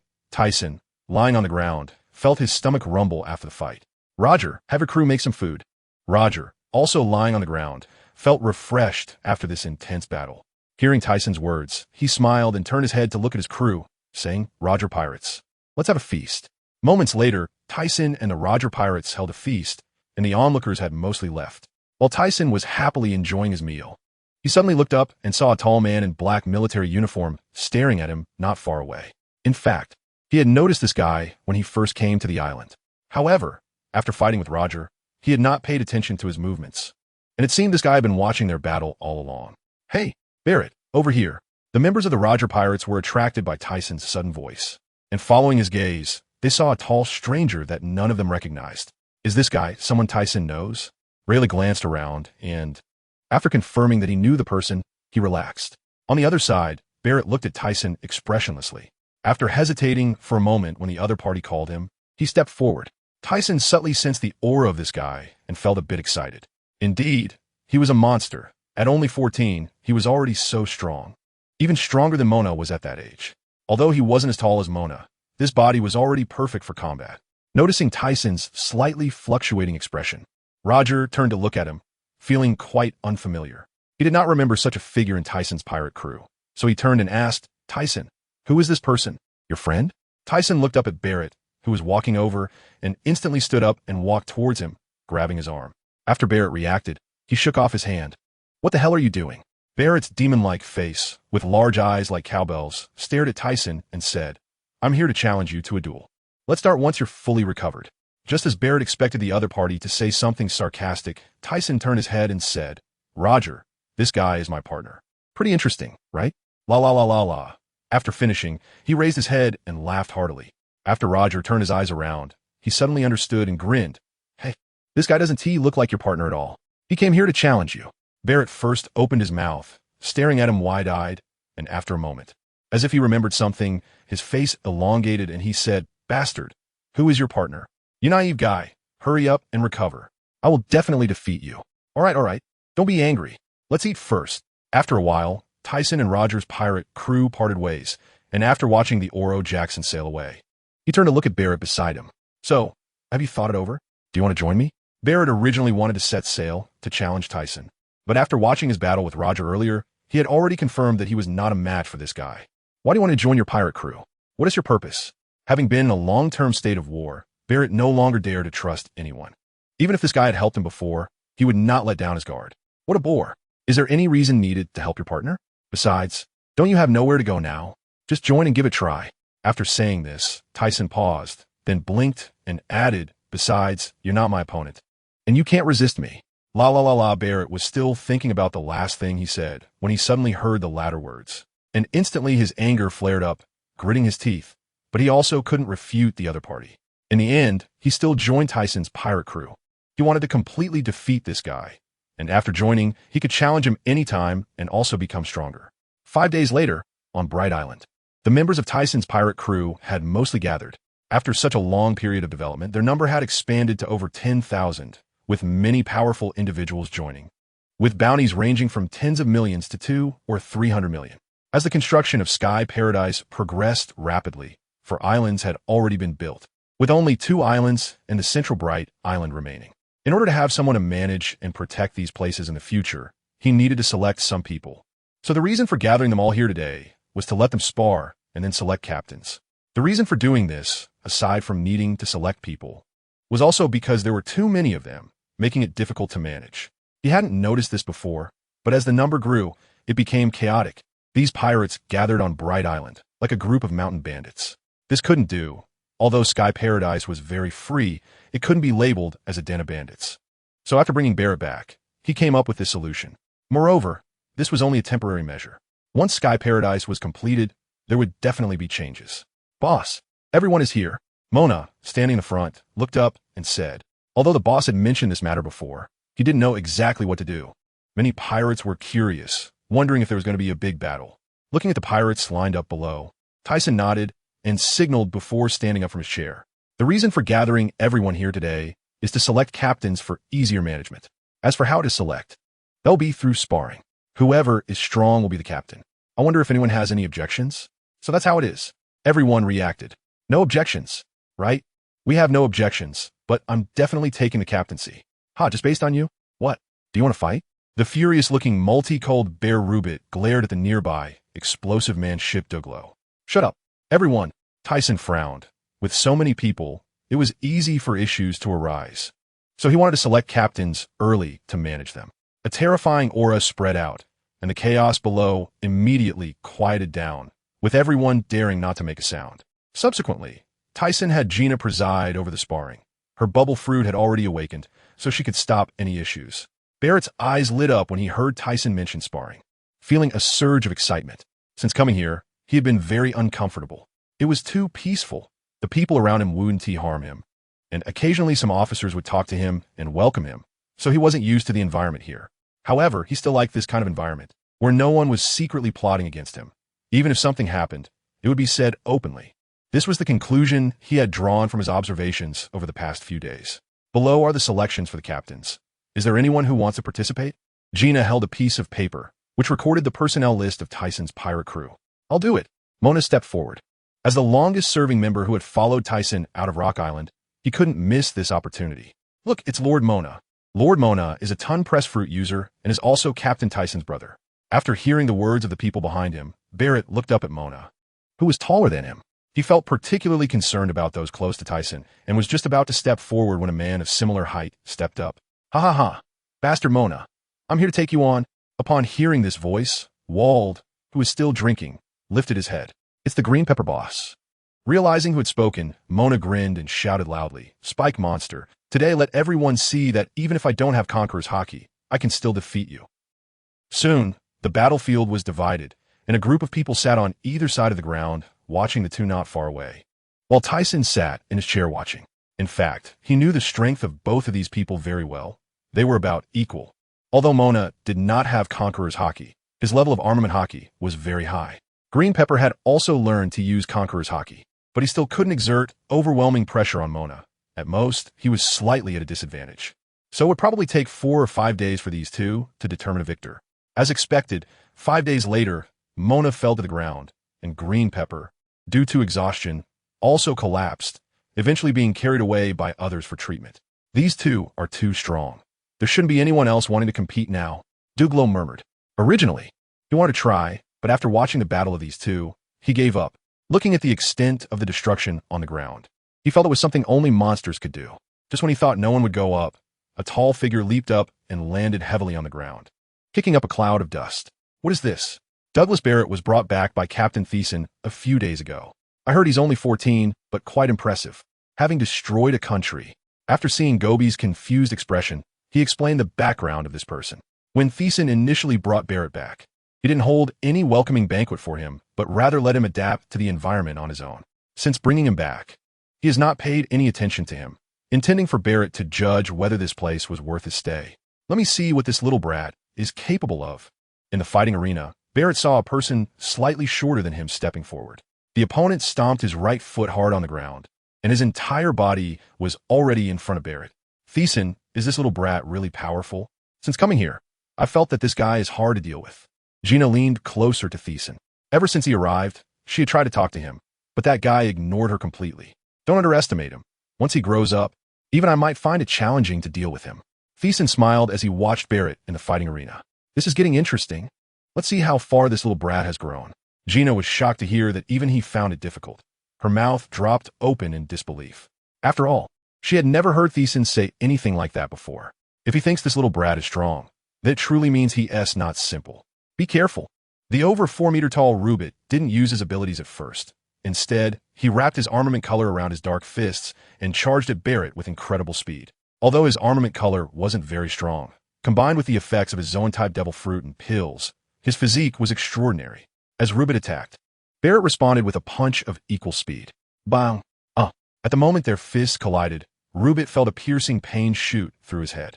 His face twitched a few times, and before he could recover from the immense force, Barrett's fist struck his stomach. Cough.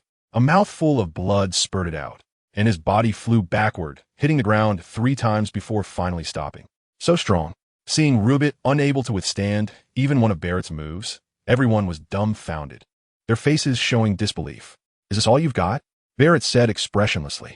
Damn it, don't be so arrogant, little brat. WorldGov't, getting up from the ground, wiped the blood from the corner of his mouth, his face looking grim. How could he possibly lose to a newcomer?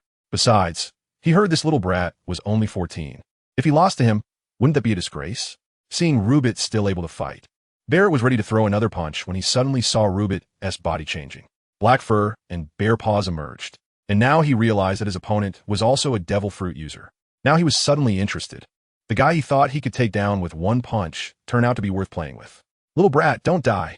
Transforming into a black bear, WorldGov't started running on the ground, shaking the earth and kicking up dust. As he got closer to Barrett, he raised a bare paw like a fan and slammed it down, the sharp claws cutting through the air with a whoosh.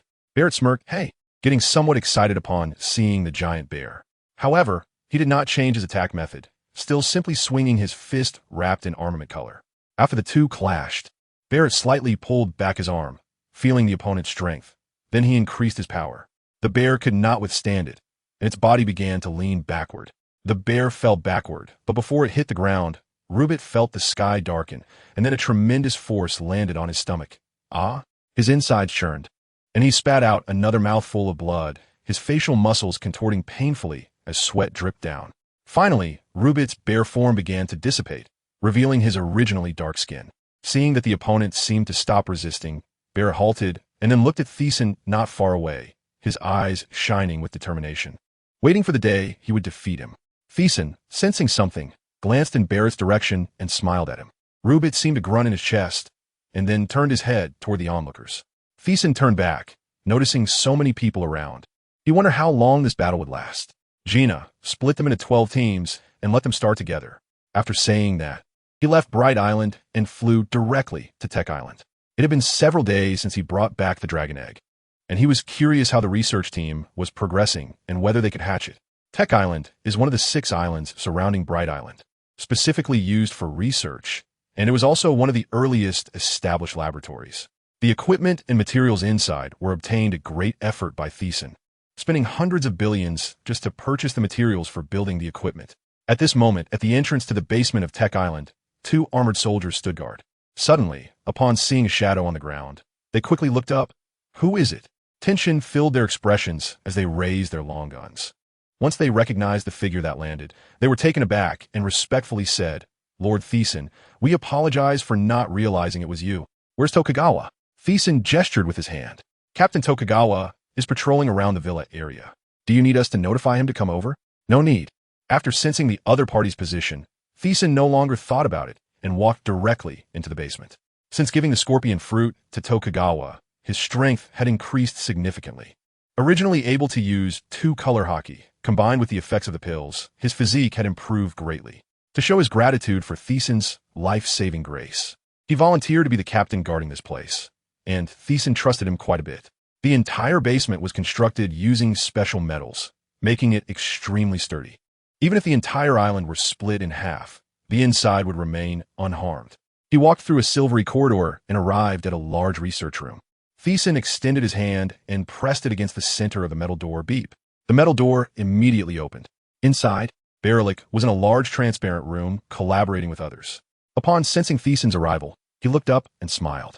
As for why Berlik did not participate in the captain's competition, it was because the vice captain of Thyssen's pirate crew had already been tacitly acknowledged to be him, and there were no objections from the others.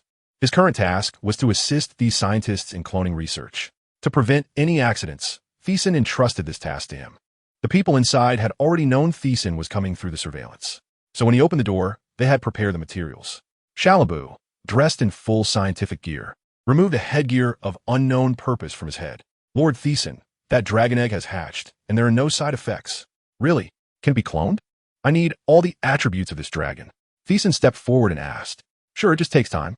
We have already transmitted information to Mr. Vegapunk through the chip, and all the research information has been collected, which will take about a year.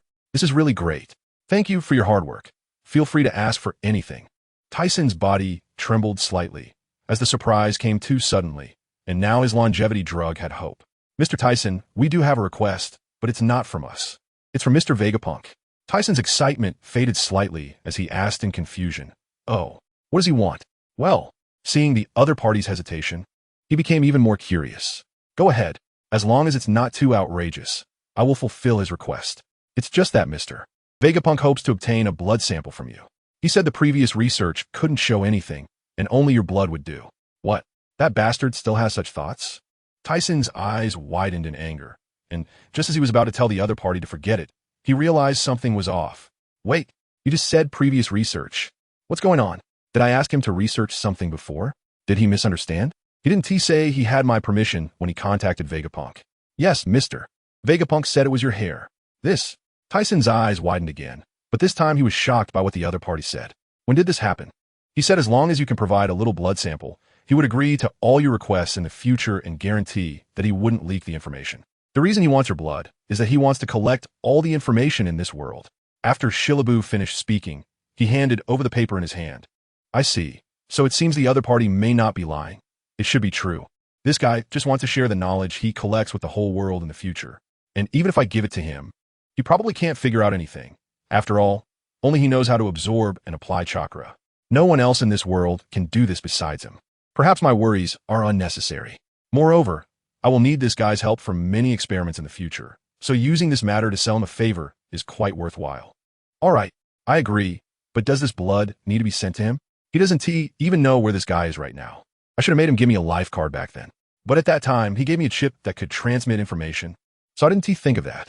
No need, you just need to give us the blood, and we will pass the information to him after testing. Shilabu smiled, relieved that they could finally get rid of that bastard's constant harassment. Is it this high-tech? Thyssen couldn't help but complain in his heart. This world is really bizarre, with a backward dinosaur age and advanced technology that is hundreds of years ahead. After asking about the progress of the Berlik clones, he stopped talking. After leaving a drop of blood, Thyssen left the research lab. After exiting Technology Island, he didn't return but headed directly towards Herbal Island. At this time on Light Island, the captain selection battle was still ongoing, and Barrett had consecutively defeated Rubit, Dugulo, and Carnes. The opponent was not only physically strong, but even possessed all three types of hockey. Especially Carnes, who came last, thought that Barrett would definitely be exhausted after 2 consecutive battles. However, as soon as they started fighting, the opponent unleashed Conqueror's hockey, directly reducing Barrett's combat power by half. He couldn't even fight back, and was eventually forced to retreat after taking a few punches. Interesting, I come to see Barrett, and he can even use Conqueror's hockey, Wald said with interest. Although he felt the opponent had high potential, he didn't believe he would be defeated by such a kid. Captain Thyssen personally invited me. The Sea Pirate, the World Destroyer, with a bounty of 36 billion, Bondi Wald. Now, that guy's definitely not a match. Seeing Wald's body flash and appear in front of him, Barrett felt certain that the other party was a master. However, being naturally competitive, he was now even more eager to fight. Let us get started. The kid Wald revealed his strange teeth. After Wald finished speaking, Barrett's fists were wrapped in armament hockey. He stepped forward, and his body shot toward the opponent like a cannonball.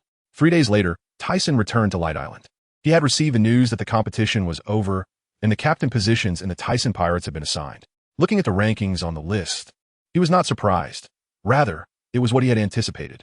Although there were slight differences, the top 5 were pretty much as he had thought. Now that the captains had been selected, they could lead those board guys out to sea. Since the Sky Paradise was built, they hadn't gone out to sea properly. Many guys had been idle on the island, doing nothing, so letting them go to sea could also increase some income. Moreover, the main point was to let them make a name for themselves. In this world, having strength is not enough. If others don't know your reputation, then even a small mouse will come to provoke you. As long as the reputation of the Thyssen Pirates spreads throughout the world, once the Sky Paradise is completed, people will naturally know that this place is not to be trifled with. First team, Pillar Green Pepper second team, Little Giant Fistmona third team, World Destroyer Bondi Wald fourth team, Devil's Heir Douglas Barrett fifth team, Swordsman Jerry sixth team, Sharktooth Tianshan seventh team, Bubbleman Gina eighth team, Snapper Muse ninth team, Exploder Ship Dugulo 10th team, Heatman Gobison 11th team, Savage Bear Rubit 12th team, Rainbow Man Bush in the year 1492 of the Marine calendar. In the underground drug research lab of Technology Island, Mr. Tyson, the longevity pills have been made. Fortunately, we collaborated with Mr. Hekawa, which allowed us to produce them so smoothly. Shillaboo handed the pill to Tyson. Can it increase lifespan? Tyson took the red pill, which was about the size of a jelly bean. However, these were not the questions he was concerned about. The main question was whether it could increase lifespan. After data analysis, this pill could slow down the body's functions and even stop the aging of organs. The final results showed that this pill could indeed significantly increase lifespan. After hearing this, Tyson understood.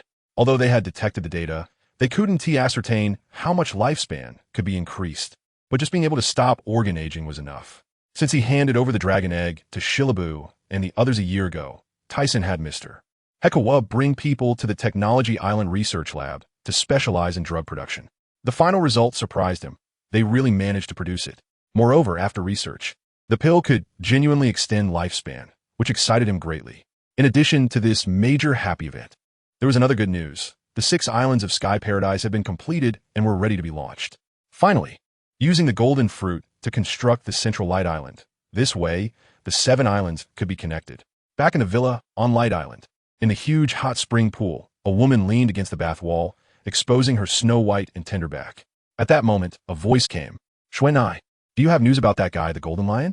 After hearing the sound, she slowly raised her head, fully exposing her voluptuous figure, and then stood up without a care, walking over to a nearby pavilion.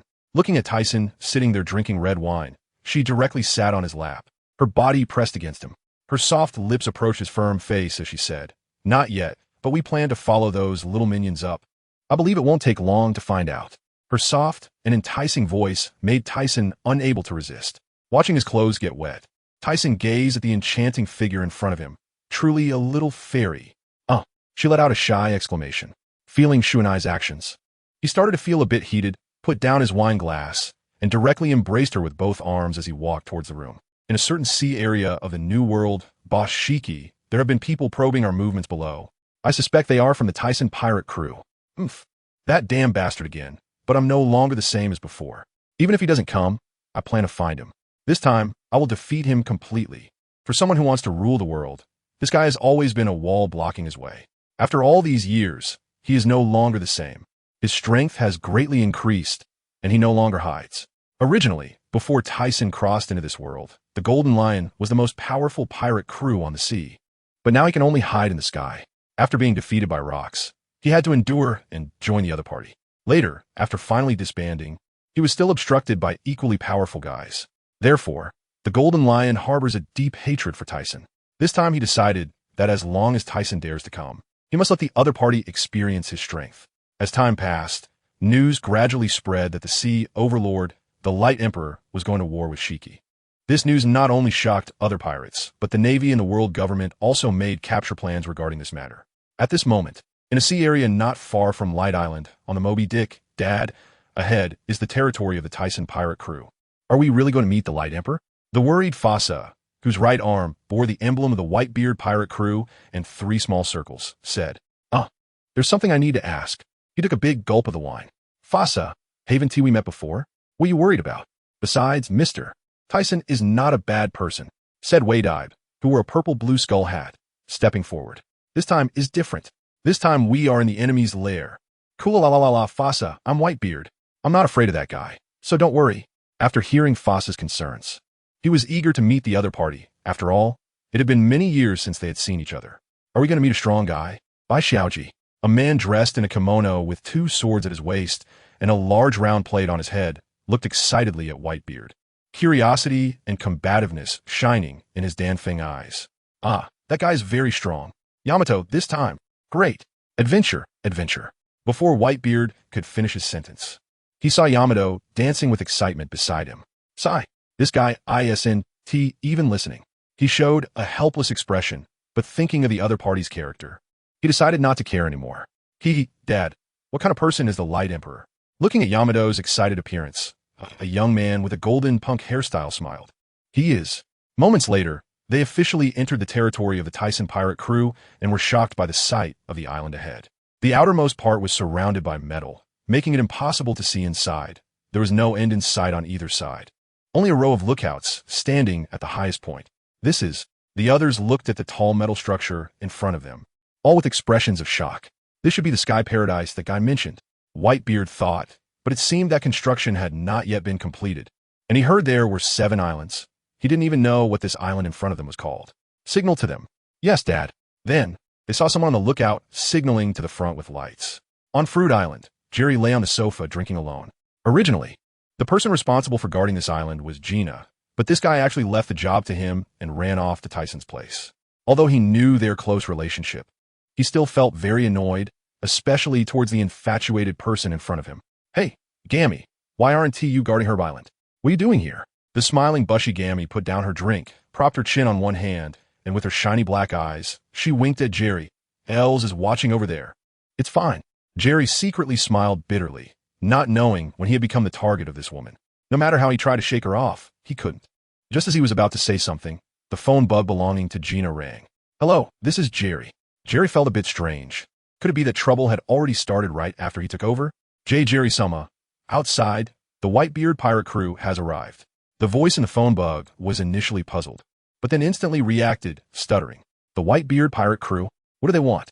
Jerry suddenly stood up, and even Gammy, who was previously playful, stopped, and her expression became serious. Inside the villa on Light Island, after Gina assigned the task of guarding Fruit Island to Jerry, she came to Tyson's place, and with Shuanai by her side, it was truly a show with 2 women. Stinky Bubble Man, hurry back to your own territory, you annoying guy. Shuanai, dressed in a low-cut outfit, leaned against the sofa, exposing her pair of soft bosoms, with her long, slender white legs crossed, holding a glass of red wine while casting her eyes aside. You exposed wearing freak. Do you want to become completely powerless? Sitting beside her, Gina, dressed in a fresh blue long dress, was somewhat angry and embarrassed. Ever since this guy came to the New World, he had been living in the same place as Tyson, which was really annoying. Watching the 2 clash, Tyson secretly smiled wryly. Ever since Shu and I moved into this villa, the 2 had not seen eye to eye, and he felt quite helpless. Just then, the phone bug rang. The noise around them instantly quieted down. Captain Tyson, the Whitebeard pirate crew has arrived and wants to meet you. Should we let them in?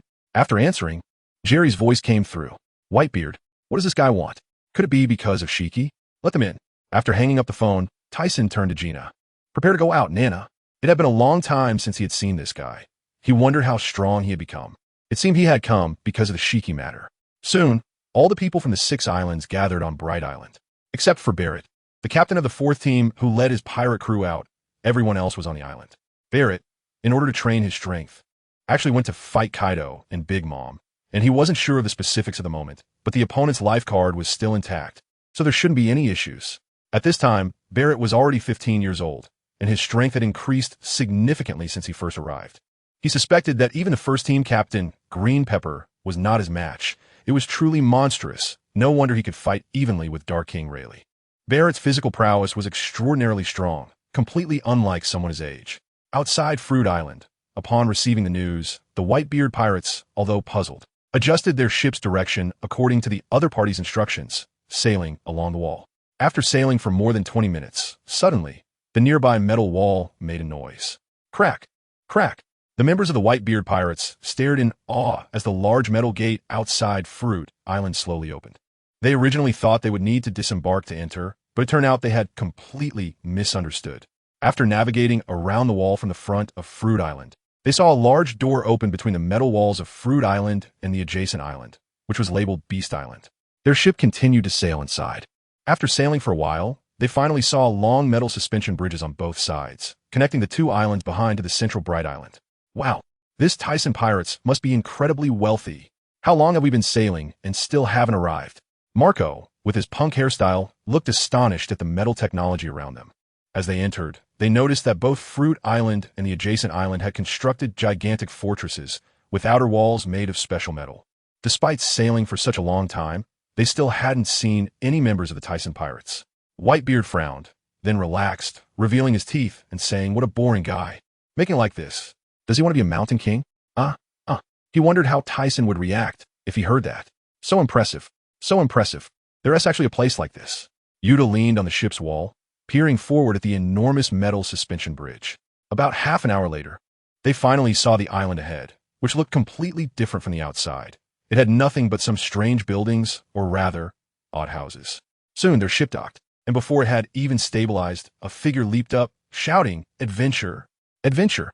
He landed heavily, kicking up a cloud of dust before sprinting towards the island. "Yuta, wait. This place is nothing like before. This idiot Yuta, never mind, hurry up and follow."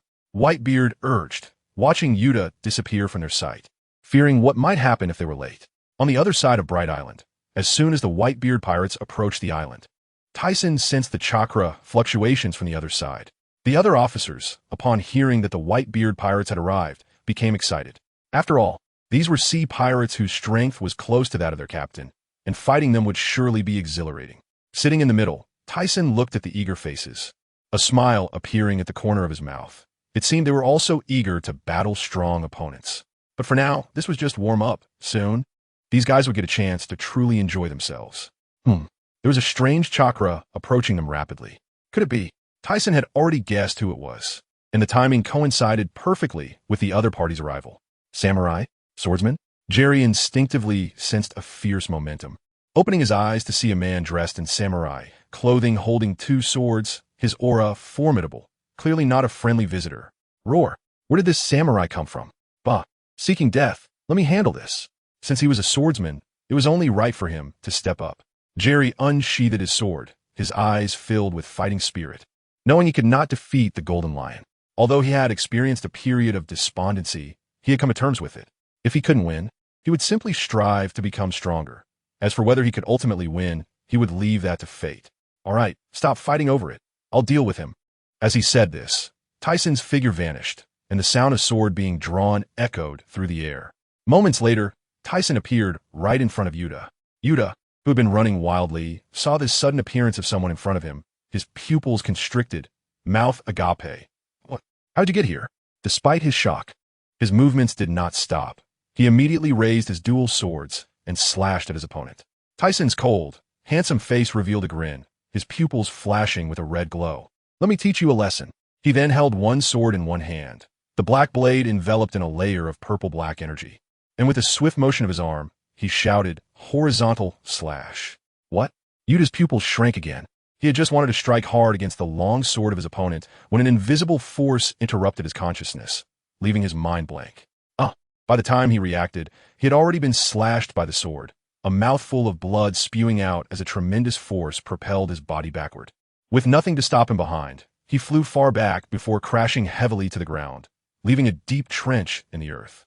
Damn it, what is going on? Yuta spat out another mouthful of blood, his eyes filled with terror as he began to doubt his own strength, having lost so easily. No, I will never admit it. At that moment, the members of the Whitebeard pirates arrived at the spot where he had fallen. Hey, didn't he just go out? Zolfust. Yuta, are you okay? Whitebeard frowned at Yuta, who was trying to get up, then turned to Thyssen not far away, who had a slight smirk on his lips, his pupils flickering with red light. Then, he leaped up, wielding his long naginata in the air. Is it time? Let's see what you've got. Tyson's black eyes gazed up at the naginata descending from Whitebeard, a smile creeping onto his face as he gripped his sword tightly, an enormous amount of haki enveloping the blade. He stepped forward and forcefully swung upward. The long sword sliced through the air with a sound that seemed to tear apart space, and a loud explosion echoed bang. Although the weapons did not clash, the haki surrounding them distorted the space, creating a terrifying shockwave that spread outwards, blowing away those nearby. The nearby villas creaked, and all the glass doors and windows shattered. Had the buildings not been made of special metal, they would have likely collapsed. Wow, incredible! Yuta watched in awe at the offensive power generated by the two. Realizing this was the level of top-tier strength on the seas, he truly felt like a frog in a well. It seemed he still had a long way to go. The impact continued for a long time before finally coming to a stop. La la la la, it's been years since we last met. And you've become the king of the mountain. What? You bastard, this is technology. Do you understand technology? Tyson glared angrily, feeling humiliated. This guy actually said he was the king of the mountain, and he was instantly furious. What technology? Boring. I'm here to talk to you about something. The other party suddenly became serious. La la la la. We'll talk later. Let's have a fight first. With that, Tyson turned his head and said to his brothers, if they can't satisfy us, then let's sink them completely. Oh, the thunderous sound spread across the sky, and the people behind him smirked coldly at the people behind Whitebeard. Hey, is this for real? Marco looked at the increasing number of pirates appearing on the other side, beads of cold sweat forming on his forehead. Hey, are you serious? Seeing the formation behind Tyson, Whitebeard's eyes widened, feeling a bit intimidated. Who told you to come on my territory? In any case, if we can't have fun, then none of you are going back. Tyson raised his long sword, ready to strike. Seeing that this guy was serious, Whitebeard, though a bit intimidated, said, sons, we can't let them underestimate the Whitebeard pirates. Let's take their treasures. If we don't fight just because they have more people, then am I still Whitebeard? Oh, Whitebeard pirates. Charge! In an instant, the captains of the Whitebeard pirates rushed forward to find the tough opponents. Crush them. Above Proden's Island, pirate crews gathered densely in the sky. And not only that, there were also several medium and small islands floating not far away, along with a large island. Captain Shiki, the Whitebeard pirates have gone in. Are they going to ally with them? Nonsense. Impossible. That guy Newgate would never ally with anyone. The Golden Lion, floating in the sky, gazed down at the distant islands crowded together. After hearing his subordinate's words, he said decisively, having dealt with that guy Whitebeard for so many years, I know his character like the back of my hand. Listen up, when the Whitebeard pirates come out, launch an attack, and sink the Tyson pirates completely. Yes, Captain Shiki. The Golden Lion's eyes gleamed with menace. His expression darkened. This time, he must eliminate this obstacle to his world domination. Thinking of this, he couldn't help but feel dissatisfied with that guy Newgate. If it weren't for that guy rejecting his proposal last time, the Tyson pirates would have long since disappeared. And now that this guy is going to meet Tyson, even though he doesn't say it, he can guess a thing or two in his heart. For someone who drifts at sea with a bunch of kids all day and has no ambition, he thinks Newgate is just a naive and childish guy. 3 days later, on Bright Island, both sides had stopped fighting and started a banquet. They didn't mention the outcome of the battle. And Tyson and Whitebeard's fight came to a halt when they were about to unleash their ultimate moves. I hope you can consider the final battle with the Golden Lion, Whitebeard casually said while drinking, looking at Tyson. Tyson certainly understood what Whitebeard meant by that. The reason there are so few Navy branches in the New World is that a few of them occupy the territory. With that guy around, the Navy's control over this sea will be greatly weakened. However, such reasoning couldn't stop him from raising Sky Paradise. You're thinking too much, Newgate, without that guy. There won't be any changes in this sea. It will only let the new powers grow stronger. For example, that guy from your former pirate crew, Kaido, and that Charlotte Linlin, haven't they been causing a ruckus at sea lately? I heard that the kid, named Kaido, even challenged you. As time went by, Kaido and Big Mom became increasingly active at sea. Especially Big Mom. That guy has dominated the entire northeastern direction of their territory and named it Whole Cake Island. The islands are covered with sweets, and many new forces have joined them. When I saw the islands built entirely of metal from the outside, I guess that you wouldn't stop, but your dreams are really strange. If you do this, the world government and the Navy will not let you go. While saying these words, Whitebeard remained very calm. If I were afraid, I wouldn't have gone out to be a pirate in the first place. Besides, the world government also has things to worry about. If he didn't understand this world, he wouldn't dare to openly oppose the world government. Of course, a conflict with the Navy is inevitable.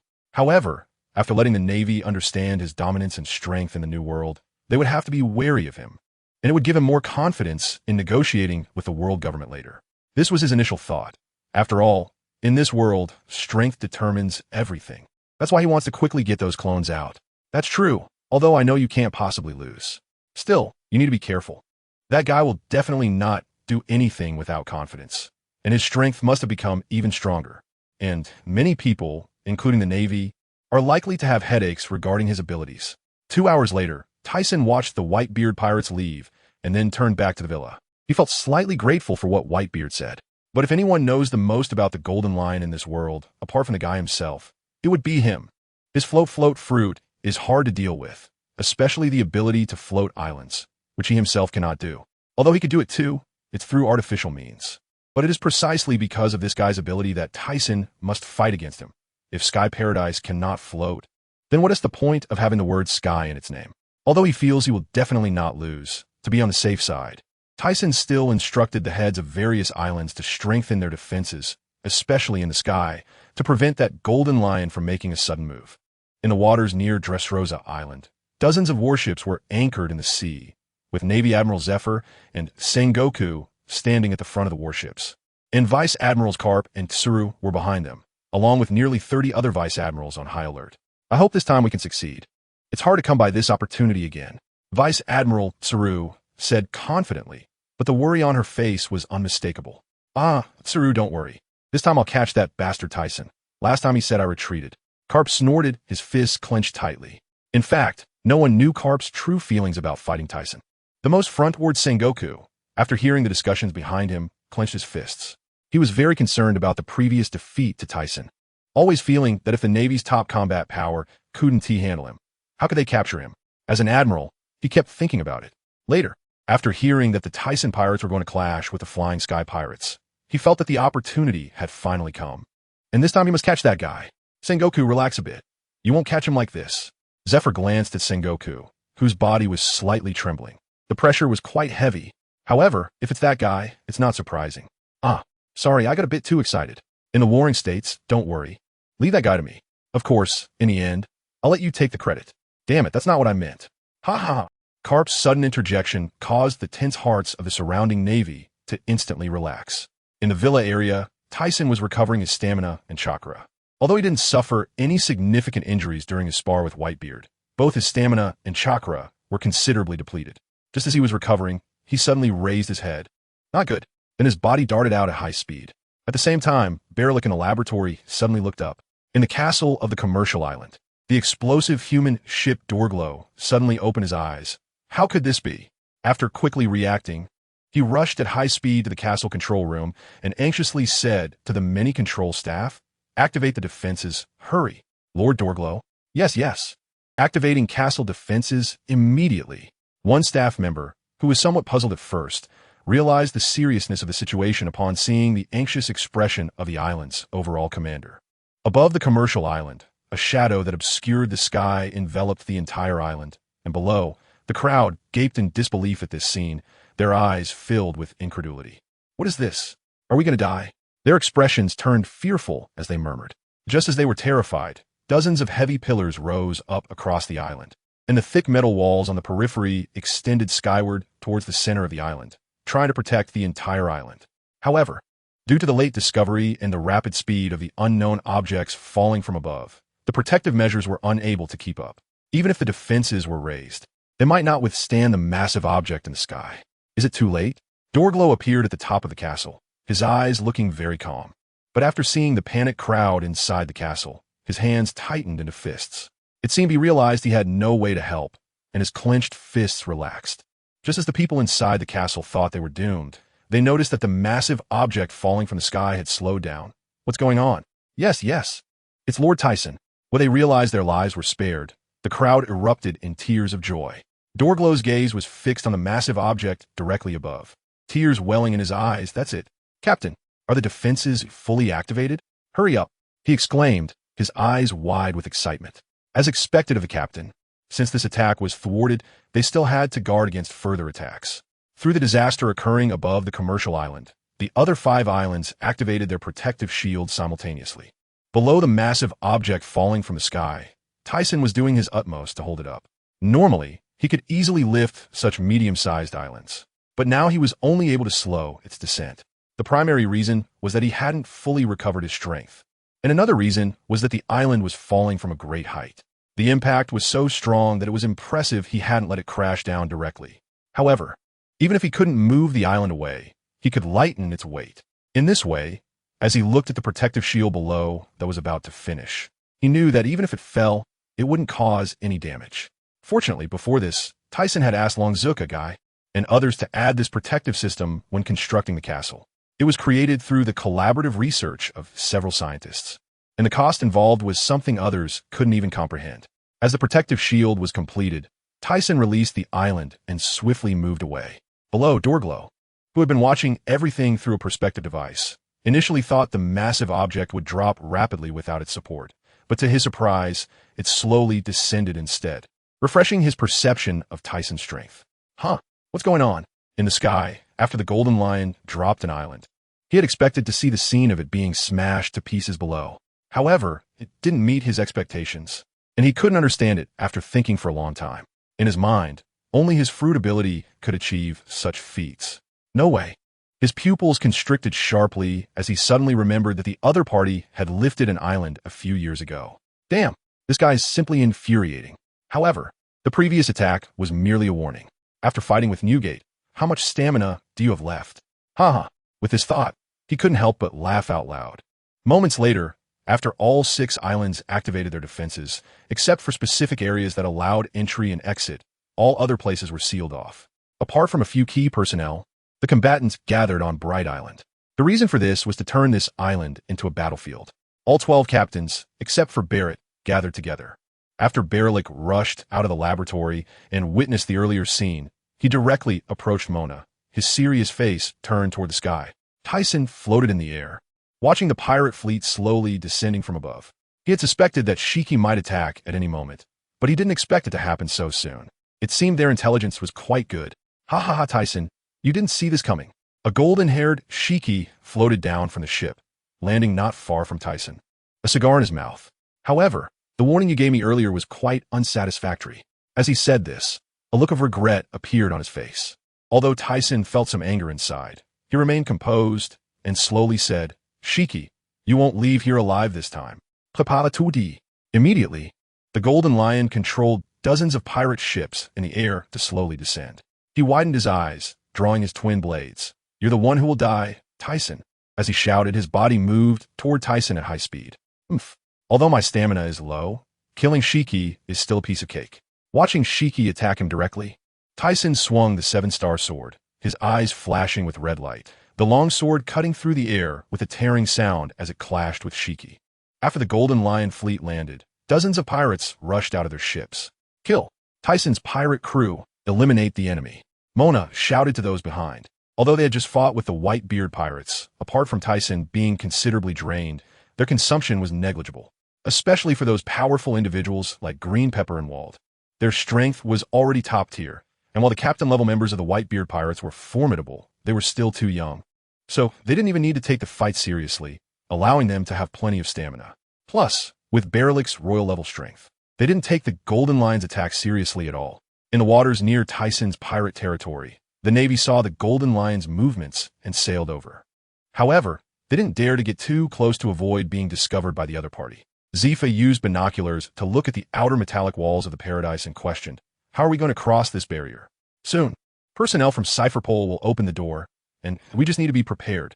Sengoku frowned as he looked at the massive fortress ahead. Without the assistance of government officials, it would be impossible for them to pass through this metal wall.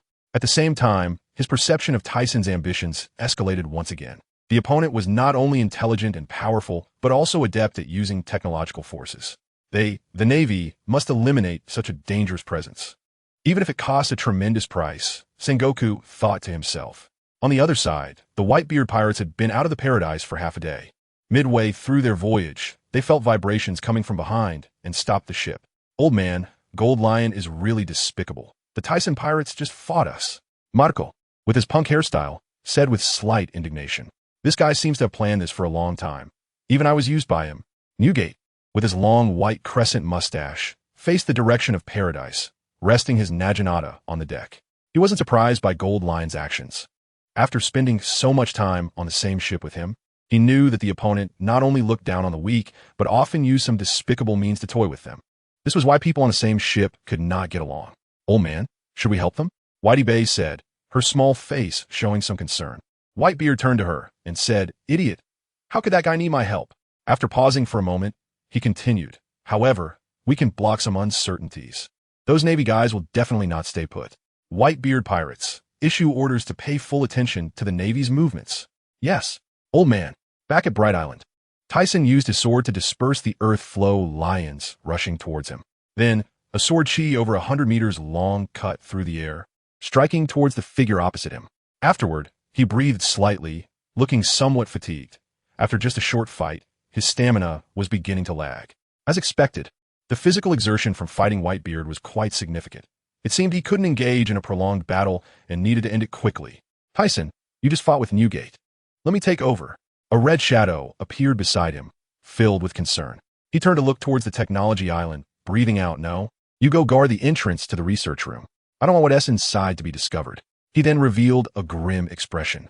"I need to personally catch this bastard. He is very important for our Paradise's construction."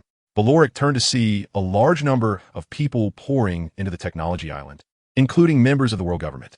When he turned back, he saw Tyson's determined face and chose not to insist any longer. "Then be careful." After Tyson headed towards the research room, he had just relaxed when he sensed an attack coming from the sky again. Slash wave. "Keek, what's wrong?" "Tyson, your attack power has become so weak." Gold Lion seemed to effortlessly disperse the massive white sword chi, feeling a sense of satisfaction that he could finally defeat this guy. Don't get too pleased with yourself. Since you want to die early, I'll grant you that." He then directly unleashed his full power. A massive amount of dust release clinging to the 7-star sword, and the black and white violent energy crackled in the air, coupled with the haki enveloping it. Tyson's aura became increasingly astonishing. Feeling the seriousness of the situation, Gold Lion's expression became grave. He had long known that Tyson's ability was troublesome. After all, it was an ability that could stand on par with rocks in battle. Therefore, he activated his haki, spreading it around his body. The first time he fought Tyson, he had been too careless and failed to activate haki in time to protect himself. Now, with haki for protection, he didn't think he would lose to Tyson again. The one-sword style original world severing slash, the most powerful strike among slashes, was unleashed from Tyson's longsword. A violent black and white sword chi, several hundred meters long, slashed down, changing the color of the heavens and earth, with black-red lightning spreading across the sky. The black clouds above were cut apart, and the sea was carved out, leaving a deep trench. "What is this?" Many people in the distant Gold Lion fleet, holding weapons, stared blankly at the dazzling light reflected in the sky. The blinding halo seemed to illuminate the entire day. Seeing such a shocking attack, Gold Lion was momentarily taken aback, but quickly regained his composure. With a fierce glint in his eyes, he pointed a hand towards the sky. "If you have the ability, then cut the whole island apart, venomous snake." Above Gold Lion, an island with no visible end shielded the entire sky, casting a shadow over the whole daylight. Only the massive sword chi could be seen being blocked by the island.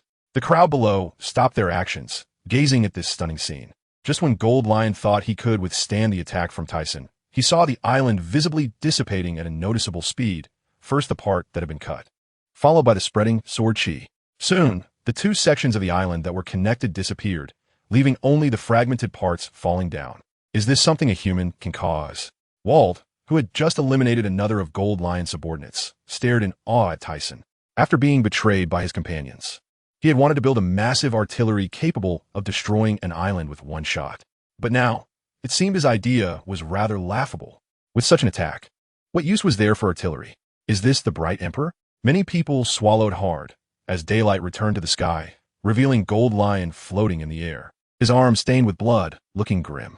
Although he hadn't suffered any severe injuries, the fact that the island could be almost completely obliterated with a single strike from Tyson filled him with dread. He realized the gap between him and Tyson. Even if he used his ability to form Lion's might, it wouldn't harm that guy. However, thinking of this, Gold Lion wiped the sweat from his forehead. Fortunately, this guy wasn't at full strength. No matter how powerful he was, how many such attacks could he unleash? He still had nearly 10 islands prepared, one of which was a large island. Even if this guy's abilities were extraordinary, he couldn't possibly be his opponent. After coming to this conclusion, a cold smile appeared beneath his bloodied face. Tyson, if you have the ability, try to take it again. After speaking, he aimed his hand towards the sky again. On the ground, Tyson bent over, panting, but he could hear the sound of massive objects falling from the sky, accompanied by a roaring wind descending towards the ground. Captain Tyson. Captain. Most of Tyson's crew stopped their attacks. Only those familiar with Tyson continued, their eyes showing determination. As if such an attack was not an issue for Tyson. The Tyson pirates. Focus on your own tasks. Leave everything else to Captain Tyson. Mono was sweating profusely. He knew Tyson's stamina had already been significantly depleted, and he had just unleashed such a powerful strike. However, out of trust in Tyson, he remained very calm. Gina clenched her palms tightly, sweat dampening her palms. Shu and I, dressed in a red long dress, stood guard beside the villa area, next to a pile of pirates who had fallen while trying to attack the villa. Her beautiful eyes were fixed on a figure not far away, praying, "You must be okay. I still want to have children with you. Boss Shiki, we're still down here. Damn it, that guy Shiki doesn't care about our lives at all." The pirates of the Flying Sky pirate crew, seeing that Shiki completely disregarded their lives, turned and ran away, abandoning the attack entirely. Many of the crew members used their abilities to escape into the distance. If they continued fighting, they would be finished here. Numerous cadres familiar with the Golden Lion had already stood far away, watching the scene unfold. At the center of the island, Tyson retracted the seven-star sword, slowly raising his head to look at the sky, exhaling a heavy breath. He extended both hands, slowly bringing them together, forming a small white cube in his palms. Due to the overwhelming amount of chakra, the cube emitted a dazzling white light that was blinding to behold. Muttering to himself, "The chakra is almost depleted. I wonder if this strike will succeed." After unleashing Limit Break, Tyson's ghostly figure vanished, making it impossible for anyone to see where he had gone. At this moment, most people's attention was drawn to the sky above the island, so no one noticed this phenomenon. The blinding white light shot through the darkness like a meteor. Beside the gigantic island that was falling, the Golden Lion floated there, watching Tyson's attack. The memory of Tyson's battle with Rock's came to mind. He remembered that Tyson used this very move against Rock's black hole attack. However, after thoroughly gathering information, he wanted to find out what Tyson's ability was. Although he couldn't determine what that ability was, he knew that as long as the white barrier was broken in a short time, it could disrupt Tyson's attack. Originally, he thought Tyson would use the move he had used the first time they fought, in which case he would have had to dodge. But now that he had the opportunity to destroy Tyson's offensive, how could he let such a good chance slip away?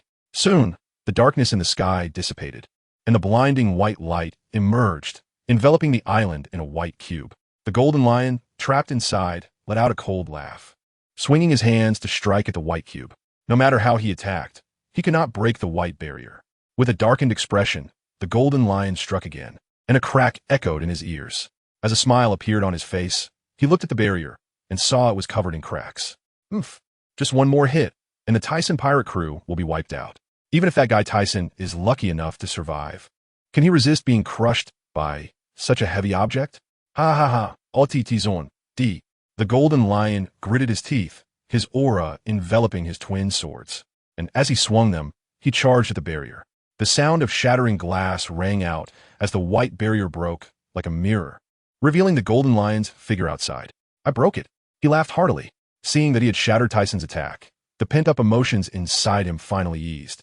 However, just as he thought he had dispersed the attack, he turned to look at the white barrier, and his expression turned to confusion. What happened? Although he had pierced through the white barrier, the entire giant cube did not dissipate. His mind quickly processed this, and he glanced down at Tyson. However, upon looking, he found no sign of Tyson, and an ominous premonition surfaced in his heart. "Do you think you've won?" "What?" A sudden voice rang out behind him, causing every hair on his body to stand on end, his pupils dilating. A chilling, bone-chilling aura enveloped him, and his body went completely rigid. Feeling pain in his chest, he trembled as he lowered his head, only to see a long sword piercing through his body. Recalling the battle process, everything clicked into place. He turned to see Tyson, covered in blood, his gaze cold and fierce, and with his handsome face, it sent chills down the Golden Lion's spine. "You, formidable guy, to be defeated by you again. How frustrating."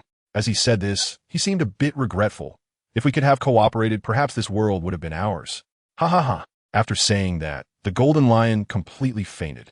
Although Tisen had pierced him with a sword, such an injury would not take his life.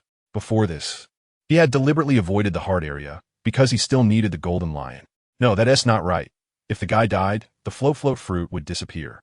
Tisen then lifted the golden lion with one hand and flew downwards. The white barrier, which had been broken by the golden lion, instantly restored to its original state. Then, the gigantic island, which was less than 50 meters from the crowd below, was disassembled. Although many corners still protruded and fell, they no longer posed any threat.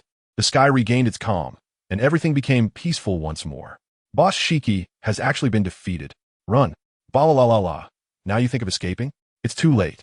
The paradise is already closed off, and you can't escape. Thyssen pirate crew crushed them all. In the villa area below, Shu and I rushed towards Tisen upon seeing him bloodied and exhausted. Tisen, are you okay? Her small face showed concern, but she was also relieved that he was all right. After bringing the golden lion into the villa area, Tisen was about to ask Shu and I to do something when he suddenly thought, oh no. He remembered that if the golden lion fainted, what would happen if there were still islands in the sky?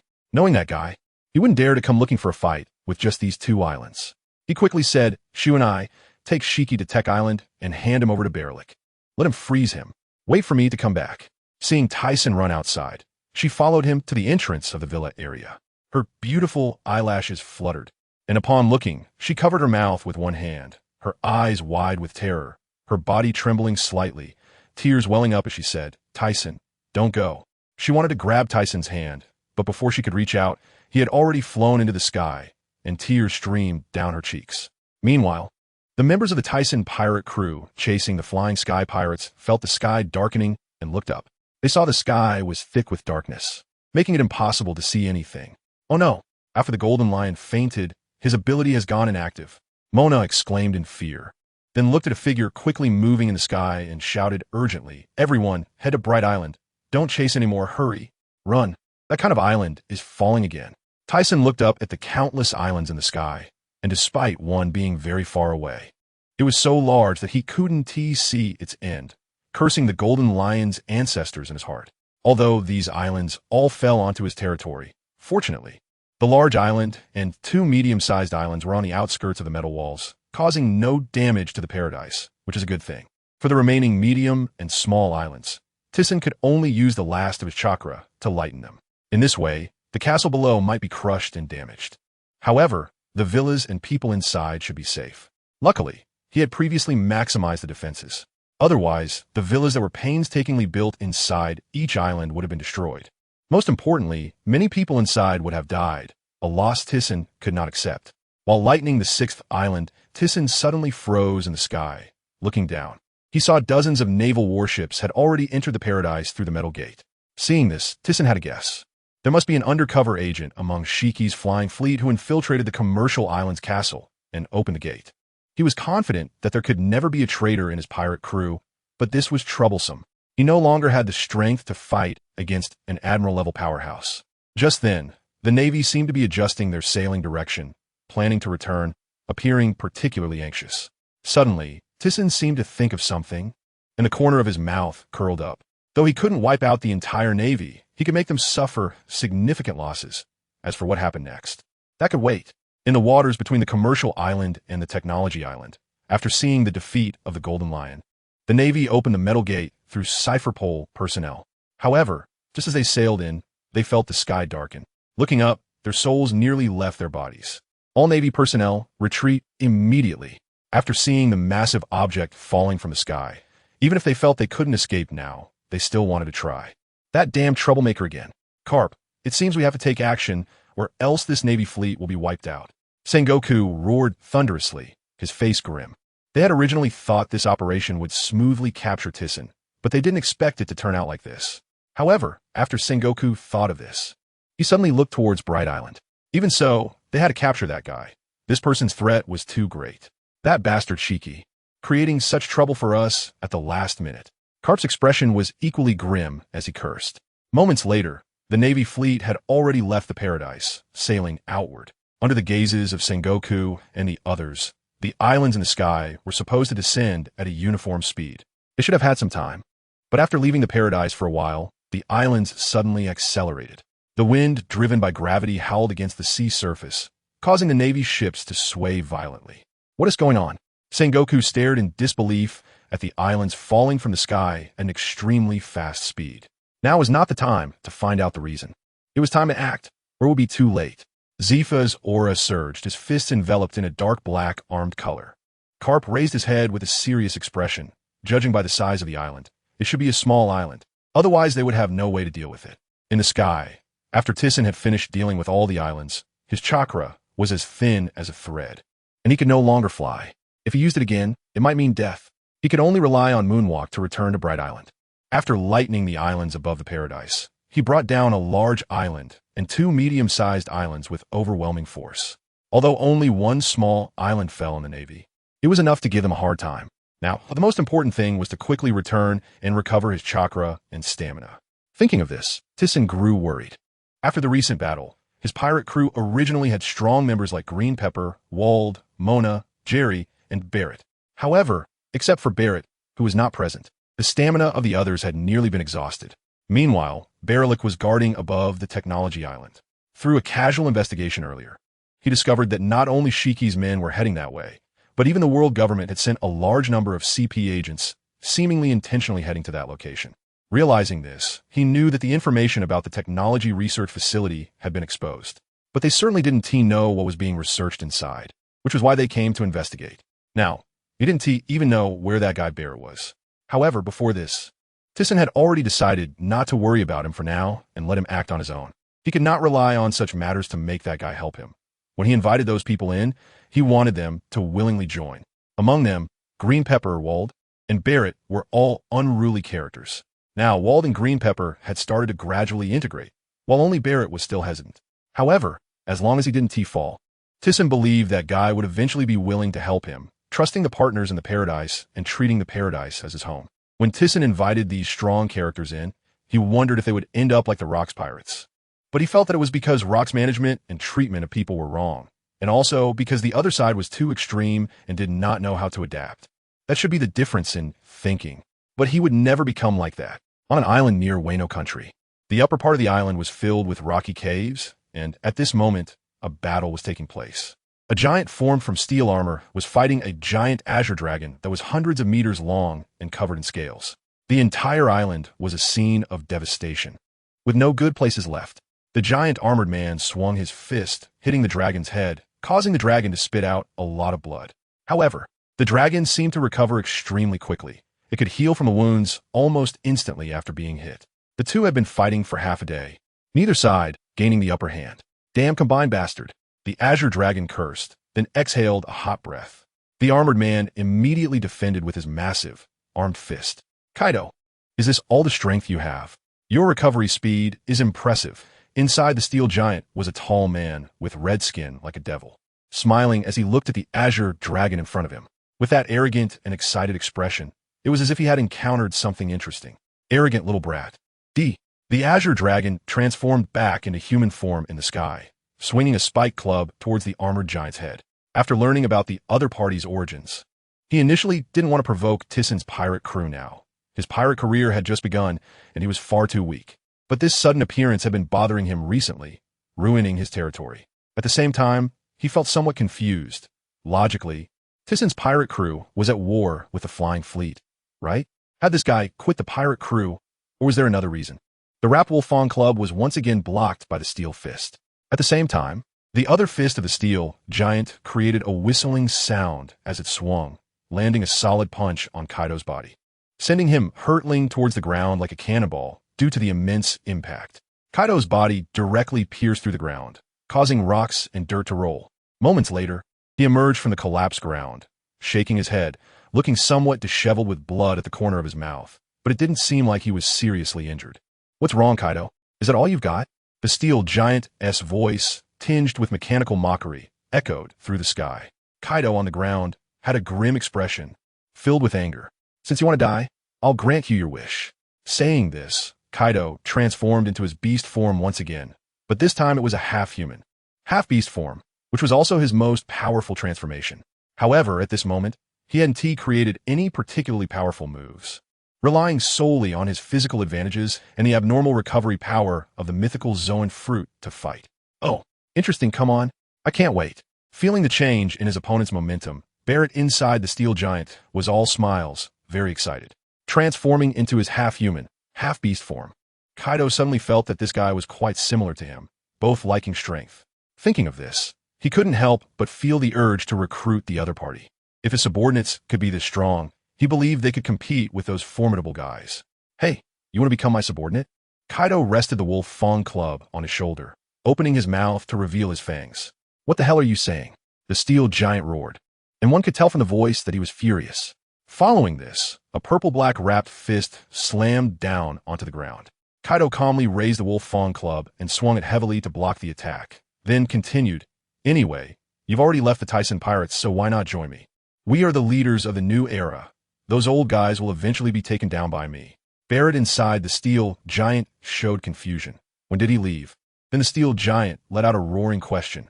Hey, you bastard. What do you mean I left the Tyson pirates? Explain yourself. On the outskirts of Sky Paradise. Although several naval forces shattered the islands falling from the sky, many warships were still destroyed, with only about 10 left from dozens. This was indeed a heavy loss. However, thinking about the possibility of capturing the Tyson pirates this time, Sengoku still felt it was worth it. Just as they were about to continue capturing Tyson, an unexpected event occurred. Newgate, you bastard, have you allied with Tyson? Sengoku's entire body tensed up. If they really had allied, then the Navy would truly be in trouble. Ha ha ha, you Navy are still so incompetent, just waiting to take advantage of others. But I'm not allied with them. I'm just unhappy with your actions. After seeing the Gold Lioness defeat, Whitebeard headed towards the Navy, knowing they wouldn't miss this opportunity. However, the struggle of the Tyson pirates in this battle was closely related to him. He felt that if he could hold off the Navy alone, even if he couldn't stop them all, at least he could leave behind a powerful admiral-level opponent to relieve some pressure on Tyson. This way, perhaps he would feel a little better inside. Damn it! Sengoku gritted his teeth, but as he thought of the fact that the opponent was alone, he quickly adjusted his plan, turning to Zifa and saying, Zifa, this guy's up to you. Carp, and I will go capture Tyson. Hearing the arrangement, Whitebeard frowned.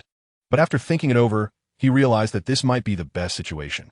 That guy has many strong subordinates. And as long as he doesn't make the foolish choice to fight alone, he believed that the two of them wouldn't be able to capture that guy.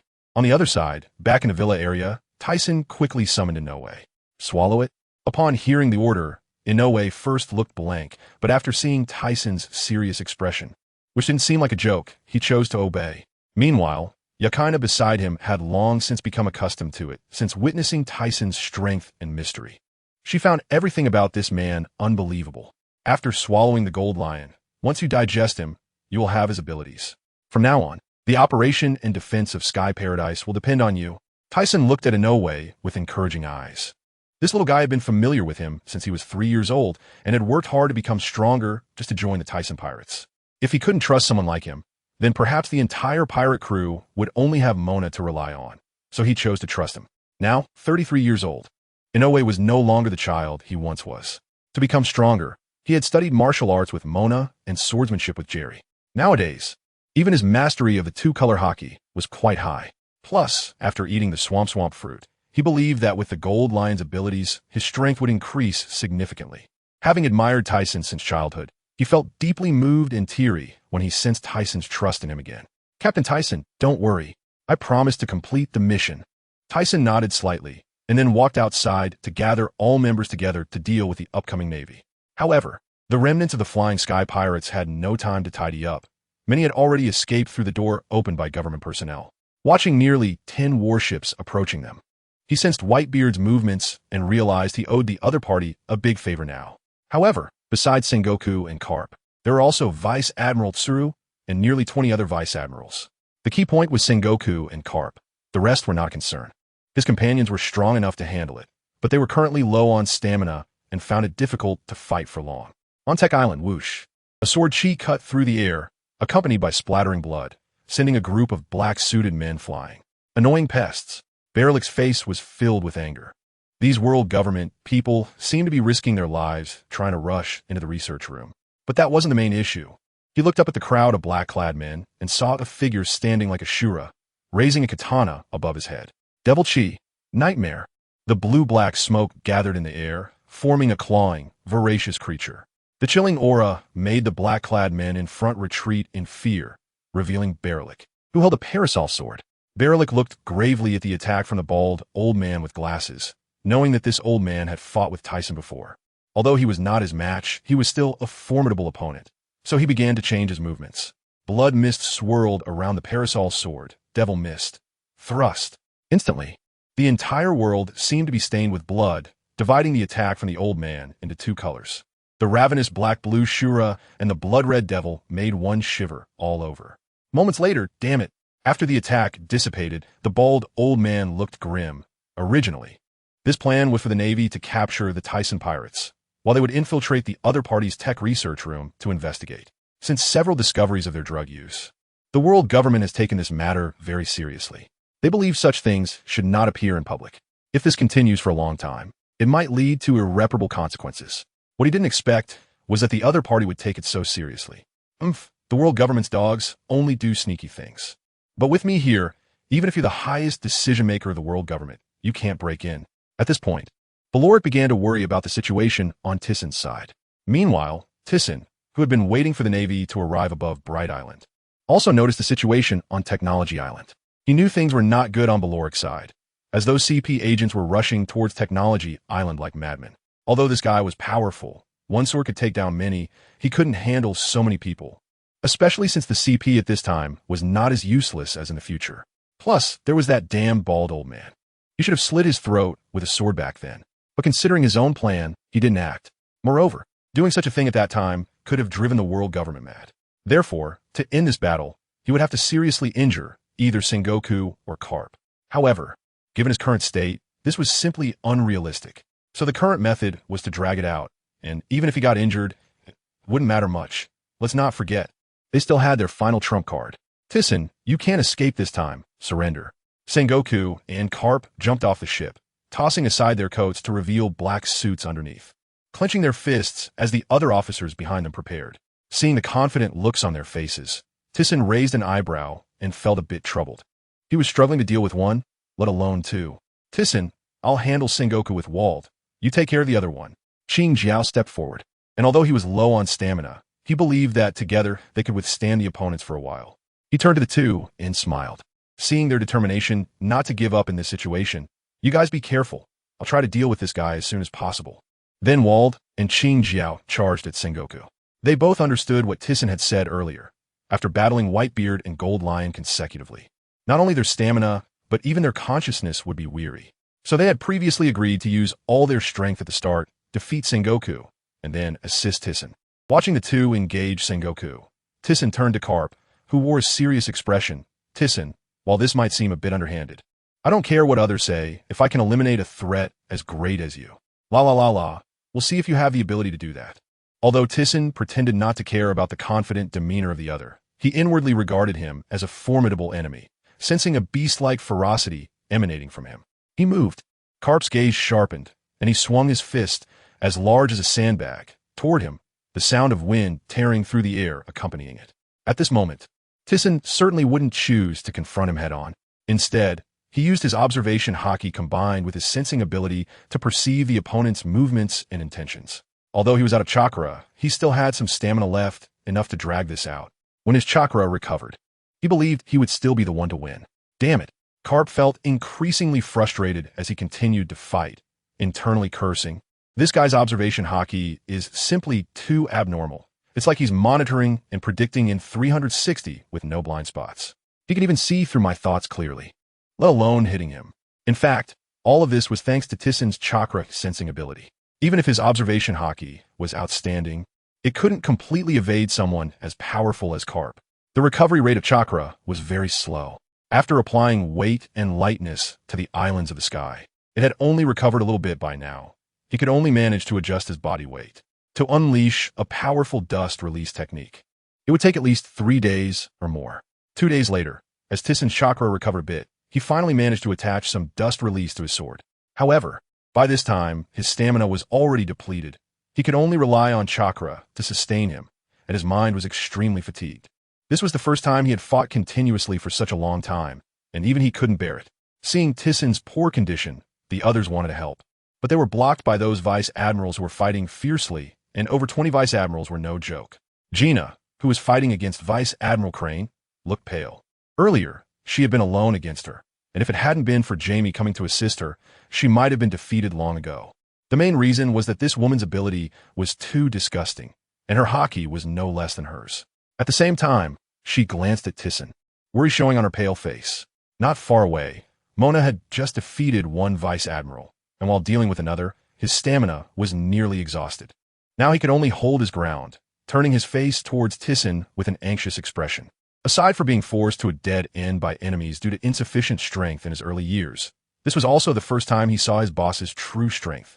And he knew that if there was no turning point this time, it could really be dangerous. After dodging Karp's attack, Tisen gasped for breath, his eyes filled with fatigue. His awareness could easily evade such attacks before, but now even if he sensed the trajectory of the opponent's attack, his body couldn't react in time. "Be careful," a sharp voice called out. Upon hearing this familiar voice, Tisen, who was about to dodge Karp's attack, suddenly felt a chill run down his spine. Sensing a hand reaching for him from behind, he felt something was wrong. Coupled with Karp's incoming punch, it seemed he was about to fall here completely. Damn it! Watching Crane attack Tisen, Gina felt a mix of anger and embarrassment. Then, she placed her hands on the ground, and suddenly, the entire ground seemed to transform into a bubble sea, enveloping Tisen in midair. Not only that, but Jamie also used his slow light technique to shine towards Karp. Karp, attacking Tisen, paid no attention to the bubbles on the ground or the slow light. He struck Tissen's face heavily with his fist, then used Moonwalk to quickly ascend into the sky. Crane, reaching for Tisen from behind, looked at Tisen wrapped in bubbles, and without retreating, she touched the bubbles. Under the cleansing ability of the wash fruit, a figure spitting blood soon emerged. "Captain, Tisen." The crew members and officers immediately stopped and looked at this scene, wanted to rush over, but the Navy nearby wouldn't give them that opportunity. "Don't look. You won't have a chance to help. If you want one of you to die by my hands, then go ahead and try." Qing Jiao and Wald, fighting Sengoku, looked grim, their eyes glancing over there from time to time. Just as Crane was about to continue touching Tisen, she suddenly sensed a shadow flash by what? Her beautiful face suddenly filled with terror, and she felt a severe pain in her abdomen. A mouthful of fresh blood splattered her makeup and stained the white collar. And then her body flew backward in a bent shape. Who is it? The sudden turn of events shocked many. Who cares who it is? As long as the captain is safe. Crane, which bastard did this? In the sky, Karp unleashed his thunderous wrath, quickly stepping on the air to catch the flying Crane. After seeing her injuries, Karp gasped, realizing that 3 or 4 of Crane's ribs were broken. The one who could injure Crane so severely in one blow must be no ordinary person. But all the members of the Thyssen pirates were busy fighting their opponents. Where did such a master come from? Thinking of this, he couldn't help but look towards the center of the bubble sea. On the other side, Gina quickly retracted the bubbles after seeing Crane being knocked away by a figure. In the center area, Thyssen was kneeling on both knees, his hands supporting himself on the ground, with the 7-star sword lying not far from him. Next to him stood a tall figure with crimson skin, looking expressionlessly at the figure on the ground, the rising and falling of his chest betraying his current unrest and anxiety. Breathing heavily, Thyssen slightly raised his head, revealing a face splattered with blood, then grinned, showing a row of blood-red teeth. "You're here." Barrett. After hesitating for a long time, Barrett reached out a hand to help him up, questioning, "Why didn't you notify me?" Thyssen, after sheathing his sword, turned to face him with a normal expression. "Before you fully accept this big family, I can't give you orders. Whatever decisions you want to make, I will respect them. I won't force you." "Thyssen, are you okay?" Xuanai and Gina ran over with worried expressions, reaching out to check him, pushing Barrett to the side. After confirming he had no wounds, they finally breathed a sigh of relief. "I'm fine." After being pulled away from Barrett, Thyssen turned and said, "You should go rest. I'll take care of the upcoming battle." After Barrett said this, he turned his head, his expression very unnatural, but internally he was pondering Tyssen's earlier words. So it was this little brat. I was wondering why I hadn't seen him before. Karp, who was helping Crane onto the warship, stared at Barrett, feeling increasingly uneasy. He then looked over at Sengoku, seeing that although Sengoku maintained the upper hand, winning was becoming increasingly difficult. The other rear admirals had suffered considerable losses. It seemed they were going to fail again. Crane was already severely injured, and he couldn't leave her here to fight alone. If pirates infiltrated during that time, it would be disastrous. On the other side, Sengoku, noticing Karp's expression, muttered, "Damn." His face darkened with anger. He had finally caught such an opportunity, but missed it. One could only say that this guy was really lucky. No. Thinking of this, he deepened his assessment of Tyssen's danger level. Being able to fight against two powerful pirates for several days and still hold out against Carp for so long. One could only say that guy's strength was already invincible, even surpassing Rock's. All Navy retreat. With no other options, he turned and shouted, even though he felt very unwilling. But he had no way out if Zephyr were here. Thinking of this, Sengoku's hatred for Whitebeard intensified. Meanwhile, on Technology Island, the bald elder had just dispersed Baroric's sword energy. He wiped the blood from his face and turned to look at the retreating Navy. Damn. All useless. Retreat. Baroric exhaled heavily, his eyes revealing fatigue. After seeing the opponent retreat, he felt a sense of relief. On the other side, after watching the Navy retreat, Thyssen finally sighed in relief. If the battle continued, he worried he might capsize. Many times, he wouldn't let himself be in a completely defenseless state while fighting. But he didn't expect to face consecutive powerful enemies this time. If it weren't for Barrett, he might really have ended up in Impel Down. No, the Navy would definitely execute him publicly. At this time, there were no sea stone handcuffs. They wouldn't let him live. 3 days later, the sea trembled as the Thyssen pirates defeated the Flying Sky Pirates and the Navy. The whole world learned of the Thyssen pirates and the existence of a new paradise in the New World, with the ruler of the paradise being the Bright Emperor, who could continuously defeat the Navy. The Bright Emperor, who had also crushed the Flying Sky Fleet, was called the world's strongest, and it was not known which newspaper announced this era as the era of the Bright Emperor. If Thyssen knew, he might even thank them. In addition, the pirates in the New World fell into turmoil, with Navy branches in the New World continuously being uprooted, forcing the Navy to shorten their defenses again. So far, the Navy's territory in the New World had almost been occupied by pirates, with only a few special branches remaining. The reputation of the Sky Paradise in the New World grew larger, attracting many pirates who wanted to join. Additionally, many supernovas set their sights on the Bright Emperor as their target. In a certain sea area of the New World, a large pirate ship resembling a whale was holding a banquet. Dad, this time you really helped Mr. Thyssen a lot. Marco, with his punk hairstyle, leaned against the wall and looked at the tall figure in front of him. What big help. The newspaper only reported a little about Dad. And all the fame went to that guy. Fawcett said dissatisfiedly while looking at the newspaper. Kulalala, I just did what I was supposed to do. Sons, there are adventures waiting for us. Let us not worry about these little matters. Seeing several sons showing dissatisfaction on their faces, Whitebeard felt a warmth in his heart. This was the family he wanted, a family that could genuinely think of others. In Holy Land Mary Geos, the 5 elders each posed in their own way. They seemed unfazed by the Navy's defeat to the Thyssen pirates, their faces showing calmness. What do you think about the Navy's failure again? The elder with a scar on his left face looked at a bounty order in his hand before casually glancing at the bald elder holding the original demon cutter. The bald elder seemed to sense something, and the wrinkles on his face deepened. Although that gentleman had said that the other party was not a light, it now seemed that his actions had already threatened the world government's rule, which we absolutely cannot allow. The elder with the 2 mustaches took over the conversation. That said, defeating that man is also somewhat difficult. If we mobilize all the Navy and world government's forces, perhaps it could be done. But in that case, it would be a case of losing more than we gain. There are many other powerful figures in the New World. I suggest we let it be for a while. Through this war, we have already learned of the strength of the Thyssen pirates. If we continue the arrests, the Navy still doesn't know how much they will lose. Although they don't care about these people, they are also the face of the world government. I agree, and I will create opportunities on my end. After a long period of planning, we might be able to catch them all at once. The man with blonde hair frowned and said, I second that. The others agreed with his idea of creating opportunities. After all, he was the highest authority in charge of the intelligence system. In the past, even the strongest pirates were dealt with by him after a long period of planning, striking at their core, and then letting the Navy come in to completely destroy them. The 100 Nations is located in the northeastern sea of Sky Paradise, composed of countless islands, each filled with sweets. Mama, this old guy is really strong. How did he survive this? It seems we have to wait a little longer. Charlotte Linlin, a tall and slightly plump figure, sat in a pink chair. Her heart-shaped red lips opened as she laughed loudly, holding a brand new bounty notice. Below, a group of little people looked up at her, their eyes full of curiosity, their eyes wide open and blinking. On the other side, among several tall figures, a man nearly 5 meters tall held a 3-pronged sword, with a gloomy gaze and a black and white fur scarf wrapped around his neck. A month later, after repelling the Navy on Bright Island, the Thyssen pirates suffered significant losses. However, a considerable number of people had joined recently. Although they were quite unreliable, he decided to take them in for now, as they were in need of manpower. In the destroyed villa area, Tyson lay in a bathtub, with two voluptuous bodies cuddling in his arms.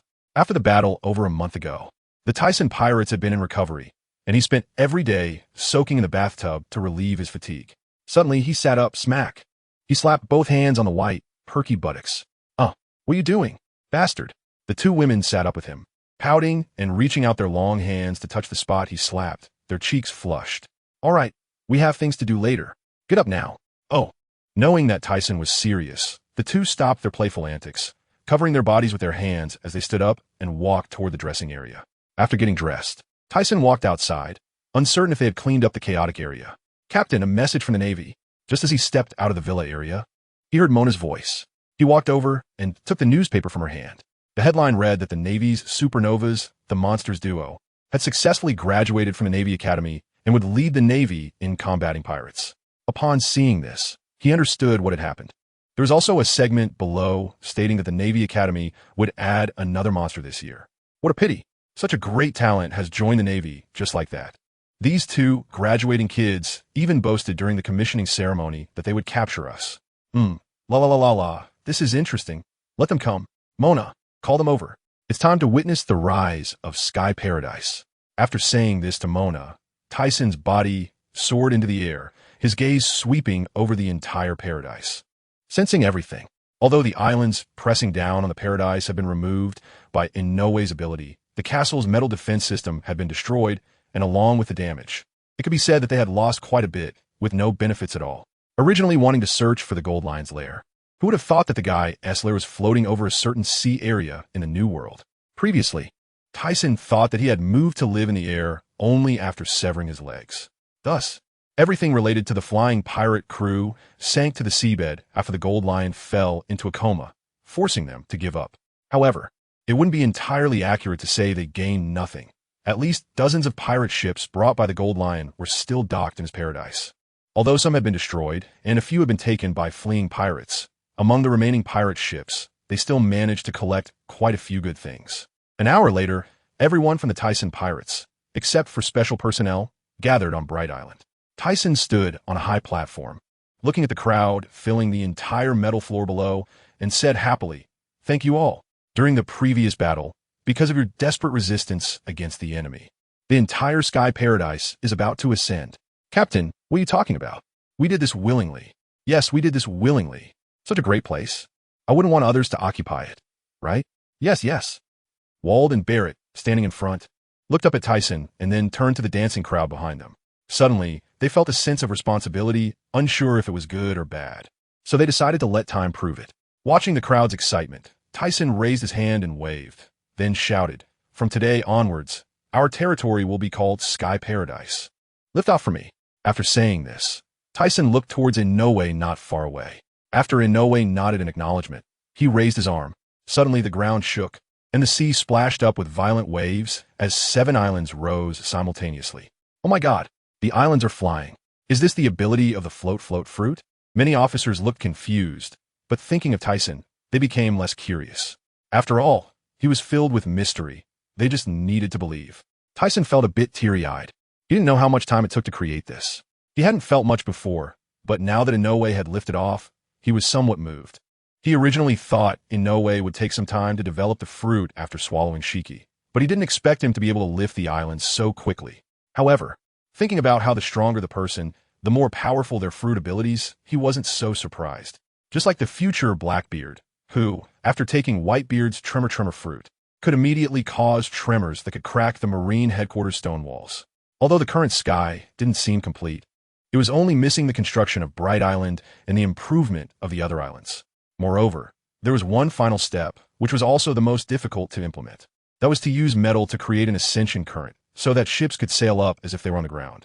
He couldn't understand this principle, so he had to leave it to those scientists and Inoue to implement. He believed it wouldn't be long before it could be officially unveiled. Perhaps a major operation could be conducted using live broadcasts. In the year 1494 of the Sea Garden on Daughter Island, Amazon Lily, accompanied by the sound of a baby's cry, the heart-wrenching sounds that filled the entire room finally stopped. revealing a pale-faced woman lying on a pink bed filled with the scent of daughters. Although she was referred to as a woman because she had just given birth, if one only looked at her appearance, she seemed to be in her 20s. Her pale face added a few more youthful charms to her original beauty. At this moment, a slightly older woman beside her brought the baby over, saying, "Lady Naluo, it's a girl. Please give this child a name." The woman named Nariku on the bed turned her head with difficulty to look at the baby with a hard-to-describe face beside her, then showed a look of disgust and turned away, hoarsely saying to throw her away. "It's so ugly." After saying this, a few sobs escaped. "Mr. Tisen is a handsome man. If he knew I had given birth to such an ugly child, he would definitely not forgive me." Sob, sob, sob. The sobbing gradually filled the entire room, and the nearby baby seemed to be scared and started crying too. "Nariku-sama, this." The midwife next to her was first in a daze, then forced a smile. "What is this? Hurry up and throw it away. What if this ugly and dark appearance scares Mr. Tisen?" She raised her hand to cover her face with a pillow, imagining various scenarios in her mind. "Madam, newborns look like this. They'll definitely grow up to be as beautiful as you." The middle-aged woman tried to explain. "Really?" The hands that were mangling the pillow froze, and a voice came from inside. "Really, madam, why don't you try raising it for 2 years?" The woman stretched her neck like a giraffe, trying to persuade her. After saying this, Nariku finally lifted the pillow, revealing a pair of charming eyes, then glanced aside. "Then, let's raise it for now." In the villa area of Bright Island in the New World amusement park, a sneeze filled the entire room. Tisen rubbed his nose and wondered what was going on. How could he suddenly sneeze? Could he be getting sick? No, he had never been sick since he was a child. After going to Daughter Island 2 years ago, he stayed there for a year before returning. He had initially planned to bring Nariku with him, but the emperor of the Daughter Kingdom had died again, and in the end, Nariku had to stay. Moreover, from the other party's words, Tisen knew she didn't want to trouble him. Bruce. He had promised to wait until the construction was completed before bringing her over. Although it had been launched, Bright Island hadn't been built yet. Thinking of this, Tisen sat up in bed. "Shuenai, how's the Jinjin fruit? Any news?" In front of the vanity, a fair-skinned, beautiful woman wiped her red lips and then casually replied, "Not yet. However, as long as it appears, it can't escape my sight." "Is that so? Then we can only wait." Since Tisen thought of building the amusement park, he had been keeping an eye on this fruit. But now, there was still no news, which made him feel a bit anxious. Did he really have to wait for that celestial dragon brat to bring it out for auction? If that's the case, it would take many more years. However, this was unavoidable. Some fruits might be undiscovered somewhere, and he didn't have the ability to search every place. Besides, the devil fruits have their own will, and they will appear when they are supposed to. He wasn't too anxious about it. Just then, the phone bug suddenly rang. "Hello, Mona. Is there something?" "Boss, mister. Roger wants to visit you. Should I let them in?" "Roger? Oh, then please bring them over." After hanging up the phone, he suddenly remembered that they must be looking for the redstone and probably heading to the final island. Coming here at this time should mean discussing this matter. Under the sea, 1,000 meters below New Fishman Island, the Roger pirates docked outside a giant metallic pillar. The outer wall of this metal was transparent, allowing them to see the seawater occasionally surging inside. They looked up at the countless other pillars that seemed to stretch endlessly, with an island in the sky supported by 6 giant pillars with diameters of several hundred meters. Moreover, every other island in the distance was similarly supported by 6 giant pillars, and the large island in the middle was supported by who knows how many. Just looking from the sea below was extraordinarily shocking, leaving people longing for it. "Captain, do we really have to meet such a terrifying person? We just saw Whitebeard." The child with a round, red nose said with a frown, almost in tears. "Buggy, if you're scared, just stay here." "Damn Shanks, how could I be afraid?" Seeing the red-haired child smiling and glancing at him, he immediately started to act fierce. "Red Taro, don't worry. Tisen Taro is not a bad person." A man with a large, round head said beside him. "Here they come." Just as Buggy was about to say something, Roger, standing at the bow of the ship, looked up, and the others followed his gaze to see a person emerging from the transparent wall of the giant pillar. At first, they didn't pay much attention, but as the figure approached, they realized it was a tall man with whom they had dealt a lot before. "Mr. Roger, the boss sent me to pick you up." Roger looked at this familiar face he hadn't seen in a while and smiled. "Oh, isn't this Mona? Long time no see." This is the little giant Mona, the man with a bounty of 1.5 billion. He really looks scary. Looking at the tall figure in front of him, Buggy's eyes widened in terror, and his snot hung like an icicle. Rayleigh and the others smiled as they looked at their long-lost acquaintance. Let's go up first. Standing nearly 7 meters tall, Mona floated on the deck of the Oru Jackson, forming a striking sight. After hearing what the others said, they also showed curious expressions. Wanted to know how he would take them up. Then they saw Mona take out a phone bug, dial it, and say, "Open the door." Crack, crack, crack. The seamless metal door on the transparent wall made a loud noise as it opened. Mona instructed them to drive the ship inside, and soon after, the pirate ship was completely submerged within the metallic pillar. However, seeing that there was no passage ahead, they all showed confusion, and just as they were about to speak, the metal door outside suddenly closed. What is going on? They wouldn't want to capture us all at once, would they? Buggy jumped around, crying out in fear with tears on his face. Idiot, be quiet. Rayleigh's face turned green as he punched Buggy on the head and then said to Mona, "Sorry, this guy is still a rookie. Buggy, you're so embarrassing." Ha ha. The red-haired Shanks laughed heartily.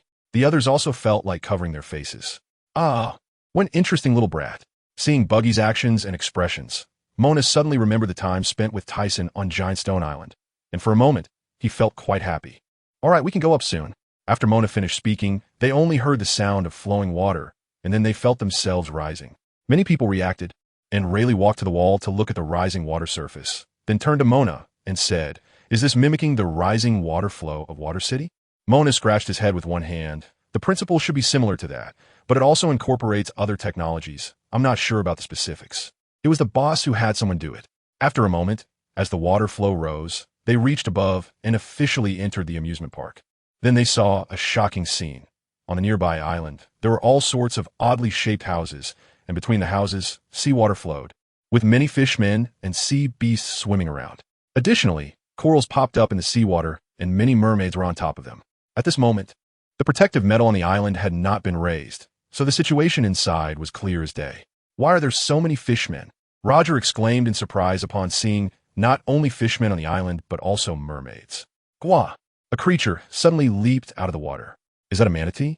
The others were puzzled, but then seemed to recall something and stopped being surprised. This island is called New Fishman Island, and since that guy Muse is from Fishman Island, the boss specifically built this place to accommodate fishmen. After saying this, Mona continued to explain the structure of the paradise to them. After hearing Mona's narration, everyone was amazed. Mr. Thyssen is truly an idealist. Roger's face flushed slightly as he thought. After hearing what you said, I feel like a salted fish. Ha ha ha. Oh, come on. Roger, don't say that. After more than 20 minutes of sailing, they finally landed on Light Island. Since there were no buildings constructed on Light Island yet, there was only a large villa in the central area. After Mona led them into the villa's hall, they saw Thyssen sitting at the head of the table. Roger flashed a white-toothed smile and said, "Thyssen, long time no see. You really seem to be getting younger." Looking at the ageless face of the other party, he was momentarily surprised. This is the Light Emperor, the strongest man in the world.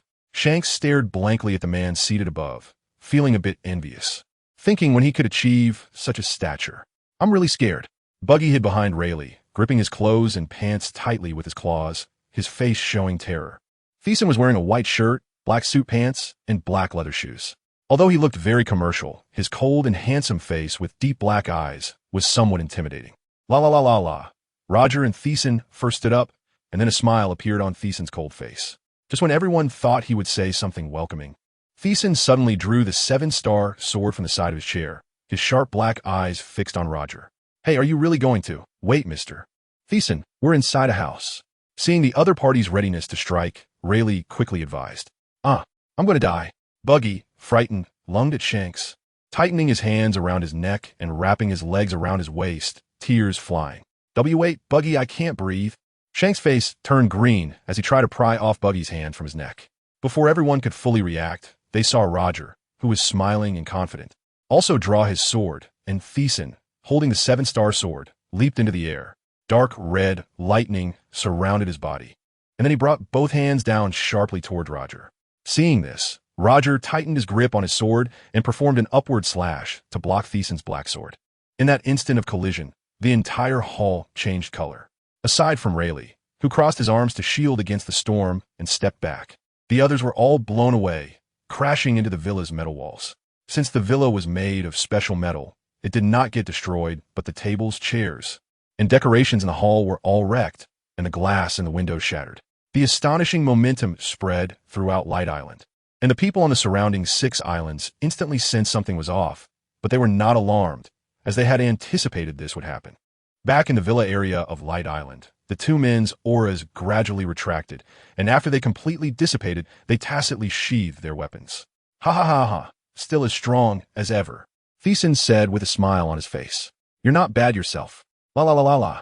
Even so, he could already sense the emotional fluctuations of the other party and noticed some abnormalities during their clash. The other party must have fallen ill. Moreover, thinking of this, he turned to look at Odin, who was inserted into the corner. And it seemed they had already met with the White-Beard pirates and brought Odin along to interpret the contents of the stone tablet. After seeing the mess in the hall, Thyssen called for someone to clean it up and then started a banquet with them. After all, this should be the last time they saw each other, having known each other for so many years.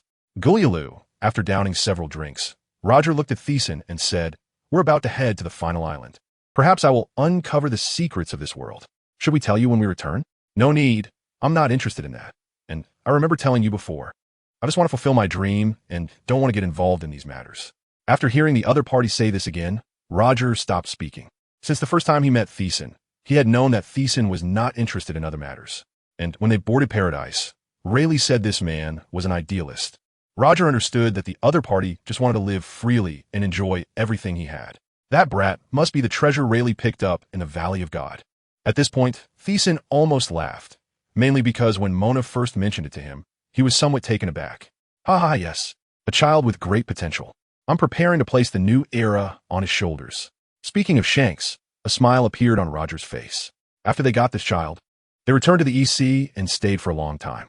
Their subsequent voyages also included returning periodically. It was only recently that they brought him along and had him join the Roger Pirates as an intern. In short, as long as you don't regret it. I hope you can successfully reach the final island. After saying this, Thyssen raised his bottle, a hint of sadness showing in his eyes. Roger, sensing the other party's intention, also raised his bottle, the wrinkles at the corners of his eyes seeming to deepen slightly. At the moment the bottles clinked together. Both knew this was the last time they would meet, and their hearts were touched. The banquet ultimately lasted for 3 days, and Thyssen watched as the Roger Pirates departed. After feeling a bit down, he went to find Green Pepper and Wald for sparring. Since Paradise took to the skies, these two seemed to have treated this place as a retirement home. Although they had taken longevity pills and marrow cleansing pills, their appearances had frozen, and their lifespans had increased. However, they seemed to have lost their fighting spirit, so Thyssen would go find them periodically. If they did not meet his expectations, they would be dealt with severely by him. Thus, after their example, the other cadres of the Thyssen pirates dared not waste their time, striving to enhance themselves. Even if they could not improve further, they would maintain their existing strength. Months later, in the research lab on Technology Island, Thyssen and Berlik were looking at a person less than 2 meters tall in front of them. Is this a success? Thyssen's gaze was fixed on this familiar-looking figure. With a pair of black wings on its back, its rugged face and black hair made it look just like Rox, only much younger, resembling a teenager with a petite frame. Yes, Lord Thyssen, this test subject is a great success. We just need the final step now. As long as consciousness is put in, it can become a living person and will obey the commands of the provider of consciousness. Shilab said with some excitement on his face. The success of this experiment is undoubtedly related to Vegapunk. Without the other party's help, they would have had no way to proceed. Who would have thought it would really succeed? Berlik, standing nearby, was stunned. He had been guarding this place all along and was very clear about what was happening inside. Ever since they brought back Rock's corpse, these scientists had extracted blood from it and studied it for several years before finally placing the blood into a vessel. They added a large amount of unknown nutrient solution to it. After some time, a shocking scene appeared before him. A part of a human body actually grew alive in the vessel. Over time, these scientists added nutrient solution periodically, and after such a long time, they finally succeeded. Thyssen was all smiles. After such a long time, they finally had results. It is known that cultivating this body alone cost nearly 50 billion in funding, completely nurtured according to Rock's powerful bloodline factors. He was eager to know the strength of this guy. Since that's the case, let's get started. Shilab then slowly pressed a row of buttons, and a chamber resembling a time machine opened. Lord Thyssen, please step inside. Don't resist. This process will make you faint. But that's a normal phenomenon. Hearing Shilab's words, Thyssen frowned slightly, then relaxed. Just as he was about to step in, Berlik quickly said, Wait, let me go. No one knows what might happen. If something happens to you, the Thyssen pirates will be destroyed.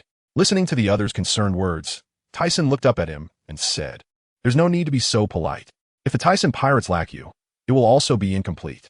Besides, I trust Shilab. You step back. Mr. Berlik, don't worry. There won't be any danger." Shilab smiled, joking that he was their benefactor. If something happened, what would happen to their research? La la la la la. Don't worry. I'm not that easy to die. Seeing Berlik hesitate for a moment, Thyssen took a step forward and entered the chamber. Shilab saw this and pressed the buttons consecutively, causing the chamber door to close immediately, and dozens of colorful wires inserted above began to flicker. At first, Thyssen in the chamber didn't feel anything. However, after a while, he felt his consciousness gradually fading, as if something was squeezing it out with great force, which was extremely uncomfortable. This feeling came slowly but went quickly. In an instant, he felt darkness before his eyes. Half a day later, in a room in the laboratory, Thyssen slowly opened his eyes, and what came into view was a silver metal wall. "You're awake." Berlik, sensing the movement, stood up and reached out a hand to help him sit up. "Are you okay?" "I'm fine, just a bit dizzy," Thyssen said, propping himself up and slowly sitting up. Then, as if realizing something, he quickly looked up and asked, "How is it? Did it succeed?" You can take a look for yourself. I've already tried it, and it's quite amazing." Berlik smiled, as if he had discovered something interesting. Moments later, in Shilab's laboratory, "Damn WorldGov't, just wait. How dare they do such a thing? Damn bastards. You better be prepared. Lord Thyssen, I will definitely destroy the WorldGov't." Thyssen looked at the clone of rocks in front of him, feeling a bit dazed. The other party had a face full of deep hatred, which puzzled him. "Shilla, what's going on?" "What has merged with the clone is merely a part of Lord Thyssen's emotions. We copied a portion of your early consciousness. And due to not daring to take in too much, that's why this situation occurred." "I see." He turned to look at the angry face of the young Rocks. "Since that's the case, I'll call you Rocks #1 from now on." Berlik's charming cheeks twitched, and Shilab's face twitched as if he couldn't commend Thyssen's naming. "La la la la la, Rocks #1, let us get started. Show me your strength." "Oomph. Damn it, you better not regret it." "Rocks, no." One's face constantly showed a look of hatred, and he began to move his hands, throwing a punch through the air. Thyssen raised his hand to block it, and with a bang, the two collided, causing the ground to shake, and then both stood still. A few seconds later, he retracted his hand and rubbed his arm, feeling the soreness. Such strength. "Of course, I'm the strongest. If you don't believe it, just ask the person behind you." At this moment, Berlik stepped forward and said, "In terms of strength and speed, he is not inferior to an admiral level." "Oh, this is getting interesting. Powerful physique, strength, and speed." Thinking of this, he suddenly had an idea. What would happen if he made him eat the devil fruit in his hand? Unfortunately, there was no way to expand this powerful research. From the previous conversation, he already knew the cost of creating this thing. 50 billion is not a small sum. However, for him, he wouldn't need to research so much. It would be enough to develop the top-tier powers on the sea. In the year 1496 of his sea garden, many supernovas appeared in the first half of the Grand Line. In a villa area, Thyssen looked at several bounty notices in his hand, the most dazzling of which was a natural ability user. Not only did he show strong strength in the first half, but he also entered the new world. These kids nowadays are so impatient at such a young age. What can they achieve? After tossing aside these bounty notices, he picked up the Devil Fruit Encyclopedia again. Recently, he had asked Vegapunk if it was possible to integrate the Devil Fruit into objects, and the reply was that it was being researched. With that said, he believed that this technology would be developed soon. Although he didn't eat the Devil Fruit, having an object with the Devil Fruit by his side was also good, and it would be best if it could fly. Thinking of this, Thyssen suddenly remembered the fruit that Vegapunk would produce in the future. Although its color was a bit girlish, it was perfect in other aspects. Over the years, the laboratory continued to develop clones, and now they had successfully created 3. The clone of Rocks, representing anger, Rocks #1, representing joy, Muget #2, whose blood was secretly taken during a previous sparring match, and the last one, Berlik's, representing hatred, Berlik #3. He was thinking about when to get Roger's clone. He had forgotten about it when he captured Shiki, which was a pity. As for Kaido and Charlotte Linlin, there was no hurry. These two were not at their peak yet, and even if cloned, they wouldn't be strong. On the other side, Barrett, who continuously challenged other pirates in the New World, has so far rarely been defeated. In the entire sea area, apart from Whitebeard and Roger, Barrett has challenged all the other strongmen, and he fought to a standstill with both Big Mom and Kaido. Many pirates were filled with hatred towards Barrett, but they were also terrified of the Thyssen pirates behind him, combined with Barrett's own strength. So many could only suppress their anger in their hearts.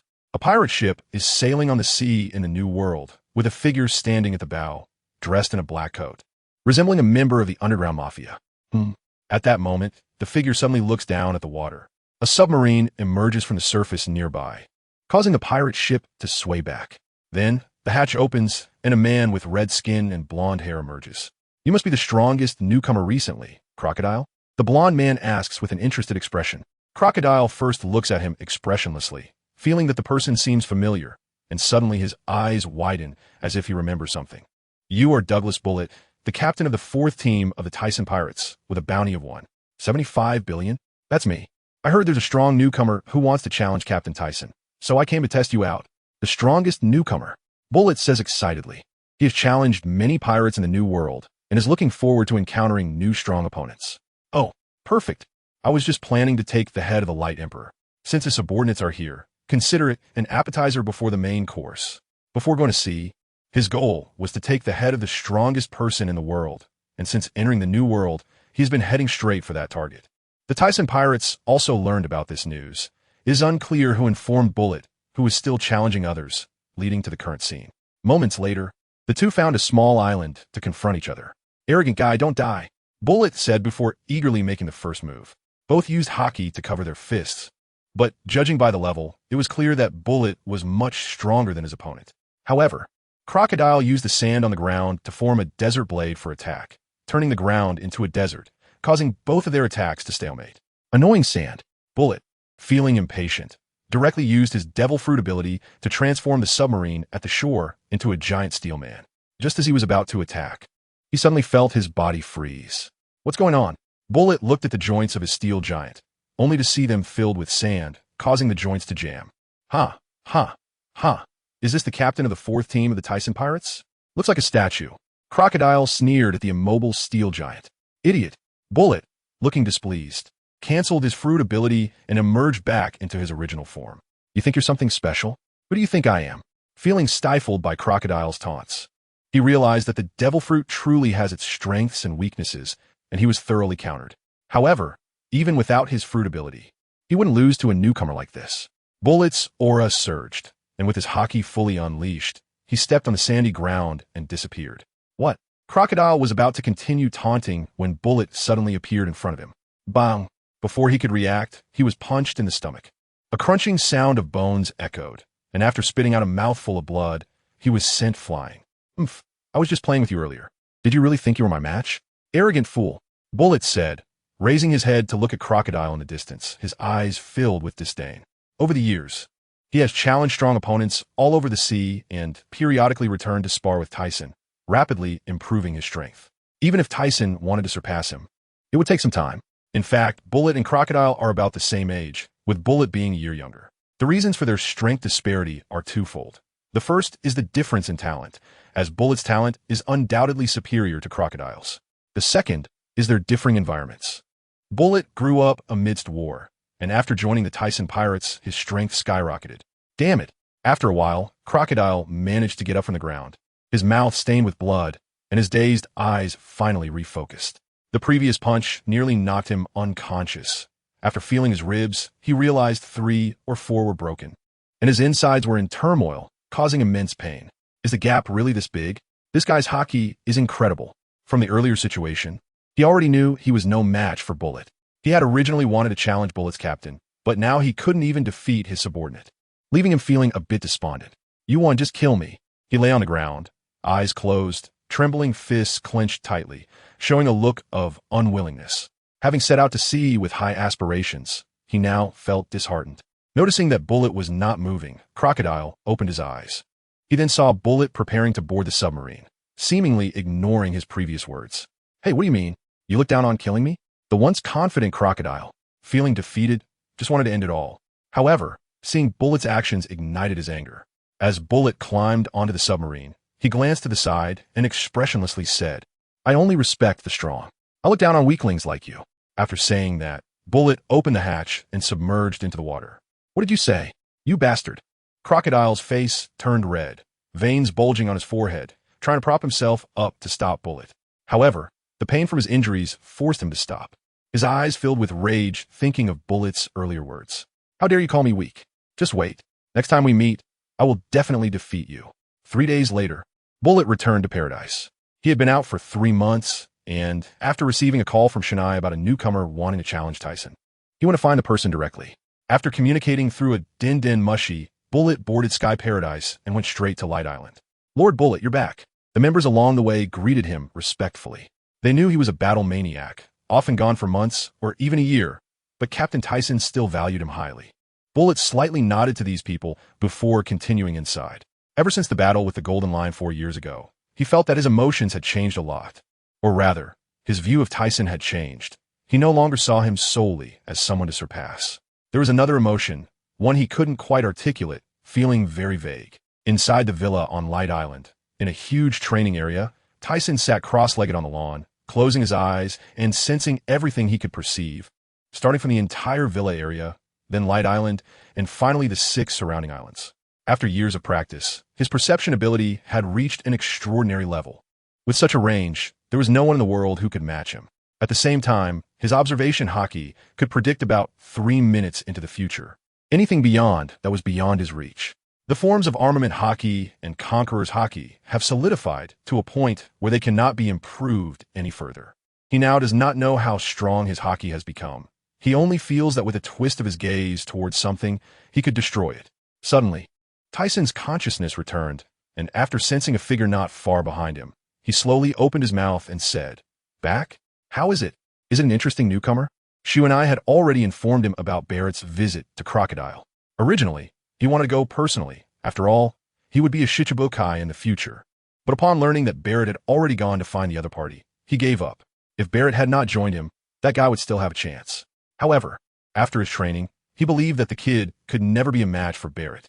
Boring, weak, and feeble, yet arrogant. Saying this, Barrett walked over to the nearby marble table and poured tea into his mouth. La la la la, he is indeed right about the arrogance. Tyson stood up, and his aura slightly revealed itself. Barrett's drinking motion stopped, and he raised his head, narrowing his pupils as he glanced at Tyson. Recently, he felt some improvement in strength. Should we spar? Turning around, Tyson revealed a smile on his handsome face, his black shirt and white trousers showing off his perfect figure. It's hard to imagine that someone as strong as you can still grow stronger. Barrett placed the teapot back on the table, his face showing shock. However, after the shock, all the blood in his body began to boil. Every time he returned from a period away, he would spar with Tyson. Although he was never a match for him, it undoubtedly improved his strength significantly and closed the gap. This time, the guy's strength had actually improved, so he began to look forward to it. Of course, someone who wants to become stronger will always have no limits. If one aspect is not enough, then focus on another. Tyson said this with reason. Having taken longevity medicine, they had much more time than others. Even if they only trained one skill under long-term honing, they could become incredibly strong. But first, there must be the determination to become stronger. A person who wants to become stronger has no limits. Barrett muttered, pondering over Tyson's words. Half a day later, he suddenly opened his eyes wide, right? As long as I want to become stronger, I can definitely do it.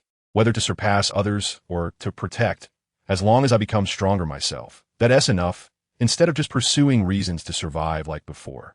After realizing this, Barrett looked at Tyson with a strange expression. A smile appeared at the corner of his mouth. Then, Captain Tyson, please instruct me.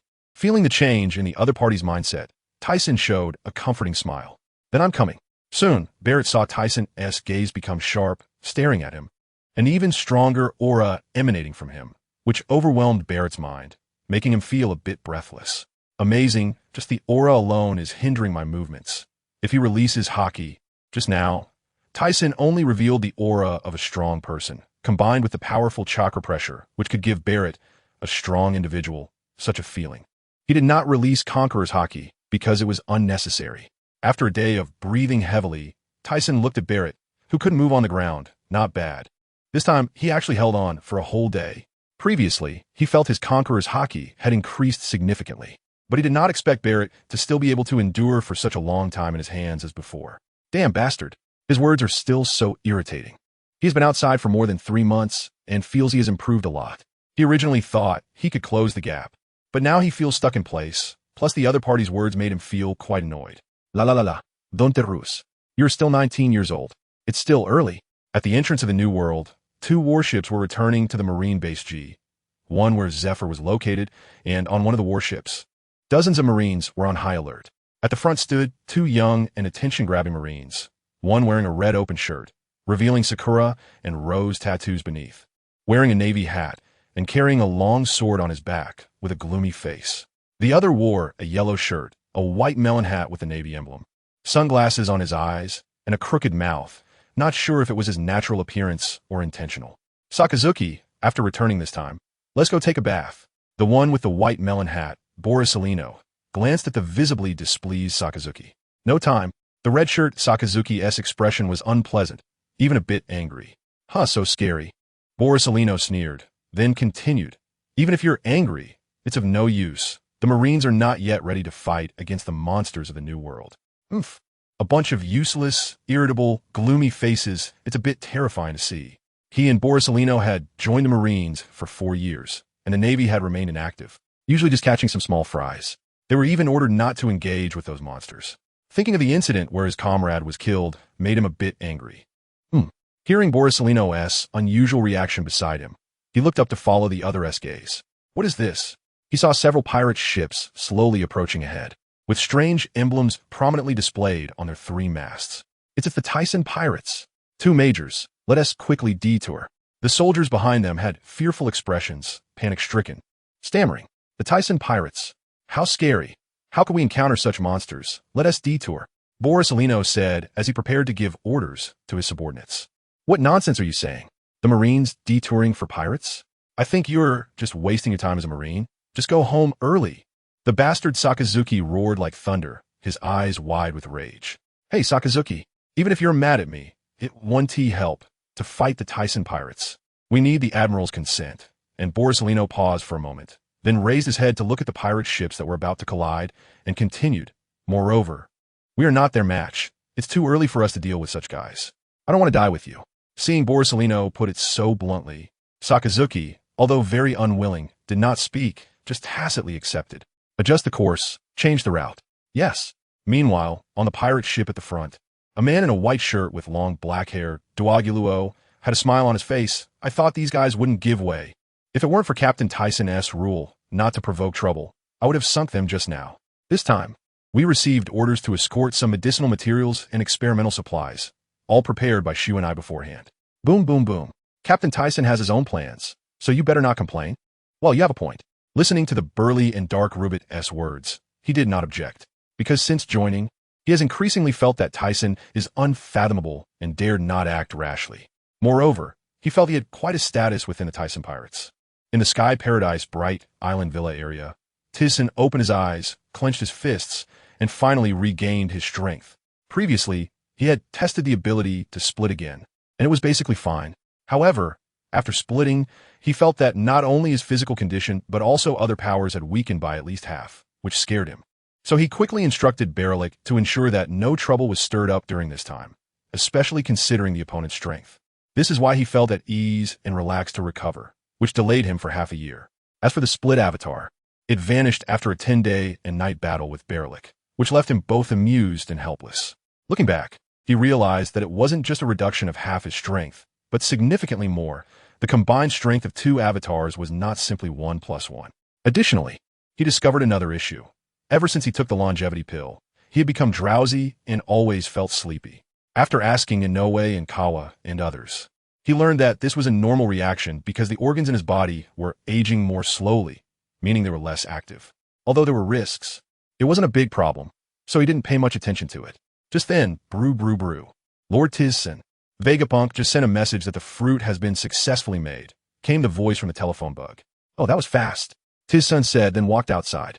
After passing 2 rooms, a fragrant aroma wafted from inside, and he turned to look.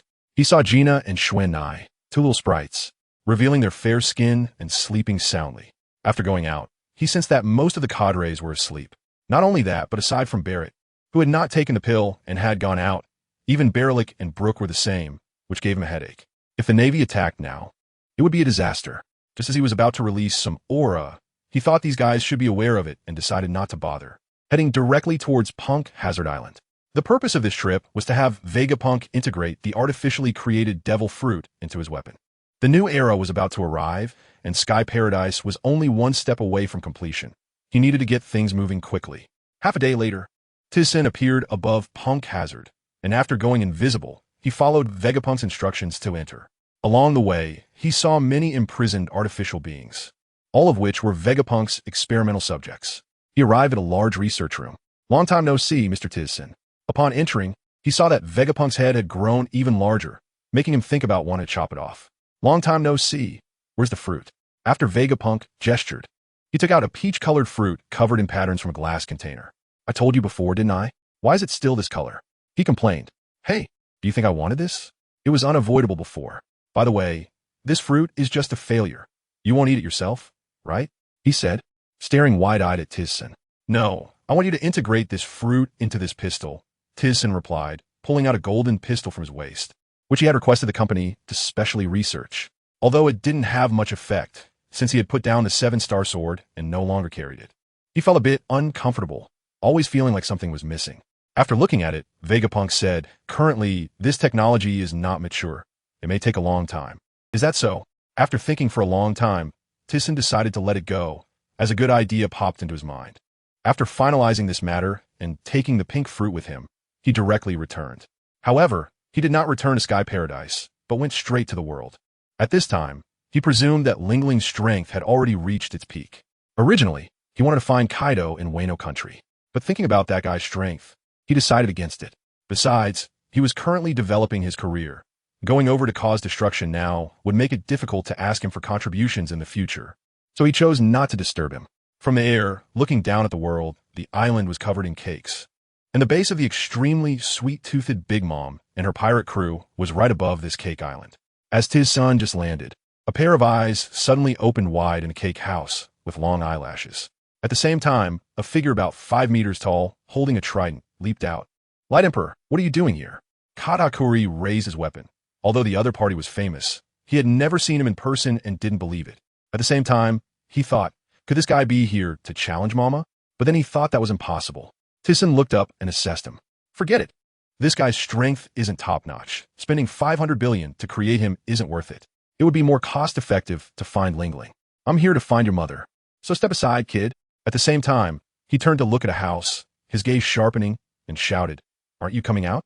Suddenly, a blood-red aura slightly spread out, causing many cake houses to collapse, and most of the crowd approaching the island fell to the ground, while the others who stood still were also frozen, unable to move. This guy, Katakuri, was taken aback, terrified, raising one hand to block the overwhelming aura, making it hard for him to open his eyes, while the other hand holding the weapon plunged straight into the ground to prevent his body from retreating. "Mama." The voice came out sharply before the person arrived, and at the same time, a pink aura flowed out, no matter how she released it. That pink airflow could only swirl around her. A huge figure jumped down from the sky, heavily landing on the ground, causing the area within several hundred meters to tremble. At this moment, Tisen finally saw the appearance of the visitor. Compared to more than a decade ago, Lingling's body had gained quite a bit of weight, but her face still looked incredibly alluring. Plus, with her height of over 8 meters, the signs of her weight gain were not that noticeable. "Mama, be careful." Katakuri, having confirmed that he was definitely not a match for her, found it difficult to imagine anyone stronger than Mama. Mama, Tisen, what are you doing here? You're not here to propose to me, are you?" As she said this, her long eyelashes fluttered, and her eyes sparkled as she stared at him. "Great. As long as we get married, we can definitely have a strongest son. Although I've completed my collection of human species, for you, I wouldn't mind." After hearing this astonishing statement, Tissen's face twitched violently. She actually said such a thing in front of so many of her children. As someone who had received a good education, he was still a bit unaccustomed to it. "Forget it. You and I don't seem compatible, and you're not my type. I'm here for something today." "Oh, what is it?" With a height of over 8 meters and a beaming smile on her face, it felt like chatting with someone very familiar. "I want you to contribute some of your blood. I have use for it," Tisen said seriously, making Katakuri and the others who had returned to normal nearby furious. Lingling's pink cheeks pulled back, her eyes showing a dazed expression, and she took a long time to react. Suddenly, as if remembering something, he thought, "You wouldn't be like Miss Bikingo M. Stussy, would you? Enjoying collecting others' blood and engaging in some shady business behind their backs. What do you know?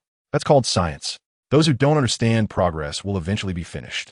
It seems you're looking for trouble, just like that damn GOLD, Roger. Don't think for a second that I'm afraid of you, Napoleon. Zeus. Prometheus. Yes, Mom. Lingling's elongated face showed anger, and at the same time, the double-horn hat on her head transformed into a great sword, a white cloud and a flame accompanying her. Remembering what the other party just said, he knew that Roger had robbed this guy once before, engraving a copy of the redstone tablet. Seeing a bunch of people in front of him showing gnashing teeth, he felt a little reluctant. It could have been discussed properly, but it seemed that fighting was inevitable. So you better be careful. Vigik. As soon as Lingling came up, she unleashed a powerful move, a giant pink blade of energy slashing down. Shockwave. A white beam of light instantly countered it. And not only that, after just a few seconds of stalemate, the white beam shot straight towards Lingling's body. The opponent reacted quickly, raising the domineering great sword to block it. After deflecting the white beam with one hand, she leaped into the air, gripping the great sword tightly. Flames instantly wrapping around the blade, and a red halo flickering in her eyes.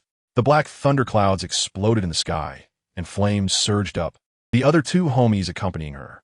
As the tall figure descended, Thyssen brought his hands together upwards, compressing a white light wave with a diameter of several meters, emitting a dazzling glow. Ah, it hurts so much. Mom. After being enveloped for a few seconds, a scream came from within. Not just Lingling's cry, but also that of the homies. Mom. The eyes of the people standing not far away were filled with worry and anger.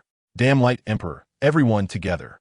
Katakuri dragged the trident and charged towards Thyssen, while the rest, including Perispero, followed closely behind. Once they were close enough, Thyssen lowered his hand, and the white beam dissipated. At the same time, his gaze focused on the incoming others. It felt as if he was traversing time and space, before the others could react. They felt a sharp pain in their stomachs, followed by darkness, losing consciousness. Bustat, D. After Thyssen sent Katakuri flying with a punch, he saw blood-covered Lingling punch him. He quickly reacted, not retreating, but instead meeting her attack head-on. The impact echoed through the sky, and black-red lightning crackled around them. Lingling was quickly sent flying, sliding for a long time before stopping. Just as she was about to get up, she suddenly found her vision darkening, a shadow from above casting down.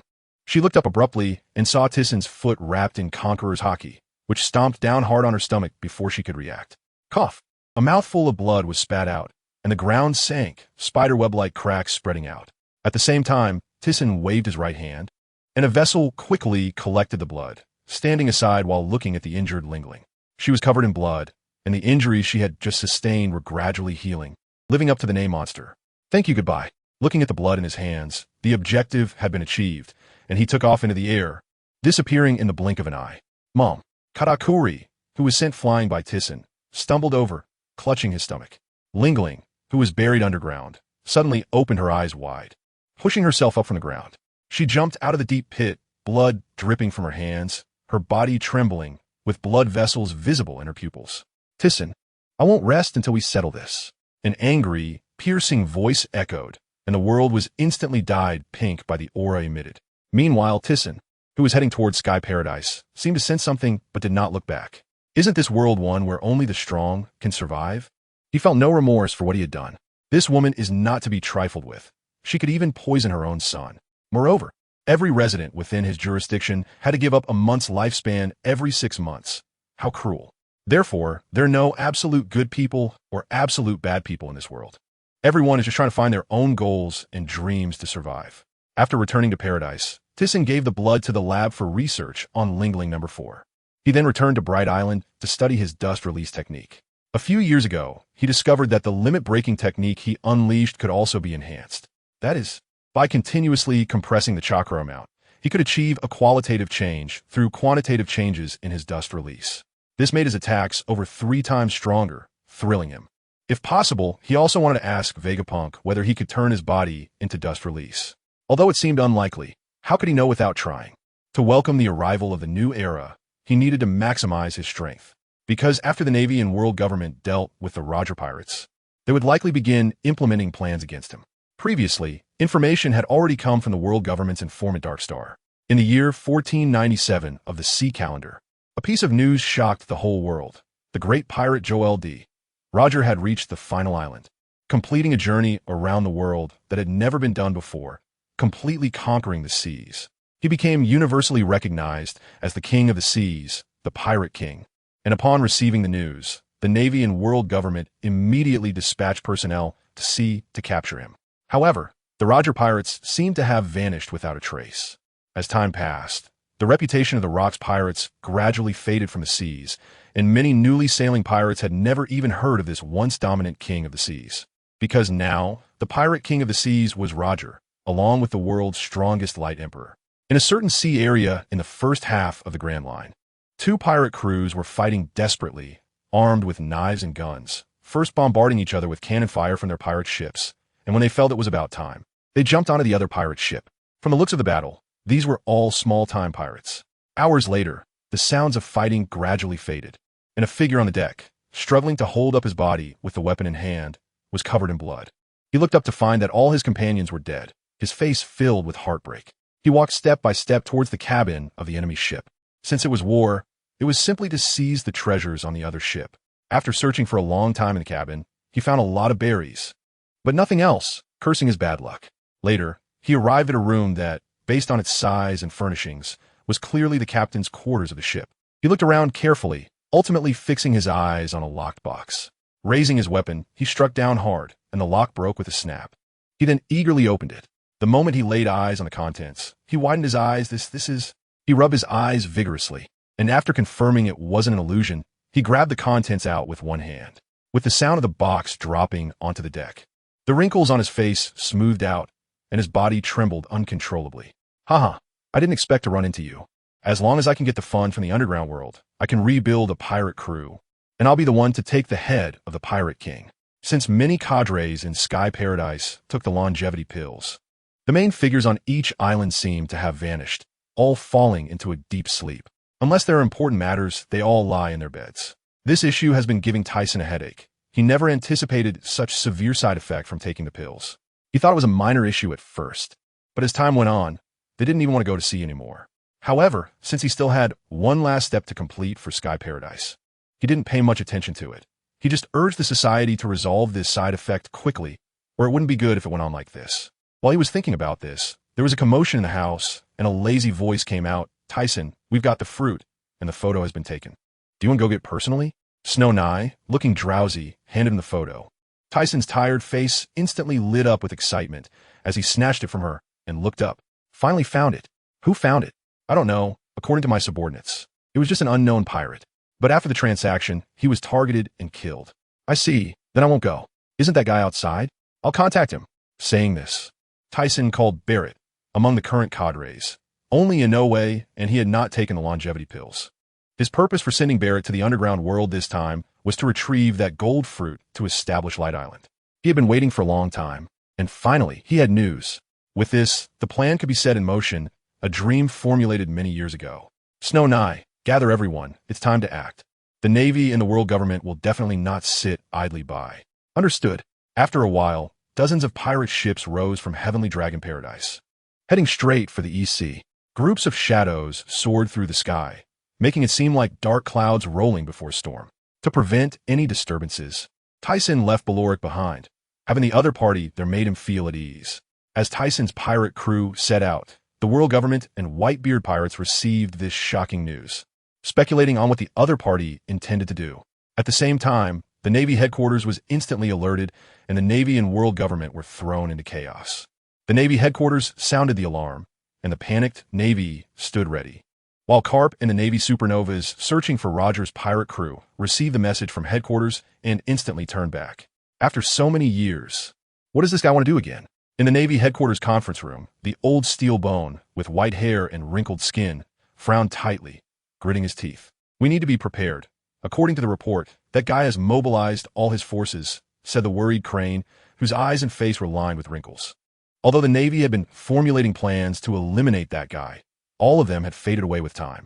Because there were a few good seeds in the Navy, they delayed the plans to give them time to improve themselves. Regardless of that guy's intentions, keep a close watch on them, and simultaneously enter a state of first-level combat readiness. Yes, East Sea Tequila Wolf. Years ago, Tyson came here to look for architects, and after so many years, he returned once again. A shadow enveloped this country on the bridge, which was an impossible situation for a place with years of accumulated snow.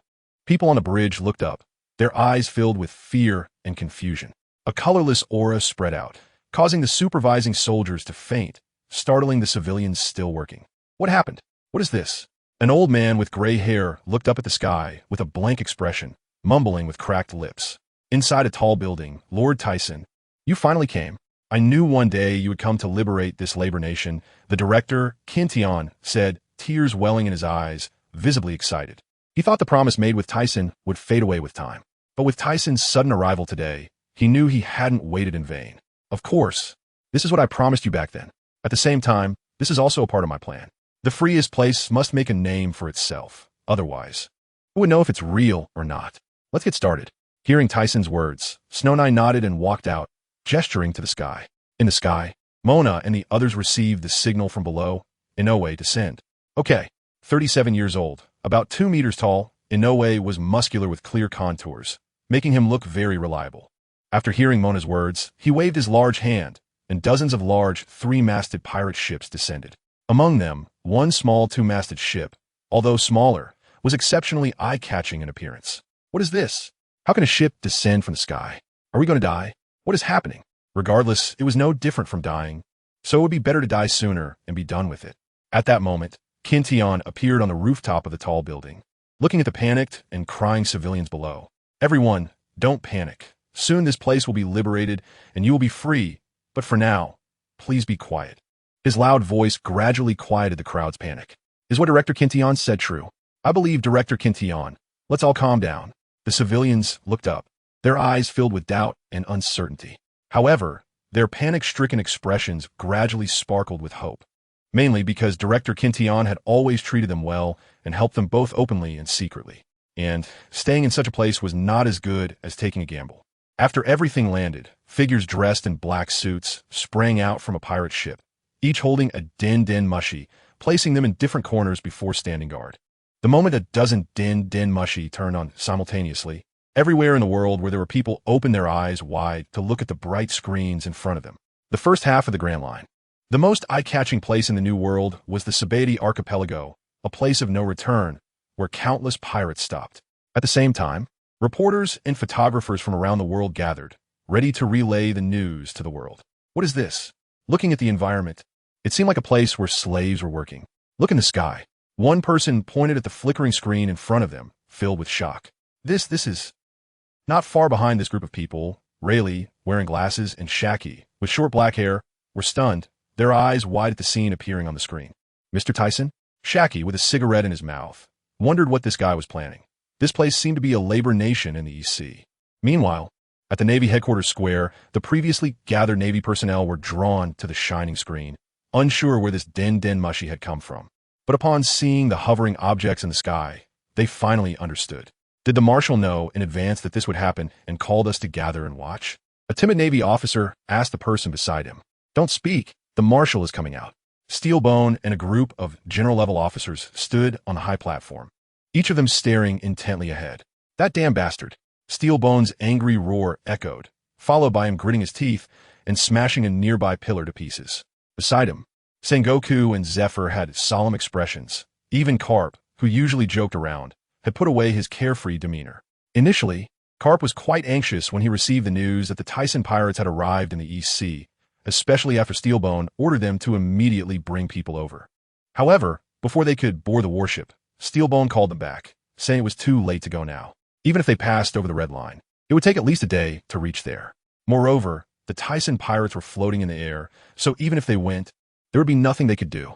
The 5 elders in the Holy Land, Mariehua, had different expressions on their faces, their eyes fixed on the large screen. And from time to time, they could be heard gritting their teeth. It seemed they had to use all their strength to eliminate this guy, and if that didn't work, they could only consult the higher-ups. After the scarred elder expressed his opinion, the others fell silent. In the New World, la. What is this guy trying to pull again? Old man, looking at their position, it seems to be that country. I know. Neogite squinted, first laughing loudly, then showing a half-smile. Of course, he knew about that country. After all, the bridge had been built for nearly 700 years. On Petrilla Island in the South Sea, Roger, with a row of neat teeth, laughed heartily, tears welling up in his eyes. Ols Tisen, I really want to continue fighting with you on the sea. What a pity. Not far behind him stood a beautiful woman, gazing at the figure ahead, her eyes revealing tenderness. Back in the Labor Kingdom, after everything was ready, one of the Din Mushi pointed to the sky, revealing Tyson in a serious white suit. Hello everyone, I am Ols Tisen. The reason for making such a big commotion this time is to let you see that the celestial dragons have been building bridges to other islands for nearly 700 years. The people who built this great bridge have all been sent here as criminals for not being able to pay the heavenly gold required by each country. After saying this, Tyson's deep voice continued. They practiced a corrupt and barbaric system of slavery, and many lives have been ruthlessly taken away. I once had a dream to live in a quiet place, casting nets and fishing, hunting wild beasts. Such a life satisfied me. But the decay and barbarism of this world turned all my hopes into emptiness. Since I was 4 years old, I have been fleeing on the sea, with no place to live quietly. So, I thought, since there's no such place, I will create one myself. After decades of effort, I finally built a sky paradise in the new world. There are no more shackles, corruption, barbarism, or discrimination there. There is only one thing: freedom. I now order and declare that all those regarded as slaves shall immediately gain freedom and remain free forever. If you want freedom, come to the new world. Come to Sky Paradise. Set sail. Whether you are pirates, civilians, or slaves, it doesn't matter. I will accept you. You will walk from darkness to light, from confinement to openness. His excited and loud voice spread to every corner of the world. After he finished speaking, the entire world seemed to fall silent, their bodies trembling, hands clenched tightly. Their eyes were fixed on the figure on the screen. After a few seconds, the sound of the world in shock ignited the hope in their hearts, and every corner became restless. People danced and celebrated in front of the screen, while reporters continuously took photos and recorded. In the new world, la la la la, cool la la la la la. On the white whale-like pirate ship, a figure as large as a small mountain lay on its back, causing the fish in the nearby waters to stir uneasily, and the clouds in the sky were shaken apart. On Cake Island, mama, who would have thought this damn guy would dare to do such a thing? But I won't forgive you. In Wano country, ro, war is coming, old guys. Let's go. The new era belongs to me.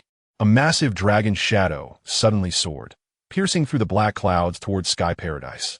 On the coast of a small village in the West Sea, who would have thought this guy would get ahead of me? Roger's gaze fixed on a large screen on the village path, revealing his gleaming white teeth. In the North Sea, hum. I can already sense the new era is coming. Monsters of the new world fight. Only the victors can dominate everything. In the Holy Land, Mariehua, damn it. This guy completely disregards us.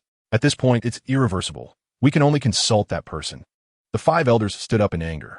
The commotion in the Navy headquarters spread across the square, as they could hardly believe what they were seeing and hearing. Whether old or new recruits, they had never heard of such a thing. The marshal actually arranged for us to watch this. Bastard, don't talk nonsense. Be quiet. Steel Bones' roaring voice, as if ready to devour someone, echoed, and the square fell silent immediately. Although the voices in the square were soft, how could they escape his ears? However, he couldn't explain any of it. Steelbone Marshal, what should we do now? Sengoku's dazed face was pulled back by the other's exclamation. He couldn't believe his ears. Suddenly remembering what the other had said during the Judicial Island incident, he was momentarily taken aback. You all control the situation here. I need to go to the Holy Land. This matter must be discussed with them before a decision can be made. After so many years as a soldier, he had never encountered such a situation. He never thought this guy would really dare to do such a thing. Zephyr's expression froze as he recalled the first time he fought with the other party many years ago. At that time, he thought this guy just wanted to avoid his purpose and was talking nonsense. He never imagined this would actually come to fruition. Not far behind him, a young figure stared in shock, trembling. Yet, from his eyes, one could see his excitement and eagerness. A young, rugged face elongated, thinking to himself, I never thought someone would get ahead of me, and they have already accomplished such a feat. How ridiculous that I am still hesitating. After a silent, wry smile, the hesitation in his eyes became resolute. In Sky Paradise, Baloric and the others looked at the screen, smiling, recalling the first time they met Tyson. Although he was willing at that time, after spending so many years with the Tyson pirates, he had completely integrated into it and no longer viewed it simply as a pirate crew. Instead, he had come to see it as home. Uro. Just as he was feeling sentimental, he suddenly widened his eyes, turning to look at the sky not far away. A massive azure dragon was rolling through the clouds, the shadow gradually approaching above Light Island. Tyson is quite thoughtful, knowing that little bugs will come to stir things up. Today is the day when Sky Paradise officially opens to the world, so let's use you to set off some fireworks for celebration. The commoners below Labor Country put down their tools and slowly made their way onto the pirate ship, each face glowing with excitement and heartfelt gratitude. Ah, the boss has finally realized this dream. Mona wiped her eyes with her hand, the hot blood still surging within the others behind her. Tyson, congratulations. Gina's beautiful face showed a happy smile. Tyson walked up to her, reached out, and wiped her face, saying, "Isn't it congratulations for us?" Gina couldn't help the tears flowing down, just nodding vigorously, her tearful eyes looking at him. "Ah, Sister Gina, the boss is talking about you." Some of the cadres behind them smiled. Although they hadn't been with Gina and the others for as long, they undoubtedly regarded Sky Paradise as their home. After a moment, Tyson, whose color had returned, looked at the people on the pirate ship, crying tears of joy, but his heart was thinking that after this, the Navy and the world government would definitely be in a desperate situation. However, he had already prepared for this before doing this. With this in mind, he looked towards the direction of the Red Earth continent, wondering if that guy standing at the pinnacle of the world would appear this time. A quiet and eerie atmosphere spread between the Holy Lands, and a voice that couldn't be distinguished as male or female rang out from the high platform covered in red carpet. "Your goal is to capture Joel Roger. He already knows the secrets of this world, and this flame must be extinguished. Once this is done, then we can deal with Sky Paradise." When mentioning Roger, the voice from a figure on the Void King intensified. Fingers tapped incessantly on the armrest of the chair. "Yes, my lord." After seeing the 5 people below retreat, he picked up Tyson's bounty notice. His eagle-like eyes made it hard to look directly at him, and he mumbled with an unclear mouth shape, "Jumping clown. Let you bounce around for a while longer." 3 days later, news of Tyson's pirate crew's latest bounty spread across the seas. The Bright Emperor, Ols Tisen, with a bounty of 6.8 billion. In addition, reporters from all over the world seem to have made a pact, dividing the sea pirates and territories of the New World into 4. The Beast King Kaido, the Big Mom pirates led by Charlotte Linlin, the Whitebeard pirates led by Edward Newgate, and the Tyson pirates led by Ols Tisen, collectively known as the 4 Emperors. Below the Tyson pirates, it was also specially noted, the world's strongest man, Ols Tisen. Since returning to Paradise Island, Tyson learned that that guy Kaido actually dared to cause trouble. However, remembering that this guy had been caught by the Navy countless times and hadn't died, he was still somewhat skeptical, but unfortunately, he had escaped after being severely injured by Berlik. Moreover, he originally thought that the Navy and the world government would definitely be eager to start a war. But after returning, there was not a single piece of news. He only heard that they were still searching for Roger's pirate crew at sea, as if the previous events had never happened. However, regardless of how the other party reacted, he had to remain vigilant against unforeseen circumstances. After casually acquiring the gold fruit, Tyson had given it to Xuan Nai to eat. She was the shipping queen of the underground world and was responsible for all financial matters and business operations of the Tyson pirates. Now, Paradise Island was no longer as bare as before. He had shared his idea of emulating the Golden Emperor with Xuan Nai, although the upper part was not yet perfected. The basic structure had already been built. The gold was all from the funds earned over the years and the gold from Sky Island.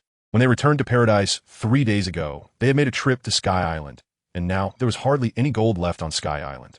In addition to these, he also had a long-hidden idea that Xuan Nai published through the newspaper, redividing the personnel of the Tyson pirates. Using the major event that had shaken the world before, this news was disseminated. The specific content was Captain of the Tyson Pirates, Bright Emperor Ols Tisen.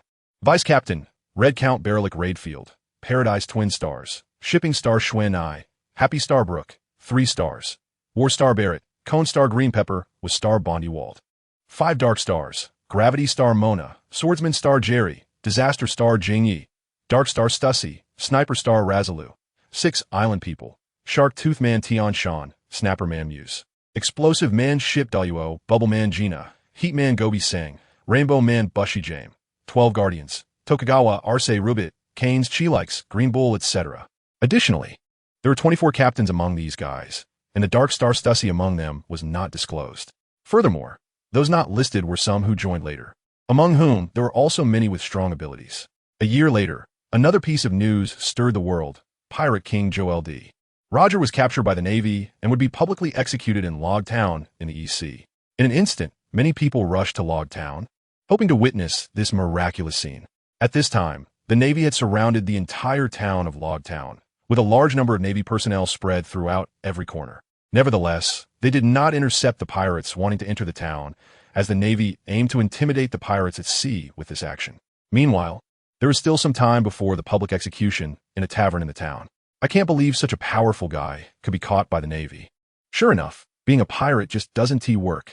A pirate sighed and shook his head while discussing today's topic with his companions. Hee, is this the sorrow of the week? Is that bastard? Upon hearing this voice, the pirate immediately stood up and looked toward the source, only to see a towering figure standing behind him. After widening his eyes, he shrank his pupils and trembled as he raised his head, only to see a face resembling a demon with two horns growing from the sides of its forehead looking down at him. Sharp teeth were exposed, and eyes as big as cowbells stared at him. Moonlight Moria. Upon seeing this figure, the pirate's expression turned terrified, his body panicked, and he unconsciously stepped back, knocking over tables and chairs, while the rest of his companions shrank back in fear. We're done for. This guy, Moonlight Moria, has a bounty of 180 million and is an incredibly strong newcomer. The others at the table looked at the intimidating figure ahead. Hee. A strange laughter echoed from the corner of the tavern, and everyone turned to look. One person suddenly turned pale upon recognizing the other's face. This is Don Quixote Doflamingo, another powerful guy. Moria's massive body remained still, listening to the commotion beside him, and glanced over at the corner. The figure in the corner stood up and raised his head, the corners of his mouth curling up beneath his red sunglasses, revealing a row of neat teeth. Are you going to make a move, Moria? Hee. So it's you bastard, Doflamingo said, and Moria no longer paid attention to the few people sitting on the ground in front of him.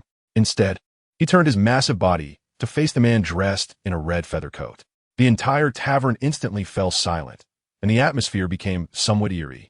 Looks like it's quite lively here. Little Flower Man, are you going to treat me to a drink? Just as everyone's attention was focused on the two of them, suddenly two people walked in.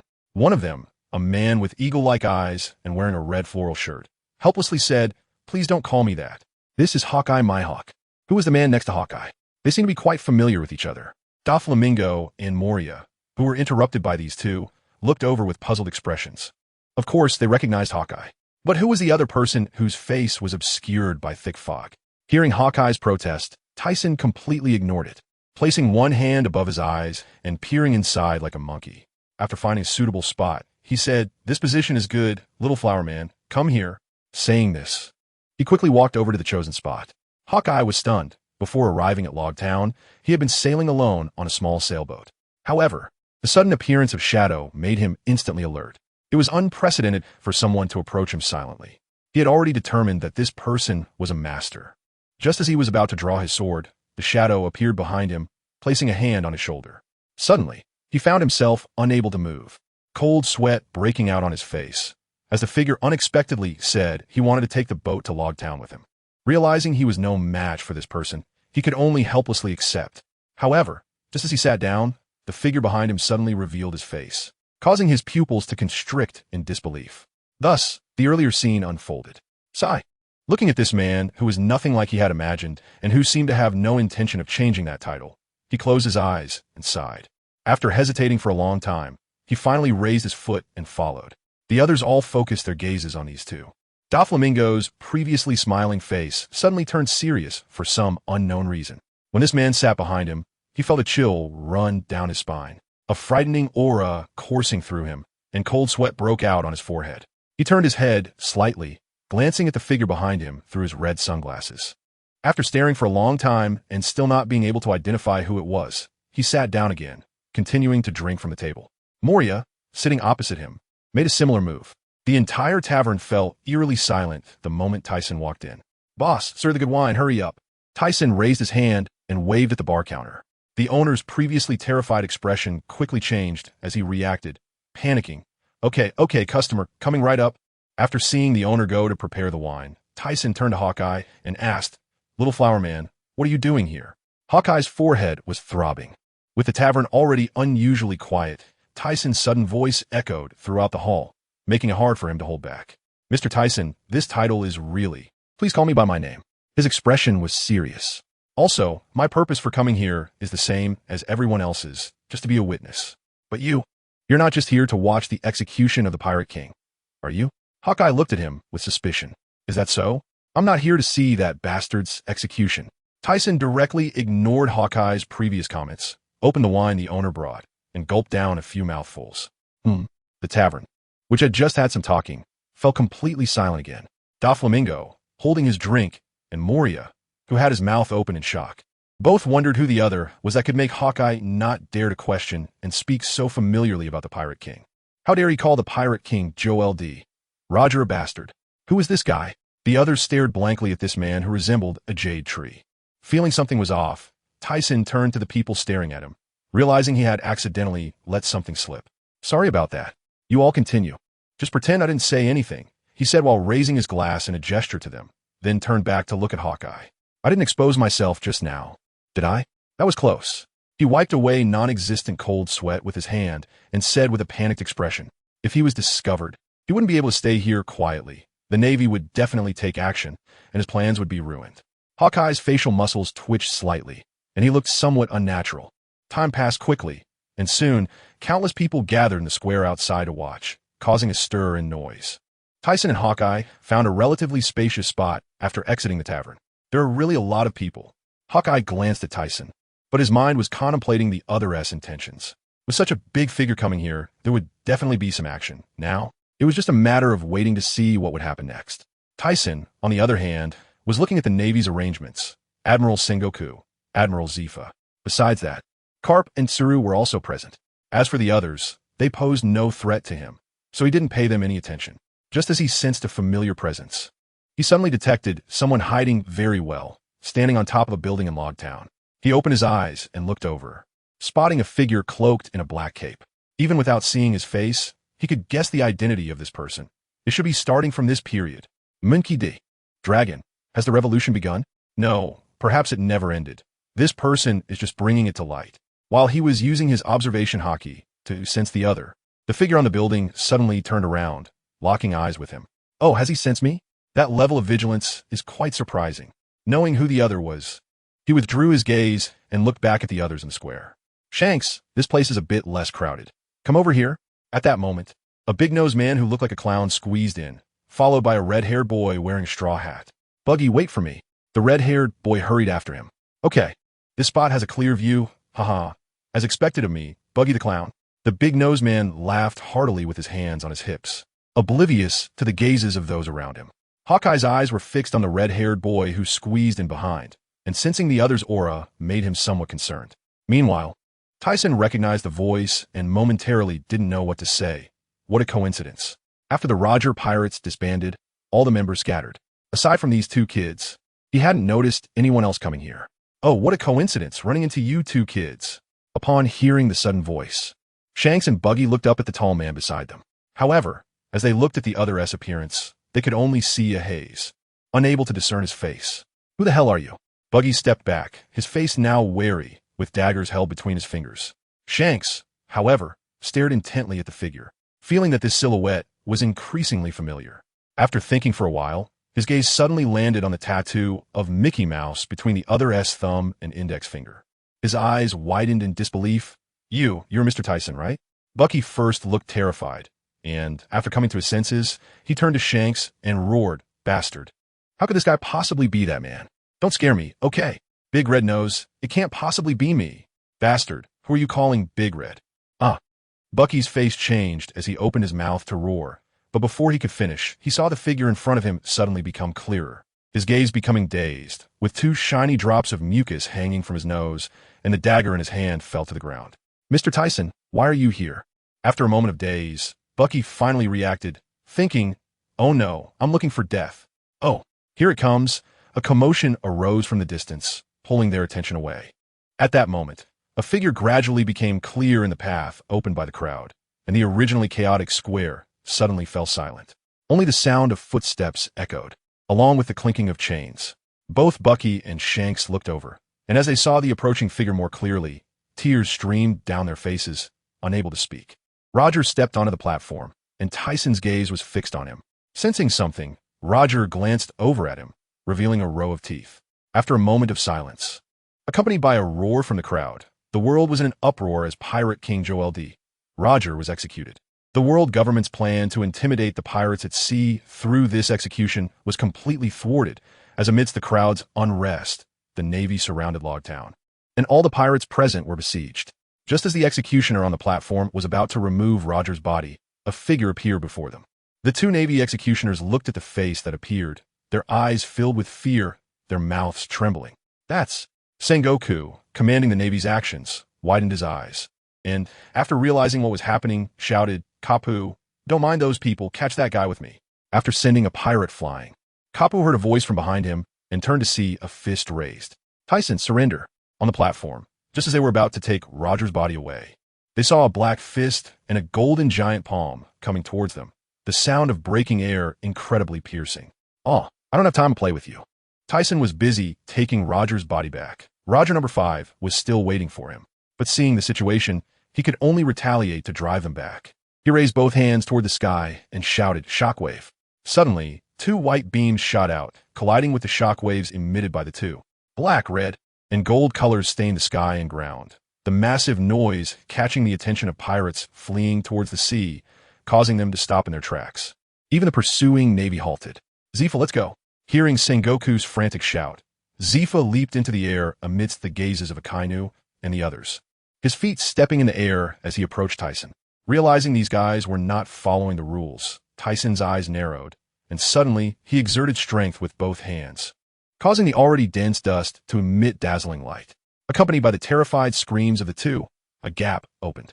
Tyson stepped forward, and in the instant the platform shattered, he picked up Roger's body and flashed into the sky. Zifa, who had just arrived, could only look up, his face filled with anger. "Damn it!" Kapu and Sengoku stood their ground, gritting their teeth, blood dripping from their hands. They were both extremely shocked. The opponent's ability had become even more formidable. Below, Akainu's face darkened as he roared at the person beside him. "Why didn't you stop him?" Borsellino raised his hands, looking terrified. "How scary, Akainu, this is no joke. Even if I could catch up, I'm not a match for that old man." "Oof." Akainu glared at him, turning to charge towards the pirates on the coast. Not far away, he, truly the world's strongest, it's still too early to challenge him, especially since I already have other options. Fufufu, what a monster. At the same time, he thought that if he could cooperate with the other party, he believed his career would advance by several years. After slicing through the Navy, blocking his way, Mihawk looked up. I knew this man's purpose for coming here wouldn't be simple, but he didn't expect it was just to take the Pirate King's body. Was he here to pay tribute? On the other side, Tyson, who was rushing back to Sky Island, felt a strong wind pass by. He immediately stopped, slowly descending onto a merchant ship sailing below. "Mr. Tyson, I'm sorry to disturb your journey." Seeing the figure standing on the deck, he guessed who it was. "If you don't give me a good reason, I'll sink you." The black cloak slowly unveiled, revealing a fierce face, making Tyson feel that this guy was born with rebellion in him. "A year ago, what you did made me feel ashamed. Since that time, I have devoted myself to the revolutionary wave, and it has been a year now. Today, I stopped you because I have something to ask you." Just as Monkey D. Dragon finished speaking, a gust of wind brushed across his face, and a heavy weight fell on his shoulder. Tyson had somehow appeared behind him, a hand resting on his shoulder, slowly speaking. "I already know your question, but I don't have such great dreams. The reason I do this is just to enhance the reputation of Sky Island." Upon hearing this, which was different from what he had in mind, Dragon's eyes revealed disappointment. "Is that so? I understand." After saying this, as he prepared to leave, Tyson's voice rang out again. "Even so, the world government will definitely not let me go. Since we have a common enemy, if you need my help, feel free to speak." "Is this for real?" The fierce face twisted, unsure whether to be happy or to cry. "Don't be too happy. I won't help you until you've achieved certain results." Dragon's face showed determination, of course. "My resolve is unquestionable. I won't let Mr. Tyson down." After a moment, Dragon stood at the bow of the ship, one hand holding a cold-looking transponder snail, the other hand cut and bleeding, his grateful yet confused gaze fixed on the shadow, gradually disappearing in the sky. Upon returning to Tech Island, Tyson looked at the blood in the vessel before him, thinking, now, not only Roger number 5, but even Dragon number 6 is within reach. With this thought, he couldn't help but have an idea. If only he could get the blood of that guy on the Void Throne. "Lord Tyson, the solution to the side effects of the longevity medicine has been researched." "Oh, that's great. If this side effect isn't resolved soon, Sky Island won't be perfect at all. The cadres are all asleep, and it will only get messy, eh? Moreover, since a speech a year ago, the number of people on the island has been doubling every day. There is enough territory, but the sheer number makes it hard to manage. He handed this matter over to Tokugawa and Ols Tisen. The former was a subordinate he recruited when he first entered the New World, the general from the country destroyed by rock subordinates. The latter, if counted, was still his uncle. From the incident with the Ols Kingdom, which nearly led to its destruction, he had never hated him from the beginning. Due to the small number of people managing the island, recently, Tisen ordered someone to bring him over, and not just him, but all the officials and civilians of the Kingdom of Ols as well. When they moved out, the Kingdom of Ols announced its demise. After Tisen killed those nobles, this country withdrew from the ranks of the member states, which did not attract much attention from the world government and the Navy. 3 days later, a newspaper spread across the world, announcing that Admiral Steelbone Kong of the Navy headquarters had stepped down from his position to be succeeded by Admiral Sengoku. Upon hearing this news, Tisen realized that a new era had truly arrived. In the year 1502 of the Sea Circle on Daughter Island, it was like a natural fortress. Ishuana, Hancock, you can't go over there, it's dangerous. Be careful, or Lord Naraku will punish you again. In the forest behind, for girls around 10 years old were chasing each other, with a girl with long yellow hair and another with long blue hair panting behind. Haha, Marigold, Sonda Sonia. You two are too timid, right? Hancock. At the front, one girl wearing a pink low-cut shirt with delicate features would definitely grow up to be a little beauty. But when her flushed cheeks returned to normal, she gave off an extremely cold feeling, as if keeping people at a distance. Yes, you two hurry up and catch up. The girl next to her, slightly taller and somewhat resembling her, had 2 little braids on both sides of her cheeks and sparkling eyes. Before long, they dove deeper into the woods. As the 4 disappeared, a slightly older woman and a middle-aged woman stood not far behind. Lord Naraku, are you really not going to tell this child who her father is? Looking into the middle-aged woman's deep pupils revealed a different age from her beautiful and charming appearance. She said her father is an extraordinary man. Many people outside want his life. If this child's identity is revealed, she will definitely become someone else's pawn. Even so, you haven't told her about this child's birth, and you even declined to go to Sky Paradise before. All right, Jin and I-san, don't mention this matter again. I can't abandon this country. I cannot leave until there is a new heir. Looking at the determination on Naraku's face and the helplessness in her eyes, Jin and I-san's expression showed pain, gratitude, and admiration. The tenures of kings throughout history have been very short, and she is well aware of the reasons behind this. Ishunar ran through the woods to the seaside, looking out at the vast ocean. Filled with curiosity and longing, Hancock, I must go out and see. The outside world must be incredibly amazing.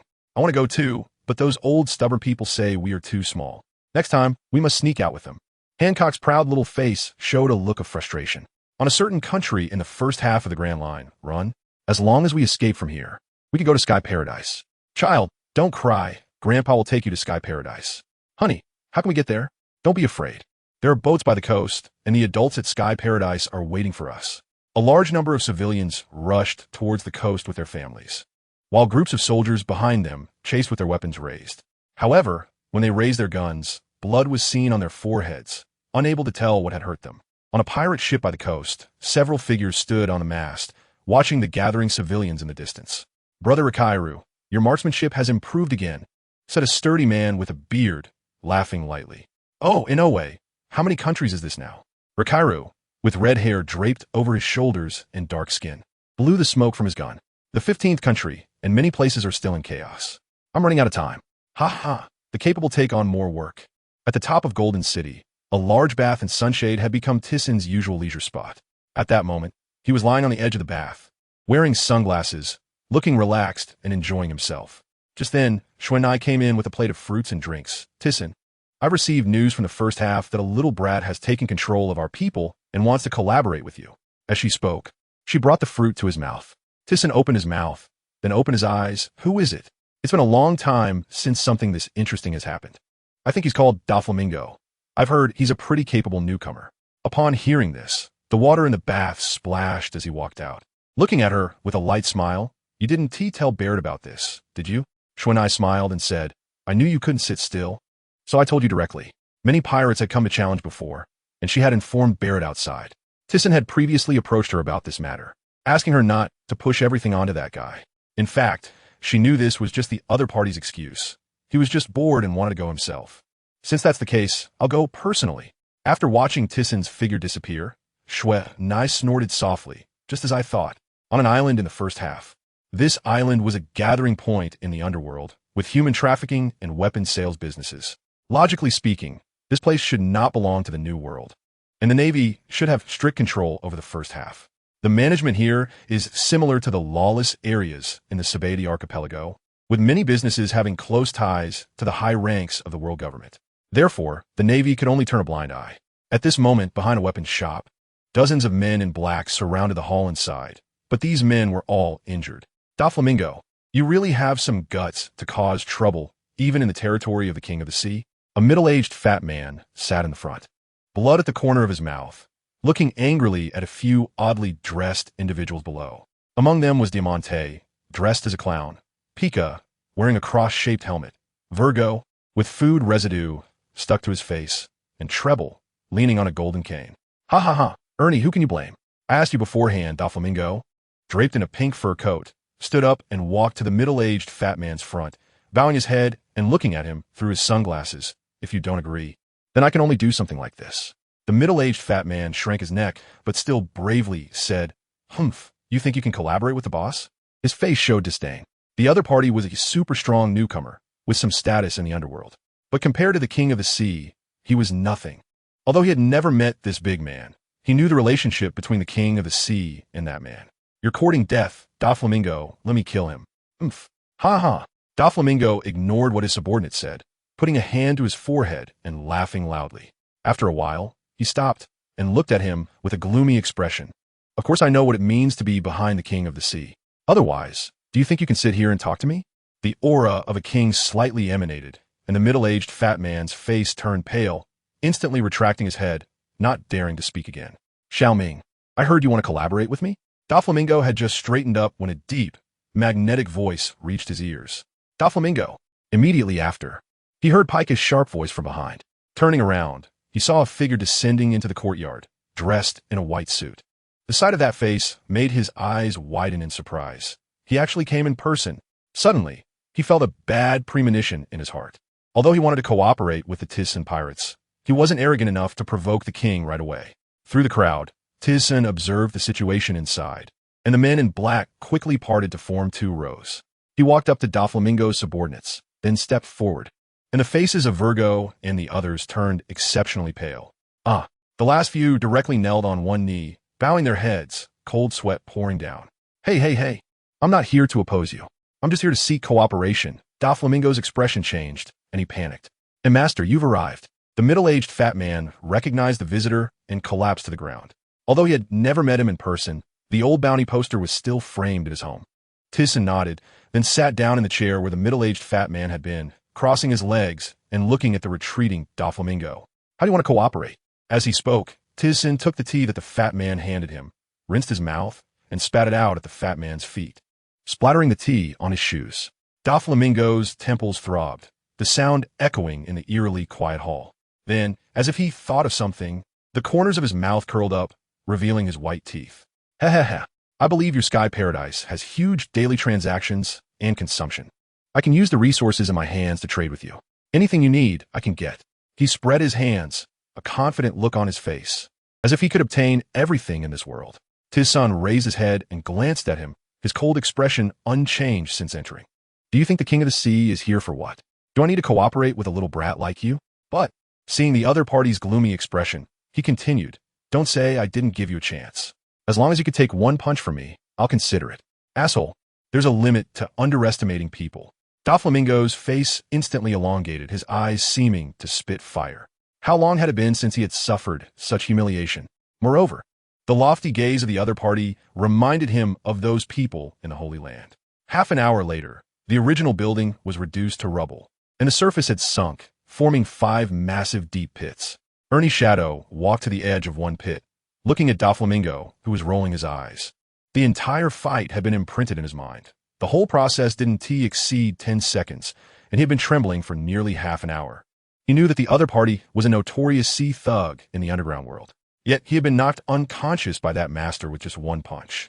Cough, cough, cough. Hearing the coughing from the pit, Ernie's shadow hurriedly looked down, only to see Doflamingo struggling to get up, blood covering his head, and several teeth missing from his mouth. Doflamingo, congratulations. Hearing the other party's mocking voice, Doflamingo coughed a few more times and then jumped out of the pit. After confirming that the other party was fine, Ernie's shadow continued.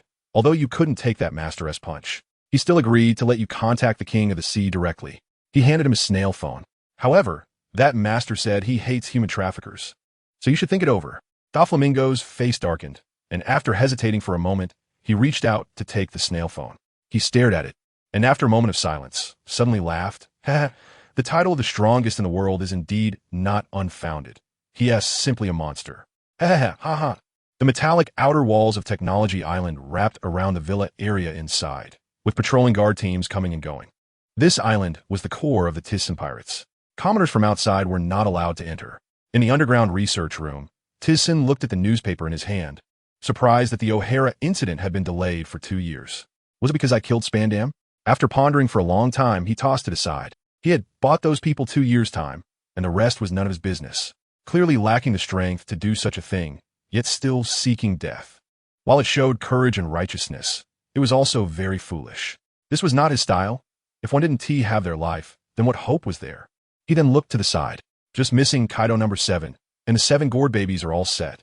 Originally, 3 years ago, when Moria fought Kaido, he had thought about going to see it. But after thinking it over, he decided to wait a bit longer. Kaido's future strength would undoubtedly be very powerful. Waiting a bit longer might lead to good discoveries. Thinking of this, Thyssen felt a bit regretful. These clones had not restored the abilities of their originals. They were only physically strong. That guy Vegapunk said he hadn't researched to that point yet. However, after thinking about it, it was not too bad. Since they lacked abilities, he could find fruits for them to eat. Earlier, he had already destroyed the 3 fruits he had collected. The Dordor fruit was given to Bartholomew number 1, and the Gas fruit was given to Whitebeard number 2. As for the Fish fruit, the pink dragon. Moments later, a giant pink dragon flew through the clouds, heading towards Wano country. This fruit, which replicated Kaido, was given to Linlin number 4, as pink seemed to suit her quite well. In fact, if it were another color, he might have eaten it himself. The reason was that it looked cool. Thinking back to his past life and those mythological figures, some were dragons and others were phoenixes. What a pity, this fruit had no fate with him. Wano country was a closed-off nation, and very few people knew about it. The pirate ship wreckage piled like mountains beneath the waterfall showed just how difficult it was to enter here. After entering Wano country, Linlin No. 1 transformed back into human form and waited at the port while he floated towards Flower Capital. This time, in addition to taking Kaido's blood, he also wanted to search for the whereabouts of the King of Hell. Although it wasn't needed right now, it was necessary to prepare in advance. After sensing for a long time in the air, he found nothing. Where could it be? The Flower Capital, Rabbit Bowl Prison, or beneath Onigashima? Or perhaps deep underground in all of Wano country? The King of Hell should be something like a battleship, an inanimate object that wouldn't have chakra fluctuations. So if he didn't know its hiding place, it would indeed be very hard to find. After searching for a long time and still not seeing any trace, he decided to go find that redstone tablet first. At this moment, above Onigashima, inside a rocky cave, 3 samurais looked at the child sleeping on the ground, listening to her murmuring in her sleep, her small face showing a pained expression. 20 years, we really can't wait any longer, one of the samurais said, gripping the knife on the ground, facing the boulder blocking the cave. Originally, they thought that as long as they survived, there would be hope. But seeing the child on the ground made them realize that rather than starving to death like this, it would be better to give this child a chance to live. The child on the ground, hearing the noise, climbed up and anxiously said, "Mr. Warrior, if you do this, my father will. I don't want to die in such weakness. After all, I never intended to surrender to Kaido." As he spoke, the shining blade turned into a black sword. His gaze focused, and he leaped into the air, the blade flashing. The rocks blocking the cave were instantly split into several pieces, flying into the air, and the bright light of day blinded the child's eyes. "I entrust you with Wano." In a daze, he heard a voice coming from ahead, and the child's face almost cried out. The huge noise startled the caretaker, who let out a scream as the blade passed by. "Lord Kaido, the Heavenly Stone Cave has been breached." The 3 figures emerging from the broken rocks held black swords and stood still, as if waiting for something. Suddenly, a figure approached from ahead, its towering body resembling a hill, causing the ground to tremble with each step. with two sharp horns on its head and a rugged face filled with gloom. It was followed by a mysterious man with wings on his back and a mask on his face, whose eyes emitted a predatory gaze. Well, since you want to seek death, I will fulfill your wishes. Kaido laughed loudly, but his expression darkened. He raised his right hand, the spiked club glistening with dark, shining haki. The mysterious man leapt back, crossing his arms and watching the impending battle. Well, there's nothing left to lose. It's just a pity I can't personally participate in the decisive battle 20 years later. I feel quite regretful. The three warriors' eyes were filled with determination and a will to die, the black blades glowing as they leapt into the air, striking down fiercely. The spike club was instantly raised to block the blade, and Kaido sneered, "You are not my opponents. I'll give you one more chance. If you become my power, I want to hold this against you." "No way. We've made up our minds. So give up." Humph. Seeing that the three did not appreciate his kindness, Kaido swept his arm with force, sending sparks flying as the three figures were directly blasted away, tumbling through the air before crashing down hard, stirring up dust that took a while to settle. But before they could react, Kaido's figure appeared before the three, the massive spike club descending like a meteor toward their chests. Accompanied by a dull thud, the sound of bones cracking echoed. Cough. The three let out painful cries, flying backward and crashing hard against the ground 3 times before being stopped by the stone wall behind them, which shattered upon impact. "Warriors! Father, spare them!" The child stumbled out of the cave, his pitiful little face pleading. Yamato, didn't you want to be Odin? Going against my will leads to this fate." Kaido turned to look at her with a calm expression, a mocking smile on his lips. As he spoke, he lifted the spiked club from the ground, stepping towards the three warriors. "Stop. Father, you can't kill them. They are my friends." "Friends? Ridiculous. Yamato, remember, you have always been alone. You have no friends." "No." Yamato panicked and tried to run up to stop him, but tripped over something on the ground, trembling as she raised her head, blood flowing down her cheek from her forehead. The three warriors, covered in blood, had their swords knocked away and braced themselves with their hands. Just as they recovered, they saw the spiked club resembling a meteor descending upon them. They all closed their eyes, smiling faintly. "Am I dead?" A bit of regret, though. A few seconds later, a gentle breeze swept by. The imagined pain did not occur, and the three warriors opened their eyes in confusion to see a large hand tightly gripping the spiked club before them. "Kid, you don't need to be so bloody in developing your career. Pirates also have their code of honor." A deep, magnetic voice rang out. "What is this?" The three warriors widened their eyes. Not far away, Kaido's subordinates gasped, He is." The previously arms-crossed Jin lowered his arms, his body tense, and the eyes exposed by his mask showed large pupils.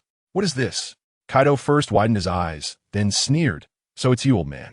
Since you've come to my territory, don't think you can leave." His left hand, as thick as a millstone, formed a fist, creating a tearing sound as he swung it towards Tyson's head without any courtesy. Tyson leisurely raised his left hand, and with a dull thud, the three warriors were sent flying, with collapsing stones and dust swirling around, while black-red lightning crackled with a zzz sound. The blood-red and blue-black waves spread out, and except for Jin shielding his eyes, everyone else was plunged into darkness, their eyes turning white as they collapsed to the ground. Just when the others thought it would be a protracted battle, Tyson lifted his leg, and a kick infused with Conqueror's haki struck Kaido in the stomach. The hill-like body flew backward, shattering several small mounds of stone. In the distance, Yamato's pupils sparkled, her mouth agape. After a while, she reacted and ran towards the three warriors. "Kaido." Jin stared with shrinking pupils, incredulous. He knew of Kaido's formidable strength, which was precisely why he had joined him. However, thinking of that guy's physical condition, he relaxed. "Warriors, are you all right?" Hearing Yamato's call, the three warriors ignored her and instead looked at the figure, standing firm with astonished expressions, their pupils bouncing, revealing disbelief. "Where did this strong person come from?" "I don't know either. Just this astonishing aura. I've never seen anyone who could match it." Shimazuki Ushimaru turned around, his expression serious. "Yamato, remember, if you want to win in the war 20 years from now, this person is your target." Seeing the certainty in Shimazuki Ushimaru's eyes, Yamato looked back at that figure as if she wanted to imprint it in her memory, nodding her small red-horned head. "I remember." From afar, Kaido crawled out from the rubble, spitting out a mouthful of blood. "Old man, I didn't expect your strength hasn't weakened. It's only grown stronger." Although he hadn't fought this man, he clearly remembered the scene when he battled rocks. He had vowed back then to surpass these people. La la la la la. Kaido, if you think you can wait until I grow old and weaken, then you'll be disappointed. Seeing that this guy only spat blood but didn't seem seriously injured, he was slightly taken aback. However, an attack infused with Conqueror's Haki isn't that simple. On the surface, it seems he's fine. But Tyson knew that his internal injuries were definitely serious. It seems he arrived at just the right moment. His strength has nearly reached his expectations. Originally, he thought if this guy was still weak, he could let him grow for a few more years. But now, it seems just right.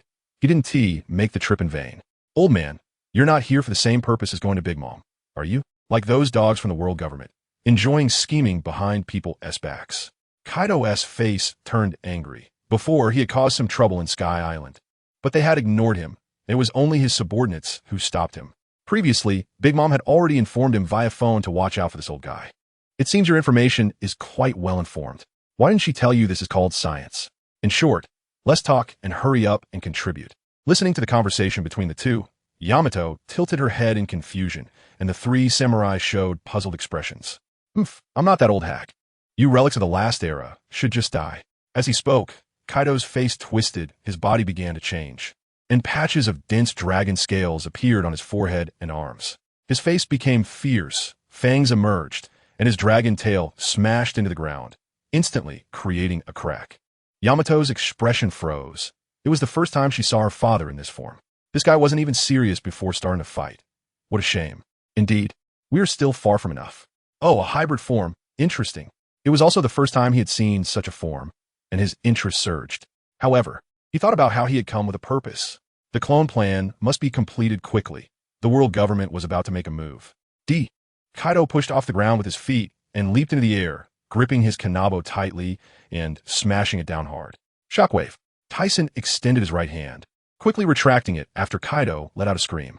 His right arm gathered dust release while simultaneously rapping with Conqueror's Haki, delivering a punch to Kaido's stomach. Cough. Kaido's massive body soared into the sky, and as he coughed up blood, a shadow followed closely behind him, appearing on his back.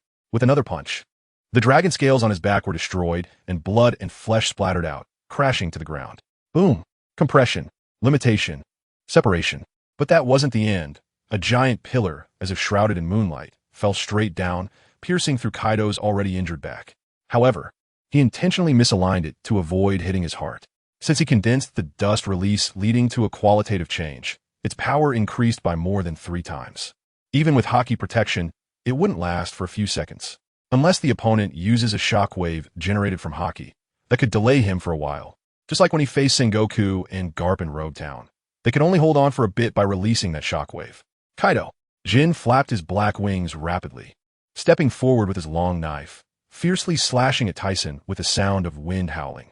Tyson turned to look, a cold smile appearing on his lips. What's the point of interfering in a captain's battle? Before Jin could reach him, Tyson's figure had already appeared in his sight, and he felt a piercing pain in his stomach. After letting out a scream, he flew out, uncertain of his fate. Father. Yamato murmured, worry evident in her eyes. However, recalling the actions of the opponent and the scene of witnessing Odin's death, her gaze gradually became resolute. So powerful. Who is this man? Is he also a strong person from outside? It seems our perspective is too narrow. The world outside is broader than we imagined. Just like what was said in Odin's journal, the ocean is vast. The 3 samurai were once again captivated by the other's abilities. Wano had always been in a closed phase. If it weren't for seeing such a scene today, it would be hard to imagine the true records in Odin's journal. Not far away, Kaido's men were down on the ground from the initial collision.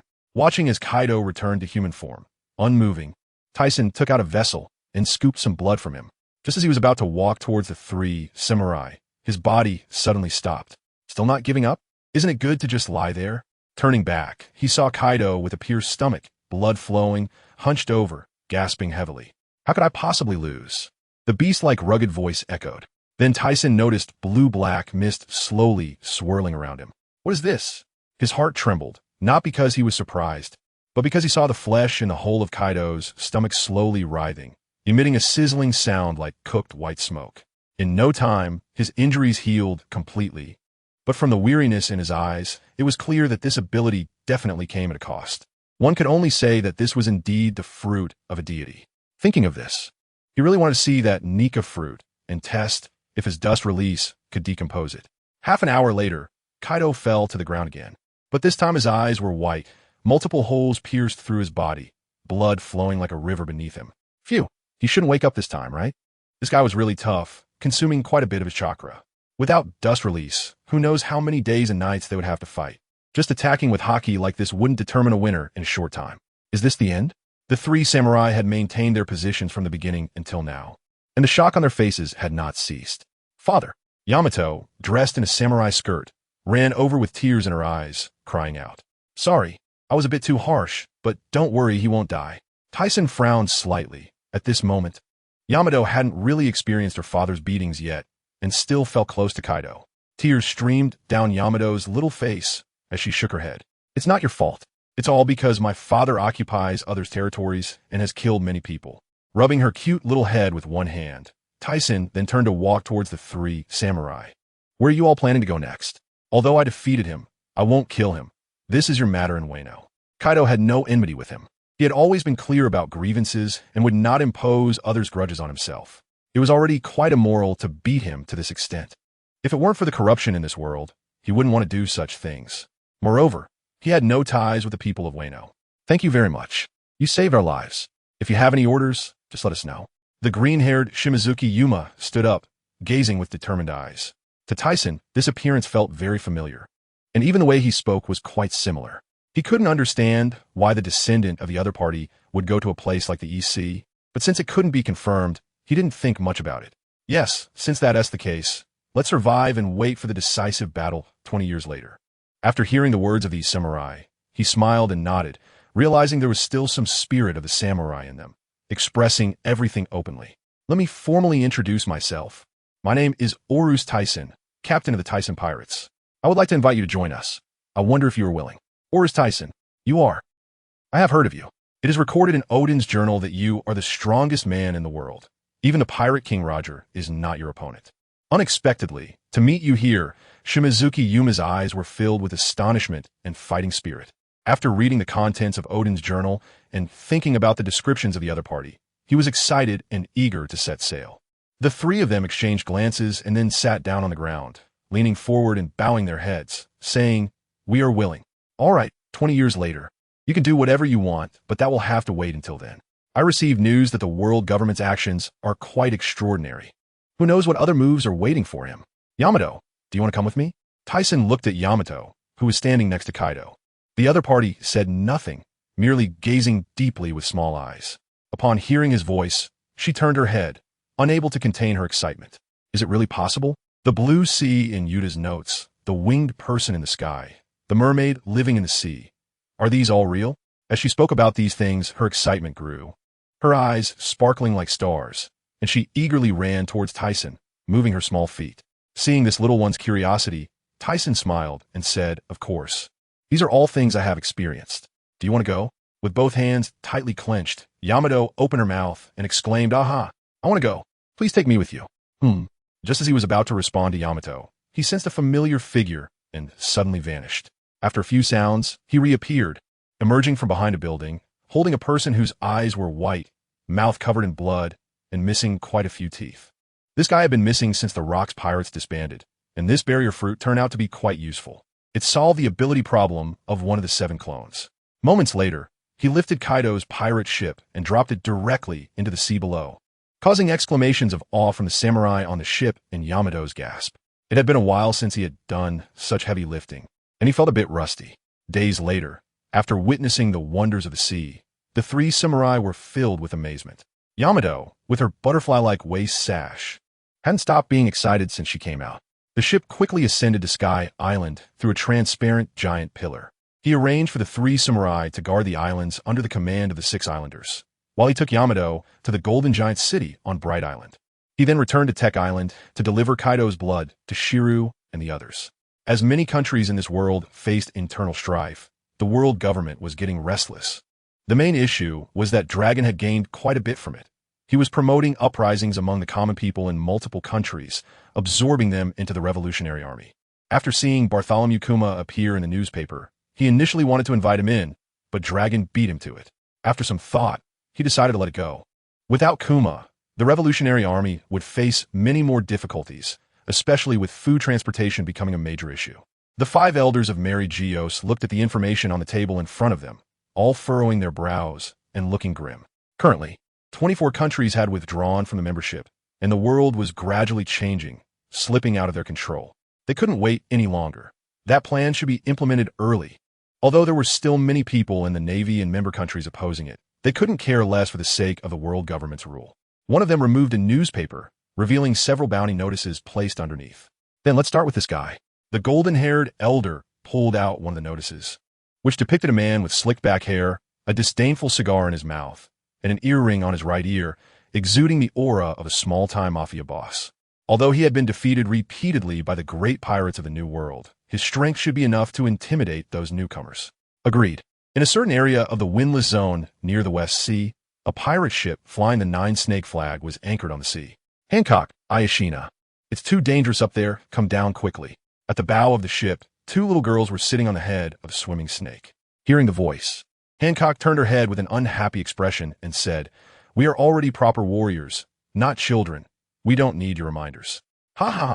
Hearing this Tsundere child's words, the other female warriors couldn't help but laugh as they turned to walk inside the cabin. "Just be careful, don't fall," came a voice from below, chuckling. "Really, they treat us like children."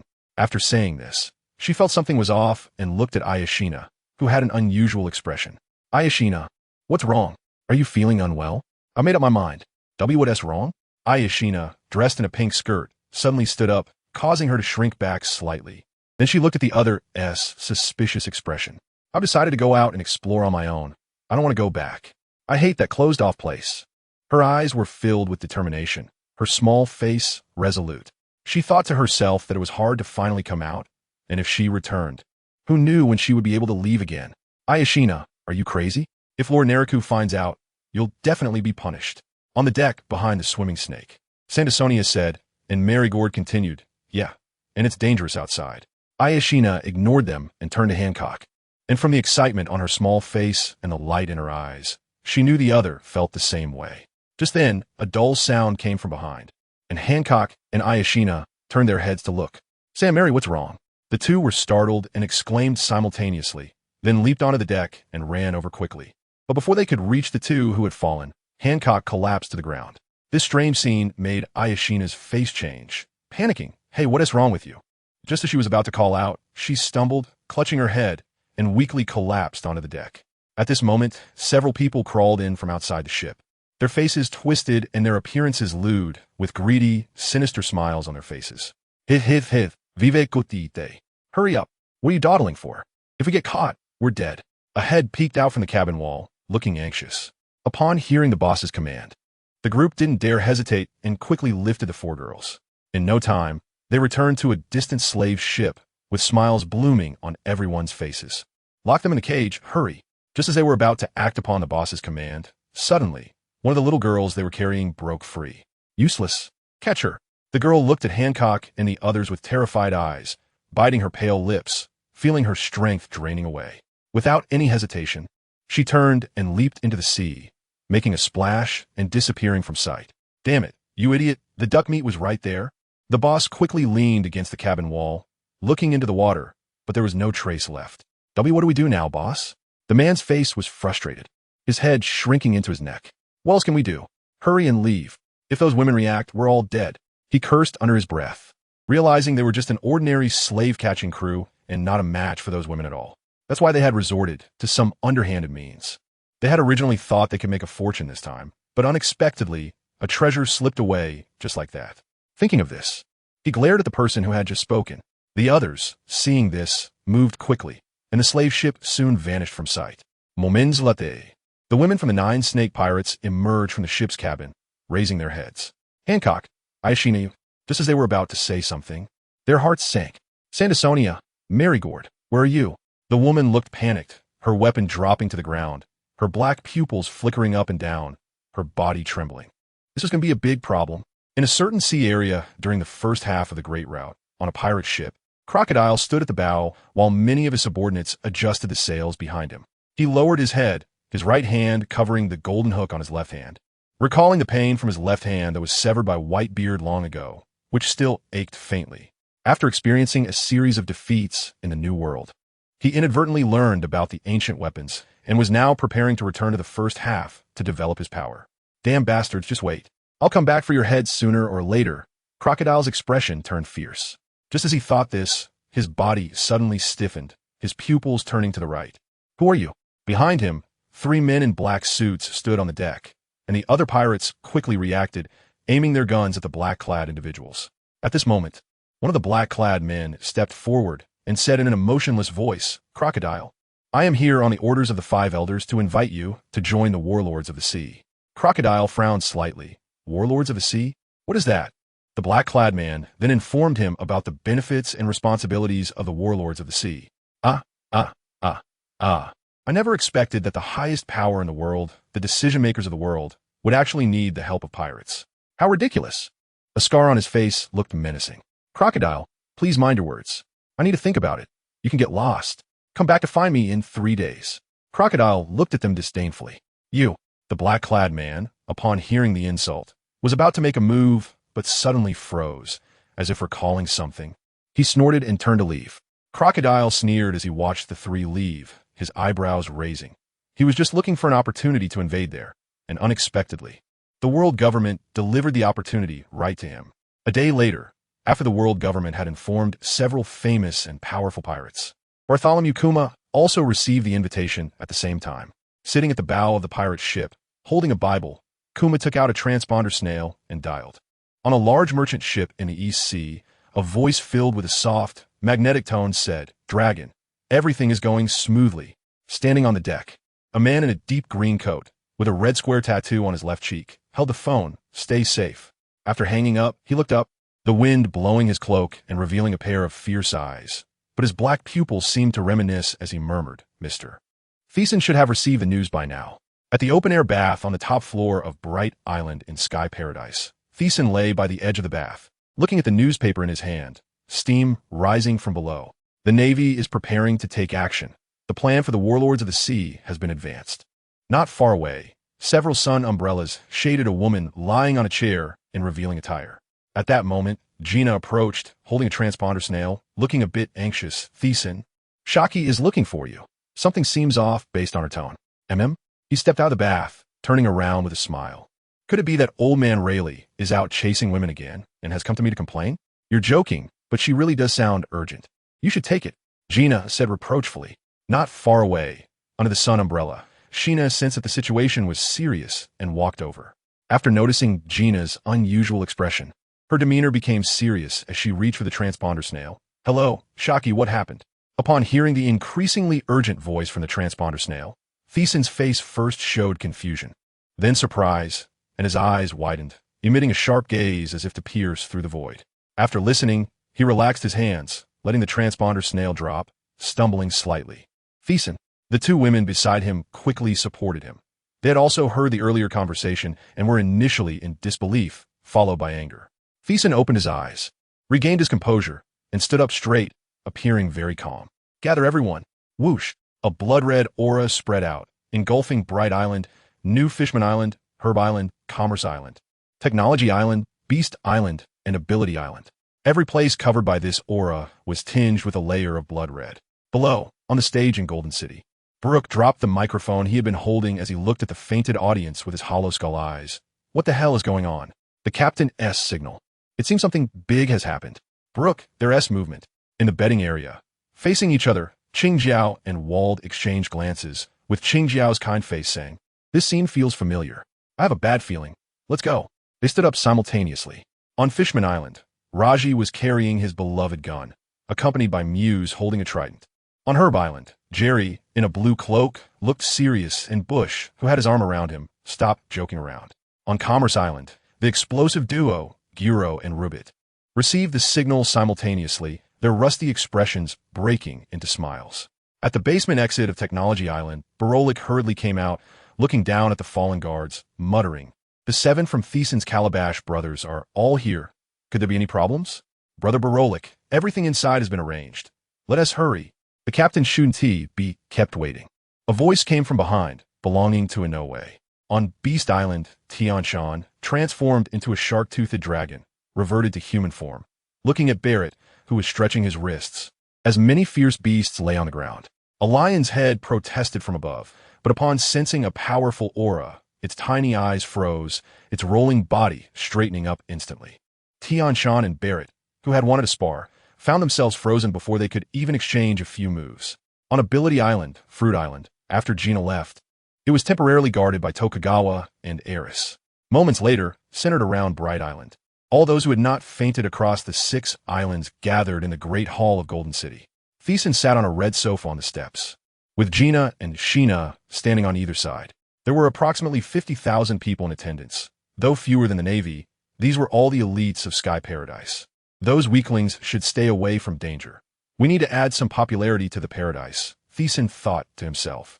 Thank you all for gathering, I apologize. But I have reasons for doing this, Thyssen said after the crowd quieted down.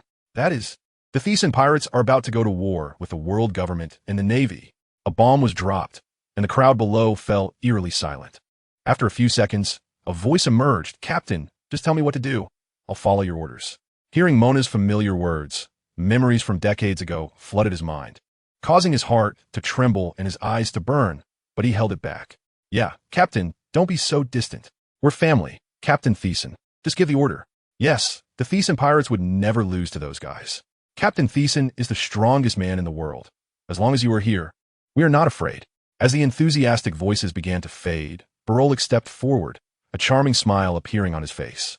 Although I don't know the reason. We don't need that kind of excuse. If we really have to find a reason, it's because they made our Wong angry. Thyssen looked at him gratefully, his heart feeling as if it had been poured with honey, with a hint of 5-spice pepper flavor. The first mate was right. After observing for a while, he stood up, revealing the 7-star sword that had been at his waist for many years, raised his hand to signal, and quieted down. Even so, I couldn't leave everyone without an explanation. The reason this time is, my daughter has been captured by the celestial dragons. And the reason for this war is because of that. As soon as Thyssen finished speaking, the crowd below erupted. What? It's actually because of that, damn celestial dragons. The captain's daughter? I see. Give the order, Captain. Yes, yes, yes, a chorus of voices erupted in the Golden Hall, the echoes ringing in their ears. A few minutes later, after Thyssen spoke with Barolik for more than 10 minutes on the top floor of Golden City, he headed directly towards the Sabati archipelago, leaving Barolik with a worried expression. Floating in the air, he showed urgency in his eyes. The world government and the Navy hated him so much. Previously, for the safety of the Daughter Kingdom, he did not leave a den mushy, and no one knew how the Navy's eavesdropping technology worked. From his position, sometimes one really can't help but feel constrained. Although he wanted to rush to the Celestial Dragon's base as soon as he heard the news, he had to consider the Thyssen pirates. In such a large place, if it really collapsed, where would the hundreds of thousands of people above go? One must never lose their reason at any time and must understand the serious issues through rational analysis. The reason celestial dragons are so feared is not without reason. Just like the Rocks pirates back then, with 2 of the elders participating in the battle. Although these people are not his opponents, there are also the Marine Admirals, Fleet Admiral, Garp, and countless CP agents. Even if he had immense power, he couldn't withstand the consumption. And the person on the Void King wouldn't just sit back and watch him destroy that place. He came alone first just to confirm the authenticity of the news. So he didn't take the Ling Ling #1. If the news is true, it's been a full day since she was captured, and he doesn't know if she is still at the auction house on the Sabati archipelago. These are all things he needs to verify. 3 hours later, Thyssen, who was hiding his presence, arrived at Shaki's bar. As soon as he pushed the door open, 4 pairs of eyes turned to him. Sitting on the sofa were Rayleigh and Garoliosa, a frantic Neriku pacing back and forth, and Shaki comforting her. Thyssen-kun. With a loud cry, Neriku threw herself into his arms. Rayleigh and Garoliosa, wide-eyed, stood up. Shaki's eyes were filled with surprise. The moment he saw Neriku, he knew this was true. Although he had heard her voice on the Den Mushi before, he couldn't believe it without seeing it with his own eyes, mainly because this matter came too suddenly. What on earth is going on? A low voice emerged, and a cold atmosphere filled the room, making Neriku shiver in his embrace. A few minutes later, Thyssen held the crying Neriku tightly and said, "You're so foolish. Even if the whole world knows, so what? Who dares to harm my family? I'll make them pay a heavy price. But now it has implicated you, and there's no news of her. A daughter? I never expected that I, Thyssen, would have a daughter in this world. What's her name?" After the crying gradually subsided, Neriku raised her tear-stained face to look at him. Ols. Izina. I don't know if you like it. Izina, huh? Wait for me. Father will come to save you, he said, about to turn around. Wait, do you know where they are? Garoliosa, leaning on her cane, suddenly spoke up. Not at the auction house, but at the Celestial Dragon's base. What? Sorry. There's no time to explain. I need to confirm first. Rayleigh, Shaki, let's meet again later. After Nariku wiped her tears, she walked to the door, watching his disappearing figure. I can't believe after so many years Mr. Tisen hasn't changed at all. It's truly baffling, Rayleigh said, stroking his graying beard, looking perplexed. Really? He shows no signs of aging. Shaki nodded in agreement, glancing at Rayleigh's hair, showing both black and white. The crowd at the auction house fell to the ground, and the auction manager stared wide-eyed in horror at the approaching man. Before he could beg for mercy, his head was grabbed by the other party. Who are you? Spare me. I'll give you anything you want. Please spare my life. Has he already been taken away? In his perception, that celestial dragon bought 5 or 6 people. He didn't know if Izina was among them. I didn't expect to be a step late. It seems I must hurry, or it will be too late. Turning around, a headless corpse fell to the ground. After leaving the auction house, Tisen didn't go to inform Shaki. He flew directly towards the Holy Land, to avoid worrying Nariku. It's better not to tell her for now. In the air, Tisen took out a din-din mushy from his pocket and dialed. What are you up to again? I can sense the commotion from your mountain bandit den from afar, came the voice on the other end. Nukate, I need to trouble you with something. After hanging up, Nukate frowned in the waters near Sphinx Island. Old man, Mr. Tisen is in great danger this time. A punk-haired Marco said worriedly beside him. If what that guy said is true, it really could be serious. He stood up. Marco, wake them up. There's going to be a big battle. Even if that guy doesn't want me involved, Kaido and that woman Big Mom won't miss this opportunity. We have to defend the dignity of the Whitebeard pirates and make sure they stay. Yes, old man. Above the Sky Paradise, Baralik's crew boarded the pirate ship, and Aino's abilities were displayed at this time. This time, not everyone was deployed. Some were left behind just in case. In addition, they only took 1 clone. The rest stayed to guard the island. At the same time, the Navy headquarters also received news. Such a big commotion couldn't escape their eyes. The 7 warlords weren't assembled yet. What is this guy trying to do? When Fleet Admiral Sengoku mentioned the 7 warlords, the expression of Zifa below became somewhat unnatural, even exhaling heavily through his nose. To his left, the 3 Navy monsters were busy with their own matters, while only Sakazuki had a gloomy expression. As for Akiji, after personally experiencing the O'Hara incident 2 years ago, he grew suspicious of the Navy's actions and lost his motivation since then. Sengoku, we need to issue orders quickly, or it might be too late, Tsuru frowned. Sengoku stood up, his face serious. All Navy personnel enter combat readiness. Keep a close watch on the movements of the Tisen pirates. For an enemy as unpredictable as the Tisen pirates, we have no better solution than to prepare defenses. Just like we did against the Golden Lion. Yes. After seeing a number of vice admirals and above leave, Sengoku looked to the side. Tsuru, has Garp returned? They're already on the way, and I believe they will arrive soon. We can't relax for even a moment. It seems that being a marshal is not that easy. Seeing Zhangwa shake his head and sigh, he too chuckled lightly, saying, to whom much is given, much is required. After the Navy received the news, the world government also got the information simultaneously. We are still short a few members to gather the 7 warlords. What should we do now? The old man with blonde hair frowned and said, we can't rely on them, even if the 7 warlords can be assembled. Do you think those people have the guts to help us deal with this man? The old man with a mustache crossed his fingers and looked pensive. It's still unclear what the other party's intentions are, so let's wait quietly. If that guy does something uncontrollable this time, we can't afford to wait any longer. The old man with white curly hair said sharply, looking aside. After seeing the other party's gesture, the old man Guang tightened his grip on the first-generation sword. After the Navy and the world government received the news, the entire underground world also got the information. Many who had dealings with the Tisen pirates secretly prayed, while publicly cheering for the Tisen pirates. Meanwhile, at Sabeti Archipelago, reporters gathered in the no man's land. However, they didn't see the large screens as before. They secretly contacted reporters from various places to stay in touch. Above the Holy Land, Mary Geos, the Red Earth continent was adorned with luxurious houses. Inside a cell, a damp and dark atmosphere pervaded, causing shivers, with the sounds of wailing echoing around, making the place feel eerily cold. Sister, I'm scared, said the green-haired Sandersonia, curling up with Marigold, her voice trembling. Don't be afraid. I'm here. Hancock's small face turned pale, but she still opened her arms to protect the two, huddling together. I wonder how Ishu and I haven't seen her since I woke up. Hancock tightened her hold on the two after hearing Marigold's words and bit her cracked lips. Just then, the cell door clanged open. Sister. They saw a middle-aged man with a sinister smile, his face swollen, dressed in black, leaning forward with a greedy look on his face, saying, "Take them away." As he spoke, 3 black-clad men approached them expressionlessly. "I'm scared. Sister. No, let go of me, you bastards." Hancock turned pale, trembling, trying to push the 3 men away. But with her hands shackled, she couldn't muster any strength, helplessly watching as she and her 2 sisters were taken away. Concealed, Tisen bypassed the guards in black and walked through the corridor of cells. With numerous rooms around, his mind raced, filtering through waves of chakra in his brain. He noted the positions of any children in motion. Just as he finished scanning, suddenly, a white energy bullet shot towards him, grazing his ear as he tilted his head. Although he knew he couldn't hide for long, he didn't expect it to happen so quickly. A masked figure in black stood at the end of the corridor, one hand extended, still in an attacking posture. Tysen's expression showed confusion. Logically, under his chakra, no one should be able to hide. Yet he hadn't noticed where this person came from. Moreover, the fact that this person could detect his presence made him even more curious. "Who are you? No fool has dared to invade here."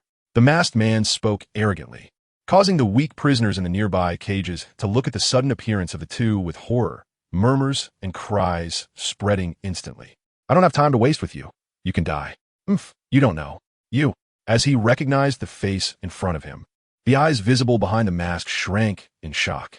Then he saw the other person's figure vanish, and in a panic, as he just began to grow wary, he felt a sharp pain in his stomach, spitting out a mouthful of blood and collapsing to the ground. The entire process took less than half a minute. Although the other party was similar to a celestial dragon, they were clearly no match for him. Tisen looked at the masked man, slumped on the ground, only able to see his rolling white eyes. Feeling a commotion coming from outside, he knew his whereabouts had been exposed. He quickly walked inside, passing through several cells. But the children inside were unfamiliar to him. Moreover, there were neither 4 little girls nor 3 together in one room. Panic gripped him. Had they been taken to the celestial dragons? No. At that moment, a heart-wrenching cry pierced his eardrums. His gaze sharpened toward the sound, and upon sensing the situation there, rage surged from his heart. "Stop it!" Whoosh! As the blood-red conqueror's haki spread out, Tysen's figure vanished, moving faster than the wave of energy. He saw the bloated-faced, middle-aged man standing behind 2 men, holding a red-hot, steaming torture device, laughing coldly. He. It's your honor to be a slave to the celestial dragons." The 2 men in front held a little girl, who was struggling desperately, but to no avail. "Let me go, you bastards." "Sister, no. Let go, let go." The other 2 girls desperately tried to break free from the grip of the black-clad men, their little faces covered in tears, blood trickling from their foreheads. Just as Tisen burst into the sealed chamber, he witnessed the scene before him and forcefully suppressed his anger. With a flick of his right hand, a white beam of light pierced through the man holding the torture device. Simultaneously, the blood-red wave behind him swept past, and the remaining black-clad men holding the 3 girls turned their heads, only to have their heads loll back, their eyes rolling, collapsing to the ground. Hancock, who had fallen to the ground, widened her eyes to glance ahead, then quickly got up and ran towards the 2 girls kneeling behind. "Mary, Sand, are you okay?" The 2 raised their pitiful little faces, stretching out their hands in a panic. "Sister, we're fine." Woo. The 3 tightly embraced each other. Then, as if recalling something, Hancock quickly turned around, spreading her arms to shield the 2 behind her. Her eyes filled with terror as she looked at the suddenly appearing tall man. Tisen scanned the chamber and, finding only the 3 of them, forced a smile, saying, "You don't have to worry. I'm here to save you. Where's Ishuana?" Hearing the other party mention Ishuana's name, Hancock's tense body relaxed slightly. And after a moment of hesitation, she said, "We haven't seen her since we were captured and taken to the auction house. She must have been bought by someone else. Please, save her." Although she didn't know who this handsome man was, she was certain he was very gentle. Hancock thought to herself. "What?" Tysen's expression gradually froze, a chill running through him, his aura spilling out. Hancock and the others stumbled backward, their faces turning pale, looking at him in silence. Suddenly, he reacted, looking at the guy on the ground whom he had pierced through. Damn it, he actually killed this guy. It seems he can only investigate the other 3. He walked towards them, raised his hand and probed their heads for a long time, but the answer he got was a mess. It seems he can only wait for them to wake up. He then anxiously paced back and forth in the secret room. And when he saw the fear on the faces of the 3, Thyssen forced himself to say gently, "Don't worry, I will save you." Hancock's tense body completely relaxed, and she supported herself with her hands to slowly stand up, lowering her head and murmuring, Thank you." Looking at the adorable appearance of the three, he couldn't help but feel anxious as he thought of his daughter. At that moment, a noise came from behind. Always sensing the movements around him, Thyssen turned around. "Thyssen, how's it going?" Berlik, dressed in a red cloak, quickly walked over, his gaze fixed on the trembling bodies of the three girls on the ground. "Not here. What's going on outside?" Seeing Thyssen's unusual expression, Berlik quickly said, "The Navy and the world government have surrounded this place, and our people are confronting them." He didn't expect it to happen so quickly. Thyssen's mind raced. The main purpose of this visit was to find his daughter. Secondly, he had another goal, which was to get a glimpse of the person on the Void Throne. He didn't want such a dangerous guy looming over him every day. But to accomplish the second task, he must first ensure that the first task is completed. "In that case, I have a favor to ask you," Thyssen said to Berlik, then turned to Hancock and the others. "These three kids are also entrusted to you." After saying that, he walked outside, swinging the seven-star sword, opening the cells as the slaves rushed out in a frenzy. Then Thyssen grabbed the unconscious CP agent on the ground. This guy's fruit ability should be similar to a hidden or assassination type, which is quite a good ability. Among the clones, there was still a lack of special fruit abilities, which could be refined by Vegapunk. On the other side, at the border between the country and Sky Paradise, the Beast Pirates and the big MOM Pirates joined forces, sailing towards the paradise. On the pirate ship, two figures as large as mountains stood on the deck. "If it weren't for that old guy's strength still being formidable, I wouldn't be cooperating with you, Lin. Kaido glared with a devilish gaze, his broad chest and abdomen covered in multiple wounds. Although the previous injuries had healed, they left indelible scars. He reached out his palm, the size of a fan, to touch the marks on his body, feeling a lingering pain. Mama. Lin, with her peach-shaped red lips, laughed nonstop. After a while, she suddenly opened her eyes wide, revealing long eyelashes, then looked at him with disdain. "Kaido, do you think too highly of yourself? Don't forget what happened at God Valley." I've long forgotten," Kaido replied, as if someone were choking him, his expression unnatural. He reached for the wine gourd and chugged it down like a whale sucking down milk. "No, you won't forget. Plus, with what happened afterward, you owe me a big favor." After Lin finished speaking, she saw that he was silent and ignoring her, so she continued, "This time, that old guy isn't here. I can finally take my revenge for what happened before." Thinking of what he did when he came to Cake Island, she was filled with anger. If it weren't for her lack of strength, she would have attacked long ago. Just then, both of their bodies stumbled, nearly falling onto the deck. "What is going on?" The ship shook violently, waves crashing against each other as more than 20 pirate ships were affected, causing people on board to lose their footing and grab onto something stable. But none of it helped. As a massive wave surged forward over 100 meters away, the immense visual shock impacting everyone's heart. Kaido planted his kanabo into the deck, steadied himself, and looked up. It was that naive old guy here to stop them? Ugh, lol. As he laughed, Kaido's face twisted, his body transforming violently, the dragon's head soaring into the sky. "Zeus, Napoleon." "Yes, Mama." Lin's eyes narrowed, her mouth curling into a smile revealing white teeth, leaping onto the white clouds, grabbing the sword that had transformed above her head. The two of them came to a sudden stop before the rolling giant wave, their gazes locked. Then Kaido exhaled hot breath, unleashing an attack that could instantly evaporate a mountain, exploding the giant wave. Clouds of white smoke spread quickly, soon enveloping the sea area like a thick fog, blurring people's vision. Mama. Lin then burst into wild laughter. Wano. A giant purple sword energy pierced forward like a nuclear bomb, while the crowd behind strained their eyes to see, but all they saw was mist. However, the sound of the crashing waves was now gone. Only the distant laughter echoed through the dark clouds gathering in the sky. Then the black clouds parted, revealing the rolling giant body of the Azure Dragon and Lin, standing in midair with a weapon. Both of their faces were grim, as they had confirmed that this plan was not going to succeed. Mama. In that case, Kaido, let us cooperate to take down that old guy." The dragon turned over and moved closer to Lin, revealing its fangs. "Then let's cooperate well this time. The era of those old guys is over. After a figure walked out of Mary Geos, it was Sengoku leading the Navy, accompanied by two furious-looking elders. One had a scar on his left cheek, and the other was the old man who had lost the original Kakuto to him, with the white-haired Fleet Admiral Steelbone, Kong, standing behind them. They found it strange that a group of slaves was desperately escaping without stopping them. But instead, all eyes were on Thyssen, who had walked out. Who was that in his hand? Thyssen, what is your purpose? Upon seeing Thyssen emerge, Sengoku gritted his teeth, his face filled with anger. Ols Tisen, you will not leave here today. I swear to keep you here. The bald old man recalled the humiliation from the God Valley battle, and in his rage, he drew Kakuto. Thyssen stood firm, looking at the nearly fully mobilized navy and so many people from the world government, realizing that he wouldn't be leaving unscathed this time. He ignored these people and jumped directly to the side of the Thyssen pirates, throwing the person in his hand. Mona quickly caught him. Use Sea Prism Stone to trap him. Don't let him die. I still have use for him.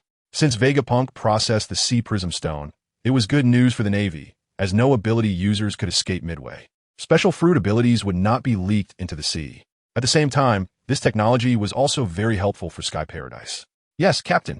Then Thyssen turned to look at the nearby residents of the Celestial Dragons, who were mostly already moving far away. In his perception, he found no traces of children being taken away. This is bad.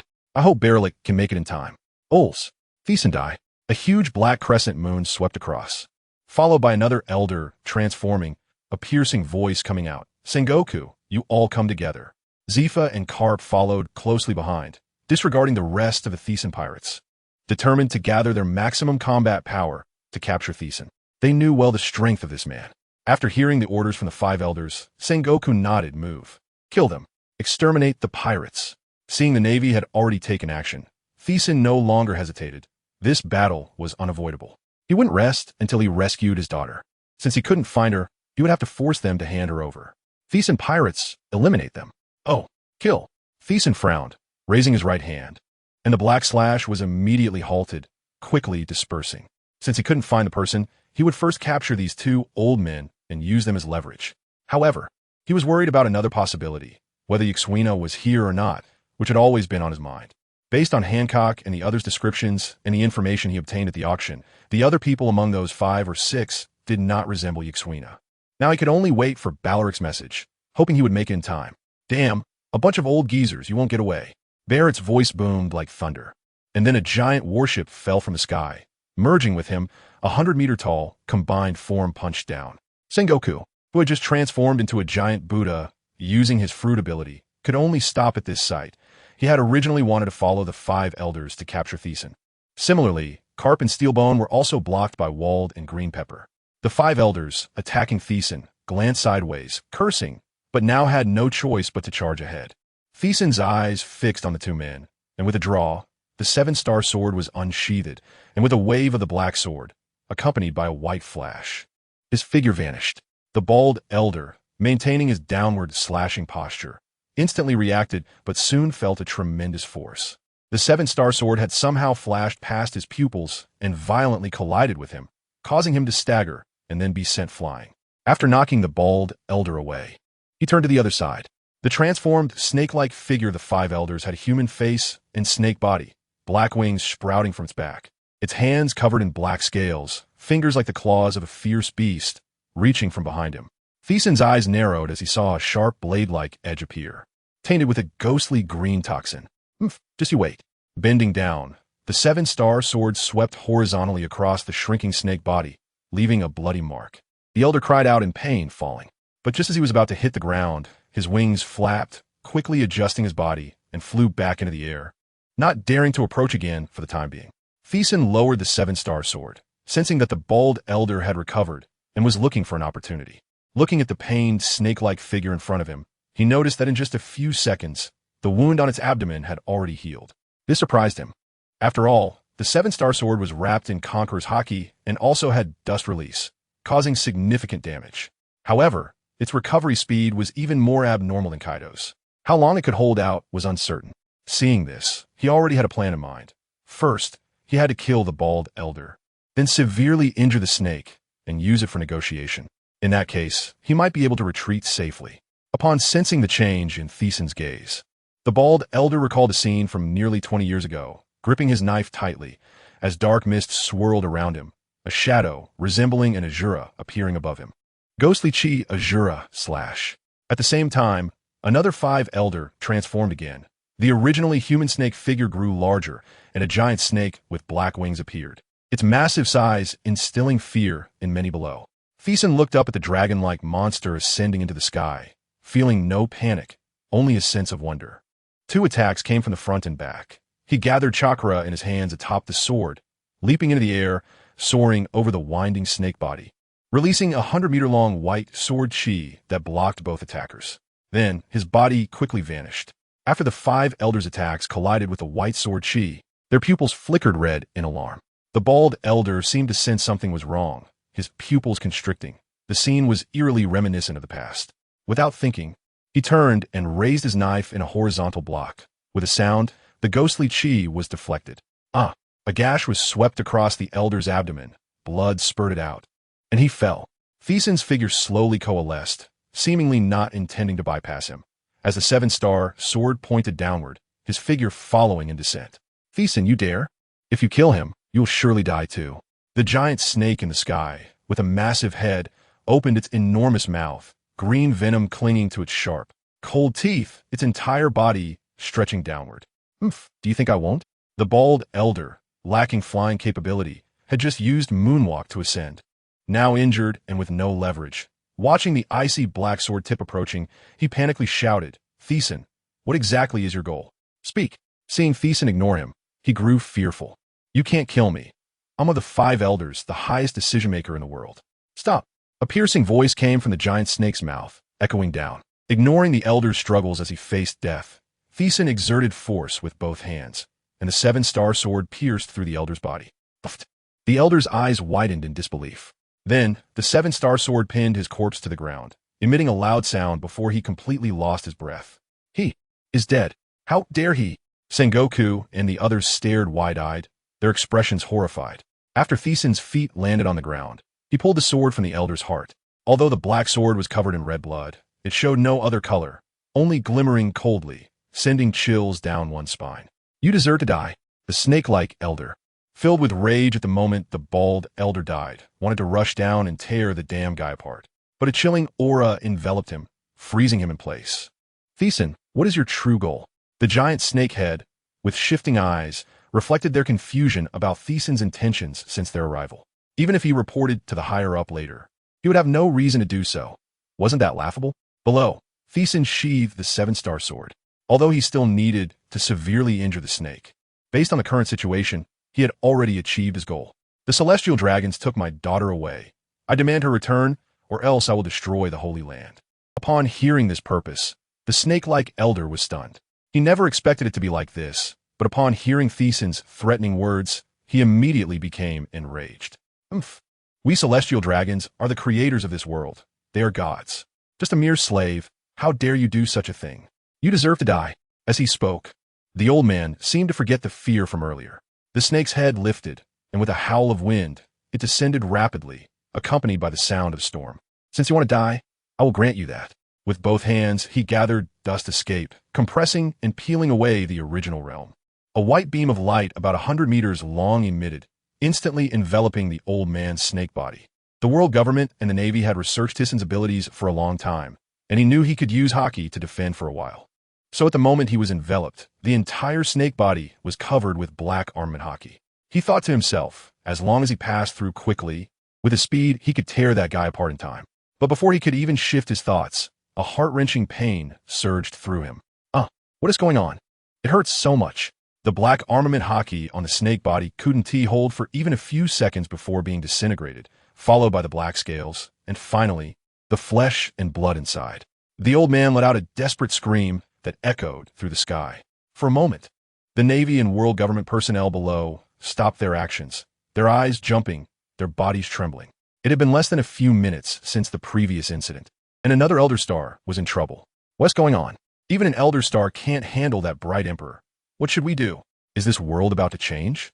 Sengoku, covered in blood, was furious. Damn guy.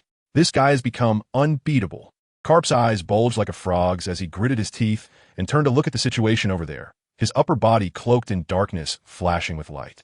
Warlord Wald hunched over, looking at this guy covered in black armament Haki, realizing he was ultimately no match. However, thinking of Thyssen's earlier orders, he felt no fear. As long as he could hold them off, that was enough. What a disgrace for the Navy, allowing a pirate to reach this level. What future is there for such a Navy and government? Sakazuki's face was filled with rage, his hands clenched tightly, magma dripping, his whole body tense. The Elder Star in the sky was splattered with blood, reverting to human form and falling down. The originally quiet scene instantly erupted, with Sengoku, Carp, and others in the Navy wanting to rush forward to rescue, but they were all blocked by Tissen's crew. Kizaru, Sengoku, fighting alongside Barrett, looked up at the not far away and shouted loudly, "If this Elder Star dies again, the world government will collapse." On the other side, Tissen directly aimed his right hand at the falling old man.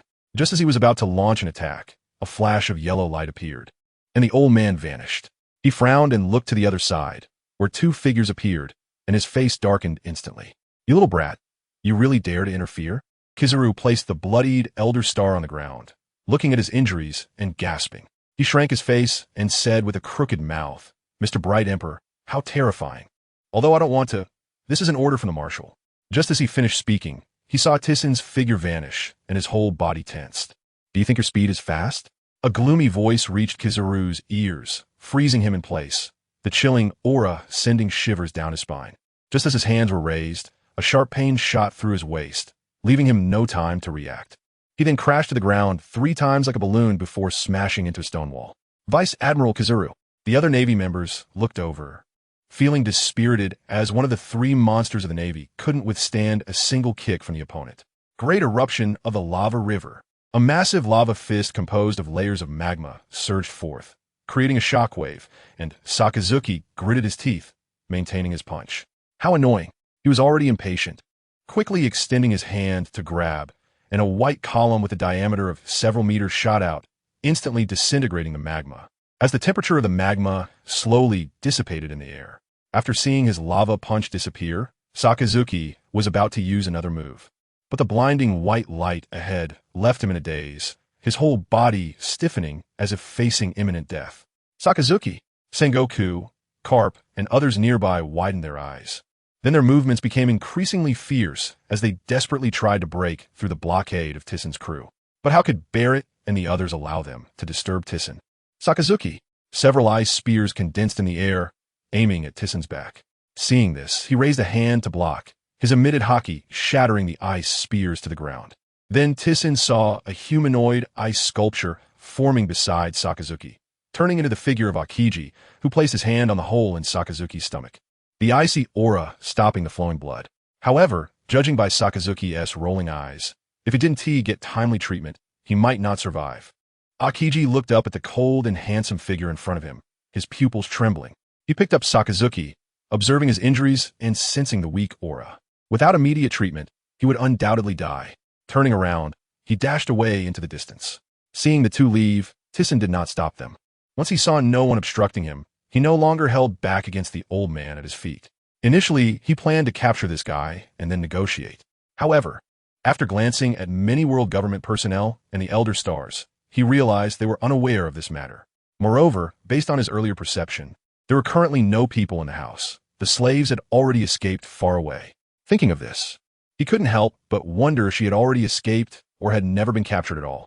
When the celestial dragons evacuated, he hadn't sensed the child's presence. So there were only 2 possibilities. Either the celestial dragons never auctioned off Ishu-ina and she was taken away by others, or she was dead. The second possibility was that Ishu-ina had not been captured and likely escaped, but he just didn't know it. Regardless, his inner rage had reached the edge, with all the blame pointing at the world government. Let us create chaos today. He grasped the remaining bloody, writhing head of the Elder Star, applying slight pressure. Stop. Sengoku's face was filled with anxiety and anger. Speak your conditions. You've already killed 1 Elder Star. If another dies, this world will truly fall into chaos. The Elder Stars were the highest decision-makers of the world government, existing for an unknown amount of time. Without them, many Navy operations could not proceed, and the world itself would descend into chaos. Sengoku desperately tried to go support, but Barrett's strength was indeed formidable, and he wanted to shift his attention to the others. Although there were many Navy and world government personnel, Tissen's crew was exceptionally powerful. Even the average small pirate had strength comparable to that of a lieutenant, leaving him at a loss. Little did he know, all the loyal civilians in Tissen's crew had taken pills. The combat power of those civilians was not inferior to that of officer-level soldiers, especially since these were all chosen elites. As long as these elites gather together, even the future-produced pacifists would not stand chance. I have no conditions. I just want to destroy this place. He didn't want to pay any attention to what Sengoku said.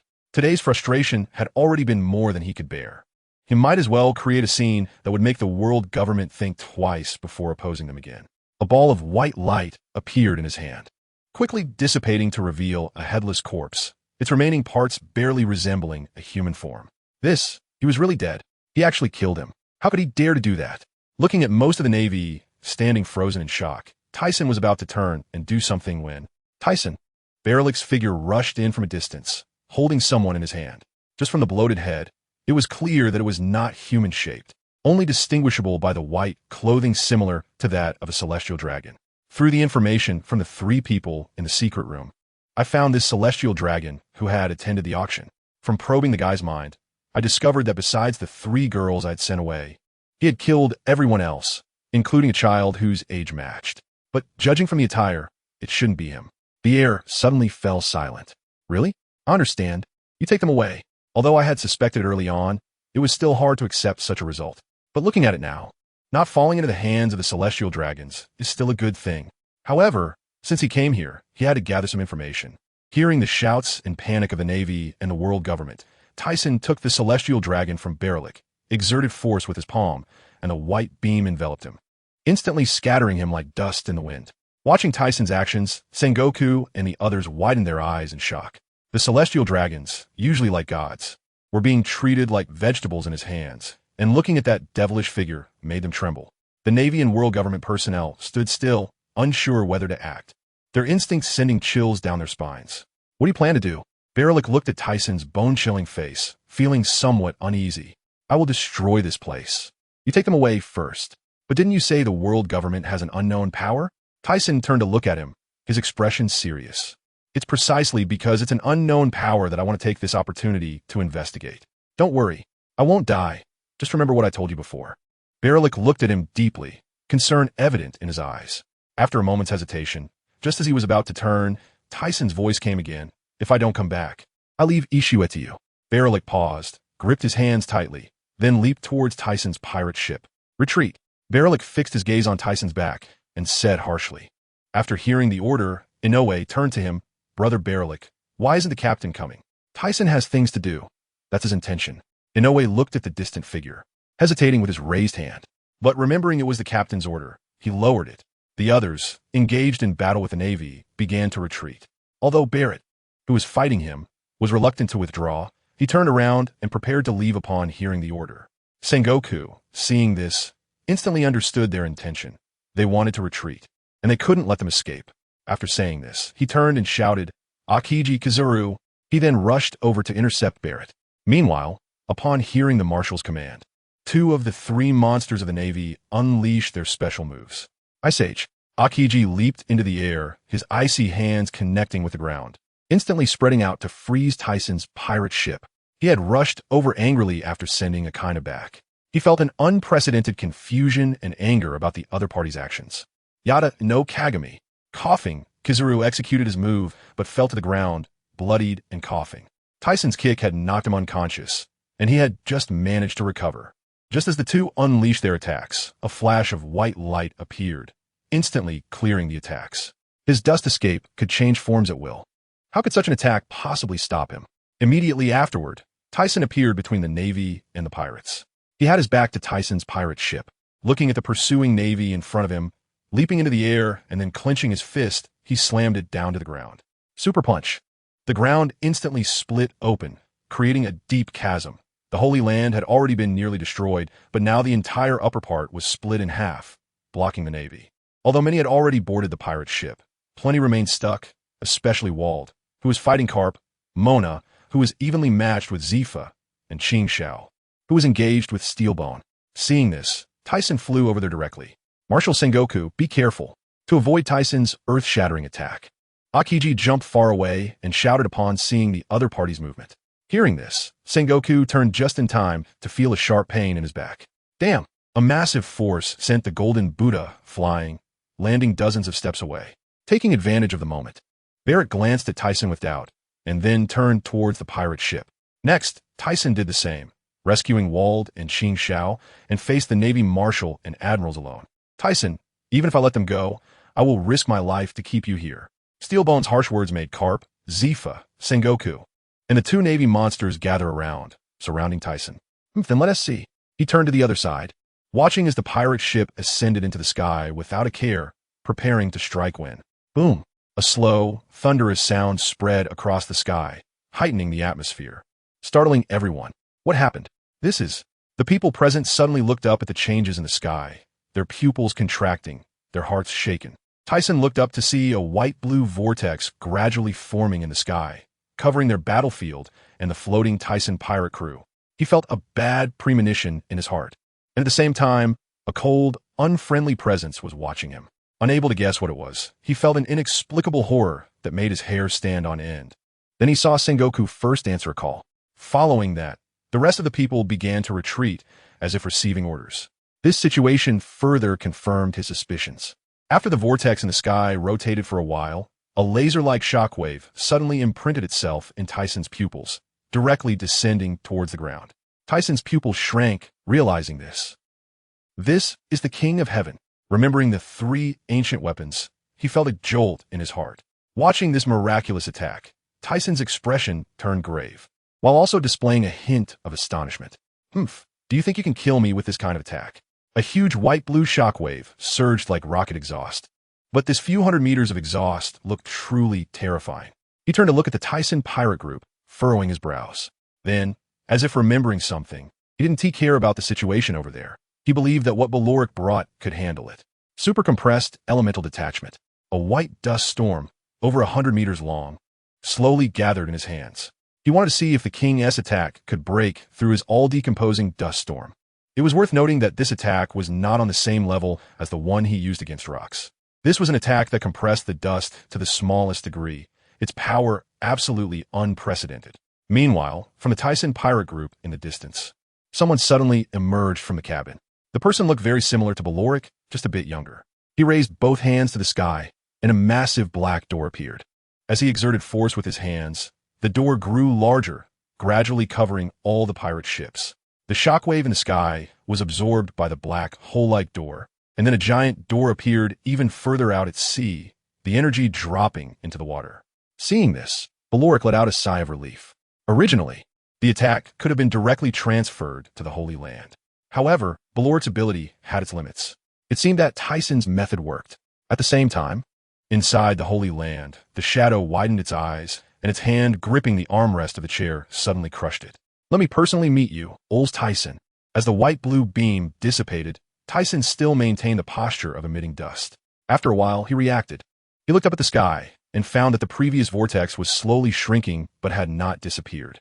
Looking down at the surroundings, aside from where he stood, everything else seemed to have been decomposed by dust, leading straight to the sea. Then, looking into the distance, the entire area shrouded by the Holy Land had vanished, as if a corner had been lost. Sure enough, the power of one of the three ancient weapons was not unfounded, although it wasn't as powerful as his dust. From the previous situation, it was merely a small-scale fluctuation. He knew that the King's strike could annihilate a small island. Therefore, the opponent must be concerned about the safety of the Holy Land. Turning to look into the distance, he noticed that the Tyson pirate group had already moved far away. Now that guy should be coming out. Here he comes. Just as I said, Chow Chow arrives. He turned around and looked up, only to see a figure slowly descending from the sky, wearing a red-black cloak, making it hard to distinguish gender. However, the eagle-like gaze of the figure felt very familiar to him. Then there were three sharp protrusions on the person's head, resembling antennas. It was unclear if they were part of the head shape or for receiving signals. Ols Tisen, who exactly are you? Shouldn't you introduce yourself before asking about someone else's identity? You are not worthy to know my identity. Oh, then I'm a bit curious. If that's the case, I can only unveil the answer myself. Before he finished speaking, Tyson's figure appeared next to the shadow, his eagle-like eyes glancing at him, and then he quickly vanished, causing the attack to miss. Such speed. For over a decade, no one had been able to evade his attacks like this. After adjusting his posture, he saw the opponent standing where he had just stood. It was as if they had swapped places, but he knew it was due to the opponent's incredible speed. Then he saw the figure reveal a fair hand, which looked somewhat feminine. The hand was raised and then dropped down, causing the vortex in the sky to gather energy once more. The king was actually being directly controlled by this guy. Although this attack was not as powerful as his dust, it would definitely cause serious injury if it hit. While it wouldn't be fatal, he could not afford to be careless. He concentrated dust in both hands to counter it, but to his surprise, at the moment of his defense, the opponent's figure suddenly vanished, leaving even the afterimage unclear. With a whoosh, Tyson's heart trembled as he saw the opponent's slender nails piercing his throat. He quickly reacted, abandoning his resistance to the remaining attack in the sky, turning his head just in time to narrowly avoid it. Then, he flashed away into the distance, the residual force striking the ground. He initially thought this attack could injure the guy. However, when the white-blue shockwave dissipated, the figure inside was unharmed, not even a wrinkle in their clothing. If it weren't for his sensory abilities, he might have been in danger. But since he could sense the chakra's fluctuations, it meant that this guy must be human. He couldn't possibly be a puppet or a robot. It seemed he needed to test things further. At the very least, he had to force this guy to reveal his abilities, or else this trip would have been in vain. Just as he was pondering, the attack in the sky fell again, covering a large area. He had to defend against it, while that guy could remain unharmed. But the problem was that at the moment he was defending, it would attack him. What an annoying weapon. Do you want to know what my ability is? Fine. Then I'll just resolve you sooner. The shadow seemed to see through his intentions. After the shadow spoke, it extended a hand adorned with long, sharp nails, then stood still. Sensing something was off, Tyson didn't think twice before drawing the 7-star sword, blocking forward, producing a sharp sound as sparks flew. He looked up behind the figure and found it was an afterimage. How fast could that be? You want to know my ability, right? Just right. Didn't you kill those 2 guys? Let me show you. After a voice that was difficult to distinguish as male or female echoed, Tyson frowned, looking at the one exposed eye of the opponent, immediately becoming alert. However, he then felt a bit dizzy, as if he was losing control over himself. Not good. In a critical moment, Tyson bit his tongue. Although he acted in time, it was still too late. He looked down at his chest and saw the shadow's slender nails directly piercing through, exiting his back, as he spat out a mouthful of blood. Tyson suppressed the pain, his gaze sharpening as he swept the 7-star sword forward, taking advantage of the opponent's evasion to retreat his legs, quickly leaving his original position. After drawing a distance in the air, he wiped the cold sweat from his forehead and steadied himself to look at the opponent's figure. That was close. He almost got hit. Just now, he felt like he was being controlled, as if his thoughts were drifting away from his brain. Did this guy have a control-type fruit? Or was it something that controlled thoughts or minds? With this thought, could it be that the 5 elders were also being controlled by this guy? Thinking about it, it really was possible. Otherwise, how could they kneel down upon meeting him, out of fear? Cough, cough, cough. After a violent cough, he spat out a mouthful of black blood, his whole body stiffening as he wiped his chest, looking up and realizing he had been poisoned. You vile woman. If it weren't for the toxin, this injury would feel like a mere scratch. I didn't expect your will to be quite strong. No, or rather, your spiritual power is quite formidable. No wonder your conqueror's haki is extraordinary. I just wanted to quietly await the arrival of the one who should appear. Why do unexpected people keep showing up? That Joe LD. Roger was the same, foolishly wanting to know the truth of this world. Before that man appears. The secrets of this world cannot be disclosed. Do you understand? As for you, you must be an uncertain factor. I can't even see your face clearly. But it doesn't matter anymore because you're about to die. Thyssen struggled to stand, his legs firmly planted on the ground, his body limp and weak. With those words, he fixed his gaze on the opponent for a few moments, then turned around, lightening his body as much as possible, and fled into the distance. There was no other choice. He pulled a healing pill from his pocket. Even if he could detoxify, he was still no match, and besides, he didn't have any antidotes. You can't escape there. You'll either become my slave or die. Thyssen sensed that the figure was like a ghost, flashing toward him, faster than he could move. The feeling of fleeing reminded him of what happened decades ago on Giant Stone Island, except back then, he was pinned by an old man. Damn it, that wretched woman. I will eventually tattoo that mark on your chest. Just wait. As he saw the red Earth continent drifting behind him, he wondered if this guy would chase him out of here. Just as he sensed it, his hair stood on end, relying on his perception to dodge a claw aimed at his heart. The pale arm, which seemed to seek his life, sent a chill down his spine. But before he could relax, he felt dizzy again, his body losing control, and even if he wanted to bite his tongue, he had no strength. Was he really going to give up like this? No, his gaze sharpened, and the chakra within him began to flow in reverse, his vision gradually clearing. But what awaited him was a pale hand covered in deadly weapons. There was no way out. Split. Just as Tyssen's body split into two. Im's claws brutally pierced Tyssen's heart. However, he did not look at the Thyssen he had killed, but instead directed his gaze downward. Your ability is quite interesting. It's not like a fruit user's ability, so I said it was an uncertain factor. After splitting, Thyssen fell below them. During the split, he had already used his invisibility ability, but he was still detected by this guy. That feeling of being diminished was truly unpleasant. Although he had tried it once before, it felt as if he were stripped bare, which was hard to get used to. Compression limit break. Seeing Tyssen's hands aimed at him, Im thought, such an attack could never hit me. Oh, really? He sneered, revealing a contemptuous expression. What? Since his appearance, Im's expression and tone had not changed. But now panic finally broke through his voice. He saw the Thyssen he had stabbed in the heart open his eyes and spread his arms, tightly embracing him. Thyssen, this guy's a woman. As she saw the white beam of light enveloping below, she panicked instantly. Bastard, let me go. Stupid at this time. You still care about his gender. Just die. In her rush, she even cursed herself. As the white beam enveloped the two above, she suddenly saw darkness and fainted. Her entire body fell directly into the sea. Although she had taken the pill earlier, it had little effect on detoxification, coupled with the excessive use of chakra.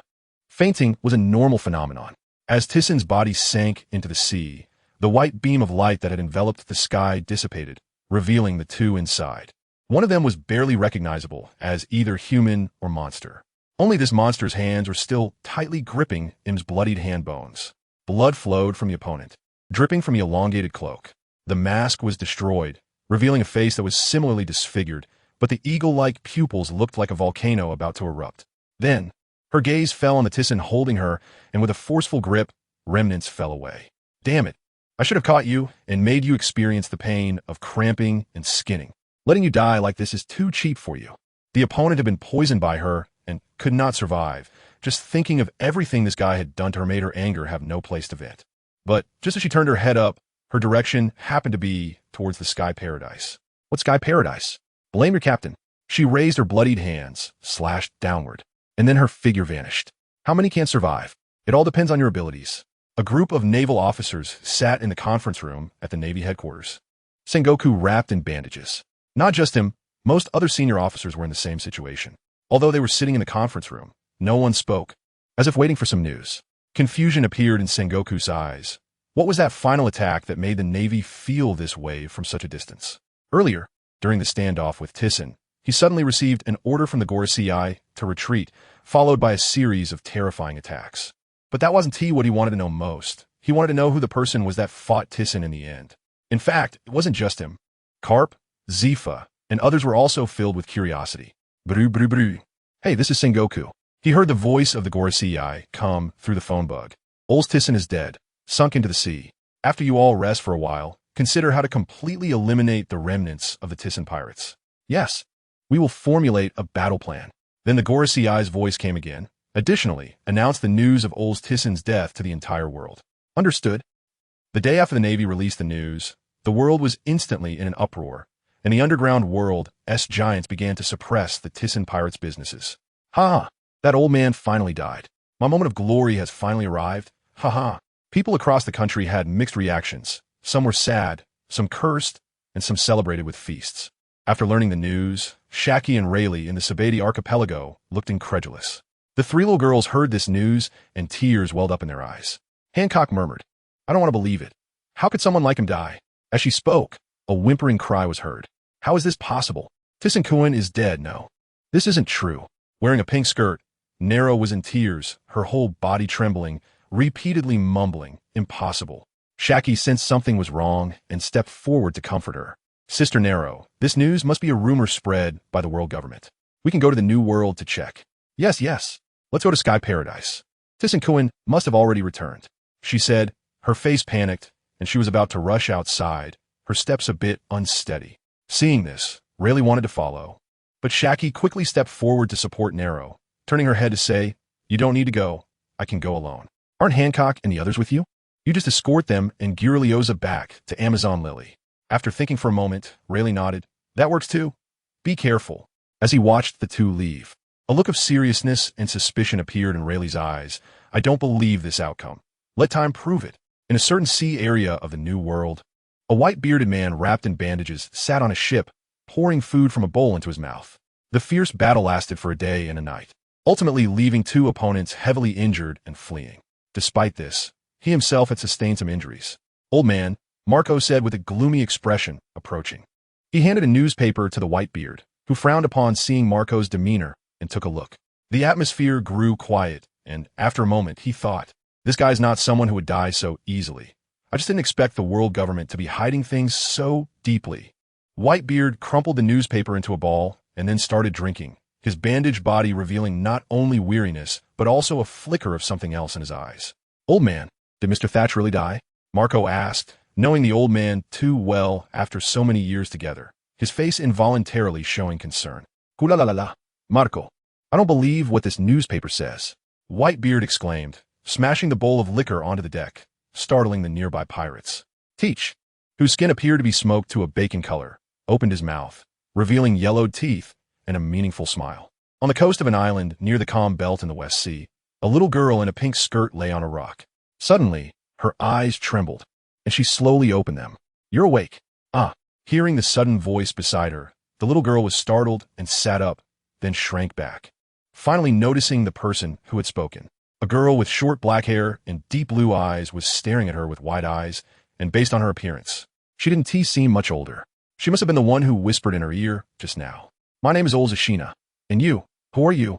After asking this question, Ishina suddenly remembered what happened earlier. She recalled jumping into the sea, and then everything went black.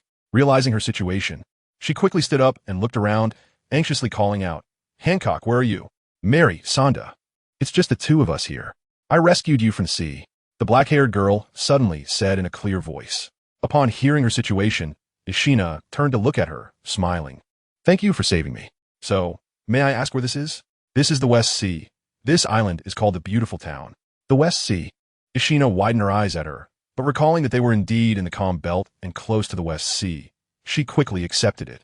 Gurgle. Suddenly, a growl of hunger sounded, and Ishina's cheeks flushed as she covered her protesting stomach and said, "Sorry, do you have anything to eat?"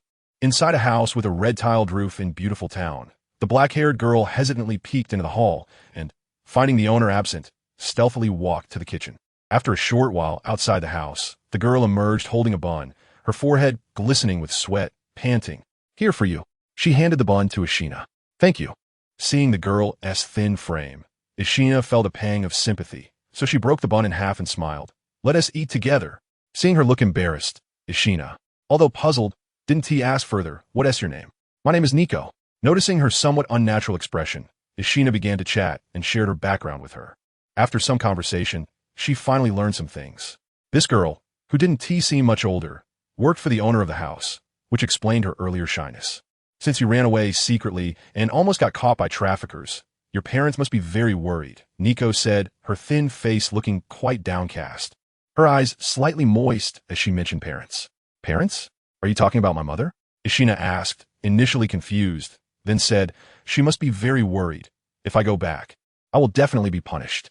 So, I've decided not to go back." As they talked, they sat down against the wall. "What about your father?" Nico took a bite of the bun, her throat rolling as she swallowed hard. Turning to look at her, after finishing the last bite of the bun, Ishina's eyes were filled with confusion. "Father? What father? What is that?" Cough, cough, cough. Nico couldn't swallow a bite of bun and ended up spraying it out through her nose, instantly filling her eyes with tears and turning red. Half a month later, on an unnamed island in the New World, Doflamingo looked at the newspaper in his hand, his expression not looking good. He knew how much he had sacrificed to cooperate with the Teach pirates, but now this overlord had actually failed. Fortunately, he had put all his eggs in one basket, he thought to himself. He stared intently at the contents of the newspaper, seemingly coming up with an idea, his mouth curling into a smile. Even if there were some shrimp soldiers and crab generals left, they could not shake him. Moreover, those above are not simple characters. Umph, umph, umph. Ever since the news of Teach's death spread, countless pirates attacked Sky Island, all wanting to claim this place as their territory. And it wasn't just these pirates. The two emperors of the New World had not missed this opportunity either. However, every time their actions were thwarted. Besides, the Navy had almost fully mobilized towards Sky Island. Aside from Sengoku, everyone else participated in this action. The reason Sengoku stayed back was to prevent other pirates from attacking, as their families were behind them. After all, with Zephyr as an example. In the skies over the first half of the Grand Line, near Aegea Island, a giant ship slowly emerged from the clouds, causing the residents of Magic Valley Town to look up. This is gold. Oh my God, look. The crowd immediately jostled for position. As the ship emerging from the clouds descended, its golden surface shining blindingly, with the oars on either side moving up and down, making it hard to believe this was a giant ship made of gold. Yahaha, is this the Blue Sea? I can already hear the people below welcoming their god. On the bow of the golden ship, Enel looked down, realizing that what the man had told him was true. The Blue Sea and humans without wings, just like him. Seeing this, he felt like he had truly found home. The man said that once he came down, he could find him and join his pirate crew. Thinking of this, Enel burst into laughter. I am now a god, and no one has the right to make me their subordinate. The man was indeed very powerful back then, but he was still young and had not yet obtained the fruit called God. So he had already made up his mind to find that man this time and challenge him, then make him his subordinate. On Leluja Island, there is a legend that in the sea near the island, a rainbow mist appears at intervals, containing treasures that many dream of. However, anyone who enters the colorful mist has never come out.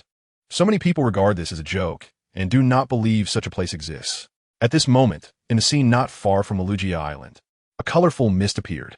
Although it looked beautiful, upon closer inspection, one would find that it was a deep abyss, as if it would swallow anything that came near. Deep within the mist, 5 children surrounded a drowning person lying on the deck of a dilapidated pirate ship.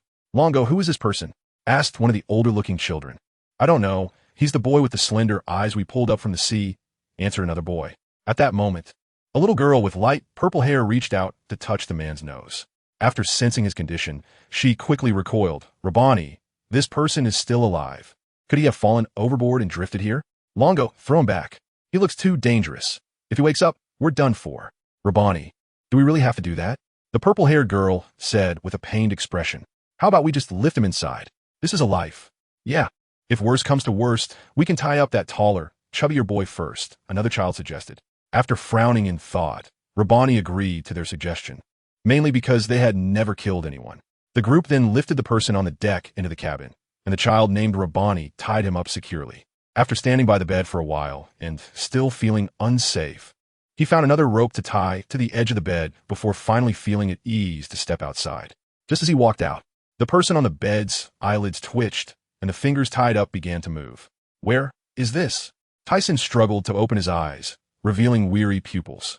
He only remembered using a powerful technique before losing consciousness due to overuse of chakra and being poisoned, falling into the sea. Now, he felt sore all over, but managed to regain a little strength. The toxin should be gone. He just felt his stomach rumbling, and his chakra had also recovered somewhat. Just as he was about to prop himself up, he realized he had been captured. A white beam of light flashed in his hand, and the ropes on him snapped. He then looked around, spreading his perception. After freeing himself from all the ropes, he stood up. In his earlier perception, he had not sensed any familiar presence, meaning he was in an unfamiliar area. Otherwise, with his perception range, how could there not be a familiar chakra presence? And there were so few people. While he was thinking, the door suddenly opened, and a timid little girl walked in, her back to Thyssen, peeking outside. She then turned around, and for a moment, they stared at each other wide-eyed. The little girl widened her eyes, her mouth gradually opening. Rabani. She threw the food she was holding toward Tyssen's face in a panic and fled through the door. He caught the food thrown at him and smiled wryly, feeling his stomach protest upon seeing the food in the basket. Although it wouldn't fill him up, he thought it was better than nothing. A few seconds later, Thyssen wiped his mouth and walked outside. Look, he's really awake. The little girl ran up with the others, glancing nervously at Tyssen's tall and strong figure. Rabani, sweating profusely, gritted his teeth and stepped forward with a fierce expression. Since you're awake, you should leave this ship quickly. Hearing the others urging, Thyssen ignored him and fixed his wide eyes on the group. The colorful mist. What is this? How did it come here? How far has he drifted? This place reminded him of his hazy memories from his previous life. If he hadn't learned from these children, he really wouldn't have remembered. This place filled with colorful mist was a stasis in another space, essentially a time stop. One day here equated to a week or even a year outside. If he stayed here for 10 or 8 days, the sky paradise outside would be in danger. Hey, hurry up and leave. Noticing that the other party was ignoring him and had a gloomy expression, Rabani felt uneasy and quietly reached into his pocket. Rabani, don't do that. I don't think he is a bad person, the little girl said, pulling his sleeve. Seeing the frightened looks on the children's faces, Tyson didn't pay them any attention and directly leaped into the air, flying off into the distance. He's flying. He's really flying. Oh, so scary. The 5 children were startled, eyes wide, their bodies instinctively shrinking back. Tyson flew through many places, all remnants of pirate ships, and he could still see many treasures and diamonds. But right now, he had no thoughts of that. He just wanted to find a way out quickly. About half an hour later, he returned to the pirate ship with a massive sea fish in hand. The other 5 children looked at him timidly, and the usually brave Rabbani also didn't dare say anything this time, wearing a guarded expression. After searching for so long with no solutions, it seemed he had to think of another way. Watching the fish on the grill nearing completion, he couldn't wait to start eating. Gurgle. A rumbling sound came from his stomach, and he turned to see the kids almost drooling onto the deck. Come eat. After you finish, we'll think of a way to leave. Really? Great, thank you. As soon as he finished speaking, the 4 children joyfully rushed over, and Rabbani, seeing this, wanted to stop them. However, he couldn't resist the smell of the meat either. Aren't you coming? You think you can leave here? You're dreaming. It's better not to waste your energy. I'm not someone who gives up easily. Seeing the little brat's stubbornness, Tyson ignored him. After eating, Tyson began searching around the dilapidated pirate ship. Big brother, what are you looking for? The little girl asked, leaning against the wall. Looking for ropes. Then we'll go out. We've tried all those ideas you mentioned, but unfortunately, it didn't work. That is not necessarily true. Hearing that Tyson was thinking of a way out, the other 4 ran over. Let's help you. Hey, don't go. Rabbani, don't you want to leave early? Half an hour later, Tyson looked at a pile of ropes on the deck, and the next step was to find a person, tie him up with ropes, and then move forward. Hearing his words, the children gradually shrank back, fear evident in their eyes. You're dreaming. Rabbani spread his arms to block the others. What a stubborn little brat. Don't worry. I want to let you try. There's still one person on the ship? Hearing Tyson's words, the others exchanged glances, suddenly seeming to remember something. Could it be that pirate? When they were chased by pirates and fled here, one of them, Henzo, had jumped into the water with the pirate captain to save them, and then they had escaped into this mist. However, a pirate had followed them onto the ship, and they had teamed up to capture that pirate, who was still locked up in a cage. Thus, under Tyson's persuasion, the pirate was quite willing to test the way ahead for them. At night, a group of people returned to the pirate ship. I said it wouldn't work. We should just accept our fate. Rabbani panted and sat down heavily on the ground. In my world, Ols Tisen, there's no such thing as accepting fate. Could it really be impossible to get out? Tyson thought. After they had walked for a while, not only was the rope insufficient, but they also tended to veer off course, making it seem like they were spinning on a ball.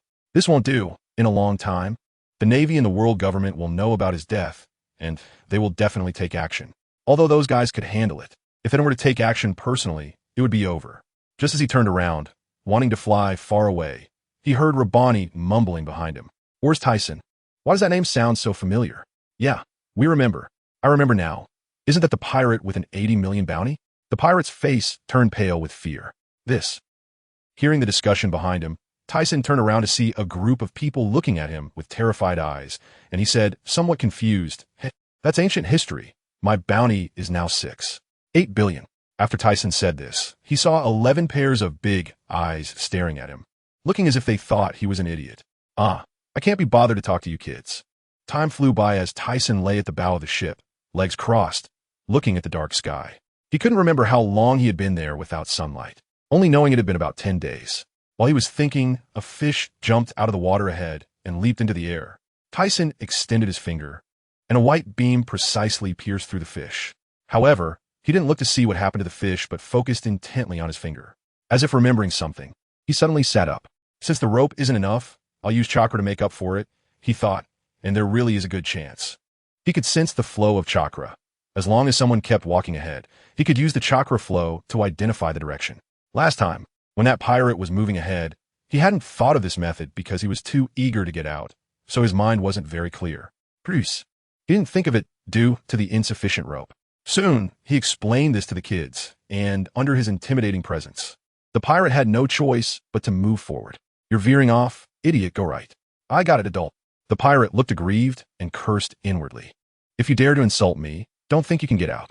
The pirate's heart sank, and he turned his body on the small boat, kneeling down. And master, I was wrong. I won't dare again. Please don't kill me. All right, enough nonsense. Hurry up. The few people with Tyson on the small boat chuckled. Half a day later. I can't believe we really made it out. Big brother, we really made it out. It's actually true, Rabani mumbled, looking at the small town ahead in the sea. Feeling as if he were in a dream. He thought he would never get out in this lifetime. Seeing a group of people filled with disbelief. Tyson turned to look at the pirate who was fleeing farther away, and with a white beam in his hand, he pierced through the pirate's body. For such a pillaging pirate, killing him would not weigh on his conscience. Although the kids showed fearful expressions, they didn't say anything. They hadn't forgotten what this pirate had done to them, just that they didn't dare to kill. Meeting you all this time is also a kind of fate. So let me help you. The others looked at him in confusion. Thank you, big brother, for saving us. I'm not talking about this. I'm talking about the pirates who attacked your town decades ago. That group of pirates is still around. What? Half an hour later, goodbye, big brother. Tyson, big brother. Your kindness. I will definitely repay. I will become an excellent pirate. Tyson flew away from Reluka Island. And after hearing the thanks from the little girl named Isoka and Rabani, he felt quite happy about this trip. But now there was a problem. After killing the pirate who harmed the town, he learned that the current time was actually the year 1520 of the Sea Garden calendar. This stunned him. He knew this would be the outcome in the fog.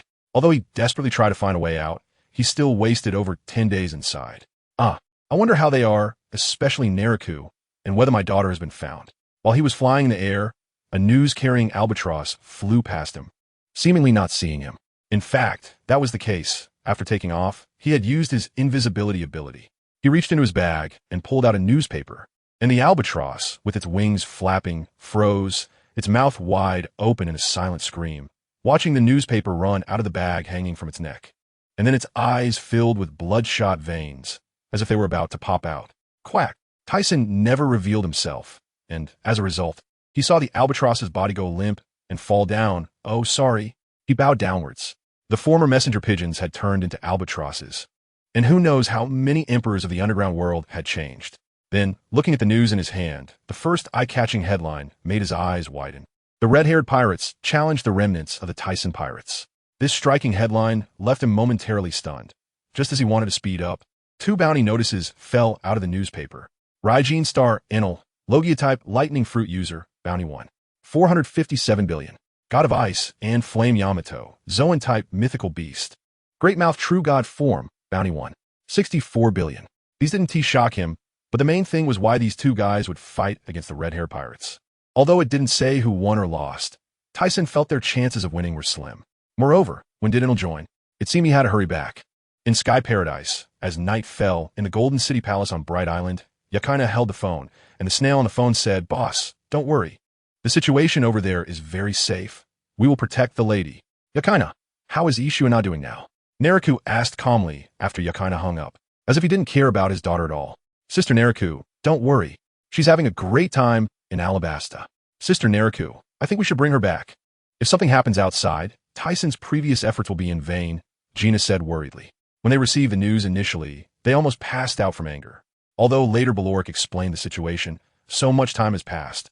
Even if nothing happened, she should have come back by now. Thinking of this, Gina's eyes became moist. After Tyson disappeared for a few days, Yakaina used people from the underground world to find news about Ishuana, and within a few months, she found out. But just when she wanted to have someone bring her back, she was stopped by Neriku. "Before Tyson Kuin comes back, I will not meet her again. If he..." At this point, Neriku's eyes turned red. "If he really doesn't come back, then let's just pretend I never had this daughter." "Sister Neriku, you're here again.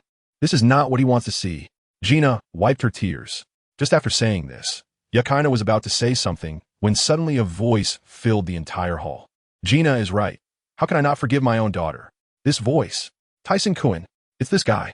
The 3 stood up simultaneously, eagerly looking around. Suddenly, Neriku screamed, and when she saw the person hugging her, she turned around. "You finally came back." Tears welled up in her eyes as she looked at him. After listening for such a long time, he had learned about Yukina's situation, and with the reunion with his family, tears flowed from his eyes. "Tyson, you bastard. Always making people worry." Yakaina covered her mouth, tears streaming down her face. Gina, who had come over, turned around and wiped her eyes, smiling. "That's great. You're back." Just then, a voice interrupted them. Barilik's figure stood behind them, wearing that charming smile again, but if you looked closely, you would see his eyes were slightly moist. As soon as Tyson entered the sky paradise, he sensed the other party's aura. After Tyson released Neriku, he turned to look at him, just as he was about to say something. Boss, you finally came back. Wow, I didn't expect it to take so long. Huh, I wonder where this guy was hiding and enjoying himself. Captain Tyson. Tyson, you bastard, you finally came back. I knew this guy wouldn't die so easily, but he seems to have weakened a lot. After Barrett walked in, leaning against a pillar in the hall, he first frowned, and then his eyes sparkled with excitement, masking the coldness on his face. During Tyson's disappearance, he had fallen into a period of confusion.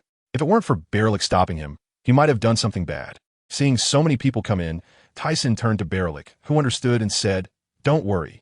I only notified the executives. Others won't know. Brothers, I'm back. That's great.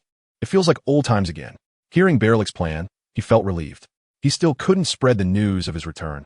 His strength hadn't recovered yet. Although more than 10 years had passed outside, he had only spent a little over 10 days in the colorful mist, and his injuries had recovered. However, it would still take at least a month to regain his strength. After holding a banquet, they quickly dispersed the crowd to avoid drawing attention. After chatting with Neriku and the others for a while, he and Barrett went to the top level of Golden City. Nothing happened in Sky Paradise while I was gone? No, just as you said, the Heavenly King launched several attacks again. But they were all blocked by my clone using the Door fruit and the Dragon No. Sixx shield fruit. If it weren't for these two abilities, I can't imagine what would have happened. Remembering the scene at that time, Barrett still showed signs of excitement on his face. The energy and range were not something that could be intercepted by human power. It can only be said that Tyson really had foresight. Then he went on to tell about the Navy encircling this place. After that major incident, the Navy gathered almost all their military power, but in the end, they still lost to them. It's good that nothing happened. After you organized the newspapers from when I disappeared, I need to understand what happened. Also, after using that move, I accidentally entered a time turbulent space, and my strength hasn't recovered yet, so I need you to take care of everything on the island. Okay, I'll go get the newspapers now. Just as Barrett was about to turn around, he suddenly seemed to remember something and turned back to say, by the way, 10 years ago, a kid broke into Sky Paradise looking for you, and I severely injured him. Who is it? His name is Enelu. He seemed to admire you quite a bit, so I told him about your situation, and then he joined the Tyson Pirates. After Barrett disappeared, Tyson almost laughed out loud. From what Barrett said, after Enelu broke into Sky Paradise, he shouted to challenge him, but ended up getting a good beating from Barrett. After joining the Tyson Pirates, this guy, like the former Barrett, took a fleet out to challenge the strong in the New World, and he was accompanied by Yamato and that kid. The two of them stirred up the New World, even competing with the red-haired pirates for the position of the four emperors, but they didn't win. Thinking about the newspapers he read earlier, it seemed that quite a lot had happened in between, but these were not things he needed to worry about. Turning around, he looked at the round moon in the sky. After returning this time, his plan was to first restore his strength, then find the right opportunity to deal with that him. Otherwise, he couldn't publicly reveal his identity for a day, and Sky Paradise was also under constant threat. Thinking about this, he really wanted to go to Alabasta to see his daughter. Time flies so fast. In the blink of an eye, he was almost 70, and his daughter was already 26. But the father and daughter had never met. Thinking about this made him feel very guilty. Previously, he had discussed with Neriku about bringing her back. But after hearing that Yakaina was having a great time outside, he actually didn't want her to come back. Perhaps after he regained his strength, he could go and see her. With that thought, he walked towards the underground research laboratory on Tech Island. The research on body dust escape should be about done.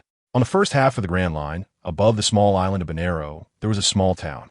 But at this moment, the houses in the town were destroyed into piles of debris, and the ground seemed to have been purified, turning into a barren, hollow wasteland. Our town has been swallowed by black mist. In the nearby forest, the residents of the town were forced to flee here. They watched helplessly as their homes were destroyed, many of them too scared to say a word at the bizarre scene. In the center of the original town, Blackbeard, dressed in black, with his chest exposed, let out a reckless laugh, revealing half of his missing teeth as he confidently looked at the figure across from him. Understand now, Ace? This is the power I obtained. Before he could finish his words, he turned in confusion to the yellow-green cold light that suddenly appeared around his body, resembling fireflies. Ace, wielding an orange cowboy hat, stretched out his hands, and the fireflies surrounding Blackbeard turned into flames. Blackbeard fell to the ground, rolling and screaming, while trying to pat out the flames on his body. Immediately after, Ace frowned because a cloud of black mist suddenly emerged from Blackbeard, swallowing the flames completely. Blackbeard, with a pained expression, stood up from the ground and then extended a hand towards Ace, Darkwater. The gravitational force coming from his palm shocked Ace, making him struggle hard to pull back. The dark gravity could attract the bodies of those with abilities. The orange cowboy hat fell to the ground, and Ace couldn't control his body, as if he were a piece of iron, while Blackbeard's hand, shrouded in black mist, acted like a magnet. After staggering, he was caught by Blackbeard. Then Blackbeard extended his right hand and punched him in the stomach, the pain causing him to scream. Once he regained his senses, he turned to look at Blackbeard, who was holding his arm, and was shocked to find that he could no longer elementalize. "You've noticed, haven't you, Ace?" Ace suddenly turned to him, his face filled with horror. Could it be? Before he could finish his sentence, Blackbeard punched him in the stomach again. Cough! A mouthful of blood spurted out, and his body crashed into the ruins. "It's been a long time since you've been beaten, hasn't it, Ace? The moment I caught you, you should have realized you were no match for me. The dark gravity can absorb the abilities of devil fruit users. I have obtained the ability that makes it impossible for the user to defend. Join me, Ace. Whether it's the Thieves Pirates or the White Beard Pirates, the era of those old guys is over." Ace crawled out of the ruins, wiped the blood from the corner of his mouth, and looked a bit dazed. He said softly, "As long as I'm not caught by you." Seeing that his opponent still didn't understand, Blackbeard used the dark gravity again. Ace seemed prepared. 2 fire spears formed from flames pierced Blackbeard's chest. Blackbeard felt the pain and cursed, angrily throwing a punch. Ace was sent flying again and crashed to the ground. Ace covered his neck with one hand, feeling like his bones were about to break. He lowered his eyelids, realizing he had encountered a troublesome ability. Crossfire. Moments latte. Blackbeard spread his hands, panting heavily, with black mist swirling around him, reaching the sky. Ace supported himself on the ground, kneeling and breathing heavily, sweat dripping from his forehead. In the face of darkness, everything is powerless, even for a strong man like you. However, I increasingly feel that you are a pity. Ace, become my companion. Ace struggled to get up from the ground, his hands moving as if they were being controlled. After finally sitting up straight, he curled the corner of his mouth and let out a cold snort, his sharp eyes lowered. If he surrendered to power, he would be a disgrace as a man. "I will never let my life be filled with regrets. Do you understand?" "Idiot." Blackbeard's face darkened, closing his eyes as if in regret. Living in this world is victory. "It's truly a shame, Ace. Die in the darkness. Great flame ring. Flame emperor. Ha ha. In the end, which is stronger, the sun or the darkness? Only one can win. I choose to support Whitebeard as king." A month later, in a training room in Gold City, Tyson slowly gathered the power in his hands and punched the metal stake. The solid gold stake was pierced by his punch, and feeling this power, he finally felt a bit more at ease. Moreover, after recovering, he felt his strength was even greater than before. Whether it was the power of dust escape or his strength and speed, they had all increased somewhat. Although not by much, it was quite noticeable. Just then, the door of the training room opened, and a cloaked figure entered. "Mr. Long, the boss is already waiting for you. Please come in." A figure dressed in black nodded at Mona and walked in. Upon seeing Tyson, his eyes widened. "Mr. Tyson, I didn't expect you to really be okay." "Of course. They want to kill me. They aren't qualified yet. It seems the world government is a bit too confident in my abilities." "No, Keith. I barely escaped with my life this time. I called you here to discuss cooperating with your revolutionary army to bring those people down from their pedestal. You want to cooperate with us?" Although there had been interactions with the Tyson pirates before, they were mostly about weapon resources. Now hearing the other parties say they wanted to cooperate to deal with the world government was something he had long desired. "Yes. Feeling your aura and the development of your power, you are barely willing to cooperate with me." Hearing this evaluation, Long couldn't help but smile wryly. "Mr. Tyson's requirements are still as high as ever. I'm not asking for too much. If you don't have strength, people could die." After seeing Tyson's serious expression, Long spoke again. "Then what does Mr. Tyson hope for me to do? For the time being, you should just do what you were doing. It won't be long before our opportunity comes." Long hesitated for a moment, but then said with determination, "I understand." Although he didn't know Tyson has plans, he chose to trust him, because before the other party fought with that mysterious person, he never imagined the world government was hiding so deeply. Through that battle more than a decade ago, he realized that his thoughts were still immature. There were some unexpected powers he hadn't considered. After watching the other party leave, Tyson turned and began to think. He wanted to use that guy Newgate to start a war with the Navy. Then, taking this opportunity, he would weaken the Navy's strength. At that time, the Navy would be too preoccupied with themselves, and the people from the world government wouldn't be able to stop him. But before that, he needed to gather all the forces he could, including that little brat Shanks. Mr. Tyson, I heard you have her covered. Nero walked in, her beautiful and charming face looking just as it did years ago, but her lively eyes now seemed deep and weathered. Ivericaverd, are you holding the news from outside? You don't know, that guy actually joined a pirate crew and became a pirate like you. It drives me crazy. Nero pulled down her beautiful face and handed him a newspaper. Tyson took it, and after seeing the headline, his eyes widened in shock. The event of Judicial Island being destroyed. Main culprit, Straw Hat Pirates. This wasn't what surprised him. What shocked him was seeing his daughter's likeness, dressed in revealing pink attire, just like her mother, and the bounty notice below made him gasp. Ols Tisen, daughter of the great pirate Ols Tisen, bounty of 230 million. Specifically noted to be captured alive. What is going on? How could they know she is my daughter and be so arrogant? Nero, what is going on? You mean her public identity? This was done by Brother Berlik. Previously, her identity was discovered by Admiral Akiji, who was about to capture her, but he was stopped. After that, for her safety, Nero hesitated for a moment before continuing. Brother Berlik captured 2 celestial dragons who were out, and they're still being held here. He negotiated with the world government and set an agreement that they cannot send an admiral to deal with her. At this point, Nero's face showed a worried expression. When Berlik did this, she didn't want him to do so, because if that were the case, Sky Paradise would be too dangerous. So it's like this, that guy Berlik really has a lot of tricks. Tyson smiled slightly, his cold and handsome face revealing a grin. This made sense, especially since Berlik had previously mentioned the Navy's encirclement of Sky Paradise. They were no match for the Tyson pirates, so they shouldn't be prepared to fight them again. Since he had given the position of vice captain to that guy, he wouldn't suspect anything. Although that guy hadn't told him about this before, he must have been afraid of blaming his daughter. But wouldn't this be very dangerous? Looking at Neriku's worried expression, Tisen also felt a bit ashamed inside. Tisen suddenly hugged her, lowering his head to smell that familiar scent. He must have worried a lot before. Sorry. Neriku's sobbing could be heard as her head buried in his chest. Just as long as you're okay. You don't know how much I worried about you before. Tears soaked his white shirt. After nearly 20 years, she had almost given up on the possibility of his survival. But now that the person she loved was right in front of her, it made her a bit scared. Why don't we have another child?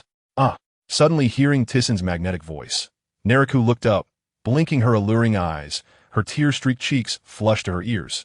What? Were you saying you're almost 70? Just 70. Besides, if our daughter is disobedient, then we'll have a son, and I'll teach him myself. Saying this, Tisen picked her up horizontally. No, Tisen-kun, at this age, how can? Neriku's shy voice lingered in his ears. It's fine. Didn't we take the longevity pills before? This no way. On a small island in the New World, the island was filled with coconut trees, and there were also surprisingly many caves. Boss, it seems Whitebeard ISN giving you face.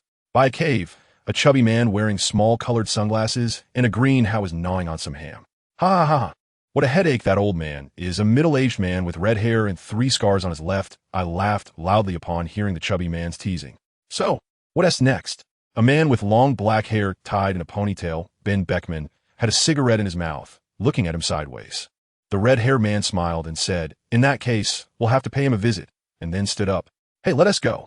Oh, just as they were about to set off, the sound of a phone bug suddenly rang out. Brew. Upon hearing this sound, everyone froze and looked at Beckman. It's Mr. Barorik. Ben Beckman took out the phone bug from his pocket, and the phone bug had a wicked expression on its face. The red-haired man took it with confusion. What could this old man want with him? Although he had been defeated by the other party before, they hadn't had much contact. Hello. After the call connected, Barorik's elegant voice came through. Red-haired Brad. Our captain wants to see you. The red-haired man's serious expression showed confusion and dazedness. Then he smiled. Captain? Hey, Red Count, this isn't the time for jokes. I have important things to do. Although he said this on the surface, deep down, he already believed half of it. The other party's identity was such that they wouldn't specifically call to deceive him. The captain said you don't need to go to Whitebeard anymore. He understands that guy better than you do. The red-haired man was shocked beyond belief, not expecting that man was actually still alive. What did he want now that he had appeared again? Okay, I'll come over now. After hanging up, the red-haired man turned and looked at the astonished expressions of the other officers. Even Ben Beckman didn't notice when the cigarette fell from his mouth. He said seriously, go to Sky Paradise. Boss, how is this possible? That old man is still alive. What are you afraid of? No matter how strong he is, P.S. Just an old man about to go to the grave. Many of them had heard the legends about that man, but none had seen him. Only the slightly older Beckman knew some details. Listening to the officers, the red-haired man thought differently. He frowned, always feeling a bad premonition. He knew how powerful that man was. Even Captain Roger wasn't his opponent back then. In the Marine headquarters, Sengoku listened to the anxious voice in the phone bug. Sengoku, red-haired, and the remnants of Tyssen's pirate crew have made contact. Keep a close watch on Tyssen's pirate crew movements. After hanging up, Sengoku fell into deep thought. From what he knew about the red-haired man, he wouldn't easily ally with others. But he felt doubt. What could he want at this particular moment? Thinking of this, he decided to ask the Gorosei. After all, the other party's identity was quite special. In the waters below Sky Paradise, every time I come here, it feels different. Looking at the stunning architecture, he was here for the third time. The first was with Captain Roger, and the second was after forming his own pirate crew to challenge Barorik. Are you really going? You should know this is a sensitive time. Moreover, as far as I know, that guy is a very dangerous existence. Don't worry, Beckman, I know him better than you do. A man like that wouldn't do such things. What I'm worried about is something else. After saying this, the red-haired man turned to him. For example, that incident from more than a decade ago, reappearing now. Could it mean this world is about to change? Here he comes. While they were talking, a person descended from above the transparent wall, and then the metal door slowly opened. Looking at the newcomer, the red-haired man smiled. Mr. Mona, this scene reminds me of when I came here with Captain Roger. After Mona floated down, he laughed, huh? That little brat has now become one of the 4 emperors of a new world. Remembering that the last time he came was to challenge, he didn't come down. Plus, a little brat like him wasn't worth his personal visit. But after fighting Barorik, he was surprised. Although he was ultimately defeated, he had fought against Barorik for 5 days and nights. And from sensing the other party's aura just now, this little brat had definitely become even stronger. Thinking of this, it was no wonder that the pirate crew formed by Enel and Yamato wasn't their opponent. After the pirate ship set sail, passing through the island of beasts, they docked at Light Island. Considering the other party's strength, the red-haired man only brought his officers aboard and left the rest behind.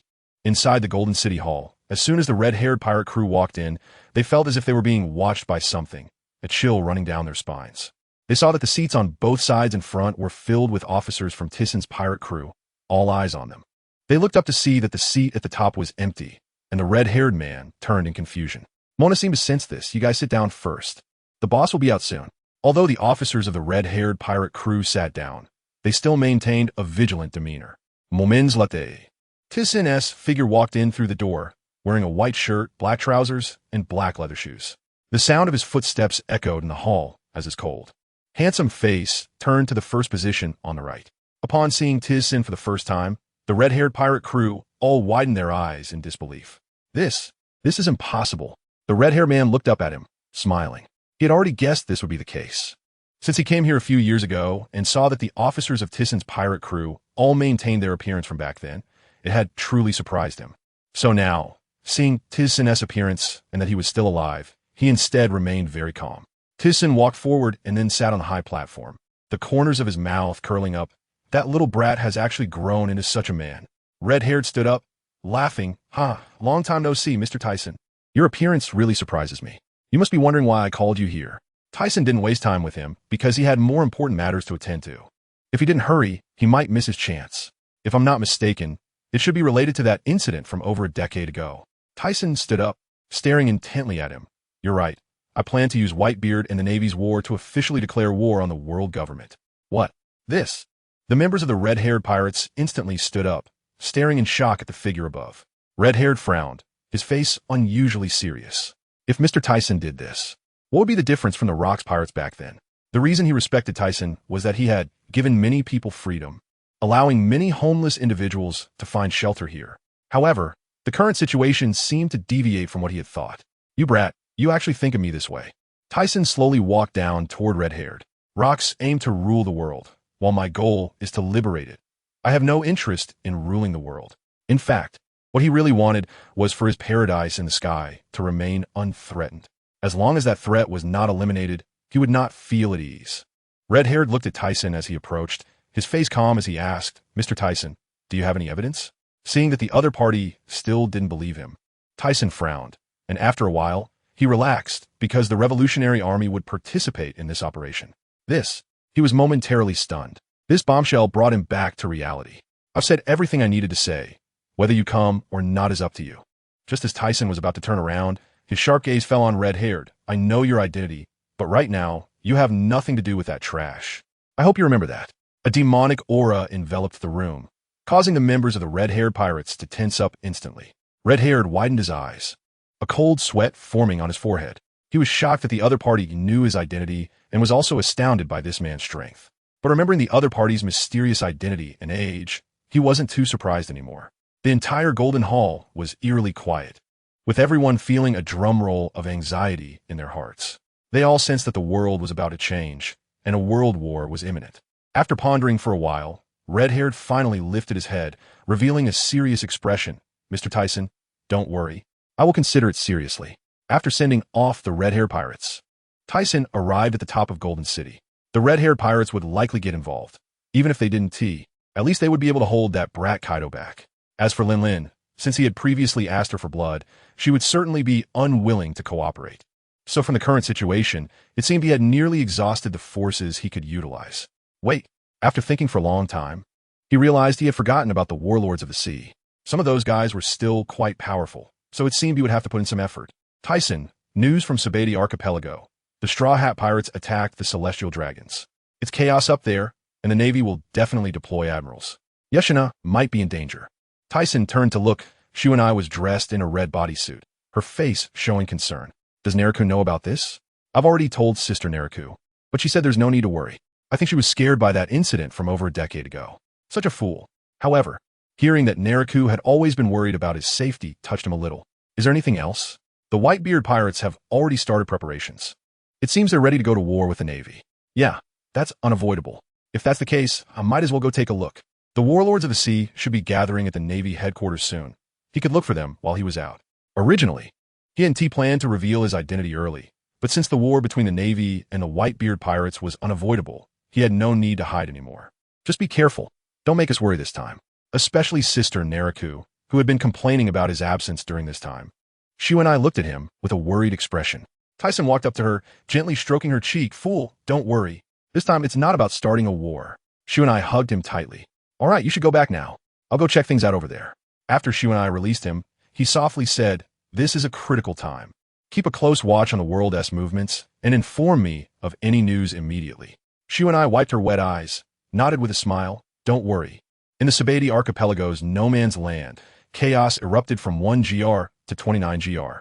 The outside world reported that it was led by the Straw Hat Pirates, with the Kid Pirates and Heart Pirates also participating in the attack on the Celestial Dragons.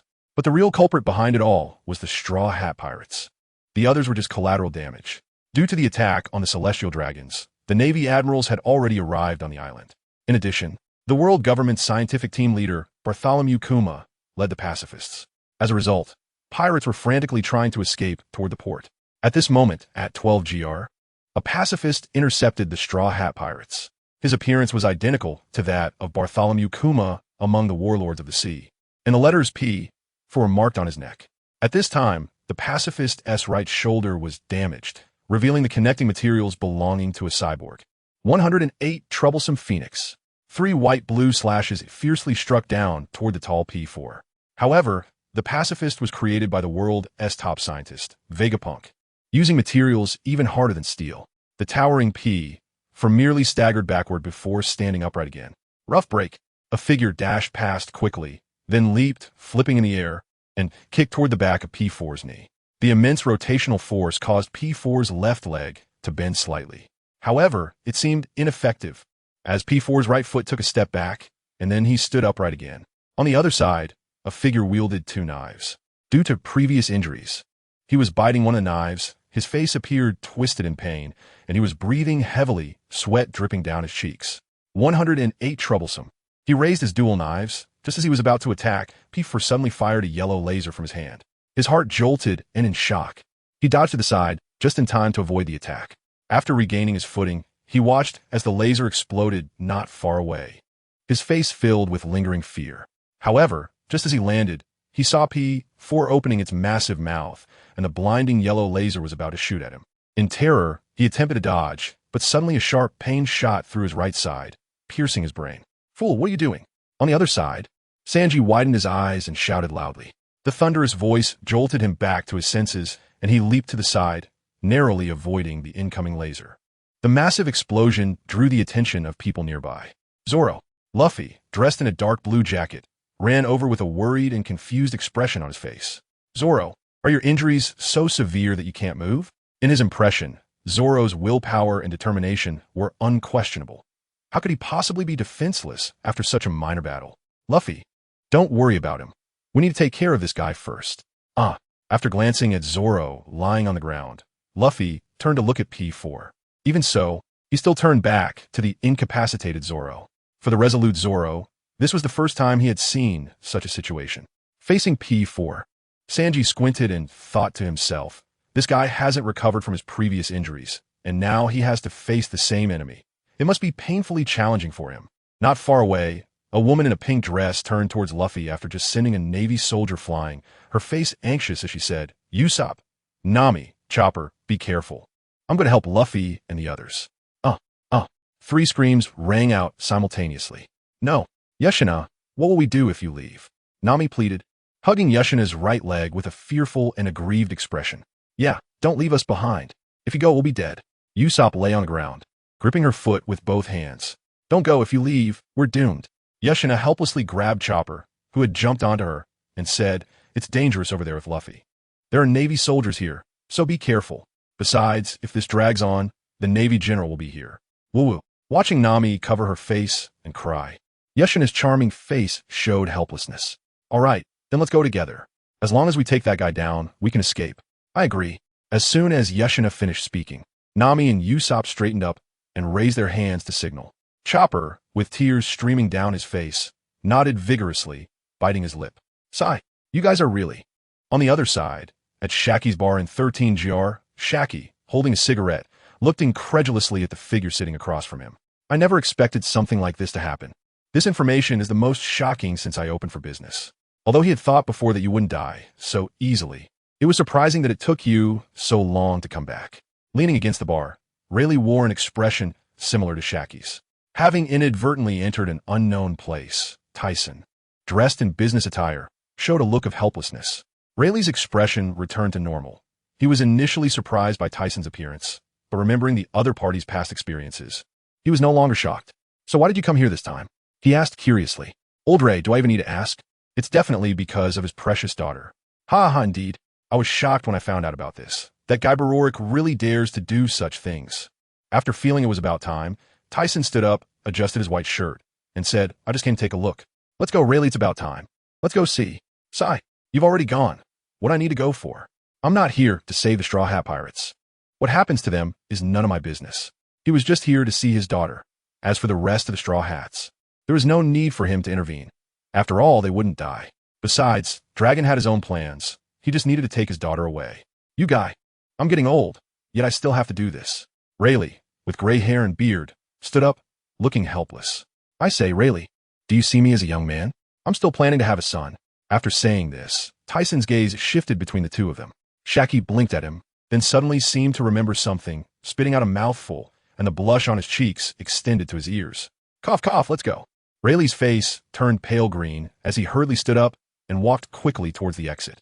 La. Saki, if you don't speak, it will be too late. Tyson followed Rayleigh out, and then they heard Shaki's calm voice from behind. Uncle, I'm still young. Tyson stumbled as he just stepped out the door. 12GR. That person is Admiral Kazuru. Be careful. What? Hey, that guy can shoot lasers too. If he hits at this close distance, it's over. Frankie shouted loudly. In front, Kazuru, dressed in yellow striped attire and Admiral's uniform, stepped on Zoro's back, lifting a foot glowing with yellow light. Danger. Zoro is in danger. The Straw Hat crew froze, panic on their faces as they looked at the tall figure ahead. Luffy, not far away, shouted anxiously, Usopp. A shout awakened Usopp, who was standing in front of Kazuru with a dazed expression. You bastard, stop. In anger, he shot his weapon at Kazuru, but when he saw the bullet pass directly through the other's body, panic spread across his face. Damn it, why can't I hit him? Get that foot off, you bastard. The others watched this scene, their faces turning ashen. Just then, an arrow shot through the air with a whistling sound, aimed straight at Kazuru, who was stepping on Zoro's back. Initially, Kazuru didn't intend to pay any attention, but suddenly sensing something, he raised his right hand in a slight panic and caught the arrow. His gaze passed over the others and fixed on the pink figure in the distance. His mouth twisting as he said, "So scary. Almost got killed. It turned out to be Haki." Seeing that her attack hadn't hit, Yeshina felt a bit regretful, her face showing anxiety. "Yeshina, it worked. Your attack was effective." Robin, behind her, stared intently at the arrow in Kizaru's hand and suddenly turned her head, saying urgently, "Really? If it wasn't effective, he wouldn't have caught it with his hand."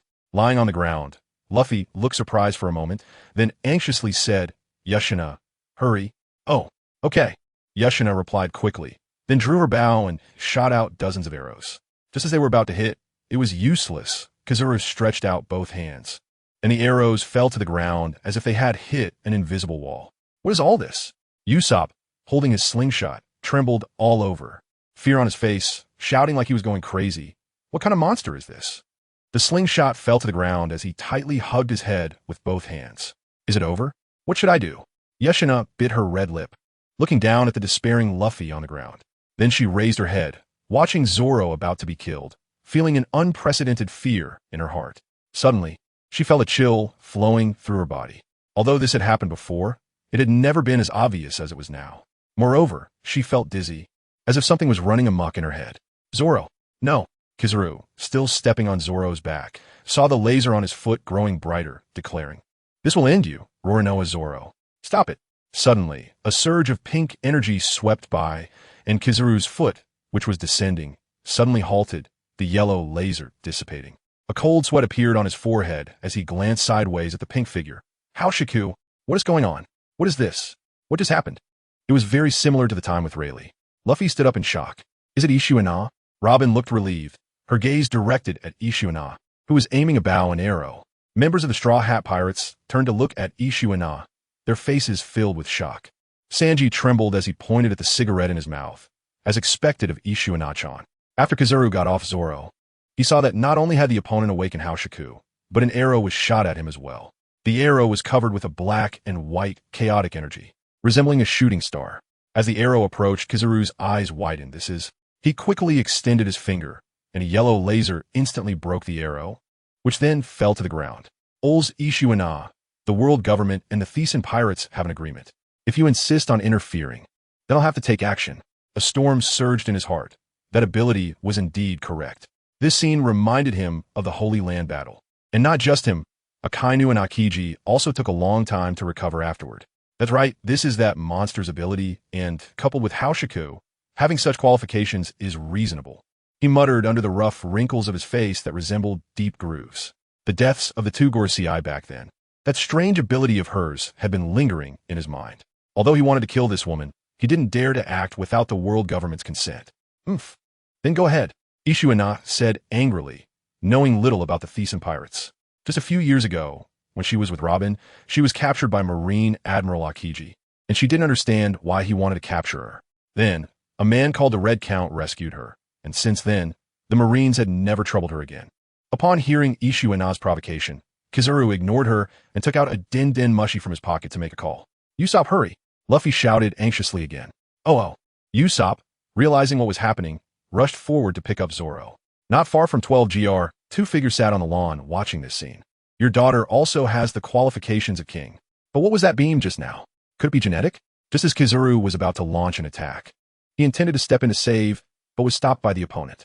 As he was wondering, the previous scene unfolded. He vividly remembered the chaotic energy on the arrow. "Isn't it strange? As for this ability, I can do it myself. It's not a devil fruit ability," Thyssen said calmly, but inside he was shocked. He never expected it would turn out this way. Isn't this ability of the adult something given by the system? Why? After thinking for a long time, he couldn't make sense of it. "Ols Isshu-ina, for the next action, I can only capture you first." After hanging up the phone, Kizaru's body shone with yellow light, breaking down into scattered light points. "What?" Seeing Kizaru's movement, the others tensed up. "Isshu-ina, watch out behind you. Danger!" Luffy shouted as he stood up from the ground. Gomu, no pistol." Isshu-ina froze, lowering the bow, an arrow in her hand, seemingly resigned to waiting for the opponent's attack. Kizaru's body had already appeared behind her, his tall figure looming over her, the sunglasses glinting. And then he raised his right foot. Luffy's elongated hand passed through Kizaru's body, causing no damage at all. Pulling back his arm, His face was filled with rage. Damn it. Stop. He could only watch as Kizaru's right foot kicked towards Ishu and Na. No. Suddenly, a breeze swept by, and the scene of Ishu and Na being kicked away did not happen as everyone imagined. They stared in shock at the figure behind Kizaru. Who is this? No matter who it is, at least she's saved. Kizaru maintained his kicking posture, feeling a bone-chilling aura behind him, and his pupils contracted sharply beneath his sunglasses, cold sweat pouring down his cheeks. Who is this person, appearing silently behind the old man? Kid, your strength has improved. A deep voice sounded from behind. Kizaru's stiff head turned mechanically, but the expected appearance was not seen. Instead, he was met with a fist the size of a sandbag. Kook. Kizaru's face sunk in, blood spewing forth, his head propelled by his body like a rocket, crashing through several Yarkaman red trees before finally stopping. Old man, not far away. Sabayati looked at this scene in horror, yelling at the spot where Kizaru fell. Wow, that is amazing. Ishu and Na turned around, the bow and arrow in her hand dropping to the ground, her face pale, her eyes wide under her long eyelashes as she looked at the figure before her. Just as she was still processing it, a pair of large hands wrapped around her, and she blinked, her face going blank in an instant. Nami's cheeks flushed. Hey, Luffy tilted his head, a big question mark appearing in his eyes. Let go of Ishu and Na-chan, you bastard. I haven't even hugged her. Are you okay? Thyssen thought as he held Ishu and Na, his heart trembling. She had grown up so much. He finally saw her today. Although her personality was nothing like her mother's, it was still pretty good. No matter what his daughter wanted to do, he vowed to protect her. Suddenly, he felt Ishu and Na struggling in his arms. So he loosened his grip. Ishu and Na, you didn't. Before he could finish, a slap rang out, followed by a sharp pain on his face. Pervert.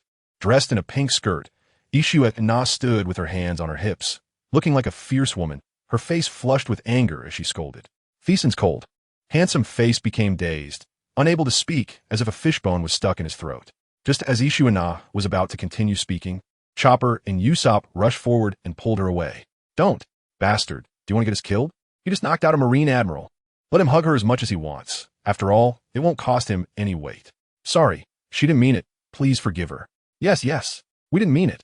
Chopper and Usopp fell to the ground, trembling and crying, as if they were atoning for their sins. Moments later, at 13 GR, inside Shaki's bar, so, you are my dad. Ha. Ishu and Na reached back to touch her head, her face twitching as she laughed unnaturally. Rayleigh laughed heartily. The Light Emperor actually got slapped. Just thinking about it is terrifying. After hearing Shaki's teasing, Rayleigh laughed even louder. Thyssen covered his face, glaring at the two, then lowered his hand to reveal a red handprint on his face, his eyes showing frustration. Dad, please don't be angry. If you are, just hit me back.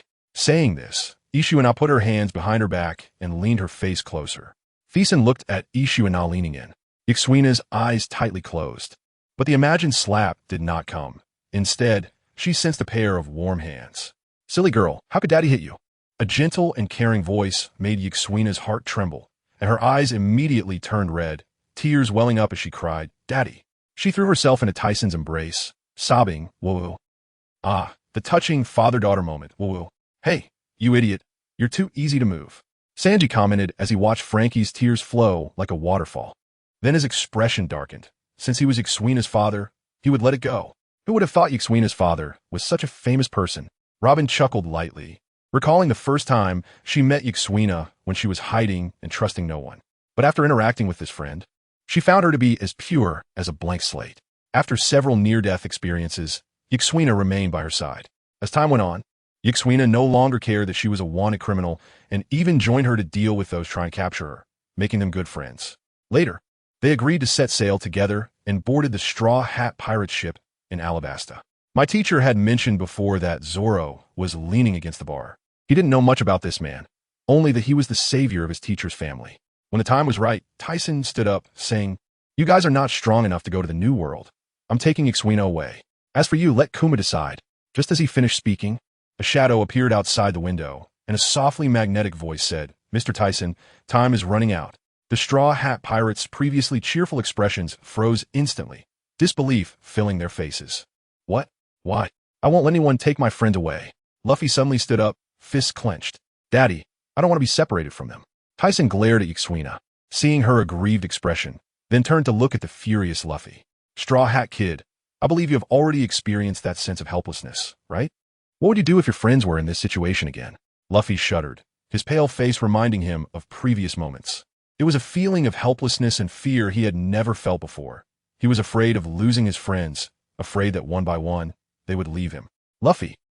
Nami and the others showed concern and helplessness. After thinking for a long time, Luffy finally smiled and said, I thought about it. The Straw Hat Pirates will temporarily disband. Zoro's eyes widened in disbelief, his hands trembling. Before the others could react, he continued, let's follow Yuksuina's father's words. We'll regroup here in 2 years. Maybe this is the best solution. Sanji took a puff of smoke and turned to Zoro, who looked relieved, saying, right, green hair monster? Then, Kuma followed Dragon's plan and dispersed the Straw Hat Pirates one by one. Before leaving, Sanji felt all the hairs on his body stand on end, his heart trembling. Meanwhile, Tyson called Yuksuina over to take Yuksuina back, as he had not yet completed his main objective for coming out this time. Among the 7 warlords, he only needed to visit Doflamingo. The rest had either been captured or had decent relations, just needing to confirm by phone. Plus, there was no time, as the Navy was about to summon them. Of course, this excluded Moria, the weakling. Navy headquarters, Kizaru, you know what you're saying, right? Sengoku, after receiving Kizaru's message, first showed disbelief, then a look of fear. The Navy was about to go to war with the Whitebeard pirates, and now Kizaru was telling him that a person who should have died over a decade ago was alive. He still couldn't believe it, but listening to Sengoku and the Navy's accounts, he had to accept it. He then headed towards the Holy Land. He was originally going there because the Navy had begun summoning the 7 warlords. But now that this situation had arisen, he had no idea what decisions those guys in the Holy Land would make.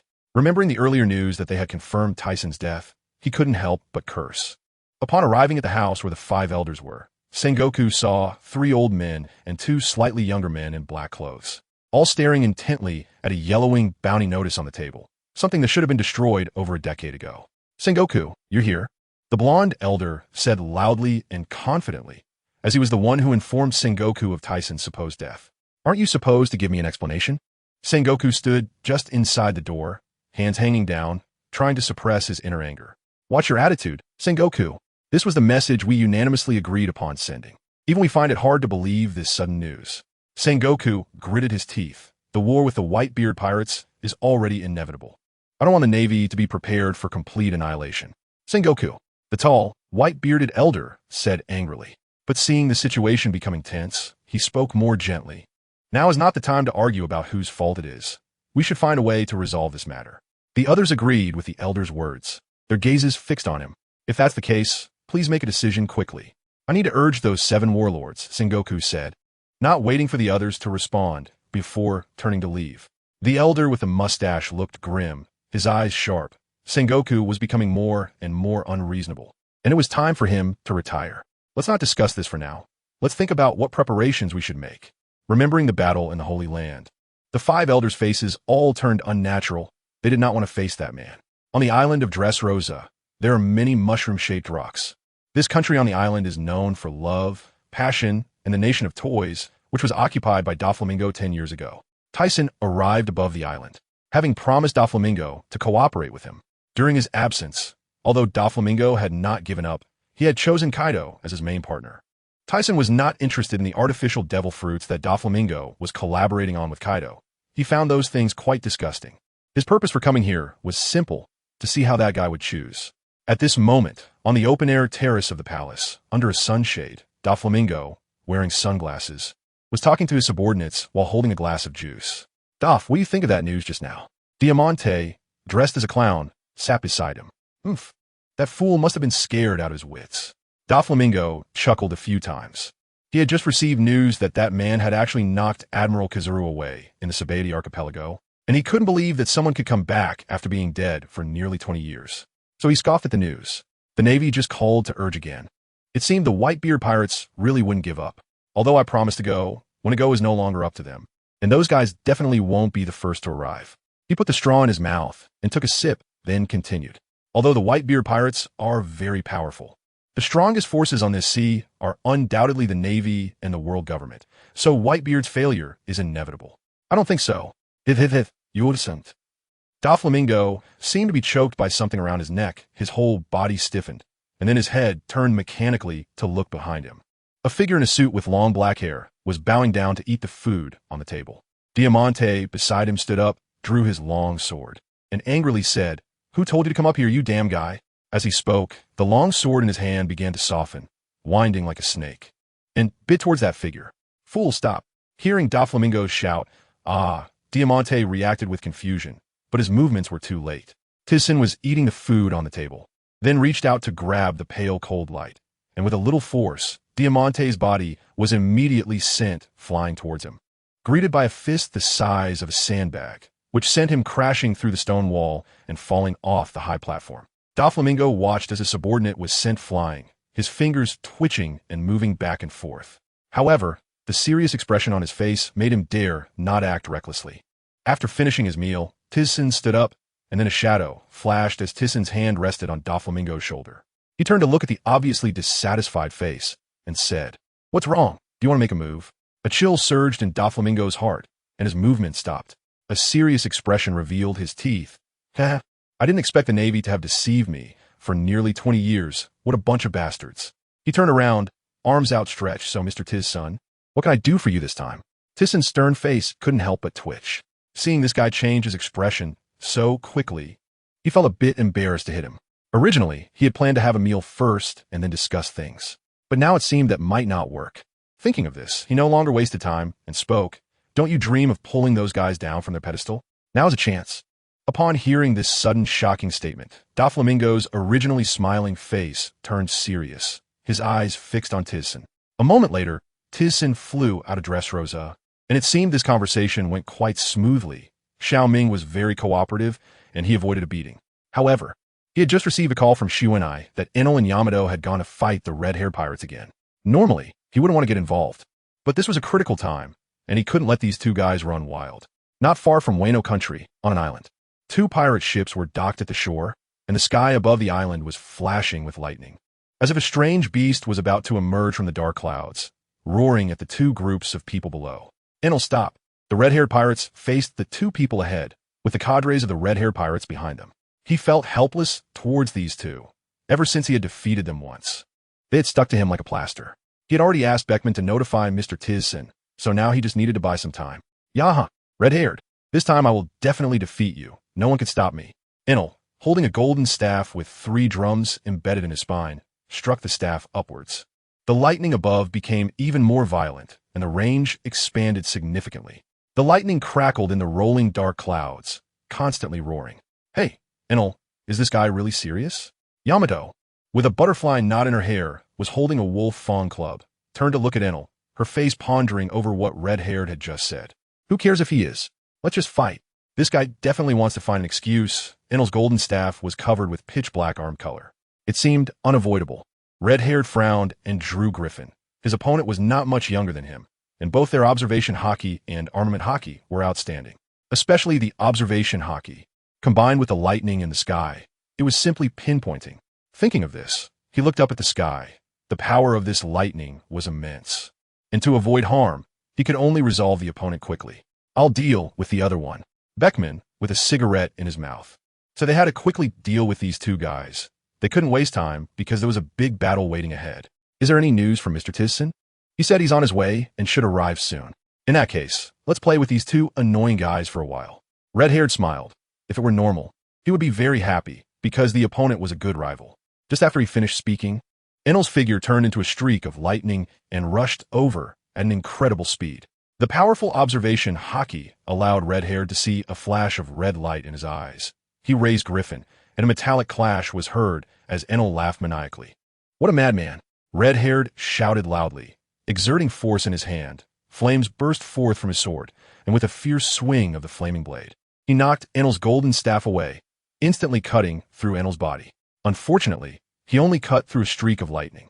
The lightning crackled as Enel leaped into the sky, swinging his golden staff down, causing a bucket-thick lightning to pour down. Red-haired casually swung his sword, and the flame-infused slash easily dispersed it, with the momentum not diminishing. The crescent-shaped blade, Aura, slashed towards Enel, but Enel merely dodged, and the blade, Aura, grazed past him, quickly dissipating into the horizon. Meanwhile, Yamato watched Beckman, who was holding a short gun in front, and thought how passionately they were fighting. "Damn, Enel, It's always me dealing with this poker face, she said, extremely unwilling. Then her body began to change, her teeth turning into fangs and ultimately transforming into a white wolf, surrounded by white mist. Hearing Yamato call him poker face, Beckman showed no reaction, as he had heard it too many times. Except for the first time when he felt uncomfortable in the remaining encounters, he ignored it. On the other side, when Tisen arrived, he saw the island covered in darkness, with ferocious lightning roaring, while the island below was filled with thick black smoke. A region turned into wilderness, revealing the situation of the people inside. The charred red-haired, holding Griffin, gasped as he looked at Enel, who was propping himself up with a golden staff, a long gash on Enel's body. Meanwhile, the transformed Yamato had reverted to her human form, blood streaming down her cheeks. Beckman wiped the blood from the corner of his mouth, one hand covering his ribs while the other put away the short gun, then looked up at the sky. La la la la, you guys are really fast. Didn't we agree to buy some time? Tisen, dressed in a white suit, landed, with long black hair draped over his shoulders, a few strands covering the left side of his face. Uncle.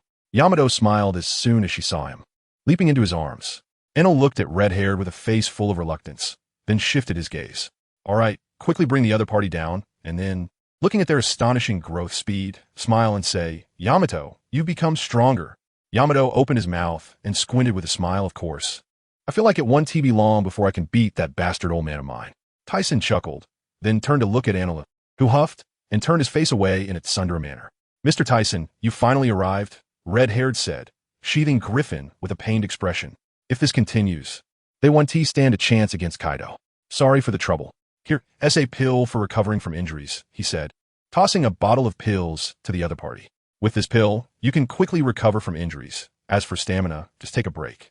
Enelu, if you want to fight, there will be a big battle in a few days. By then, you can create as much chaos as you want. Hearing Tisen's words, Enelu looked up at him with an expression of disbelief. However, he knew deep down that they really couldn't continue like this. So he had no choice but to return with him, anticipating this uncertain war. After a while, Tisen bid farewell to red-haired and took the two back. Although he hadn't fought with red-haired, his mindset had changed significantly. He was no longer the youthful version of himself from years ago. Besides, it was unnecessary. His goal was to reach the level of masters like him. As soon as they stepped into the Golden City Hall, Yakina found him. Tison, the Whitebeard pirates have already started moving. All the spies set up by the Navy have been eliminated. So fast. Tisen's expression changed slightly. It seemed they had returned just in time. Thinking of this, his face darkened. Let them start preparing according to the plan I mentioned before. All right. After watching Yakina leave, Tisen looked up towards Mary Geos, wondering if that guy was already prepared.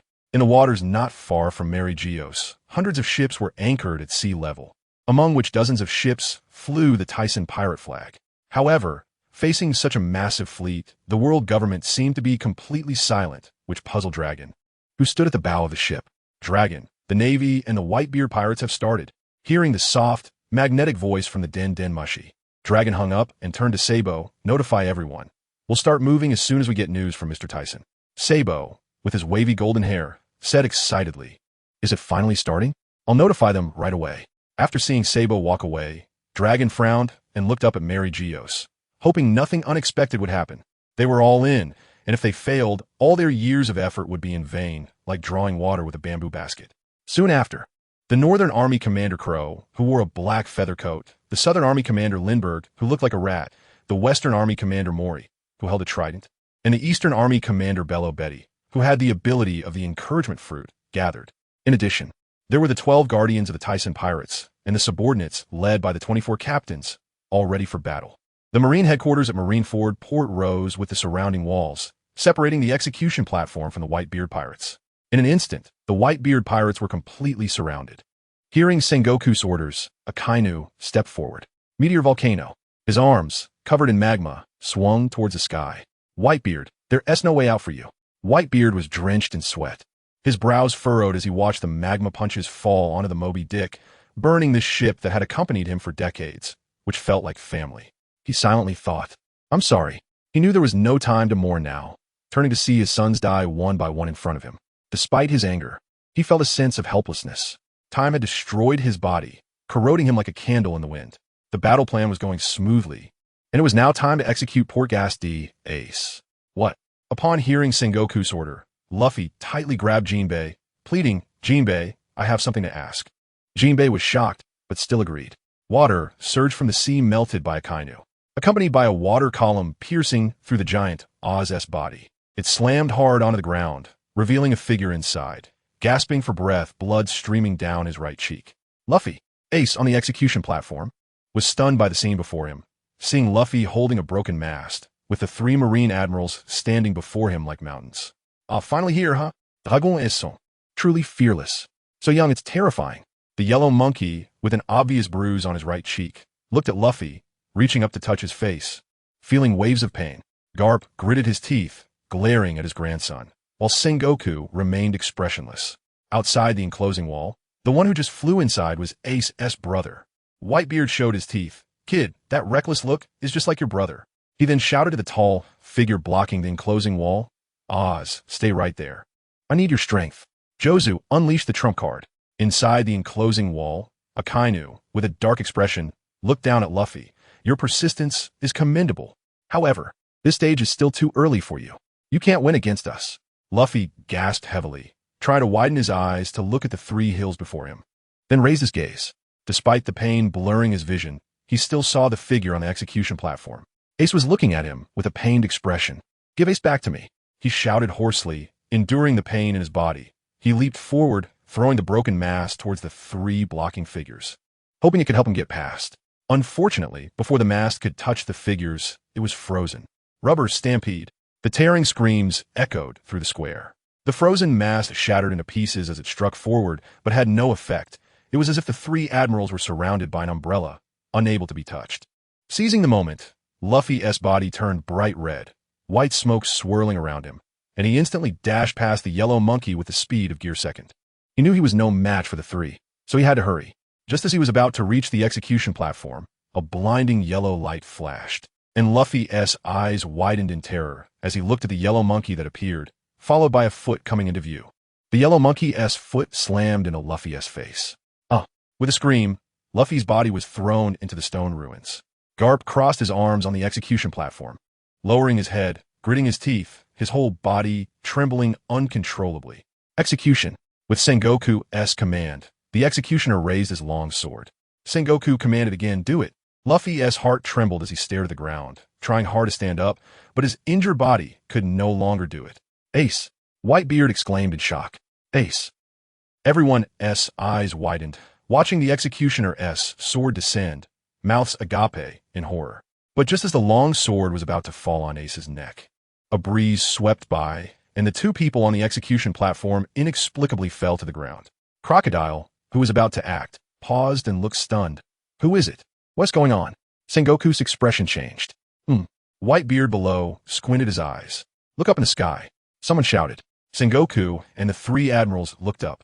A ship appeared, blocking the originally dark sky, making it even more conspicuous. "Is it here?" Sengoku murmured, his pupils flickering. "Sengoku, it seems the news is true." Garp stood up, glancing sideways at Ace, feeling relieved inside. But when he looked up at the familiar pirate ship, his face became unusually serious. "Looking at that flag, it's the Tisen pirates, remnants of the four emperors." "Remnants? Wasn't there news that the Light Emperor was still alive?" "I heard he's a strong man from the same era as Admiral Steelbone." "Such a monster, what will we do in the Navy?" Seeing that the people on the high platform were unharmed, Whitebeard breathed a sigh of relief, then raised his head, frowning tightly at that figure. He had heard the recent news as well. Logically, if the other party was alive, they would definitely come to inform him. However, he hadn't seen that guy during this time, which made him feel strange. Although I don't know what is going on, at least Luffy is saved.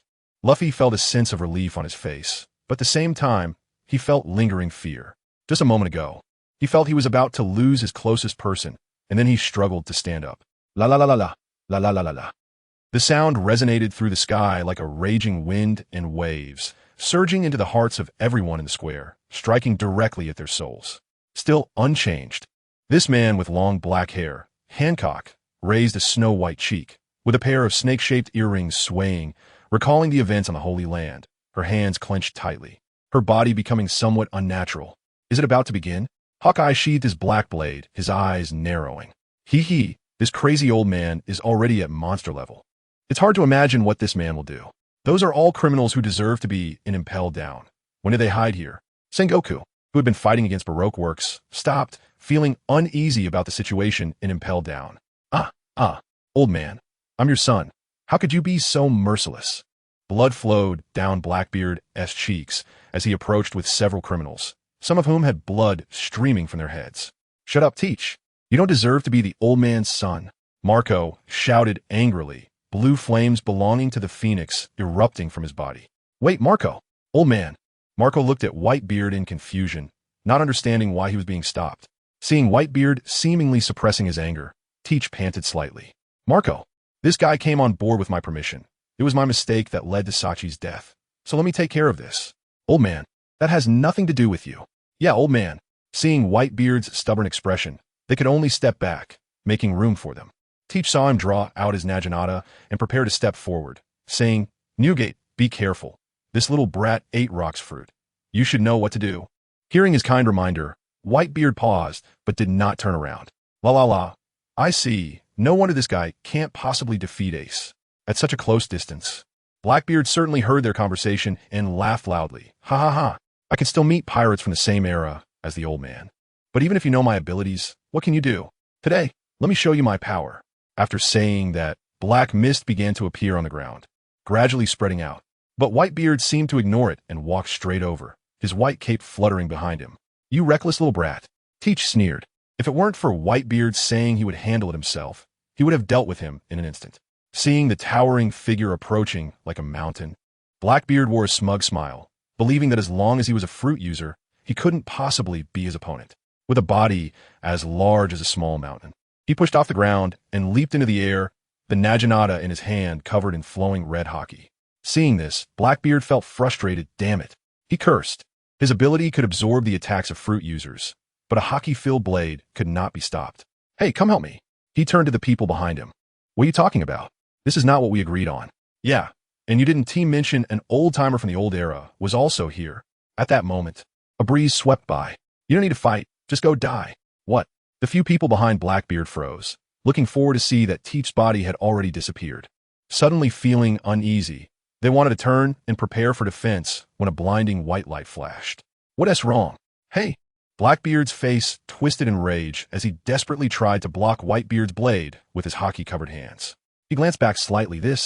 Blackbeard's eyes widened in horror as he saw the upper bodies of the few people behind him burst with blood-red holes.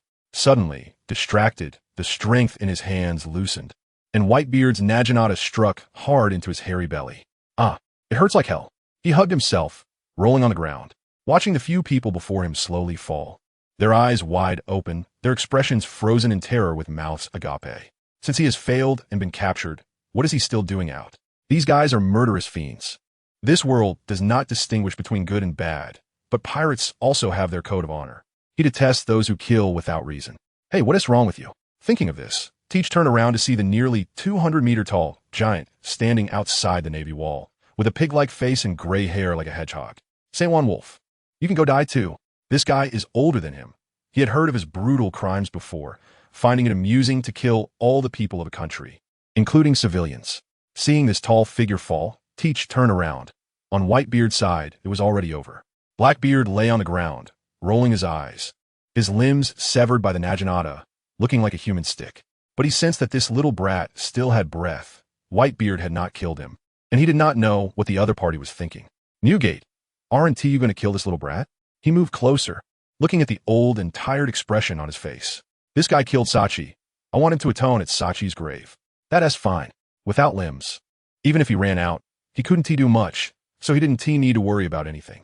Seeing that it was almost done, Teach lifted his foot and walked toward the execution platform.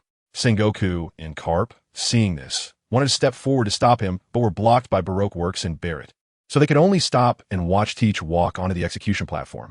In an instant, the sounds of fighting in the square disappeared, and the entire Navy headquarters port fell silent, with only the sound of the wind howling and the rapid breathing of people like giant beasts. Ace on the execution platform trembled as he raised his head to look at the imposing figure resembling a demon. Tyson looked down, gripping the handcuffs tightly, applying slight force, and the sea stone handcuffs were instantly dissolved. Released, Ace stood up and asked, You're Mr. Tyson? Tyson glanced at him sideways. Do you know me? Dad often mentioned you. My ears are almost callous from hearing it. La. Is that so? He turned to look at Whitebeard below, who was fuming. Ace, you idiot son, hurry and get down. Whitebeard was somewhat embarrassed and angry, thinking about what was being said in front of this guy. Didn't he care about his face? Ace. Luffy stood up from the ruins, pulling at the corners of his mouth to reveal a happy smile. As the two brothers exchanged joyful smiles, Tisen said, if you really loved them, you wouldn't have done such things before. Take a good look at the people lying on the ground. Ace's smile instantly froze, and he lowered his head, covering his face with both hands as tears the size of beans fell onto the execution platform. Tisen continued, remember this pain well. You won't be this lucky in the future. The price paid by the Whitebeard pirates was too great. Countless lives were lost just to save one person. As he spoke, Tisen flew into the air. Mr. Tisen. Hearing Ace's call, Tisen, who had just left the execution platform, turned back to look at him. Ace was kneeling on the execution platform, crying. Mr. Tisen, I understand now. I will cherish it well. Thank you for your great kindness. I will never forget it in my life. Below the execution platform, the Whitebeard pirates saw Ace's actions and heard his desperate words. All of them crying and wiping their tears. Whitebeard's mouth curled up. What a foolish son. Tisen turned around, watching such a warm yet painful scene, which made his eyes itch a little. But when he turned to look at the family next to Mickey Mouse, he felt indifferent. Seeing that it was almost time, he looked at the crowd below. The battle between the Whitebeard pirates and the Navy could come to an end. If anyone still wanted to fight, they could come at him. Hey, bastard, I'm Whitebeard. It's not up to you how to act. Seeing Whitebeard feigning anger, Tisen didn't even glance at him, but turned his gaze to Sengoku and others. Sengoku clenched his fists tightly, first glaring angrily at the tall figure above, then surveying the surrounding situation. In the end, he could only close his eyes and say nothing. The three major forces of the Navy were gone. How could the others possibly stop Whitebeard? Seeing Sengoku's black hair seemed to have paled a lot, Tisen understood and flew to Whitebeard's side. Newgate, keep fighting. The Navy isn't fighting back anyway. Looking at the serious figure in front of him teasingly, Whitebeard's face turned from green to white. You old bastard. I won't let you off. Wait until I come back to fight. The Revolutionary Army was preparing to take action. Revolutionary Army? Whitebeard murmured. So this guy had been planning this for a long time. As he spoke, Tisen prepared to board the ship, feeling strange that the world government hadn't made a sound, and there was no sign of him. Did they really plan to ignore the Navy? If that's the case, his previous plans would be in vain. But just as he stepped onto the pirate ship, he seemed to sense something and looked up to see the previously clear sky suddenly darken, followed by a swirling vortex appearing.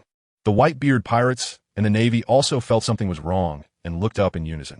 Suddenly, a loud boom echoed through the sky, shaking the heavens and the earth. What is happening? What is this heart-pounding force? Whitebeard's face changed dramatically. Sengoku looked down at the sky and slowly said, Carp. It seems the scene from 17 years ago is about to reappear. His words revealed helplessness and confusion, unsure how to deal with this situation. And there was no news from the world government either. Has it appeared? Where will this world head next? In the laughter, Doflamingo leaped towards Tysen's pirate group. Not only him, but Mihawk, Hancock, and Bartholomew Kuma also began to move. What are you doing? Moria looked at the four leaving with a puzzled expression. Once he saw them land, he suddenly realized, these bastards have long colluded with Tysen's pirate group. Why are the Shichibukai going to Tysen's pirate group? Mihawk, what do you want? Sengoku gritted his teeth, staring at the group of Shichibukai, momentarily unable to react. Standing on the Mickey Mouse ship, Mihawk turned around and said with a serious expression, it's just a travel agreement. Hearing the indifferent reply, Sengoku turned to the others, instantly furious. Damn, Shichibukai. Sengoku, you'd better let the Navy retreat. You should know what will happen next. Listening to Carp's reminder, Sengoku's face changed dramatically. He had been blinded by anger and had forgotten such an important matter. He raised his head and shouted, All Navy, retreat immediately. What is going on? Aren't we capturing pirates? Listen to the Marshal's orders, retreat. Seeing the familiar white and blue vortex in the sky, Tisen knew he was coming, so he turned and said, Newgate, hurry and get your people to retreat. This place is about to become a real battlefield. Upon hearing Tysen's advice, Whitebeard did not oppose this time, because he clearly felt the abnormality in the sky 17 years ago. Whitebeard pirates retreat. Marco, bring that damn guy. Whitebeard looked angrily at the person lying on the ground. Yes, Dad. Upon hearing the order, the entire square erupted into chaos as the Navy and pirates boarded their respective ships. Since they were about to fight the Whitebeard pirates, The Navy had already evacuated the families behind Marineford. Sengoku watched as the Navy members boarded their warships in an orderly manner. As long as these people left, they could retreat, and the remaining matters were no longer something the Navy could handle. On the Mickey Mouse ship, the officers of Tyson's pirate group disembarked, making their preparations. Tyson landed next to Whitebeard. "Old man, aren't you leaving?" "Kuhaha, I never thought I could leave this time." He turned to Tyson, laughing for a long time. "My son has been saved. I am already very satisfied." Tyson chuckled lightly, just about to say something when a shocking change appeared in the sky. Looking up, it seemed that some ferocious, strange beast was about to tear through the heavens from the blurry clouds. The Navy and pirates who were preparing to board their ships all stopped. They felt the sky darkening, daylight disappearing, and soon after, night fell. Then the mysterious object in the sky slowly revealed itself. "Oh my God, what is this? Is this what the King of Heaven looks like?" Tyson murmured to himself, feeling a shock in his heart. He saw a massive object in the sky that looked like a battleship, but it was excessively large. He thought this thing was bigger than a large island and couldn't imagine how it was made. "Who's coming over?" After hearing Whitebeard's words, Tyson quickly reacted and looked to the other side. When he saw the faces of 5 old men, he didn't recognize any of them, but they must be the 5 elders for sure. During that war in the Holy Land, he had killed 2 of them, and the 2 younger ones should have joined later. In addition to the 5 old men in black, there were personnel from the world government. Sensing their presence, Tyson immediately knew that although there were only a few hundred world government members, each one of them was not weak. The others stepped forward upon seeing the newcomers. There were more than 30 people on their side, including the officers and the 7 warlords, plus the clones and Whitebeard, totaling nearly 40. A warship flying the world government flag stopped at the port. The bald old man with a mustache among the 5 elders was the first to disembark. He then walked directly towards Tyson and the others, with a few people closely following behind. The great battle was about to begin. Huh. Tyson noticed Whitebeard's heavy breathing, so he turned his head and smiled lightly, saying, "Since you're insisting on staying, eat this first, or you'll be a burden to me later." "What did you say, bastard? I'm not at that point yet." Although he said this defiantly, he quickly reached out, grabbed the food, and tossed it into his mouth. After touching a few injuries on his body, he began to wriggle shortly after. "This is truly amazing." Whitebeard watched as the wounds on the surface healed. Although the internal injuries hadn't healed, they were much better than before. At that moment, the 5 elders had stopped less than 20 steps away from them. The bald old man took a step forward, his gloomy face obscured by his mustache, his sharp gaze fixed on Tyson. "I didn't expect your life to be so tough that you survived this. So, hurry up and call that guy out. You can't stop me with just you all. Just take a good look at the sky. No one here will live." Then Tyson saw the blonde old man speak. "Ols Tisen, do you think the world government could rule the world for 800 years based on what? Don't say you can't withstand the King of the Sky's attack. Even if you could endure it." The old man with white hair and a long beard, hands behind his back, spoke eloquently. 50% of the countries in the world have already joined the world government. Do you think you have enough people? Are you done?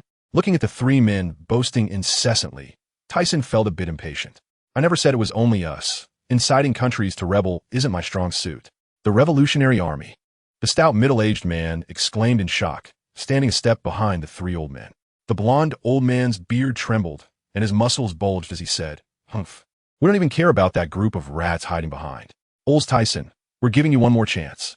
As long as you surrender, we can let the others go." Seeing the blonde old man lose his composure, the bald old man quickly said in a deep voice, "Shut the hell up. You think you can make the boss surrender? You're not worthy. No more nonsense. Let's go straight to battle." Hearing such a naive suggestion from the old man, Tyson sneered, "Idiot, do you think we're playing a pirate game?" Watching the pirates clamoring in Tyson's insults, the blonde old man's face turned sinister, and he couldn't hold back any longer. Rip! His black clothes shattered, revealing his bulging muscles, and then purple-black hockey enveloped his entire body. "Since you want to die, I'll grant you that." The ferocity displayed on his face reflected his hatred for Tyson after he had killed 2 of his former friends. A fierce, chilling aura spread out, but Tyson remained expressionless, as if he regarded him as air. Beside him, Barrett looked excited, tearing off his black military uniform. "Let me handle this old bastard," he sneered, revealing his teeth. "You're a dead fool." "Hey!" Barrett took a leap forward, his mountain-like body leaving a crack in the ground, and a dull thud echoed. "In that case, I'll take that long-bearded old man." Balork stepped forward, his sword dancing in the air. "We'll take the mustached one." Qingjiao and Wald stepped out. Seeing these 2 old men working together, Tyson's eyes revealed a look of wonder. Yahaha. Yamato, let's go have some fun. A sharp sound of lightning rang out as Enel appeared among the group of black-clad men. Ahaha. Enel, you're too cunning. Wait for me. Yamato leaped into the air, transforming into the mythical Zoan type, great mouth, true god form. Let's go too. Following that, the officers of Tyson's pirate crew rushed onto the scene, with the four warlords closely behind. Watching the scene of battle, Tyson felt puzzled. Where was that guy? Did they really think these old men could deal with him? Although the black-clad men they brought were powerful, Tyson believed his crew was more than enough to handle them. Moreover, he looked up at the sky. The battleship was still completely still, but he felt his heart racing. He thought to himself, could that guy be plotting something? With that thought, he really felt it was possible. Tyson then soared into the sky, preparing to take a look inside this giant ship, which made him feel uneasy. Although he wanted to use dust release to destroy it, doing so would consume a lot of energy. If he fought him, he wouldn't have any confidence. Stop him! The mustached old man shouted loudly, while fighting Qingjiao and Wald. The blond old man and the long-bearded old man looked anxious, and as they clashed with Barrett and Baloric, their strength increased significantly. Just as Tyson flew a short distance away, he heard commotion below and looked down to see the mustached old man covered in thick, sticky liquid. Realizing this, Tyson thought this guy's ability should be related to water. Moreover, judging by their reactions, it was obvious that it was in that massive object above him. As for the one fighting Barrett, he should be a hockey user, while the long-bearded old man should be a martial arts expert. At least he hadn't seen these two old men use their abilities. But no matter how strong they were, Tyson trusted his companions. None of the ones fighting them were simple characters. Their strength was not weaker than that of the four emperors. If such strength couldn't defeat those guys, then there would be no hope. Turning his head to look at the sky, he sensed a violent energy gathering at the bottom of the battleship. As he got closer to the entrance, the swirling mass suddenly shot downward, and he had no choice but to stretch out his hand to resist. The dust release condensed into a cylindrical white light, rushing upward like a storm, with Tyson's figure following closely behind, quickly passing through the center of the whirlpool. As his vision blurred in a chaotic white space, his body appeared in a technologically advanced corridor, which looked like a maze with dozens of paths. On both sides were mindless robots, with small heads and large bodies, each about 4 to 5 meters tall. As the perception extended out in an instant, Im's familiar chakra appeared in his mind, as if the other party was deliberately waiting for him. After half an hour of entering, Tisen did not move further inside, seemingly waiting for something. After a moment, there was movement from behind, and a door appeared out of thin air in the ground. When it opened, it was pitch black inside, and 6 people walked out. Where is this? Have we arrived? All right, clear the way ahead. Tisen looked at the 6 clones. Except for Barelic number 3, who was not brought up, the others all came along. He did not believe that it would wait for him so calmly. There would definitely be countless obstacles along the way, such as the robots on both sides of the corridor. The robot representing justice, Long number 6, jumped to one of the forks. At this moment, the robots on both sides indeed moved. This dirty world needed a revolution. Just wait. He made strange gestures with both hands, and a glass barrier isolated the robots on both sides. The other clones, each representing different emotions, followed behind Long number 6. Although he could sense Im's location, there was no way to go directly there, and there was no telling what traps lay in between.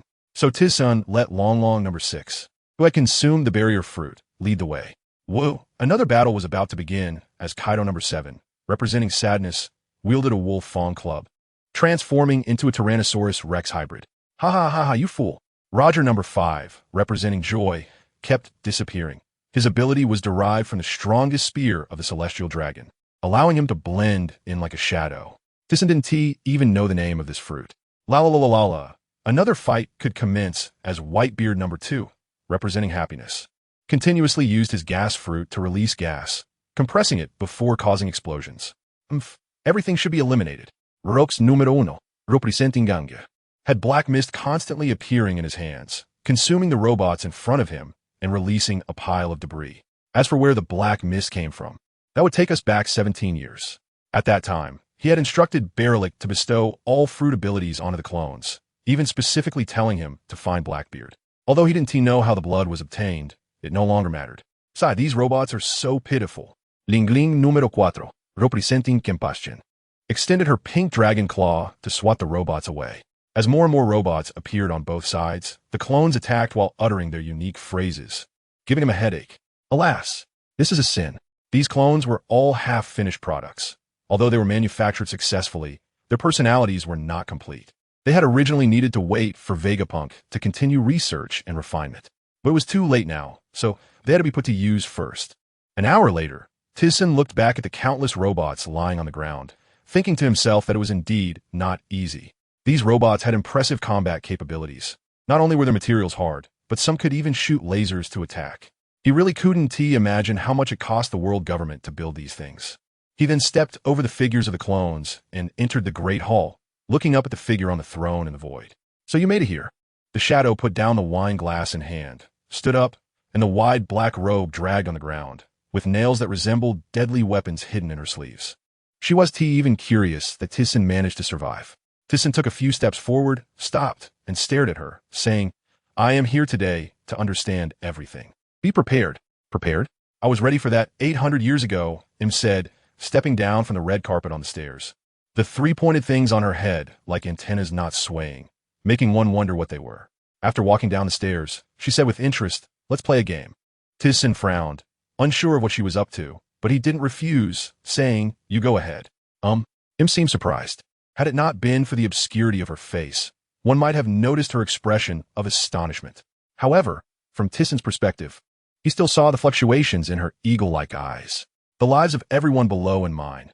Who will you choose?" she said, seemingly trying to hold back laughter. Tisen found it amusing. Was this person out of her mind? Unable to resist mocking her, he said, "Is it your stupidity, or—" At this point, his expression changed dramatically, his heart trembling as he gazed at her. "Could it be that you—" Exactly. Before he could finish, Im took over. "This battleship is one of the ancient weapons known as the Heavenly King. The entire bottom of the battleship can gather energy. If the energy is exhausted all at once, it could destroy an area equivalent to 4 large islands." What a joke. 1 large island is comparable to the scale of Dressrosa. If it's 4 islands, then everyone below, including the Whitebeard pirates and the Navy who are trying to escape, will die. However, the battleship had already consumed quite a bit of energy before.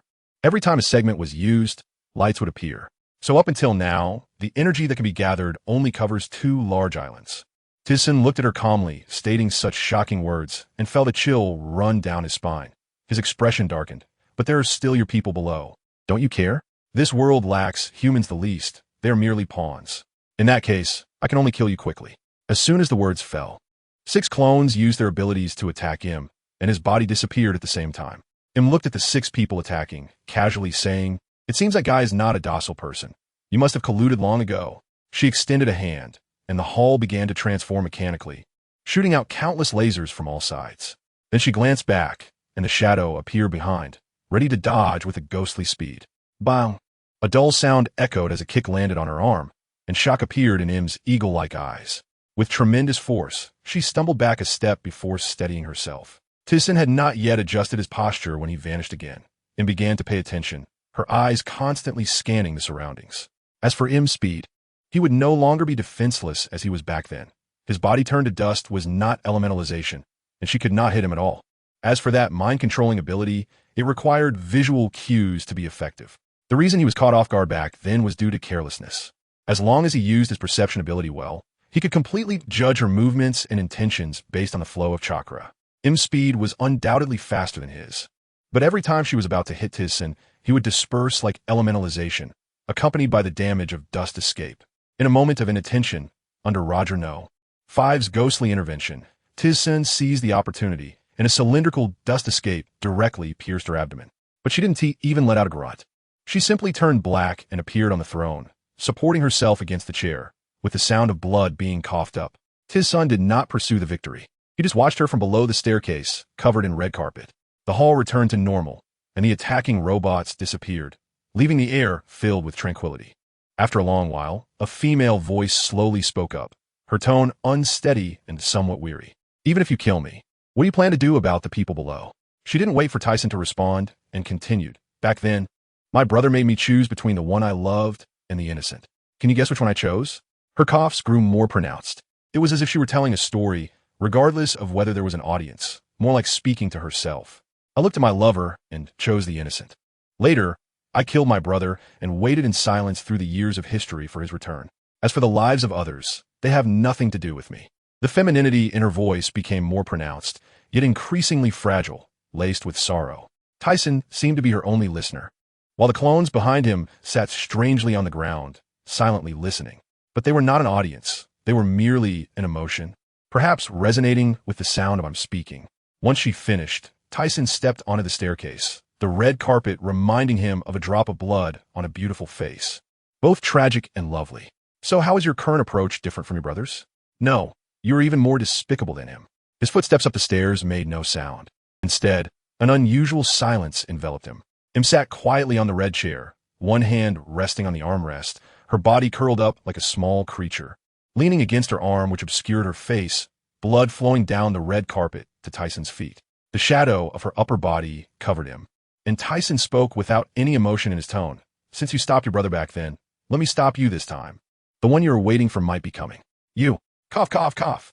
Im covered her abdomen with one hand, struggling to lift herself with a hand on the armrest. Disbelief evident in her eyes. You won't kill me? There are no good people or bad people in this world. My purpose has been achieved. Whether I kill you or not is no longer important. The Revolutionary Army should have succeeded by now. The world government personnel below should have dealt with things too. Now, you are all alone, and I fear you not. Without the king, you are nothing. Seeing Tisen turn away, she hurriedly said, It's useless, you can't stop it. The energy gathering system has been activated. Such massive energy, even I cannot handle it. Cough, cough, cough. Tisen paused for a moment, but then continued down the stairs. You high and mighty people are still so arrogant. Don't forget how you lost to me. With your injuries, you won to escape. Let me give you a hand in the end. He didn't look back at her, but took out a phone bug, intending to call up Battleship Balork No. 3. The power of the door fruit could take them away. Moments later, accompanied by a door opening in the ground, the clones took her away from the warship under Im's trembling gaze. As for him, relying on the chakra within him would not be enough to destroy the massive warship. However, there was still one way, which was to utilize external chakra. If he could directly convert external chakra into dust release, perhaps it could be done. To achieve this, he needed to communicate the attributes of chakra. Dust release is formed from the fusion of wind, earth, and fire. Previously, to successfully cultivate the split technique, he had become quite familiar with these three attributes. However, the key to success required a medium that could convert chakra into dust release. Split. Experiencing this feeling of being completely stripped again, Tisen still felt uncomfortable. Perhaps he would never adapt to this sensation. The vast ocean under the huge warship covering the sky had completely vanished. After multiple battles, it had turned directly into ruins. The 5 elders and the world government personnel had been defeated by Tisen's pirate crew and the Whitebeard pirates. Although the Navy had also participated, they abandoned the battle after seeing the 5 elders fall one after another. They looked up at the sky, where the energy vortex at the bottom of the warship was growing larger, as if it were about to pour down at any moment. It seems things are not looking good. Balork sat against the wall of the Mickey Mouse ship, blood covering his head and several wounds on his body, while the clones had returned to the ship. However, there was no sign of Tisen. Upon learning from that mysterious person that Tisen intended to stop the launch of the warship, he felt a bit worried. At the same time, he was puzzled as to why Tisen hadn't killed that mysterious person. Why hasn't the boss come down yet? It's driving me crazy. Mona, wrapped in bandages, paced on the deck, her hill-like massive body causing the ship to sway slightly. Something's changing. What? Hearing Gina's sudden exclamation, everyone looked up. In the dark sky, a white light expanded outward from the center of the giant ship, growing larger and larger. After pausing several times along the way, the white light finally replaced the night, covering the entire sky. It's gone. Watching the giant ship that had just existed, now revealed under the dissipating white light, the blazing sun and blue sky appeared, surprisingly without a single white cloud, as if the entire sky was naked, the sunlight blinding. And they saw a figure appearing from sky. It worked. The boss is safe. Mona smiled broadly as she looked at the descending figure. Great, Tisen is fine. The Navy personnel on the warship looked up, their expressions blank, having fought for so long that they couldn't comprehend what was happening in this war. First, a legendary pirate who had been dead for nearly 20 years resurrected. And then a colossal object appeared in the sky. Although they didn't know what was going on, looking at the cheering from Tisen's pirate crew, it was clear they had lost. Many officers sat dejectedly on the deck. The world government that had ruled the world for 800 years had failed, and the Navy was finished. Sengoku and Garp wrapped in bandages, sat in the stone ruins of Marineford, their expressions vacant. From the developments to now, they still felt as if they were dreaming. Did the Navy really fail? Could it be that he truly achieved it? Akiji lay on the deck of the warship, his eyes fixed on the azure sky, as if the fog covering his heart had vanished. But another emotion called unknown fear filled his mind. With the world government being brought down from its pedestal, what would they do now? Would they rebuild the world government and follow the old path of those people? Or would they become different? He had no way of knowing whether this world could be better off. 6 months later, under the sunshade of the open-air bathing pool in Sky Paradise Golden City, two figures lay on chairs. Tisen held the latest newspaper. The headline reading "New Marine Headquarters Established in the New World" was particularly eye-catching. "Dragon, what do you plan to do next?" He set the newspaper aside and turned to look at Dragon, who was sipping juice. Since Tisen destroyed the king, the Revolutionary Army and Tysen's pirate crew had completed their plan to dismantle the world government. Most of the people in the Holy Land had been arrested under various charges, and the next step was to establish a new world government, with the Navy also participating in the process. The new world government was composed of selected representatives from the Navy, the Revolutionary Army, and most countries around the world. Additionally, a system for evaluating world government officials was established, allowing scholars to participate through assessments, which was also one of Tysen's suggestions. After the establishment of the new world government, the latest law enacted is that no one is allowed to set sail in the name of piracy. Although there are still many pirates in the new world, the new world government is organizing combat personnel to capture them. As for the Celestial Dragon Paradise, it has transformed the Typhon Pirates into a leisure entertainment venue, attracting many visitors. Currently, there are still 2 of the 4 emperors in the New World who have not complied with our decisions. Therefore, I came here to hear Mr. Typhon's suggestions. Dragon stood up. He is now the highest leader of the New World government. He originally wanted Typhon to take on the role, but was rejected by him. I don't have any good suggestions. Maybe you could wait a bit. Isn't your son trying to become the pirate king? La la la la la.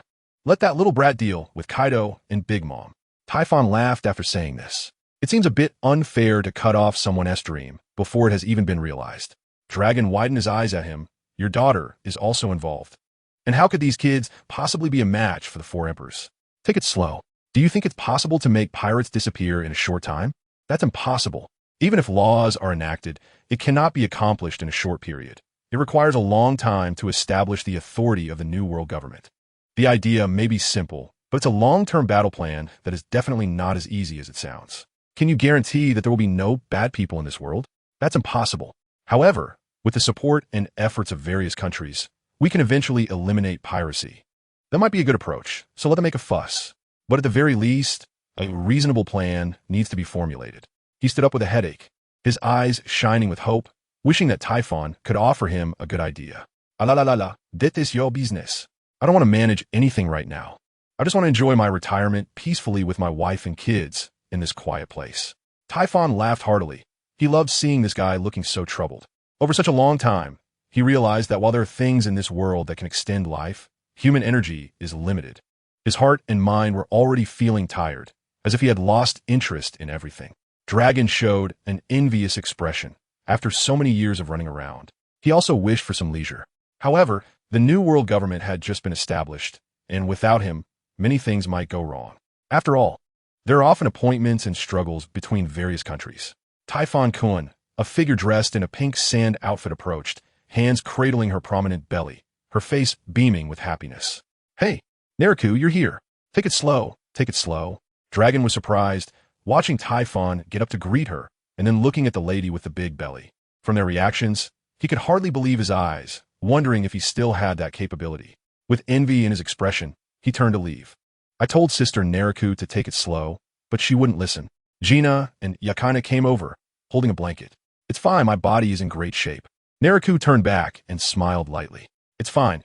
After all, Neriku is a member of the warrior race. She is not that fragile. Typhon leaned on Neriku's big belly to listen. Yakina looked displeased, casting a glance at Neriku's belly, and said in a grumpy tone, Have you named your son yet? Not yet. Typhon raised his head. After listening for a long time without any response, he then noticed that Yukina's expression was off. Yakina, who made you angry? No one made me angry. Yukina's face looked very wrong as she turned away, speaking unwillingly. Typhon wanted to step forward to ask her, but then he caught sight of Gina, who was covering her mouth and giggling, and combined with Yukina's earlier expression, He instantly realized what was happening and stepped forward to hug her. "Oh, what are you doing?" Yakina exclaimed shyly. "Didn't you want to have a baby? No need to envy others." Who said I wanted to?" Nariku behind them supported her waist with both hands, grinning foolishly. Typhon freed one hand, then turned to look at the beaming Gina, who noticed something was off and shrank back. "What are you doing?" He also hugged the blushing Gina, saying, "You all have share." Introduction. Transmigrating into the world of pirates as a child named Ols Tisen, he obtained the abilities of the Second Tsuchikage and the Void. To become powerful, he became an intern in a pirate crew, whose captain had a bounty of 780 million. However, as time passed, the pirate crew he joined was surrounded by the Navy. In the end, he managed to escape and establish his own pirate crew. Follow Typhon as he develops his career in the pirate world and becomes the shining emperor of the seas.